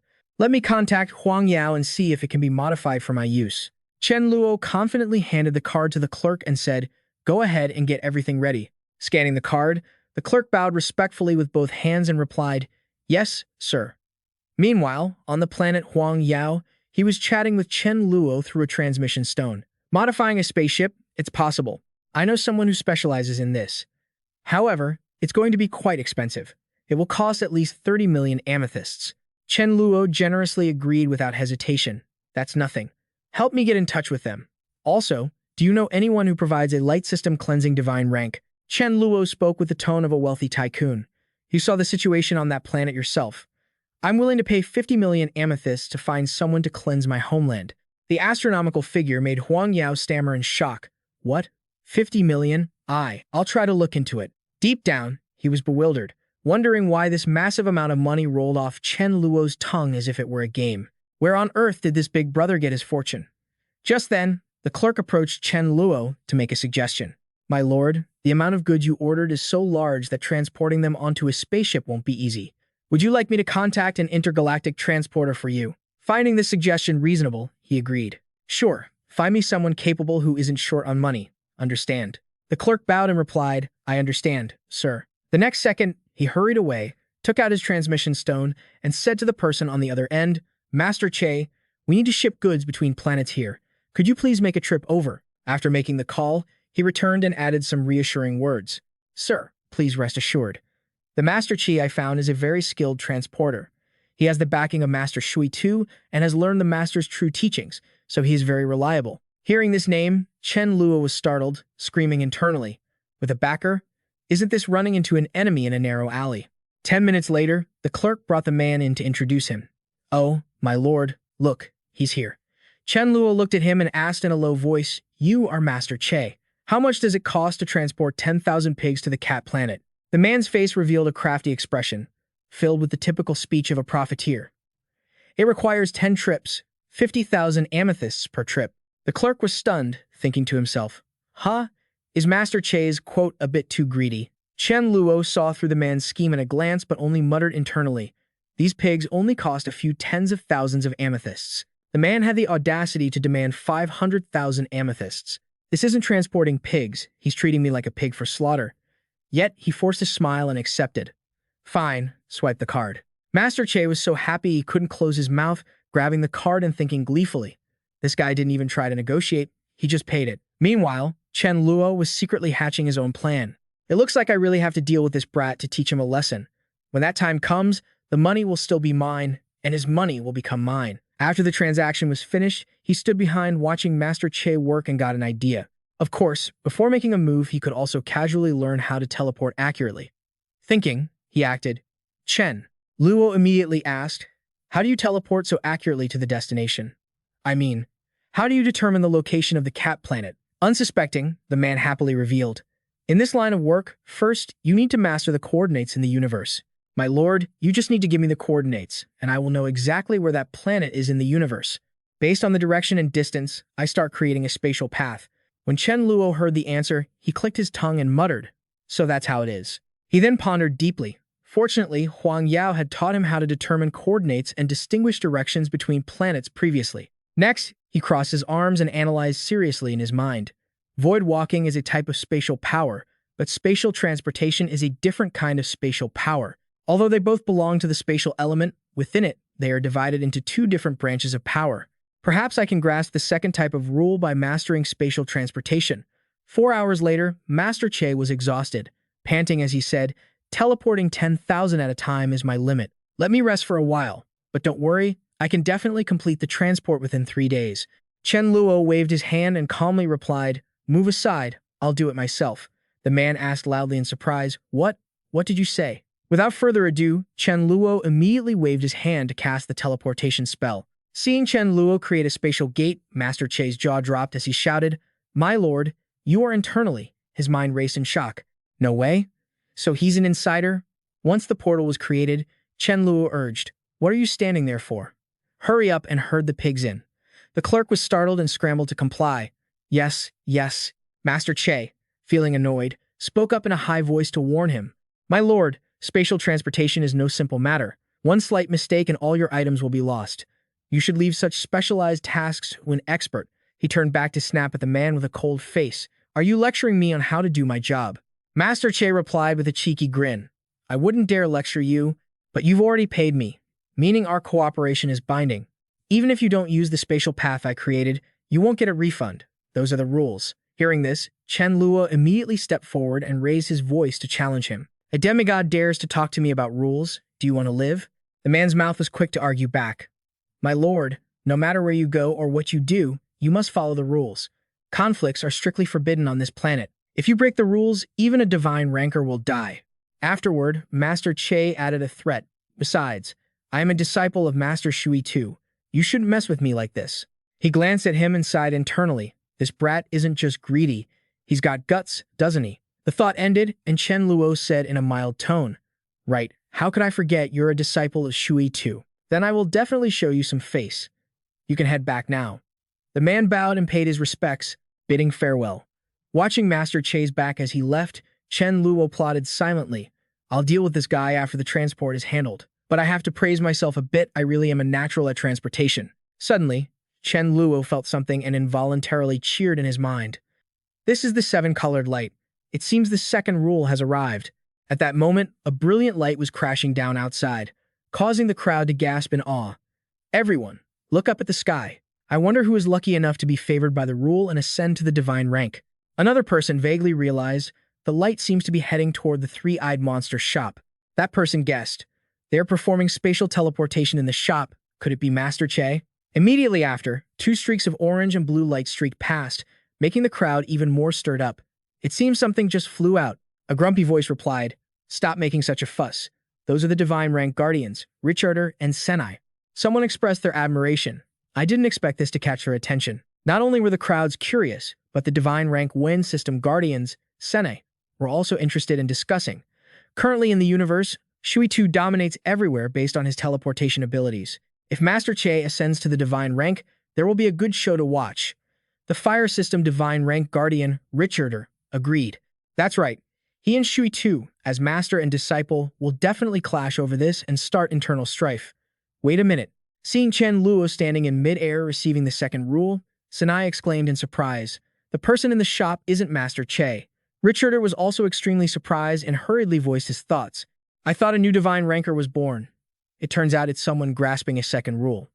After observing, Senai added, but the rule he is grasping is spatial teleportation. Suddenly, Chen Luo opened his eyes and whispered to himself, I feel that my mastery of spatial teleportation is now at 33%. Although it's lower than void walking, it's enough for now. Meanwhile, Master Chi had quietly returned and stood in a corner, puzzled, thinking, just a moment ago, he was clearly asking me for knowledge about spatial teleportation, and in the blink of an eye, he has already grasped the rule based on spatial teleportation. To clear up his confusion, he took out his transmission stone and called Shui Tu. Master, are you there? It's your disciple, Che. At the same time, he began to gossip, informing his master of bad news. Someone has grasped the spatial teleportation rule just like you. I'm afraid he's about to steal your business. Shui Tu was startled and hissed. What? Who is it? He asked in a stern voice. Master Che replied, Wait a moment, I'll send you an image of that person. Instantly, the stone projected an image of Chen Luo, making Shui Tu panic and mutter to himself, Why is it him? It seemed he didn't believe the truth, so he mumbled a series of sentences. No, this is impossible, absolutely impossible. Besides, wasn't he very skilled at void walking? How could he ascend to the divine rank based on spatial teleportation? Suddenly, Shui Tu leaned in, eyes fixed on the projection, and realized, wait, he has two rules on him. This made him so furious that he chopped the table in half and shouted bitterly, Damn it, what is going on? Theta sat back in his chair, grinding his teeth in frustration. The prophecy of Lady Tu La Lan was indeed correct. Even if he did nothing, he was destined to be the arch-enemy of Chen Luo. Suddenly, the crystal emitted CPT's anxious voice. Master, do we need to find a way to eliminate him? Otherwise, won't our business be stolen by him? In his head, Tu imagined the face of Chen Luo Ka. He's saying, stealing, stealing, stealing. So, he pursed his lips and told himself, right, I can already imagine that happening. Next, he'll steal my job and confront me. After thinking this through, Thitu spoke up and warned, Don't act rashly for now. Just keep an eye on him for me. Then, he'll have to rack his brains to plot against me. In this current situation, we can only ask Lord Tu La Lan for help. The mysterious causality system should have a way to deal with that guy. Just then, when Chen Luo landed, Chak Di hurried over to greet him. Brother, congratulations, I am Chak Di, the guardian of this planet. Sentai, walking beside him, also spoke up. I'm Sentai. We heard some noise over here, so we came specifically to get to know you. He introduced himself briefly. I am Chen Luo. Upon learning his identity, Sentai couldn't stop praising him. You've mastered the extremely rare space teleportation rule. Your future will definitely be bright. Saying that, he warmly handed an object to him. Today is your big day, and I don't have anything precious here. Consider this light attribute demigod crystal a congratulatory gift. Chen Luo beamed as he accepted it, feeling incredibly satisfied. It was exactly what Mei Lap needed urgently. He happily replied, "Thank you, I really like this gift." Next, Rick Chair also enthusiastically offered his gift. Chen Luo, you haven't found a place to stay yet, right? This is a house on this planet. It's nothing luxurious, but from now on, whenever you come here, you'll have a place to rest. After receiving the gifts, he replied gratefully, "Thank you both. It's just that I've just arrived and don't have anything good to give back. How about this? I'll treat everyone to a meal tonight." That evening at a luxurious restaurant, Sentai kindly reminded him, "Chen Luo, the fact that you've mastered the space teleportation rule has already spread. You must be on guard against that guy." Thi2 and Chakdae added a few words. That's right, you and Thi2 are in the same industry, and in the same industry, you are enemies. Sentai enthusiastically revealed more. Thi2 not only has 2 rules, but his connections are also very extensive. You must be careful he doesn't plot against you.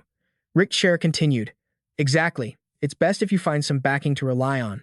After hearing those sincere words, Chen Luo raised his glass, smiled, and said, "I understand. Thank you both for your advice." But deep down, he thought to himself, he and Thi2 had already become sworn enemies. I must finish him off. As for finding backing, amidst the lively banquet, Chen Luo just gave a cold smile and told himself, "The Void Walker ability is the most solid backing I have." Not long after, the meal ended. Before parting ways, Sentai and Rickshare excitedly said, "Chen Luo, thank you for treating us to dinner. See you tomorrow." The other one spoke up, "Right, tomorrow we'll treat you to a soak." He happily agreed, "Sure, you two get home safely. See you tomorrow." On the way back, Chen Luo felt something strange and whispered in his head, "Huh, is this?" He hurried into that place. When he looked at the item inside the glass cabinet, he curiously thought, a sack. Seeing Chen Luo intently staring at it, the shop owner spoke up, "Sir, this is a treasure of our store. Do you like it?" But he just looked down on it and said, "It's just a torn sack. What use is it?" Immediately after, the man opened the cabinet and took out the object to introduce it. This is a snakeskin bag made from the mother of all snakes. This bag doesn't tear when soaked in water and doesn't burn. Its purpose is to hold living things. The owner shook it gently and continued, "As long as you tie them up and stuff them inside, you can rest easy without any worries." After hearing this, Chen Luo rubbed his chin as if considering it and asked, "How much?" At the same time, a scene crossed his mind. He just happened to need to capture that guy XEPTH. For him, this was an excellent weapon. The owner held up a finger to name the price. "I'll give you a special price of 1,000,000 purple crystals." Chen Luo's face darkened, disapproving. "A torn bag and you're asking for 1,000,000. Seeing the customer angry, the owner waved his hands frantically to explain, "The material for this bag is the molted skin of the mother of all snakes. The material cost alone is 750,000 purple crystals, plus other surcharges. 1,000,000 purple crystals is really not much." He questioned further, "Who raised the mother of all snakes?" The man stammered that the mother of all snakes is actually a god-tier being. It's just that, as you know, time was quite tight. "Sir, you understand." Piecing the information together, the image of a god-tier being who would do anything for money flashed into Chen Luo's mind. Could this mother of all snakes be related to Shamu? Finally, Chen Luo pulled out his purple crystal card and made a decision. "All right, swipe it." The owner's voice answered hurriedly, "Yes, yes." After the purchase, he left the store and messaged his friends to probe. "All right, guys, let me ask you a question. Does anyone know where XEPTH lives?" At the same time, at XEPTH house, he was throwing a tantrum. That annoying brat, what is he relying on? The head of XEPTH was fuming, gripping his fist tightly in frustration. That is the space rule I've always dreamed of. He could only vent and curse to himself. Thankfully, for now, Thi2 didn't allow him to mess with him. Otherwise, that guy would have had no peace. Suddenly, the snakeskin bag was thrown over XEPTH's head, leaving him stunned and unable to react. Then, Chen Luo walked over calmly and thought smugly to himself, "Got him." The guy was neatly and swiftly trapped in the sack. XEPTH's voice was still loud as he yelled, "Who is the one being so bold?" But before he could say another word, he was slapped hard enough to be silenced. Next, Chen Luo stuffed him deeper inside, smirking to himself. I have to admit, the elasticity of this snakeskin bag is really good. Once finished, he used his Void Walker technique to carry him away. A moment later, Chen Luo targeted a desolate square, took out the bag, and thought, there's no one here, perfect for the job. CPTH was dropped headfirst into the ground in pain, while he walked leisurely behind. The next second, Chen Luo didn't say a word and unleashed a flurry of punches to his face, making the guy groan in agony. Who exactly are you? Spare me. Spare me.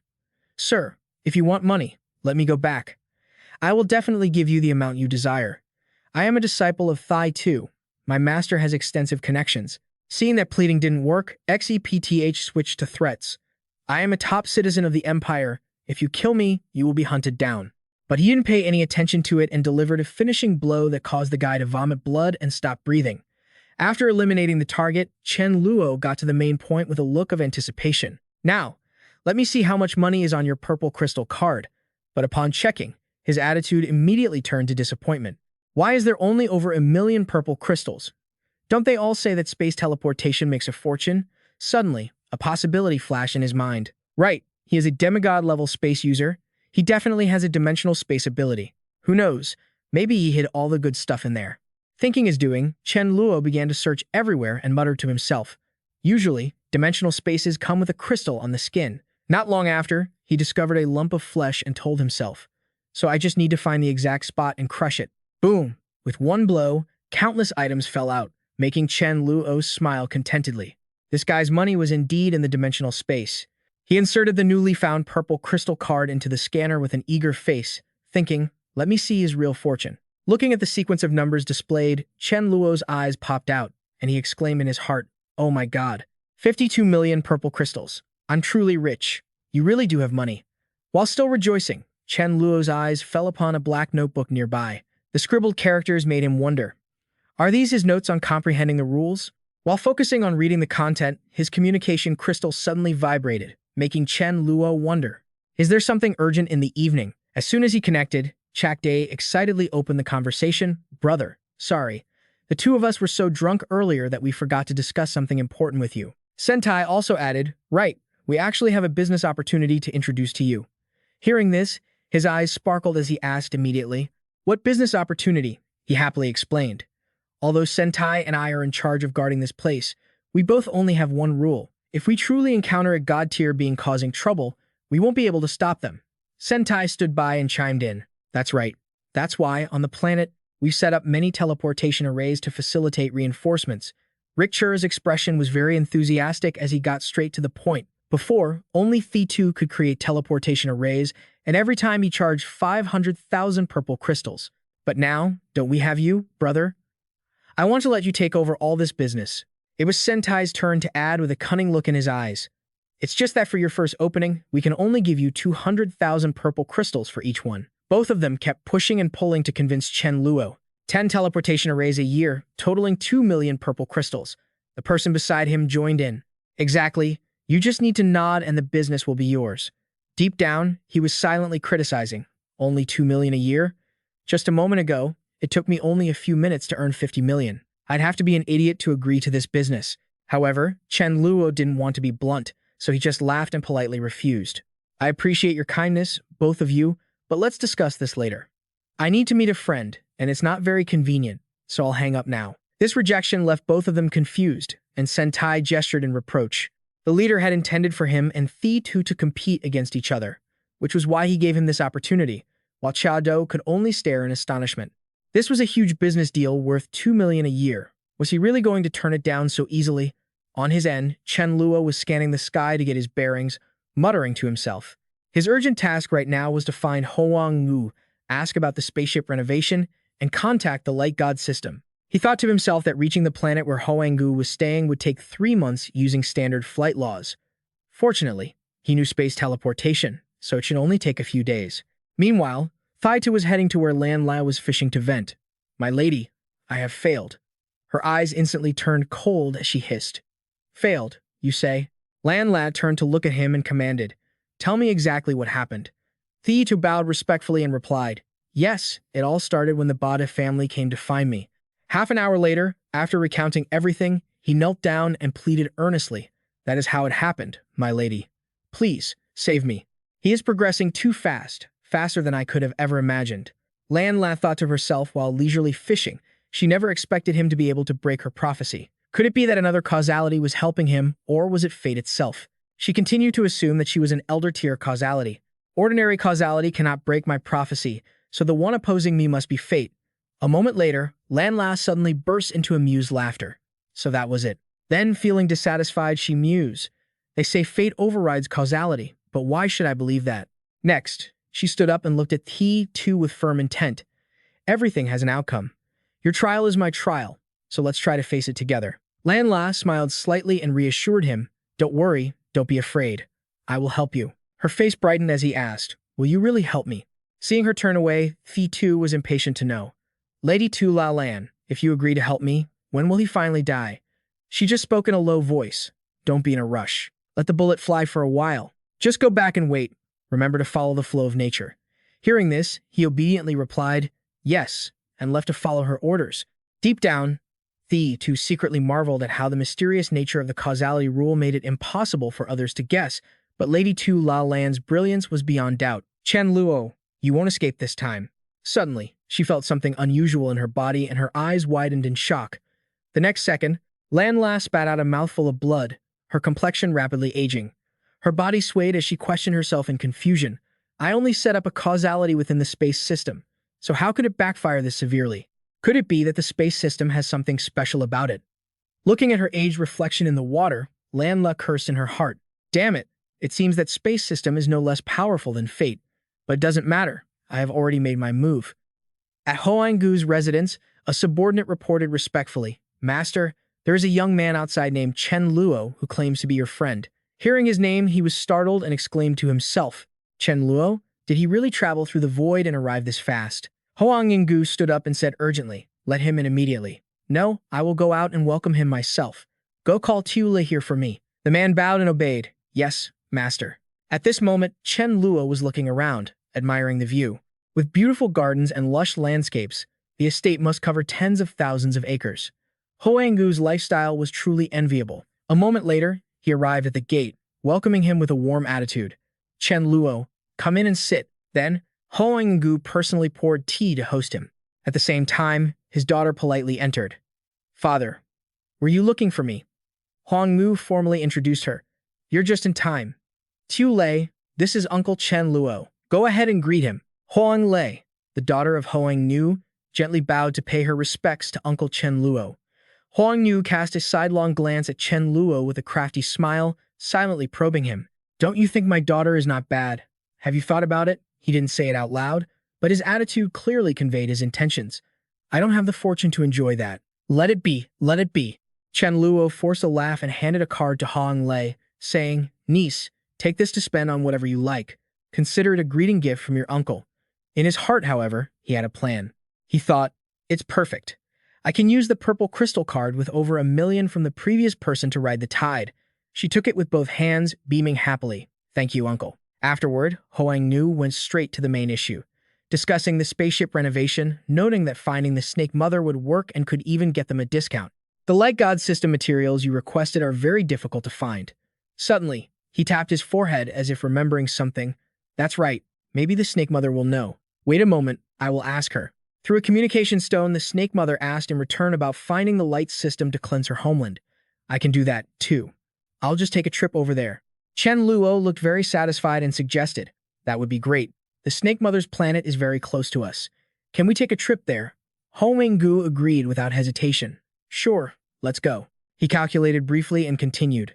Using flight laws, it should take about 10 days to get there. But Chen Luo waved his hand, his tone full of pride. No need to go to such trouble. Just give me the coordinates of the Snake Mother. This left Hoang Gu surprised, and he asked a barrage of questions. Do you intend to get there using void travel? I am a god tier. Can you really take me that far? Chen Luo immediately cast his teleportation technique and confidently replied, Who said we were getting there by void travel? Hoang Gu was so shocked he stood up, absolutely stunned. Good heavens, we haven't seen each other in a few months, and you've already grasped a second law? Next, Hoang Ju knelt at his feet in awe. Becoming a god in 4 years.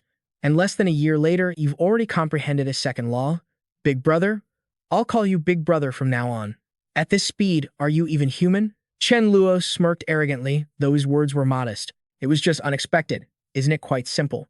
Hearing this, Hoang Nu was sweating profusely.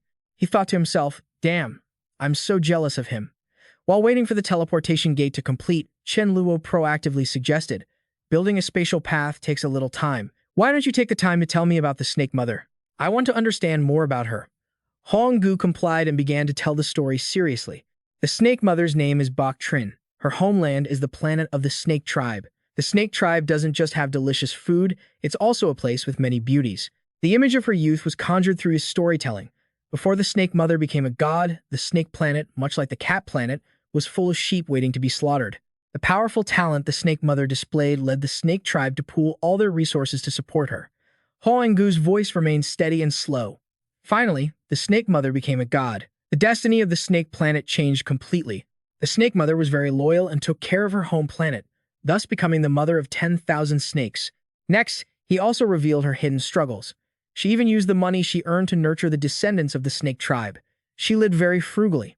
Hoang Gu's face turned somber as he said sincerely, she really needs money, so don't blame her for accepting Thi-Tu's request. But at that time, Thi-Tu wanted to destroy your planet. She was the first one to stand up and oppose him. After listening, Chen Luo rubbed his chin in contemplation. If that's the case, then I owe her a favor. He also thought to himself that he quite liked the Snake Mother's character. If she is poor enough to be selling snake bags, then I can help out a little and build a relationship. An hour later, the space gate finally opened. Chen Luo extended his hand and said, let's go. They set off for the Snake Planet. Hoang Gu nodded. All right, let's go. Soon after, at the Snake Mother's lair, laughter echoed everywhere. Stop playing. Suddenly, someone asked. Everyone, look up. What is that? Everyone directed their eyes toward the two strangers, and one person exclaimed in surprise, huh? It looks like someone is coming out. Chen Luo looked around, unable to help but sigh. There really are a lot of beauties here. But Hoang Nu laughed mockingly. These people are just average. You only need to open your mouth, and the Snake Mother will bring you a few more beautiful ones. Chen Luo repeatedly waved his hands, vehemently refusing. No way, I'm a good man. Even if you give them to me, I don't need them. Hongju laughed out loud, playing along. Right, let's go. Let me call the Snake Mother out. The next second, Honggu stood in the middle of the courtyard and yelled, startling Chen Luo. Snake Mother, come out and welcome your guests. Such rude behavior made Chen Luo break out into a cold sweat. He thought, is this how you welcome guests? Immediately, a sharp voice shrieked, welcome guests? What is that supposed to mean? That sounds terrible. Hong Gu, you old man. However, when she saw the person in front of her, she was so surprised she began to stutter. Chen Luo, that's not right. Didn't you just call me a moment ago? How are you already here? He laughed while taking the chance to flatter her. This distance is nothing. He can still surprise you with many other things. Upon entering, Sa Mao clasped her hands, sincerely apologizing. Chen Luo, at that time, I had to come and cause trouble for you because of my circumstances. But this time, I truly want to apologize to you properly. Entering the village, he followed local customs, speaking calmly. No conflict, no acquaintance. The fact that my hometown still exists is all thanks to you. Huan Yao also chimed in. Exactly. We're friends now, so there's no need to be formal. Afterward, the three of them sat down to talk. Huang Yao boasted enthusiastically. Let me tell you, Chen Luo has mastered the laws of spatial translocation. We got here via a spatial path, which is why we were so fast. Hearing this, Sa Mao exclaimed in astonishment. The second law. Oh my god, based on the speed at which you grasp them, you'll surely hold no fewer than 7 laws in the future, right? Suddenly, while they were talking, she stood up abruptly. Right, you two wait for me for a moment. 10 minutes later, Sa Mao returned to the living room and said, this is the seed of the world tree. It can purify all pollution. Huang Yao held the box with both hands, treasuring it, as there was a green seed inside. After looking at it, he shouted in shock, as if he couldn't believe his eyes. No way. This thing would surely fetch at least 3,000 silver at an auction. The important thing is that even with money, you couldn't buy it. You're just giving it away like that? Are you still the narrow-minded Sa Mao I know? But Sa Mao did not answer. Instead, she turned gently to talk to the person across from her. Once the seed grows into a tree, it can also produce many fruits with various functions. Chen Luo, your hometown will grow stronger and stronger. Next, Huang Yao revealed some more useful information. Not only that, but this tree can also create protective shields. Once it reaches maturity, it can reach the demigod realm. I heard that if the potential is good, there's even a chance to become a god. He looked closely at the box in his hands, skeptically confirming, so, just based on this one seed, it can completely cleanse the pollution brought by the OBN Albu An. Samao calmly explained, actually, it's not quite that effective. But I have another way to clean your planet. Once you reach Earth, you'll know. Please rest assured and leave it to me. It can definitely be resolved. As usual, Chen Luo handed her the card and said, thank you for this purple spirit card. However, Samao waved her hand in a flat refusal. No need. Consider this a reconciliation gift from us. Suddenly, she tossed her head away and spoke in a cold tone. All right, let's stop talking about these things. Tonight, I'll host a welcoming banquet for you. And as for you, Huang Yao, your work here is done. You can go now. Seeing that, he stood there with a blank face, while Huang Yao cried out in disappointment. Huh, you're being that heartless? At night, Samao suggested, full of hidden meaning. Chen Luo, I see you are all alone. How about I call a few juniors to take care of you? He exclaimed in surprise. What, then? She reached her hand forward, proudly introducing them. They are all demigods, and very excellent juniors. From now on, let them take care of you. If there's any small task you need done, just leave it to them. When you have time, you can also guide them. Chen Luo glanced over and thought to himself, all of them are demigods. Samao pointed at the four beautiful and charming ladies in front of her and continued, they are Thu, Lan, Dong, and Truk. Only then did he understand her intent, breaking into a sweat and shouting internally, the hell? Let's take things slow. Mela might still be in my spatial dimension watching this. You ladies, don't team up to harm me. With the motto, better to be safe than sorry, Chen Luo ruled out all dangers and panicked, backing away a few steps. I am a good man. These four are really not necessary. He quickly asked them to leave. His voice was both dignified and sincere. The four of you, please head back. Samao looked at Chen Luo's intense refusal with suspicion. Her eyes filled with both doubt and curiosity. Could it be that he's not interested? That's right. Youth is arrogant, and having high standards is normal. Afterward, she stepped forward herself, holding a cup of water, her voice tinged with respect. Brother Chen Luo, let me toast you. When Samao finished speaking, he sighed in relief, his mood truly relaxing as he enthusiastically replied, Come, let's drink. At this moment, inside Chen Luo's dark spatial dimension, Mei Fan was fondling a chew fruit like a precious treasure, her voice both gentle and devious. It smells so good. Hearing her, he was startled and scared to death. We're done for, we're done for. Am I not about to be eaten? Suddenly, the space seemed to freeze for 5 seconds. She also became vigilant, her eyes darting around, quickly noticing that something seemed to be pulled from Chen Luo. She couldn't hold back her rising curiosity.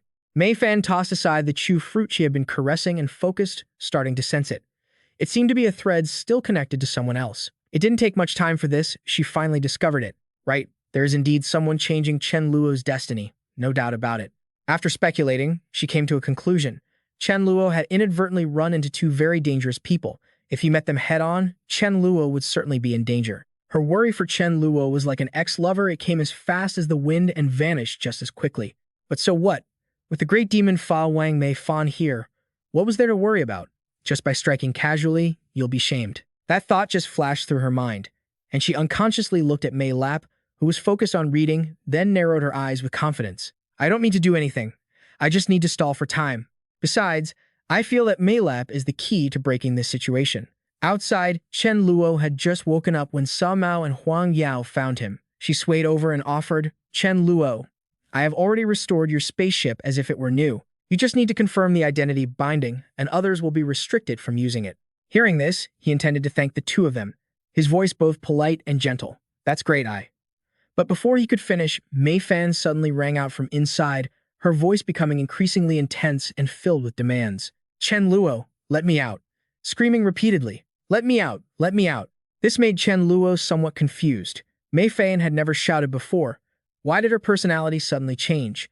He immediately used telepathic communication, his voice gentle but firm. I travel here alone. If you come out, wouldn't that expose the secret of my spatial dimension? But Mei Fan remained adamant, her voice full of determination. Don't worry, you just need to let me out. Sa Mao and Huang Yao stood to the side, looking at Chen Luo's strained face as he communicated mentally, sweating, their eyes filled with suspicion and curiosity. She spoke up, her voice both concerned and inquisitive. Chen Luo, what's wrong with you? Faced with their probing gazes, He immediately found a reason to explain. His voice was both calm and natural. It's nothing. I just woke up and am still a bit sleepy. You two wait for me in the living room for a bit. I'll go wash up and then go see the ship. Sa Mao heard this and could only accept it, agreeing to let it slide. Okay. After confirming that the two of them were out of sight, Chen Luo brought the 5 people from his dark spatial dimension out, his eyes observing cautiously while also wondering, will coming out expose my pre-planned strategy? Mei Fan resolutely refused to tell the truth. She tilted her chin proudly, her tone both pouting and playful. It's too boring inside. Can't we come out to get some air? Hearing this, Chen Luo couldn't help but feel helpless. Fine, you're the ancestor. Are you happy now? Chen Luo then began to introduce each person to Sa Mao and Huang Yao. His voice was dignified and tinged with pride. Let me introduce you all. Mei Lap, my wife, Mei Lin, my sister-in-law, and these others. The other two heard him and were stunned, their eyes wide. Oh my god, where did these great beauties come from? Skipping the genealogy section, Chen Luo hurried over to her and got straight to the point. Since the ship is repaired, can we just head off, Sa Mao? But one disaster after another struck. Just then, before Sa Mao could answer, Mei Fan, who was nearby, couldn't control herself and shouted, cutting everyone off. No, I want to go to the Happy Planet to play for a few days. She kept insisting intensely. I only ate 1 meal last time. Now everything I eat doesn't taste good. I want to go to the Happy Planet. Take me there quickly. Seeing her scene, as if she had taken the wrong medicine, Chen Luo felt like he wanted to jump for joy inside. His eyes couldn't hide his skepticism. Mei Fan is acting strange today. Could it be that her rebellious phase has arrived? Even so, he still met her request, his voice both firm and gentle. All right, then we will go there now using spatial translocation. Even ancient kings were only so lucky. But Mei Fan objected once more. I don't want that. I don't understand that way of travel. No, I want to sit on the spaceship. Truly, it's hard to deal with people's fickle minds. Chen Luo frowned, trying to analyze it for her, his tone patient and persuasive. Space travel is much faster, while taking a spaceship takes months. Yet, Mei Fan refused to change her mind, speaking firmly. I'm not listening. I'm not listening. I only want the spaceship. Despite her spoiled princess act, she was grumbling to herself inside. You dummy Chen Luo, just listen to me and take off already. Time flies, and a month later, they were still on the autopilot spaceship heading toward the fun planet. In the engine room, Chen Luo approached her, looking cautious and a bit confused, his voice low and inquisitive. Mei Fan, you're not the type to cause trouble for no reason. We have to be on this ship for months. Is there a special reason for it? Mei Fan didn't look back. She remained stubborn, shrugging her shoulders, her voice arrogant yet determined. Don't ask, just listen to me. Hearing this, Chen Luo frowned, scanned the ship, and reluctantly gave in, his voice low. Fine. Suddenly, in outer space, a strange object zoomed toward their ship like a bullet.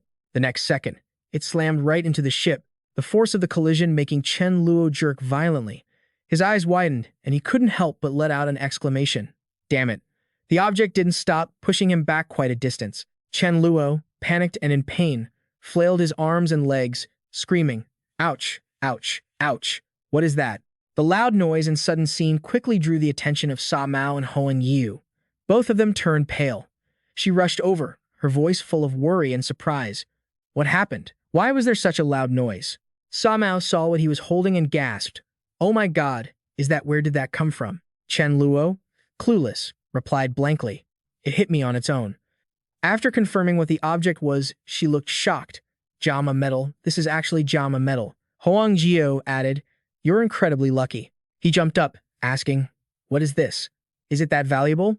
Hearing Chen Luo's question, Sa Mao explained, This is Jama metal. It has an incredible defense rating, making it perfect for armor. Is it worth it? This piece weighs about 4,236 pounds, estimated to be worth between 150 million to 180 million purple crystals. After saying that, she couldn't help but feel jealous. Is this the legendary finding gold without lifting a finger? Hong Yu felt the same. If I had even a tenth of his luck in my whole life, I'd wake up laughing in my dreams. Chen Luo looked at Mei Fan, who was smiling, and guessed. Could this be why Mei Fan wanted to take the spaceship? Was it for this Jama metal? After a long time on the ship, 2 months passed quickly, and they finally reached the fun planet. Looking at the surroundings, Huang Jiu spoke up, sounding curious and amazed. This marketing method looks like it's from God's miracle than Titch. Mei Fan asked, What is God's miracle? Before he could explain, she scouted around and found a large sign, her eyes sparkling like a child who had found a treasure. It was a game, and the sign was an introduction. God's Miracle Beta version, creative technology unprecedented in history. 100% realistic virtual reality experience that makes it impossible to distinguish between truth and lies. Created by the union of two civilizations, the signal covers most planets in the universe. Do you want to have a realistic and fun experience without leaving home? Do you want to master the laws? Virtual reality synchronized with reality, simulating the environment and geography of over 10,000 universes. You can experience all types of attributes 100% in the game. What are you waiting for? Try God's Miracle now. After reading, Mi Fan was immediately interested in trying it out. Chen Luo, I want to play this. Contrary to her excitement, he was curious. Can this game really help you master the laws? Sa Mao nodded, her voice steady. I don't know, but the game is very realistic, so it's likely possible. Huling Yu chimed in. We'll know once we buy it and play. I'll go buy them now. After they finished the purchase, he sighed. Oh my, one game costs 200,000 purple crystals. Luckily, you have enough money on your card, little brother. I bought 200 of them as you asked. Chen Luo didn't pay much attention to Huling Yu. Let's go, find a hotel to rest, and try playing it in the room. At the hotel, he was the first to sit in. All right, see you in the game. After Chen Luo sat down, the game started. The scenery appearing before his eyes left him stunned. Holy cow, this world is so real. I wonder if I can use my real-life skills. Thinking is doing, so Chen Luo immediately tried to use the Void Walk skill. Reading the notification on the screen, he was speechless. The usual pay-to-win tactic. Luckily, I have plenty of money. As he entered the game, Chen Luo felt a wave of intense heat radiating from the volcano next to him. The rocks were glowing red, ready to erupt at any moment. Soon, thanks to the game's teleportation mechanism and simulation infrastructure, Chen Luo levitated and shifted to a completely different terrain. In this 100% realistic simulated environment, it really could aid in mastering the laws. As he was frantically observing his surroundings, his eyes caught a dark, secluded spot below. He raised his index finger and signaled a secret tip. Secret group. Pay attention to the skill books in the game. If you find something suitable, buy and use it. Now, he calmly put his hands in his pockets and walked toward the cave entrance. He scanned the path while calculating. This place is perfect for me to dive into multiple layers of space and focus on sensing. Not long after, Chen Luo sat cross-legged in the heart of the cave, focusing all his will on training. The space power I haven't felt before can be divided into 8 types of laws. In Chen Luo's mind, each law appeared clearly, fully listed. In terms of function, instantaneous teleportation, transport, space. In terms of defense, physical defense, magic defense. In terms of attack, dimension, annihilation, penetration. After identifying what he needed, he quickly formed hand signs in front of him. Void Walk is the best defensive ability. What I'm lacking now is an attack. At the same time, elsewhere, the Fa Wang was enthusiastically experiencing the game, unable to help but praise it. This game is great, much better than trying to master it on my own. But Mi Fan immediately objected. It's not fun at all. Mei Le curiously turned and asked, her voice full of suspicion. Mi Fan, what on earth did you do? Why do you have the achievement? First player to die 1,000 times. Just mentioning it made her steam, grinding her teeth. A bunch of scumbags bullying others. As long as you pay. Nothing is impossible. If that's the case, it just means I didn't pay enough. Mi Fan suddenly paused, looking blankly at the gaming pod next to her, where Chen Luo was still motionless. Chen Luo, he hasn't come out of the game yet. Chen Luo, come out quickly. Lend me some money. I want to top up the game. But at this moment, Chen Luo was still deep in his training state. In his hazy consciousness, he analyzed, even if I master 4 or 5 spatial rules, I can only run if I face a peak-level god. But if I master time, it will be different. Time, the law of time. At that very moment, an indescribable pressure suddenly surged in, making Chen Luo knit his brows and clench his teeth. My head hurts so much. What kind of strange power is this? Sweat began to pour off his face like rain. Damn it, what is this power? Could it be time? Amidst the swirling consciousness, Mi Fan's familiar voice kept ringing clearly in his ears. Chen Luo, come out. Lend me some money, I want to top up the game. Finally, 5 minutes later, Chen Luo stepped out of the pod and gave a serious assessment. This game is actually quite interesting. Everyone can come in and train during this time. He glanced at everyone and added, let's return to pick up the members at Cat Planet and then head back to Earth together. The other 3 looked at each other and replied in unison. Understood. On the way back to Earth, their ship sped toward the planet. In the cockpit, Chen Luo saw Mei Le sitting in a corner, her eyes glued to the document in her hand. He found an excuse to start a conversation, his voice gentle. What are you reading so intently? She looked up from the page as if she had just found a kindred spirit. You came at the right time. Look, these are the records left by the Wai-Timan. As she spoke, her voice became more excited, and she spread the page out in front of Chen Luo. It records information related to the God certification. I don't think it's simple. He sounded a bit surprised. God certification? Based on the scribbled characters on the paper, Mei La slowly explained, her voice gentle and cautious. Legend has it that when you understand 100% of a branch of a law, there will be a qualitative change. You receive the God certification of that law, and when that qualitative change surpasses a normal God level, the law will grant a reward. Hearing this, Chen Luo immediately grasped the key point. His eyes lit up, his voice unable to hide his excitement. If he could truly grasp the laws within any branch of the Void Walker's space, the laws of space would grant him a great gift. She immediately confirmed that was indeed the case. Just then, Chen Luo, while rubbing his chin, lowered his head to study the documents carefully. In his mind, he quickly reviewed his progress. He had been entering the game frequently lately, so his Void Walker skill had broken through to 97, and Spatial Chen Luo's portation had reached 74. He just needed to keep working hard. Before he could finish his thought, a burning fire of determination surged in his heart. The God-level certification was truly something to look forward to. So, Chen Luo quickly said goodbye to Mei La. I'm off to train now. After returning to his room, he sat cross-legged on the bed, eyes half closed, his entire focus gradually sinking into deep thought. Clearly, he had always been in the game, comprehending combat abilities, but he had unexpectedly and accidentally learned spatial defense. However, spatial defense wasn't very useful to him. Thinking of this, Chen Luo curled his lips slightly, his expression indifferent. After all, Void Walker was the best form of defense. He could just run away, so why stay and hold his ground? Before that thought could even fade, the room door was suddenly kicked open. Hoang Yu and Exa Mao rushed in, breathless, and hurriedly shouted, Chen Luo, hurry and look outside the spaceship. The law is coming. That statement left him stunned for a moment, completely caught off guard. Before he could even ask for clarification, a vague guess instinctively surfaced in Chen Luo's mind. Could it be Mei La or the demigod-level Fa Wang who had ascended to godhood? While the three of them stood there blankly and unable to react, streaks of light as brilliant as meteors tore through the wind outside the cabin, heading straight toward him, leaving them frozen for 5 seconds. After realizing what was happening, Chen Luo was shocked. Why was it coming to him? Soon after, Chen Luo returned to his meditative state, focusing his mind. A rather unpleasant suspicion began to form in his heart. Could it be the law of spatial defense? Opposite him, Hoang Yu sat cross-legged, observing, and the more he looked, the more he couldn't help but exclaim, how long has it even been? And yet, here is the third law already. Big brother. From now on, I'll call you Big Brother. I'm truly impressed. Meanwhile, Exa Mao stood by, silent. In her heart, she had clearly promised herself, in less than a year, she must find a way to stick close to Chen Luo. In complete contrast to the excited atmosphere outside, Chen Luo was currently having a direct standoff with the law.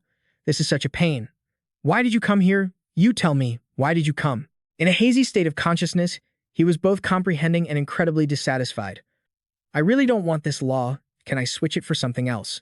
10 minutes later, Chen Luo was seen slumped over, clutching his head, radiating an aura of melancholy as if he had just been dealt a fatal blow by life. It's spatial defense again. This expression left Hoang Jiu and Sei Mao looking at each other in confusion. Why doesn't Big Brother look happy? I don't get it. Finally, he couldn't help but ask directly.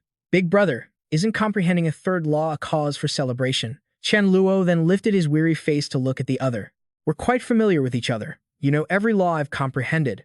Teleportation, Chen Luo's portation, and defense. Having said that, he finally couldn't hold it in any longer and began to vent his true feelings. Even though it's a third law, it still doesn't have a single offensive capability. The more he mentioned it, the more hopeless Chen Luo felt. I might be the god-level being with the 3 most trash laws. No, not might be, I'm definitely the most trash. These words were like rubbing salt into Exa Mao's wounds. She snapped her head around, grinding her teeth in anger. Big Brother, is what you're saying even human? I also want to be a god-level being with the 3 weakest laws, but the laws don't even bother looking at me. I beg for them, and they don't even care. Meanwhile, Hoang Yu was completely floored. It was as if he were being forced to listen to the life philosophy of a genius. Even with such great achievements, he remained humble. Is this the world of geniuses? I must keep working hard too. A few months later, on Earth, the aircraft landed smoothly on a lush green meadow. Chen Luo stepped out of the cabin, deep in thought. When he had left this place, he wasn't a god-level being, so he only felt that the world was polluted. Now that he had reached the god level, he could see that the air was covered in the faint, dark aura of the laws everywhere before his eyes. The black wisps of energy lingered like smoke, silently clinging to the world. Without needing to think much, Chen Luo understood that these dark laws were the main cause of Earth's pollution. After identifying the target, his gaze darkened and his voice sounded cold. He gave Xie Mao a short, sharp call. She immediately understood his intent. "Don't worry, I'll find a way to handle it." The very next moment, the aura on Xie Mao exploded. Her body transformed rapidly, and her true form, a giant white snake, appeared in the middle of the meadow. She opened her mouth wide, and the dark laws were instantly sucked in like water flowing backward. The thick, black energy surged into her body, making Xie Mao feel a sense of turbulence inside and out, and cold sweat constantly broke out. Even though the dark laws would invade her body and disrupt her own cultivation of laws, she gritted her teeth and endured, not slowing down for a moment. In her heart, she was crystal clear. She was trying her best to complete the assigned task, but as long as she could establish a good relationship with Chen Luo, these sacrifices were nothing. On the other side, Huang Zhu watched the scene before him, unable to help but nod in admiration. So this is Xie Mao's method, sucking all the dark laws into her body. Hearing this, Chen Luo suddenly felt a bit uneasy and turned to ask, "Will there be any consequences?" The man's face turned serious, his voice deepening. "Of course, she has to endure the suffering. Furthermore, for the few hundred years it takes to digest the dark laws, she won't be able to continue comprehending new laws." That statement left him silent for a moment, his gaze following the figure of the white snake struggling in midair. "I will remember this kindness." Meanwhile, at Tu's residence, the previously quiet atmosphere was suddenly broken. A subordinate hurriedly knelt on one knee to report, "Lord, to the third prince of the Vo. So Empire has issued a notice." The other side pulled out a scroll containing information. Purchasing time system crystals for 2 billion, the Empire's hereditary treasure, a life herb that grows every 20,000 years, can be used for exchange. Tu's eyes scanned the lines, and the more he read, the more his mouth curled into a smile. Purchasing time system crystals. Thinking of this, Tu chuckled, the sound echoing in the empty room. There's no way it could be such a coincidence. Though he said that, he had already reached a conclusion in his heart. Not long ago, the Bada family told him that there was a savage on Earth who possessed a method to freeze time. Chen Luo definitely had information about this time system. Just then, Tu suddenly stood up, his hands behind his back, his eyes flashing with a sinister light. "Chen Luo, I can't deal with you, but there are others who can. I just need to tell the third prince about this. He'll definitely have a way to get it back." The more he thought, the more satisfied he felt, a sense of smugness rising in his heart that he couldn't hide. The third prince not only holds great power and position, but also possesses 6 laws. So, this is the power of causality. After waving his hand, a spatial portal quietly opened before Tu, and he had already made his calculations. "Chen Luo, I guess you won't hand over the time system, so I'll just give this news to the third prince." Thinking of this, Tu's mouth curled into a smug, unhidden smile. He took a step into the spatial portal as if he had already foreseen the outcome. "He will definitely make a move against you." At the same time, in the third prince's palace, the space was so quiet that one could hear even the breathing. Lai Sin sat upright on the throne, his eyes calm and bottomless. A moment later, he spoke slowly.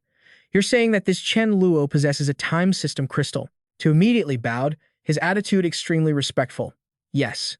After a few seconds of silence, Lai Sin nodded slightly, his voice neither fast nor slow, but carrying an invisible weight. "Tu, thank you for telling me this information. If I obtain the time system crystal, your reward will not be small." Hearing this, he immediately replied decisively, "Thank you, third prince." Then he turned and left, leaving Li Sen sitting there in thought. If Tu hadn't said it himself, I truly wouldn't have believed that someone could possess 2 laws in just 5 years. But you had better know your place, otherwise. Before the thought could finish, he clapped his hands, the sound ringing clearly through the empty hall. "Someone, based on the description of Chen Luo's appearance provided by Tu, issue a notice immediately." Instantly, several figures appeared, kneeling on one knee, awaiting orders. Lai Sen ordered in a deep voice, "Whoever sees him on the Vo X planet, bring him to see me immediately." Not stopping there, he continued to instruct, his every word clear. "At the same time, select 2 god-level beings of the Empire to go to Earth and see if they can find him." The 2 subordinates bowed simultaneously and replied loudly, "Understood." Meanwhile, Tu was extremely satisfied with his own plan. In his heart, every link had fit together so perfectly that he couldn't help but sigh in admiration. The power of causality is truly terrifying. What a brilliant move, using the borrowed blade strategy to return to Earth. After reverting to his human form, the snake mother stood before Chen Luo, her voice calm and clear. I have eliminated the root of the dark laws. Cleaning up the remaining pollution from here on will be quite simple. You can find a suitable place to plant the world tree. At that moment, Chen Luo replied sincerely, Thank you. Though, in my heart, I expect more than just that. I hope that when he sees my efforts, he will protect the snake spirit after I'm gone. Without hesitation, Chen Luo bent down and planted the world tree seed into the ground. He then turned to give instructions. Meng Yin, take the nature-type members and work together to release your abilities, accelerating the growth of the world tree. She was more than ready to take on the task. Understood. Leave it to us. The snake mother thoughtfully handed Chen Luo a document. I've recorded how to nurture the world tree in here. I've specifically noted the things you need to pay attention to. If you nurture it carefully, the world tree should reach a demigod level in about 20 years. Chen Luo took it, tucked it away seriously, and turned to Huang Yao to ask, I plan to go into seclusion on Earth for about 100 years. What about you two? No sooner had he finished speaking than Huang Yao refused repeatedly and made his decision. 100 years? No, that won't do. I can't stay. 100 years from now, my daughter will be a grown woman. I have to see her get married, and that's not all. Huang Yao even jokingly tried to lure him. What about becoming my son-in-law? You can even take my daughter as a concubine. But Chen Luo immediately looked away, trying to change the subject. I don't see anything. I don't see anything. It was the snake mother's turn to speak, her voice tinged with regret. I can't stay either. I have to go back and push the youngsters to cultivate. Since they had made up their minds, he didn't try to hold them back. All right then, I'll take you two back. When I come out of seclusion, I'll come find you all. Just then, Mei Fan whispered from behind, Chen Luo, come with me for a moment. After saying that, she hurriedly grabbed Chen Luo's hand and pulled him away, her steps so urgent as if she would miss something crucial if they were even a second late. We need to go, too. Being dragged along, he still hadn't understood what was happening, his face clearly showing confusion. I'm about to go into seclusion. Why do I need to go? Mei Fan didn't answer immediately. She stopped and turned to look at Chen Luo, her gaze deep and unfathomable for a moment. Because someone is looking for you, you cannot live in hiding. This statement immediately made him uncomfortable, a spark of pride rising in his heart. What do you mean hiding? That's called developing. But she was extremely stubborn, only shaking her head, her attitude so firm that it gave him no room to argue. Development won't work either, you must go. This rare seriousness made Chen Luo gradually withdraw his carefree demeanor. He looked at Mei Fan more intently, and a sense of wariness began to grow within him. You said someone is looking for me, who is it? At this point, she revealed the truth. I only know it's a very powerful god-level being, and they know the coordinates of Earth, so we cannot stay here. As she spoke, Mei Fan slowly spread her arms. Ethereal spiritual energy immediately gathered around her body, making the surrounding space feel heavy.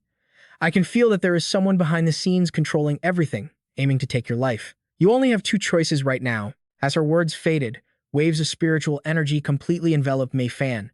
The aura around her suddenly became significantly sharper and more dangerous. 1. Go somewhere else to live in hiding for 100 years. 2. Enter the fray. Mei Fan then continued to patiently persuade him, her voice slow but firm. Chen Luo, I have a way to help Earth stay outside the vortex of fate, hiding it for about 100 years. But after 100 years, I won't be able to use this ability anymore. Seeing him still hesitant, she lowered her voice to offer a reminder.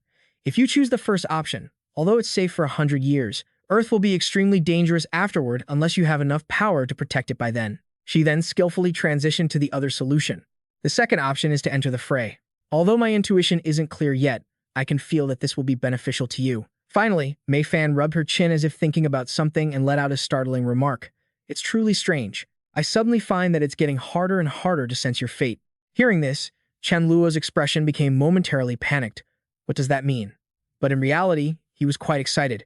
Does this mean you won't be able to warn me in the future? The very next second, Chen Luo was poked hard in the waist by Mei Fan as a warning. I just can't sense it clearly, that's all. I can still sense if you're in danger. Very quickly, he put away his playful look. I admire your seriousness. In that case, I feel I can do it, so I should enter the fray, plus, there are benefits. Responding to his words, Mei Fan nodded slightly, a look of satisfaction appearing on her face. Right, that's it. Chen Luo stepped forward directly, each step steady and firm. Fine then, how can the universe exist without me? I won't stay anymore. Watching his sturdy back, Mei Fan couldn't help but muse. Fate is constantly changing. She herself hadn't expected Chen Luo to comprehend the third law so quickly, surpassing even what fate had anticipated. She felt a bit of relief in her own heart. Chen Luo had become someone she couldn't fully grasp. Fortunately, things were still trending in a good direction. He was now bluntly questioning the two who had followed him. Huang Yao, Snake Mother, even now I still don't understand. Why Su suddenly came to Earth to cause trouble? You, who are behind the scenes, want to cause me trouble now, can you two really not tell me the truth? It was clear that Huang Yao had begun to look flustered. The answer to this question is something we really cannot answer. If we say it, we will all meet with disaster. While the Snake Mother also hinted at some information. Actually, you don't need to try so hard to find that person. She didn't intend to make things difficult for you. The man even offered sincere advice. Brother, listen to our advice. You really shouldn't try to find that person's identity. Even if you comprehend all the laws, it's best not to seek that person out. Hearing this, suspicion stirred in Chen Luo's heart. He had already comprehended 3 laws and still couldn't go up against the opponent. That thought made him even more irritated, his hands instinctively clenching into fists. Damn it! Who on earth is the opponent? How could they be so afraid of them? Just then, a frantic voice suddenly rang out. Chen Luo. Chen Luo. It turned out to be the tree spirit, acting out and scolding him. Chen Luo, do you have a conscience? Do you have one? Huh. It felt very aggrieved by his decision. You're taking everyone else with you, but you're not taking me. How pitiful I am. I've grown accustomed to eating the corpses of king-level beings and level 4 or 5 variant creatures. This mouth has truly gotten used to it. But after seeing Meng Yin, the tree spirit suddenly panicked. What is this seed? Why does it feel like my bloodline is being suppressed? While Chen Luo was speechless, not knowing how to deal with it, Huang Yao quickly seized the opportunity. Soul, it's time to show your loyalty. He naturally stepped forward, pointing straight at the tree spirit to condemn it. Who are you scolding? And Chen Luo also stepped up angrily to echo him. That's right, when have I ever lacked a conscience? The spirit lost its composure, pointing at Meng Yin's seed. This is the proof of having no conscience. You have something new, so you don't like the old me anymore. Then it angrily ordered Chen Luo, hurry up and give me a corpse to eat. And once it bears sweet fruit, we'll split it half and half. But he just casually waved his hand. Scumbag, our cooperation is over. That made the tree spirit boil over with rage. I knew it. You have a new joy, so you've forgotten me. I actually thought we could be together forever, but you've made me a total loser. It quickly swung its branches, directly launching an attack toward the two of them. I'll fight you to the death. Winding vines, Chen Luo was momentarily stunned when his arm was suddenly tightly wrapped by the vines. The binding force wasn't weak at all. He looked down, his mouth twitching slightly. Are you kidding me? I'm a god-level being. Just that small action was enough to make the long-repressed irritation in his heart flare up. Who are you trying to scare with this? And so, Chen Luo gently swung his hand and slashed at it, neat and decisive. You dare to scold me for having no conscience? After that slash, Chen Luo calmly picked his ear, looking so composed as if he had just dealt with a trivial matter. Then don't blame me for being ruthless. Behind him, the tree spirit's body slowly split in two, its vitality quickly dissipating. He turned his head away irritably, muttering under his breath, deeply annoyed. I didn't want to go, but someone else is forcing me. Deep inside, a cold, murderous intent had silently surged, like an invisible warning. It's best you don't let me find out who you are. After the spatial gate slowly opened, Chen Luo turned to look at everyone behind him, his gaze sweeping over each familiar face before giving a faint smile. Let's go. Time to say goodbye to everyone. Whoever wants to follow me, come along. Those who want to stay, build your home well. No sooner had he finished speaking than Mei Fan was the first to step forward, her attitude so decisive that she didn't need a second thought. At this moment, on the modern, vibrant planet, the distant sky was dyed with a soft twilight, both noisy and peaceful. He crossed his arms over his chest, strolling along for a few steps, unable to help but sigh in his heart. I didn't expect to be back here so soon. Just then, Chen Luo's gaze happened to land on a TV hanging by the side of the road. On the screen, a news broadcast was live, the anchor's voice droning on. The station would like to announce that the Va Empire has recently issued a notice. Before he could look away, the voice continued. The Empire plans to purchase time system crystals for the price of 2 billion purple crystals and an everlasting tree. The astronomical figure left Chen Luo stunned. 2 billion? Good grief. I've never seen that much money in my life. Just then, someone contacted him directly. Wait, how did you know I was here as soon as I arrived? Fearing Chen Luo might leave, the person urged, Wait, brother, we are almost there. Their anxious attitude puzzled him. There was something going on, but he didn't reveal it immediately, only saying, You must stay exactly where you are and wait for us. Soon after, they arrived to meet him as promised. As soon as he saw him, Chen Luo spoke up first. Brother, long time no see. But Rick, who was walking beside him, didn't beat around the bush and went straight to the point. The third prince has an invitation for you. I'll give you the coordinates. You go there yourself. Hearing this, Chen Luo already had a rough idea of what was happening. Mei Fan said a powerful god-level expert was looking for him. Damn, it's probably this third prince, isn't it? He thought for a moment and asked point blank, I don't know any third prince. Why is he looking for me? The man answered honestly, I don't know that either. Maybe the third prince appreciates your transportation abilities. Don't worry, he isn't trying to make things difficult for you. Otherwise, there'd be no need to invite you like this. Finally, Chen Luo made a decision. Fine, I'll go meet him. He was secretly curious. He actually wanted to see why this third prince wanted to find him. As soon as Chen Luo stepped out of the portal, he hadn't even had a chance to look around before someone was already waiting. You must be Chen Luo, right? The servant bowed respectfully with his hands over his chest. The third prince has been waiting for a while. Please, follow me. Upon entering the grand hall, a faint scent filled the air, and a pale green liquid was poured into a glass. At the same time, Lei Sen's overly sugary voice rang out. Brother Liu, it was a long journey. You've worked hard. On the throne, Lei Sen remained seated, his movements slow and natural. This is enlightenment tea, very useful for comprehending laws. On the surface, it sounded incredibly polite, but Chen Luo was already on high alert who knew if it was poisoned.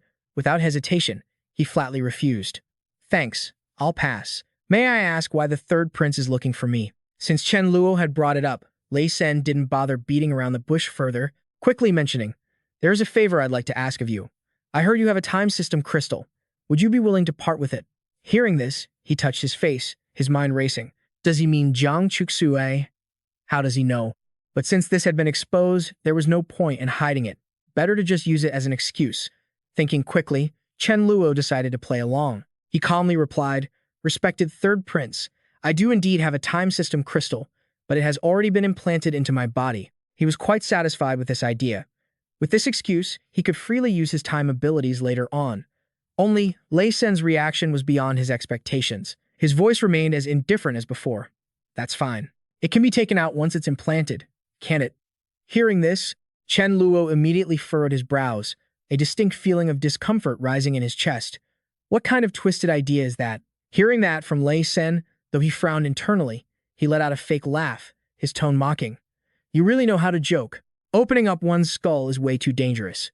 But in reality, he had secretly resolved that in this lifetime, he was only going to be opening other people's skulls, never letting anyone do that to him. Unexpectedly, the other side was unusually stubborn about this. Lei Sen calmly reassured him. It's fine. I have experts here. Just endure it for a moment, it will be over very quickly. Naturally, Chen Luo would sternly refuse this life-threatening matter. No way. I want to use the time system crystal myself and have no intention of selling it. Third prince, you should keep looking. Sighing with annoyance, Lei Sen's expression was no longer friendly. Brother Liu, your answer puts me in a very difficult position. Chen Luo immediately let out a cold laugh, repeating difficult with sarcasm, and clearly expressed his own stance. He clearly wasn't planning on giving the other guy any face. If it's difficult, then stop doing it. He was resolute. I'm done playing with you. The atmosphere turned tense as he spoke up again. A god-level being with 2 laws dares to flip the table in front of me. Do you have a death wish? Carrying his own inherent arrogance, every word out of Lei Sen's mouth was filled with threats. If you had been obedient, I was going to leave you a path to survive, but it seems that won't be the case now. Stepping down from his throne, he moved slowly, his cold gaze fixed on the other man, his tone dripping with contempt as he judged him. I've never met someone as stupid as you before. Yet, those words only made Chen Luo's rebellious spirit flare up even more, to the point where he almost lifted his chin to confront him, his lips curling into a smirk in response. Well, now you have. Facing this situation, Man and Nan couldn't help but scream, successfully drawing his attention. These 2 maids looked pretty good. Should he pack them up and take them with him later? This distraction, along with the series of heaven-shaking actions caused by Chen Luo, had completely infuriated Lei Sen. It's been a long time since anyone dared to act so insolently in front of me. Possessed by the determination to get what he wanted, he didn't mind lowering himself to attack first. I must have this time system crystal. Unfortunately, Chen Luo wasn't an ordinary person. Even his composure was leagues apart from his. Then let's see. At the same time, his processor worked rapidly. In a direct clash of laws, he wouldn't win, but he could make the guy get lost. At the moment they were about to collide, he calmly raised his hand to cast the void ejection skill. Just like that, the imposing Lei Sen was forcibly teleported. But in the next split second, he looked around, stunned and confused. Huh? Where am I? Did he do this? How is this possible? Fury surged within him, choking his throat. He had to grit his teeth to suppress it. Damn you, Chen Luo. On the other side, after directly ejecting the master of this place, Chen Luo didn't need to hold back anymore. Now that there was no one left to bother him, it was time for his performance. The very aura he exuded made Nan panic to the point where she retreated repeatedly, screaming with a trembling voice, You stay away. Unfortunately for her, she didn't have enough power, so she could only scream helplessly for help. As for Chen Luo, he acted as if it were only natural, his tone cold and indifferent. Don't be afraid, don't be afraid. Besides, I'm not a good person anyway, get in there. He didn't stop there. He even deliberately dropped words that no one wanted to hear in this situation. You two are sisters, share the blessings together. Get in there together. Man's face turned ghastly pale, struggling and crying for mercy. Let me go. Let me go. Third prince, save me. Just as Chen Luo finished gathering everything, Lei Sen had managed to return, hissing every word, I underestimated you. Responding to him was only Chen Luo's tired and impatient expression, his voice filled with annoyance. Following that, using the same move twice on the same target, void ejection continued to make him scram. Clearly, Lei Sen hadn't learned a single lesson, so he was once again dragged straight into the void, leaving only his curses behind. That guy is finally quiet. Chen Luo immediately scanned the luxurious grand hall, his eyes lingering on every lavish item. The status of this third prince is very high. The items displayed in this house certainly aren't cheap, right? Filled with an uncontainable excitement, a clear sense of satisfaction rose in his heart. Watch me pack up all the furniture here and take it away. After silently declaring this to himself, Chen Luo immediately acted. Wherever his gaze swept, items vanished. This music box is also very beautiful. Taking it. There's a tea box here. Is this enlightenment tea? There's also a wall painting. But just then, he paused, as if he had realized something, and slapped his forehead hard. Good heavens, taking items one by one takes too much effort. I was so short-sighted. The very next second, Chen Luo teleported. Outside the magnificent building that belonged to Lei Sen. Looking at the entire structure in front of him, he made a decisive choice. I'll just pack up his whole house and take the whole thing. Possessing heaven-shaking strength, Chen Luo could lift the entire ground. It was as easy for him as eating and drinking. It was because he was so busy collecting items that he accidentally let Lei Sen return just in time. The moment he appeared, his eyes caught the scene before him, and he immediately blurted out, full of anger at being slighted and the frustration of having his belongings taken without asking. Lei Sen roared in anger, Stop what you're doing right now. Answering him was only Chen Luo's mocking expression, his tone lazy and sarcastic. Your words are making things very difficult for me. Before he even finished the sentence, he instinctively activated his void-shifting ability for the third time, causing his opponent to vanish once more in a fit of rage, leaving behind nothing but an unfinished, angry roar. Lei Sen was so familiar with the route now that he could return at top speed. Just wait, this time I'm going to end you personally.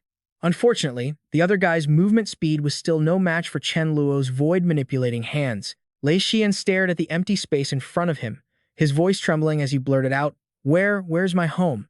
He looked around in a panic, desperately searching for the living creatures that had been stationed in his mansion. Nan, where are you two? Come out and meet me. And my purple eagle mount, where is my eagle? After receiving no response, Lei Sen couldn't suppress his rage any longer. The sudden surge of blood caused him to spit out a mouthful of vibrant, fresh blood. Despite suffering heavy internal injuries from the mental shock, he gritted his teeth, his resentment seeping out through his clenched jaw. Chen Luo, I will destroy you. Meanwhile, the man he was cursing was calmly moving through different layers of space, his figure flickering in and out of existence. Although he enjoyed his free shopping spree, he was now a wanted man in the Wuxi Empire. It probably wouldn't be long before there was a bounty on him across the entire universe. Yet, Chen Luo didn't feel a shred of anxiety. On the contrary, he found the idea quite exciting. As a rogue like him, who was there to fear, I'd like to see who dares to come and catch me. A day later, on planet Vui Vei, he was walking down the street when he heard exactly what he had expected. A series of emergency broadcasts began. The palace of the third prince of the Lei Xian Empire has been raided. It is reported that the villain used spatial powers, not only to steal a large amount of precious blood-melting herbs, but also to destroy the third prince's palace and brutally murder 2 maids. The voice reading the news was filled with fury and hatred. The cowardice and shameless behavior of this villain have shocked everyone. Imperial guards have issued an S-class bounty for his capture. Below that was the information on the villain. As the source of all this, Chen Luo felt a bit indignant. Is this what they call a robbery? I clearly snatched it right in front of him. Who are they looking down on? Within half a day, data and images of him were flying everywhere. Chen Luo, male, age unknown. Spatial type power, currently possesses two laws, void walking and spatial displacement. Highly skilled at escaping, but extremely poor at attacking. What made it more special was what followed in the announcement. The third prince was offering a reward of 2 billion purple crystals to anyone who captured the villain, Chen Luo, enough to make even him gasp. With that much money, it almost makes me want to turn myself into him. After the announcement ended, whispers broke out among the crowd as people recognized Chen Luo. My god, it's the S-Class wanted criminal walking right there. Everyone, follow me, let's catch him. Are you blinded by greed? That's a god-rank fighter with two laws. True. A Fa Wang ranker like you shouldn't even think about catching a god ranker. Even under the gaze of thousands, he remained calm, proving his confidence had reached a new level. If he couldn't be a hero loved by everyone, being a villain that everyone feared wasn't bad either. He even calmly started a transaction. Ma'am, I'll take one portion of everything. Unfortunately, the store owner didn't have Chen Luo's nerves of steel. I don't dare sell to you. You're a bad person. If I do business with you, I'll be shut down. Chen Luo found a loophole in her words and firmly retorted, if I don't pay, does that mean it's not a sale anymore? Before she could process that, she stared at him blankly. Not waiting for her to react, he sternly threatened her. I'm here for a free meal. Get cooking. If you don't do it, I'll send you on your way. Half an hour later, after his bold declaration, Chen Luo was truly enjoying his gourmet meal. This fried shrimp is really good, crispy and fragrant. He let out a satisfied breath, unable to help but feel a bit emotional. How pitiful. I don't really have the heart to bully someone like this. Although he claimed it was a free meal, Chen Luo wasn't heartless. He paid in full with several purple crystals, and before leaving, he couldn't help but offer a compliment, leaving the woman stunned. Nice technique. By the time his figure faded away, the saleswoman was left in a daze, her mind a mess. I've worked here for 10 years and haven't earned a single purple crystal. He gave me 5. And if he paid after eating, he can't be a bad person. He's clearly a very good man. Meanwhile, the crowd outside had gathered, but they all instinctively backed away when they saw Chen Luo walk out. I've had my fill, and nobody came to catch me. This is the efficiency you have. Forget it. I'm losing my patience.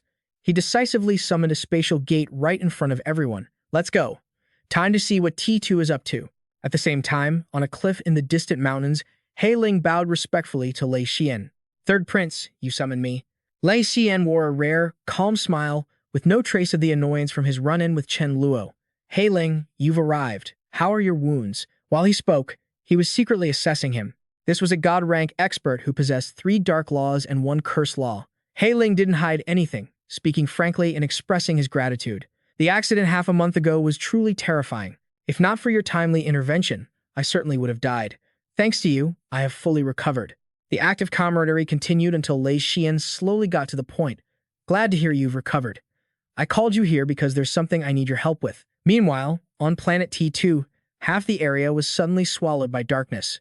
The source of all the trouble was standing in midair. Chen Luo roared, T2, get out here. He was seething with frustration. Just thinking about the trouble he'd been caused recently made him furious. Even though he couldn't beat him yet, having a good fight to vent his anger was fine. Such a huge commotion, who could ignore that? Especially the steward of the mansion. What blind fool is barking in front of the master's house? The reply was silence. Chen Luo looked dangerous on the outside, but in his head, he was planning something that went far beyond social norms. T2 is a member of the elf race. These servants are all quite beautiful.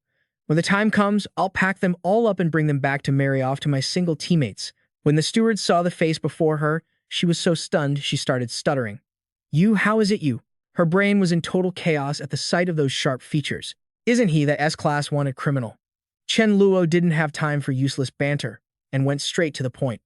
Where is T2? Tell him to come out and meet me. Now, the steward had no choice but to lower her voice. I'm sorry. The master went out 4 hours ago. If you have any business, you can wait for him to return. Hearing this, Chen Luo muttered to himself and quickly made a decision. What a coincidence. Fine, I'll go inside and wait. He added a key point in his mind, and take some stuff while I'm at it. He didn't need them to open the door. He simply teleported into their house as if it were his own. It's much more modest in here than I imagined. Could it be that T2 keeps all his treasures on him? Unfortunately, no matter how much they prepared, it couldn't stop his rebellious nature. Anything T2 doesn't value, Chen Luo, won't even look at. Time to start the destruction. Meanwhile, in a place neither far nor near, T2 was putting all of his energy into pushing the construction progress, hoping to build a palace for the third prince quickly so everyone could get paid earlier than expected.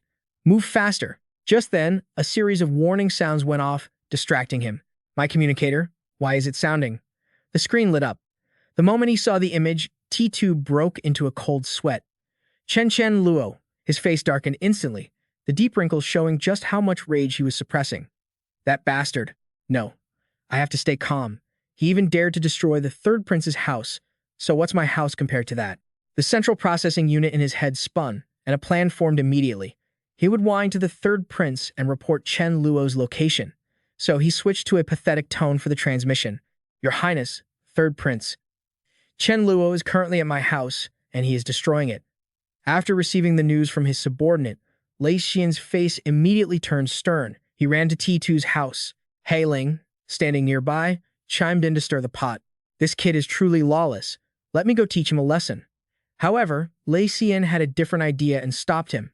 Don't be hasty. I'm looking for suitable henchmen. Once I've gathered enough, I'll make him pay. But Hei Ling was determined to show his loyalty. No way. I can't let this slide. A surge of dark energy flared up the next second, showing just how furious he was. It felt like he was about to blow the roof off. He thought, so what if he knows spatial teleportation? As long as I can ambush him successfully. And with my curse rule on top of that, there's definitely a chance. Hearing the other side mention this, Liu Sen couldn't help but fall into deep thought. Right, even if you can't kill him, as long as he gets hit by your curse, that sounds like a solid plan. With that, he stopped holding his subordinate back and gave a firm order. Go ahead. Keep safety as your top priority. That's all I'm waiting for. Hei Ling officially took off. Got it, Chen Luo. I'm coming for you. Meanwhile, on the planet Tisu, Chen Luo was feeling incredibly satisfied after wrecking someone's house. According to his next plan, he needed to find a god-level metal called Not to craft armor and boost his defense. But before that, he should check out the loot he'd swiped. Suddenly, desperate cries for help echoed from his bag. Let us out. He calmly released Nan and Man, whom he had forced to tag along all day. They were the two handmaidens serving under the third prince. They surely knew a lot about his belongings, right? He then offered a gentle smile, as if there had never been any conflict between the three of them. Don't be angry. I remember both of you. One is named Nan, and the other is Man, right? Man mustered up her courage to challenge him back. Do you have a death wish? We belong to the third prince, and you actually dared to rob him. Nan chimed in, nodding frantically. Yeah, that's right. However, the question they posed only made Chen Luo more confused. I can rob his entire house right in front of him. So do you really think I'd be scared of you? The next second, he opened a projection showing the situation when he first became a wanted man. It was clear the villain had used spatial power not only to steal a massive amount of herbs from the precious blood fusion grass garden, but also to trash the third prince's palace and kill his two handmaidens. Once the recording ended, Chen Luo concluded. See that? The third prince said you're already dead. As long as you're still alive, it means he's lost face. So, even if you get rescued, he'll just kill you himself. Understand? Being abandoned so heartlessly caused a wave of panic for Nan. Why would he do that? Third prince Man, it hurts because it's true we've been abandoned. Chen Luo calmly cut in. Are you two willing to follow me? With my abilities, protecting you two won't be hard at all. The sudden barrage of events left Man without a proper answer yet. We naturally. He wasn't a cruel person who would use force, so he softened his voice to make an offer. I can give you time to think about it, but first, you need to help me with one thing. Without a hint of hesitation, Chen Luo asked about the thing that bothered him most. The items inside this brocade box definitely aren't ordinary. Tell me, what exactly is this, and what are its properties? When she saw the treasure in his hands, she gasped in shock. Blood fusion grass. You actually managed to steal this. She then honestly explained the details to him. According to the third prince, this stuff could help fuse implants and assist with merging special abilities. Those 4 words were enough to hook Chen Luo. Merging special abilities. His mind raced to his own combat techniques.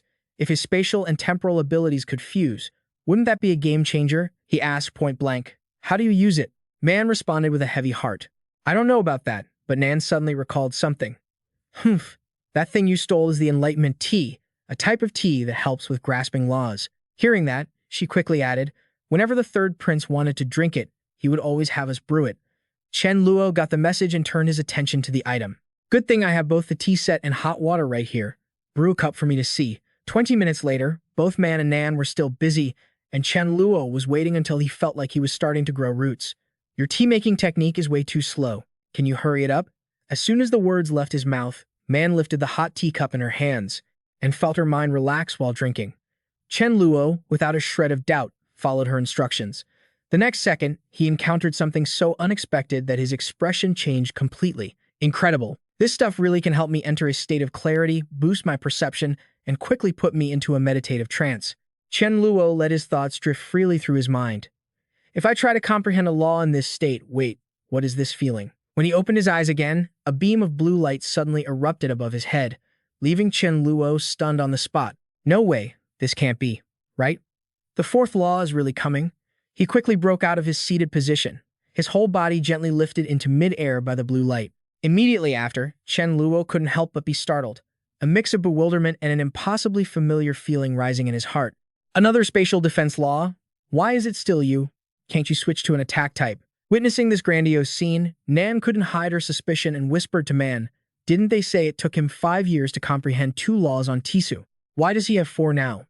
She wore a look of equal astonishment, shaking her head as she replied, "I don't know, but I have a feeling that if he keeps going like this, sooner or later, he'll comprehend every single spatial law." Facing such absolute power and the situation at hand, Man fell silent for a moment before slowly speaking in a heavy tone. "Nan, no matter who we serve, we're still just handmaidens in the end. I want to live a decent life, and you." She understood what the other was implying and nodded slightly, her voice dropping. "I'll follow your lead. For now, let's just stick with him." As soon as Chen Luo finished his comprehension, both of them bowed respectfully to congratulate him. Hearing that, it was obvious to Chen Luo what happened. A faint smirk curled on his lips. "Looks like you two have thought it through and are ready to follow me with peace of mind." Man stuttered as she tried to express their situation, but he cut her off decisively. "All right, stop standing there. Hurry up and brew me another cup of tea." He then asked a logical question. Where did this enlightenment tea come from? In their current situation, she shared whatever she knew. "I heard it came from a certain god-level nature-type elder who plucked it from a divine tree they personally cultivated." Instantly, a deep sense of interest welled up in Chen Luo. Maybe he could just take the whole tree with him. Out loud, he continued to probe. Who has the talent to grow a divine tree? The only answer was Man's blunt shake of the head. "We don't know that." He didn't feel disappointed because the question was just a passing thought anyway. "All right, not knowing is fine. I'll just go scout it out and find out myself." He had already made a plan in his mind. Something this good couldn't be enjoyed alone. He'd wait until Mei La and the others reached a critical moment in their training and let them try it. At that same moment, inside the pocket dimension, the person Chen Luo was thinking about had finally finished leveling up. Mei Fan noticed at that exact moment and asked straight out, "Mei La, you've leveled up to a demigod, right?" She nodded in acknowledgement. "That's right." At that moment, she decisively handed over the item in her hand, not forgetting to urge, "Eat this quickly. I can feel that this fruit is very beneficial for you." Chu Kwa was teary-eyed at this scene. Is she finally going to eat me? That's good. At least I don't have to live in fear every single day anymore. Just put me out of my misery. It truly didn't disappoint. The moment it released its fragrance was the moment Mei La transformed Chu Kwa inside her mouth. At the same time, Chen Luo suddenly went blank because he felt something strange. Inside that space, Mei La had leveled up to a demigod, carrying an urgency visible to the naked eye. He created a portal and hurriedly called for Mei La. Nan witnessed it with her own eyes and hesitated. Why did he go inside? Even Man had to wonder, despite having seen countless things in her life. That's right, isn't it impossible to put living things inside a space?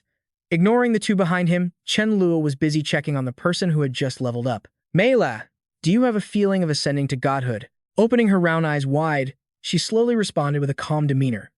"I thought I could rely on the resurrection technique to reach the god level, but unfortunately, it didn't." Just then, Mei Fan snapped her fingers to grab his attention. "Becoming a god isn't that easy.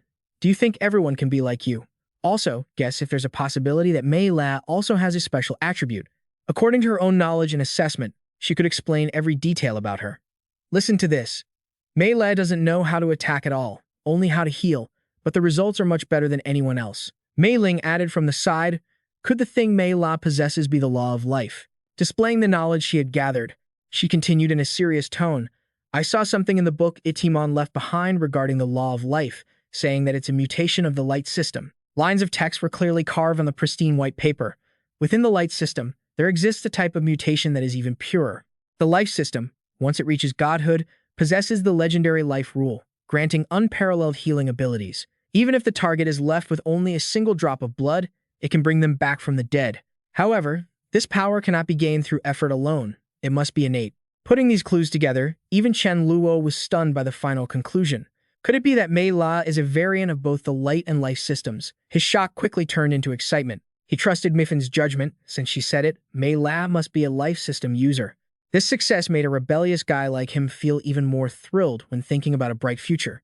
Once she becomes a god, he wouldn't even fear death. Suddenly, Miffin's voice cut through his thoughts. By the way, Chen Luo, you figured out how to use time stasis a while ago, didn't you? When asked, he rubbed his chin and admitted, "To be honest, I've mastered time stasis." Her reply was filled with concern and firm guidance. "That's good, but remember, you cannot reveal this ability for the time being." Then, she added solemnly, "I have a feeling that in about a month, a very important item will appear. It's like the pearl fruit, which increases longevity, but with much greater effects." That was enough for Chen Luo to understand and form a hypothesis. Could it be that Mei La's promotion requires something with a massive amount of life force? Myfin provided a more specific answer. After all, this item doesn't just benefit Mei La, it also indirectly has huge advantages for you. If you reveal your time stasis ability now, it will be very difficult to obtain it again. The gravity of the situation made Chen Luo become serious. I understand. After settling things with Mei La, as soon as he stepped out of the ability dimension, he instructed Nam Nam and Man Man, "Wait until we finish tea, then we'll enter the dimension. If there's nothing else, start tidying up." They were caught off guard by the sudden order and hadn't quite processed it. "Huh?" He continued with a firm tone. "Don't worry, my dimension is not like other spatial systems." Before they could respond, two figures suddenly plummeted from the sky like meteors. It seemed someone had arrived. Facing this sudden enemy, Chen Luo wasn't flustered at all and even had time to size them up.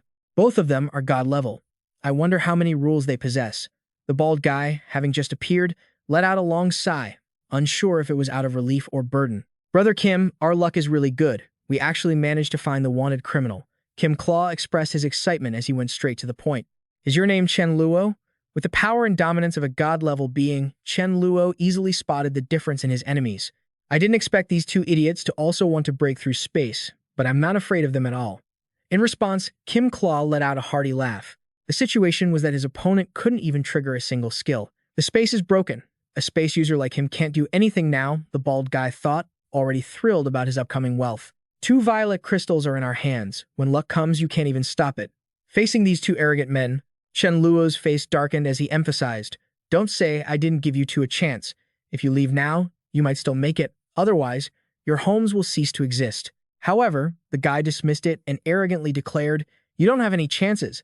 Today, I'm sending you to heaven." He then tilted his chin with an attitude that made him completely disbelieve Chen Luo's threat. "He doesn't even know where my home is. How could he possibly know?" Kim Claw added on the side, "Don't think he's serious. This guy is probably just scared. That's why he's spouting weird threats." Chen Luo's sharp eyes narrowed, clearly showing his anger. Since they didn't know when to back down, he stopped wasting time. He snapped his fingers to unleash his combat technique. "Fine, get lost. Later, I'll confiscate both of your homes." As the two bald guys and Kim Claw vanished, Chen Luo gave a decisive order.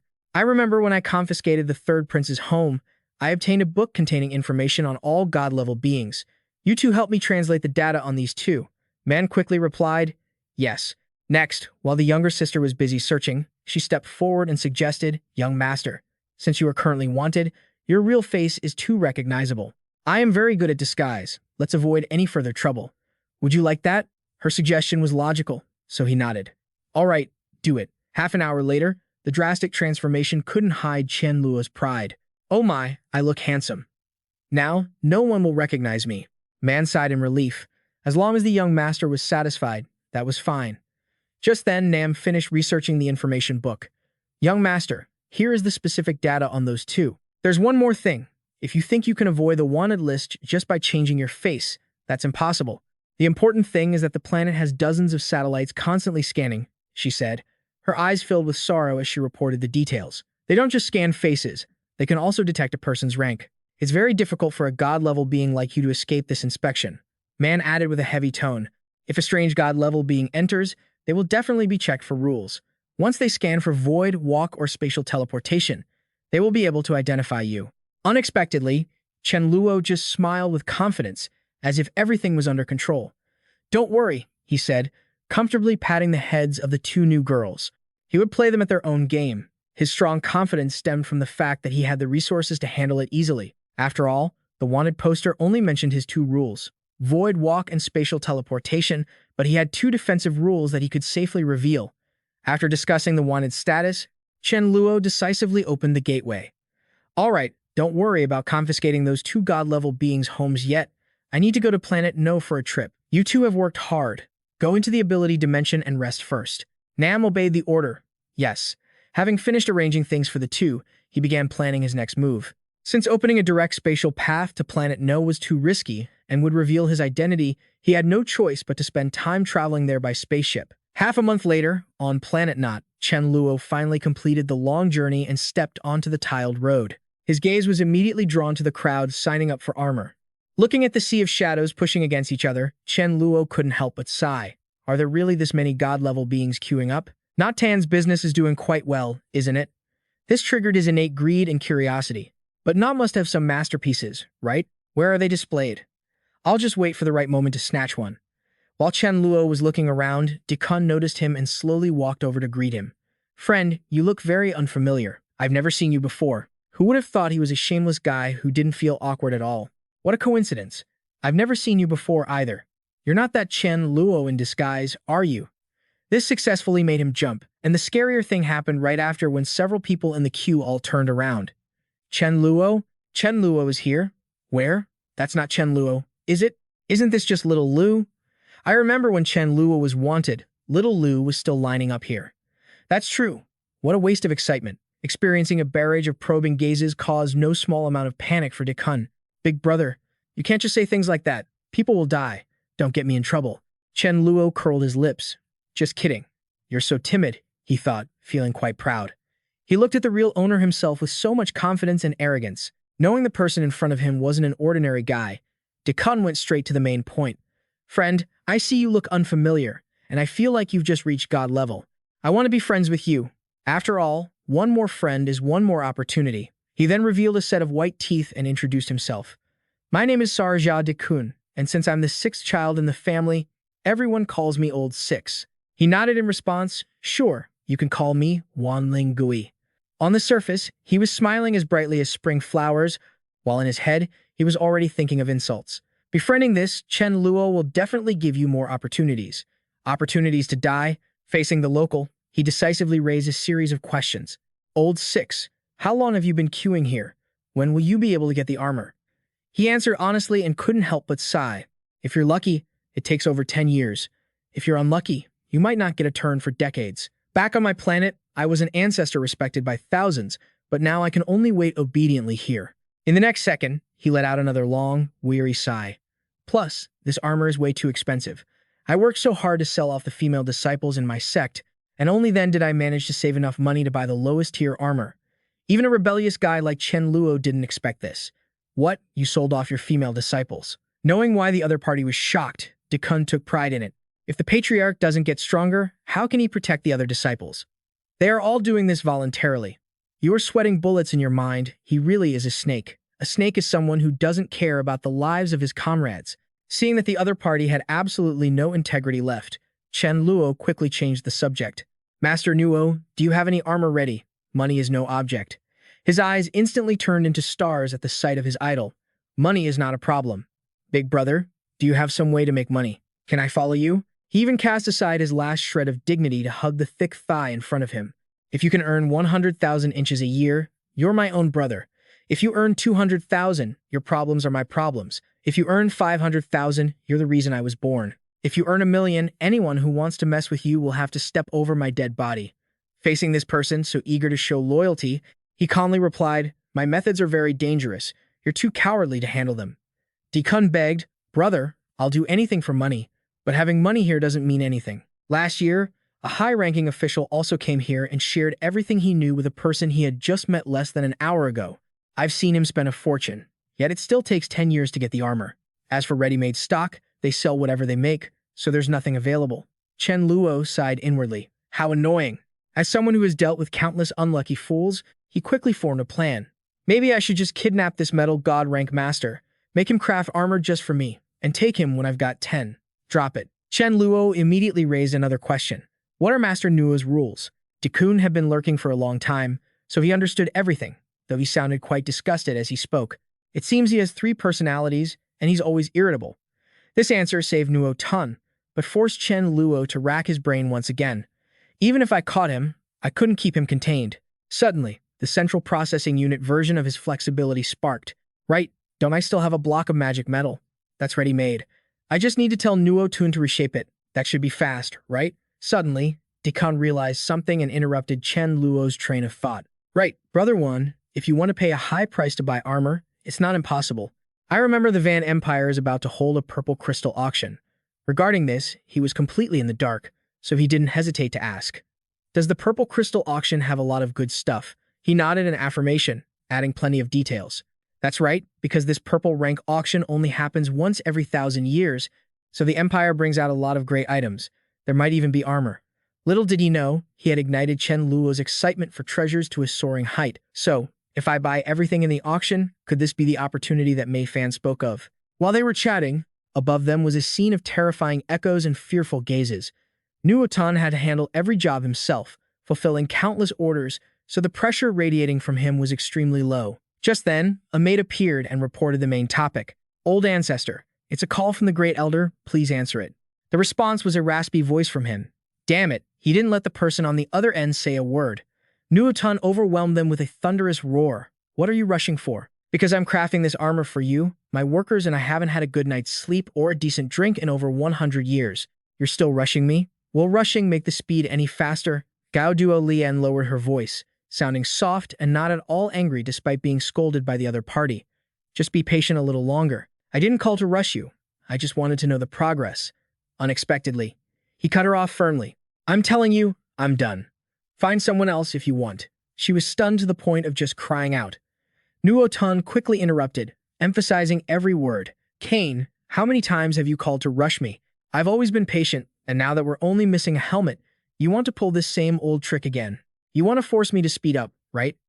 After being normal for only a few seconds, Nuo Tan went crazy again from the oppression. I didn't say anything, so you think I really don't dare to do anything? I'm telling you, whatever you say is useless. I said I'm not doing it, so I'm not doing it. He was so furious, he threw the materials nearby. Bad luck. Ignoring the crowd waiting, he chugged all the alcohol in his hand. I don't want to drag out this miserable job for another day. I'll just drink until I'm completely wasted. Having officially drunk himself into a stupor, Nuo Tan expressed his firm determination. I want to go out for a stroll, chase all those god rankers away. The moment he appeared before the long line of people, the crowd erupted into chaos. Oh my god, it's Master Nuo Tan. Master Nuo Tan, greetings. I've admired you for a long time. Master Nuo Tan, you look just like my father. Unexpectedly, the response they got was like a bolt of lightning. Get lost. I won't accept any more orders for the next 1,000 years.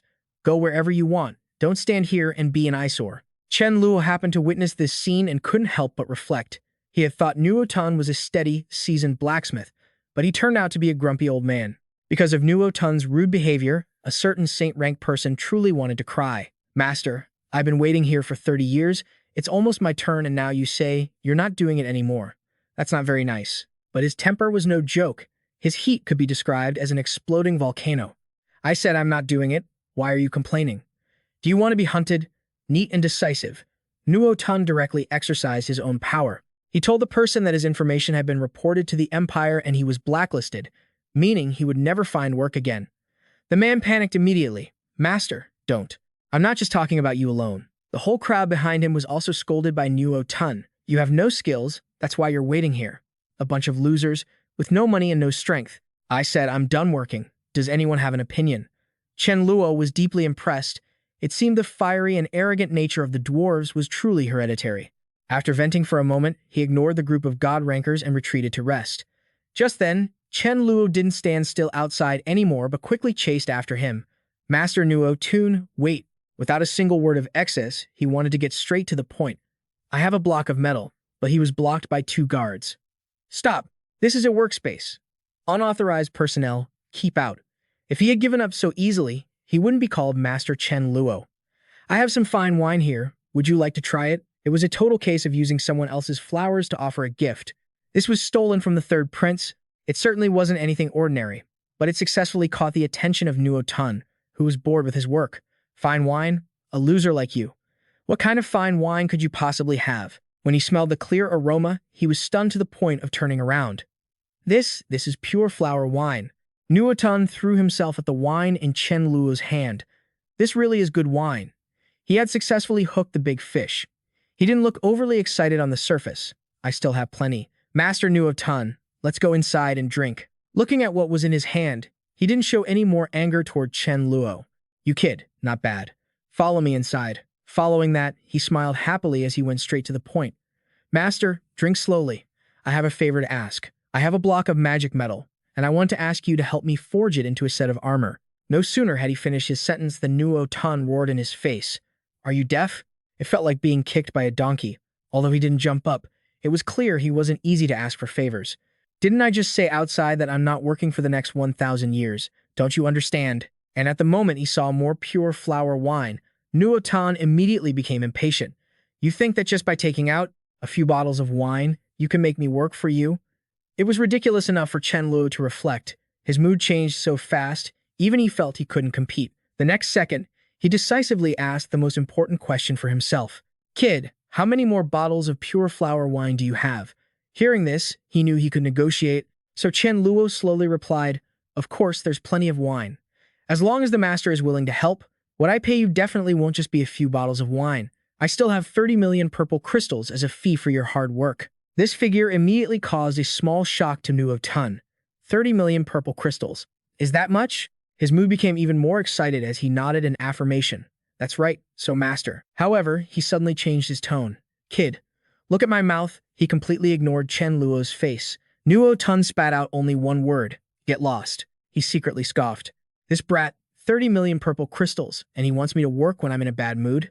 The next second, he let out a hearty laugh at Chen Luo's face, which was darker than a pot bottom. Little did he know how terrifying the person in front of him was. He didn't know when to show respect. Chen Luo had never suffered such a loss before. Combined with the alcohol already in his system and the countless amount of wine he had just consumed, he was dizzy. Stupid. You really are too stupid. Chen Luo coldly assessed in his mind. It seemed he was completely drunk. On the surface, he hurriedly checked on the staggering man. Master, why are you so careless? Let me help you go and rest. Such genuine concern, yet it was met with nothing but spiteful remarks from the grumpy old man. You've got some thick skin, kid. I've yelled at you this much and you're still not leaving? He quickly put on a pitiful expression. Master, I really need that armor. Without it, I'm a goner. At that very moment, his hand decided to reach for the ring, his facial muscles moving as stiffly as a robot reading a script. Master, please, help me out. The old man was so drunk he couldn't tell up from down, making it even harder for him to notice this subtle move. Old man, I can't. I need to rest. Once he finally swiped the good loot from the old man's hand, Chen Luo decided to let it go. All right, fine. He turned around cleanly, but didn't forget to say goodbye. I won't bother Master No Tan anymore. Go get some rest. The old man lost his patience. Go, go, go. Just then, two servants hurried in and helped the drunkard into the room. Ancestors, we'll wait outside. As he lay back on the soft pillow, No Tan completely let his guard down and muttered a few final words. Got it, everyone back off. He went through his usual habit of rubbing his hands, but alas, the item had already been snatched by Chen Luo long ago. By now, any trace of drunkenness was gone. No Tan was genuinely shocked awake. Huh? Where's my spatial ring? He jumped up in a panic. He was extremely panicked as he checked again. It's gone? It's actually gone? No Tan was truly terrified now, knowing how many items were stored in there. The armor crafted for Carolyn, his personal wealth, his fine wine, it was all inside. How could I have lost it?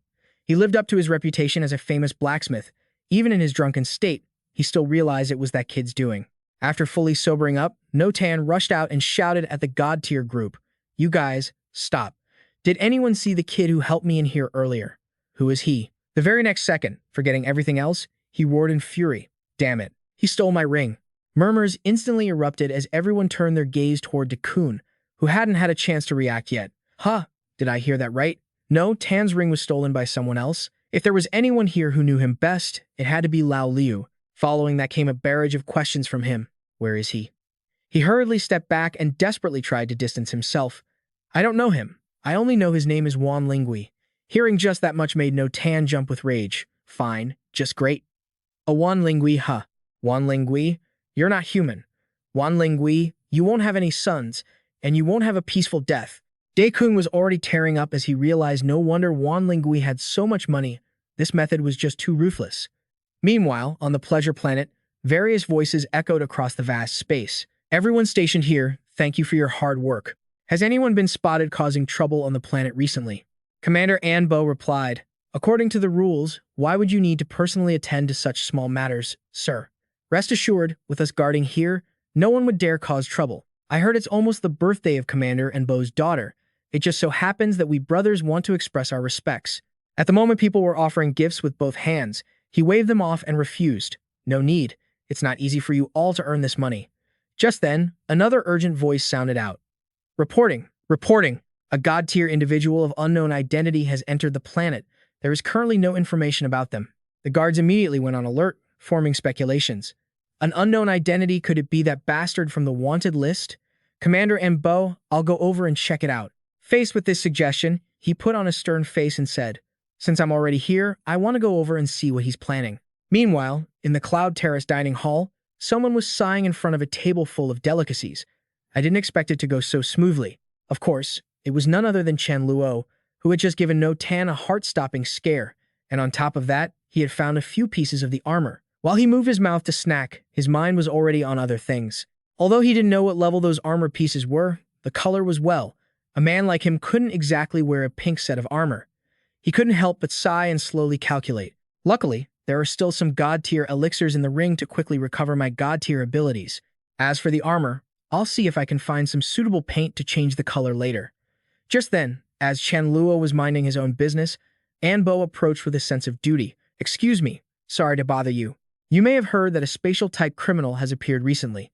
To avoid any misunderstandings, may I scan your cultivation? Even a thunder god avoids interfering with a meal. Being bothered like this was hard to take. Can't I even eat a meal in peace? He hissed through gritted teeth. Wait until I'm done eating to scan. I'm not in the mood right now. But the man persisted with a standardized smile. I highly suspect your identity now. Please, come with me. However, Chen Luo didn't care at all and directly slammed the table, emphasizing, you're really annoying. The next second, he smirked with that cunning look and silently unleashed his signature skill, Void Ejection. It successfully left the subordinates following behind more confused than ever. Where's the commander? Why did he disappear? Did he do it? What did he do? Obviously, Chen Luo wasn't an easygoing person, so he directly dismissed all that noise. All of you, quiet down. Get lost. Once everyone vanished, he started questioning things and suddenly got an idea to loot the place. Clearly, they are all god tier, and they're so dedicated they're selling their lives for this. I really don't understand what they're thinking. Why don't I just pack up this whole dining hall and take it all? That way, I'll have something to eat wherever I go. Half an hour later, when Anbo returned from the void, only the bare walls remained. This is the most famous dining hall on the Pleasure Planet. It was just robbed clean like that. His mind was in such turmoil he wanted to scream. This guy has guts bigger than the heavens. He dares to do anything. And because he experienced it firsthand, he could guarantee that the other party was exactly who they were looking for. Your Highness, Third Prince Chen Luo from the wanted list just appeared on the Pleasure Planet. Please send reinforcements immediately. Lei Sen, who had been busy repairing his house, was immediately drawn in upon receiving this intelligence. Good. It's the perfect time to tell Hei Ling about this. Said and done. Upon hearing the news, Hei Ling couldn't help but be startled. Really? I'm also near the Pleasure Planet. Looks like my luck is pretty good. I hope I can catch him this time. Lei Sen nodded, used the teleportation array, put the costs on my tab. Thanks to that, as soon as he finished his sentence, he expressed his own determination through his declaration. Rest assured, I will bring back good news for you. His conviction was so deep inside and out. Chen Luo, you better not let me catch you. After ending the call, Lei Sen began to calculate. Hei Ling definitely can't destroy Chen Luo, but at least he can wound him, as long as I seize the opportunity while he's injured. Once he stabilized his thoughts, he dialed someone with deeper knowledge. This time, he had to contact Uncle Su Yang. He was a veteran master who held 7 spatial laws and would definitely have a way to deal with Chen Luo. At this time, the spatial-type god-tier Yun, Su Yang was meditating alone when he felt a subordinate approaching and grew suspicious. What's the matter? She came forward with a communication device to report. It's a call from the Third Prince. He was skeptical. Him? What could he possibly want? As soon as the connection was successful, excitement immediately came from the other end of the line. Uncle Su Yang, It's been a while since I contacted you, so I'm calling to check in. Not wanting to hear any more beating around the bush, Yun Su-yang cut him off directly. All right, if you have something to say it fast. I'm comprehending the laws. Following that, Lei Sen went straight to the point and inquired, Uncle Su-yang, have you comprehended the 8th law of the Void Walking spatial laws yet? He shook his head. It's quite difficult. I don't know where the blockage is. I still haven't been able to comprehend it. A moment later, he switched to asking about auxiliary items. By the way, does your side have any insight tea? If you have it, I might be able to comprehend it better. Hearing this, his heart cried out in silent lament. Insight tea? I got robbed of everything. Even so, Lei Sen didn't mention that incident and proactively changed direction. I'm out of insight tea, but I have a way to help you comprehend the void walking laws. A spatial-type genius named Chen Luo has suddenly appeared recently.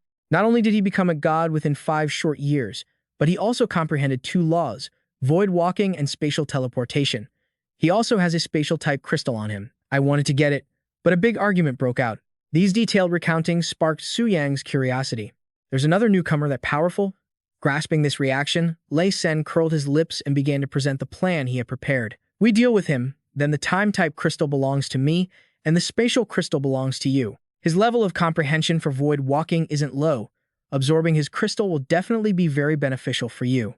The analysis had barely ended before he stood up, invigorated, and made a decisive choice. All right, agreed. Getting this answer, Lei Sen's pulse quickened. When will you arrive? With his hands behind his back, he asked. Absorbing his crystal will definitely be very beneficial for you. As soon as the analysis was finished, he immediately stood up with a spirited mindset and made a decisive decision. All right, I agree. With this answer, Lei Sen's calculation rhythm became more urgent. When his 2 arriving, he asked with his hands behind his back. He slowly announced, the amethyst level auction is coming up soon, and I'll be heading there then. Keep a close eye on Chen Luo's location, or you can tell me to head over there ahead of time. Hearing this, Lei Sen nodded and cautiously advised, stay safe until we meet. I'm contacting 2 more people. We must take him down in one shot. So Duong understood, so he could only respond briefly. As they continued moving, So Duong casually mentioned a piece of news he had heard. By the way, I heard the G Empire is celebrating because they detected the aura of the destruction law seeping out in the universe. Since someone from our side is involved in this lead, Lei Sen proceeded to explain the full story clearly. He Ling was the first to discover it. At that time, he charged in wearing his armor, but he almost lost his life in just a dozen seconds, and his armor was damaged. Furthermore, the place he reached was only the outer edge. Currently, that area is being guarded by the Jai Empire, so we can't investigate further, it's their territory. I suspect that the destruction law, which has been missing for countless eras, might be hidden there. As the whole story concluded, uncertainty welled up in his heart. Chen Luo, such a promising talent in the space element, it's a real shame. If he didn't really want to master the void walking law, then perhaps he would have spared him and protected him. In the subspace dimension, Chen Luo stood before the group of chefs he had captured and reassured them. Everyone, don't worry. I'm not a bad person. Just work for me obediently. Everyone's pay will be increased tenfold. Money is something I have plenty of. Then he pulled out a piece of bank draft and held it out in front of everyone to reinforce their trust. See the amount on this, work well, and I won't mistreat you. At most, in 100 years, you will be released. As long as you work hard, I guarantee your safety. The conditions were clear yet weighty, causing the group to waver immediately without any sign of refusal. After dealing with this group, Chen Luo turned his attention to the remaining person with a thoughtful look. I recall you are the owner of the restaurant named Bai Mengqi. A level emperor like you, why did you become a restaurant owner? What exactly is your background? Faced with a stranger, she couldn't hide her anxiety and hurriedly confessed. The restaurant is jointly run by several owners. I am just the unloved daughter of one of them. Usually, I am in charge of managing the canteen and preparing various drinks. This explanation satisfied him. If so, she must certainly know the supply routes. Capturing her was the right move. Lowering his stance to exert pressure, Chen Luo continued to probe. Do you know how to prepare Hibu Ao drink? She nodded slightly to confirm. Not stopping there, Chen Luo switched to another topic. Then, do you know about enlightenment tea? Seeing her nod in admission, his mood instantly soared, and he leaned in closer. Who brewed that? The distance between the two closed abruptly, making Mengqi blurt out in a stutter. I heard it was an elder from the nature element named Long Jin who brewed it. Following that lead, Chen Luo continued to press to find the other person's location. Where does he live? The rapid-fire questioning left her feeling bewildered. Why is he so excited? Could he be planning a robbery? Seeing Chen Luo appearing enthusiastic, Menki made a suggestion. My father probably knows about it. Why don't you let me go, and I'll go ask for you? Hearing that, he withdrew his hand but added a reminder. Don't make excuses to escape. Call him and ask. Menki teared up and agreed. Okay, 10 minutes passed, and the other end of the line remained silent, making her even more distressed. Father isn't picking up. Witnessing that scene, he could only sigh. You really aren't loved. Oh well. Thoughts raced through his mind. Even if he uncovered the information, others would be suspicious. It wouldn't be good if Long Jin became guarded or relocated. Mei Fan noticed he had been in the sealed area for too long and couldn't help but worry. Chen Luo, you don't have to stay in the dimension all the time. You should go out and get some air. Chen Luo immediately refused. But right now, just arriving at important planets will lead to immediate detection. I want to go to the auction, then go out later. Her response wasn't enough to ease her mind, so she continued to urge him. Don't overthink it. Listen to me. Hurry and go out. Faced with such persistence, Chen Luo had to yield. Fine. In his heart, he understood that if Mei Fan had said that much, there must certainly be a reason. Before he left, she didn't forget to add one more piece of advice. Be careful. You might get hurt, I mean. It would be better if you get hurt a little. That way, it's easier to get the fish to take the bait. This strange remark made him suspicious. What does she mean by that? But Mei Fan didn't explain further and hurriedly pushed Chen Luo out. Oh my god, just do as I say. You'll understand when the time comes. Go, hurry. Amidst the silently drifting stars, he looked hesitant. But where should I go now? How about visiting Rich Trader in Sentai? The pleasure planet appeared with layers upon layers of modern structures interwoven with brilliant lights. As soon as he saw familiar faces, Chen Luo raised his hand in a spirited greeting. Hey guys, long time no see. The two opposite him were momentarily suspicious. In broad daylight, how could he dare to show up so blatantly? Sentai stared in amazement. You're not hiding, and you're walking openly on the main street like this isn't that a bit inappropriate. He laughed and reassured them. Don't worry. I don't have any ill intentions. I just wanted to say hello to you too. That situation put him in a difficult spot due to their status. But we are security guards here. If you show up like this, we are forced to take action against you. Understanding that, he proactively spoke up. You're right. How about the three of us have a spar? I'll let you two hit me for a few days. That way, you two will have an excuse to explain to your superiors. Just as the energy fluctuations appeared, he silently judged. Void Extermination, Ambos, appeared with unconcealed rage. Chen Luo, I knew the person coming to the planet this time would be you. As he spoke, he lunged forward with his sword pointed, the pressure spreading out and shaking the surroundings. Last time I let you escape, this time even if you grew wings, you'd find it hard to get away. He just responded with disdain, based on just you. But before his opponent closed in, Chen Luo had already realized another variable. This sudden sense of danger meant someone wanted to ambush him. In that moment, he clenched his fists and tried to keep his breathing steady. Do not avoid, do not fight back. Mei Fan said it, I have to get hurt a little. The very next second, Hai Ling appeared from behind, his sword piercing straight through Chen Luo's body. He reached out to hold the tear in his flesh, his brows furrowing slightly. It's been so long since I've been hurt. This hurts.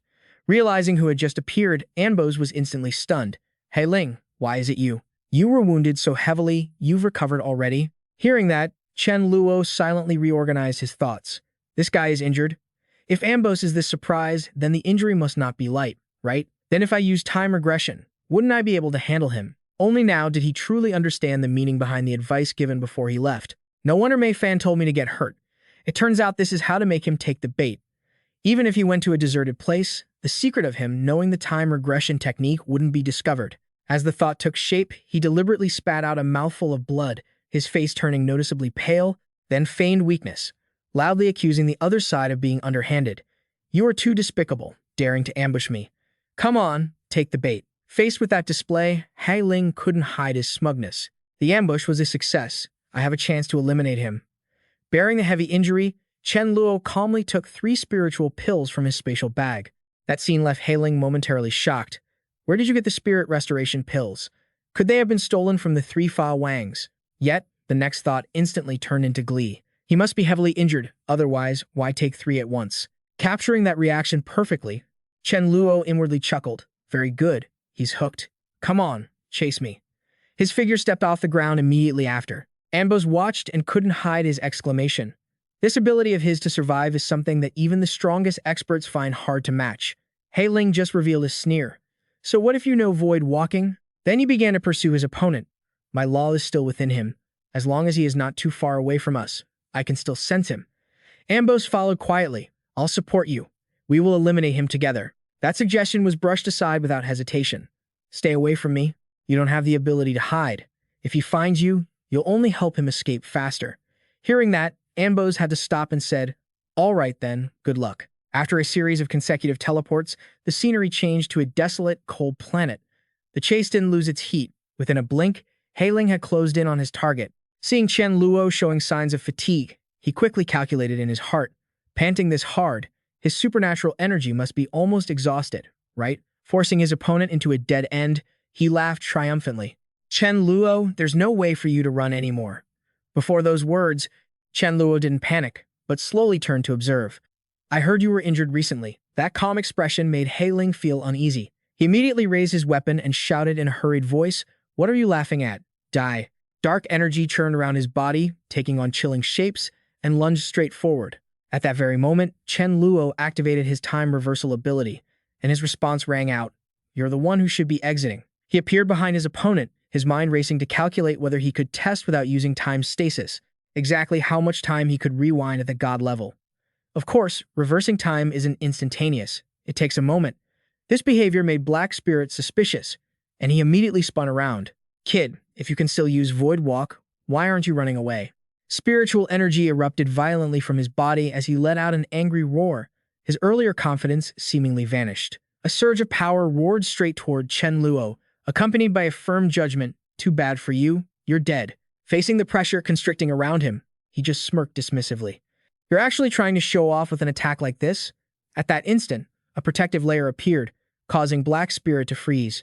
Am I hallucinating? He even has a defensive law, and there's 2 of them. Confusion spread rapidly. He hurriedly probed, you only had 2 laws, didn't you? Why did it become 4? A sense of unease rose within him. The 3 princes were wrong, dead wrong. He didn't comprehend 2 laws, he comprehended 4. Seeing that look, Chen Luo taunted him. Happy? Surprised?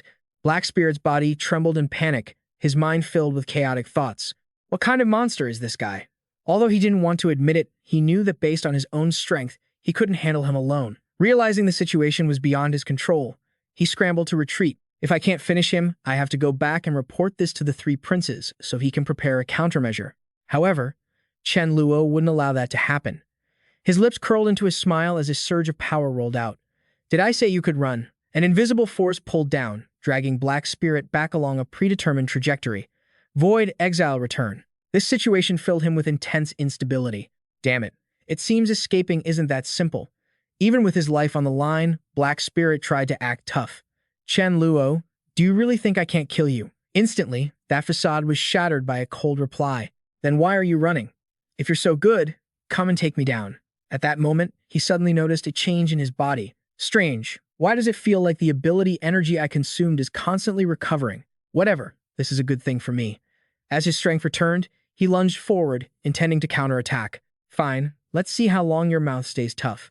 But just as he got close, Black Spirit's body suddenly stalled in mid-air, and every attempt to teleport became heavy and chaotic. Chen Luo observed and silently concluded, the time reversal is starting to take effect.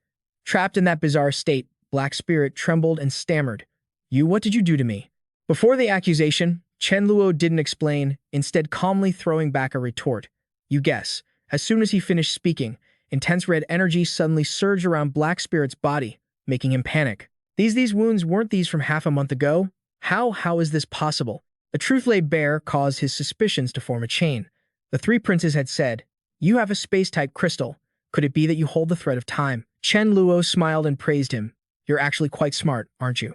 Flames tightly wrapped around Black Spirit's body, causing wave after wave of excruciating pain that made him scream. Amidst that volatility, Chen Luo slowly closed his eyes. This miraculous feeling. After a quiet interval, he suddenly felt excited, realizing he had achieved an epiphany. That feeling just now was definitely him comprehending time reversal.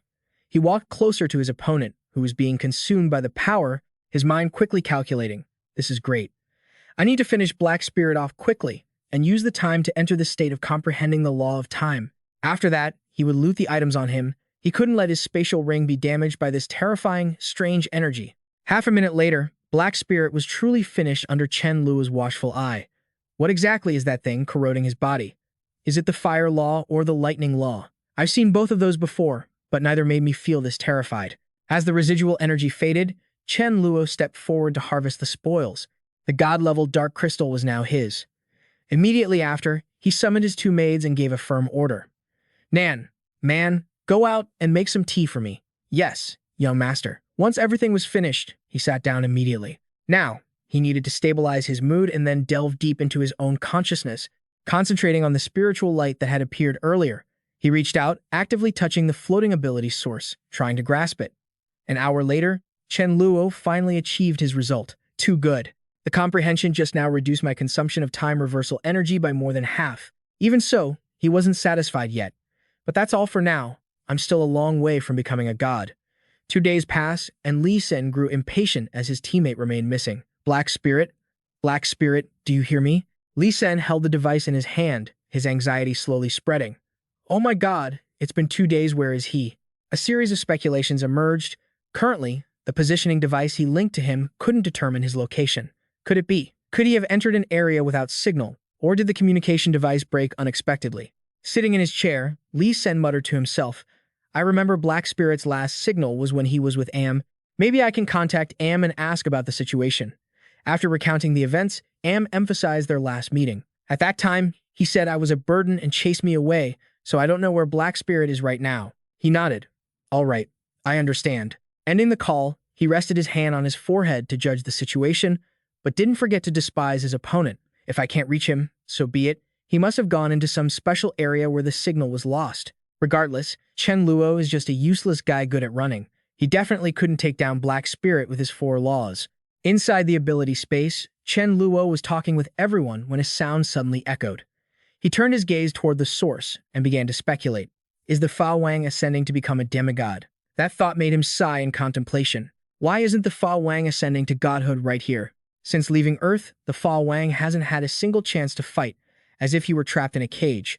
Just then, Chen Luo remembered another source of power. Right, I remember the lightning power of the magic beast is similar to the Fa Wang's. Thinking of that possibility, he walked over to the Fei Wang and pulled out an item. "Take this crystal. Absorbing it should help with your promotion." He replied quickly, "Yes." But the moment the crystal changed hands, Chen Luo suddenly felt a sense of unease. His own space trembled, making his nerves tense up. Why is my law? He immediately probed deep into his internal space. A scene of indescribable chaos appeared before him. Void Walkers shouted a warning. "Everyone, there's an intruder." Space Shift immediately rushed over. "Big brother, let's go. Let's fight it." Space Defense Magic suggested launching an attack. "Big brother, brother 2, let's charge first." Space Defense Physical remained cautious. "I'm observing the lightning law. It's still standing firm without any fluctuation." He blatantly provoked, "Don't just talk, charge." Witnessing that scene, Chen Luo couldn't help but be deeply moved. The image before him made him even more confident in his judgment. I said it before, the Fa Wang was never weaker than anyone else in his life. How could he be missing out on becoming a god? It turned out the rule was just limited outside the ability space and couldn't enter. So, Chen Luo waved his hand and turned to shout, "Fa Wang, hurry and come out." He looked up in surprise. What? Before he could even react, the lightning law surged straight toward the Fa Wang. "I've arrived."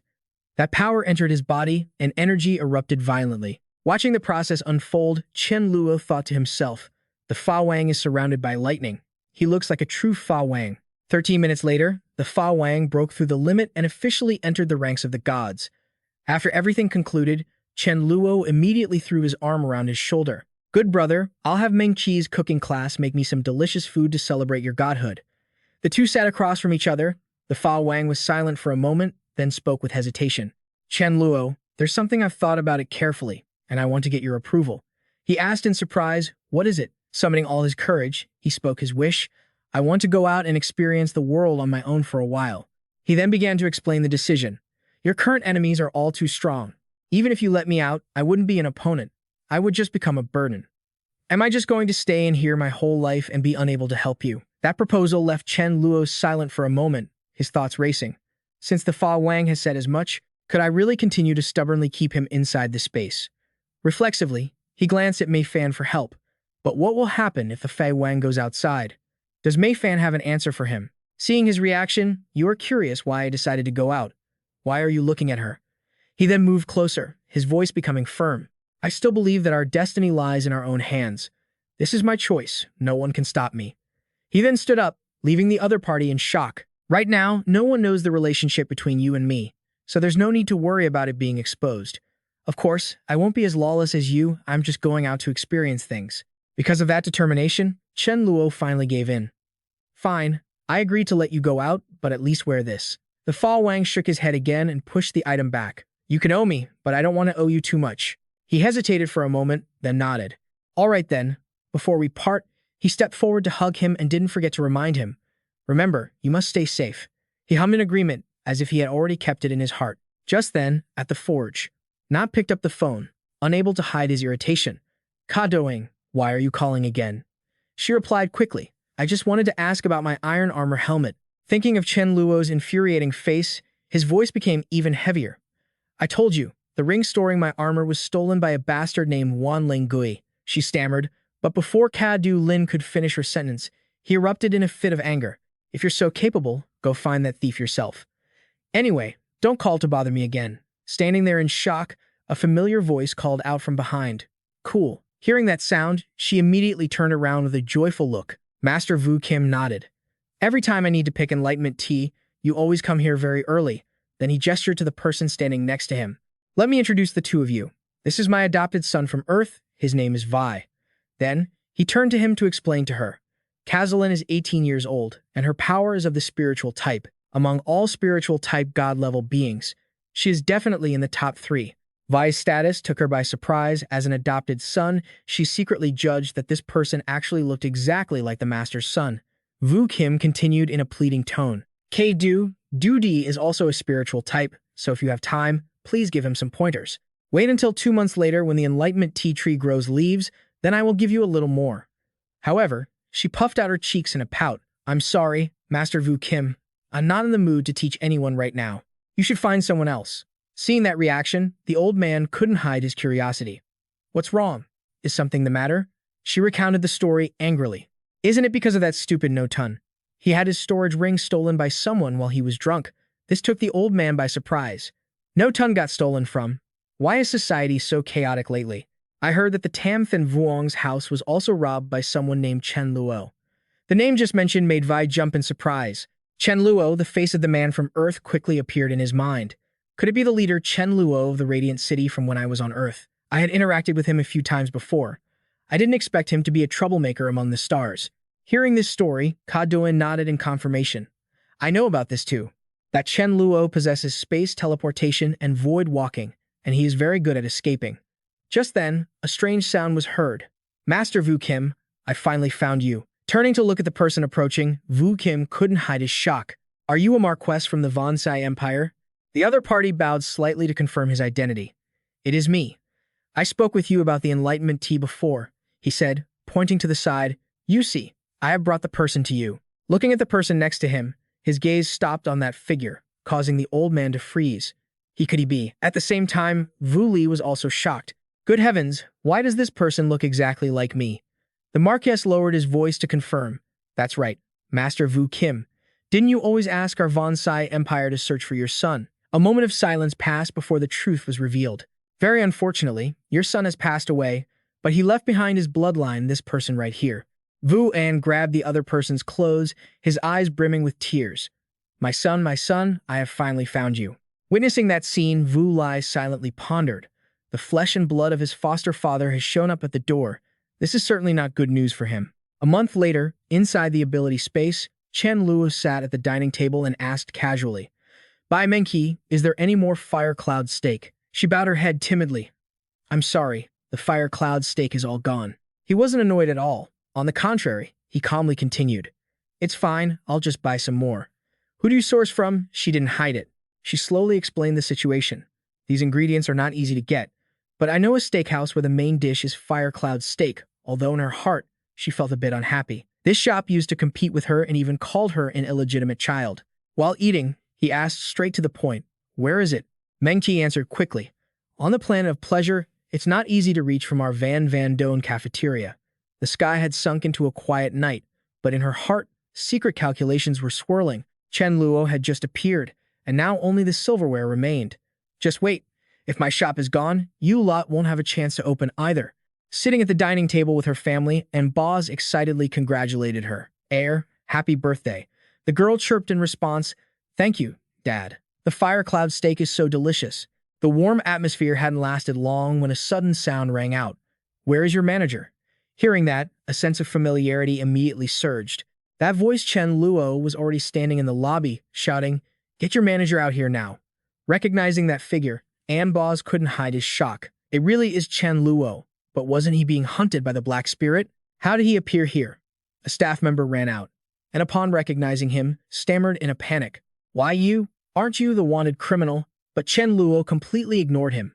I don't care if you're the manager or not. Do you know where your steaks are kept? Terrified, the person turned to the prominent figure for help. Mr. Anbos, save me, the person who was called out. Anbos was forced to stand up, secretly frustrated. Damn it. Who told you to draw Chen Luo's attention to me? Chen Luo also turned to look straight at him. Anbos, aren't you the benefactor who mentioned that the Black Spirit was injured? Meeting an acquaintance, Chen Luo gave a friendly smile. The benefactor is here. I wouldn't be polite if I didn't come to thank you. Thinking it, he did it. He walked over slowly and raised a hand to greet him. Mr. Anbos. The waiter hid behind his back, pleading earnestly with tears streaming down his face. Mr. Anbos, hurry and capture him. That sentence made Anbos secretly angry. If I could capture him, do you think I'd need you to remind me? Not waiting for an invitation, Chen Luo naturally sat in the chair opposite, making him flinch slightly. What a coincidence. I didn't expect to meet you here. His appearance immediately made the customers leave, leaving only the waiter standing there blankly. Chen Luo tapped his finger on the table and looked up to probe. Mr. Anbos, I heard you've been looking for me lately. He replied quickly. You're a robber. Isn't it normal for me to look for you? Next, he gave him an option. If you leave now, I'll pretend I didn't see you. But Chen Luo was greedy. That's not enough. I want it so that in the future, whenever you see me, you pretend you don't see me. Can you do that? After a moment of consideration, Anbos agreed, but a cold voice interrupted. Wanted criminal Chen Luo, you are surrounded. Quickly put your hands up and surrender. The sudden calm atmosphere made the security team stunned. What is going on? The mouse making friends with the cat. Chen Luo glanced behind him, his lips curled with hidden meaning. Show your sincerity. Anbos narrowed his eyes and gave a firm instruction. You guys leave. That order made the whole team hesitate. But the wanted criminal Chen Luo is still right here. Seeing them still standing still, he slammed his hand on the table in anger. Did you not understand what I said? That firm attitude made the security guards scurry away. We're leaving right now. Right now. Chen Luo laughed heartily. Good brothers, truly good brothers. Thanks. He chased them away urgently, as if he had encountered the god of misfortune. I've done what you asked. Can you leave now? He refused. But I haven't eaten yet. What kind of guest gets chased away before eating? Watching him eat his favorite dish, Anbos wept internally. What a bad guy. Chen Luo continued to stuff food into his mouth with a thick face. I'm doing this for your own good. I'm afraid you'll get fat. As things temporarily came to a close, Anbos squinted and watched him. I've already eaten. What exactly do you want? And what about Black Spirit? Where did he go? He feigned ignorance and spun a lie. Black Spirit was too aggressive, he chased after me. Coincidentally, a mysterious black hole appeared, so I threw him inside and haven't seen him since. Hearing this, the man was left bewildered. Could it be a spatial path similar to the black devouring star? No wonder he couldn't reach him. He took the opportunity to press the issue. Answer me this last question, and I'll leave. Tell me where Wu Jin's house is, and how much longer until the Enlightenment tea is ready. Answer me, and I'm gone. The man's face darkened, and he started to object. Chen Luo, I know what you're planning, but I advise you not to do it. I'm telling you the truth. Right now, only the Third Prince's forces want to capture you. But if you rob Wu Jin's house, not only will the Empire go all out, but many big shots who are on good terms with Wu Jin will join forces to hunt you down. But he didn't care at all and immediately brushed it off. That's not something I need to worry about. Just give me the address, and don't even think about playing games with me. You know, robbing someone's house is just a matter of spatial teleportation. Anbo cursed him silently in his heart. This annoying guy wouldn't listen to reason. Not wanting Chen Luo to continue causing trouble that could implicate him, he gave in. Fine. The Enlightenment tea will be ripe in about a month. He whispered excitedly. Wu Jin is preparing plenty of Enlightenment tea, waiting for me to go. Having obtained the information he needed, he didn't linger. Brother Anbo, honestly, I quite like you. All right, everyone, please continue with your meal. I'm heading to the kitchen. The kitchen? Chen Luo began frantically sweeping items into large and small bags with excitement. Before leaving, He left a card for them and instructed, "I'm not taking your things for free. This amethyst card has no password. You can scan it to withdraw the money. Also, make some new dishes for Anbo's family. Put the bill on my tab." But when he stepped into the hall, he didn't see anyone. "Huh? Where are you?" Scared of me. As he moved, Chen Luo wore a mocking smile. "Anbo, oh Anbo, you have 5 laws, yet you're so afraid of me that you have to hide." He fondly recalled the past. Back in the day, his hands were in his pockets, and he didn't even know what an opponent was. In the void, he sat across from Mei Fan and confided in her. Although he knew the location of Wu Jin's house, the Enlightenment tea was delicate. Even though he could steal the whole tree, without Wu Jin there to water it, would the Enlightenment tree even grow properly? She brushed the issue aside. There was no need to focus on Wu Jin for now. Wasn't the auction starting in 10 days? She emphasized the information he needed to keep in mind, telling him to focus his energy on the auction instead. "I have a feeling there is something very important there. Furthermore, it even includes the Great God certification you've always wanted." He looked skeptical. "Really?" Facing Chen Luo's doubt, Mei Fan didn't rush to confirm it but left her words hanging. "I have a premonition that you'll be inspired by someone. This person is likely also a spatial type, so when you meet them, don't run away immediately, or you won't have a chance to learn from them." However, these very words left Chen Luo feeling uneasy. Could it be a spatial master? If I don't run, wouldn't that be too dangerous? Immediately after, she exposed his current strength. "With the 4 laws you possess, who could kill you in a short amount of time?" Hearing this, Chen Luo rubbed his head and laughed at himself. That was true. Mei Fan didn't hold him back any longer and quickly urged him. "The auction is being held in the capital of the Vey planet. You should head to the artificial planet in the west of the imperial capital to process your entry documents. Go quickly, go quickly." In the eastern administrative district of the imperial capital, the registrar asked for his name. Chen Luo immediately declared a fake identity.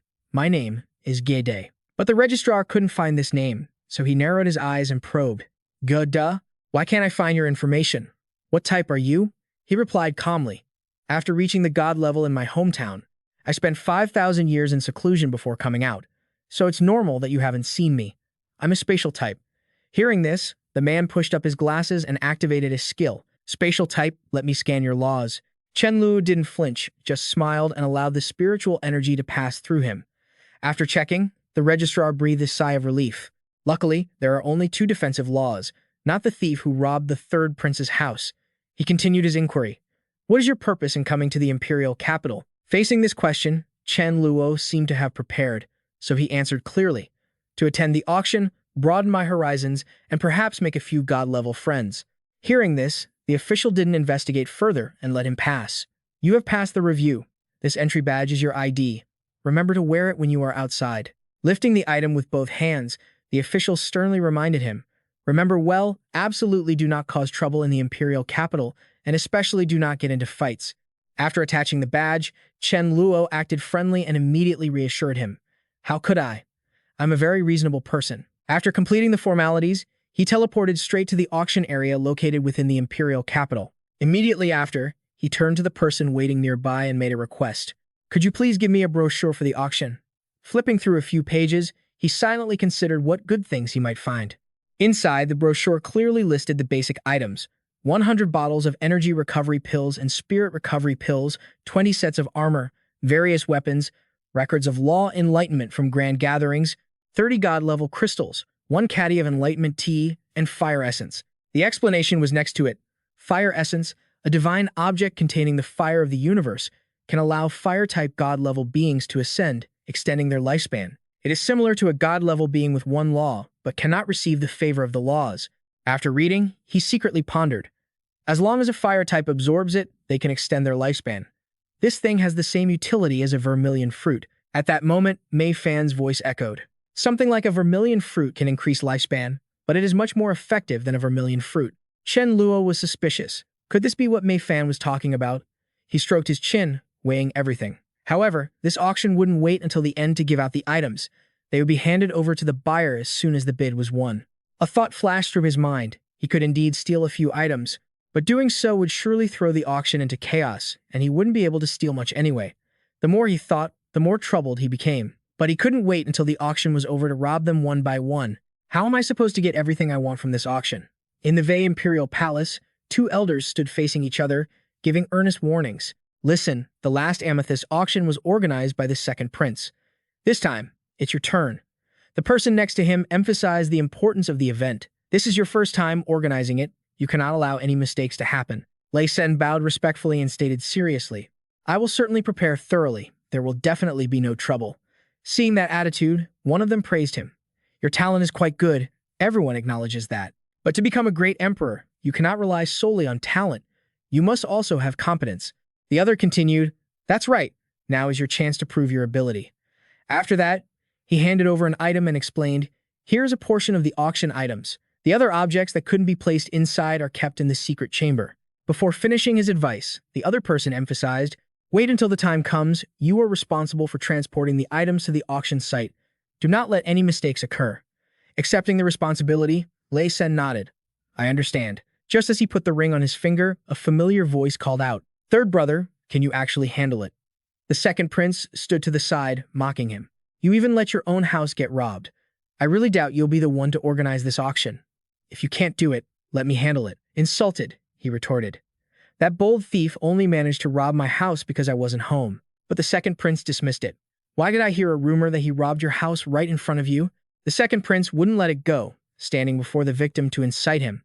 Third brother, in front of you, one shouldn't call it stealing, but rather robbery, right? To be the third prince of the empire and let someone rob you right before your eyes, that's truly laughable. That mocking remark filled Lei Sen with rage. Nonsense. A guy with only 2 laws robbing me right in front of my face? How can you believe such a rumor? Is your brain just for show? Before it could settle, another person standing nearby chimed in. Whether it's a rumor or not, the fact remains that your house was robbed. Hearing this, the second prince immediately nodded in agreement. Big brother is right. Following that, the first prince stepped forward to make a suggestion. This amethyst-level auction concerns the dignity of the empire. The crown princess of the Jaimu Empire will also be bringing people this time. Third brother, you are still young and may not be able to handle this. How about yielding this responsibility to me to do it for you? However, Lei Sen wouldn't give up. As long as I am here, the items will be here. I will not let anything go wrong with this auction. The second prince mocked him. Great words about being here. But what if the items aren't there anymore? Without a second thought, he replied quickly and left. Once the item is lost, the person is gone. Meanwhile, in the hotel lobby, complaints could be heard everywhere. Damn it. A single night at the lowest price is around 10,000 purple crystals. If I stay a few more days, I'll blow through a whole year's worth of savings. If I don't sleep here, where else am I supposed to sleep? Out on the street. Do you want to throw away all your dignity? Is pride even worth that much? I'm sure I'll have to claim a spot on the pavement outside. Don't you want to make new friends? If you're sleeping on the street, who's going to bother befriending you? Chen Luo felt disdain for their conversation. 10,000 a night wasn't even enough to afford a room. These divine-level beings are so poor. I could easily afford a room for 210,000 a night, but I can't do that. I have to stay low-key. He placed his card on the table and asked the staff for the lowest-tier room available. As he moved toward the end of the lobby, a crowd surrounding someone caught his eye. The silver hair of the He family is out. Tell me, how much can a 50-ounce pack of enlightenment tea fetch at auction? Sitting regally in a chair with a confident air, the silver hair explained leisurely. Based on my experience hosting the last auction, 50 ounces of enlightenment tea will fetch between 50 million and 100 million. The exact price depends on the mood of the big shots. Observing the other party rambling on, Chen Luo secretly guessed that this silver hair was the auction host. Just then, a female hair beside him asked curiously, Grandpa, do you know who is in charge of organizing this auction? The silver hair rubbed his chin thoughtfully. As expected, the third prince is in charge this time. Hearing that name, he looked bored. The third prince, what an unfortunate meeting. Just now, the old guy boasted, I have a friendship with the first prince. If the first prince were in charge, the auctioneer would definitely be me. It's a pity it's not him this time. Feeling he had said too much, he changed the subject. Oh my, I was so busy talking I didn't realize it's time to eat. I'm getting hungry. The others understood his intention and started to chime in. That's right. I'm hungry too. Grandpa Silver Hair, we're going to eat first. See you later. Goodbye. Seeing them leave without hesitation, the silver hair was secretly annoyed. Don't they have any manners, showing respect for their elders? Can't they even invite me to a meal? But this was exactly what Chen Luo wanted. Thanks to the Wuxi Empire for inflating the prices. Those divine-level guys can't afford to treat others to a meal, but I sure can. He's the one. He wore a gentle smile and approached, offering, Sir, come with me. Let me treat you to a meal. Seeing someone offering a treat, the old man excitedly stood up. You're quite generous, kid. Let's go. Sitting at the table, he began to choose items from the menu. This, and this actually. Forget those three. Just bring everything else to me. Watching him ignore the prices entirely, the silver hair gave him a look of admiration for his generosity. Seeing the 2 bottles of liquor in Chen Luo's hands, the old man's eyes lit up. I didn't expect to meet someone as generous as you. If you want to know the price of anything, just ask. I'll answer everything. But he shook his head. Let's not talk about that for now. I got 2 bottles of fine liquor here. He calculated in his heart that since he didn't plan on paying anyway, knowing the prices was pointless. Half an hour later, taking advantage of the fact that the old man was slightly tipsy, Chen Luo started to probe. An auction graded. Like this must be heavily guarded, right?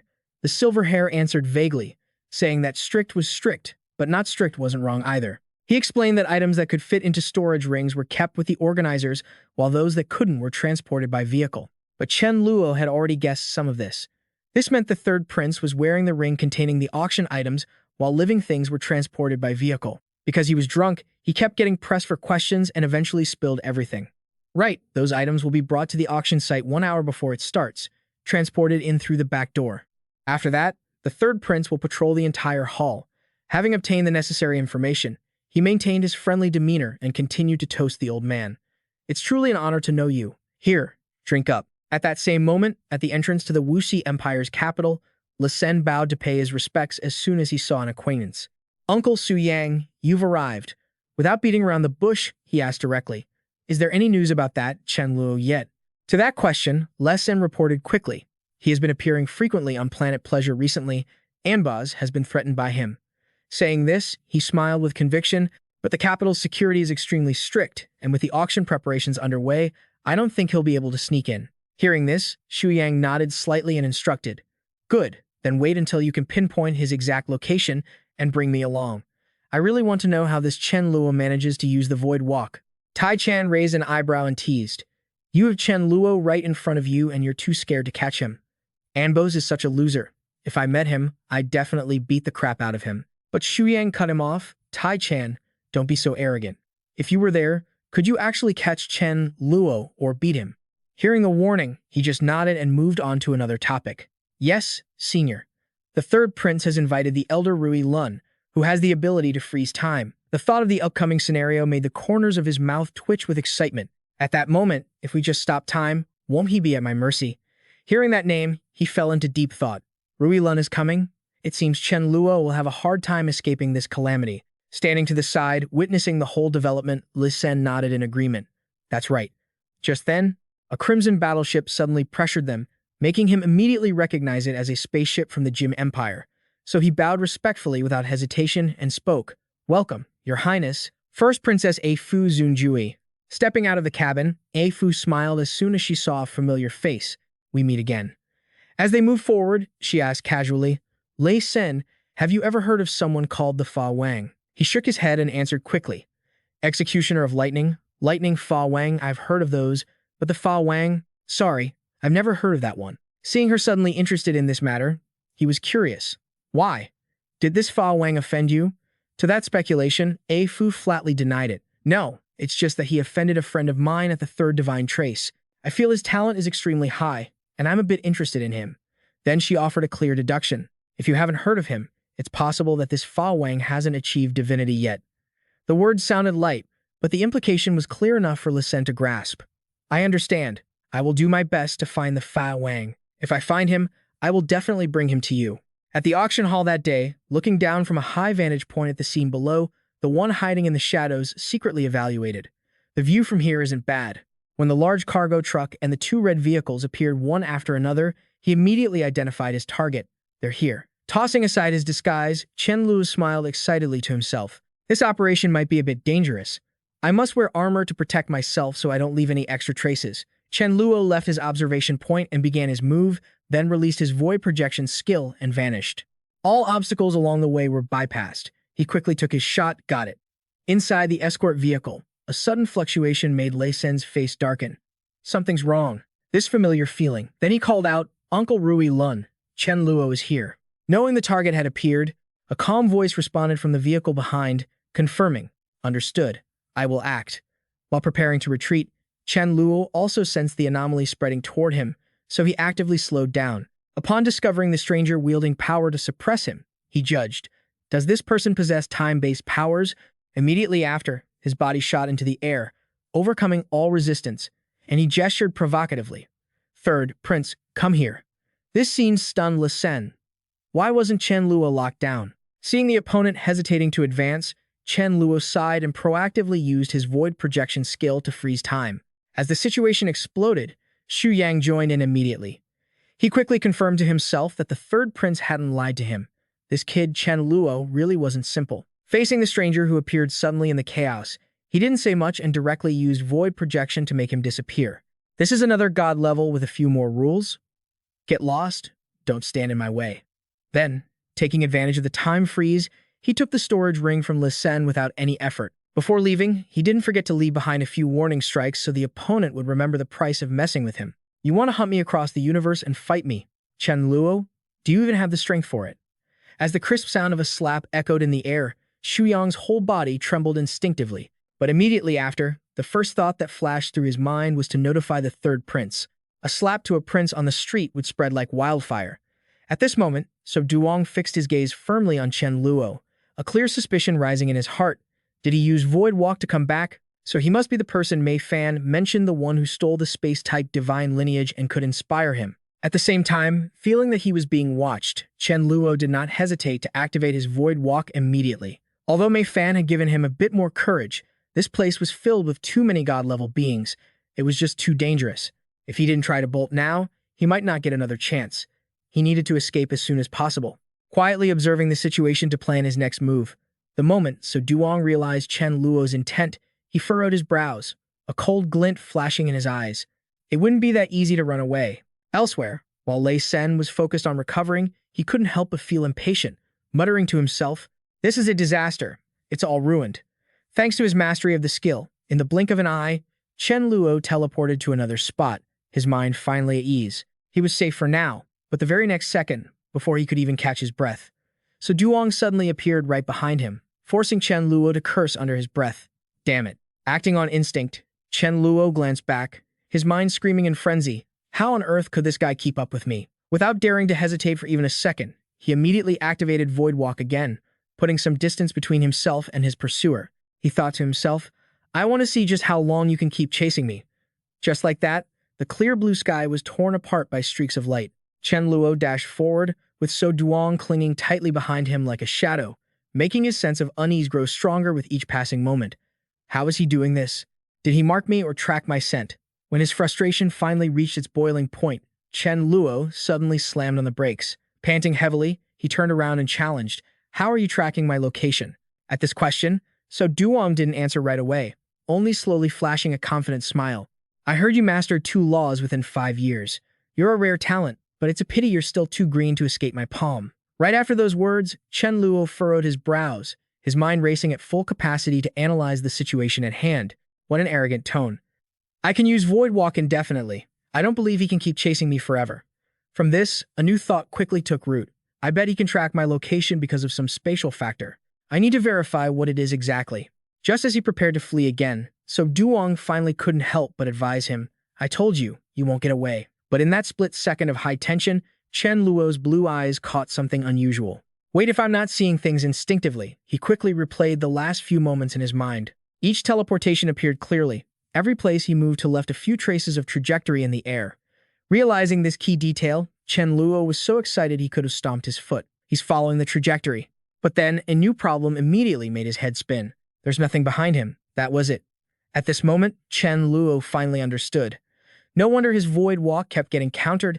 This must be the reason. Just as Chen Luo stopped, So Duong gleefully clasped his hands behind his back, his tone mocking and impatient. Giving up already? Lost your spirit? Keep going, won't you? At that exact moment, Chen Luo turned around, his voice filled with genuine sincerity. No, I stopped to thank you. Thank you for teaching me. Hearing that, So Duong was stunned, his expression blank and confused, unable to comprehend what was happening. Thank me? As soon as the words left his lips, Chen Luo performed Void Walk once more, as if intentionally showing off for So Duong. But this time, there were absolutely no remaining traces left in the space, leaving So Duong shocked to his core. Why were there no spatial trajectory marks left? Right at that moment, a familiar notification echoed in Chen Luo's ears, Mastery of Void Walk reached 100%. Reacting on reflex, Chen Luo looked up to see pale green ribbons of light slowly appearing above his head. He was so hyped, he felt like throwing a celebration right then and there. My God tier certification is here. One surprise after another, so this is the law of space.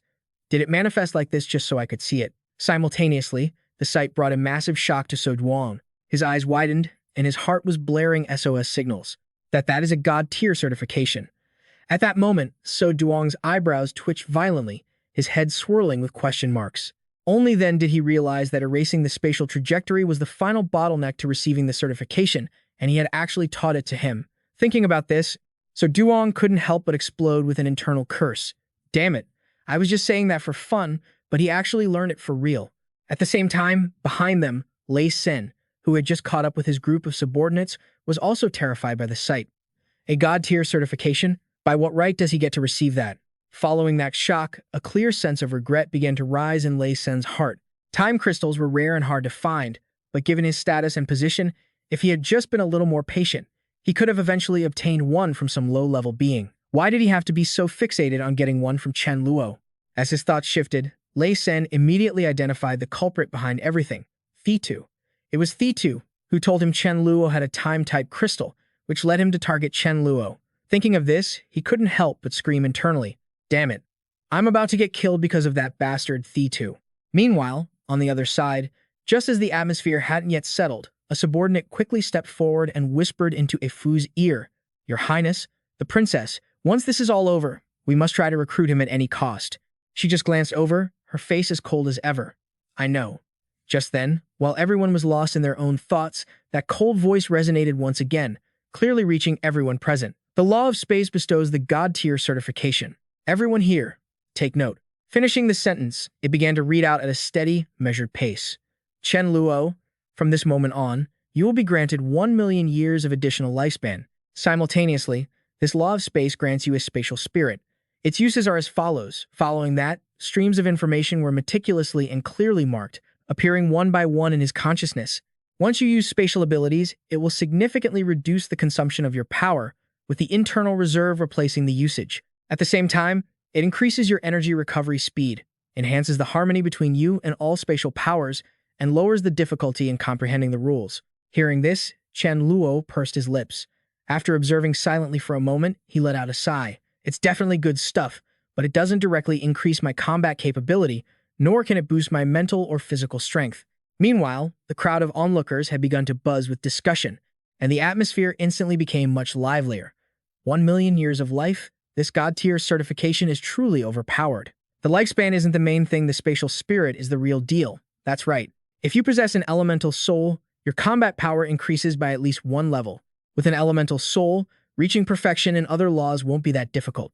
Hearing these remarks, Lei Sen's already battered face twisted even further in anger. His brain cleared up a bit as he realized this meant Chen Luo's future achievements would definitely far surpass his own, but he had no way to nip him in the bud. In a split second, the only remaining plan in Lei Sen's mind took shape. Without a moment's hesitation, he pointed straight at Chen Luo and shouted loudly to draw everyone's attention. "Everyone, stay calm. This guy used a time-stop technique on me, robbed all the auction items in the imperial capital, and acted with total arrogance. He has no respect for the capital whatsoever." His foul mouth continued to run, his heart filled with spite. "If I can't deal with you, I'll let the entire imperial capital handle you." Facing the accusation, Chen Luo calmly covered his mouth, feigning shock. "Oh my, is my benefactor, the third prince, here as well? Come to think of it, it was thanks to your tutelage that my talent could break through so quickly." With just that light-hearted remark, he made Lei Sen so furious that blood rushed straight to his head. "Chen Luo, you shameless brat." His mouth was still running as he cursed, "I'm going to risk it all to kill you." But before Lei Sen could even finish or charge forward, he was stopped by a deep, resonant voice. "Enough." As soon as those words landed, his entire body was instantly frozen, stopped just an arm's length away from Chen Luo. Witnessing this scene, a cold sweat broke out on his temple, and he instantly entered a state of high alert. Who attacked? Just as the thought crossed his mind, the shouts of shock from the crowd provided Chen Luo with the answer. "Oh my God, it's the great Emperor Lei Sen. I never expected to see him here. I remember he's the last royal bloodline with that innate talent, and he's already lived for over 2 million years. Facing that cold, golden gaze, his heart skipped a beat involuntarily. Is this the great emperor of the Vonsei Empire? Is it the Ios element? Oh man, this is intense. Does he have the power to kill me? At this moment, Lyzid slowly placed his hand on his staff. Outwardly, he appeared calm as water, but internally, his mind was racing with overlapping schemes. Lyzid is finished, he thought. His heart has been destroyed by this guy named Chen Luo. Even with high talent, it will be very difficult for him to make any further progress. Once his thoughts settled, he didn't hesitate to reach out and make a final decision. From this day forward, Lee Sin is stripped of his status as a prince. Following those words, as the final layers of ice shattered, the verdict on his fate was officially sealed. He was demoted to a commoner, and Lee Sin's princely token and armor were confiscated. Just then, a subordinate stepped forward and knelt, whispering, "Great Emperor, you forgot Lee Sin's ring was taken by Chen Luo." Only then did Lyzid turn his gaze back to him. "Chen Luo, is it? I already know everything about the feud between you and Lyzid. It was all started by Lyzid in the first place. Although you caused turmoil in the Empire, I am willing to let bygones be bygones and cancel your wanted order." As he said this, the corners of Lyzid's mouth curled up slightly, unintentionally breaking the initial sense of detachment. The guiding principle of the Vonsei Empire is that all things return to one. I can act as if nothing happened, and I'm willing to grant you the title of Marcus. Are you willing to join the Vonsei Empire? Hearing this, Chen Luo raised an eyebrow, clearly showing his surprise. What? Not only is he not angry, but he wants to recruit me. Immediately, Chen Luo turned away, secretly weighing the pros and cons in his mind. I don't lack money, and I can take treasures for myself. A measly little marquis title, and he wants to recruit me. It was clearly a silent trade-off. Although he had made up his mind, he didn't dare to give a blunt refusal right then and there. Great Emperor, what you're saying is so sudden. I need time to process this. Please, let me think about it. Lyzid agreed decisively. Fine, I'll give you time to think. I'll even let you choose 2 items from the auction treasures. Make sure you think it over carefully. As soon as he finished speaking, he vanished instantly, leaving Chen Luo no chance to react. The speed is too fast. Just how strong is he? A moment later, he rubbed his chin, his blue eyes filled with lingering thoughts, while another question popped into his head. But the light he emitted seemed to be of the light element, so he must be a dual ability user as well. Right then, the surrounding crowd rushed toward him, their voices clamoring incessantly. Brother Chen Luo, please, just hand over the auction items you took. Consider it a favor you owe me. Could you let me have the soul fruit from the auction? Brother, could you let me have the fire spirit? I can owe you a favor, too. And what about that set of armor that was going to be auctioned? Faced with the noisy scene, Chen Luo just stood there, arms crossed, evaluating them, his face tilted toward the sky in sheer disdain. I got these with my own strength. Why would I give them back? And why should I share them with you people? In an instant, a spark of calculation flashed in Chen Luo's eyes, and a stalling tactic quickly formed in his mind. He raised an eyebrow, his voice dropping to an unusually calm tone. I understand everyone's desires. Regarding these auction items, I will seriously consider what the great emperor said, but right now, I need to find a quiet place to clear my head. After temporarily calming the chaotic crowd, Chen Luo turned and walked towards So Yang. As he stood before him, his voice suddenly became much more sincere. Thank you for helping me realize the flaws in my void walk. I am truly grateful. I'll be taking my leave now. As he spoke, he winked frantically, hoping he would understand his intentions. 20 minutes later, on another planet, Chen Luo stood with his hands in his pockets, looking behind him, his calm voice echoing in the empty space. I'm here. As the words left his lips, So Yang appeared. Before he could even stand steady, he frowned, his sharp eyes questioning. Why did you deliberately leave a trail in the void? Why request a private meeting? Hearing the question, Chen Luo didn't dodge. He turned to face him completely, and bowed deeply and respectfully. I am truly grateful for your guidance just now. May I ask your name? He was secretly calculating in his mind, this is the only space element master I've encountered so far. If only he could teach me. Upon hearing this, So Yang's face darkened, his gaze becoming deep and contemplative. My name is Yun So Yang. So, the reason you specifically asked me here is just to say thank you? At this point, Chen Luo mustered his courage and stated his true intentions. I only recently ascended to the god level and have deeply realized that my foundation is lacking. I wonder if teacher Yun So Yang could offer some guidance. With that, he used 2 fingers to pull out a purple card. As for the tuition, this card contains 1 billion amethyst coins. Faced with this gesture, So Yang waved his hands repeatedly, and a rare, gentle expression finally appeared on his face. Don't call me teacher. I'm afraid that if I act as a teacher to a troublemaker like you, I'll get beaten to death by others the moment I step outside. Hearing this, Chen Luo opened his mouth wide, unable to think of a comeback for a long time. Seeing Chen Luo's shoulders slump, So Yang finally offered some consolation. Don't be so impatient, I haven't finished yet. Although I don't want you to call me teacher, I can still teach you. In an instant, Chen Luo's face regained its sunny, cheerful look. Really? So Yang nodded to confirm, then hesitated before adding a condition. But, can you also teach me your void walk? Chen Luo didn't even have to think about it. Of course. Chen Luo was secretly overjoyed. A win-win situation like this was actually possible. Besides, it wasn't like he was the one actually teaching him. He was sure he would be able to learn it. After both parties had officially reached an agreement, they stopped beating around the bush. So Yang immediately dropped his casual demeanor and got straight to the main point.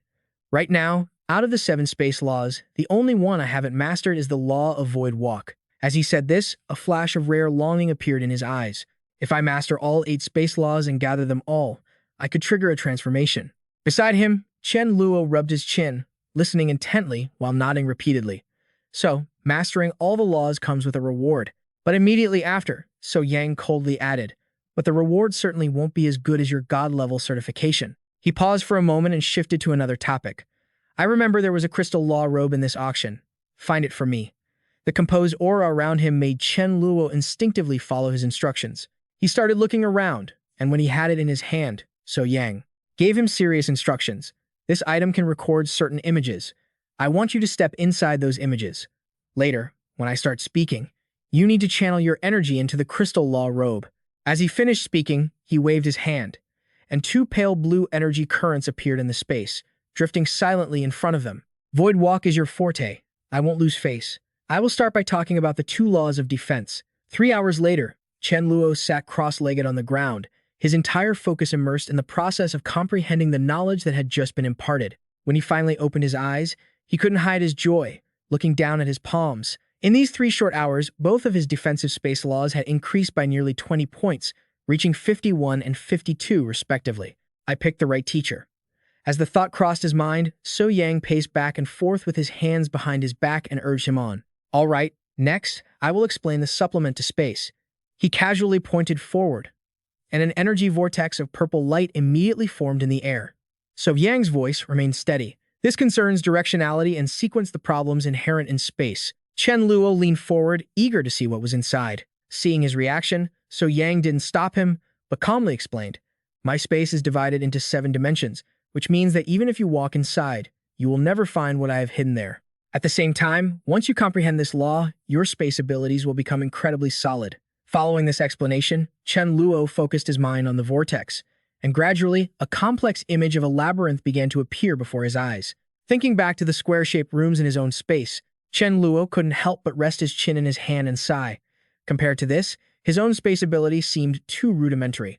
After grasping the basic concepts, Chen Luo raised his hand to ask, could you explain the attack rules next? So Duong's lips curled into a smile, as if he had been waiting for this exact moment. Of course. There are 3 types of attack rules: dimensional space, buried space, and piercing space. At the same time, So Duong waved his hand, summoning a massive greatsword. Its heavy aura made the surrounding space tremble slightly. Furthermore, I know a way to master these attack rules very quickly. Upon hearing So Duong's explanation, Chen Luo's eyes lit up, his entire body seemingly jolted awake. What way? So Duong, who had just finished off 2 plates of food, slowly spat out 2 words, emphasizing them deliberately. Getting hit. Having said that, he picked up his sword and assumed a ready stance.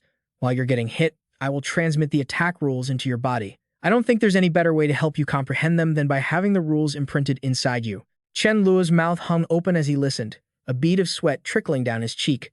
Do you even have a conscience? Even though this was a good method, he had to stand perfectly still and let So Duong hit him. What if So Duong took this opportunity to kill him? Thinking this, Chen Luo immediately put on his most sincere smile, his voice sounding both pleading and a bit humble. I think you should just demonstrate it for me first, and then we'll see.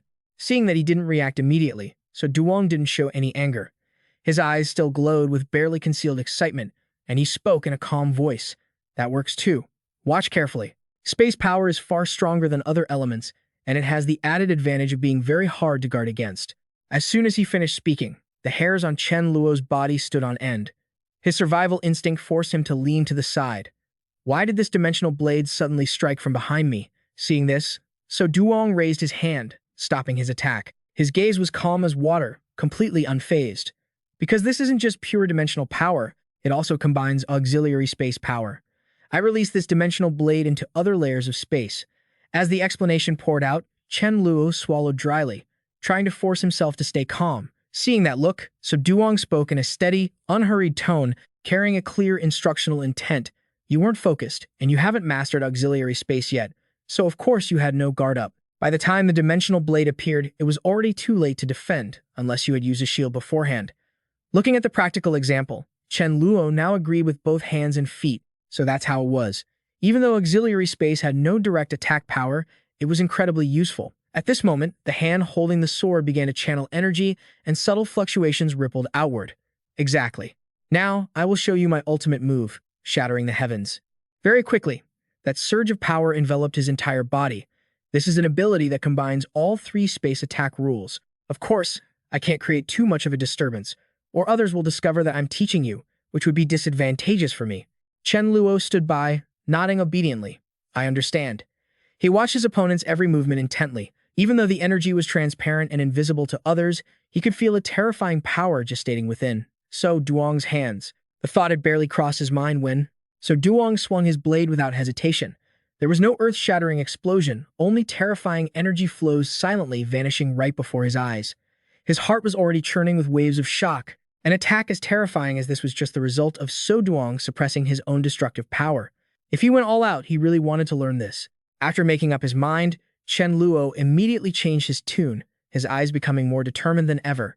Use all three attack rules on me, one by one. But the very next second, he began to act pitiful, clasping his hands in prayer.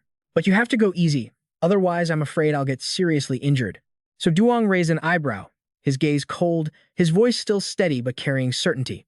Don't worry, I'll be gentle. And so, the sword swung down. Its immense momentum caused the surrounding space to tremble, but Chen Luo felt only a minor threat, his vigilance rising. If Mei Fam wasn't warning him, then nothing was wrong. Could this pathetic attack really kill him? Nothing ventured, nothing gained.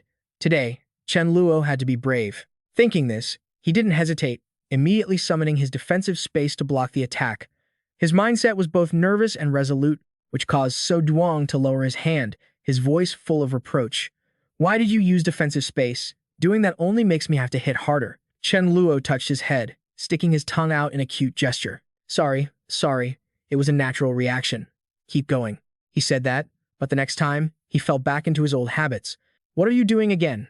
If you act like that, it'll be very hard for me to get through. Seeing So Duong ready to lose his temper, Chen Luo hurriedly promised, I really didn't mean it. I'll hold back. Hit me again. This time, So Duong didn't hold back. Every sword stroke was both fast and powerful. A long while later, he stopped and asked, How does it feel? Chen Luo rubbed his arm, slowly processing the sensation. Painful, but I can handle it. Don't stop. Let's move on to the next rule. Start now. It wasn't until Chen Luo had been struck by a blade that So Duong officially declared an end. All right, I've taught you everything I know. He clasped his hands behind his back, returning to his cold demeanor. Now it's your turn to teach me. Chen Luo clutched his wounds and limped forward. I will use Void Walker. Try to feel it. Half an hour later, Chen Luo stood with one hand on his hip, patting his companion on the shoulder with the other. How was it? So Duong's face was slumped, looking as if he were about to cry. I feel like I understand a little bit, but only at a kindergarten level, and you suddenly forced me into a university course. The more he spoke, the tighter his brows knitted, his expression full of helplessness. The knowledge is too vast. I don't understand anything anymore. Hearing this, Chen Luo's mood turned somber as well. What should we do now?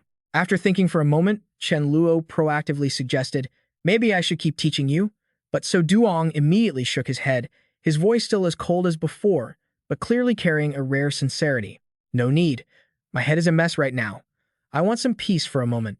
Chen Luo didn't force it. He left the other person alone, quietly adjusting his posture, telling himself, I should seize the opportunity to strike while the iron is hot and start comprehending the rules. Even though his eyes were closed, his mind wasn't entirely at rest. Tangled, chaotic, and eager thoughts constantly collided. After all, everyone was still in the space. Then I'll start by assisting space. Half a day later, So Duong suddenly scratched his head, his whole body seemingly pushed to the limit as he jumped up. It's too hard. It's just too hard.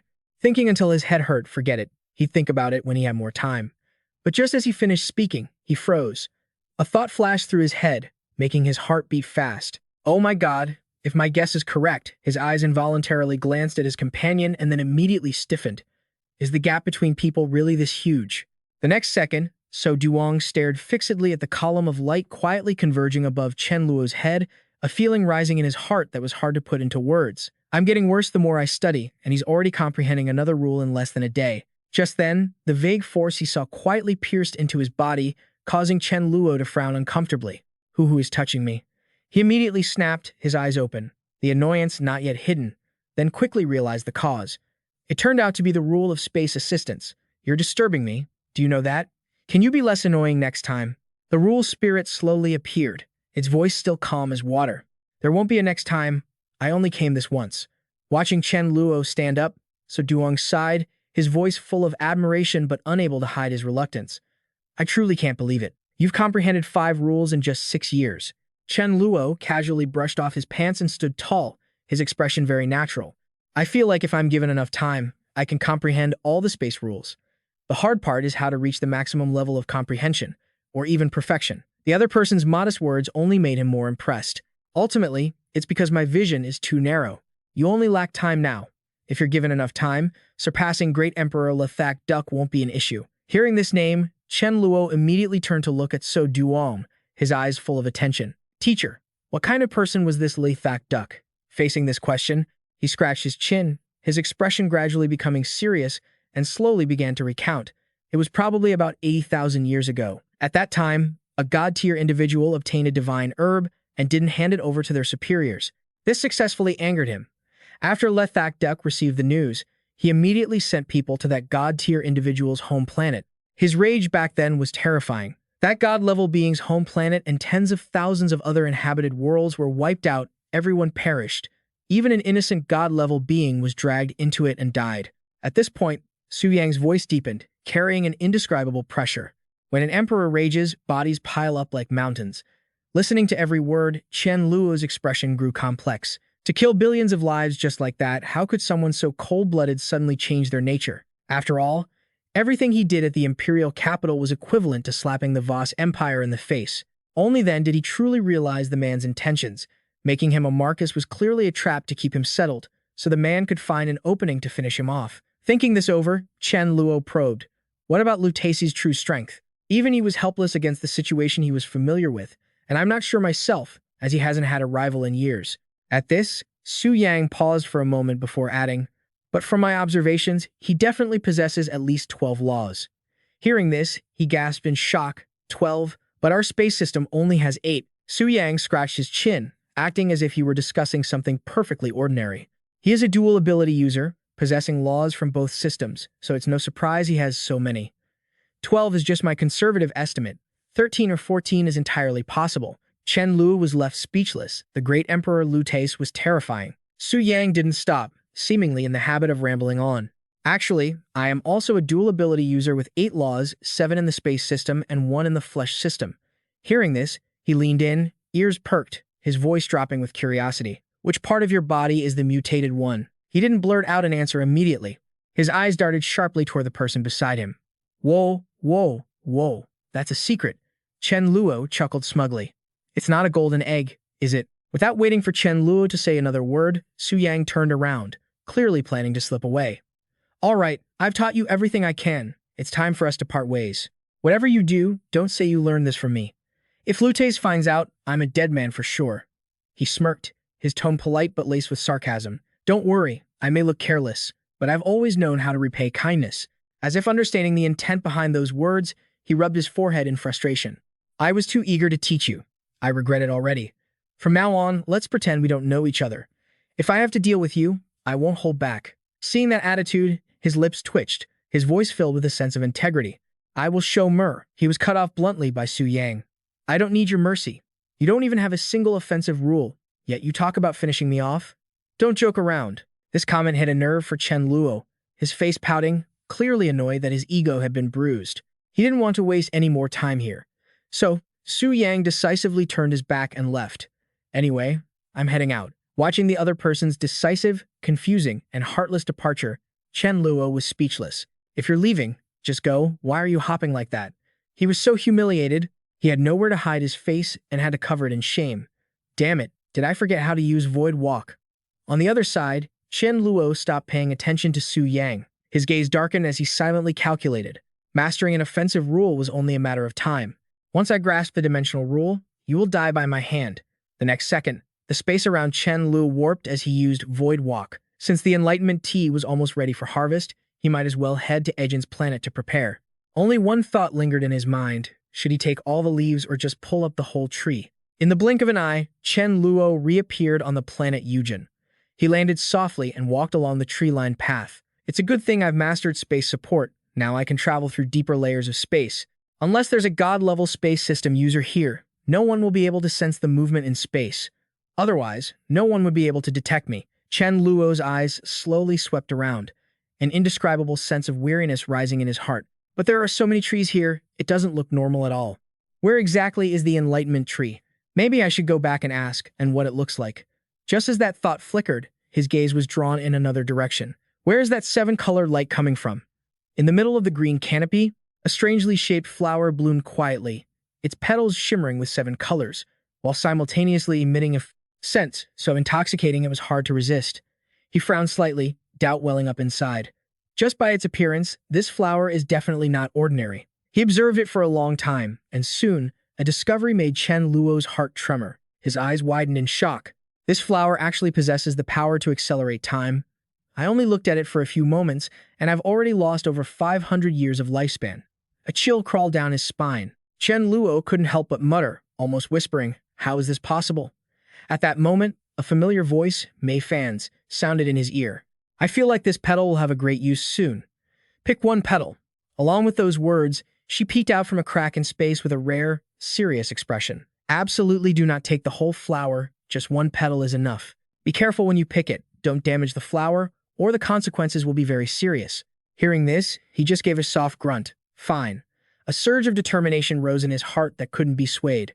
Since Mei Fan had said so, what if he lost 100 years of his lifespan? He had to pick it. Without hesitation, Chen Luo lunged forward, his hand reaching out to snatch the treasure.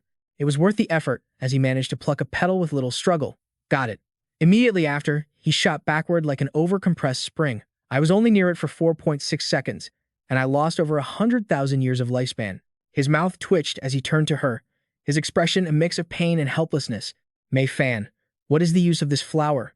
She blinked her large, round eyes, thought for a moment, and answered very honestly, "I don't know either. Maybe it temporarily helps you become immune to time-based powers." So, Chen Luo had risked his life for something with an unknown effect.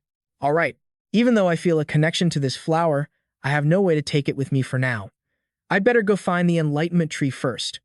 Ignoring the fragrant flower, he continued his journey. Along the way, Chen Luo's eyes were drawn to something. Ahead, a green tree stood tall, emitting a faint, sweet fragrance, with a sign planted right next to it, as if afraid people wouldn't know what it was. That had to be the Enlightenment tree. It seemed to have a faint scent, and unable to suppress his curiosity, Chen Luo approached. He examined everything from the trunk to the leaves carefully, finding it stranger the more he looked. A dangerous threat like me has appeared in the imperial capital. Yujin couldn't possibly be unaware. Why is he so unprepared? There's even a sign next to the Enlightenment tree, as if he's worried I wouldn't find it. Just as his suspicions grew, soft, mocking laughter echoed from inside the house behind him. Inside the house, Kad Doan stood behind the glass, her eyes locked on Chen Luo's figure, the corners of her mouth curling in amusement. He's here, and he's not inferior to any of them. Almost simultaneously, Chen Luo's keen intuition set off a frantic alarm. I'm deep in the layers of space, how could she detect me? Knowing he was being watched, Chen Luo immediately felt uneasy. Although he didn't know how she had discovered him, staying here was definitely not safe. Without further hesitation, he ducked to another location. This place on Yujin seems to be the most stable environment. Maybe the Enlightenment tree is moving around nearby. Chen Luo's gaze suddenly paused, and the towering tree before him made him freeze. These leaves looked somewhat like the leaves on the Enlightenment tea tree. When a familiar fragrance wafted over, his expression immediately became excited. The shape, the scent, this feeling, it's exactly like the Enlightenment tea. Not hesitating for a second, Chen Luo's hands went to work at full capacity. Harvesting, harvesting, harvest, harvest. When he was done, his face was full of satisfaction. So happy. I picked so much, enough to drink for half a year. But in a flash, the fresh leaves in his hands disappeared without a trace. Huh, Where did my enlightenment tea go? Chen Luo angrily threw the box away. Could it be that I unknowingly fell into an illusion set up for mental systems? Thinking of the person who had been following him earlier, a chill crawled up his spine. There's definitely a seasoned mental specialist here. Could it be the girl who spotted me earlier? Thinking this, Chen Luo scratched his head, feeling deeply frustrated, and decided to just leave. How annoying. I only stole a little bit, and they set up an entire illusion just to stop me. At that moment, a familiar voice rang out ahead. Vi, faster, faster. Chen Luo looked toward the silhouette running ahead, a hint of suspicion rising in his heart. Vi, why is this guy here? His lips slowly curled into a knowing smile. Just as I was planning to catch someone to ask about the situation, could this be any more of a coincidence? The next second, without a word, Chen Luo kicked V straight into a space gate. 20 minutes later, he stood on high, looking down with a contemplative gaze, and slowly questioned. Your life has certainly changed dramatically. To think you've already accepted a foster father. Vu Lai instantly burst into tears, snot and tears streaming down his face as he wailed miserably. What kind of foster father is this? He's completely untrustworthy. Ever since I found Vu An, my life has been worse than a stray dog's. Before he could finish, he lunged forward, clinging tightly to his leg, his voice trembling as he begged, Chen Luo, my big brother, Chen Luo, please have some mercy and save me. If this keeps up, I'm really going to turn into a piglet waiting to be slaughtered. Chen Luo chuckled softly, leaning down to place a hand on his shoulder, his voice sounding gentle. Don't worry. On Earth, we're all one big family. Whoever dares to bully you, your big brother will help you get revenge. He looked up, deeply touched, his eyes still shimmering with tears. Thank you, big brother. Having worked with the man in front of him for so long, Vu Li already understood his personality. However, this Chen Luo character was someone who wouldn't do anything without a little tribute. So, he proactively suggested, Big brother, aren't you looking for the enlightenment tea tree? I know how to enter the illusionary realm without any trouble. I'll lead the way for you. He agreed without a second thought. All right.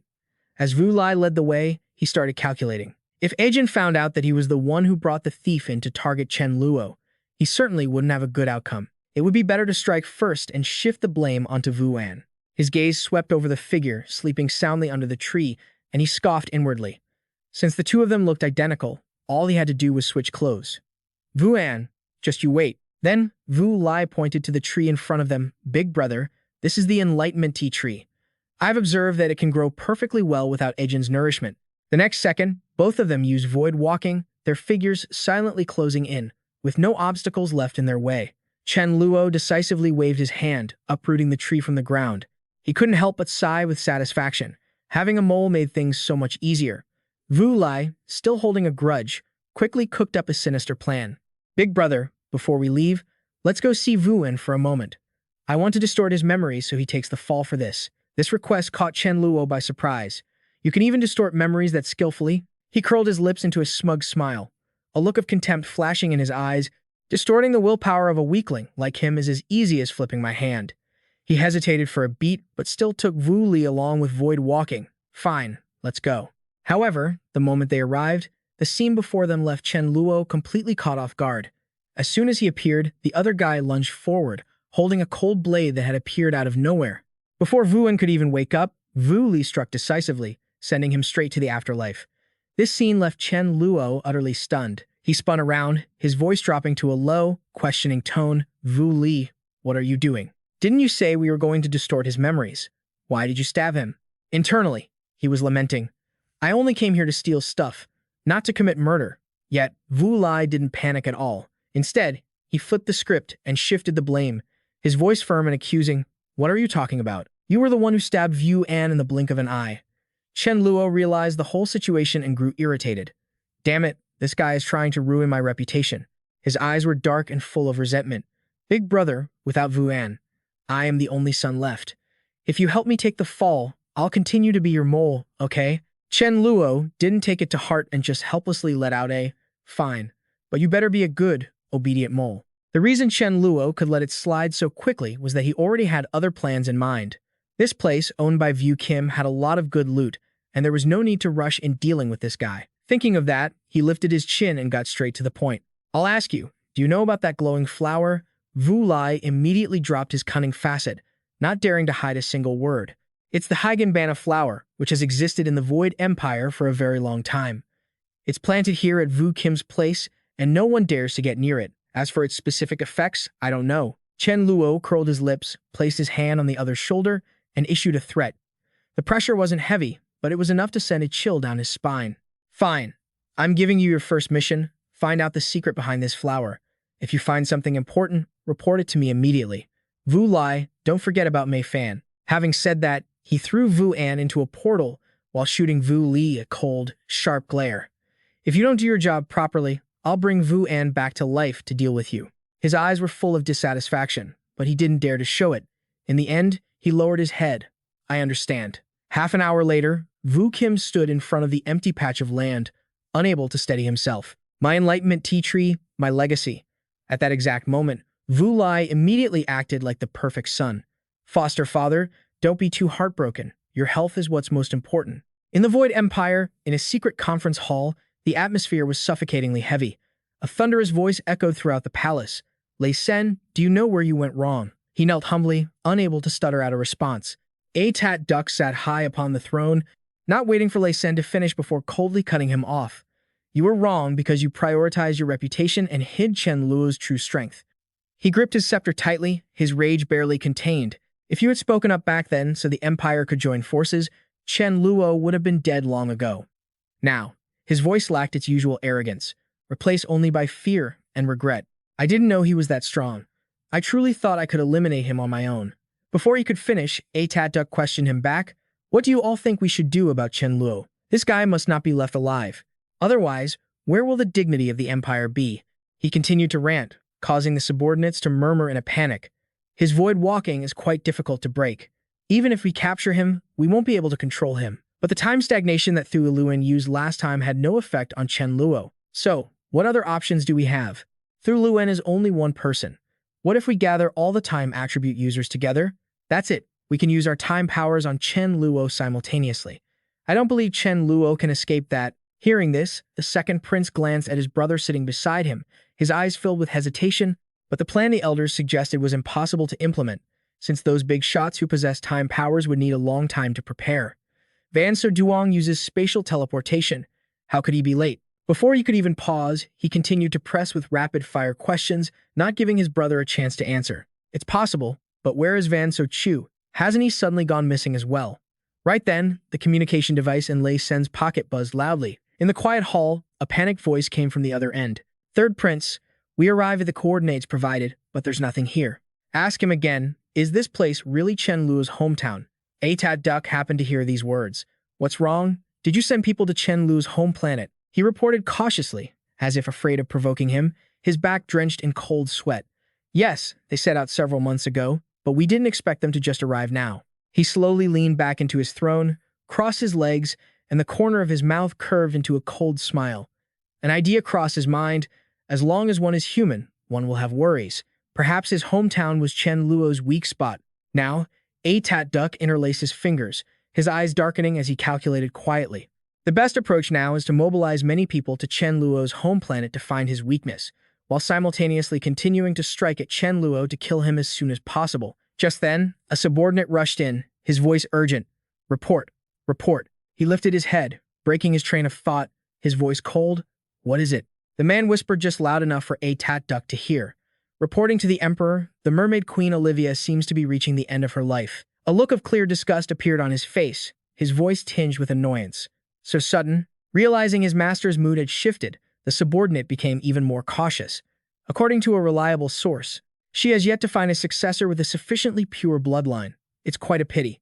A-Tat Duck waved his hand, ordering in a loud voice. I know. As for Olivia, keep monitoring the situation and convey my orders. From now on, everyone must search for the missing Van So Duong. Inside Chen Luo's energy dimension, he was frantically plucking leaves from the tree. Want to get cocky? Let me tell you, this is my turf. If you want to survive, you have to listen to me. To be precise, are you going to produce enlightenment tea for me or not? The tree was in so much pain it actually spoke human language. What are you doing? I'll produce it, okay? Achieving his goal, Chen Luo curled his lips in satisfaction. I want a number. 10 pounds. 10 pounds a day. Producing it once a day made the tree want to cry, its sap dry. Don't, please. I can't do that much. Chen Luo was feeling incredibly triumphant. As expected, brute force was the best way to negotiate. To save its life, the enlightenment tree had no choice but to back down. I can produce 30 pounds first, then 50 pounds each month. That is my absolute limit. Chen Luo looked at it with a scrutinizing gaze. Fine, let's start with that for now. Just then, Mei Fan ran over from somewhere. Chen Luo. Mei Ling just advanced to a demigod. Hearing this, he showed his joy. That's great news. He told Bok Mong Kai that they would hold a celebratory banquet for her that night. Seeing Chen Luo about to leave, she called out after him. That's not the only good news. Now, use spatial teleportation and head straight west. I have a feeling there's a massive opportunity waiting for you. He nodded slightly, preparing to teleport elsewhere. All right, I'm heading out now. At the Frost Soul Abyss, a woman's voice rang out clearly. I'm leaving, but don't panic. I have a few reliable friends who will take care of the Mermaid clan for me. The Mermaid Queen, Olivia, possessing 8 ice attribute laws and 2 lightning attribute laws, was giving serious instructions. The great Emperor Lee Said also owes me a favor. If things get dangerous, you can seek help from the Volsi Empire. Her gaze dimmed. Of course, if Lee Said couldn't wait until the Higanbana flower bloomed to extend his life, he wouldn't have much time left either. A subordinate approached, eyes welling with tears. Your Majesty, please take the fruit. Perhaps in time we can find a suitable successor. Olivia didn't turn back, only waving a hand in refusal. How could it be that easy? For 2 merfolk to conduct a succession, their bloodline talents must be compatible. I started preparing 100,000 years ago, but I haven't found anyone yet. I suppose it's fate. The subordinate was heartbroken, clasping her hands to pray, begging destiny to bring someone from the clan who met the criteria, offering to sacrifice 100,000 years of her own life. Just then, Ning Xuang was falling through the air like a shooting star. Chen Luo, you jerk. You massive jerk. You have to go back 3 minutes. Chen Luo's group was watching from above. Mei Fan said that a great opportunity awaited them here. I can't get too close to that planet, so you drop down from here. Mei Fan added her own encouragement. Right, and don't tell them you know Chen Luo. If anyone asks how you got in, just say you were thrown down by a villain. Even so, with a drop like this, she didn't have the guts, but it was just too high. I'm scared. You have no sense of chivalry at all. Chen Luo kicked her off anyway. It's fine, I'm helping you. She screamed as she plummeted toward the Frost Soul Abyss Palace. After landing, Ning Xuang winced in pain. Chen Luo, you're so mean. How could you just kick me out like that? Over there, Olivia immediately noticed something unusual about her. The aura she carried was, she hurriedly commanded, quickly, bring that girl here. Ning Xuang didn't understand what was happening, letting the crowd push her forward. Where on earth is this? There are so many of my kind here. Olivia's eyes widened, her mouth agape. Her bloodline was even thicker than her own. It was a peak Emperor-level ice attribute. Just a little more, and she could reach a perfect demigod status. This was the perfect successor to protect the Mermaid clan. She gently lifted the girl's chin. Child, how did you end up here? Ning Xuang repeated exactly what Mei Fan had coached her to say. My name is Ning Xuang, and I was thrown down by a bad person. Olivia affectionately took Ning Xuang's hands. Don't be afraid, my child. We aren't bad people. I will protect you. The next second, she turned, choked with emotion, and announced, it is her. Ning Xuang will be my successor. A subordinate immediately panicked. Your Majesty, wouldn't it be better to investigate this a bit more thoroughly? He couldn't help but be suspicious of Ning Xuang. Her timing was too strange. Could it be a trap? But Olivia directly cut the subordinate off. No need. There is no more time. Chen Luo, watching from the beginning, felt a bit wistful. Suddenly losing the crybaby, he felt a strange sense of reluctance. Mei Fan looked at him and smirked, reassuring him. It can't be helped. This is for Ning Xuang's own good. I have a feeling that after Ning Xuang, Mei Ling, and Mei La all ascend to godhood, it will be my turn. Hearing this, he was stunned. He hadn't expected Mei Fan's advancement to depend on others becoming gods. She was busy chewing on dried fish and wouldn't talk about it anymore. I sense that the Fa Wang will be in danger soon. Chen Luo knitted his brows. What happened? Mei Fan didn't answer directly, her manner evasive. How should I put it? It's the type of situation where there's plenty of danger, but also great rewards. With my current power, I can't know the specifics. I don't even know if the Fa Wang will survive. This information made him uneasy. What should I do? With the Fa Wang's personality, he definitely won't turn back. What if he really loses his life because of this? Seeing his concern, she suggested, you can leave a notification in the game to warn him, but the choice should ultimately be his to make. At the Limon Empire, things remained as calm as ever. Looking at the person stepping off the airship, the Fa Wang was skeptical. "A Fu, how on earth did you manage to find me in the real world?" She spoke flatly. That was thanks to the help of a friend. The Fa Wang was stunned. Congratulations on officially becoming a 2-law god-level fighter. A Fu stepped forward, looking at him with formal politeness, welcoming him to their Limon Empire. Suddenly, a voice rang out from the side. "Sister, you're back." She pointed to the person walking over. "Fa Wang, this is A Desi, my younger brother." "Little brother, this is the Fa Wang, my friend." The Fa Wang scanned him once. "What is your brother's strength?" A Fu smirked proudly. "My brother is the most brilliant genius in our family. He possesses 3 laws." This hit him like a lightning bolt. 3 laws? But A Fu has 7 physical laws. How can her brother be considered the most brilliant genius with only 3? A terrifying thought flashed through the Fa Wang's mind. Unless, like Haiji, she's the type of person who is obsessed with her brother. On that side, she walked up to A Desi and said in a sugary tone, "Little brother, this Fa Wang is very powerful. Do you want to spar with him?" The boy's cold eyes had never left the Fa Wang since the start. "I have no interest. I don't want to waste my strength on that. If there's nothing else, I'm going back to the palace." A Fu, being brushed off, acted timidly, as if afraid of angering her brother. "I'm sorry, I shouldn't have made suggestions. It's good that you're focusing on your training." Inside the Lemon Empire Palace, A Desi had returned to train. "Strange. My time stoppage is clearly at a critical level, so why hasn't the law of time manifested yet? Where exactly is it going wrong?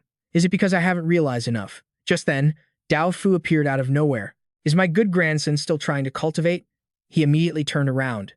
"Grandpa Dao Fu, you've returned from the law of destruction." A Desi couldn't help but rush forward impatiently. "How is the situation over there?" He spoke in a deep voice. "The center is a bottomless abyss that makes me feel endangered. However, the law of destruction is nothing. You are the hope of the Lemon Empire's time attribute." Hearing this, he looked a bit dejected. "But my win attribute has already reached godhood, yet the law of time remains the same, with no progress." Dao Fu explained calmly. "According to legend, those with exceptionally terrifying talent must undergo an ordeal. Because you have been protected so strictly until now, and outsiders don't yet know you possess the time attribute. This might be the very reason why the law hasn't appeared yet." This left A Desi stunned. "Do I still have to undergo an ordeal? What if I can't hold out and die young?" Seeing his grandson's impatience, he comforted him. "Don't rush. Let me think of a way." Just then, Dao Fu remembered that Zilan Law was considered the most accurate at predicting disasters. Maybe I should go ask her. With that thought, he immediately turned to leave. "Good grandson, rest easy and cultivate here. I will go help you scout the situation." On the planet Zilan La, the witch was leisurely fishing by a lake. Dao Fu immediately approached her. "Zilan La is here too." Lan La smirked politely. "Dao Fu, I've been waiting for you for a long time." In truth, she had completely predicted he would seek her out. He is the second causal factor I lured in from the start. This made him freeze. "With me? Could it be that you had already guessed I would come to ask for advice regarding A Desi's calamity?" Lan Lai nodded slightly, replying politely, "That's right, I can give you the answer." Then, she spoke a familiar name. His calamity was Chen Luo. Dao Fu couldn't help but frown in confusion. Why Chen Luo? He thought to himself that after A Fu returned to the country, she had mentioned this name a few times. However, Lan La didn't explain further, intentionally speaking in a vague, cryptic manner. "You will know once you return." Dao Fu didn't ask more, just pondered for a moment and nodded in agreement. "Very well, then I shall take my leave." Watching his departing silhouette, she felt incredibly smug. "Even if your laws are stronger. So what? Aren't you still following my arrangements? 7 parts causality, 3 parts deception, the 2 threads of causality were about to intertwine." Lan La's gaze grew more sinister than ever.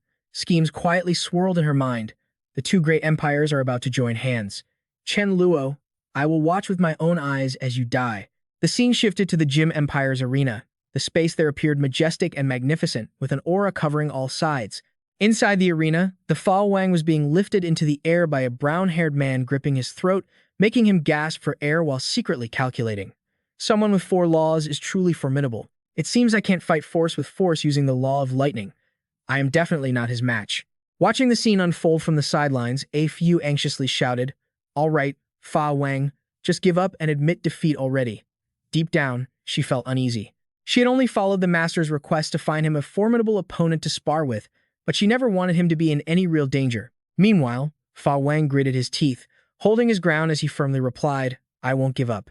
Yet, his body remained pinned, completely unable to move or break free. In the critical moment, he poured all his strength into an outburst and roared, "Thunder Flash Switch!" Instantly, his figure escaped, leaving behind nothing but a raging bolt of lightning in the opponent's grip. Seeing this, A Fu couldn't hide her admiration. her voice filled with praise. "Fa Wang, you're amazing." However, he shook his head, his tone dissatisfied. "I just escaped. That's not the same as winning." She continued to praise him, saying he was already very talented. "You seem to have a real gift for running away." Her words reminded Fa Wang of Chen Luo's cunning expression, and he muttered to himself, "Maybe I'm just being influenced by that big dog." Afterward, A Fu leaned in and made a suggestion with a beaming face. "You have incredible talent. Want to find the #1 master of the lightning system? That could really help you improve." Curious, he asked, "Who is it?" Her face lit up as she introduced him proudly, "My grandfather, Dao Fu."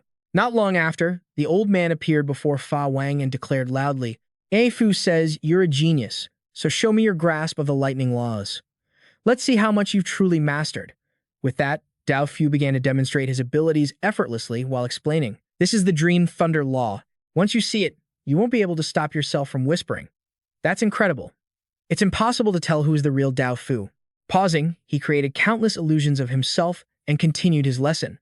"This is the Wrathful Thunder Law, a strike against the spirit." The terrifying power of those lightning bolts made Fa Wang shudder in fear. Dao Fu's voice continued steadily as he landed a strike on his back. "This is the Running Thunder Law. Only by mastering it and fusing it with other laws." He unleashed a barrage of lightning onto Fa Wang's body and continued, "Will our lightning attacks truly be as fast as a flash of light? Others wouldn't even be able to react." Once the instruction finished, Dao Fu gently advised, "That's enough for now. Take your time to digest this. Come back in a year, and based on how much you've comprehended, I'll decide whether to continue teaching you." Fa Wang, panting and exhausted, nodded in agreement. "Yes, sir." That night, sitting in the arena, Fa Wang's mind wandered. He hadn't sent a safety update to Chen Luo in days, so he opened the game to check. As he connected, he suddenly saw Feng Thu and muttered to himself. This message was a warning from Mei Fan about a danger. Immediately, a line of text appeared before his eyes. "Fa Wang, you are in danger." After reading it, he smirked and typed back, "Thanks for the heads up, but I'm not going anywhere. My progress here is faster, so what does a little danger matter?" Fa Wang then told himself that once his strength improved significantly, that was when the assassin would return. Looking at the sent message, his heart was full of confidence. "Just wait. When the time comes to give the order and provide the spatial path, I will be the most terrifying, fastest assassin." After reading the letter, Chen Luo sighed softly, feeling a bit melancholy. Fa Wang had indeed refused to come back. Fine, whatever he wants. A moment later, he logged out of the game, secretly making a plan in his head. "Just for Fa Wang's sake, I won't cause any disasters for the Jim Empire from now on." Next, Chen Luo took his thoughts directly out into the universe. "My urgent task now is the power of dimensional training and comprehending the dimensional law. I remember the files from Lei Xian mentioned a god level being named Ge Ru, who would be the perfect sparring partner." Before long, Chen Luo stood above a massive city, unable to help but exclaim internally, "I've arrived. The home of Ge Rui, the Dogman planet." According to Lei Xian's data, this god-level Ge Rui usually appeared here. Upon landing, Chen Luo walked straight up to a man to probe him. "Hey, are you Ge Rui?" Hearing this, the man's face turned pale, accompanied by a panicked voice. "You, judging by your looks, are you that wanted criminal Chen Luo?" Just as Ge Rui turned to flee, Chen Luo quickly grabbed him. He admitted it cheerfully. "That's right. You're coming with me." This made him scream in shock. "What do you want?" Behind them, Ge Rui's 2 dogs could only stare with wide eyes and open mouths, looking utterly terrified. Very quickly, Chen Luo dashed off like a rocket, successfully bringing him to an uninhabited planet. As soon as his feet touched the ground, Ge Rui raised his hands in defense, speaking with great vigilance. "Why did you find me? I haven't done anything to offend you." Chen Luo waved his hand to reassure him, his voice sounding calm. "Don't be afraid. I just want to spar with you a little." Seeing the massive blade about to come down on his head, Ge Rui screamed in terror. "A spar?" He quickly tried to cast a spell to block the attack. "Can't we talk about this?" Deep down, however, he was absolutely terrified. Being hit by a big boss with 4 laws like this, I'm going to die quickly, right? As the blade swung down repeatedly, Ge Rui panicked. "Oh God, please stop and listen to me first." But at that moment, Chen Luo's mind was completely focused on something else. It's strange. No matter how I use my dimensional power, why isn't there any progress? His face sank into deep thought as his memories slowly surfaced. I remember Yun Chu Yang once said that comprehending any law is actually related to one's personality. In his memory, Chu Yang had concluded a theory. The cowardly easily comprehend defensive laws, while the brave easily comprehend offensive laws. So, I must change my personality. Only by becoming stronger can I easily attain the offensive law. He also pointed out a key factor that had left Chen Luo bewildered back then. You might not believe this, but in truth, your emotions determine to a large extent which laws you comprehend. Then, Chu Yang explained in detail, when you are extremely afraid, you'll easily comprehend life-saving techniques. When you are at the peak of your anger, you'll easily comprehend offensive laws. In short, when your emotions hit their limit, you enter a special state. In the end, he had seriously advised, if you can't comprehend the offensive law, you could try putting yourself into a state of extreme rage ideally by having a real battle with Lei. However, faced with these truths, Chen Luo only scratched his head and laughed. A frontal assault is no different from torturing myself. Returning to reality, he fell back into deep reflection. Now that I think about it, what Yun Chu Yang said back then makes a lot of sense. But how can I enter a state of extreme rage? Chen Luo kept questioning himself. What kind of situation could make me absolutely furious? Just then, a familiar image flashed through his mind. Fa Wang is gone. Chen Luo closed his eyes, standing perfectly still as he imagined the scenario. In just a moment, he snapped his eyes open, his face cold as steel, whispering to himself, "You were the one who finished off Fa Wang, weren't you?" That appearance made Ji Rui tremble, weeping in fear, his heart constantly crying out in misery. What kind of grudge is this? Why are you looking at me with such a terrifying gaze? Was this really just a sparring match? You didn't say a word. Instantly, Chen Luo raised his giant blade, his aura exploding as he shouted, "Dimensional blade." He then swung down with all his might, his fury reaching its peak. "Die, you damn dog!" As the sharp blade was about to strike, Ji Rui's expression was one of extreme horror, his heart screaming, "Mom, is he trying to take my dog life?" The very next second, the blade landed, creating a thunderous explosion that sent rocks and dust flying everywhere. Once the dust settled, Chen Luo saw Ji Rui still standing safely inside his shield, unable to help but wonder, why couldn't I break it? That's right. Without the power of the laws, dimensional power, no matter how strong, has its limits. Just then, a golden law appeared in the sky, making Chen Luo gasp in surprise. Oh my god, it actually works. Watching the law fly straight toward him, Chen Luo was stunned. No wonder they say, sacrifice to heaven, and the protagonist's strength will increase greatly. As the new law fused into his body, the other laws within him surged in response, their auras fluctuating endlessly, as if cheering. The boss is here. The attacks have become stronger. Good. Soon after, Chen Luo immediately entered a state of cultivation, leaving Ji Rui, who stood to the side, completely stunned. He couldn't stop asking himself, "Are you kidding me? He hit me and realized a law. And isn't it rumored he only had 4? How did he suddenly get 6 in the blink of an eye?" Taking advantage of the moment, Chen Luo was fully focused. He crept away quietly, thinking to himself, how could someone like me with only 2 laws possibly fight against someone with 6? I should get out of here fast. However, just as he managed to run a few steps, Chen Luo pulled him right back using Void Exile, blocking his path as he spoke. "Don't run. Help me comprehend attack laws. I haven't even thanked you properly yet."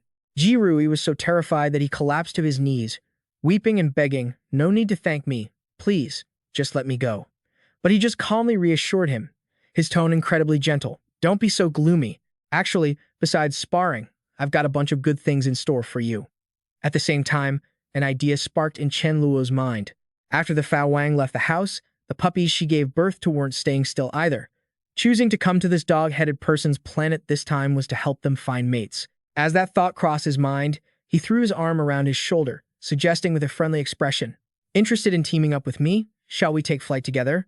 Ji Rui stuttered in a daze, his eyes filled with confusion. The scene shifted to the mermaid planet, where magnificent castles with exquisite architecture spread out, the atmosphere carrying a sense of solemnity and mystery. Before fading away completely, Olivia gently stroked Ning Shuang's head, her voice gentle as she instructed, "My child, I hope that once you become strong, you can help all races continue to thrive." Immediately after, the laws within her body merged into Ning Shuang one by one, leaving her deeply moved as she thought to herself that although she had only known her for a day, the act of self-sacrifice and passing on her legacy to the next generation was truly heartwarming. Next, Ning Shuang's body gradually floated into the air, her aura constantly surging as she officially stepped into the demigod ascension realm. Watching her enter a state of enlightenment, the short-haired girl standing nearby whispered with great anticipation. Whether Ning Shuang can comprehend the entire 100% of the Queen's laws depends on her own aptitude.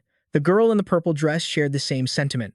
That's right, Ning Shuang might become a god soon. Meanwhile, The merman standing behind them wore a sly smile, calculating in his heart, Ning Shuang is bound to become the next mermaid queen, and as the only male merman, I just need to find an opportunity with Ning Shuang. Just then, as the stream of law energy flew straight toward her, the group of merpeople exclaimed in shock, "Look, it's the profound ice law." The girl in the purple dress's voice trembled with amazement. My God, I didn't expect Ning Shuang to actually ascend to godhood. Elsewhere, while everyone was having a meal, Mei Fan suddenly froze, her expression shifting instantly. Seeing this, Mei La asked curiously, "What's wrong?" She shared excitedly, "Good news. Ning Shuang has become a god, and my abilities have also strengthened quite a bit." With that, Mei Fan immediately stood up to leave, looking thrilled. "You guys eat first. I'm going to test my abilities." At this moment, Mei Ling, who was still sitting there, felt a pang of sadness and whispered to herself, "Ning Shuang has become a god too?" A while later, Mei Fan sat cross-legged in a quiet spot, carefully calculating in her head, "Ning Shuang has ascended, which boosted my power significantly. It seems I can create things out of thin air." Thinking of this, she tilted her head in contemplation. But what should I create now? How about making a special scenery for Chen Luo that makes it easier for him to comprehend laws? After that, Mei Fan slowly closed her eyes, continuing to develop the idea in her mind. It just so happens that Chen Luo can't grasp the law of time, so I'll try to create a zone of time laws for him. Suddenly, Mei Fan's face tensed as she thought to herself, although changing a few things requires using my fate ability. In just a split second, she perked up again. Her eyes filled with determination as she told herself, "But it's worth it for Chen Luo." 20 minutes later, Mei Fan stood up, her heart full of joy. "All right, based on the known conditions, I've created a time acceleration vortex in the south." Just at that moment, Chen Luo appeared out of nowhere, his tone filled with concern. "Mei Fan, are you okay? You barely ate. Why did you rush back to your room?" Seeing him arrive, she immediately urged him excitedly, "Chen Luo, go to the south right away. I prepared a surprise for you." At this point, he still looked confused and asked, "What surprise?" Mei Fan hugged Chen Luo's arm, boasting triumphantly, "A time acceleration vortex. It won't last long, so hurry up and get going." Shortly after, in the vast expanse of space, Chen Luo arrived at the exact location she mentioned. Seeing the scene before him, he couldn't hide his amazement, constantly marveling in his heart. "I remember only this area had time acceleration before, and now Mei Fan has created one just like it." Then, Chen Luo reached out to touch the vortex, his heart surging with excitement as he exclaimed, "I never expected this to be a time acceleration zone with a flow speed of about 30,000 times." Immediately, he didn't hesitate and dived straight in, his inner thoughts constantly sighing in wonder. This is truly a pleasant surprise. 2 days later, Colin's spaceship was quietly drifting through space. Her heart was filled with resentment. She had arrived a month early, only to end up with nothing. While sipping tea, Colin grumbled to herself, unable to get any enlightenment tea, that Chen Luo is so annoying. Suddenly, her gaze shifted outside, and she wondered in surprise, "What's that white light?" Even more unexpectedly, Colin spotted someone she knew, and her curiosity immediately piqued. "Wait, that's Chen Luo. Why does he look like he's in deep enlightenment?" Seeing this, the corners of her mouth curved into a smug smile, while her hand secretly wove a spell with mischievous intent. "He's helping me out. It's the perfect time to lock him down with my mental mark." As soon as the mark was planted on his forehead, Chen Luo keenly sensed something unusual, and a feeling of unease rose in his heart. "Why do I feel like something is off?" Just then, Colin suddenly appeared right beside him, her sweet, alluring voice making him jump. "Brother Chen Luo," she smiled, acting adorable as she greeted him. "What a coincidence. I didn't expect to run into you here." But deep down, she was full of schemes. "I've already planted a mental mark on him. When the time comes, I can sell him to Wu XY." Chen Luo's attitude showed clear annoyance, his voice turning cold. "You've got a sweet mouth, but what's going on in your head?" He was also calculating whether she had anything good on her. Seemingly sensing his intentions, Colin hurriedly waved her hands, feigning innocence with a coy expression. "Brother Chen Luo, look at what my hands are doing. Do you really think I can freeze time? How could I dare to wear a space ring?" Next, she clung to his arm, acting cute to plead with him. "Brother Chen Luo, all the enlightenment tea is with you now, right? Even the enlightenment tree is yours. Could you give this girl 2 pounds of tea?" Unexpectedly, he fell for her trick for a moment, nodding in agreement repeatedly. "Sure, sure." This made Colin secretly triumphant in her heart. As expected, no one can refuse an adorable little girl like me. But immediately after, Chen Luo's mind suddenly cleared, and he couldn't help but lament internally. "Oh my God, why did I let a stranger hug my arm?" Feeling deeply unsettled, Chen Luo immediately used Void Walk to retreat, secretly raising his guard. This woman is a bit dangerous. That action left her stunned and bewildered, with a series of questions racing through her mind. My hypnotic power suddenly failed, but he only has 4 laws, so how did he see through my hypnosis? Chen Luo glanced at the person in front of him and assessed her silently. Her mental system is quite powerful. I remember she has 6 laws.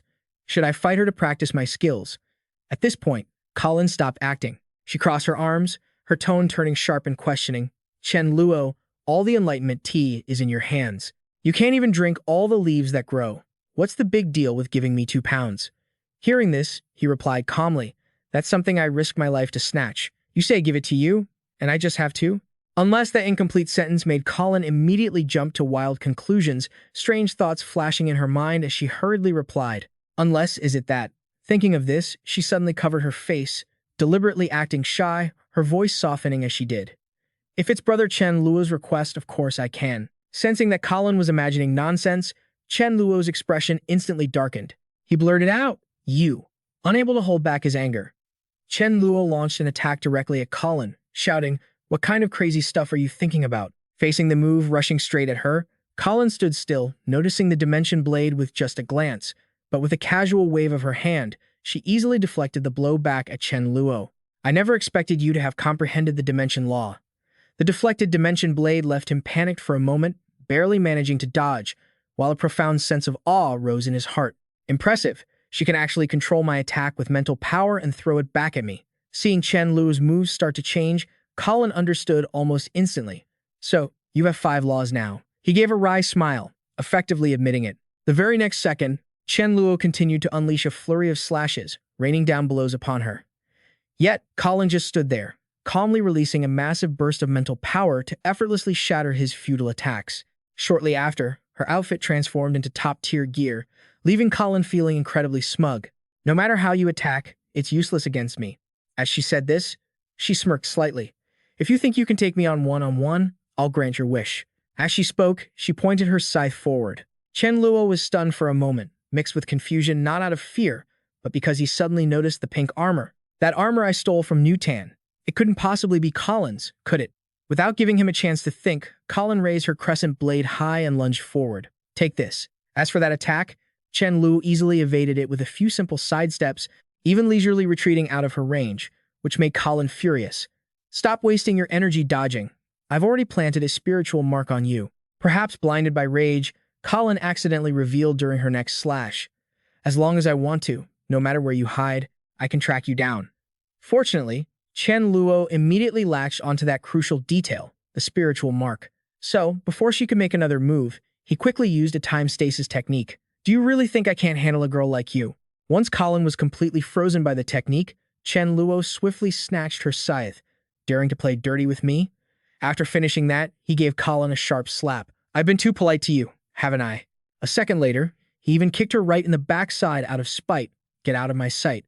Colin, with one side of her face swollen, didn't give up and shamelessly made an offer. Chen Luo, I can't do anything to you, and you can't do anything to me. Let's make a deal. Give me 5 pounds of enlightenment tea, and I'll help you remove the mark. He just responded coldly. Since when has Chen Luo ever bowed to threats from others? As soon as he finished speaking, the scythe in his hand suddenly started to rebel, and a moment later, some unknown force began tugging at it. Colin's voice suddenly echoed from inside the scythe. Chen Luo, do you really think it belongs to you just because you stole it? But Chen Luo was clearly used to this. Without a word, he tossed it directly into his storage space. If it's in his hands, it's his. Unless this scythe possessed the power of 3 laws, it was impossible for it to escape. Seeing this, she couldn't hide her panic. What kind of ability does Chen Luo have? He was actually able to control my scythe and make me lose my connection to it. The more she thought about it, the more chills Colin felt. As if reading her thoughts, Chen Luo pointed directly at her and revealed, don't get angry yet. I want that armor of yours, too. This left her so angry she couldn't speak. Chen Luo, you. He didn't want to listen to Colin ramble anymore, so he rushed in to loot her. Say goodbye to your armor. In a flash, Chen Luo gently stripped the armor right off Colin. She had barely regained her senses when she saw him casually toss the gear into his storage space. This sight made her blow her top. Are you acting this recklessly? You're using spatial abilities for such nonsense. But Chen Luo didn't care at all. For some reason, another thought suddenly crossed his mind. Colin, that pink dress you're wearing also looks like a pretty good defensive item, right? Hand it over too." As he spoke, Chen Luo used his power to peel off the rest of her outfit, causing her to scream in terror. In that situation, Colin had no choice but to hurriedly use her power to cover her body. After achieving his goal, Chen Luo nonchalantly turned and left, completely indifferent to how she was struggling. "Got the goods. See ya." In Daofu's hall, a servant's voice rang out, announcing the arrival of the Emperor of the Vonzi Empire. By then, Daofu was already standing at the door with a warm expression, taking the initiative to greet him. "Leitad, my friend, you finally arrived." As soon as he stepped inside, he asked directly, "Brother, I heard you detected the breath of the law of destruction last time." Daofu clearly and openly admitted it.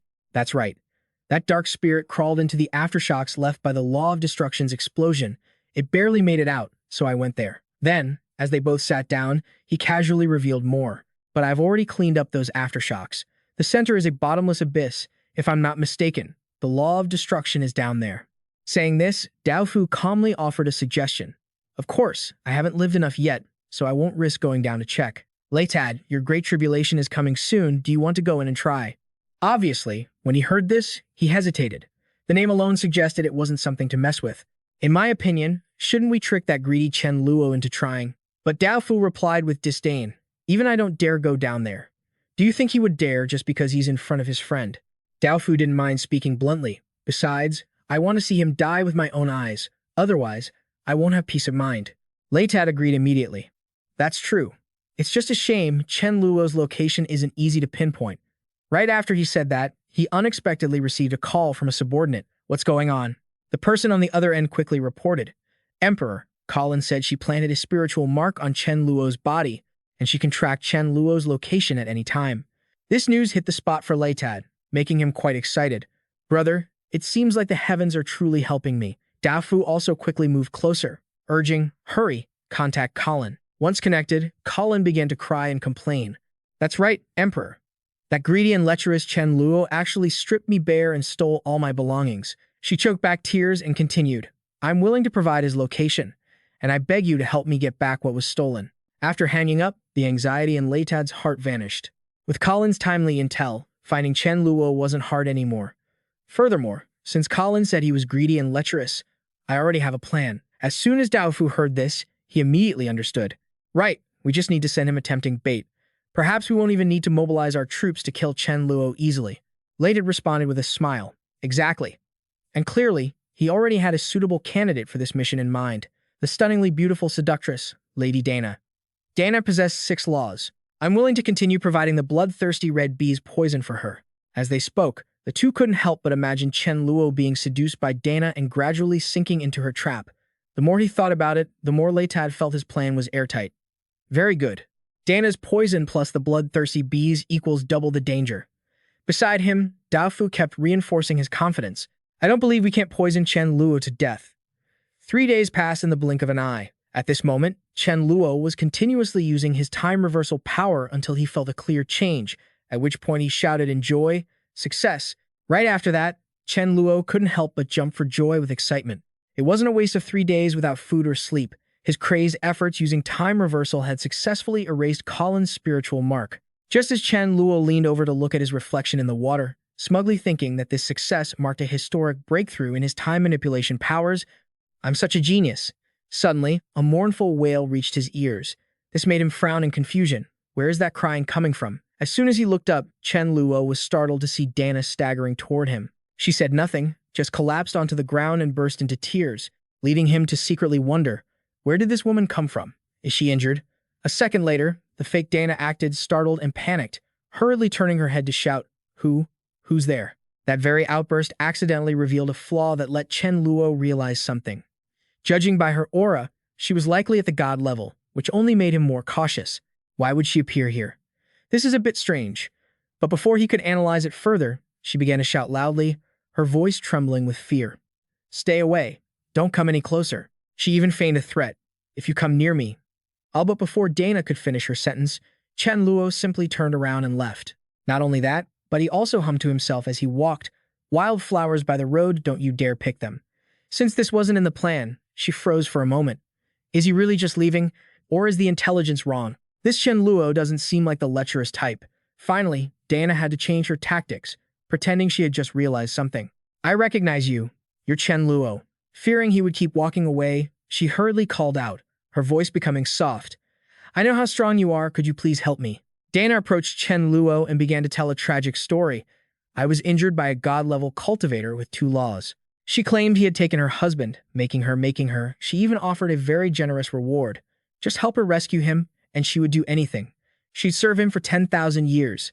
But with just a glance, he saw right through it, coldly confirming in his heart that it was definitely a trap. Chen Luo, naturally, didn't bother with pleasantries and exposed her motives directly. As I thought, you're up to no good. Tell me, do you want to lure me into saving your lover just to have someone ambush me? But Dana hadn't thought that deep. A baffling sense of suspicion rose in her heart. No way? How is he so smart? I hadn't even thought that far ahead. I just wanted to use my looks to seduce him. But that brief moment of silence became damning evidence in Chen Luo's eyes. He concluded coldly, caught red-handed. So now you're speechless? Dana was clearly rendered speechless, her mind a chaotic mess. It failed. Wasn't it said he was incredibly lustful? Only when she finally snapped out of it did she weakly clarify. I don't know what you're talking about. How about this? You can do whatever you want with me. I won't resist. Once you're satisfied, we can continue. To her surprise, Chen Luo didn't show any mercy and bombarded her with questions. She said she had a husband. So what race was he?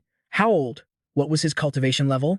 After hearing those questions, Dana could only stutter and repeat one word. Husband. She was truly panicked now. What kind of terrifying interrogation was this? Chen Luo raised an eyebrow, sizing her up.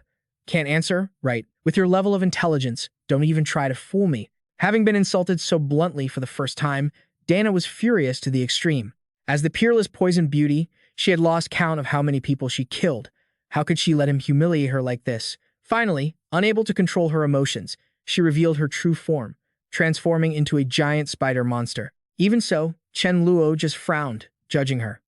A moment ago, you were a stunning beauty, and now you're just a monster. He coldly watched Dana's transformation, silently feeling relieved that his good man trait was working. Otherwise, just thinking about it would be nauseating. Suddenly, she opened her mouth and spat out countless poisonous insects she had been nurturing. A screeching sound echoed. Chen Luo, go to hell. In the blink of an eye, the swarm of toxic insects bloated and surrounded Dana, ready to charge. Facing the sight of battling 7 poisonous creatures alone, Chen Luo remained unfazed. He calmly assessed. Poison type? With this many venomous creatures, she must be a summoner. As the thought flashed through his mind, Chen Luo flicked his hand, and his attire and class changed instantly. As the Void Monarch, he was best at dealing with summoners. It was a natural counter. His gaze swept over the armor on the spider monster, and he already had a plan. Her armor must be a fine piece of equipment. Dana had no idea what had happened and continued to bark orders. Go, my poison legion. But the very next second, she noticed something strange about her body. A cool breeze blew against her chest. Where's my armor? Chen Luo watched them scrambling around. It was quite amusing, but in reality, it was a bit tricky. The poison legion was massive, and moving them wasn't simple. That's the protagonist's halo for you. In times of difficulty, brilliance emerges.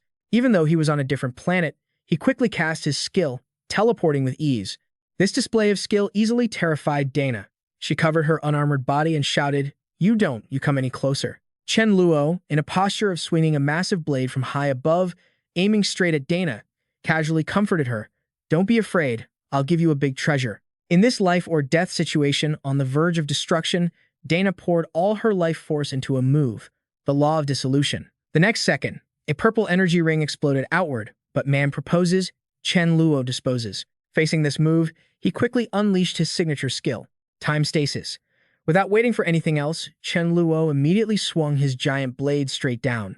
By some miraculous force, Dana luckily dodged the lethal blow. A talented person doesn't blame the circumstances. Even though he failed, he refused to give up. If you were a normal god-level being, you'd be dead by now. Seems you're quite strong. It didn't matter. If once wasn't enough, he'd do it again until she died. Seeing that Chen Luo absolutely wouldn't let her survive, she immediately unleashed another move, a poison cloud. But alas, how can a side character defeat the main character? This move was nothing compared to his level. The attack range was useless against him. Only now did Dana realize the gap in their strength. Chen Luo's skills countered her too hard, but it was already too late. Chen Luo, feeling like a cat playing with a mouse, raised his voice, let's change the venue and play somewhere else. Realizing the path to the 18th level of hell was already laid out in red carpet, She tremblingly called for help from the outside. "Brother Su Yang, don't hide anymore. Come out and save me." Chen Luo was genuinely surprised that Dana had a backup plan, and he kept asking himself questions. Brother Su Yang, Yun Su Yang, Yun Su Yang is nearby. Yun Su Yang brought Dana to kill him. Things were veering off Chen Luo's projected path, making him suspicious. Yun Su Yang had no reason to kill him. Surely Lei Sade had ordered him to bring Dana to use a beauty trap, and he couldn't refuse. Meanwhile, Dana kept shrieking for help from the other person. "Brother Su Yang, where are you? Save me." Seeing her pathetic state, Chen Luo was too bored to speak. "Why are you calling? Yun Su Yang is my master. He won't show up." Realizing her pleas were useless, Dana switched to a kneeling, begging tactic. "I beg you, don't hit me anymore. I'm willing to serve you for 10,000 years. Little did she know, Chen Luo was so devoted that he struck out, shouting, "You want me to cheat, trying to drive a wedge between me, Luo, and me, you deserve to die." His rage was now uncontrollable. He fought harder with every strike, his mouth never stopping. "Look at yourself. You stink, and all the plants and flowers around here have died. Do they not have lives?" At this moment, Chen Luo couldn't bear to look at her anymore, and swung his blade repeatedly. "Today, I, Chen Luo, shall act on behalf of heaven and slay you." The exhaustion of a lifetime spent under his blade made Dana unable to help but curse as she died. "Chen Luo, you won't live long. I'll make sure you die with me." Even as she went to the afterlife, she still called his name into the night. His heart felt a sting of sorrow. Seeing Dana self-destruct with his own eyes, Chen Luo felt a bit uneasy. A creature self-destructing, yet Mei Fan didn't warn him of any danger, so he figured he should be fine if he didn't dodge. The next second, wild thoughts flooded his mind. Sometimes, if you don't push yourself, you never know your true potential. Plus, if he got hurt, he could use time reversal to recover. As that thought faded, a conclusion formed in Chen Luo's mind. By then, he could quickly accelerate his comprehension of the time reversal laws. While he stood there dazed, contemplating, she continued to scream threats, "Let's go to hell together." But it seemed Dana's self-destruction didn't faze Chen Luo at all. In this situation, he stood there calmly, simply using his hand to cover his face to reduce the pressure, letting her sticky, slimy fluids land on him. But Chen Luo had a powerful ace up his sleeve. This armor is truly tough. Even like this, the poison hasn't seeped through. The moment that thought passed, a crazy idea popped into his head. If that's the case, why not use this armor to train the time reversal skill? Seeing Dana's head rolling like a ball to his feet, Chen Luo couldn't help but sigh. A good person indeed, even before dying, she wanted to contribute. 2 days later, at the Bada family base, a low voice slowly recounted everything. Chen Luo didn't fall for the beauty trap.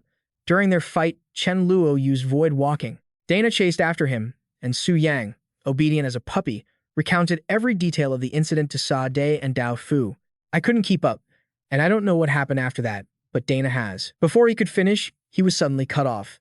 "Enough. Su Yang, you head out first." Once he was out of sight, Dao Fu turned to him to discuss this unfavorable turn of events. "Regardless of whether our judgment was, if I or Dana let slip any leads, we can't send anyone else. Use my plan to make Chen Luo come here himself." Tadek listened, unable to hide his anticipation.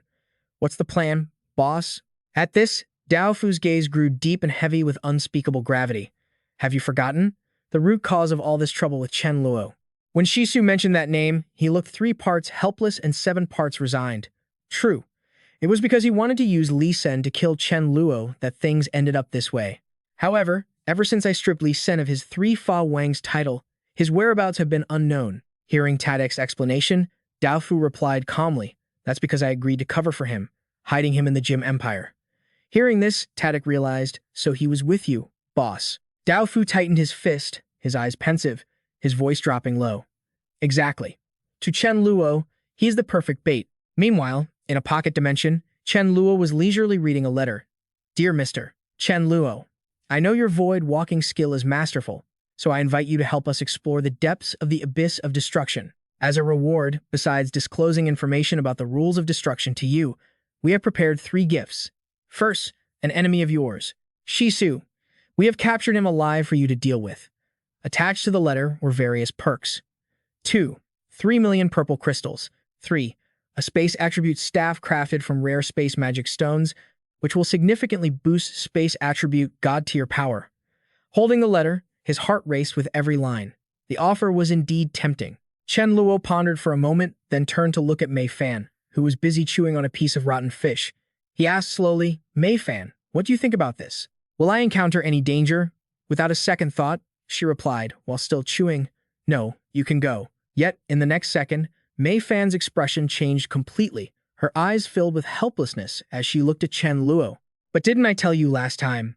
The Fa Wang is in danger. I feel that danger approaching. She wanted to understand this better, so she continued. And I wonder if the Fa Wang being in the Jim Empire has anything to do with this. But Chen Luo wasn't listening at all, focused solely on his own goals. I see. Then I must go even more. I'm leaving right now. Scene changed to the Jim Empire's training ground. It was as peaceful as ever, but that calm was soon broken. The Fa Wang was busy training his power, the rule of phantom lightning. Bolts of lightning intertwined. Before long, with a single move, he unleashed a strike. The pressure erupted and vanished in an instant, causing the female sparring partner to lose her balance and tumble to the ground. In that moment, Fa Wang couldn't help but exclaim, "Too weak." Just then, Afu, who was watching from the sidelines, couldn't help but feel excited for him, her voice filled with clear admiration. "I never expected you to grasp the rule of phantom lightning so quickly. Fa Wang, you truly are a genius." Hearing a familiar voice, Fa Wang immediately turned his head and walked over to greet her. "Afu, what are you doing here?" She didn't hide her intentions and spoke directly. "My father keeps talking about wanting to take you as a disciple, but there's a chance to earn merit right now. I want you to contribute so it'll be easier for me to speak for you later." Fa Wang looked at Afu with anticipation. "That sounds good. What is it?" Seeing his eager expression, she didn't hesitate to reveal the information. "Do you know Chen Luo? My father invited him to help, and he agreed. He'll be here tomorrow." Hearing this, Fa Wang's heart pounded with joy. He could finally see Big Brother Dog. This was great news. Before he could speak, Afu leaned close to his ear and revealed something shocking. "But in reality, my father wants to ambush him." Her words hit Fa Wang like a thunderclap. His face darkened, his brows furrowed. "Good grief, where do you get the confidence to deal with Big Brother Dog? This can't happen." Fa Wang felt a burning anxiety and urgently asked how they planned to do it, but deep down, everything was still very vague. As far as he knew, Big Brother Dog hadn't offended them, right? Why would they want to attack him? Sensing Fa Wang's over-the-top reaction, Afu lowered her voice, but it sounded more like a command. "Don't concern yourself with this. We have our own way of dealing with him. When the time comes, you just need to follow my instructions and strike him at the right moment." Even though he had a mountain of questions, he pretended to cooperate on the outside. "All right, I understand." While she was still trusting enough to pat his shoulder for moral support, deep in Fa Wang's subconscious, a plan was forming.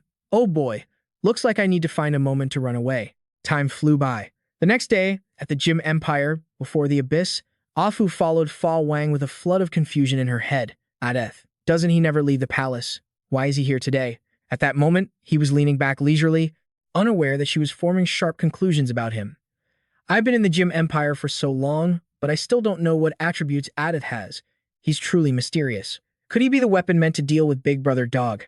The group stopped before a massive, bottomless pit. The space there was twisting crazily. The guide narrowed his eyes. "Alert, he's here.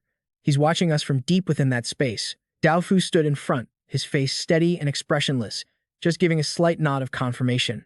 Behind him, Afu secretly covered her mouth and leaned over to whisper in the ear of the person next to her. "Fa Wang, when he's restrained later, strike him immediately." Fa Wang felt a surge of confusion but replied quietly, "All right, but why do we need to deal with him?" Her eyes turned serious and cold. "Because he is a threat to my younger brother, a threat to the Jim Empire." Hearing that, Fa Wang's blood boiled. Are these people irrational? Big Brother Dog has never been here. How could he threaten her brother? His mind raced. Since they dared to set an ambush like this, they definitely had some fearsome methods. He had to warn Big Brother Dog. He absolutely could not let him fall into this trap. Thinking this, Fa Wang suddenly swung his hand and delivered a heavy slap straight to Afu's face. Only this could cause enough chaos. It was the clearest signal he could give to Big Brother Dog. She fell to the ground, eyes wide with shock and confusion. "Fa Wang, you." Before Afu could finish, Fa Wang poured all his internal power into his throat and roared, "It's an ambush. There's an ambush here." In that split second, Daofu moved like a ghost, appearing in front of him, his voice icy. "Kid, you dare ruin my plans?" The next second, he struck with full force. Fa Wang's body was sent flying toward the abyss. Hovering in midair, the spatial energy around the pit sensed an intruder and activated automatically. He realized with panic, "Oh no, I'm about to get sucked in by the abyss's gravity." In the final moment before being swallowed by the darkness, Fa Wang roared a vow full of resentment. "The day I return to this world, You will all die. As the scream faded, Fa Wang's figure was swallowed by the ruthless space, vanishing completely into the void. Deep inside the pit, instead of being torn apart, he felt a soft force supporting his body. What is this? Fa Wang tried to suppress his fear, curiously observing the mysterious energy enveloping him. This energy is surrounding my whole body, but it's not harming me. Time passed, and as he neared the bottom, the protective force suddenly dissipated. He scrambled to his feet, his eyes scanning his surroundings alertly. Finally here, let me see if I can fly out. But before he could stabilize his movement, a bolt of lightning ripped through the space and struck directly above his head. Fa Wang looked up in horror at the sheer cliff walls. There was a cluster of lightning flashing. What is this situation? Am I going to be trapped here until I die? Just then, a low, powerful voice echoed as if from the ancient past. Stop struggling. If you pass my test, you will be able to get out. He spun around in a panic. Who's talking? The voice remained calm but carried suffocating pressure. Do not resist. Obediently accept my information, and you will know everything. A streak of light shot from the darkness and dived straight into Fa Wang's ear, causing agonizing pain to flood his brain. It feels like some images are entering my head. His internal energy erupted violently like hellfire. I was born to destroy. I am the destroyer. I am the rage. The will of destruction will never fade. I will return once again. The lightning gradually condensed into a blurred figure that exuded an unparalleled, domineering aura. The rule of destruction is me, and I am about to return. Standing in the heart of the chaotic information storm, the Fa Wang suddenly gained enlightenment. So, the reason no one had been able to grasp the law of destruction until now was that it wanted to destroy the world, and it was lulled into a deep sleep by the other interconnected laws. That silhouette lowered his voice, shifting to a seductive, enchanting tone. I am a very special law that depends on other laws, the two merging with each other. As long as you pass my test, my power will belong to you alone. Above the Fa Wang's head, lightning began to roar even more violently, leaving only an indelible will. The only thing that can destroy your will is yourself. Destruction is also creation. If you can endure this, you will be reborn. Violent lightning poured down, invading every cell. If you cannot hold on, I will wait for another destined person. The pain, exceeding the limits of human endurance, made him unable to stop screaming agonizingly. The Fa Wang collapsed at the center of the dense, dark purple lightning network that was lashing down crazily. I said it, you all will die. My children, my wife. He gritted his teeth until they bled, reminding himself. I am a dog assassin, an assassin for the sake of survival. Big dog, wait for me. It hurts so much, but I'll get used to it if I just hold on. The Fa Wang looked up, his blazing red eyes staring straight at the lightning bolts, shouting defiantly, Can you increase the frequency? I'm almost out. Deep in the spatial layers, Chen Luo focused intensely, staring into the vortex of the pit. Mei Fan, I can't sense the Fa Wang at all. Did he disappear into some special space? She replied calmly. Don't worry. I don't feel like he is in danger. She paused for a beat. Of course, although there is no life-threatening danger, he will have to endure a lot of pain. Hearing that, the heavy stone in his heart lifted slightly. As long as he's okay, that's fine. As for the mastermind who knocked the Fa Wang into the abyss, only to be immediately replaced by a surge of rage, he would handle that guy himself. Taking advantage of Dao Fu's distraction, Chen Luo turned into a remnant image, gliding silently with dimensional power. He didn't just aim for him, he also swept Sa De into his target range. I thought the plan failed, but who would have thought he would show up on his own? Dao Fu waved his hand calmly, dark energy colliding violently with the blue spiritual power. Incompetent fool. He sneered and shouted, Deci, he's here. Appear immediately, do you hear me? Dao Fu didn't take his eyes off Chen Luo, growling an order. Wait for the right moment. Don't hesitate. He will obey. Understood. He began to gather energy. The dark energy in front of his chest contracted and then expanded, combining with the law. Sa De, standing beside him, didn't lag behind, golden spiritual power bursting brilliantly in his palm. Big brother, I'll give you a hand too. Chen Luo, don't blame me for being ruthless.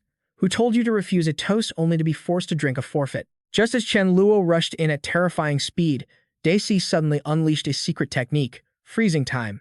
Seeing his opponent freeze midair, he cheered joyfully. Got him, master. I did it. I made him stand still. Everyone, hurry up.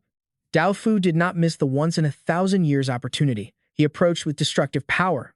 Go to hell. But the moment death was near, from Chen Luo's palm, a yellow plant vine suddenly glowed brilliantly. Sa De's pupils constricted. This aura, it's the Higanbana flower.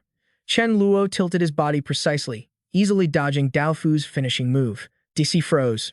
Why was my time stop ineffective? Before he could understand what happened, Chen Luo grabbed him tightly by the neck. Dao Fu was horrified. How could he dodge it? Shouldn't he have been frozen?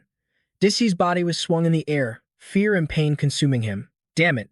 The urgent task now is to break free from his control. He closed his eyes tightly, formed a seal, placed 2 fingers on his forehead, and froze time himself. Chen Luo was startled when his opponent suddenly escaped his control. He used his own time stop to break out of mine. I just accidentally discovered a new way to use this. Turns out time stop can be used like that too. Thanks a lot. This didn't stop Chen Luo from going after him. He turned and stepped back into high gear. But this is still a futile struggle. Today, if I've decided to take you, I will. No one can protect you. Witnessing Disi freeze himself to break free, Dao Fu couldn't help but feel smug. Not bad, my grandson. His palm turned toward the sky, lightning roaring in anger. In an instant, the thick darkness swallowed the light, and bolts of lightning carrying the breath of destruction struck down frantically. Chen Luo's figure turned into a flexible streak of light, dodging through the fragile gaps of the Grim Reaper. This stubborn old man is truly terrifying. In another corner, Saad suddenly erupted with spiritual power, like a lighthouse glowing brilliantly in the dead of night. The light was blinding. A realization flashed through Chen Luo's brain. I get it now. They want to take advantage of my dodging to take Disi away. Just before the lightning strike could hit Chen Luo's head, a transparent barrier shield covered his entire body. Keep dreaming. Even inside the protection, he could feel the space shaking. That lightning strike is powerful, but it's okay. When this is over, I'll just use time reversal. Chen Luo's brain began to operate at maximum speed. Just relying on space power isn't enough to kill them. I have to use time power as well. I heard you guys are quite old. Witness my time acceleration. Around him, spiritual power began to shift strangely. Saad, standing opposite, still maintained a terrifying sense of calm. Chen Luo, if I'm not mistaken, you're using the power of the Higginbana petals to accelerate time, right? He stated firmly with a mocking tone. But your level of time acceleration is completely useless against me. Saad's confidence made Chen Luo hesitate. Is he bluffing? Or does he have some treasure that can block my time power? Seeing his opponent hesitate, he became even more triumphant. You piece of trash, do you only know how to jump around? If you've got guts, stand in front of me. Let's have a real fight. He lunged straight at Saad. Come here. If you've got guts, fight me. A cold beam of light pierced Chen Luo's right chest. He calmly observed the cracks on his protective armor. This feeling of being pierced, Saad was stunned, his eyes constricting in horror. He didn't dodge. Facing the fireball, rushing from the opposite side, he still stood still in place. If I'm not mistaken, this is a feeling of combining space and time. An arrogant smile appeared on Chen Luo's lips. Not dodging isn't because I am overconfident, but because it's not necessary. He borrowed the pressure from Saad's attack to hone the new power he had just realized. I am oscillating within the atmospheric layer. Saad and Dao Fu's faces turned pale. Fear began to take root. Chen Luo was clearly right in front of them, yet they couldn't hit him. What kind of skill is this? Phantom body. Dao Fu approached and unleashed a palm strike. He calmly crossed his arms over his chest, his voice full of mockery. Didn't you just say I only knew how to run? His hand passed through Chen Luo's chest as if touching air. He provoked them with contempt. Now that I'm standing still, what can you do to me? He had now mastered how to merge the 2 types of space-time power. This is all thanks to Disi using time power earlier, which helped me realize that I can also use time and space power on myself. He closed his eyes, feeling the energy flowing. After combining these 2 skills, he could easily create a different space like this hidden within his body. Unless their attacks can pierce through space-time, they can't hurt me. Dao Fu was driven insane with anger. Damn you. If you're so good, come out and fight me head-on. Chen Luo laughed mockingly. How many years have you 2 old men lived? Aren't you ashamed to say that to a teenager over 20 like me? He snapped his fingers lightly, triggering a void displacement. Dao Fu and Saad disappeared completely from the battlefield. Having dealt with the 2 obstacles, Chen Luo turned and leisurely walked toward Disi. I couldn't do anything earlier when he froze his own time, but now that might not be the case. After all, the power of time can influence time, not to mention he now had the power of space. When his hand touched the boy's protective barrier, the energy, previously impenetrable, suddenly disintegrated. Sure enough, in the face of my space-time power, everything is useless. Chen Luo grabbed Disi by the scruff of his neck, hoisting him up like a kitten. Behave yourself, or he'll bash your head in. The boy's arrogance collapsed, leaving only weak whimpering. Don't Disi, who was just arrogant, now had tears and snot streaming down his pale face. Don't kill me. Whatever you want, I'll tell you. You really cherish me. Chen Luo grabbed Daisy by the collar and threw him straight into the space portal like a bag of trash. Time abilities are truly annoying. If I can't kill him in a short time, then I'll just send him somewhere else to finish him off. Chen Luo turned to look at his final target. Tisu was still there. With just a flick of his hand and a surge of dimensional energy, the guards were instantly erased into nothingness, leaving no trace behind. Chen Luo landed on the ground, grabbed Tisu by the collar, and pulled him face to face. Tisu, looks like we meet again, old friend. Tisu's face turned deathly pale, his lips trembling so hard he couldn't speak. Chen Luo, let me go. Just then, Dao Fu and Sa De, having escaped the spatial displacement, came charging over in a blind rage. Chen Luo held Tisu in one hand while casually waving at the two old men, who were glaring at him with bloodshot eyes. Gentlemen, thanks for the gift. I'll be taking my leave now. Dao Fu could only howl in futile fury. You brat, Chen Luo, you won't have a moment of peace. In a scorching, desolate desert, the moment Tisu was tossed onto the hot sand, he hurriedly started making excuses. It was Zilan La. It was all Zilan La's scheme. She's the one who told me to kill you. Chen Luo squinted under the blinding sun. Who is she? Where is she? And why would she want you to kill me? At the mention of her name, Tisu grew both fearful and hateful, gritting his teeth as he cursed. She's a wicked bitch, a vile woman who loves turning others into her pawns. Tisu's expression became nervous as he spoke of her. Zilan La is a legendary karma-type entity. Before I even attained godhood, she had already ascended to that level. I only reached godhood by mastering spatial teleportation. Even though I'm not particularly powerful, I never wanted to be a subordinate to anyone. He lost himself in the memories of his dark past. So, after I learned about Zilan La, I brought her a generous, carefully prepared gift. Zilan La, who never met anyone, agreed to see me. I thought it was the start of my good fortune, but looking back now, it was the beginning of a nightmare. Tisu confessed everything honestly. I had connections and a wide network of friends. Every day was going great. Knowing Zilan La's abilities, I often begged her to tell me my future karma. She told me that one day, I would die at your hands. That prophecy had haunted him like a nightmare. Just then, when the Ba Da clan sent me a message, I believed her immediately. I personally brought a demigod from the Ba Da clan to Earth. I don't know how you managed to hold off a demigod with your strength at the time, but I was afraid that once you grew stronger, you'd come for revenge. That's why I had to strike first. He looked up at Chen Luo with teary eyes, full of late-stage regret. Chen Luo, I'm going to die anyway. Can you tell me, knowing your personality, if you knew I had teleported a demigod to you, would you have killed me? Chen Luo calmly shook his head, dropping a line that left Tisu stunned. You're wrong. I wouldn't have. Not only would I not kill you, I'd be thanking you. He pointed to his own eyes, demonstrating that Ba Da demigod became a total weakling the moment he stepped out of the spatial rift. Killing him was incredibly easy. Upon obtaining the crystal, Tisu stood there stunned, then suddenly began laughing and crying like a madman, pounding the sand repeatedly. Oh God, you've played me to death. Chen Luo kicked him in annoyance. Stop crying. What kind of strength does this Zilan La have? Is she that strong? Tisu answered without hesitation. She's very weak. A single slap from me could kill her. He wiped his tears, his voice trembling. But even if she dies, she can be reincarnated. At most, a few decades later, she'll be back. And if you kill her, you'll suffer a horrific death. Even if you send others to kill her, it's useless. You'd just be lying to yourself. You can't cheat karma. Chen Luo frowned, deep in thought. She can't die? Isn't there any way to break this ability? Tisu added indignantly. Besides, do you know why the three spirit Fall Wangs and Dao Fu are targeting you? That was her doing too. Chen Luo gritted his teeth, his killing intent flaring violently. Damn it, so she was the mastermind behind everything. He issued a direct command. Tisu, how about you go kill Zilan La? Chen Luo crouched down before him, offering an encouraging smile. You must really hate her, right? Go kill her. Feel free to make her death as miserable as the hatred you hold in your heart.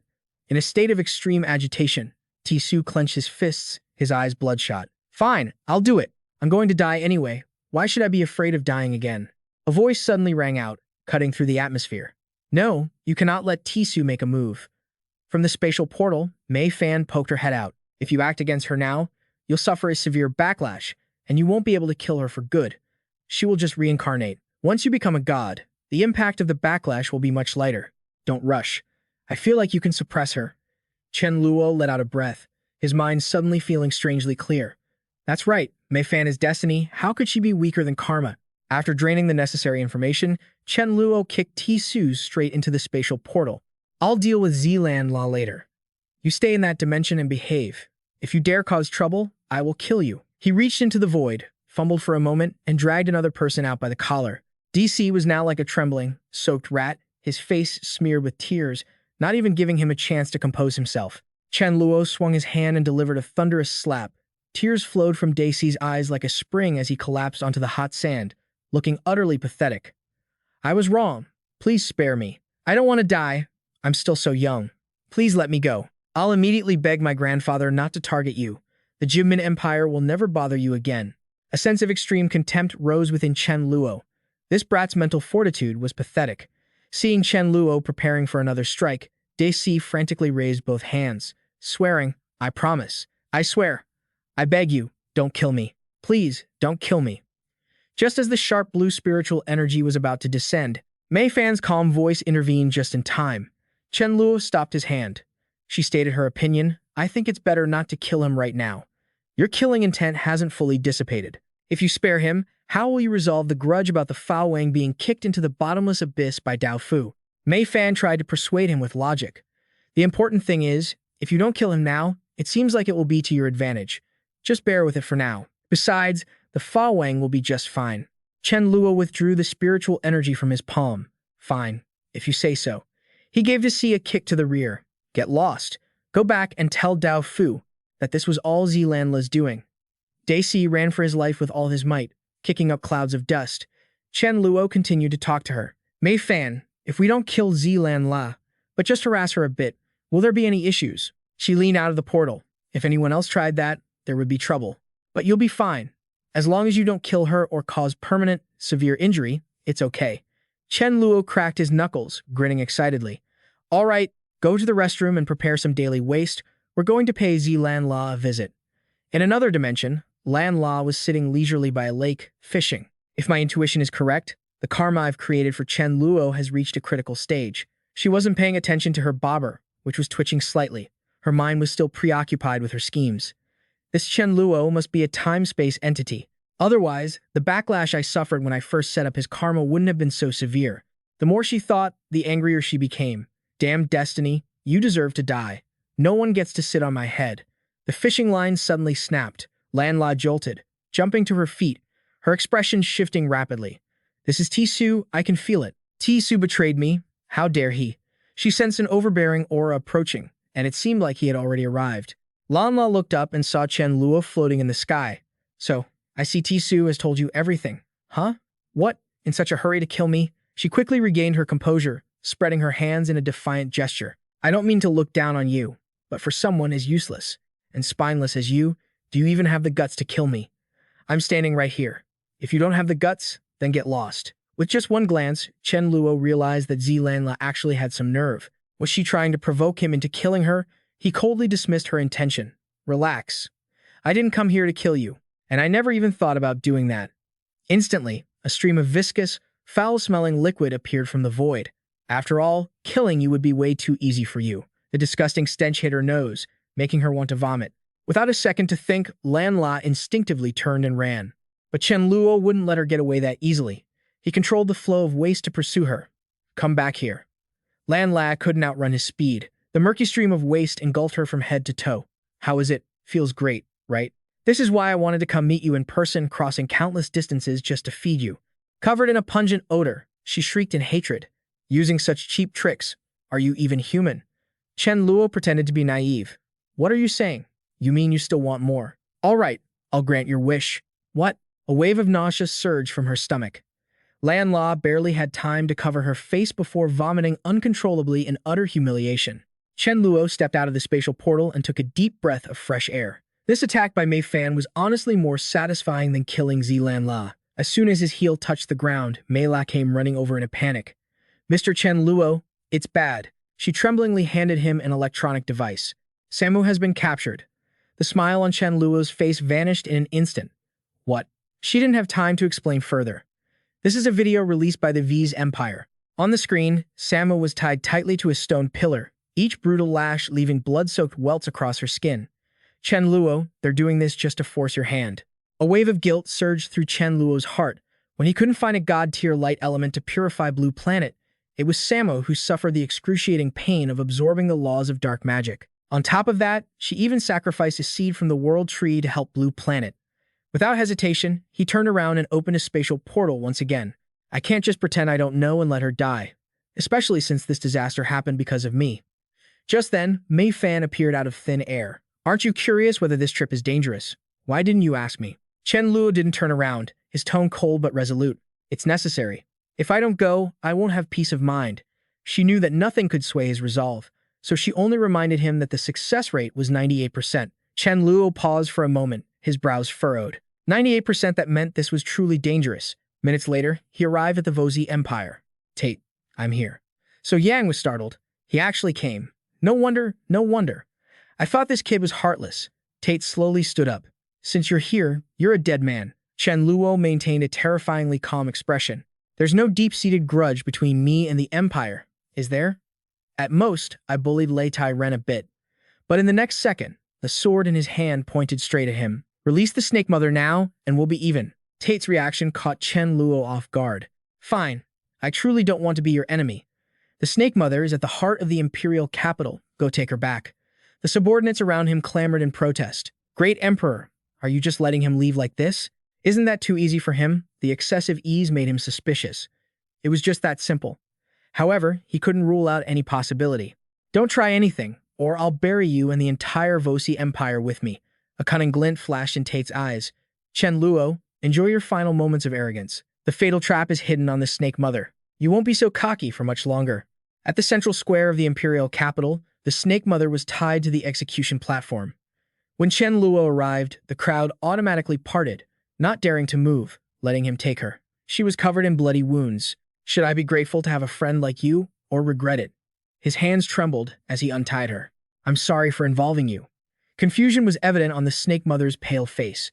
But why did Emperor Tate let you take me away so easily? Before Chen Luo could answer, a faint golden light flashed. What was this? Cold sweat ran down his back. Spider lily, it's a spider lily in her hair. Instantly, an invisible pressure erupted from the flower, locking down the space around him. Time acceleration. His life force was draining away crazily. He could clearly feel every cell in his body burning up. There was no way to fight back, and he couldn't wait for the power of the spider lily to run out. 4 hours left, Ming Lian surrendered directly.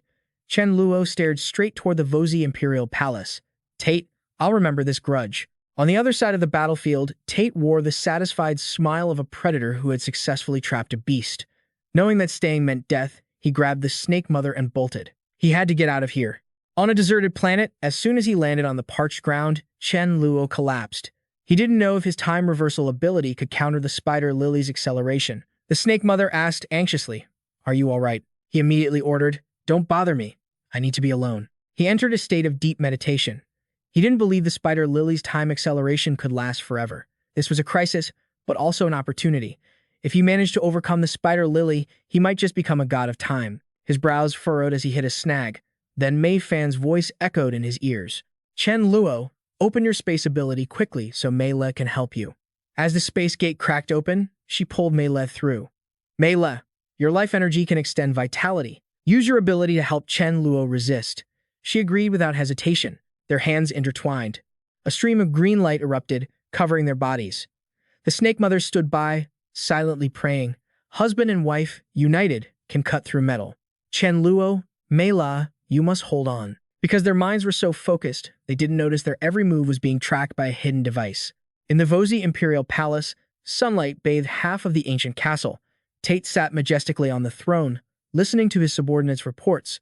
Great Emperor, according to the life form detector, Chen Luo has appeared on planet EDM 1256. Having pinpointed the target, he quickly ordered his top-tier warriors to assemble. Follow me to kill him. 2 rows of black-clad subordinates bowed respectfully. Yes. So Yang stood by with a blank face, but a storm raged inside. I never expected Tate to use the spider lily against Chen Luo. How is he now? He is the only seed of our spatial system, the hope of our entire spatial system. Tate's voice cut through his thoughts. So Yang, go.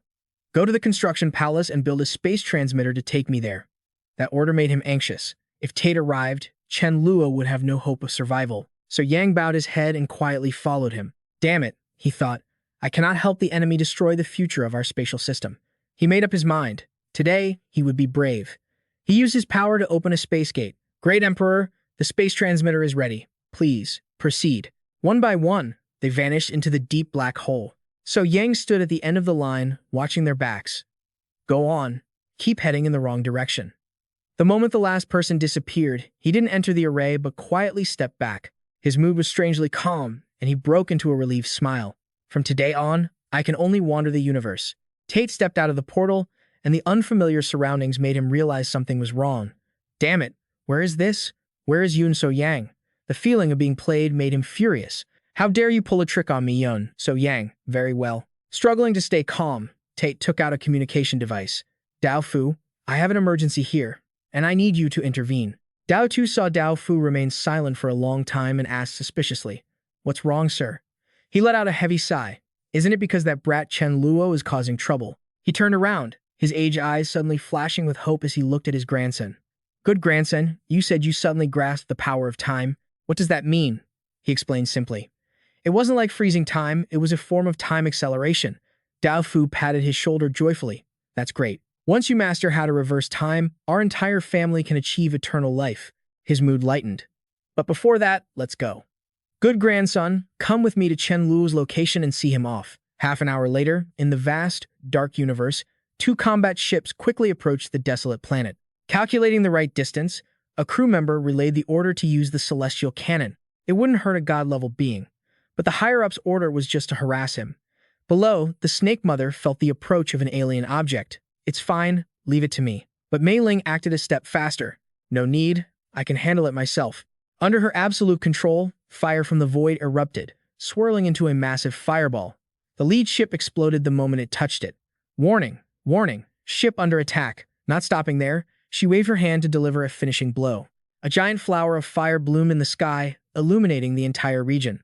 Mei Fan stood by, observing with unusually calm eyes. Rest assured, leave it to Mei Ling.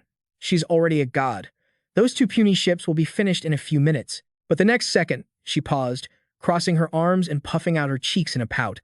All right, I spoke too soon. That weakling is trying to stir up trouble again by forcibly using causality powers. Mei Fan looked toward Chen Luo and Mei La, who were still deep in meditation. But it doesn't matter. Whatever he does is in vain. An hour later, the life force surrounding Chen Luo and Mei La began to fade. The ability was running dry. Her breathing became more labored, and sweat dripped down the bridge of her nose onto the ground. But because of Chen Luo, she voluntarily transferred her life force to him. Seeing her weakened state, he firmly let go. There's no need, Mei La. I still have strength. Mei La stubbornly grabbed Chen Luo's hand, her fingers interlaced with his, and she smiled gently. It's hard enough to help you once. It's okay. Let me try my best this once. The fury in his heart erupted to its peak. Tate, you're good. If I don't avenge this, I'm not Chen Luo. Wrinkles began to appear on Mei La's skin, and her face started aging rapidly. He called out to Mei La in panic. Just then, a stream of pure golden light suddenly appeared from the sky. Mei Fan saw it first. Look, it's the rule of life. Chen Luo stared, stunned, as the divine light merged into her body. Mei La, you've ascended to godhood. After Mei La leveled up, the wrinkles vanished in an instant. Her appearance radiated an otherworldly beauty. He turned to the side and was stunned to see a mysterious aura also radiating from Mei Fan. Mei Fan, what is that on you? She explained calmly, I've been following you, so. It could be said that she has witnessed countless rises and falls of the gods. Now that the time is ripe, Mei Fan, let's call her Mai Pan, can feel it clearly. My destiny rules are, logically, about to arrive. After the transformation process is complete, Mei Pan's figure becomes slimmer and more mature. She calls out softly, and Chen Luo immediately steps to her side, asking, How am I doing? She asks him to slow down the transformation of the time rules, saying, I will summon the complete time rules and let it transform you myself. Let's see how that goes. This leaves Chen Luo suspicious. Is that even possible? Will it be like the High God certification where I get a huge reward? Mei Pan corrects him, saying it's not just about transforming faster. Immediately, a crimson flow of blood energy tears through the void, charging straight into Chen Luo's consciousness. A strange little boy appears in mid-air, with an ancient clock hovering above his head, the embodiment of the time rules. Owner of the destiny rules. I'll give you some face this time, but the reward for comprehending the time reversal rules won't be much. Mei Pan's gaze shifts toward the distant horizon. Now, I've finally become a puny causality god. It's time to deal with her. At Lan La's dwelling, she collapses onto the cold stone floor, her chest heaving in agony. How can this be? Her skin quickly wrinkles, and her appearance grows old, but her instincts never lie.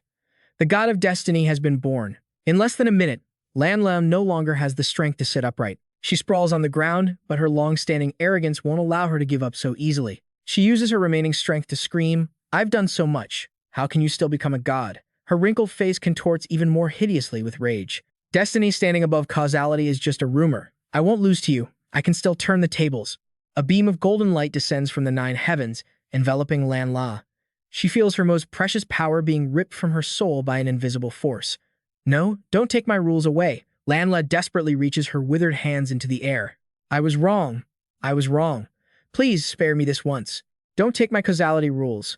On the other side of the battlefield, Mipan sneers arrogantly. "A weakling dares to fight me?" She turns to Chen Luo to instruct him. "I have to leave now. Don't let anyone know I am Destiny. After all, I only became a Destiny god. I don't possess the Destiny rules." He looks confused for a moment. "Huh? What does that mean?" Maipan impatiently waves her hand and steps directly into a spatial portal. "Oh my god, I can't explain it in a sentence or two. Just finish your rule transformation." An hour later, 2 streams of blue and purple energy begin circling a center point within Chen Luo's body. They gradually fuse together, and a massive bolt of lightning tears through the sky, striking him directly on the head. The surprise attack leaves him completely defenseless. Good grief.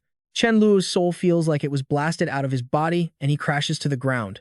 What just happened? If you aren't going to congratulate me for becoming a time god, fine, but why strike me with lightning? A mysterious energy sphere condenses in front of his chest, emitting a shimmering light. He feels a unique power flowing into his body. As the fusion reaches its peak, the 2 streams of red and blue suddenly grind to a complete halt. Huh? There's still some left. Why won't it keep fusing? Chen Luo is stunned, sweat pouring down his face. Could it be because our levels of comprehension don't match? Just as Chen Luo struggles to get up, his breath still unsteady, a triumphant voice tears through the silence.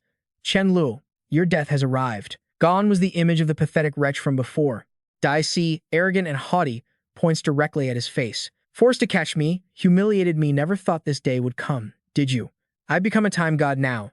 Looking at the miserable state of the man tormented by the spider lily, he surely isn't a match for his grandson. Dao Fu narrows his eyes to observe, his heart still filled with doubt. Doesn't the spider lily accelerate time?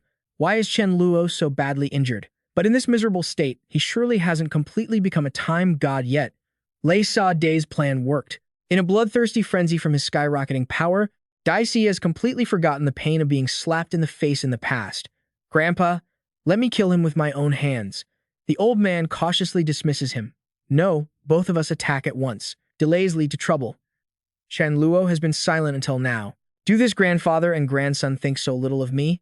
A brilliant blue vortex covers him. Reversing time, his wounds and exhaustion vanish as if they never existed. The grandfather and grandson stand opposite him, stunned. His voice is cold, as if echoing from an ice cellar. "Ah, DC, did I let you go just so you could come back for revenge?" Inside his mind, the gears of calculation are spinning rapidly, but Mipun was right, letting him go was actually beneficial for him. Just as he was lacking comprehension of stopped time, he brought the time crystal he comprehended to reach godhood right to his doorstep. DC screams in desperation, refusing to believe the truth. "Go to hell. Stop pretending. I am a time god now." Time freeze. Chen Luo's body suddenly stands perfectly still. Dao Fu immediately lunges forward with dark energy. Good chance. When the distance is just an arm's length away, he suddenly blinks, the corners of his mouth curling up playfully. Just kidding. Void ejection. The old man's figure disappears, leaving only a faint afterimage. Chen Luo's blue spiritual power locks down all of DC's movements. First, kill ADC, then deal with that old man A Dao Fu who knows how many rules he has. He flicks his finger, pulling the boy toward him. "Come here, my time crystal." A heavy slap makes the boy's face twist to one side. Any last words? Dicey clutches his swollen cheek, the terrifying fear returning. "I'm sorry. I admit my voice was a bit loud just now. Don't kill me. I won't dare to strike at you again." Just then, Dao Fu, who had been teleported away, returned. Why wasn't Chen Luo controlled by ADC? Could it be? A crazy thought strikes him, making his spine go cold. You become a space-time god. He refuses to accept the reality. "Grandpa, I don't believe anyone can become a space-time god." ADC, fight back. The boy wails miserably. "Grandpa, I can't do it." Chen Luo changes his mind, his eyes filled with cruelty. "If you return so quickly, then let you see your grandson's death with your own eyes." Time freeze. It's Dao Fu's turn to freeze. He sinks into the darkness of panic. How can this be? Why does he also know time freeze? He turns to DC, blue spiritual energy flickering across his neck like the Grim Reaper's scythe. He might as well test his space-time abilities. Let's start with him. The moment the energy blade is about to touch his skin, all of Chen Luo's power suddenly vanishes into the void. He is startled. Change? It disappeared. How could that be? Dicey cries out miserably. His left arm has been completely erased. My arm is gone. Grandpa, save me. Dao Fu sees the scene and trembles in horror. This space-time power is truly formidable, but I feel like he doesn't quite know how to use it yet. Taking advantage of Chen Luo's shock, he delivers a lethal blow to his abdomen. Chen Luo curses, damn it. Dao Fu quickly grabs DC and escapes in the nick of time. Chen Luo hits the ground hard. It hurts. Can time freeze only hold him for such a short time? Looks like he's quite capable. Chen Luo sees his prey trying to scurry away and sneers coldly. Where do you think you two are going? Void ejection. As soon as he finishes speaking, a powerful surge of energy fires straight toward Dicey. Ultimately, he is dragged back and forced to kneel on the ground, begging, I was truly wrong. I won't dare to cause you trouble again. Please, can you spare me one more time? Can you? Chen Luo is obviously too used to these words, so he reminds him, you said the same thing last time. With that, he stabs his sword directly into Dicey's wrist, making him scream in pain. But thanks to that, Chen Luo can verify his hypothesis. So that's how it is. Earlier, using his space-time power, he only used its inherent force, so Dicey's missing arm was sent to another space-time. Dicey is crippled, left with only his agonizing screams. Spare me, I beg you.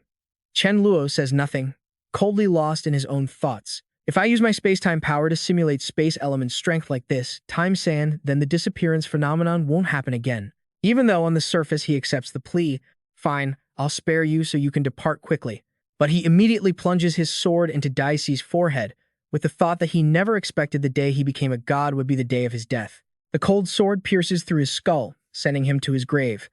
Once DC completely collapses, Chen Luo immediately takes the crystal into his hand.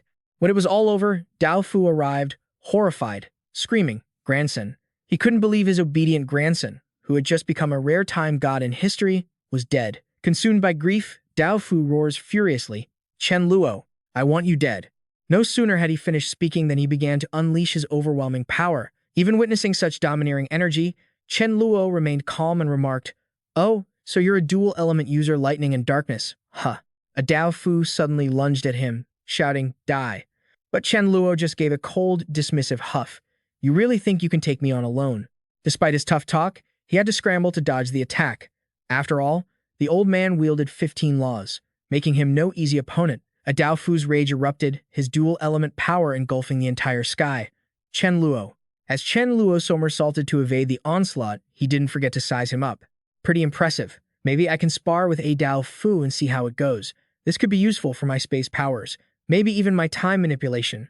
But he wouldn't be reckless. He decided he needed to absorb a Dicey's crystal first to see if he could truly master the freezing of time. Meanwhile, a Dao Fu was frantically unleashing attacks without any plan or order. I don't believe you can dodge forever. It was clear that Chen Luo was effortlessly sidestepping every single move in a heartbeat. Die. Just die. Yet, the sheer volume of attacks was becoming a nuisance, and Chen Luo started to get annoyed. You stubborn old fool. Finally, Chen Luo lost his patience and struck back with a dimension blade. But just as quickly, his attacks were swallowed up by the man's power. A Dao Fu immediately countered by creating countless clones using his phantom lightning law. Glancing at the sea of clones, Chen Luo quickly caught on. What's this? Clones? Does he think he can beat me just by using numbers? He scoffed at himself. How naive. Chen Luo instantly used propulsion to generate a force that launched him into the air, aiming to break free from a Dao Fu's reach. Facing power that exceeded his own understanding, a Dao Fu finally felt a surge of shock. How am I supposed to land a hit on him? But before he could regain his composure, Chen Luo swooped down from the sky and declared, Even if my attacks feel like a gentle breeze to you, if I chip away at you enough times, I'll eventually grind you into dust. As he struck, he let out a faint, disdainful scoff, inwardly noting, A great practice partner. He's given me plenty of chances to use my space-piercing and burial powers. But half an hour later, Chen Luo was suddenly enveloped by a strange, surging energy. Huh? He couldn't believe he was being forcibly dragged away right in front of a Dao Fu. The burial law is kicking in now. But thinking of the silver lining, Chen Luo tried to reassure himself. It's fine. While I'm in the middle of law remodeling, I'm immune to all attacks. I might as well take a break and recharge. Seeing this, a Dao Fu could only swallow his anger. Very well, Chen Luo. You've grasped the burial law, so what? Lei CD is on his way. Once your remodeling ends, that's when you'll meet your end. Just then, another wave of power descended from the sky, startling both of them. No way. Another law? And it doesn't look like mine. The moment he realized what it was, a Dao Fu couldn't help but laugh in delight. The source of darkness. Chen Luo, thank you. Thank you for helping me achieve a breakthrough during my final moments of extreme rage. Even before absorbing the law, he couldn't stop himself from bragging. This is my 8th law, the darkness system. Even if it doesn't help much in dealing with you, it earns me the longevity reward of the darkness law. Upon hearing this, Chen Luo reached out to channel his power, not forgetting to mock him. What are you so smug about? Don't forget, time is supreme. He silently activated his technique, rewinding time, and commanded the law, source of darkness, go back to where you came from. Watching his own law dissipate, a Dao Fu was consumed with rage. How is this possible? Seeing his expression, Chen Luo began to tease him again. Not laughing anymore? Come on, keep laughing. But before he could celebrate, the entire space was swallowed by a bleak, oppressive darkness. What's going on? This sensation, it's a complete darkness law. Chen Luo, who had been feeling quite smug, was suddenly jolted by a terrifyingly powerful voice echoing through the air. You dare rewind time when the law has descended. His power vanished in an instant, leaving him in a panic. A complete darkness law is truly terrifying. My abilities are useless now. The voice continued to boom. Those who break the rules cannot escape their fate. This warning only served to fuel Chen Luo's frustration. I didn't expect that interrupting a Dao Fu's law absorption would cause such a massive headache. Even so, he had to swallow his pride for now. My apologies, I didn't know. It won't happen again. But the voice only repeated the same phrase. Those who break the rules cannot escape their fate. The repetitive sound was starting to drive Chen Luo insane. Damn it. You're really not going to show any respect, huh? And the reply remained the same. Those who break the rules cannot escape their fate. Finally, unable to take it anymore, he pointed at the sky and cursed. You think I'm actually afraid of you? Fine, let's settle this with a fight. Chen Luo decided that if it came to this, he had no choice but to use that skill. Summoning of time and space. As he began to channel his energy, he recalled the past. Back on Earth, I relied on this summoning ability to bring forth an Imperial-level veteran from my past life to defeat Bai Hao. But this time, I need to summon my future self. After all, I am the god of time and space. My future self must be incredibly powerful. I'll summon him to deal with the source of darkness. It's the only way right now. I can't die. I refuse to die. I can successfully summon him. I know I can. With that thought, Chen Luo poured every ounce of his power toward the sky. Unexpectedly, it pierced through the barrier with ease and shot straight up. All right. A second later, another Chen Luo appeared out of the void. As soon as he emerged, the original Chen Luo felt a surge of unease. Wait, is this me in the future? He doesn't look that impressive. Please, just don't let it be my past self. The future Chen Luo appeared, and his presence alone made the law hesitate. The entity even took a step back. It's only for a moment, he realized, overjoyed to see that it was afraid. It's afraid. But he couldn't celebrate for long before Chen Luo started coughing violently. Oh no, this time-space summon hadn't just drained all his time-space energy. It had cracked the place where the crystal was fused. I've exceeded my limit. The future Chen Luo didn't say a word. He simply snapped his fingers. A world-shattering force exploded, instantly blowing the law away. A second later, the darkness retreated, revealing a clear blue sky, leaving Chen Luo completely stunned. Is my future self really that strong? A single snap of the fingers destroyed the source of darkness.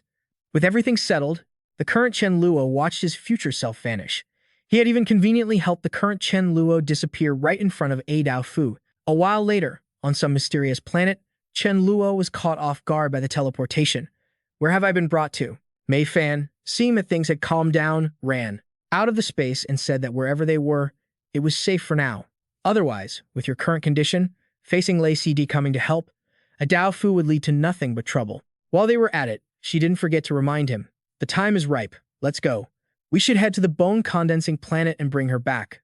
This left Chen Luo speechless. Fine, I'll do as you say. Meanwhile, back on the other side, a Dao Fu was grinding his teeth in frustration. Where did that brat Chen Luo go? And why can't I feel the darkness law anymore? Just then, Tada appeared. Old brother, where's Chen Luo?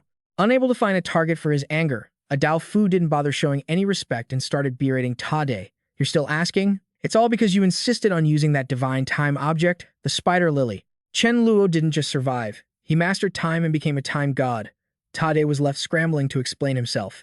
How is that even possible? Since anger wouldn't solve anything, a Dao Fu had to suppress his rage and look for another way. Both of our lifespans are coming to an end. To counter time-space power, I'm afraid we have to use the Mermaid Queen's tears. Still in a state of confusion, Tade discussed it with him. The Mermaid Queen's tears are the best divine item for recovery. It's a pity I only have 3 drops left. Tade took out the 3 drops and added another piece of news, but I heard the Mermaid Queen has just been born. As soon as he finished speaking, a Dao Fu urged him, saving our lives is the priority. Hurry and go invite her here. The scene shifted to the mermaid planet. Ning Shuang was busy hugging a pillow and weeping, unaware of the space portal opening behind her. Mei Fan, the food here is delicious. If only there was some beef stew with tomatoes, then my life as a mermaid would have no meaning left. I miss home. I want to go home. As a result, the very next second, she took a solid kick to the backside. Suddenly, being kicked made Ngung Suong turn around in anger and demand, "Who did you recognize as an acquaintance?" She pointed directly at him and shouted, "It's that tomato-stewed beef guy." Chen Luo was left speechless after hearing that. "You stupid fish. My name is Chen Luo." After that, he reached out and pinched Ngung Suong's cheeks hard before assessing her. "Doesn't look like your time here has been very fun, huh? You've gotten thinner." She didn't resist at all. Instead, she cried while urging him, "Don't bully me. Hurry up and give me the tomato-stewed beef. I'm about to starve to death here." Chen Luo reached out to wipe away a tear before speaking up to reassure her. "Don't worry, I've already had people make you something to eat. It'll be served soon." But at this moment, he was preoccupied with a question. Now that Ngung Suong has ascended to godhood, he wondered if her tears might be even more effective. Just then, a maid knocked on the door to report, "Your Majesty, people from the Vonsei Empire have arrived. They say they are acting on the Great Emperor's orders to invite you to the imperial capital." However, upon stepping inside, she was shocked to find another person in the room. "Who are you? What are you doing to Her Majesty? You've made her cry." Before dragging her away from there, Chen Luo didn't forget to say his goodbyes. "I'll be taking your great empress with me now." Following behind, Ngung Suong casually added fuel to the fire. "That's right, I'm being taken away. Once I'm stronger, I'll continue to protect the merfolk. Goodbye." As soon as he finished speaking, both of them vanished, leaving the maid in a state of utter panic. How could this happen? Where did they go? "Quickly, come here. Report this to the Great Emperor immediately." A month later, somewhere else, Su Duong was angrily criticizing his old friend. "Ho man, you really are something else. We've had a friendship spanning over 100,000 years, yet you personally came to arrest me." Ho man didn't back down either, shouting back, "Do you even have the right to call me your friend anymore?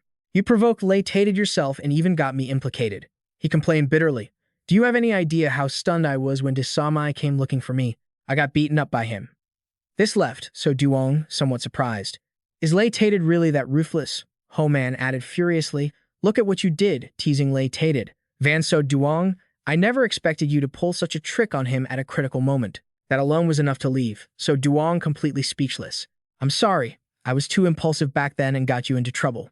Just waiting for those words, the other man stepped forward, rubbing his hands together as he revealed, "Forget it. It's precisely because of that impulsive act that you've hit the jackpot. So Duong, even Lei Tated has to beg you now." But his focus was entirely on the words "hit the jackpot." Ho Man leaned in close to So Duong's ear and whispered, "That Chen Luo fellow, I don't know how, but his power has skyrocketed, scaring Lei Tated into wanting a peace treaty. That's why he told me to find you. He wants you to be the mediator, saying only you have the stature for this." Having said that, he threw an arm around his friend's shoulder and drew a conclusion. "Chen Luo is also a space-type user. Isn't he your disciple? Your disciple caused such a massive scene, wouldn't you say you've hit the jackpot?" But his mind wasn't on that, he was thinking. At that time, Chen Luo clearly had the begonia poison in his system. I thought he wouldn't make it. Without knowing how, So Duong suddenly reached a conclusion. His power skyrocketed. The only possibility is that he has also become a god of time. Thinking of this, he couldn't help but exclaim in shock, "Oh my god, oh my god. The more I think about it, the more insane it is." So Duong felt thrilled. This was the first time he had ever heard of someone becoming a god of space-time, to the point where Lei Tated is begging for peace. A person as talented as that calling him master if he didn't agree, he'd be playing too hard to get. Overjoyed by this unexpected news, he slammed his friend's back and said, "Thanks for bringing me such good news." "Done.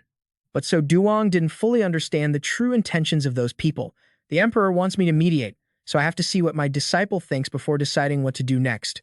That afternoon, at the Vansei Imperial Palace, the grand hall was filled with whispers. Poor Listen had become the sacrificial lamb for the peace deal with Chen Luo. Who could have guessed that in just a short 6 months, Chen Luo would become so powerful that the empire could do nothing to him? Within the rumors, there was still a shred of hope. Fortunately, this time Chen Luo took the initiative to contact the empire, saying he wanted to meet, hoping both sides could turn war into peace. Just then, Chen Luo suddenly appeared out of thin air, and his first words were a jab at Listen. Oh my, what's going on here? A majestic third-rank prince of the empire. Why is he kneeling on the ground? He didn't bother showing any respect, laughing sarcastically. How pathetic. Though he was filled with resentment, he couldn't say anything and could only lament in his heart. Meeting Chen Luo was the mistake of a lifetime. It was my own fault. At that moment, Tated stepped down from his throne, hesitantly probing Chen Luo.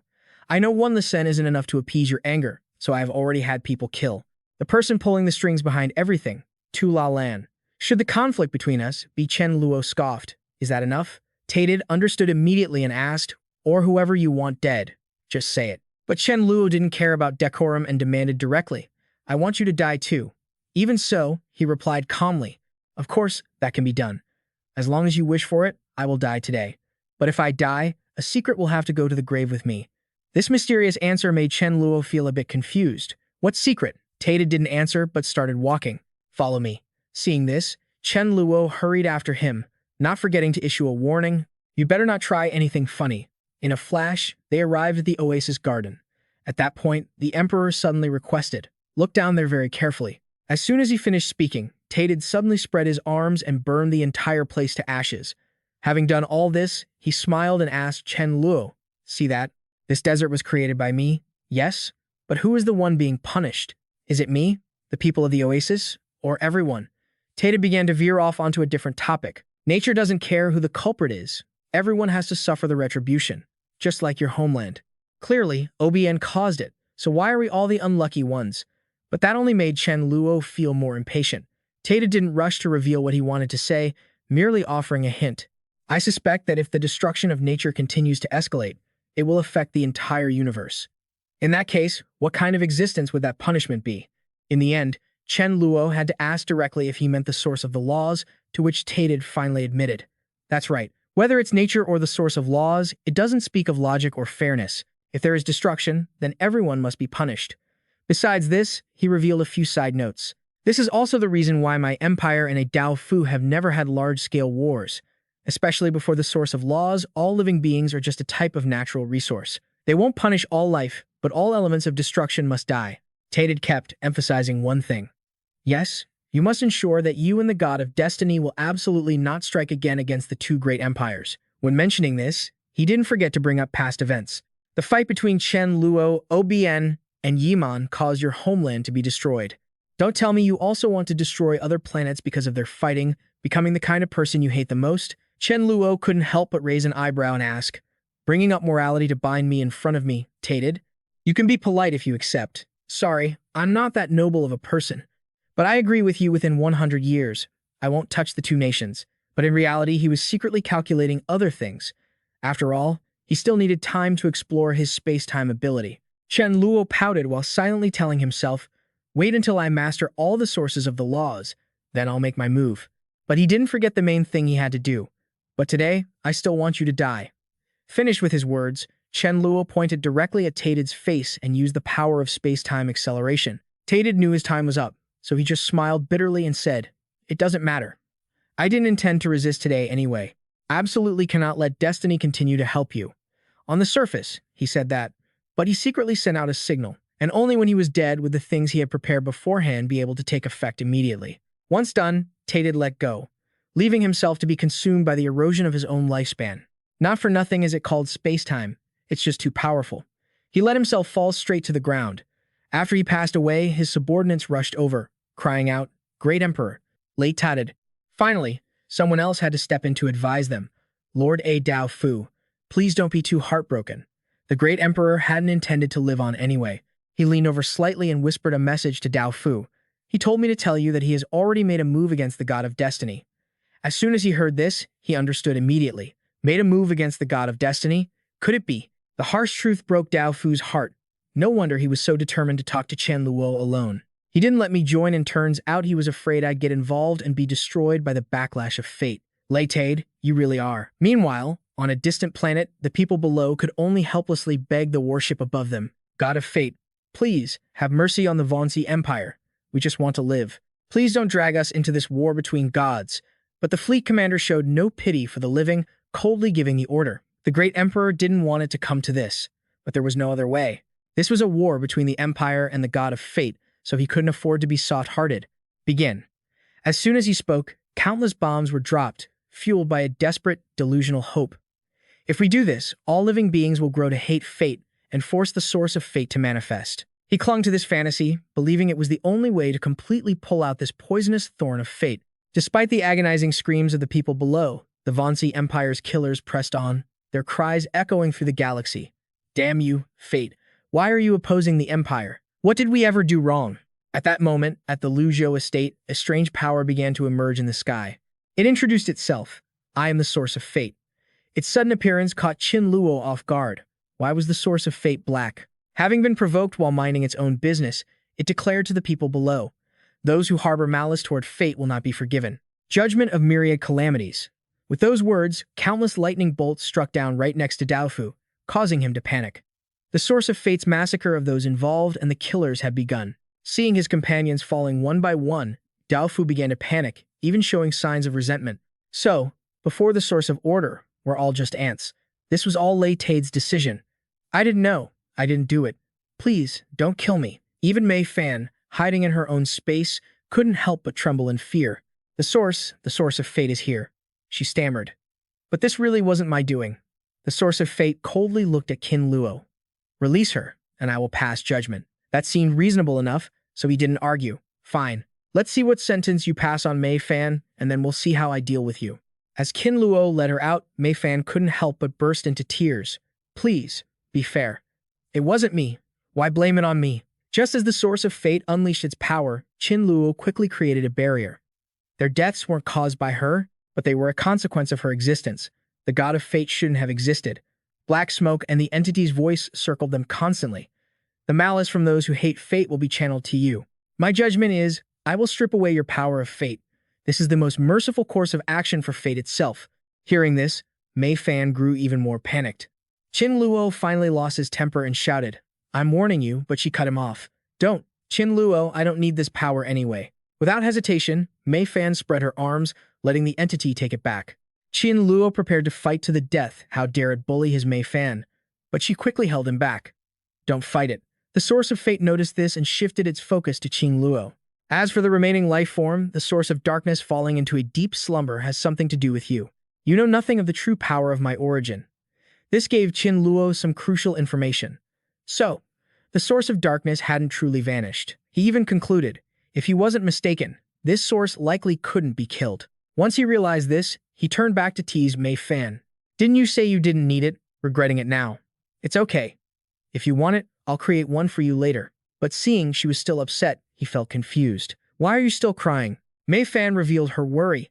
I don't have the laws of fate anymore. I won't be able to help you in the future. The more she spoke, the more pessimistic she became. I'll be like Ning Shuang before, just a freeloader who only knows how to eat.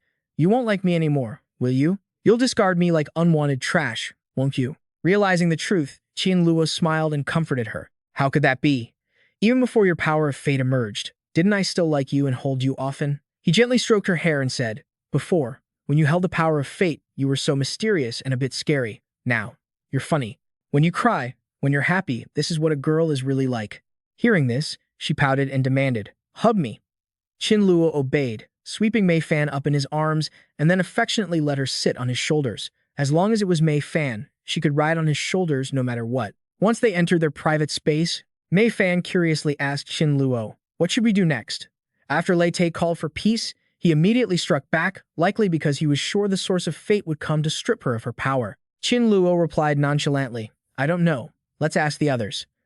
After consulting with his comrades, Chen Luo began to discuss with everyone. Adao is different from Lei Te. His strength is naturally a bit higher, and his lifespan is longer. This time, Mei Fan got dragged into it and lost her power. I shouldn't keep pursuing A Dao Fu for now. Mei Fan suddenly made a suggestion. After wandering for so long, I haven't found a place that feels like home. Why don't we go back to Earth? He agreed without hesitation. Sure. After all, returning is just a matter of space shifting. It'll be a good way to help us calm down. Sometime later, in a place that looked just like Earth, the fields smelling of rice, the green trees made everyone emotional. It looked more and more like the home in his memories. It's so good. Chen Luo surveyed the area from the warship. Looking around, there were no zombies or mutated creatures. The team must have cleared them out. Then, he strolled toward the modern skyscrapers. And what caught Chen Luo's eye was a statue with his own name on it. Earth's hero, Chen Luo. Seeing it made him blush with embarrassment. Deeper in the city, he stumbled upon a server happily calling out, "Fried chicken here. Please enjoy." In another area, people were busy directing work. Everyone, write everything down. See what happens when the humidity increases. Someone stood in front of a crowd, loudly reminding them, even if it's safe, stay alert. They could still potentially eat people. The normalcy of their daily lives was broken when Chen Luo returned. Everyone, I'm back. He couldn't help but sigh. Everything seemed to have changed, yet it felt the same. This was home. Looking at this rare, peaceful scene, Chen Luo had only one wish. If only everything could stop at this very moment forever, that would be wonderful. He could let go of his hatred and not fight the two great empires, living a peaceful and happy life. And as expected, a small celebration took place. Everyone had worked so hard to rebuild Earth. Chen Luo fiddled with his wine glass, secretly calculating it was a pity that the tree wanted stillness, but the wind would not stop. Things had come to this. Even if he took the initiative to reconcile, those two empires wouldn't let it end there.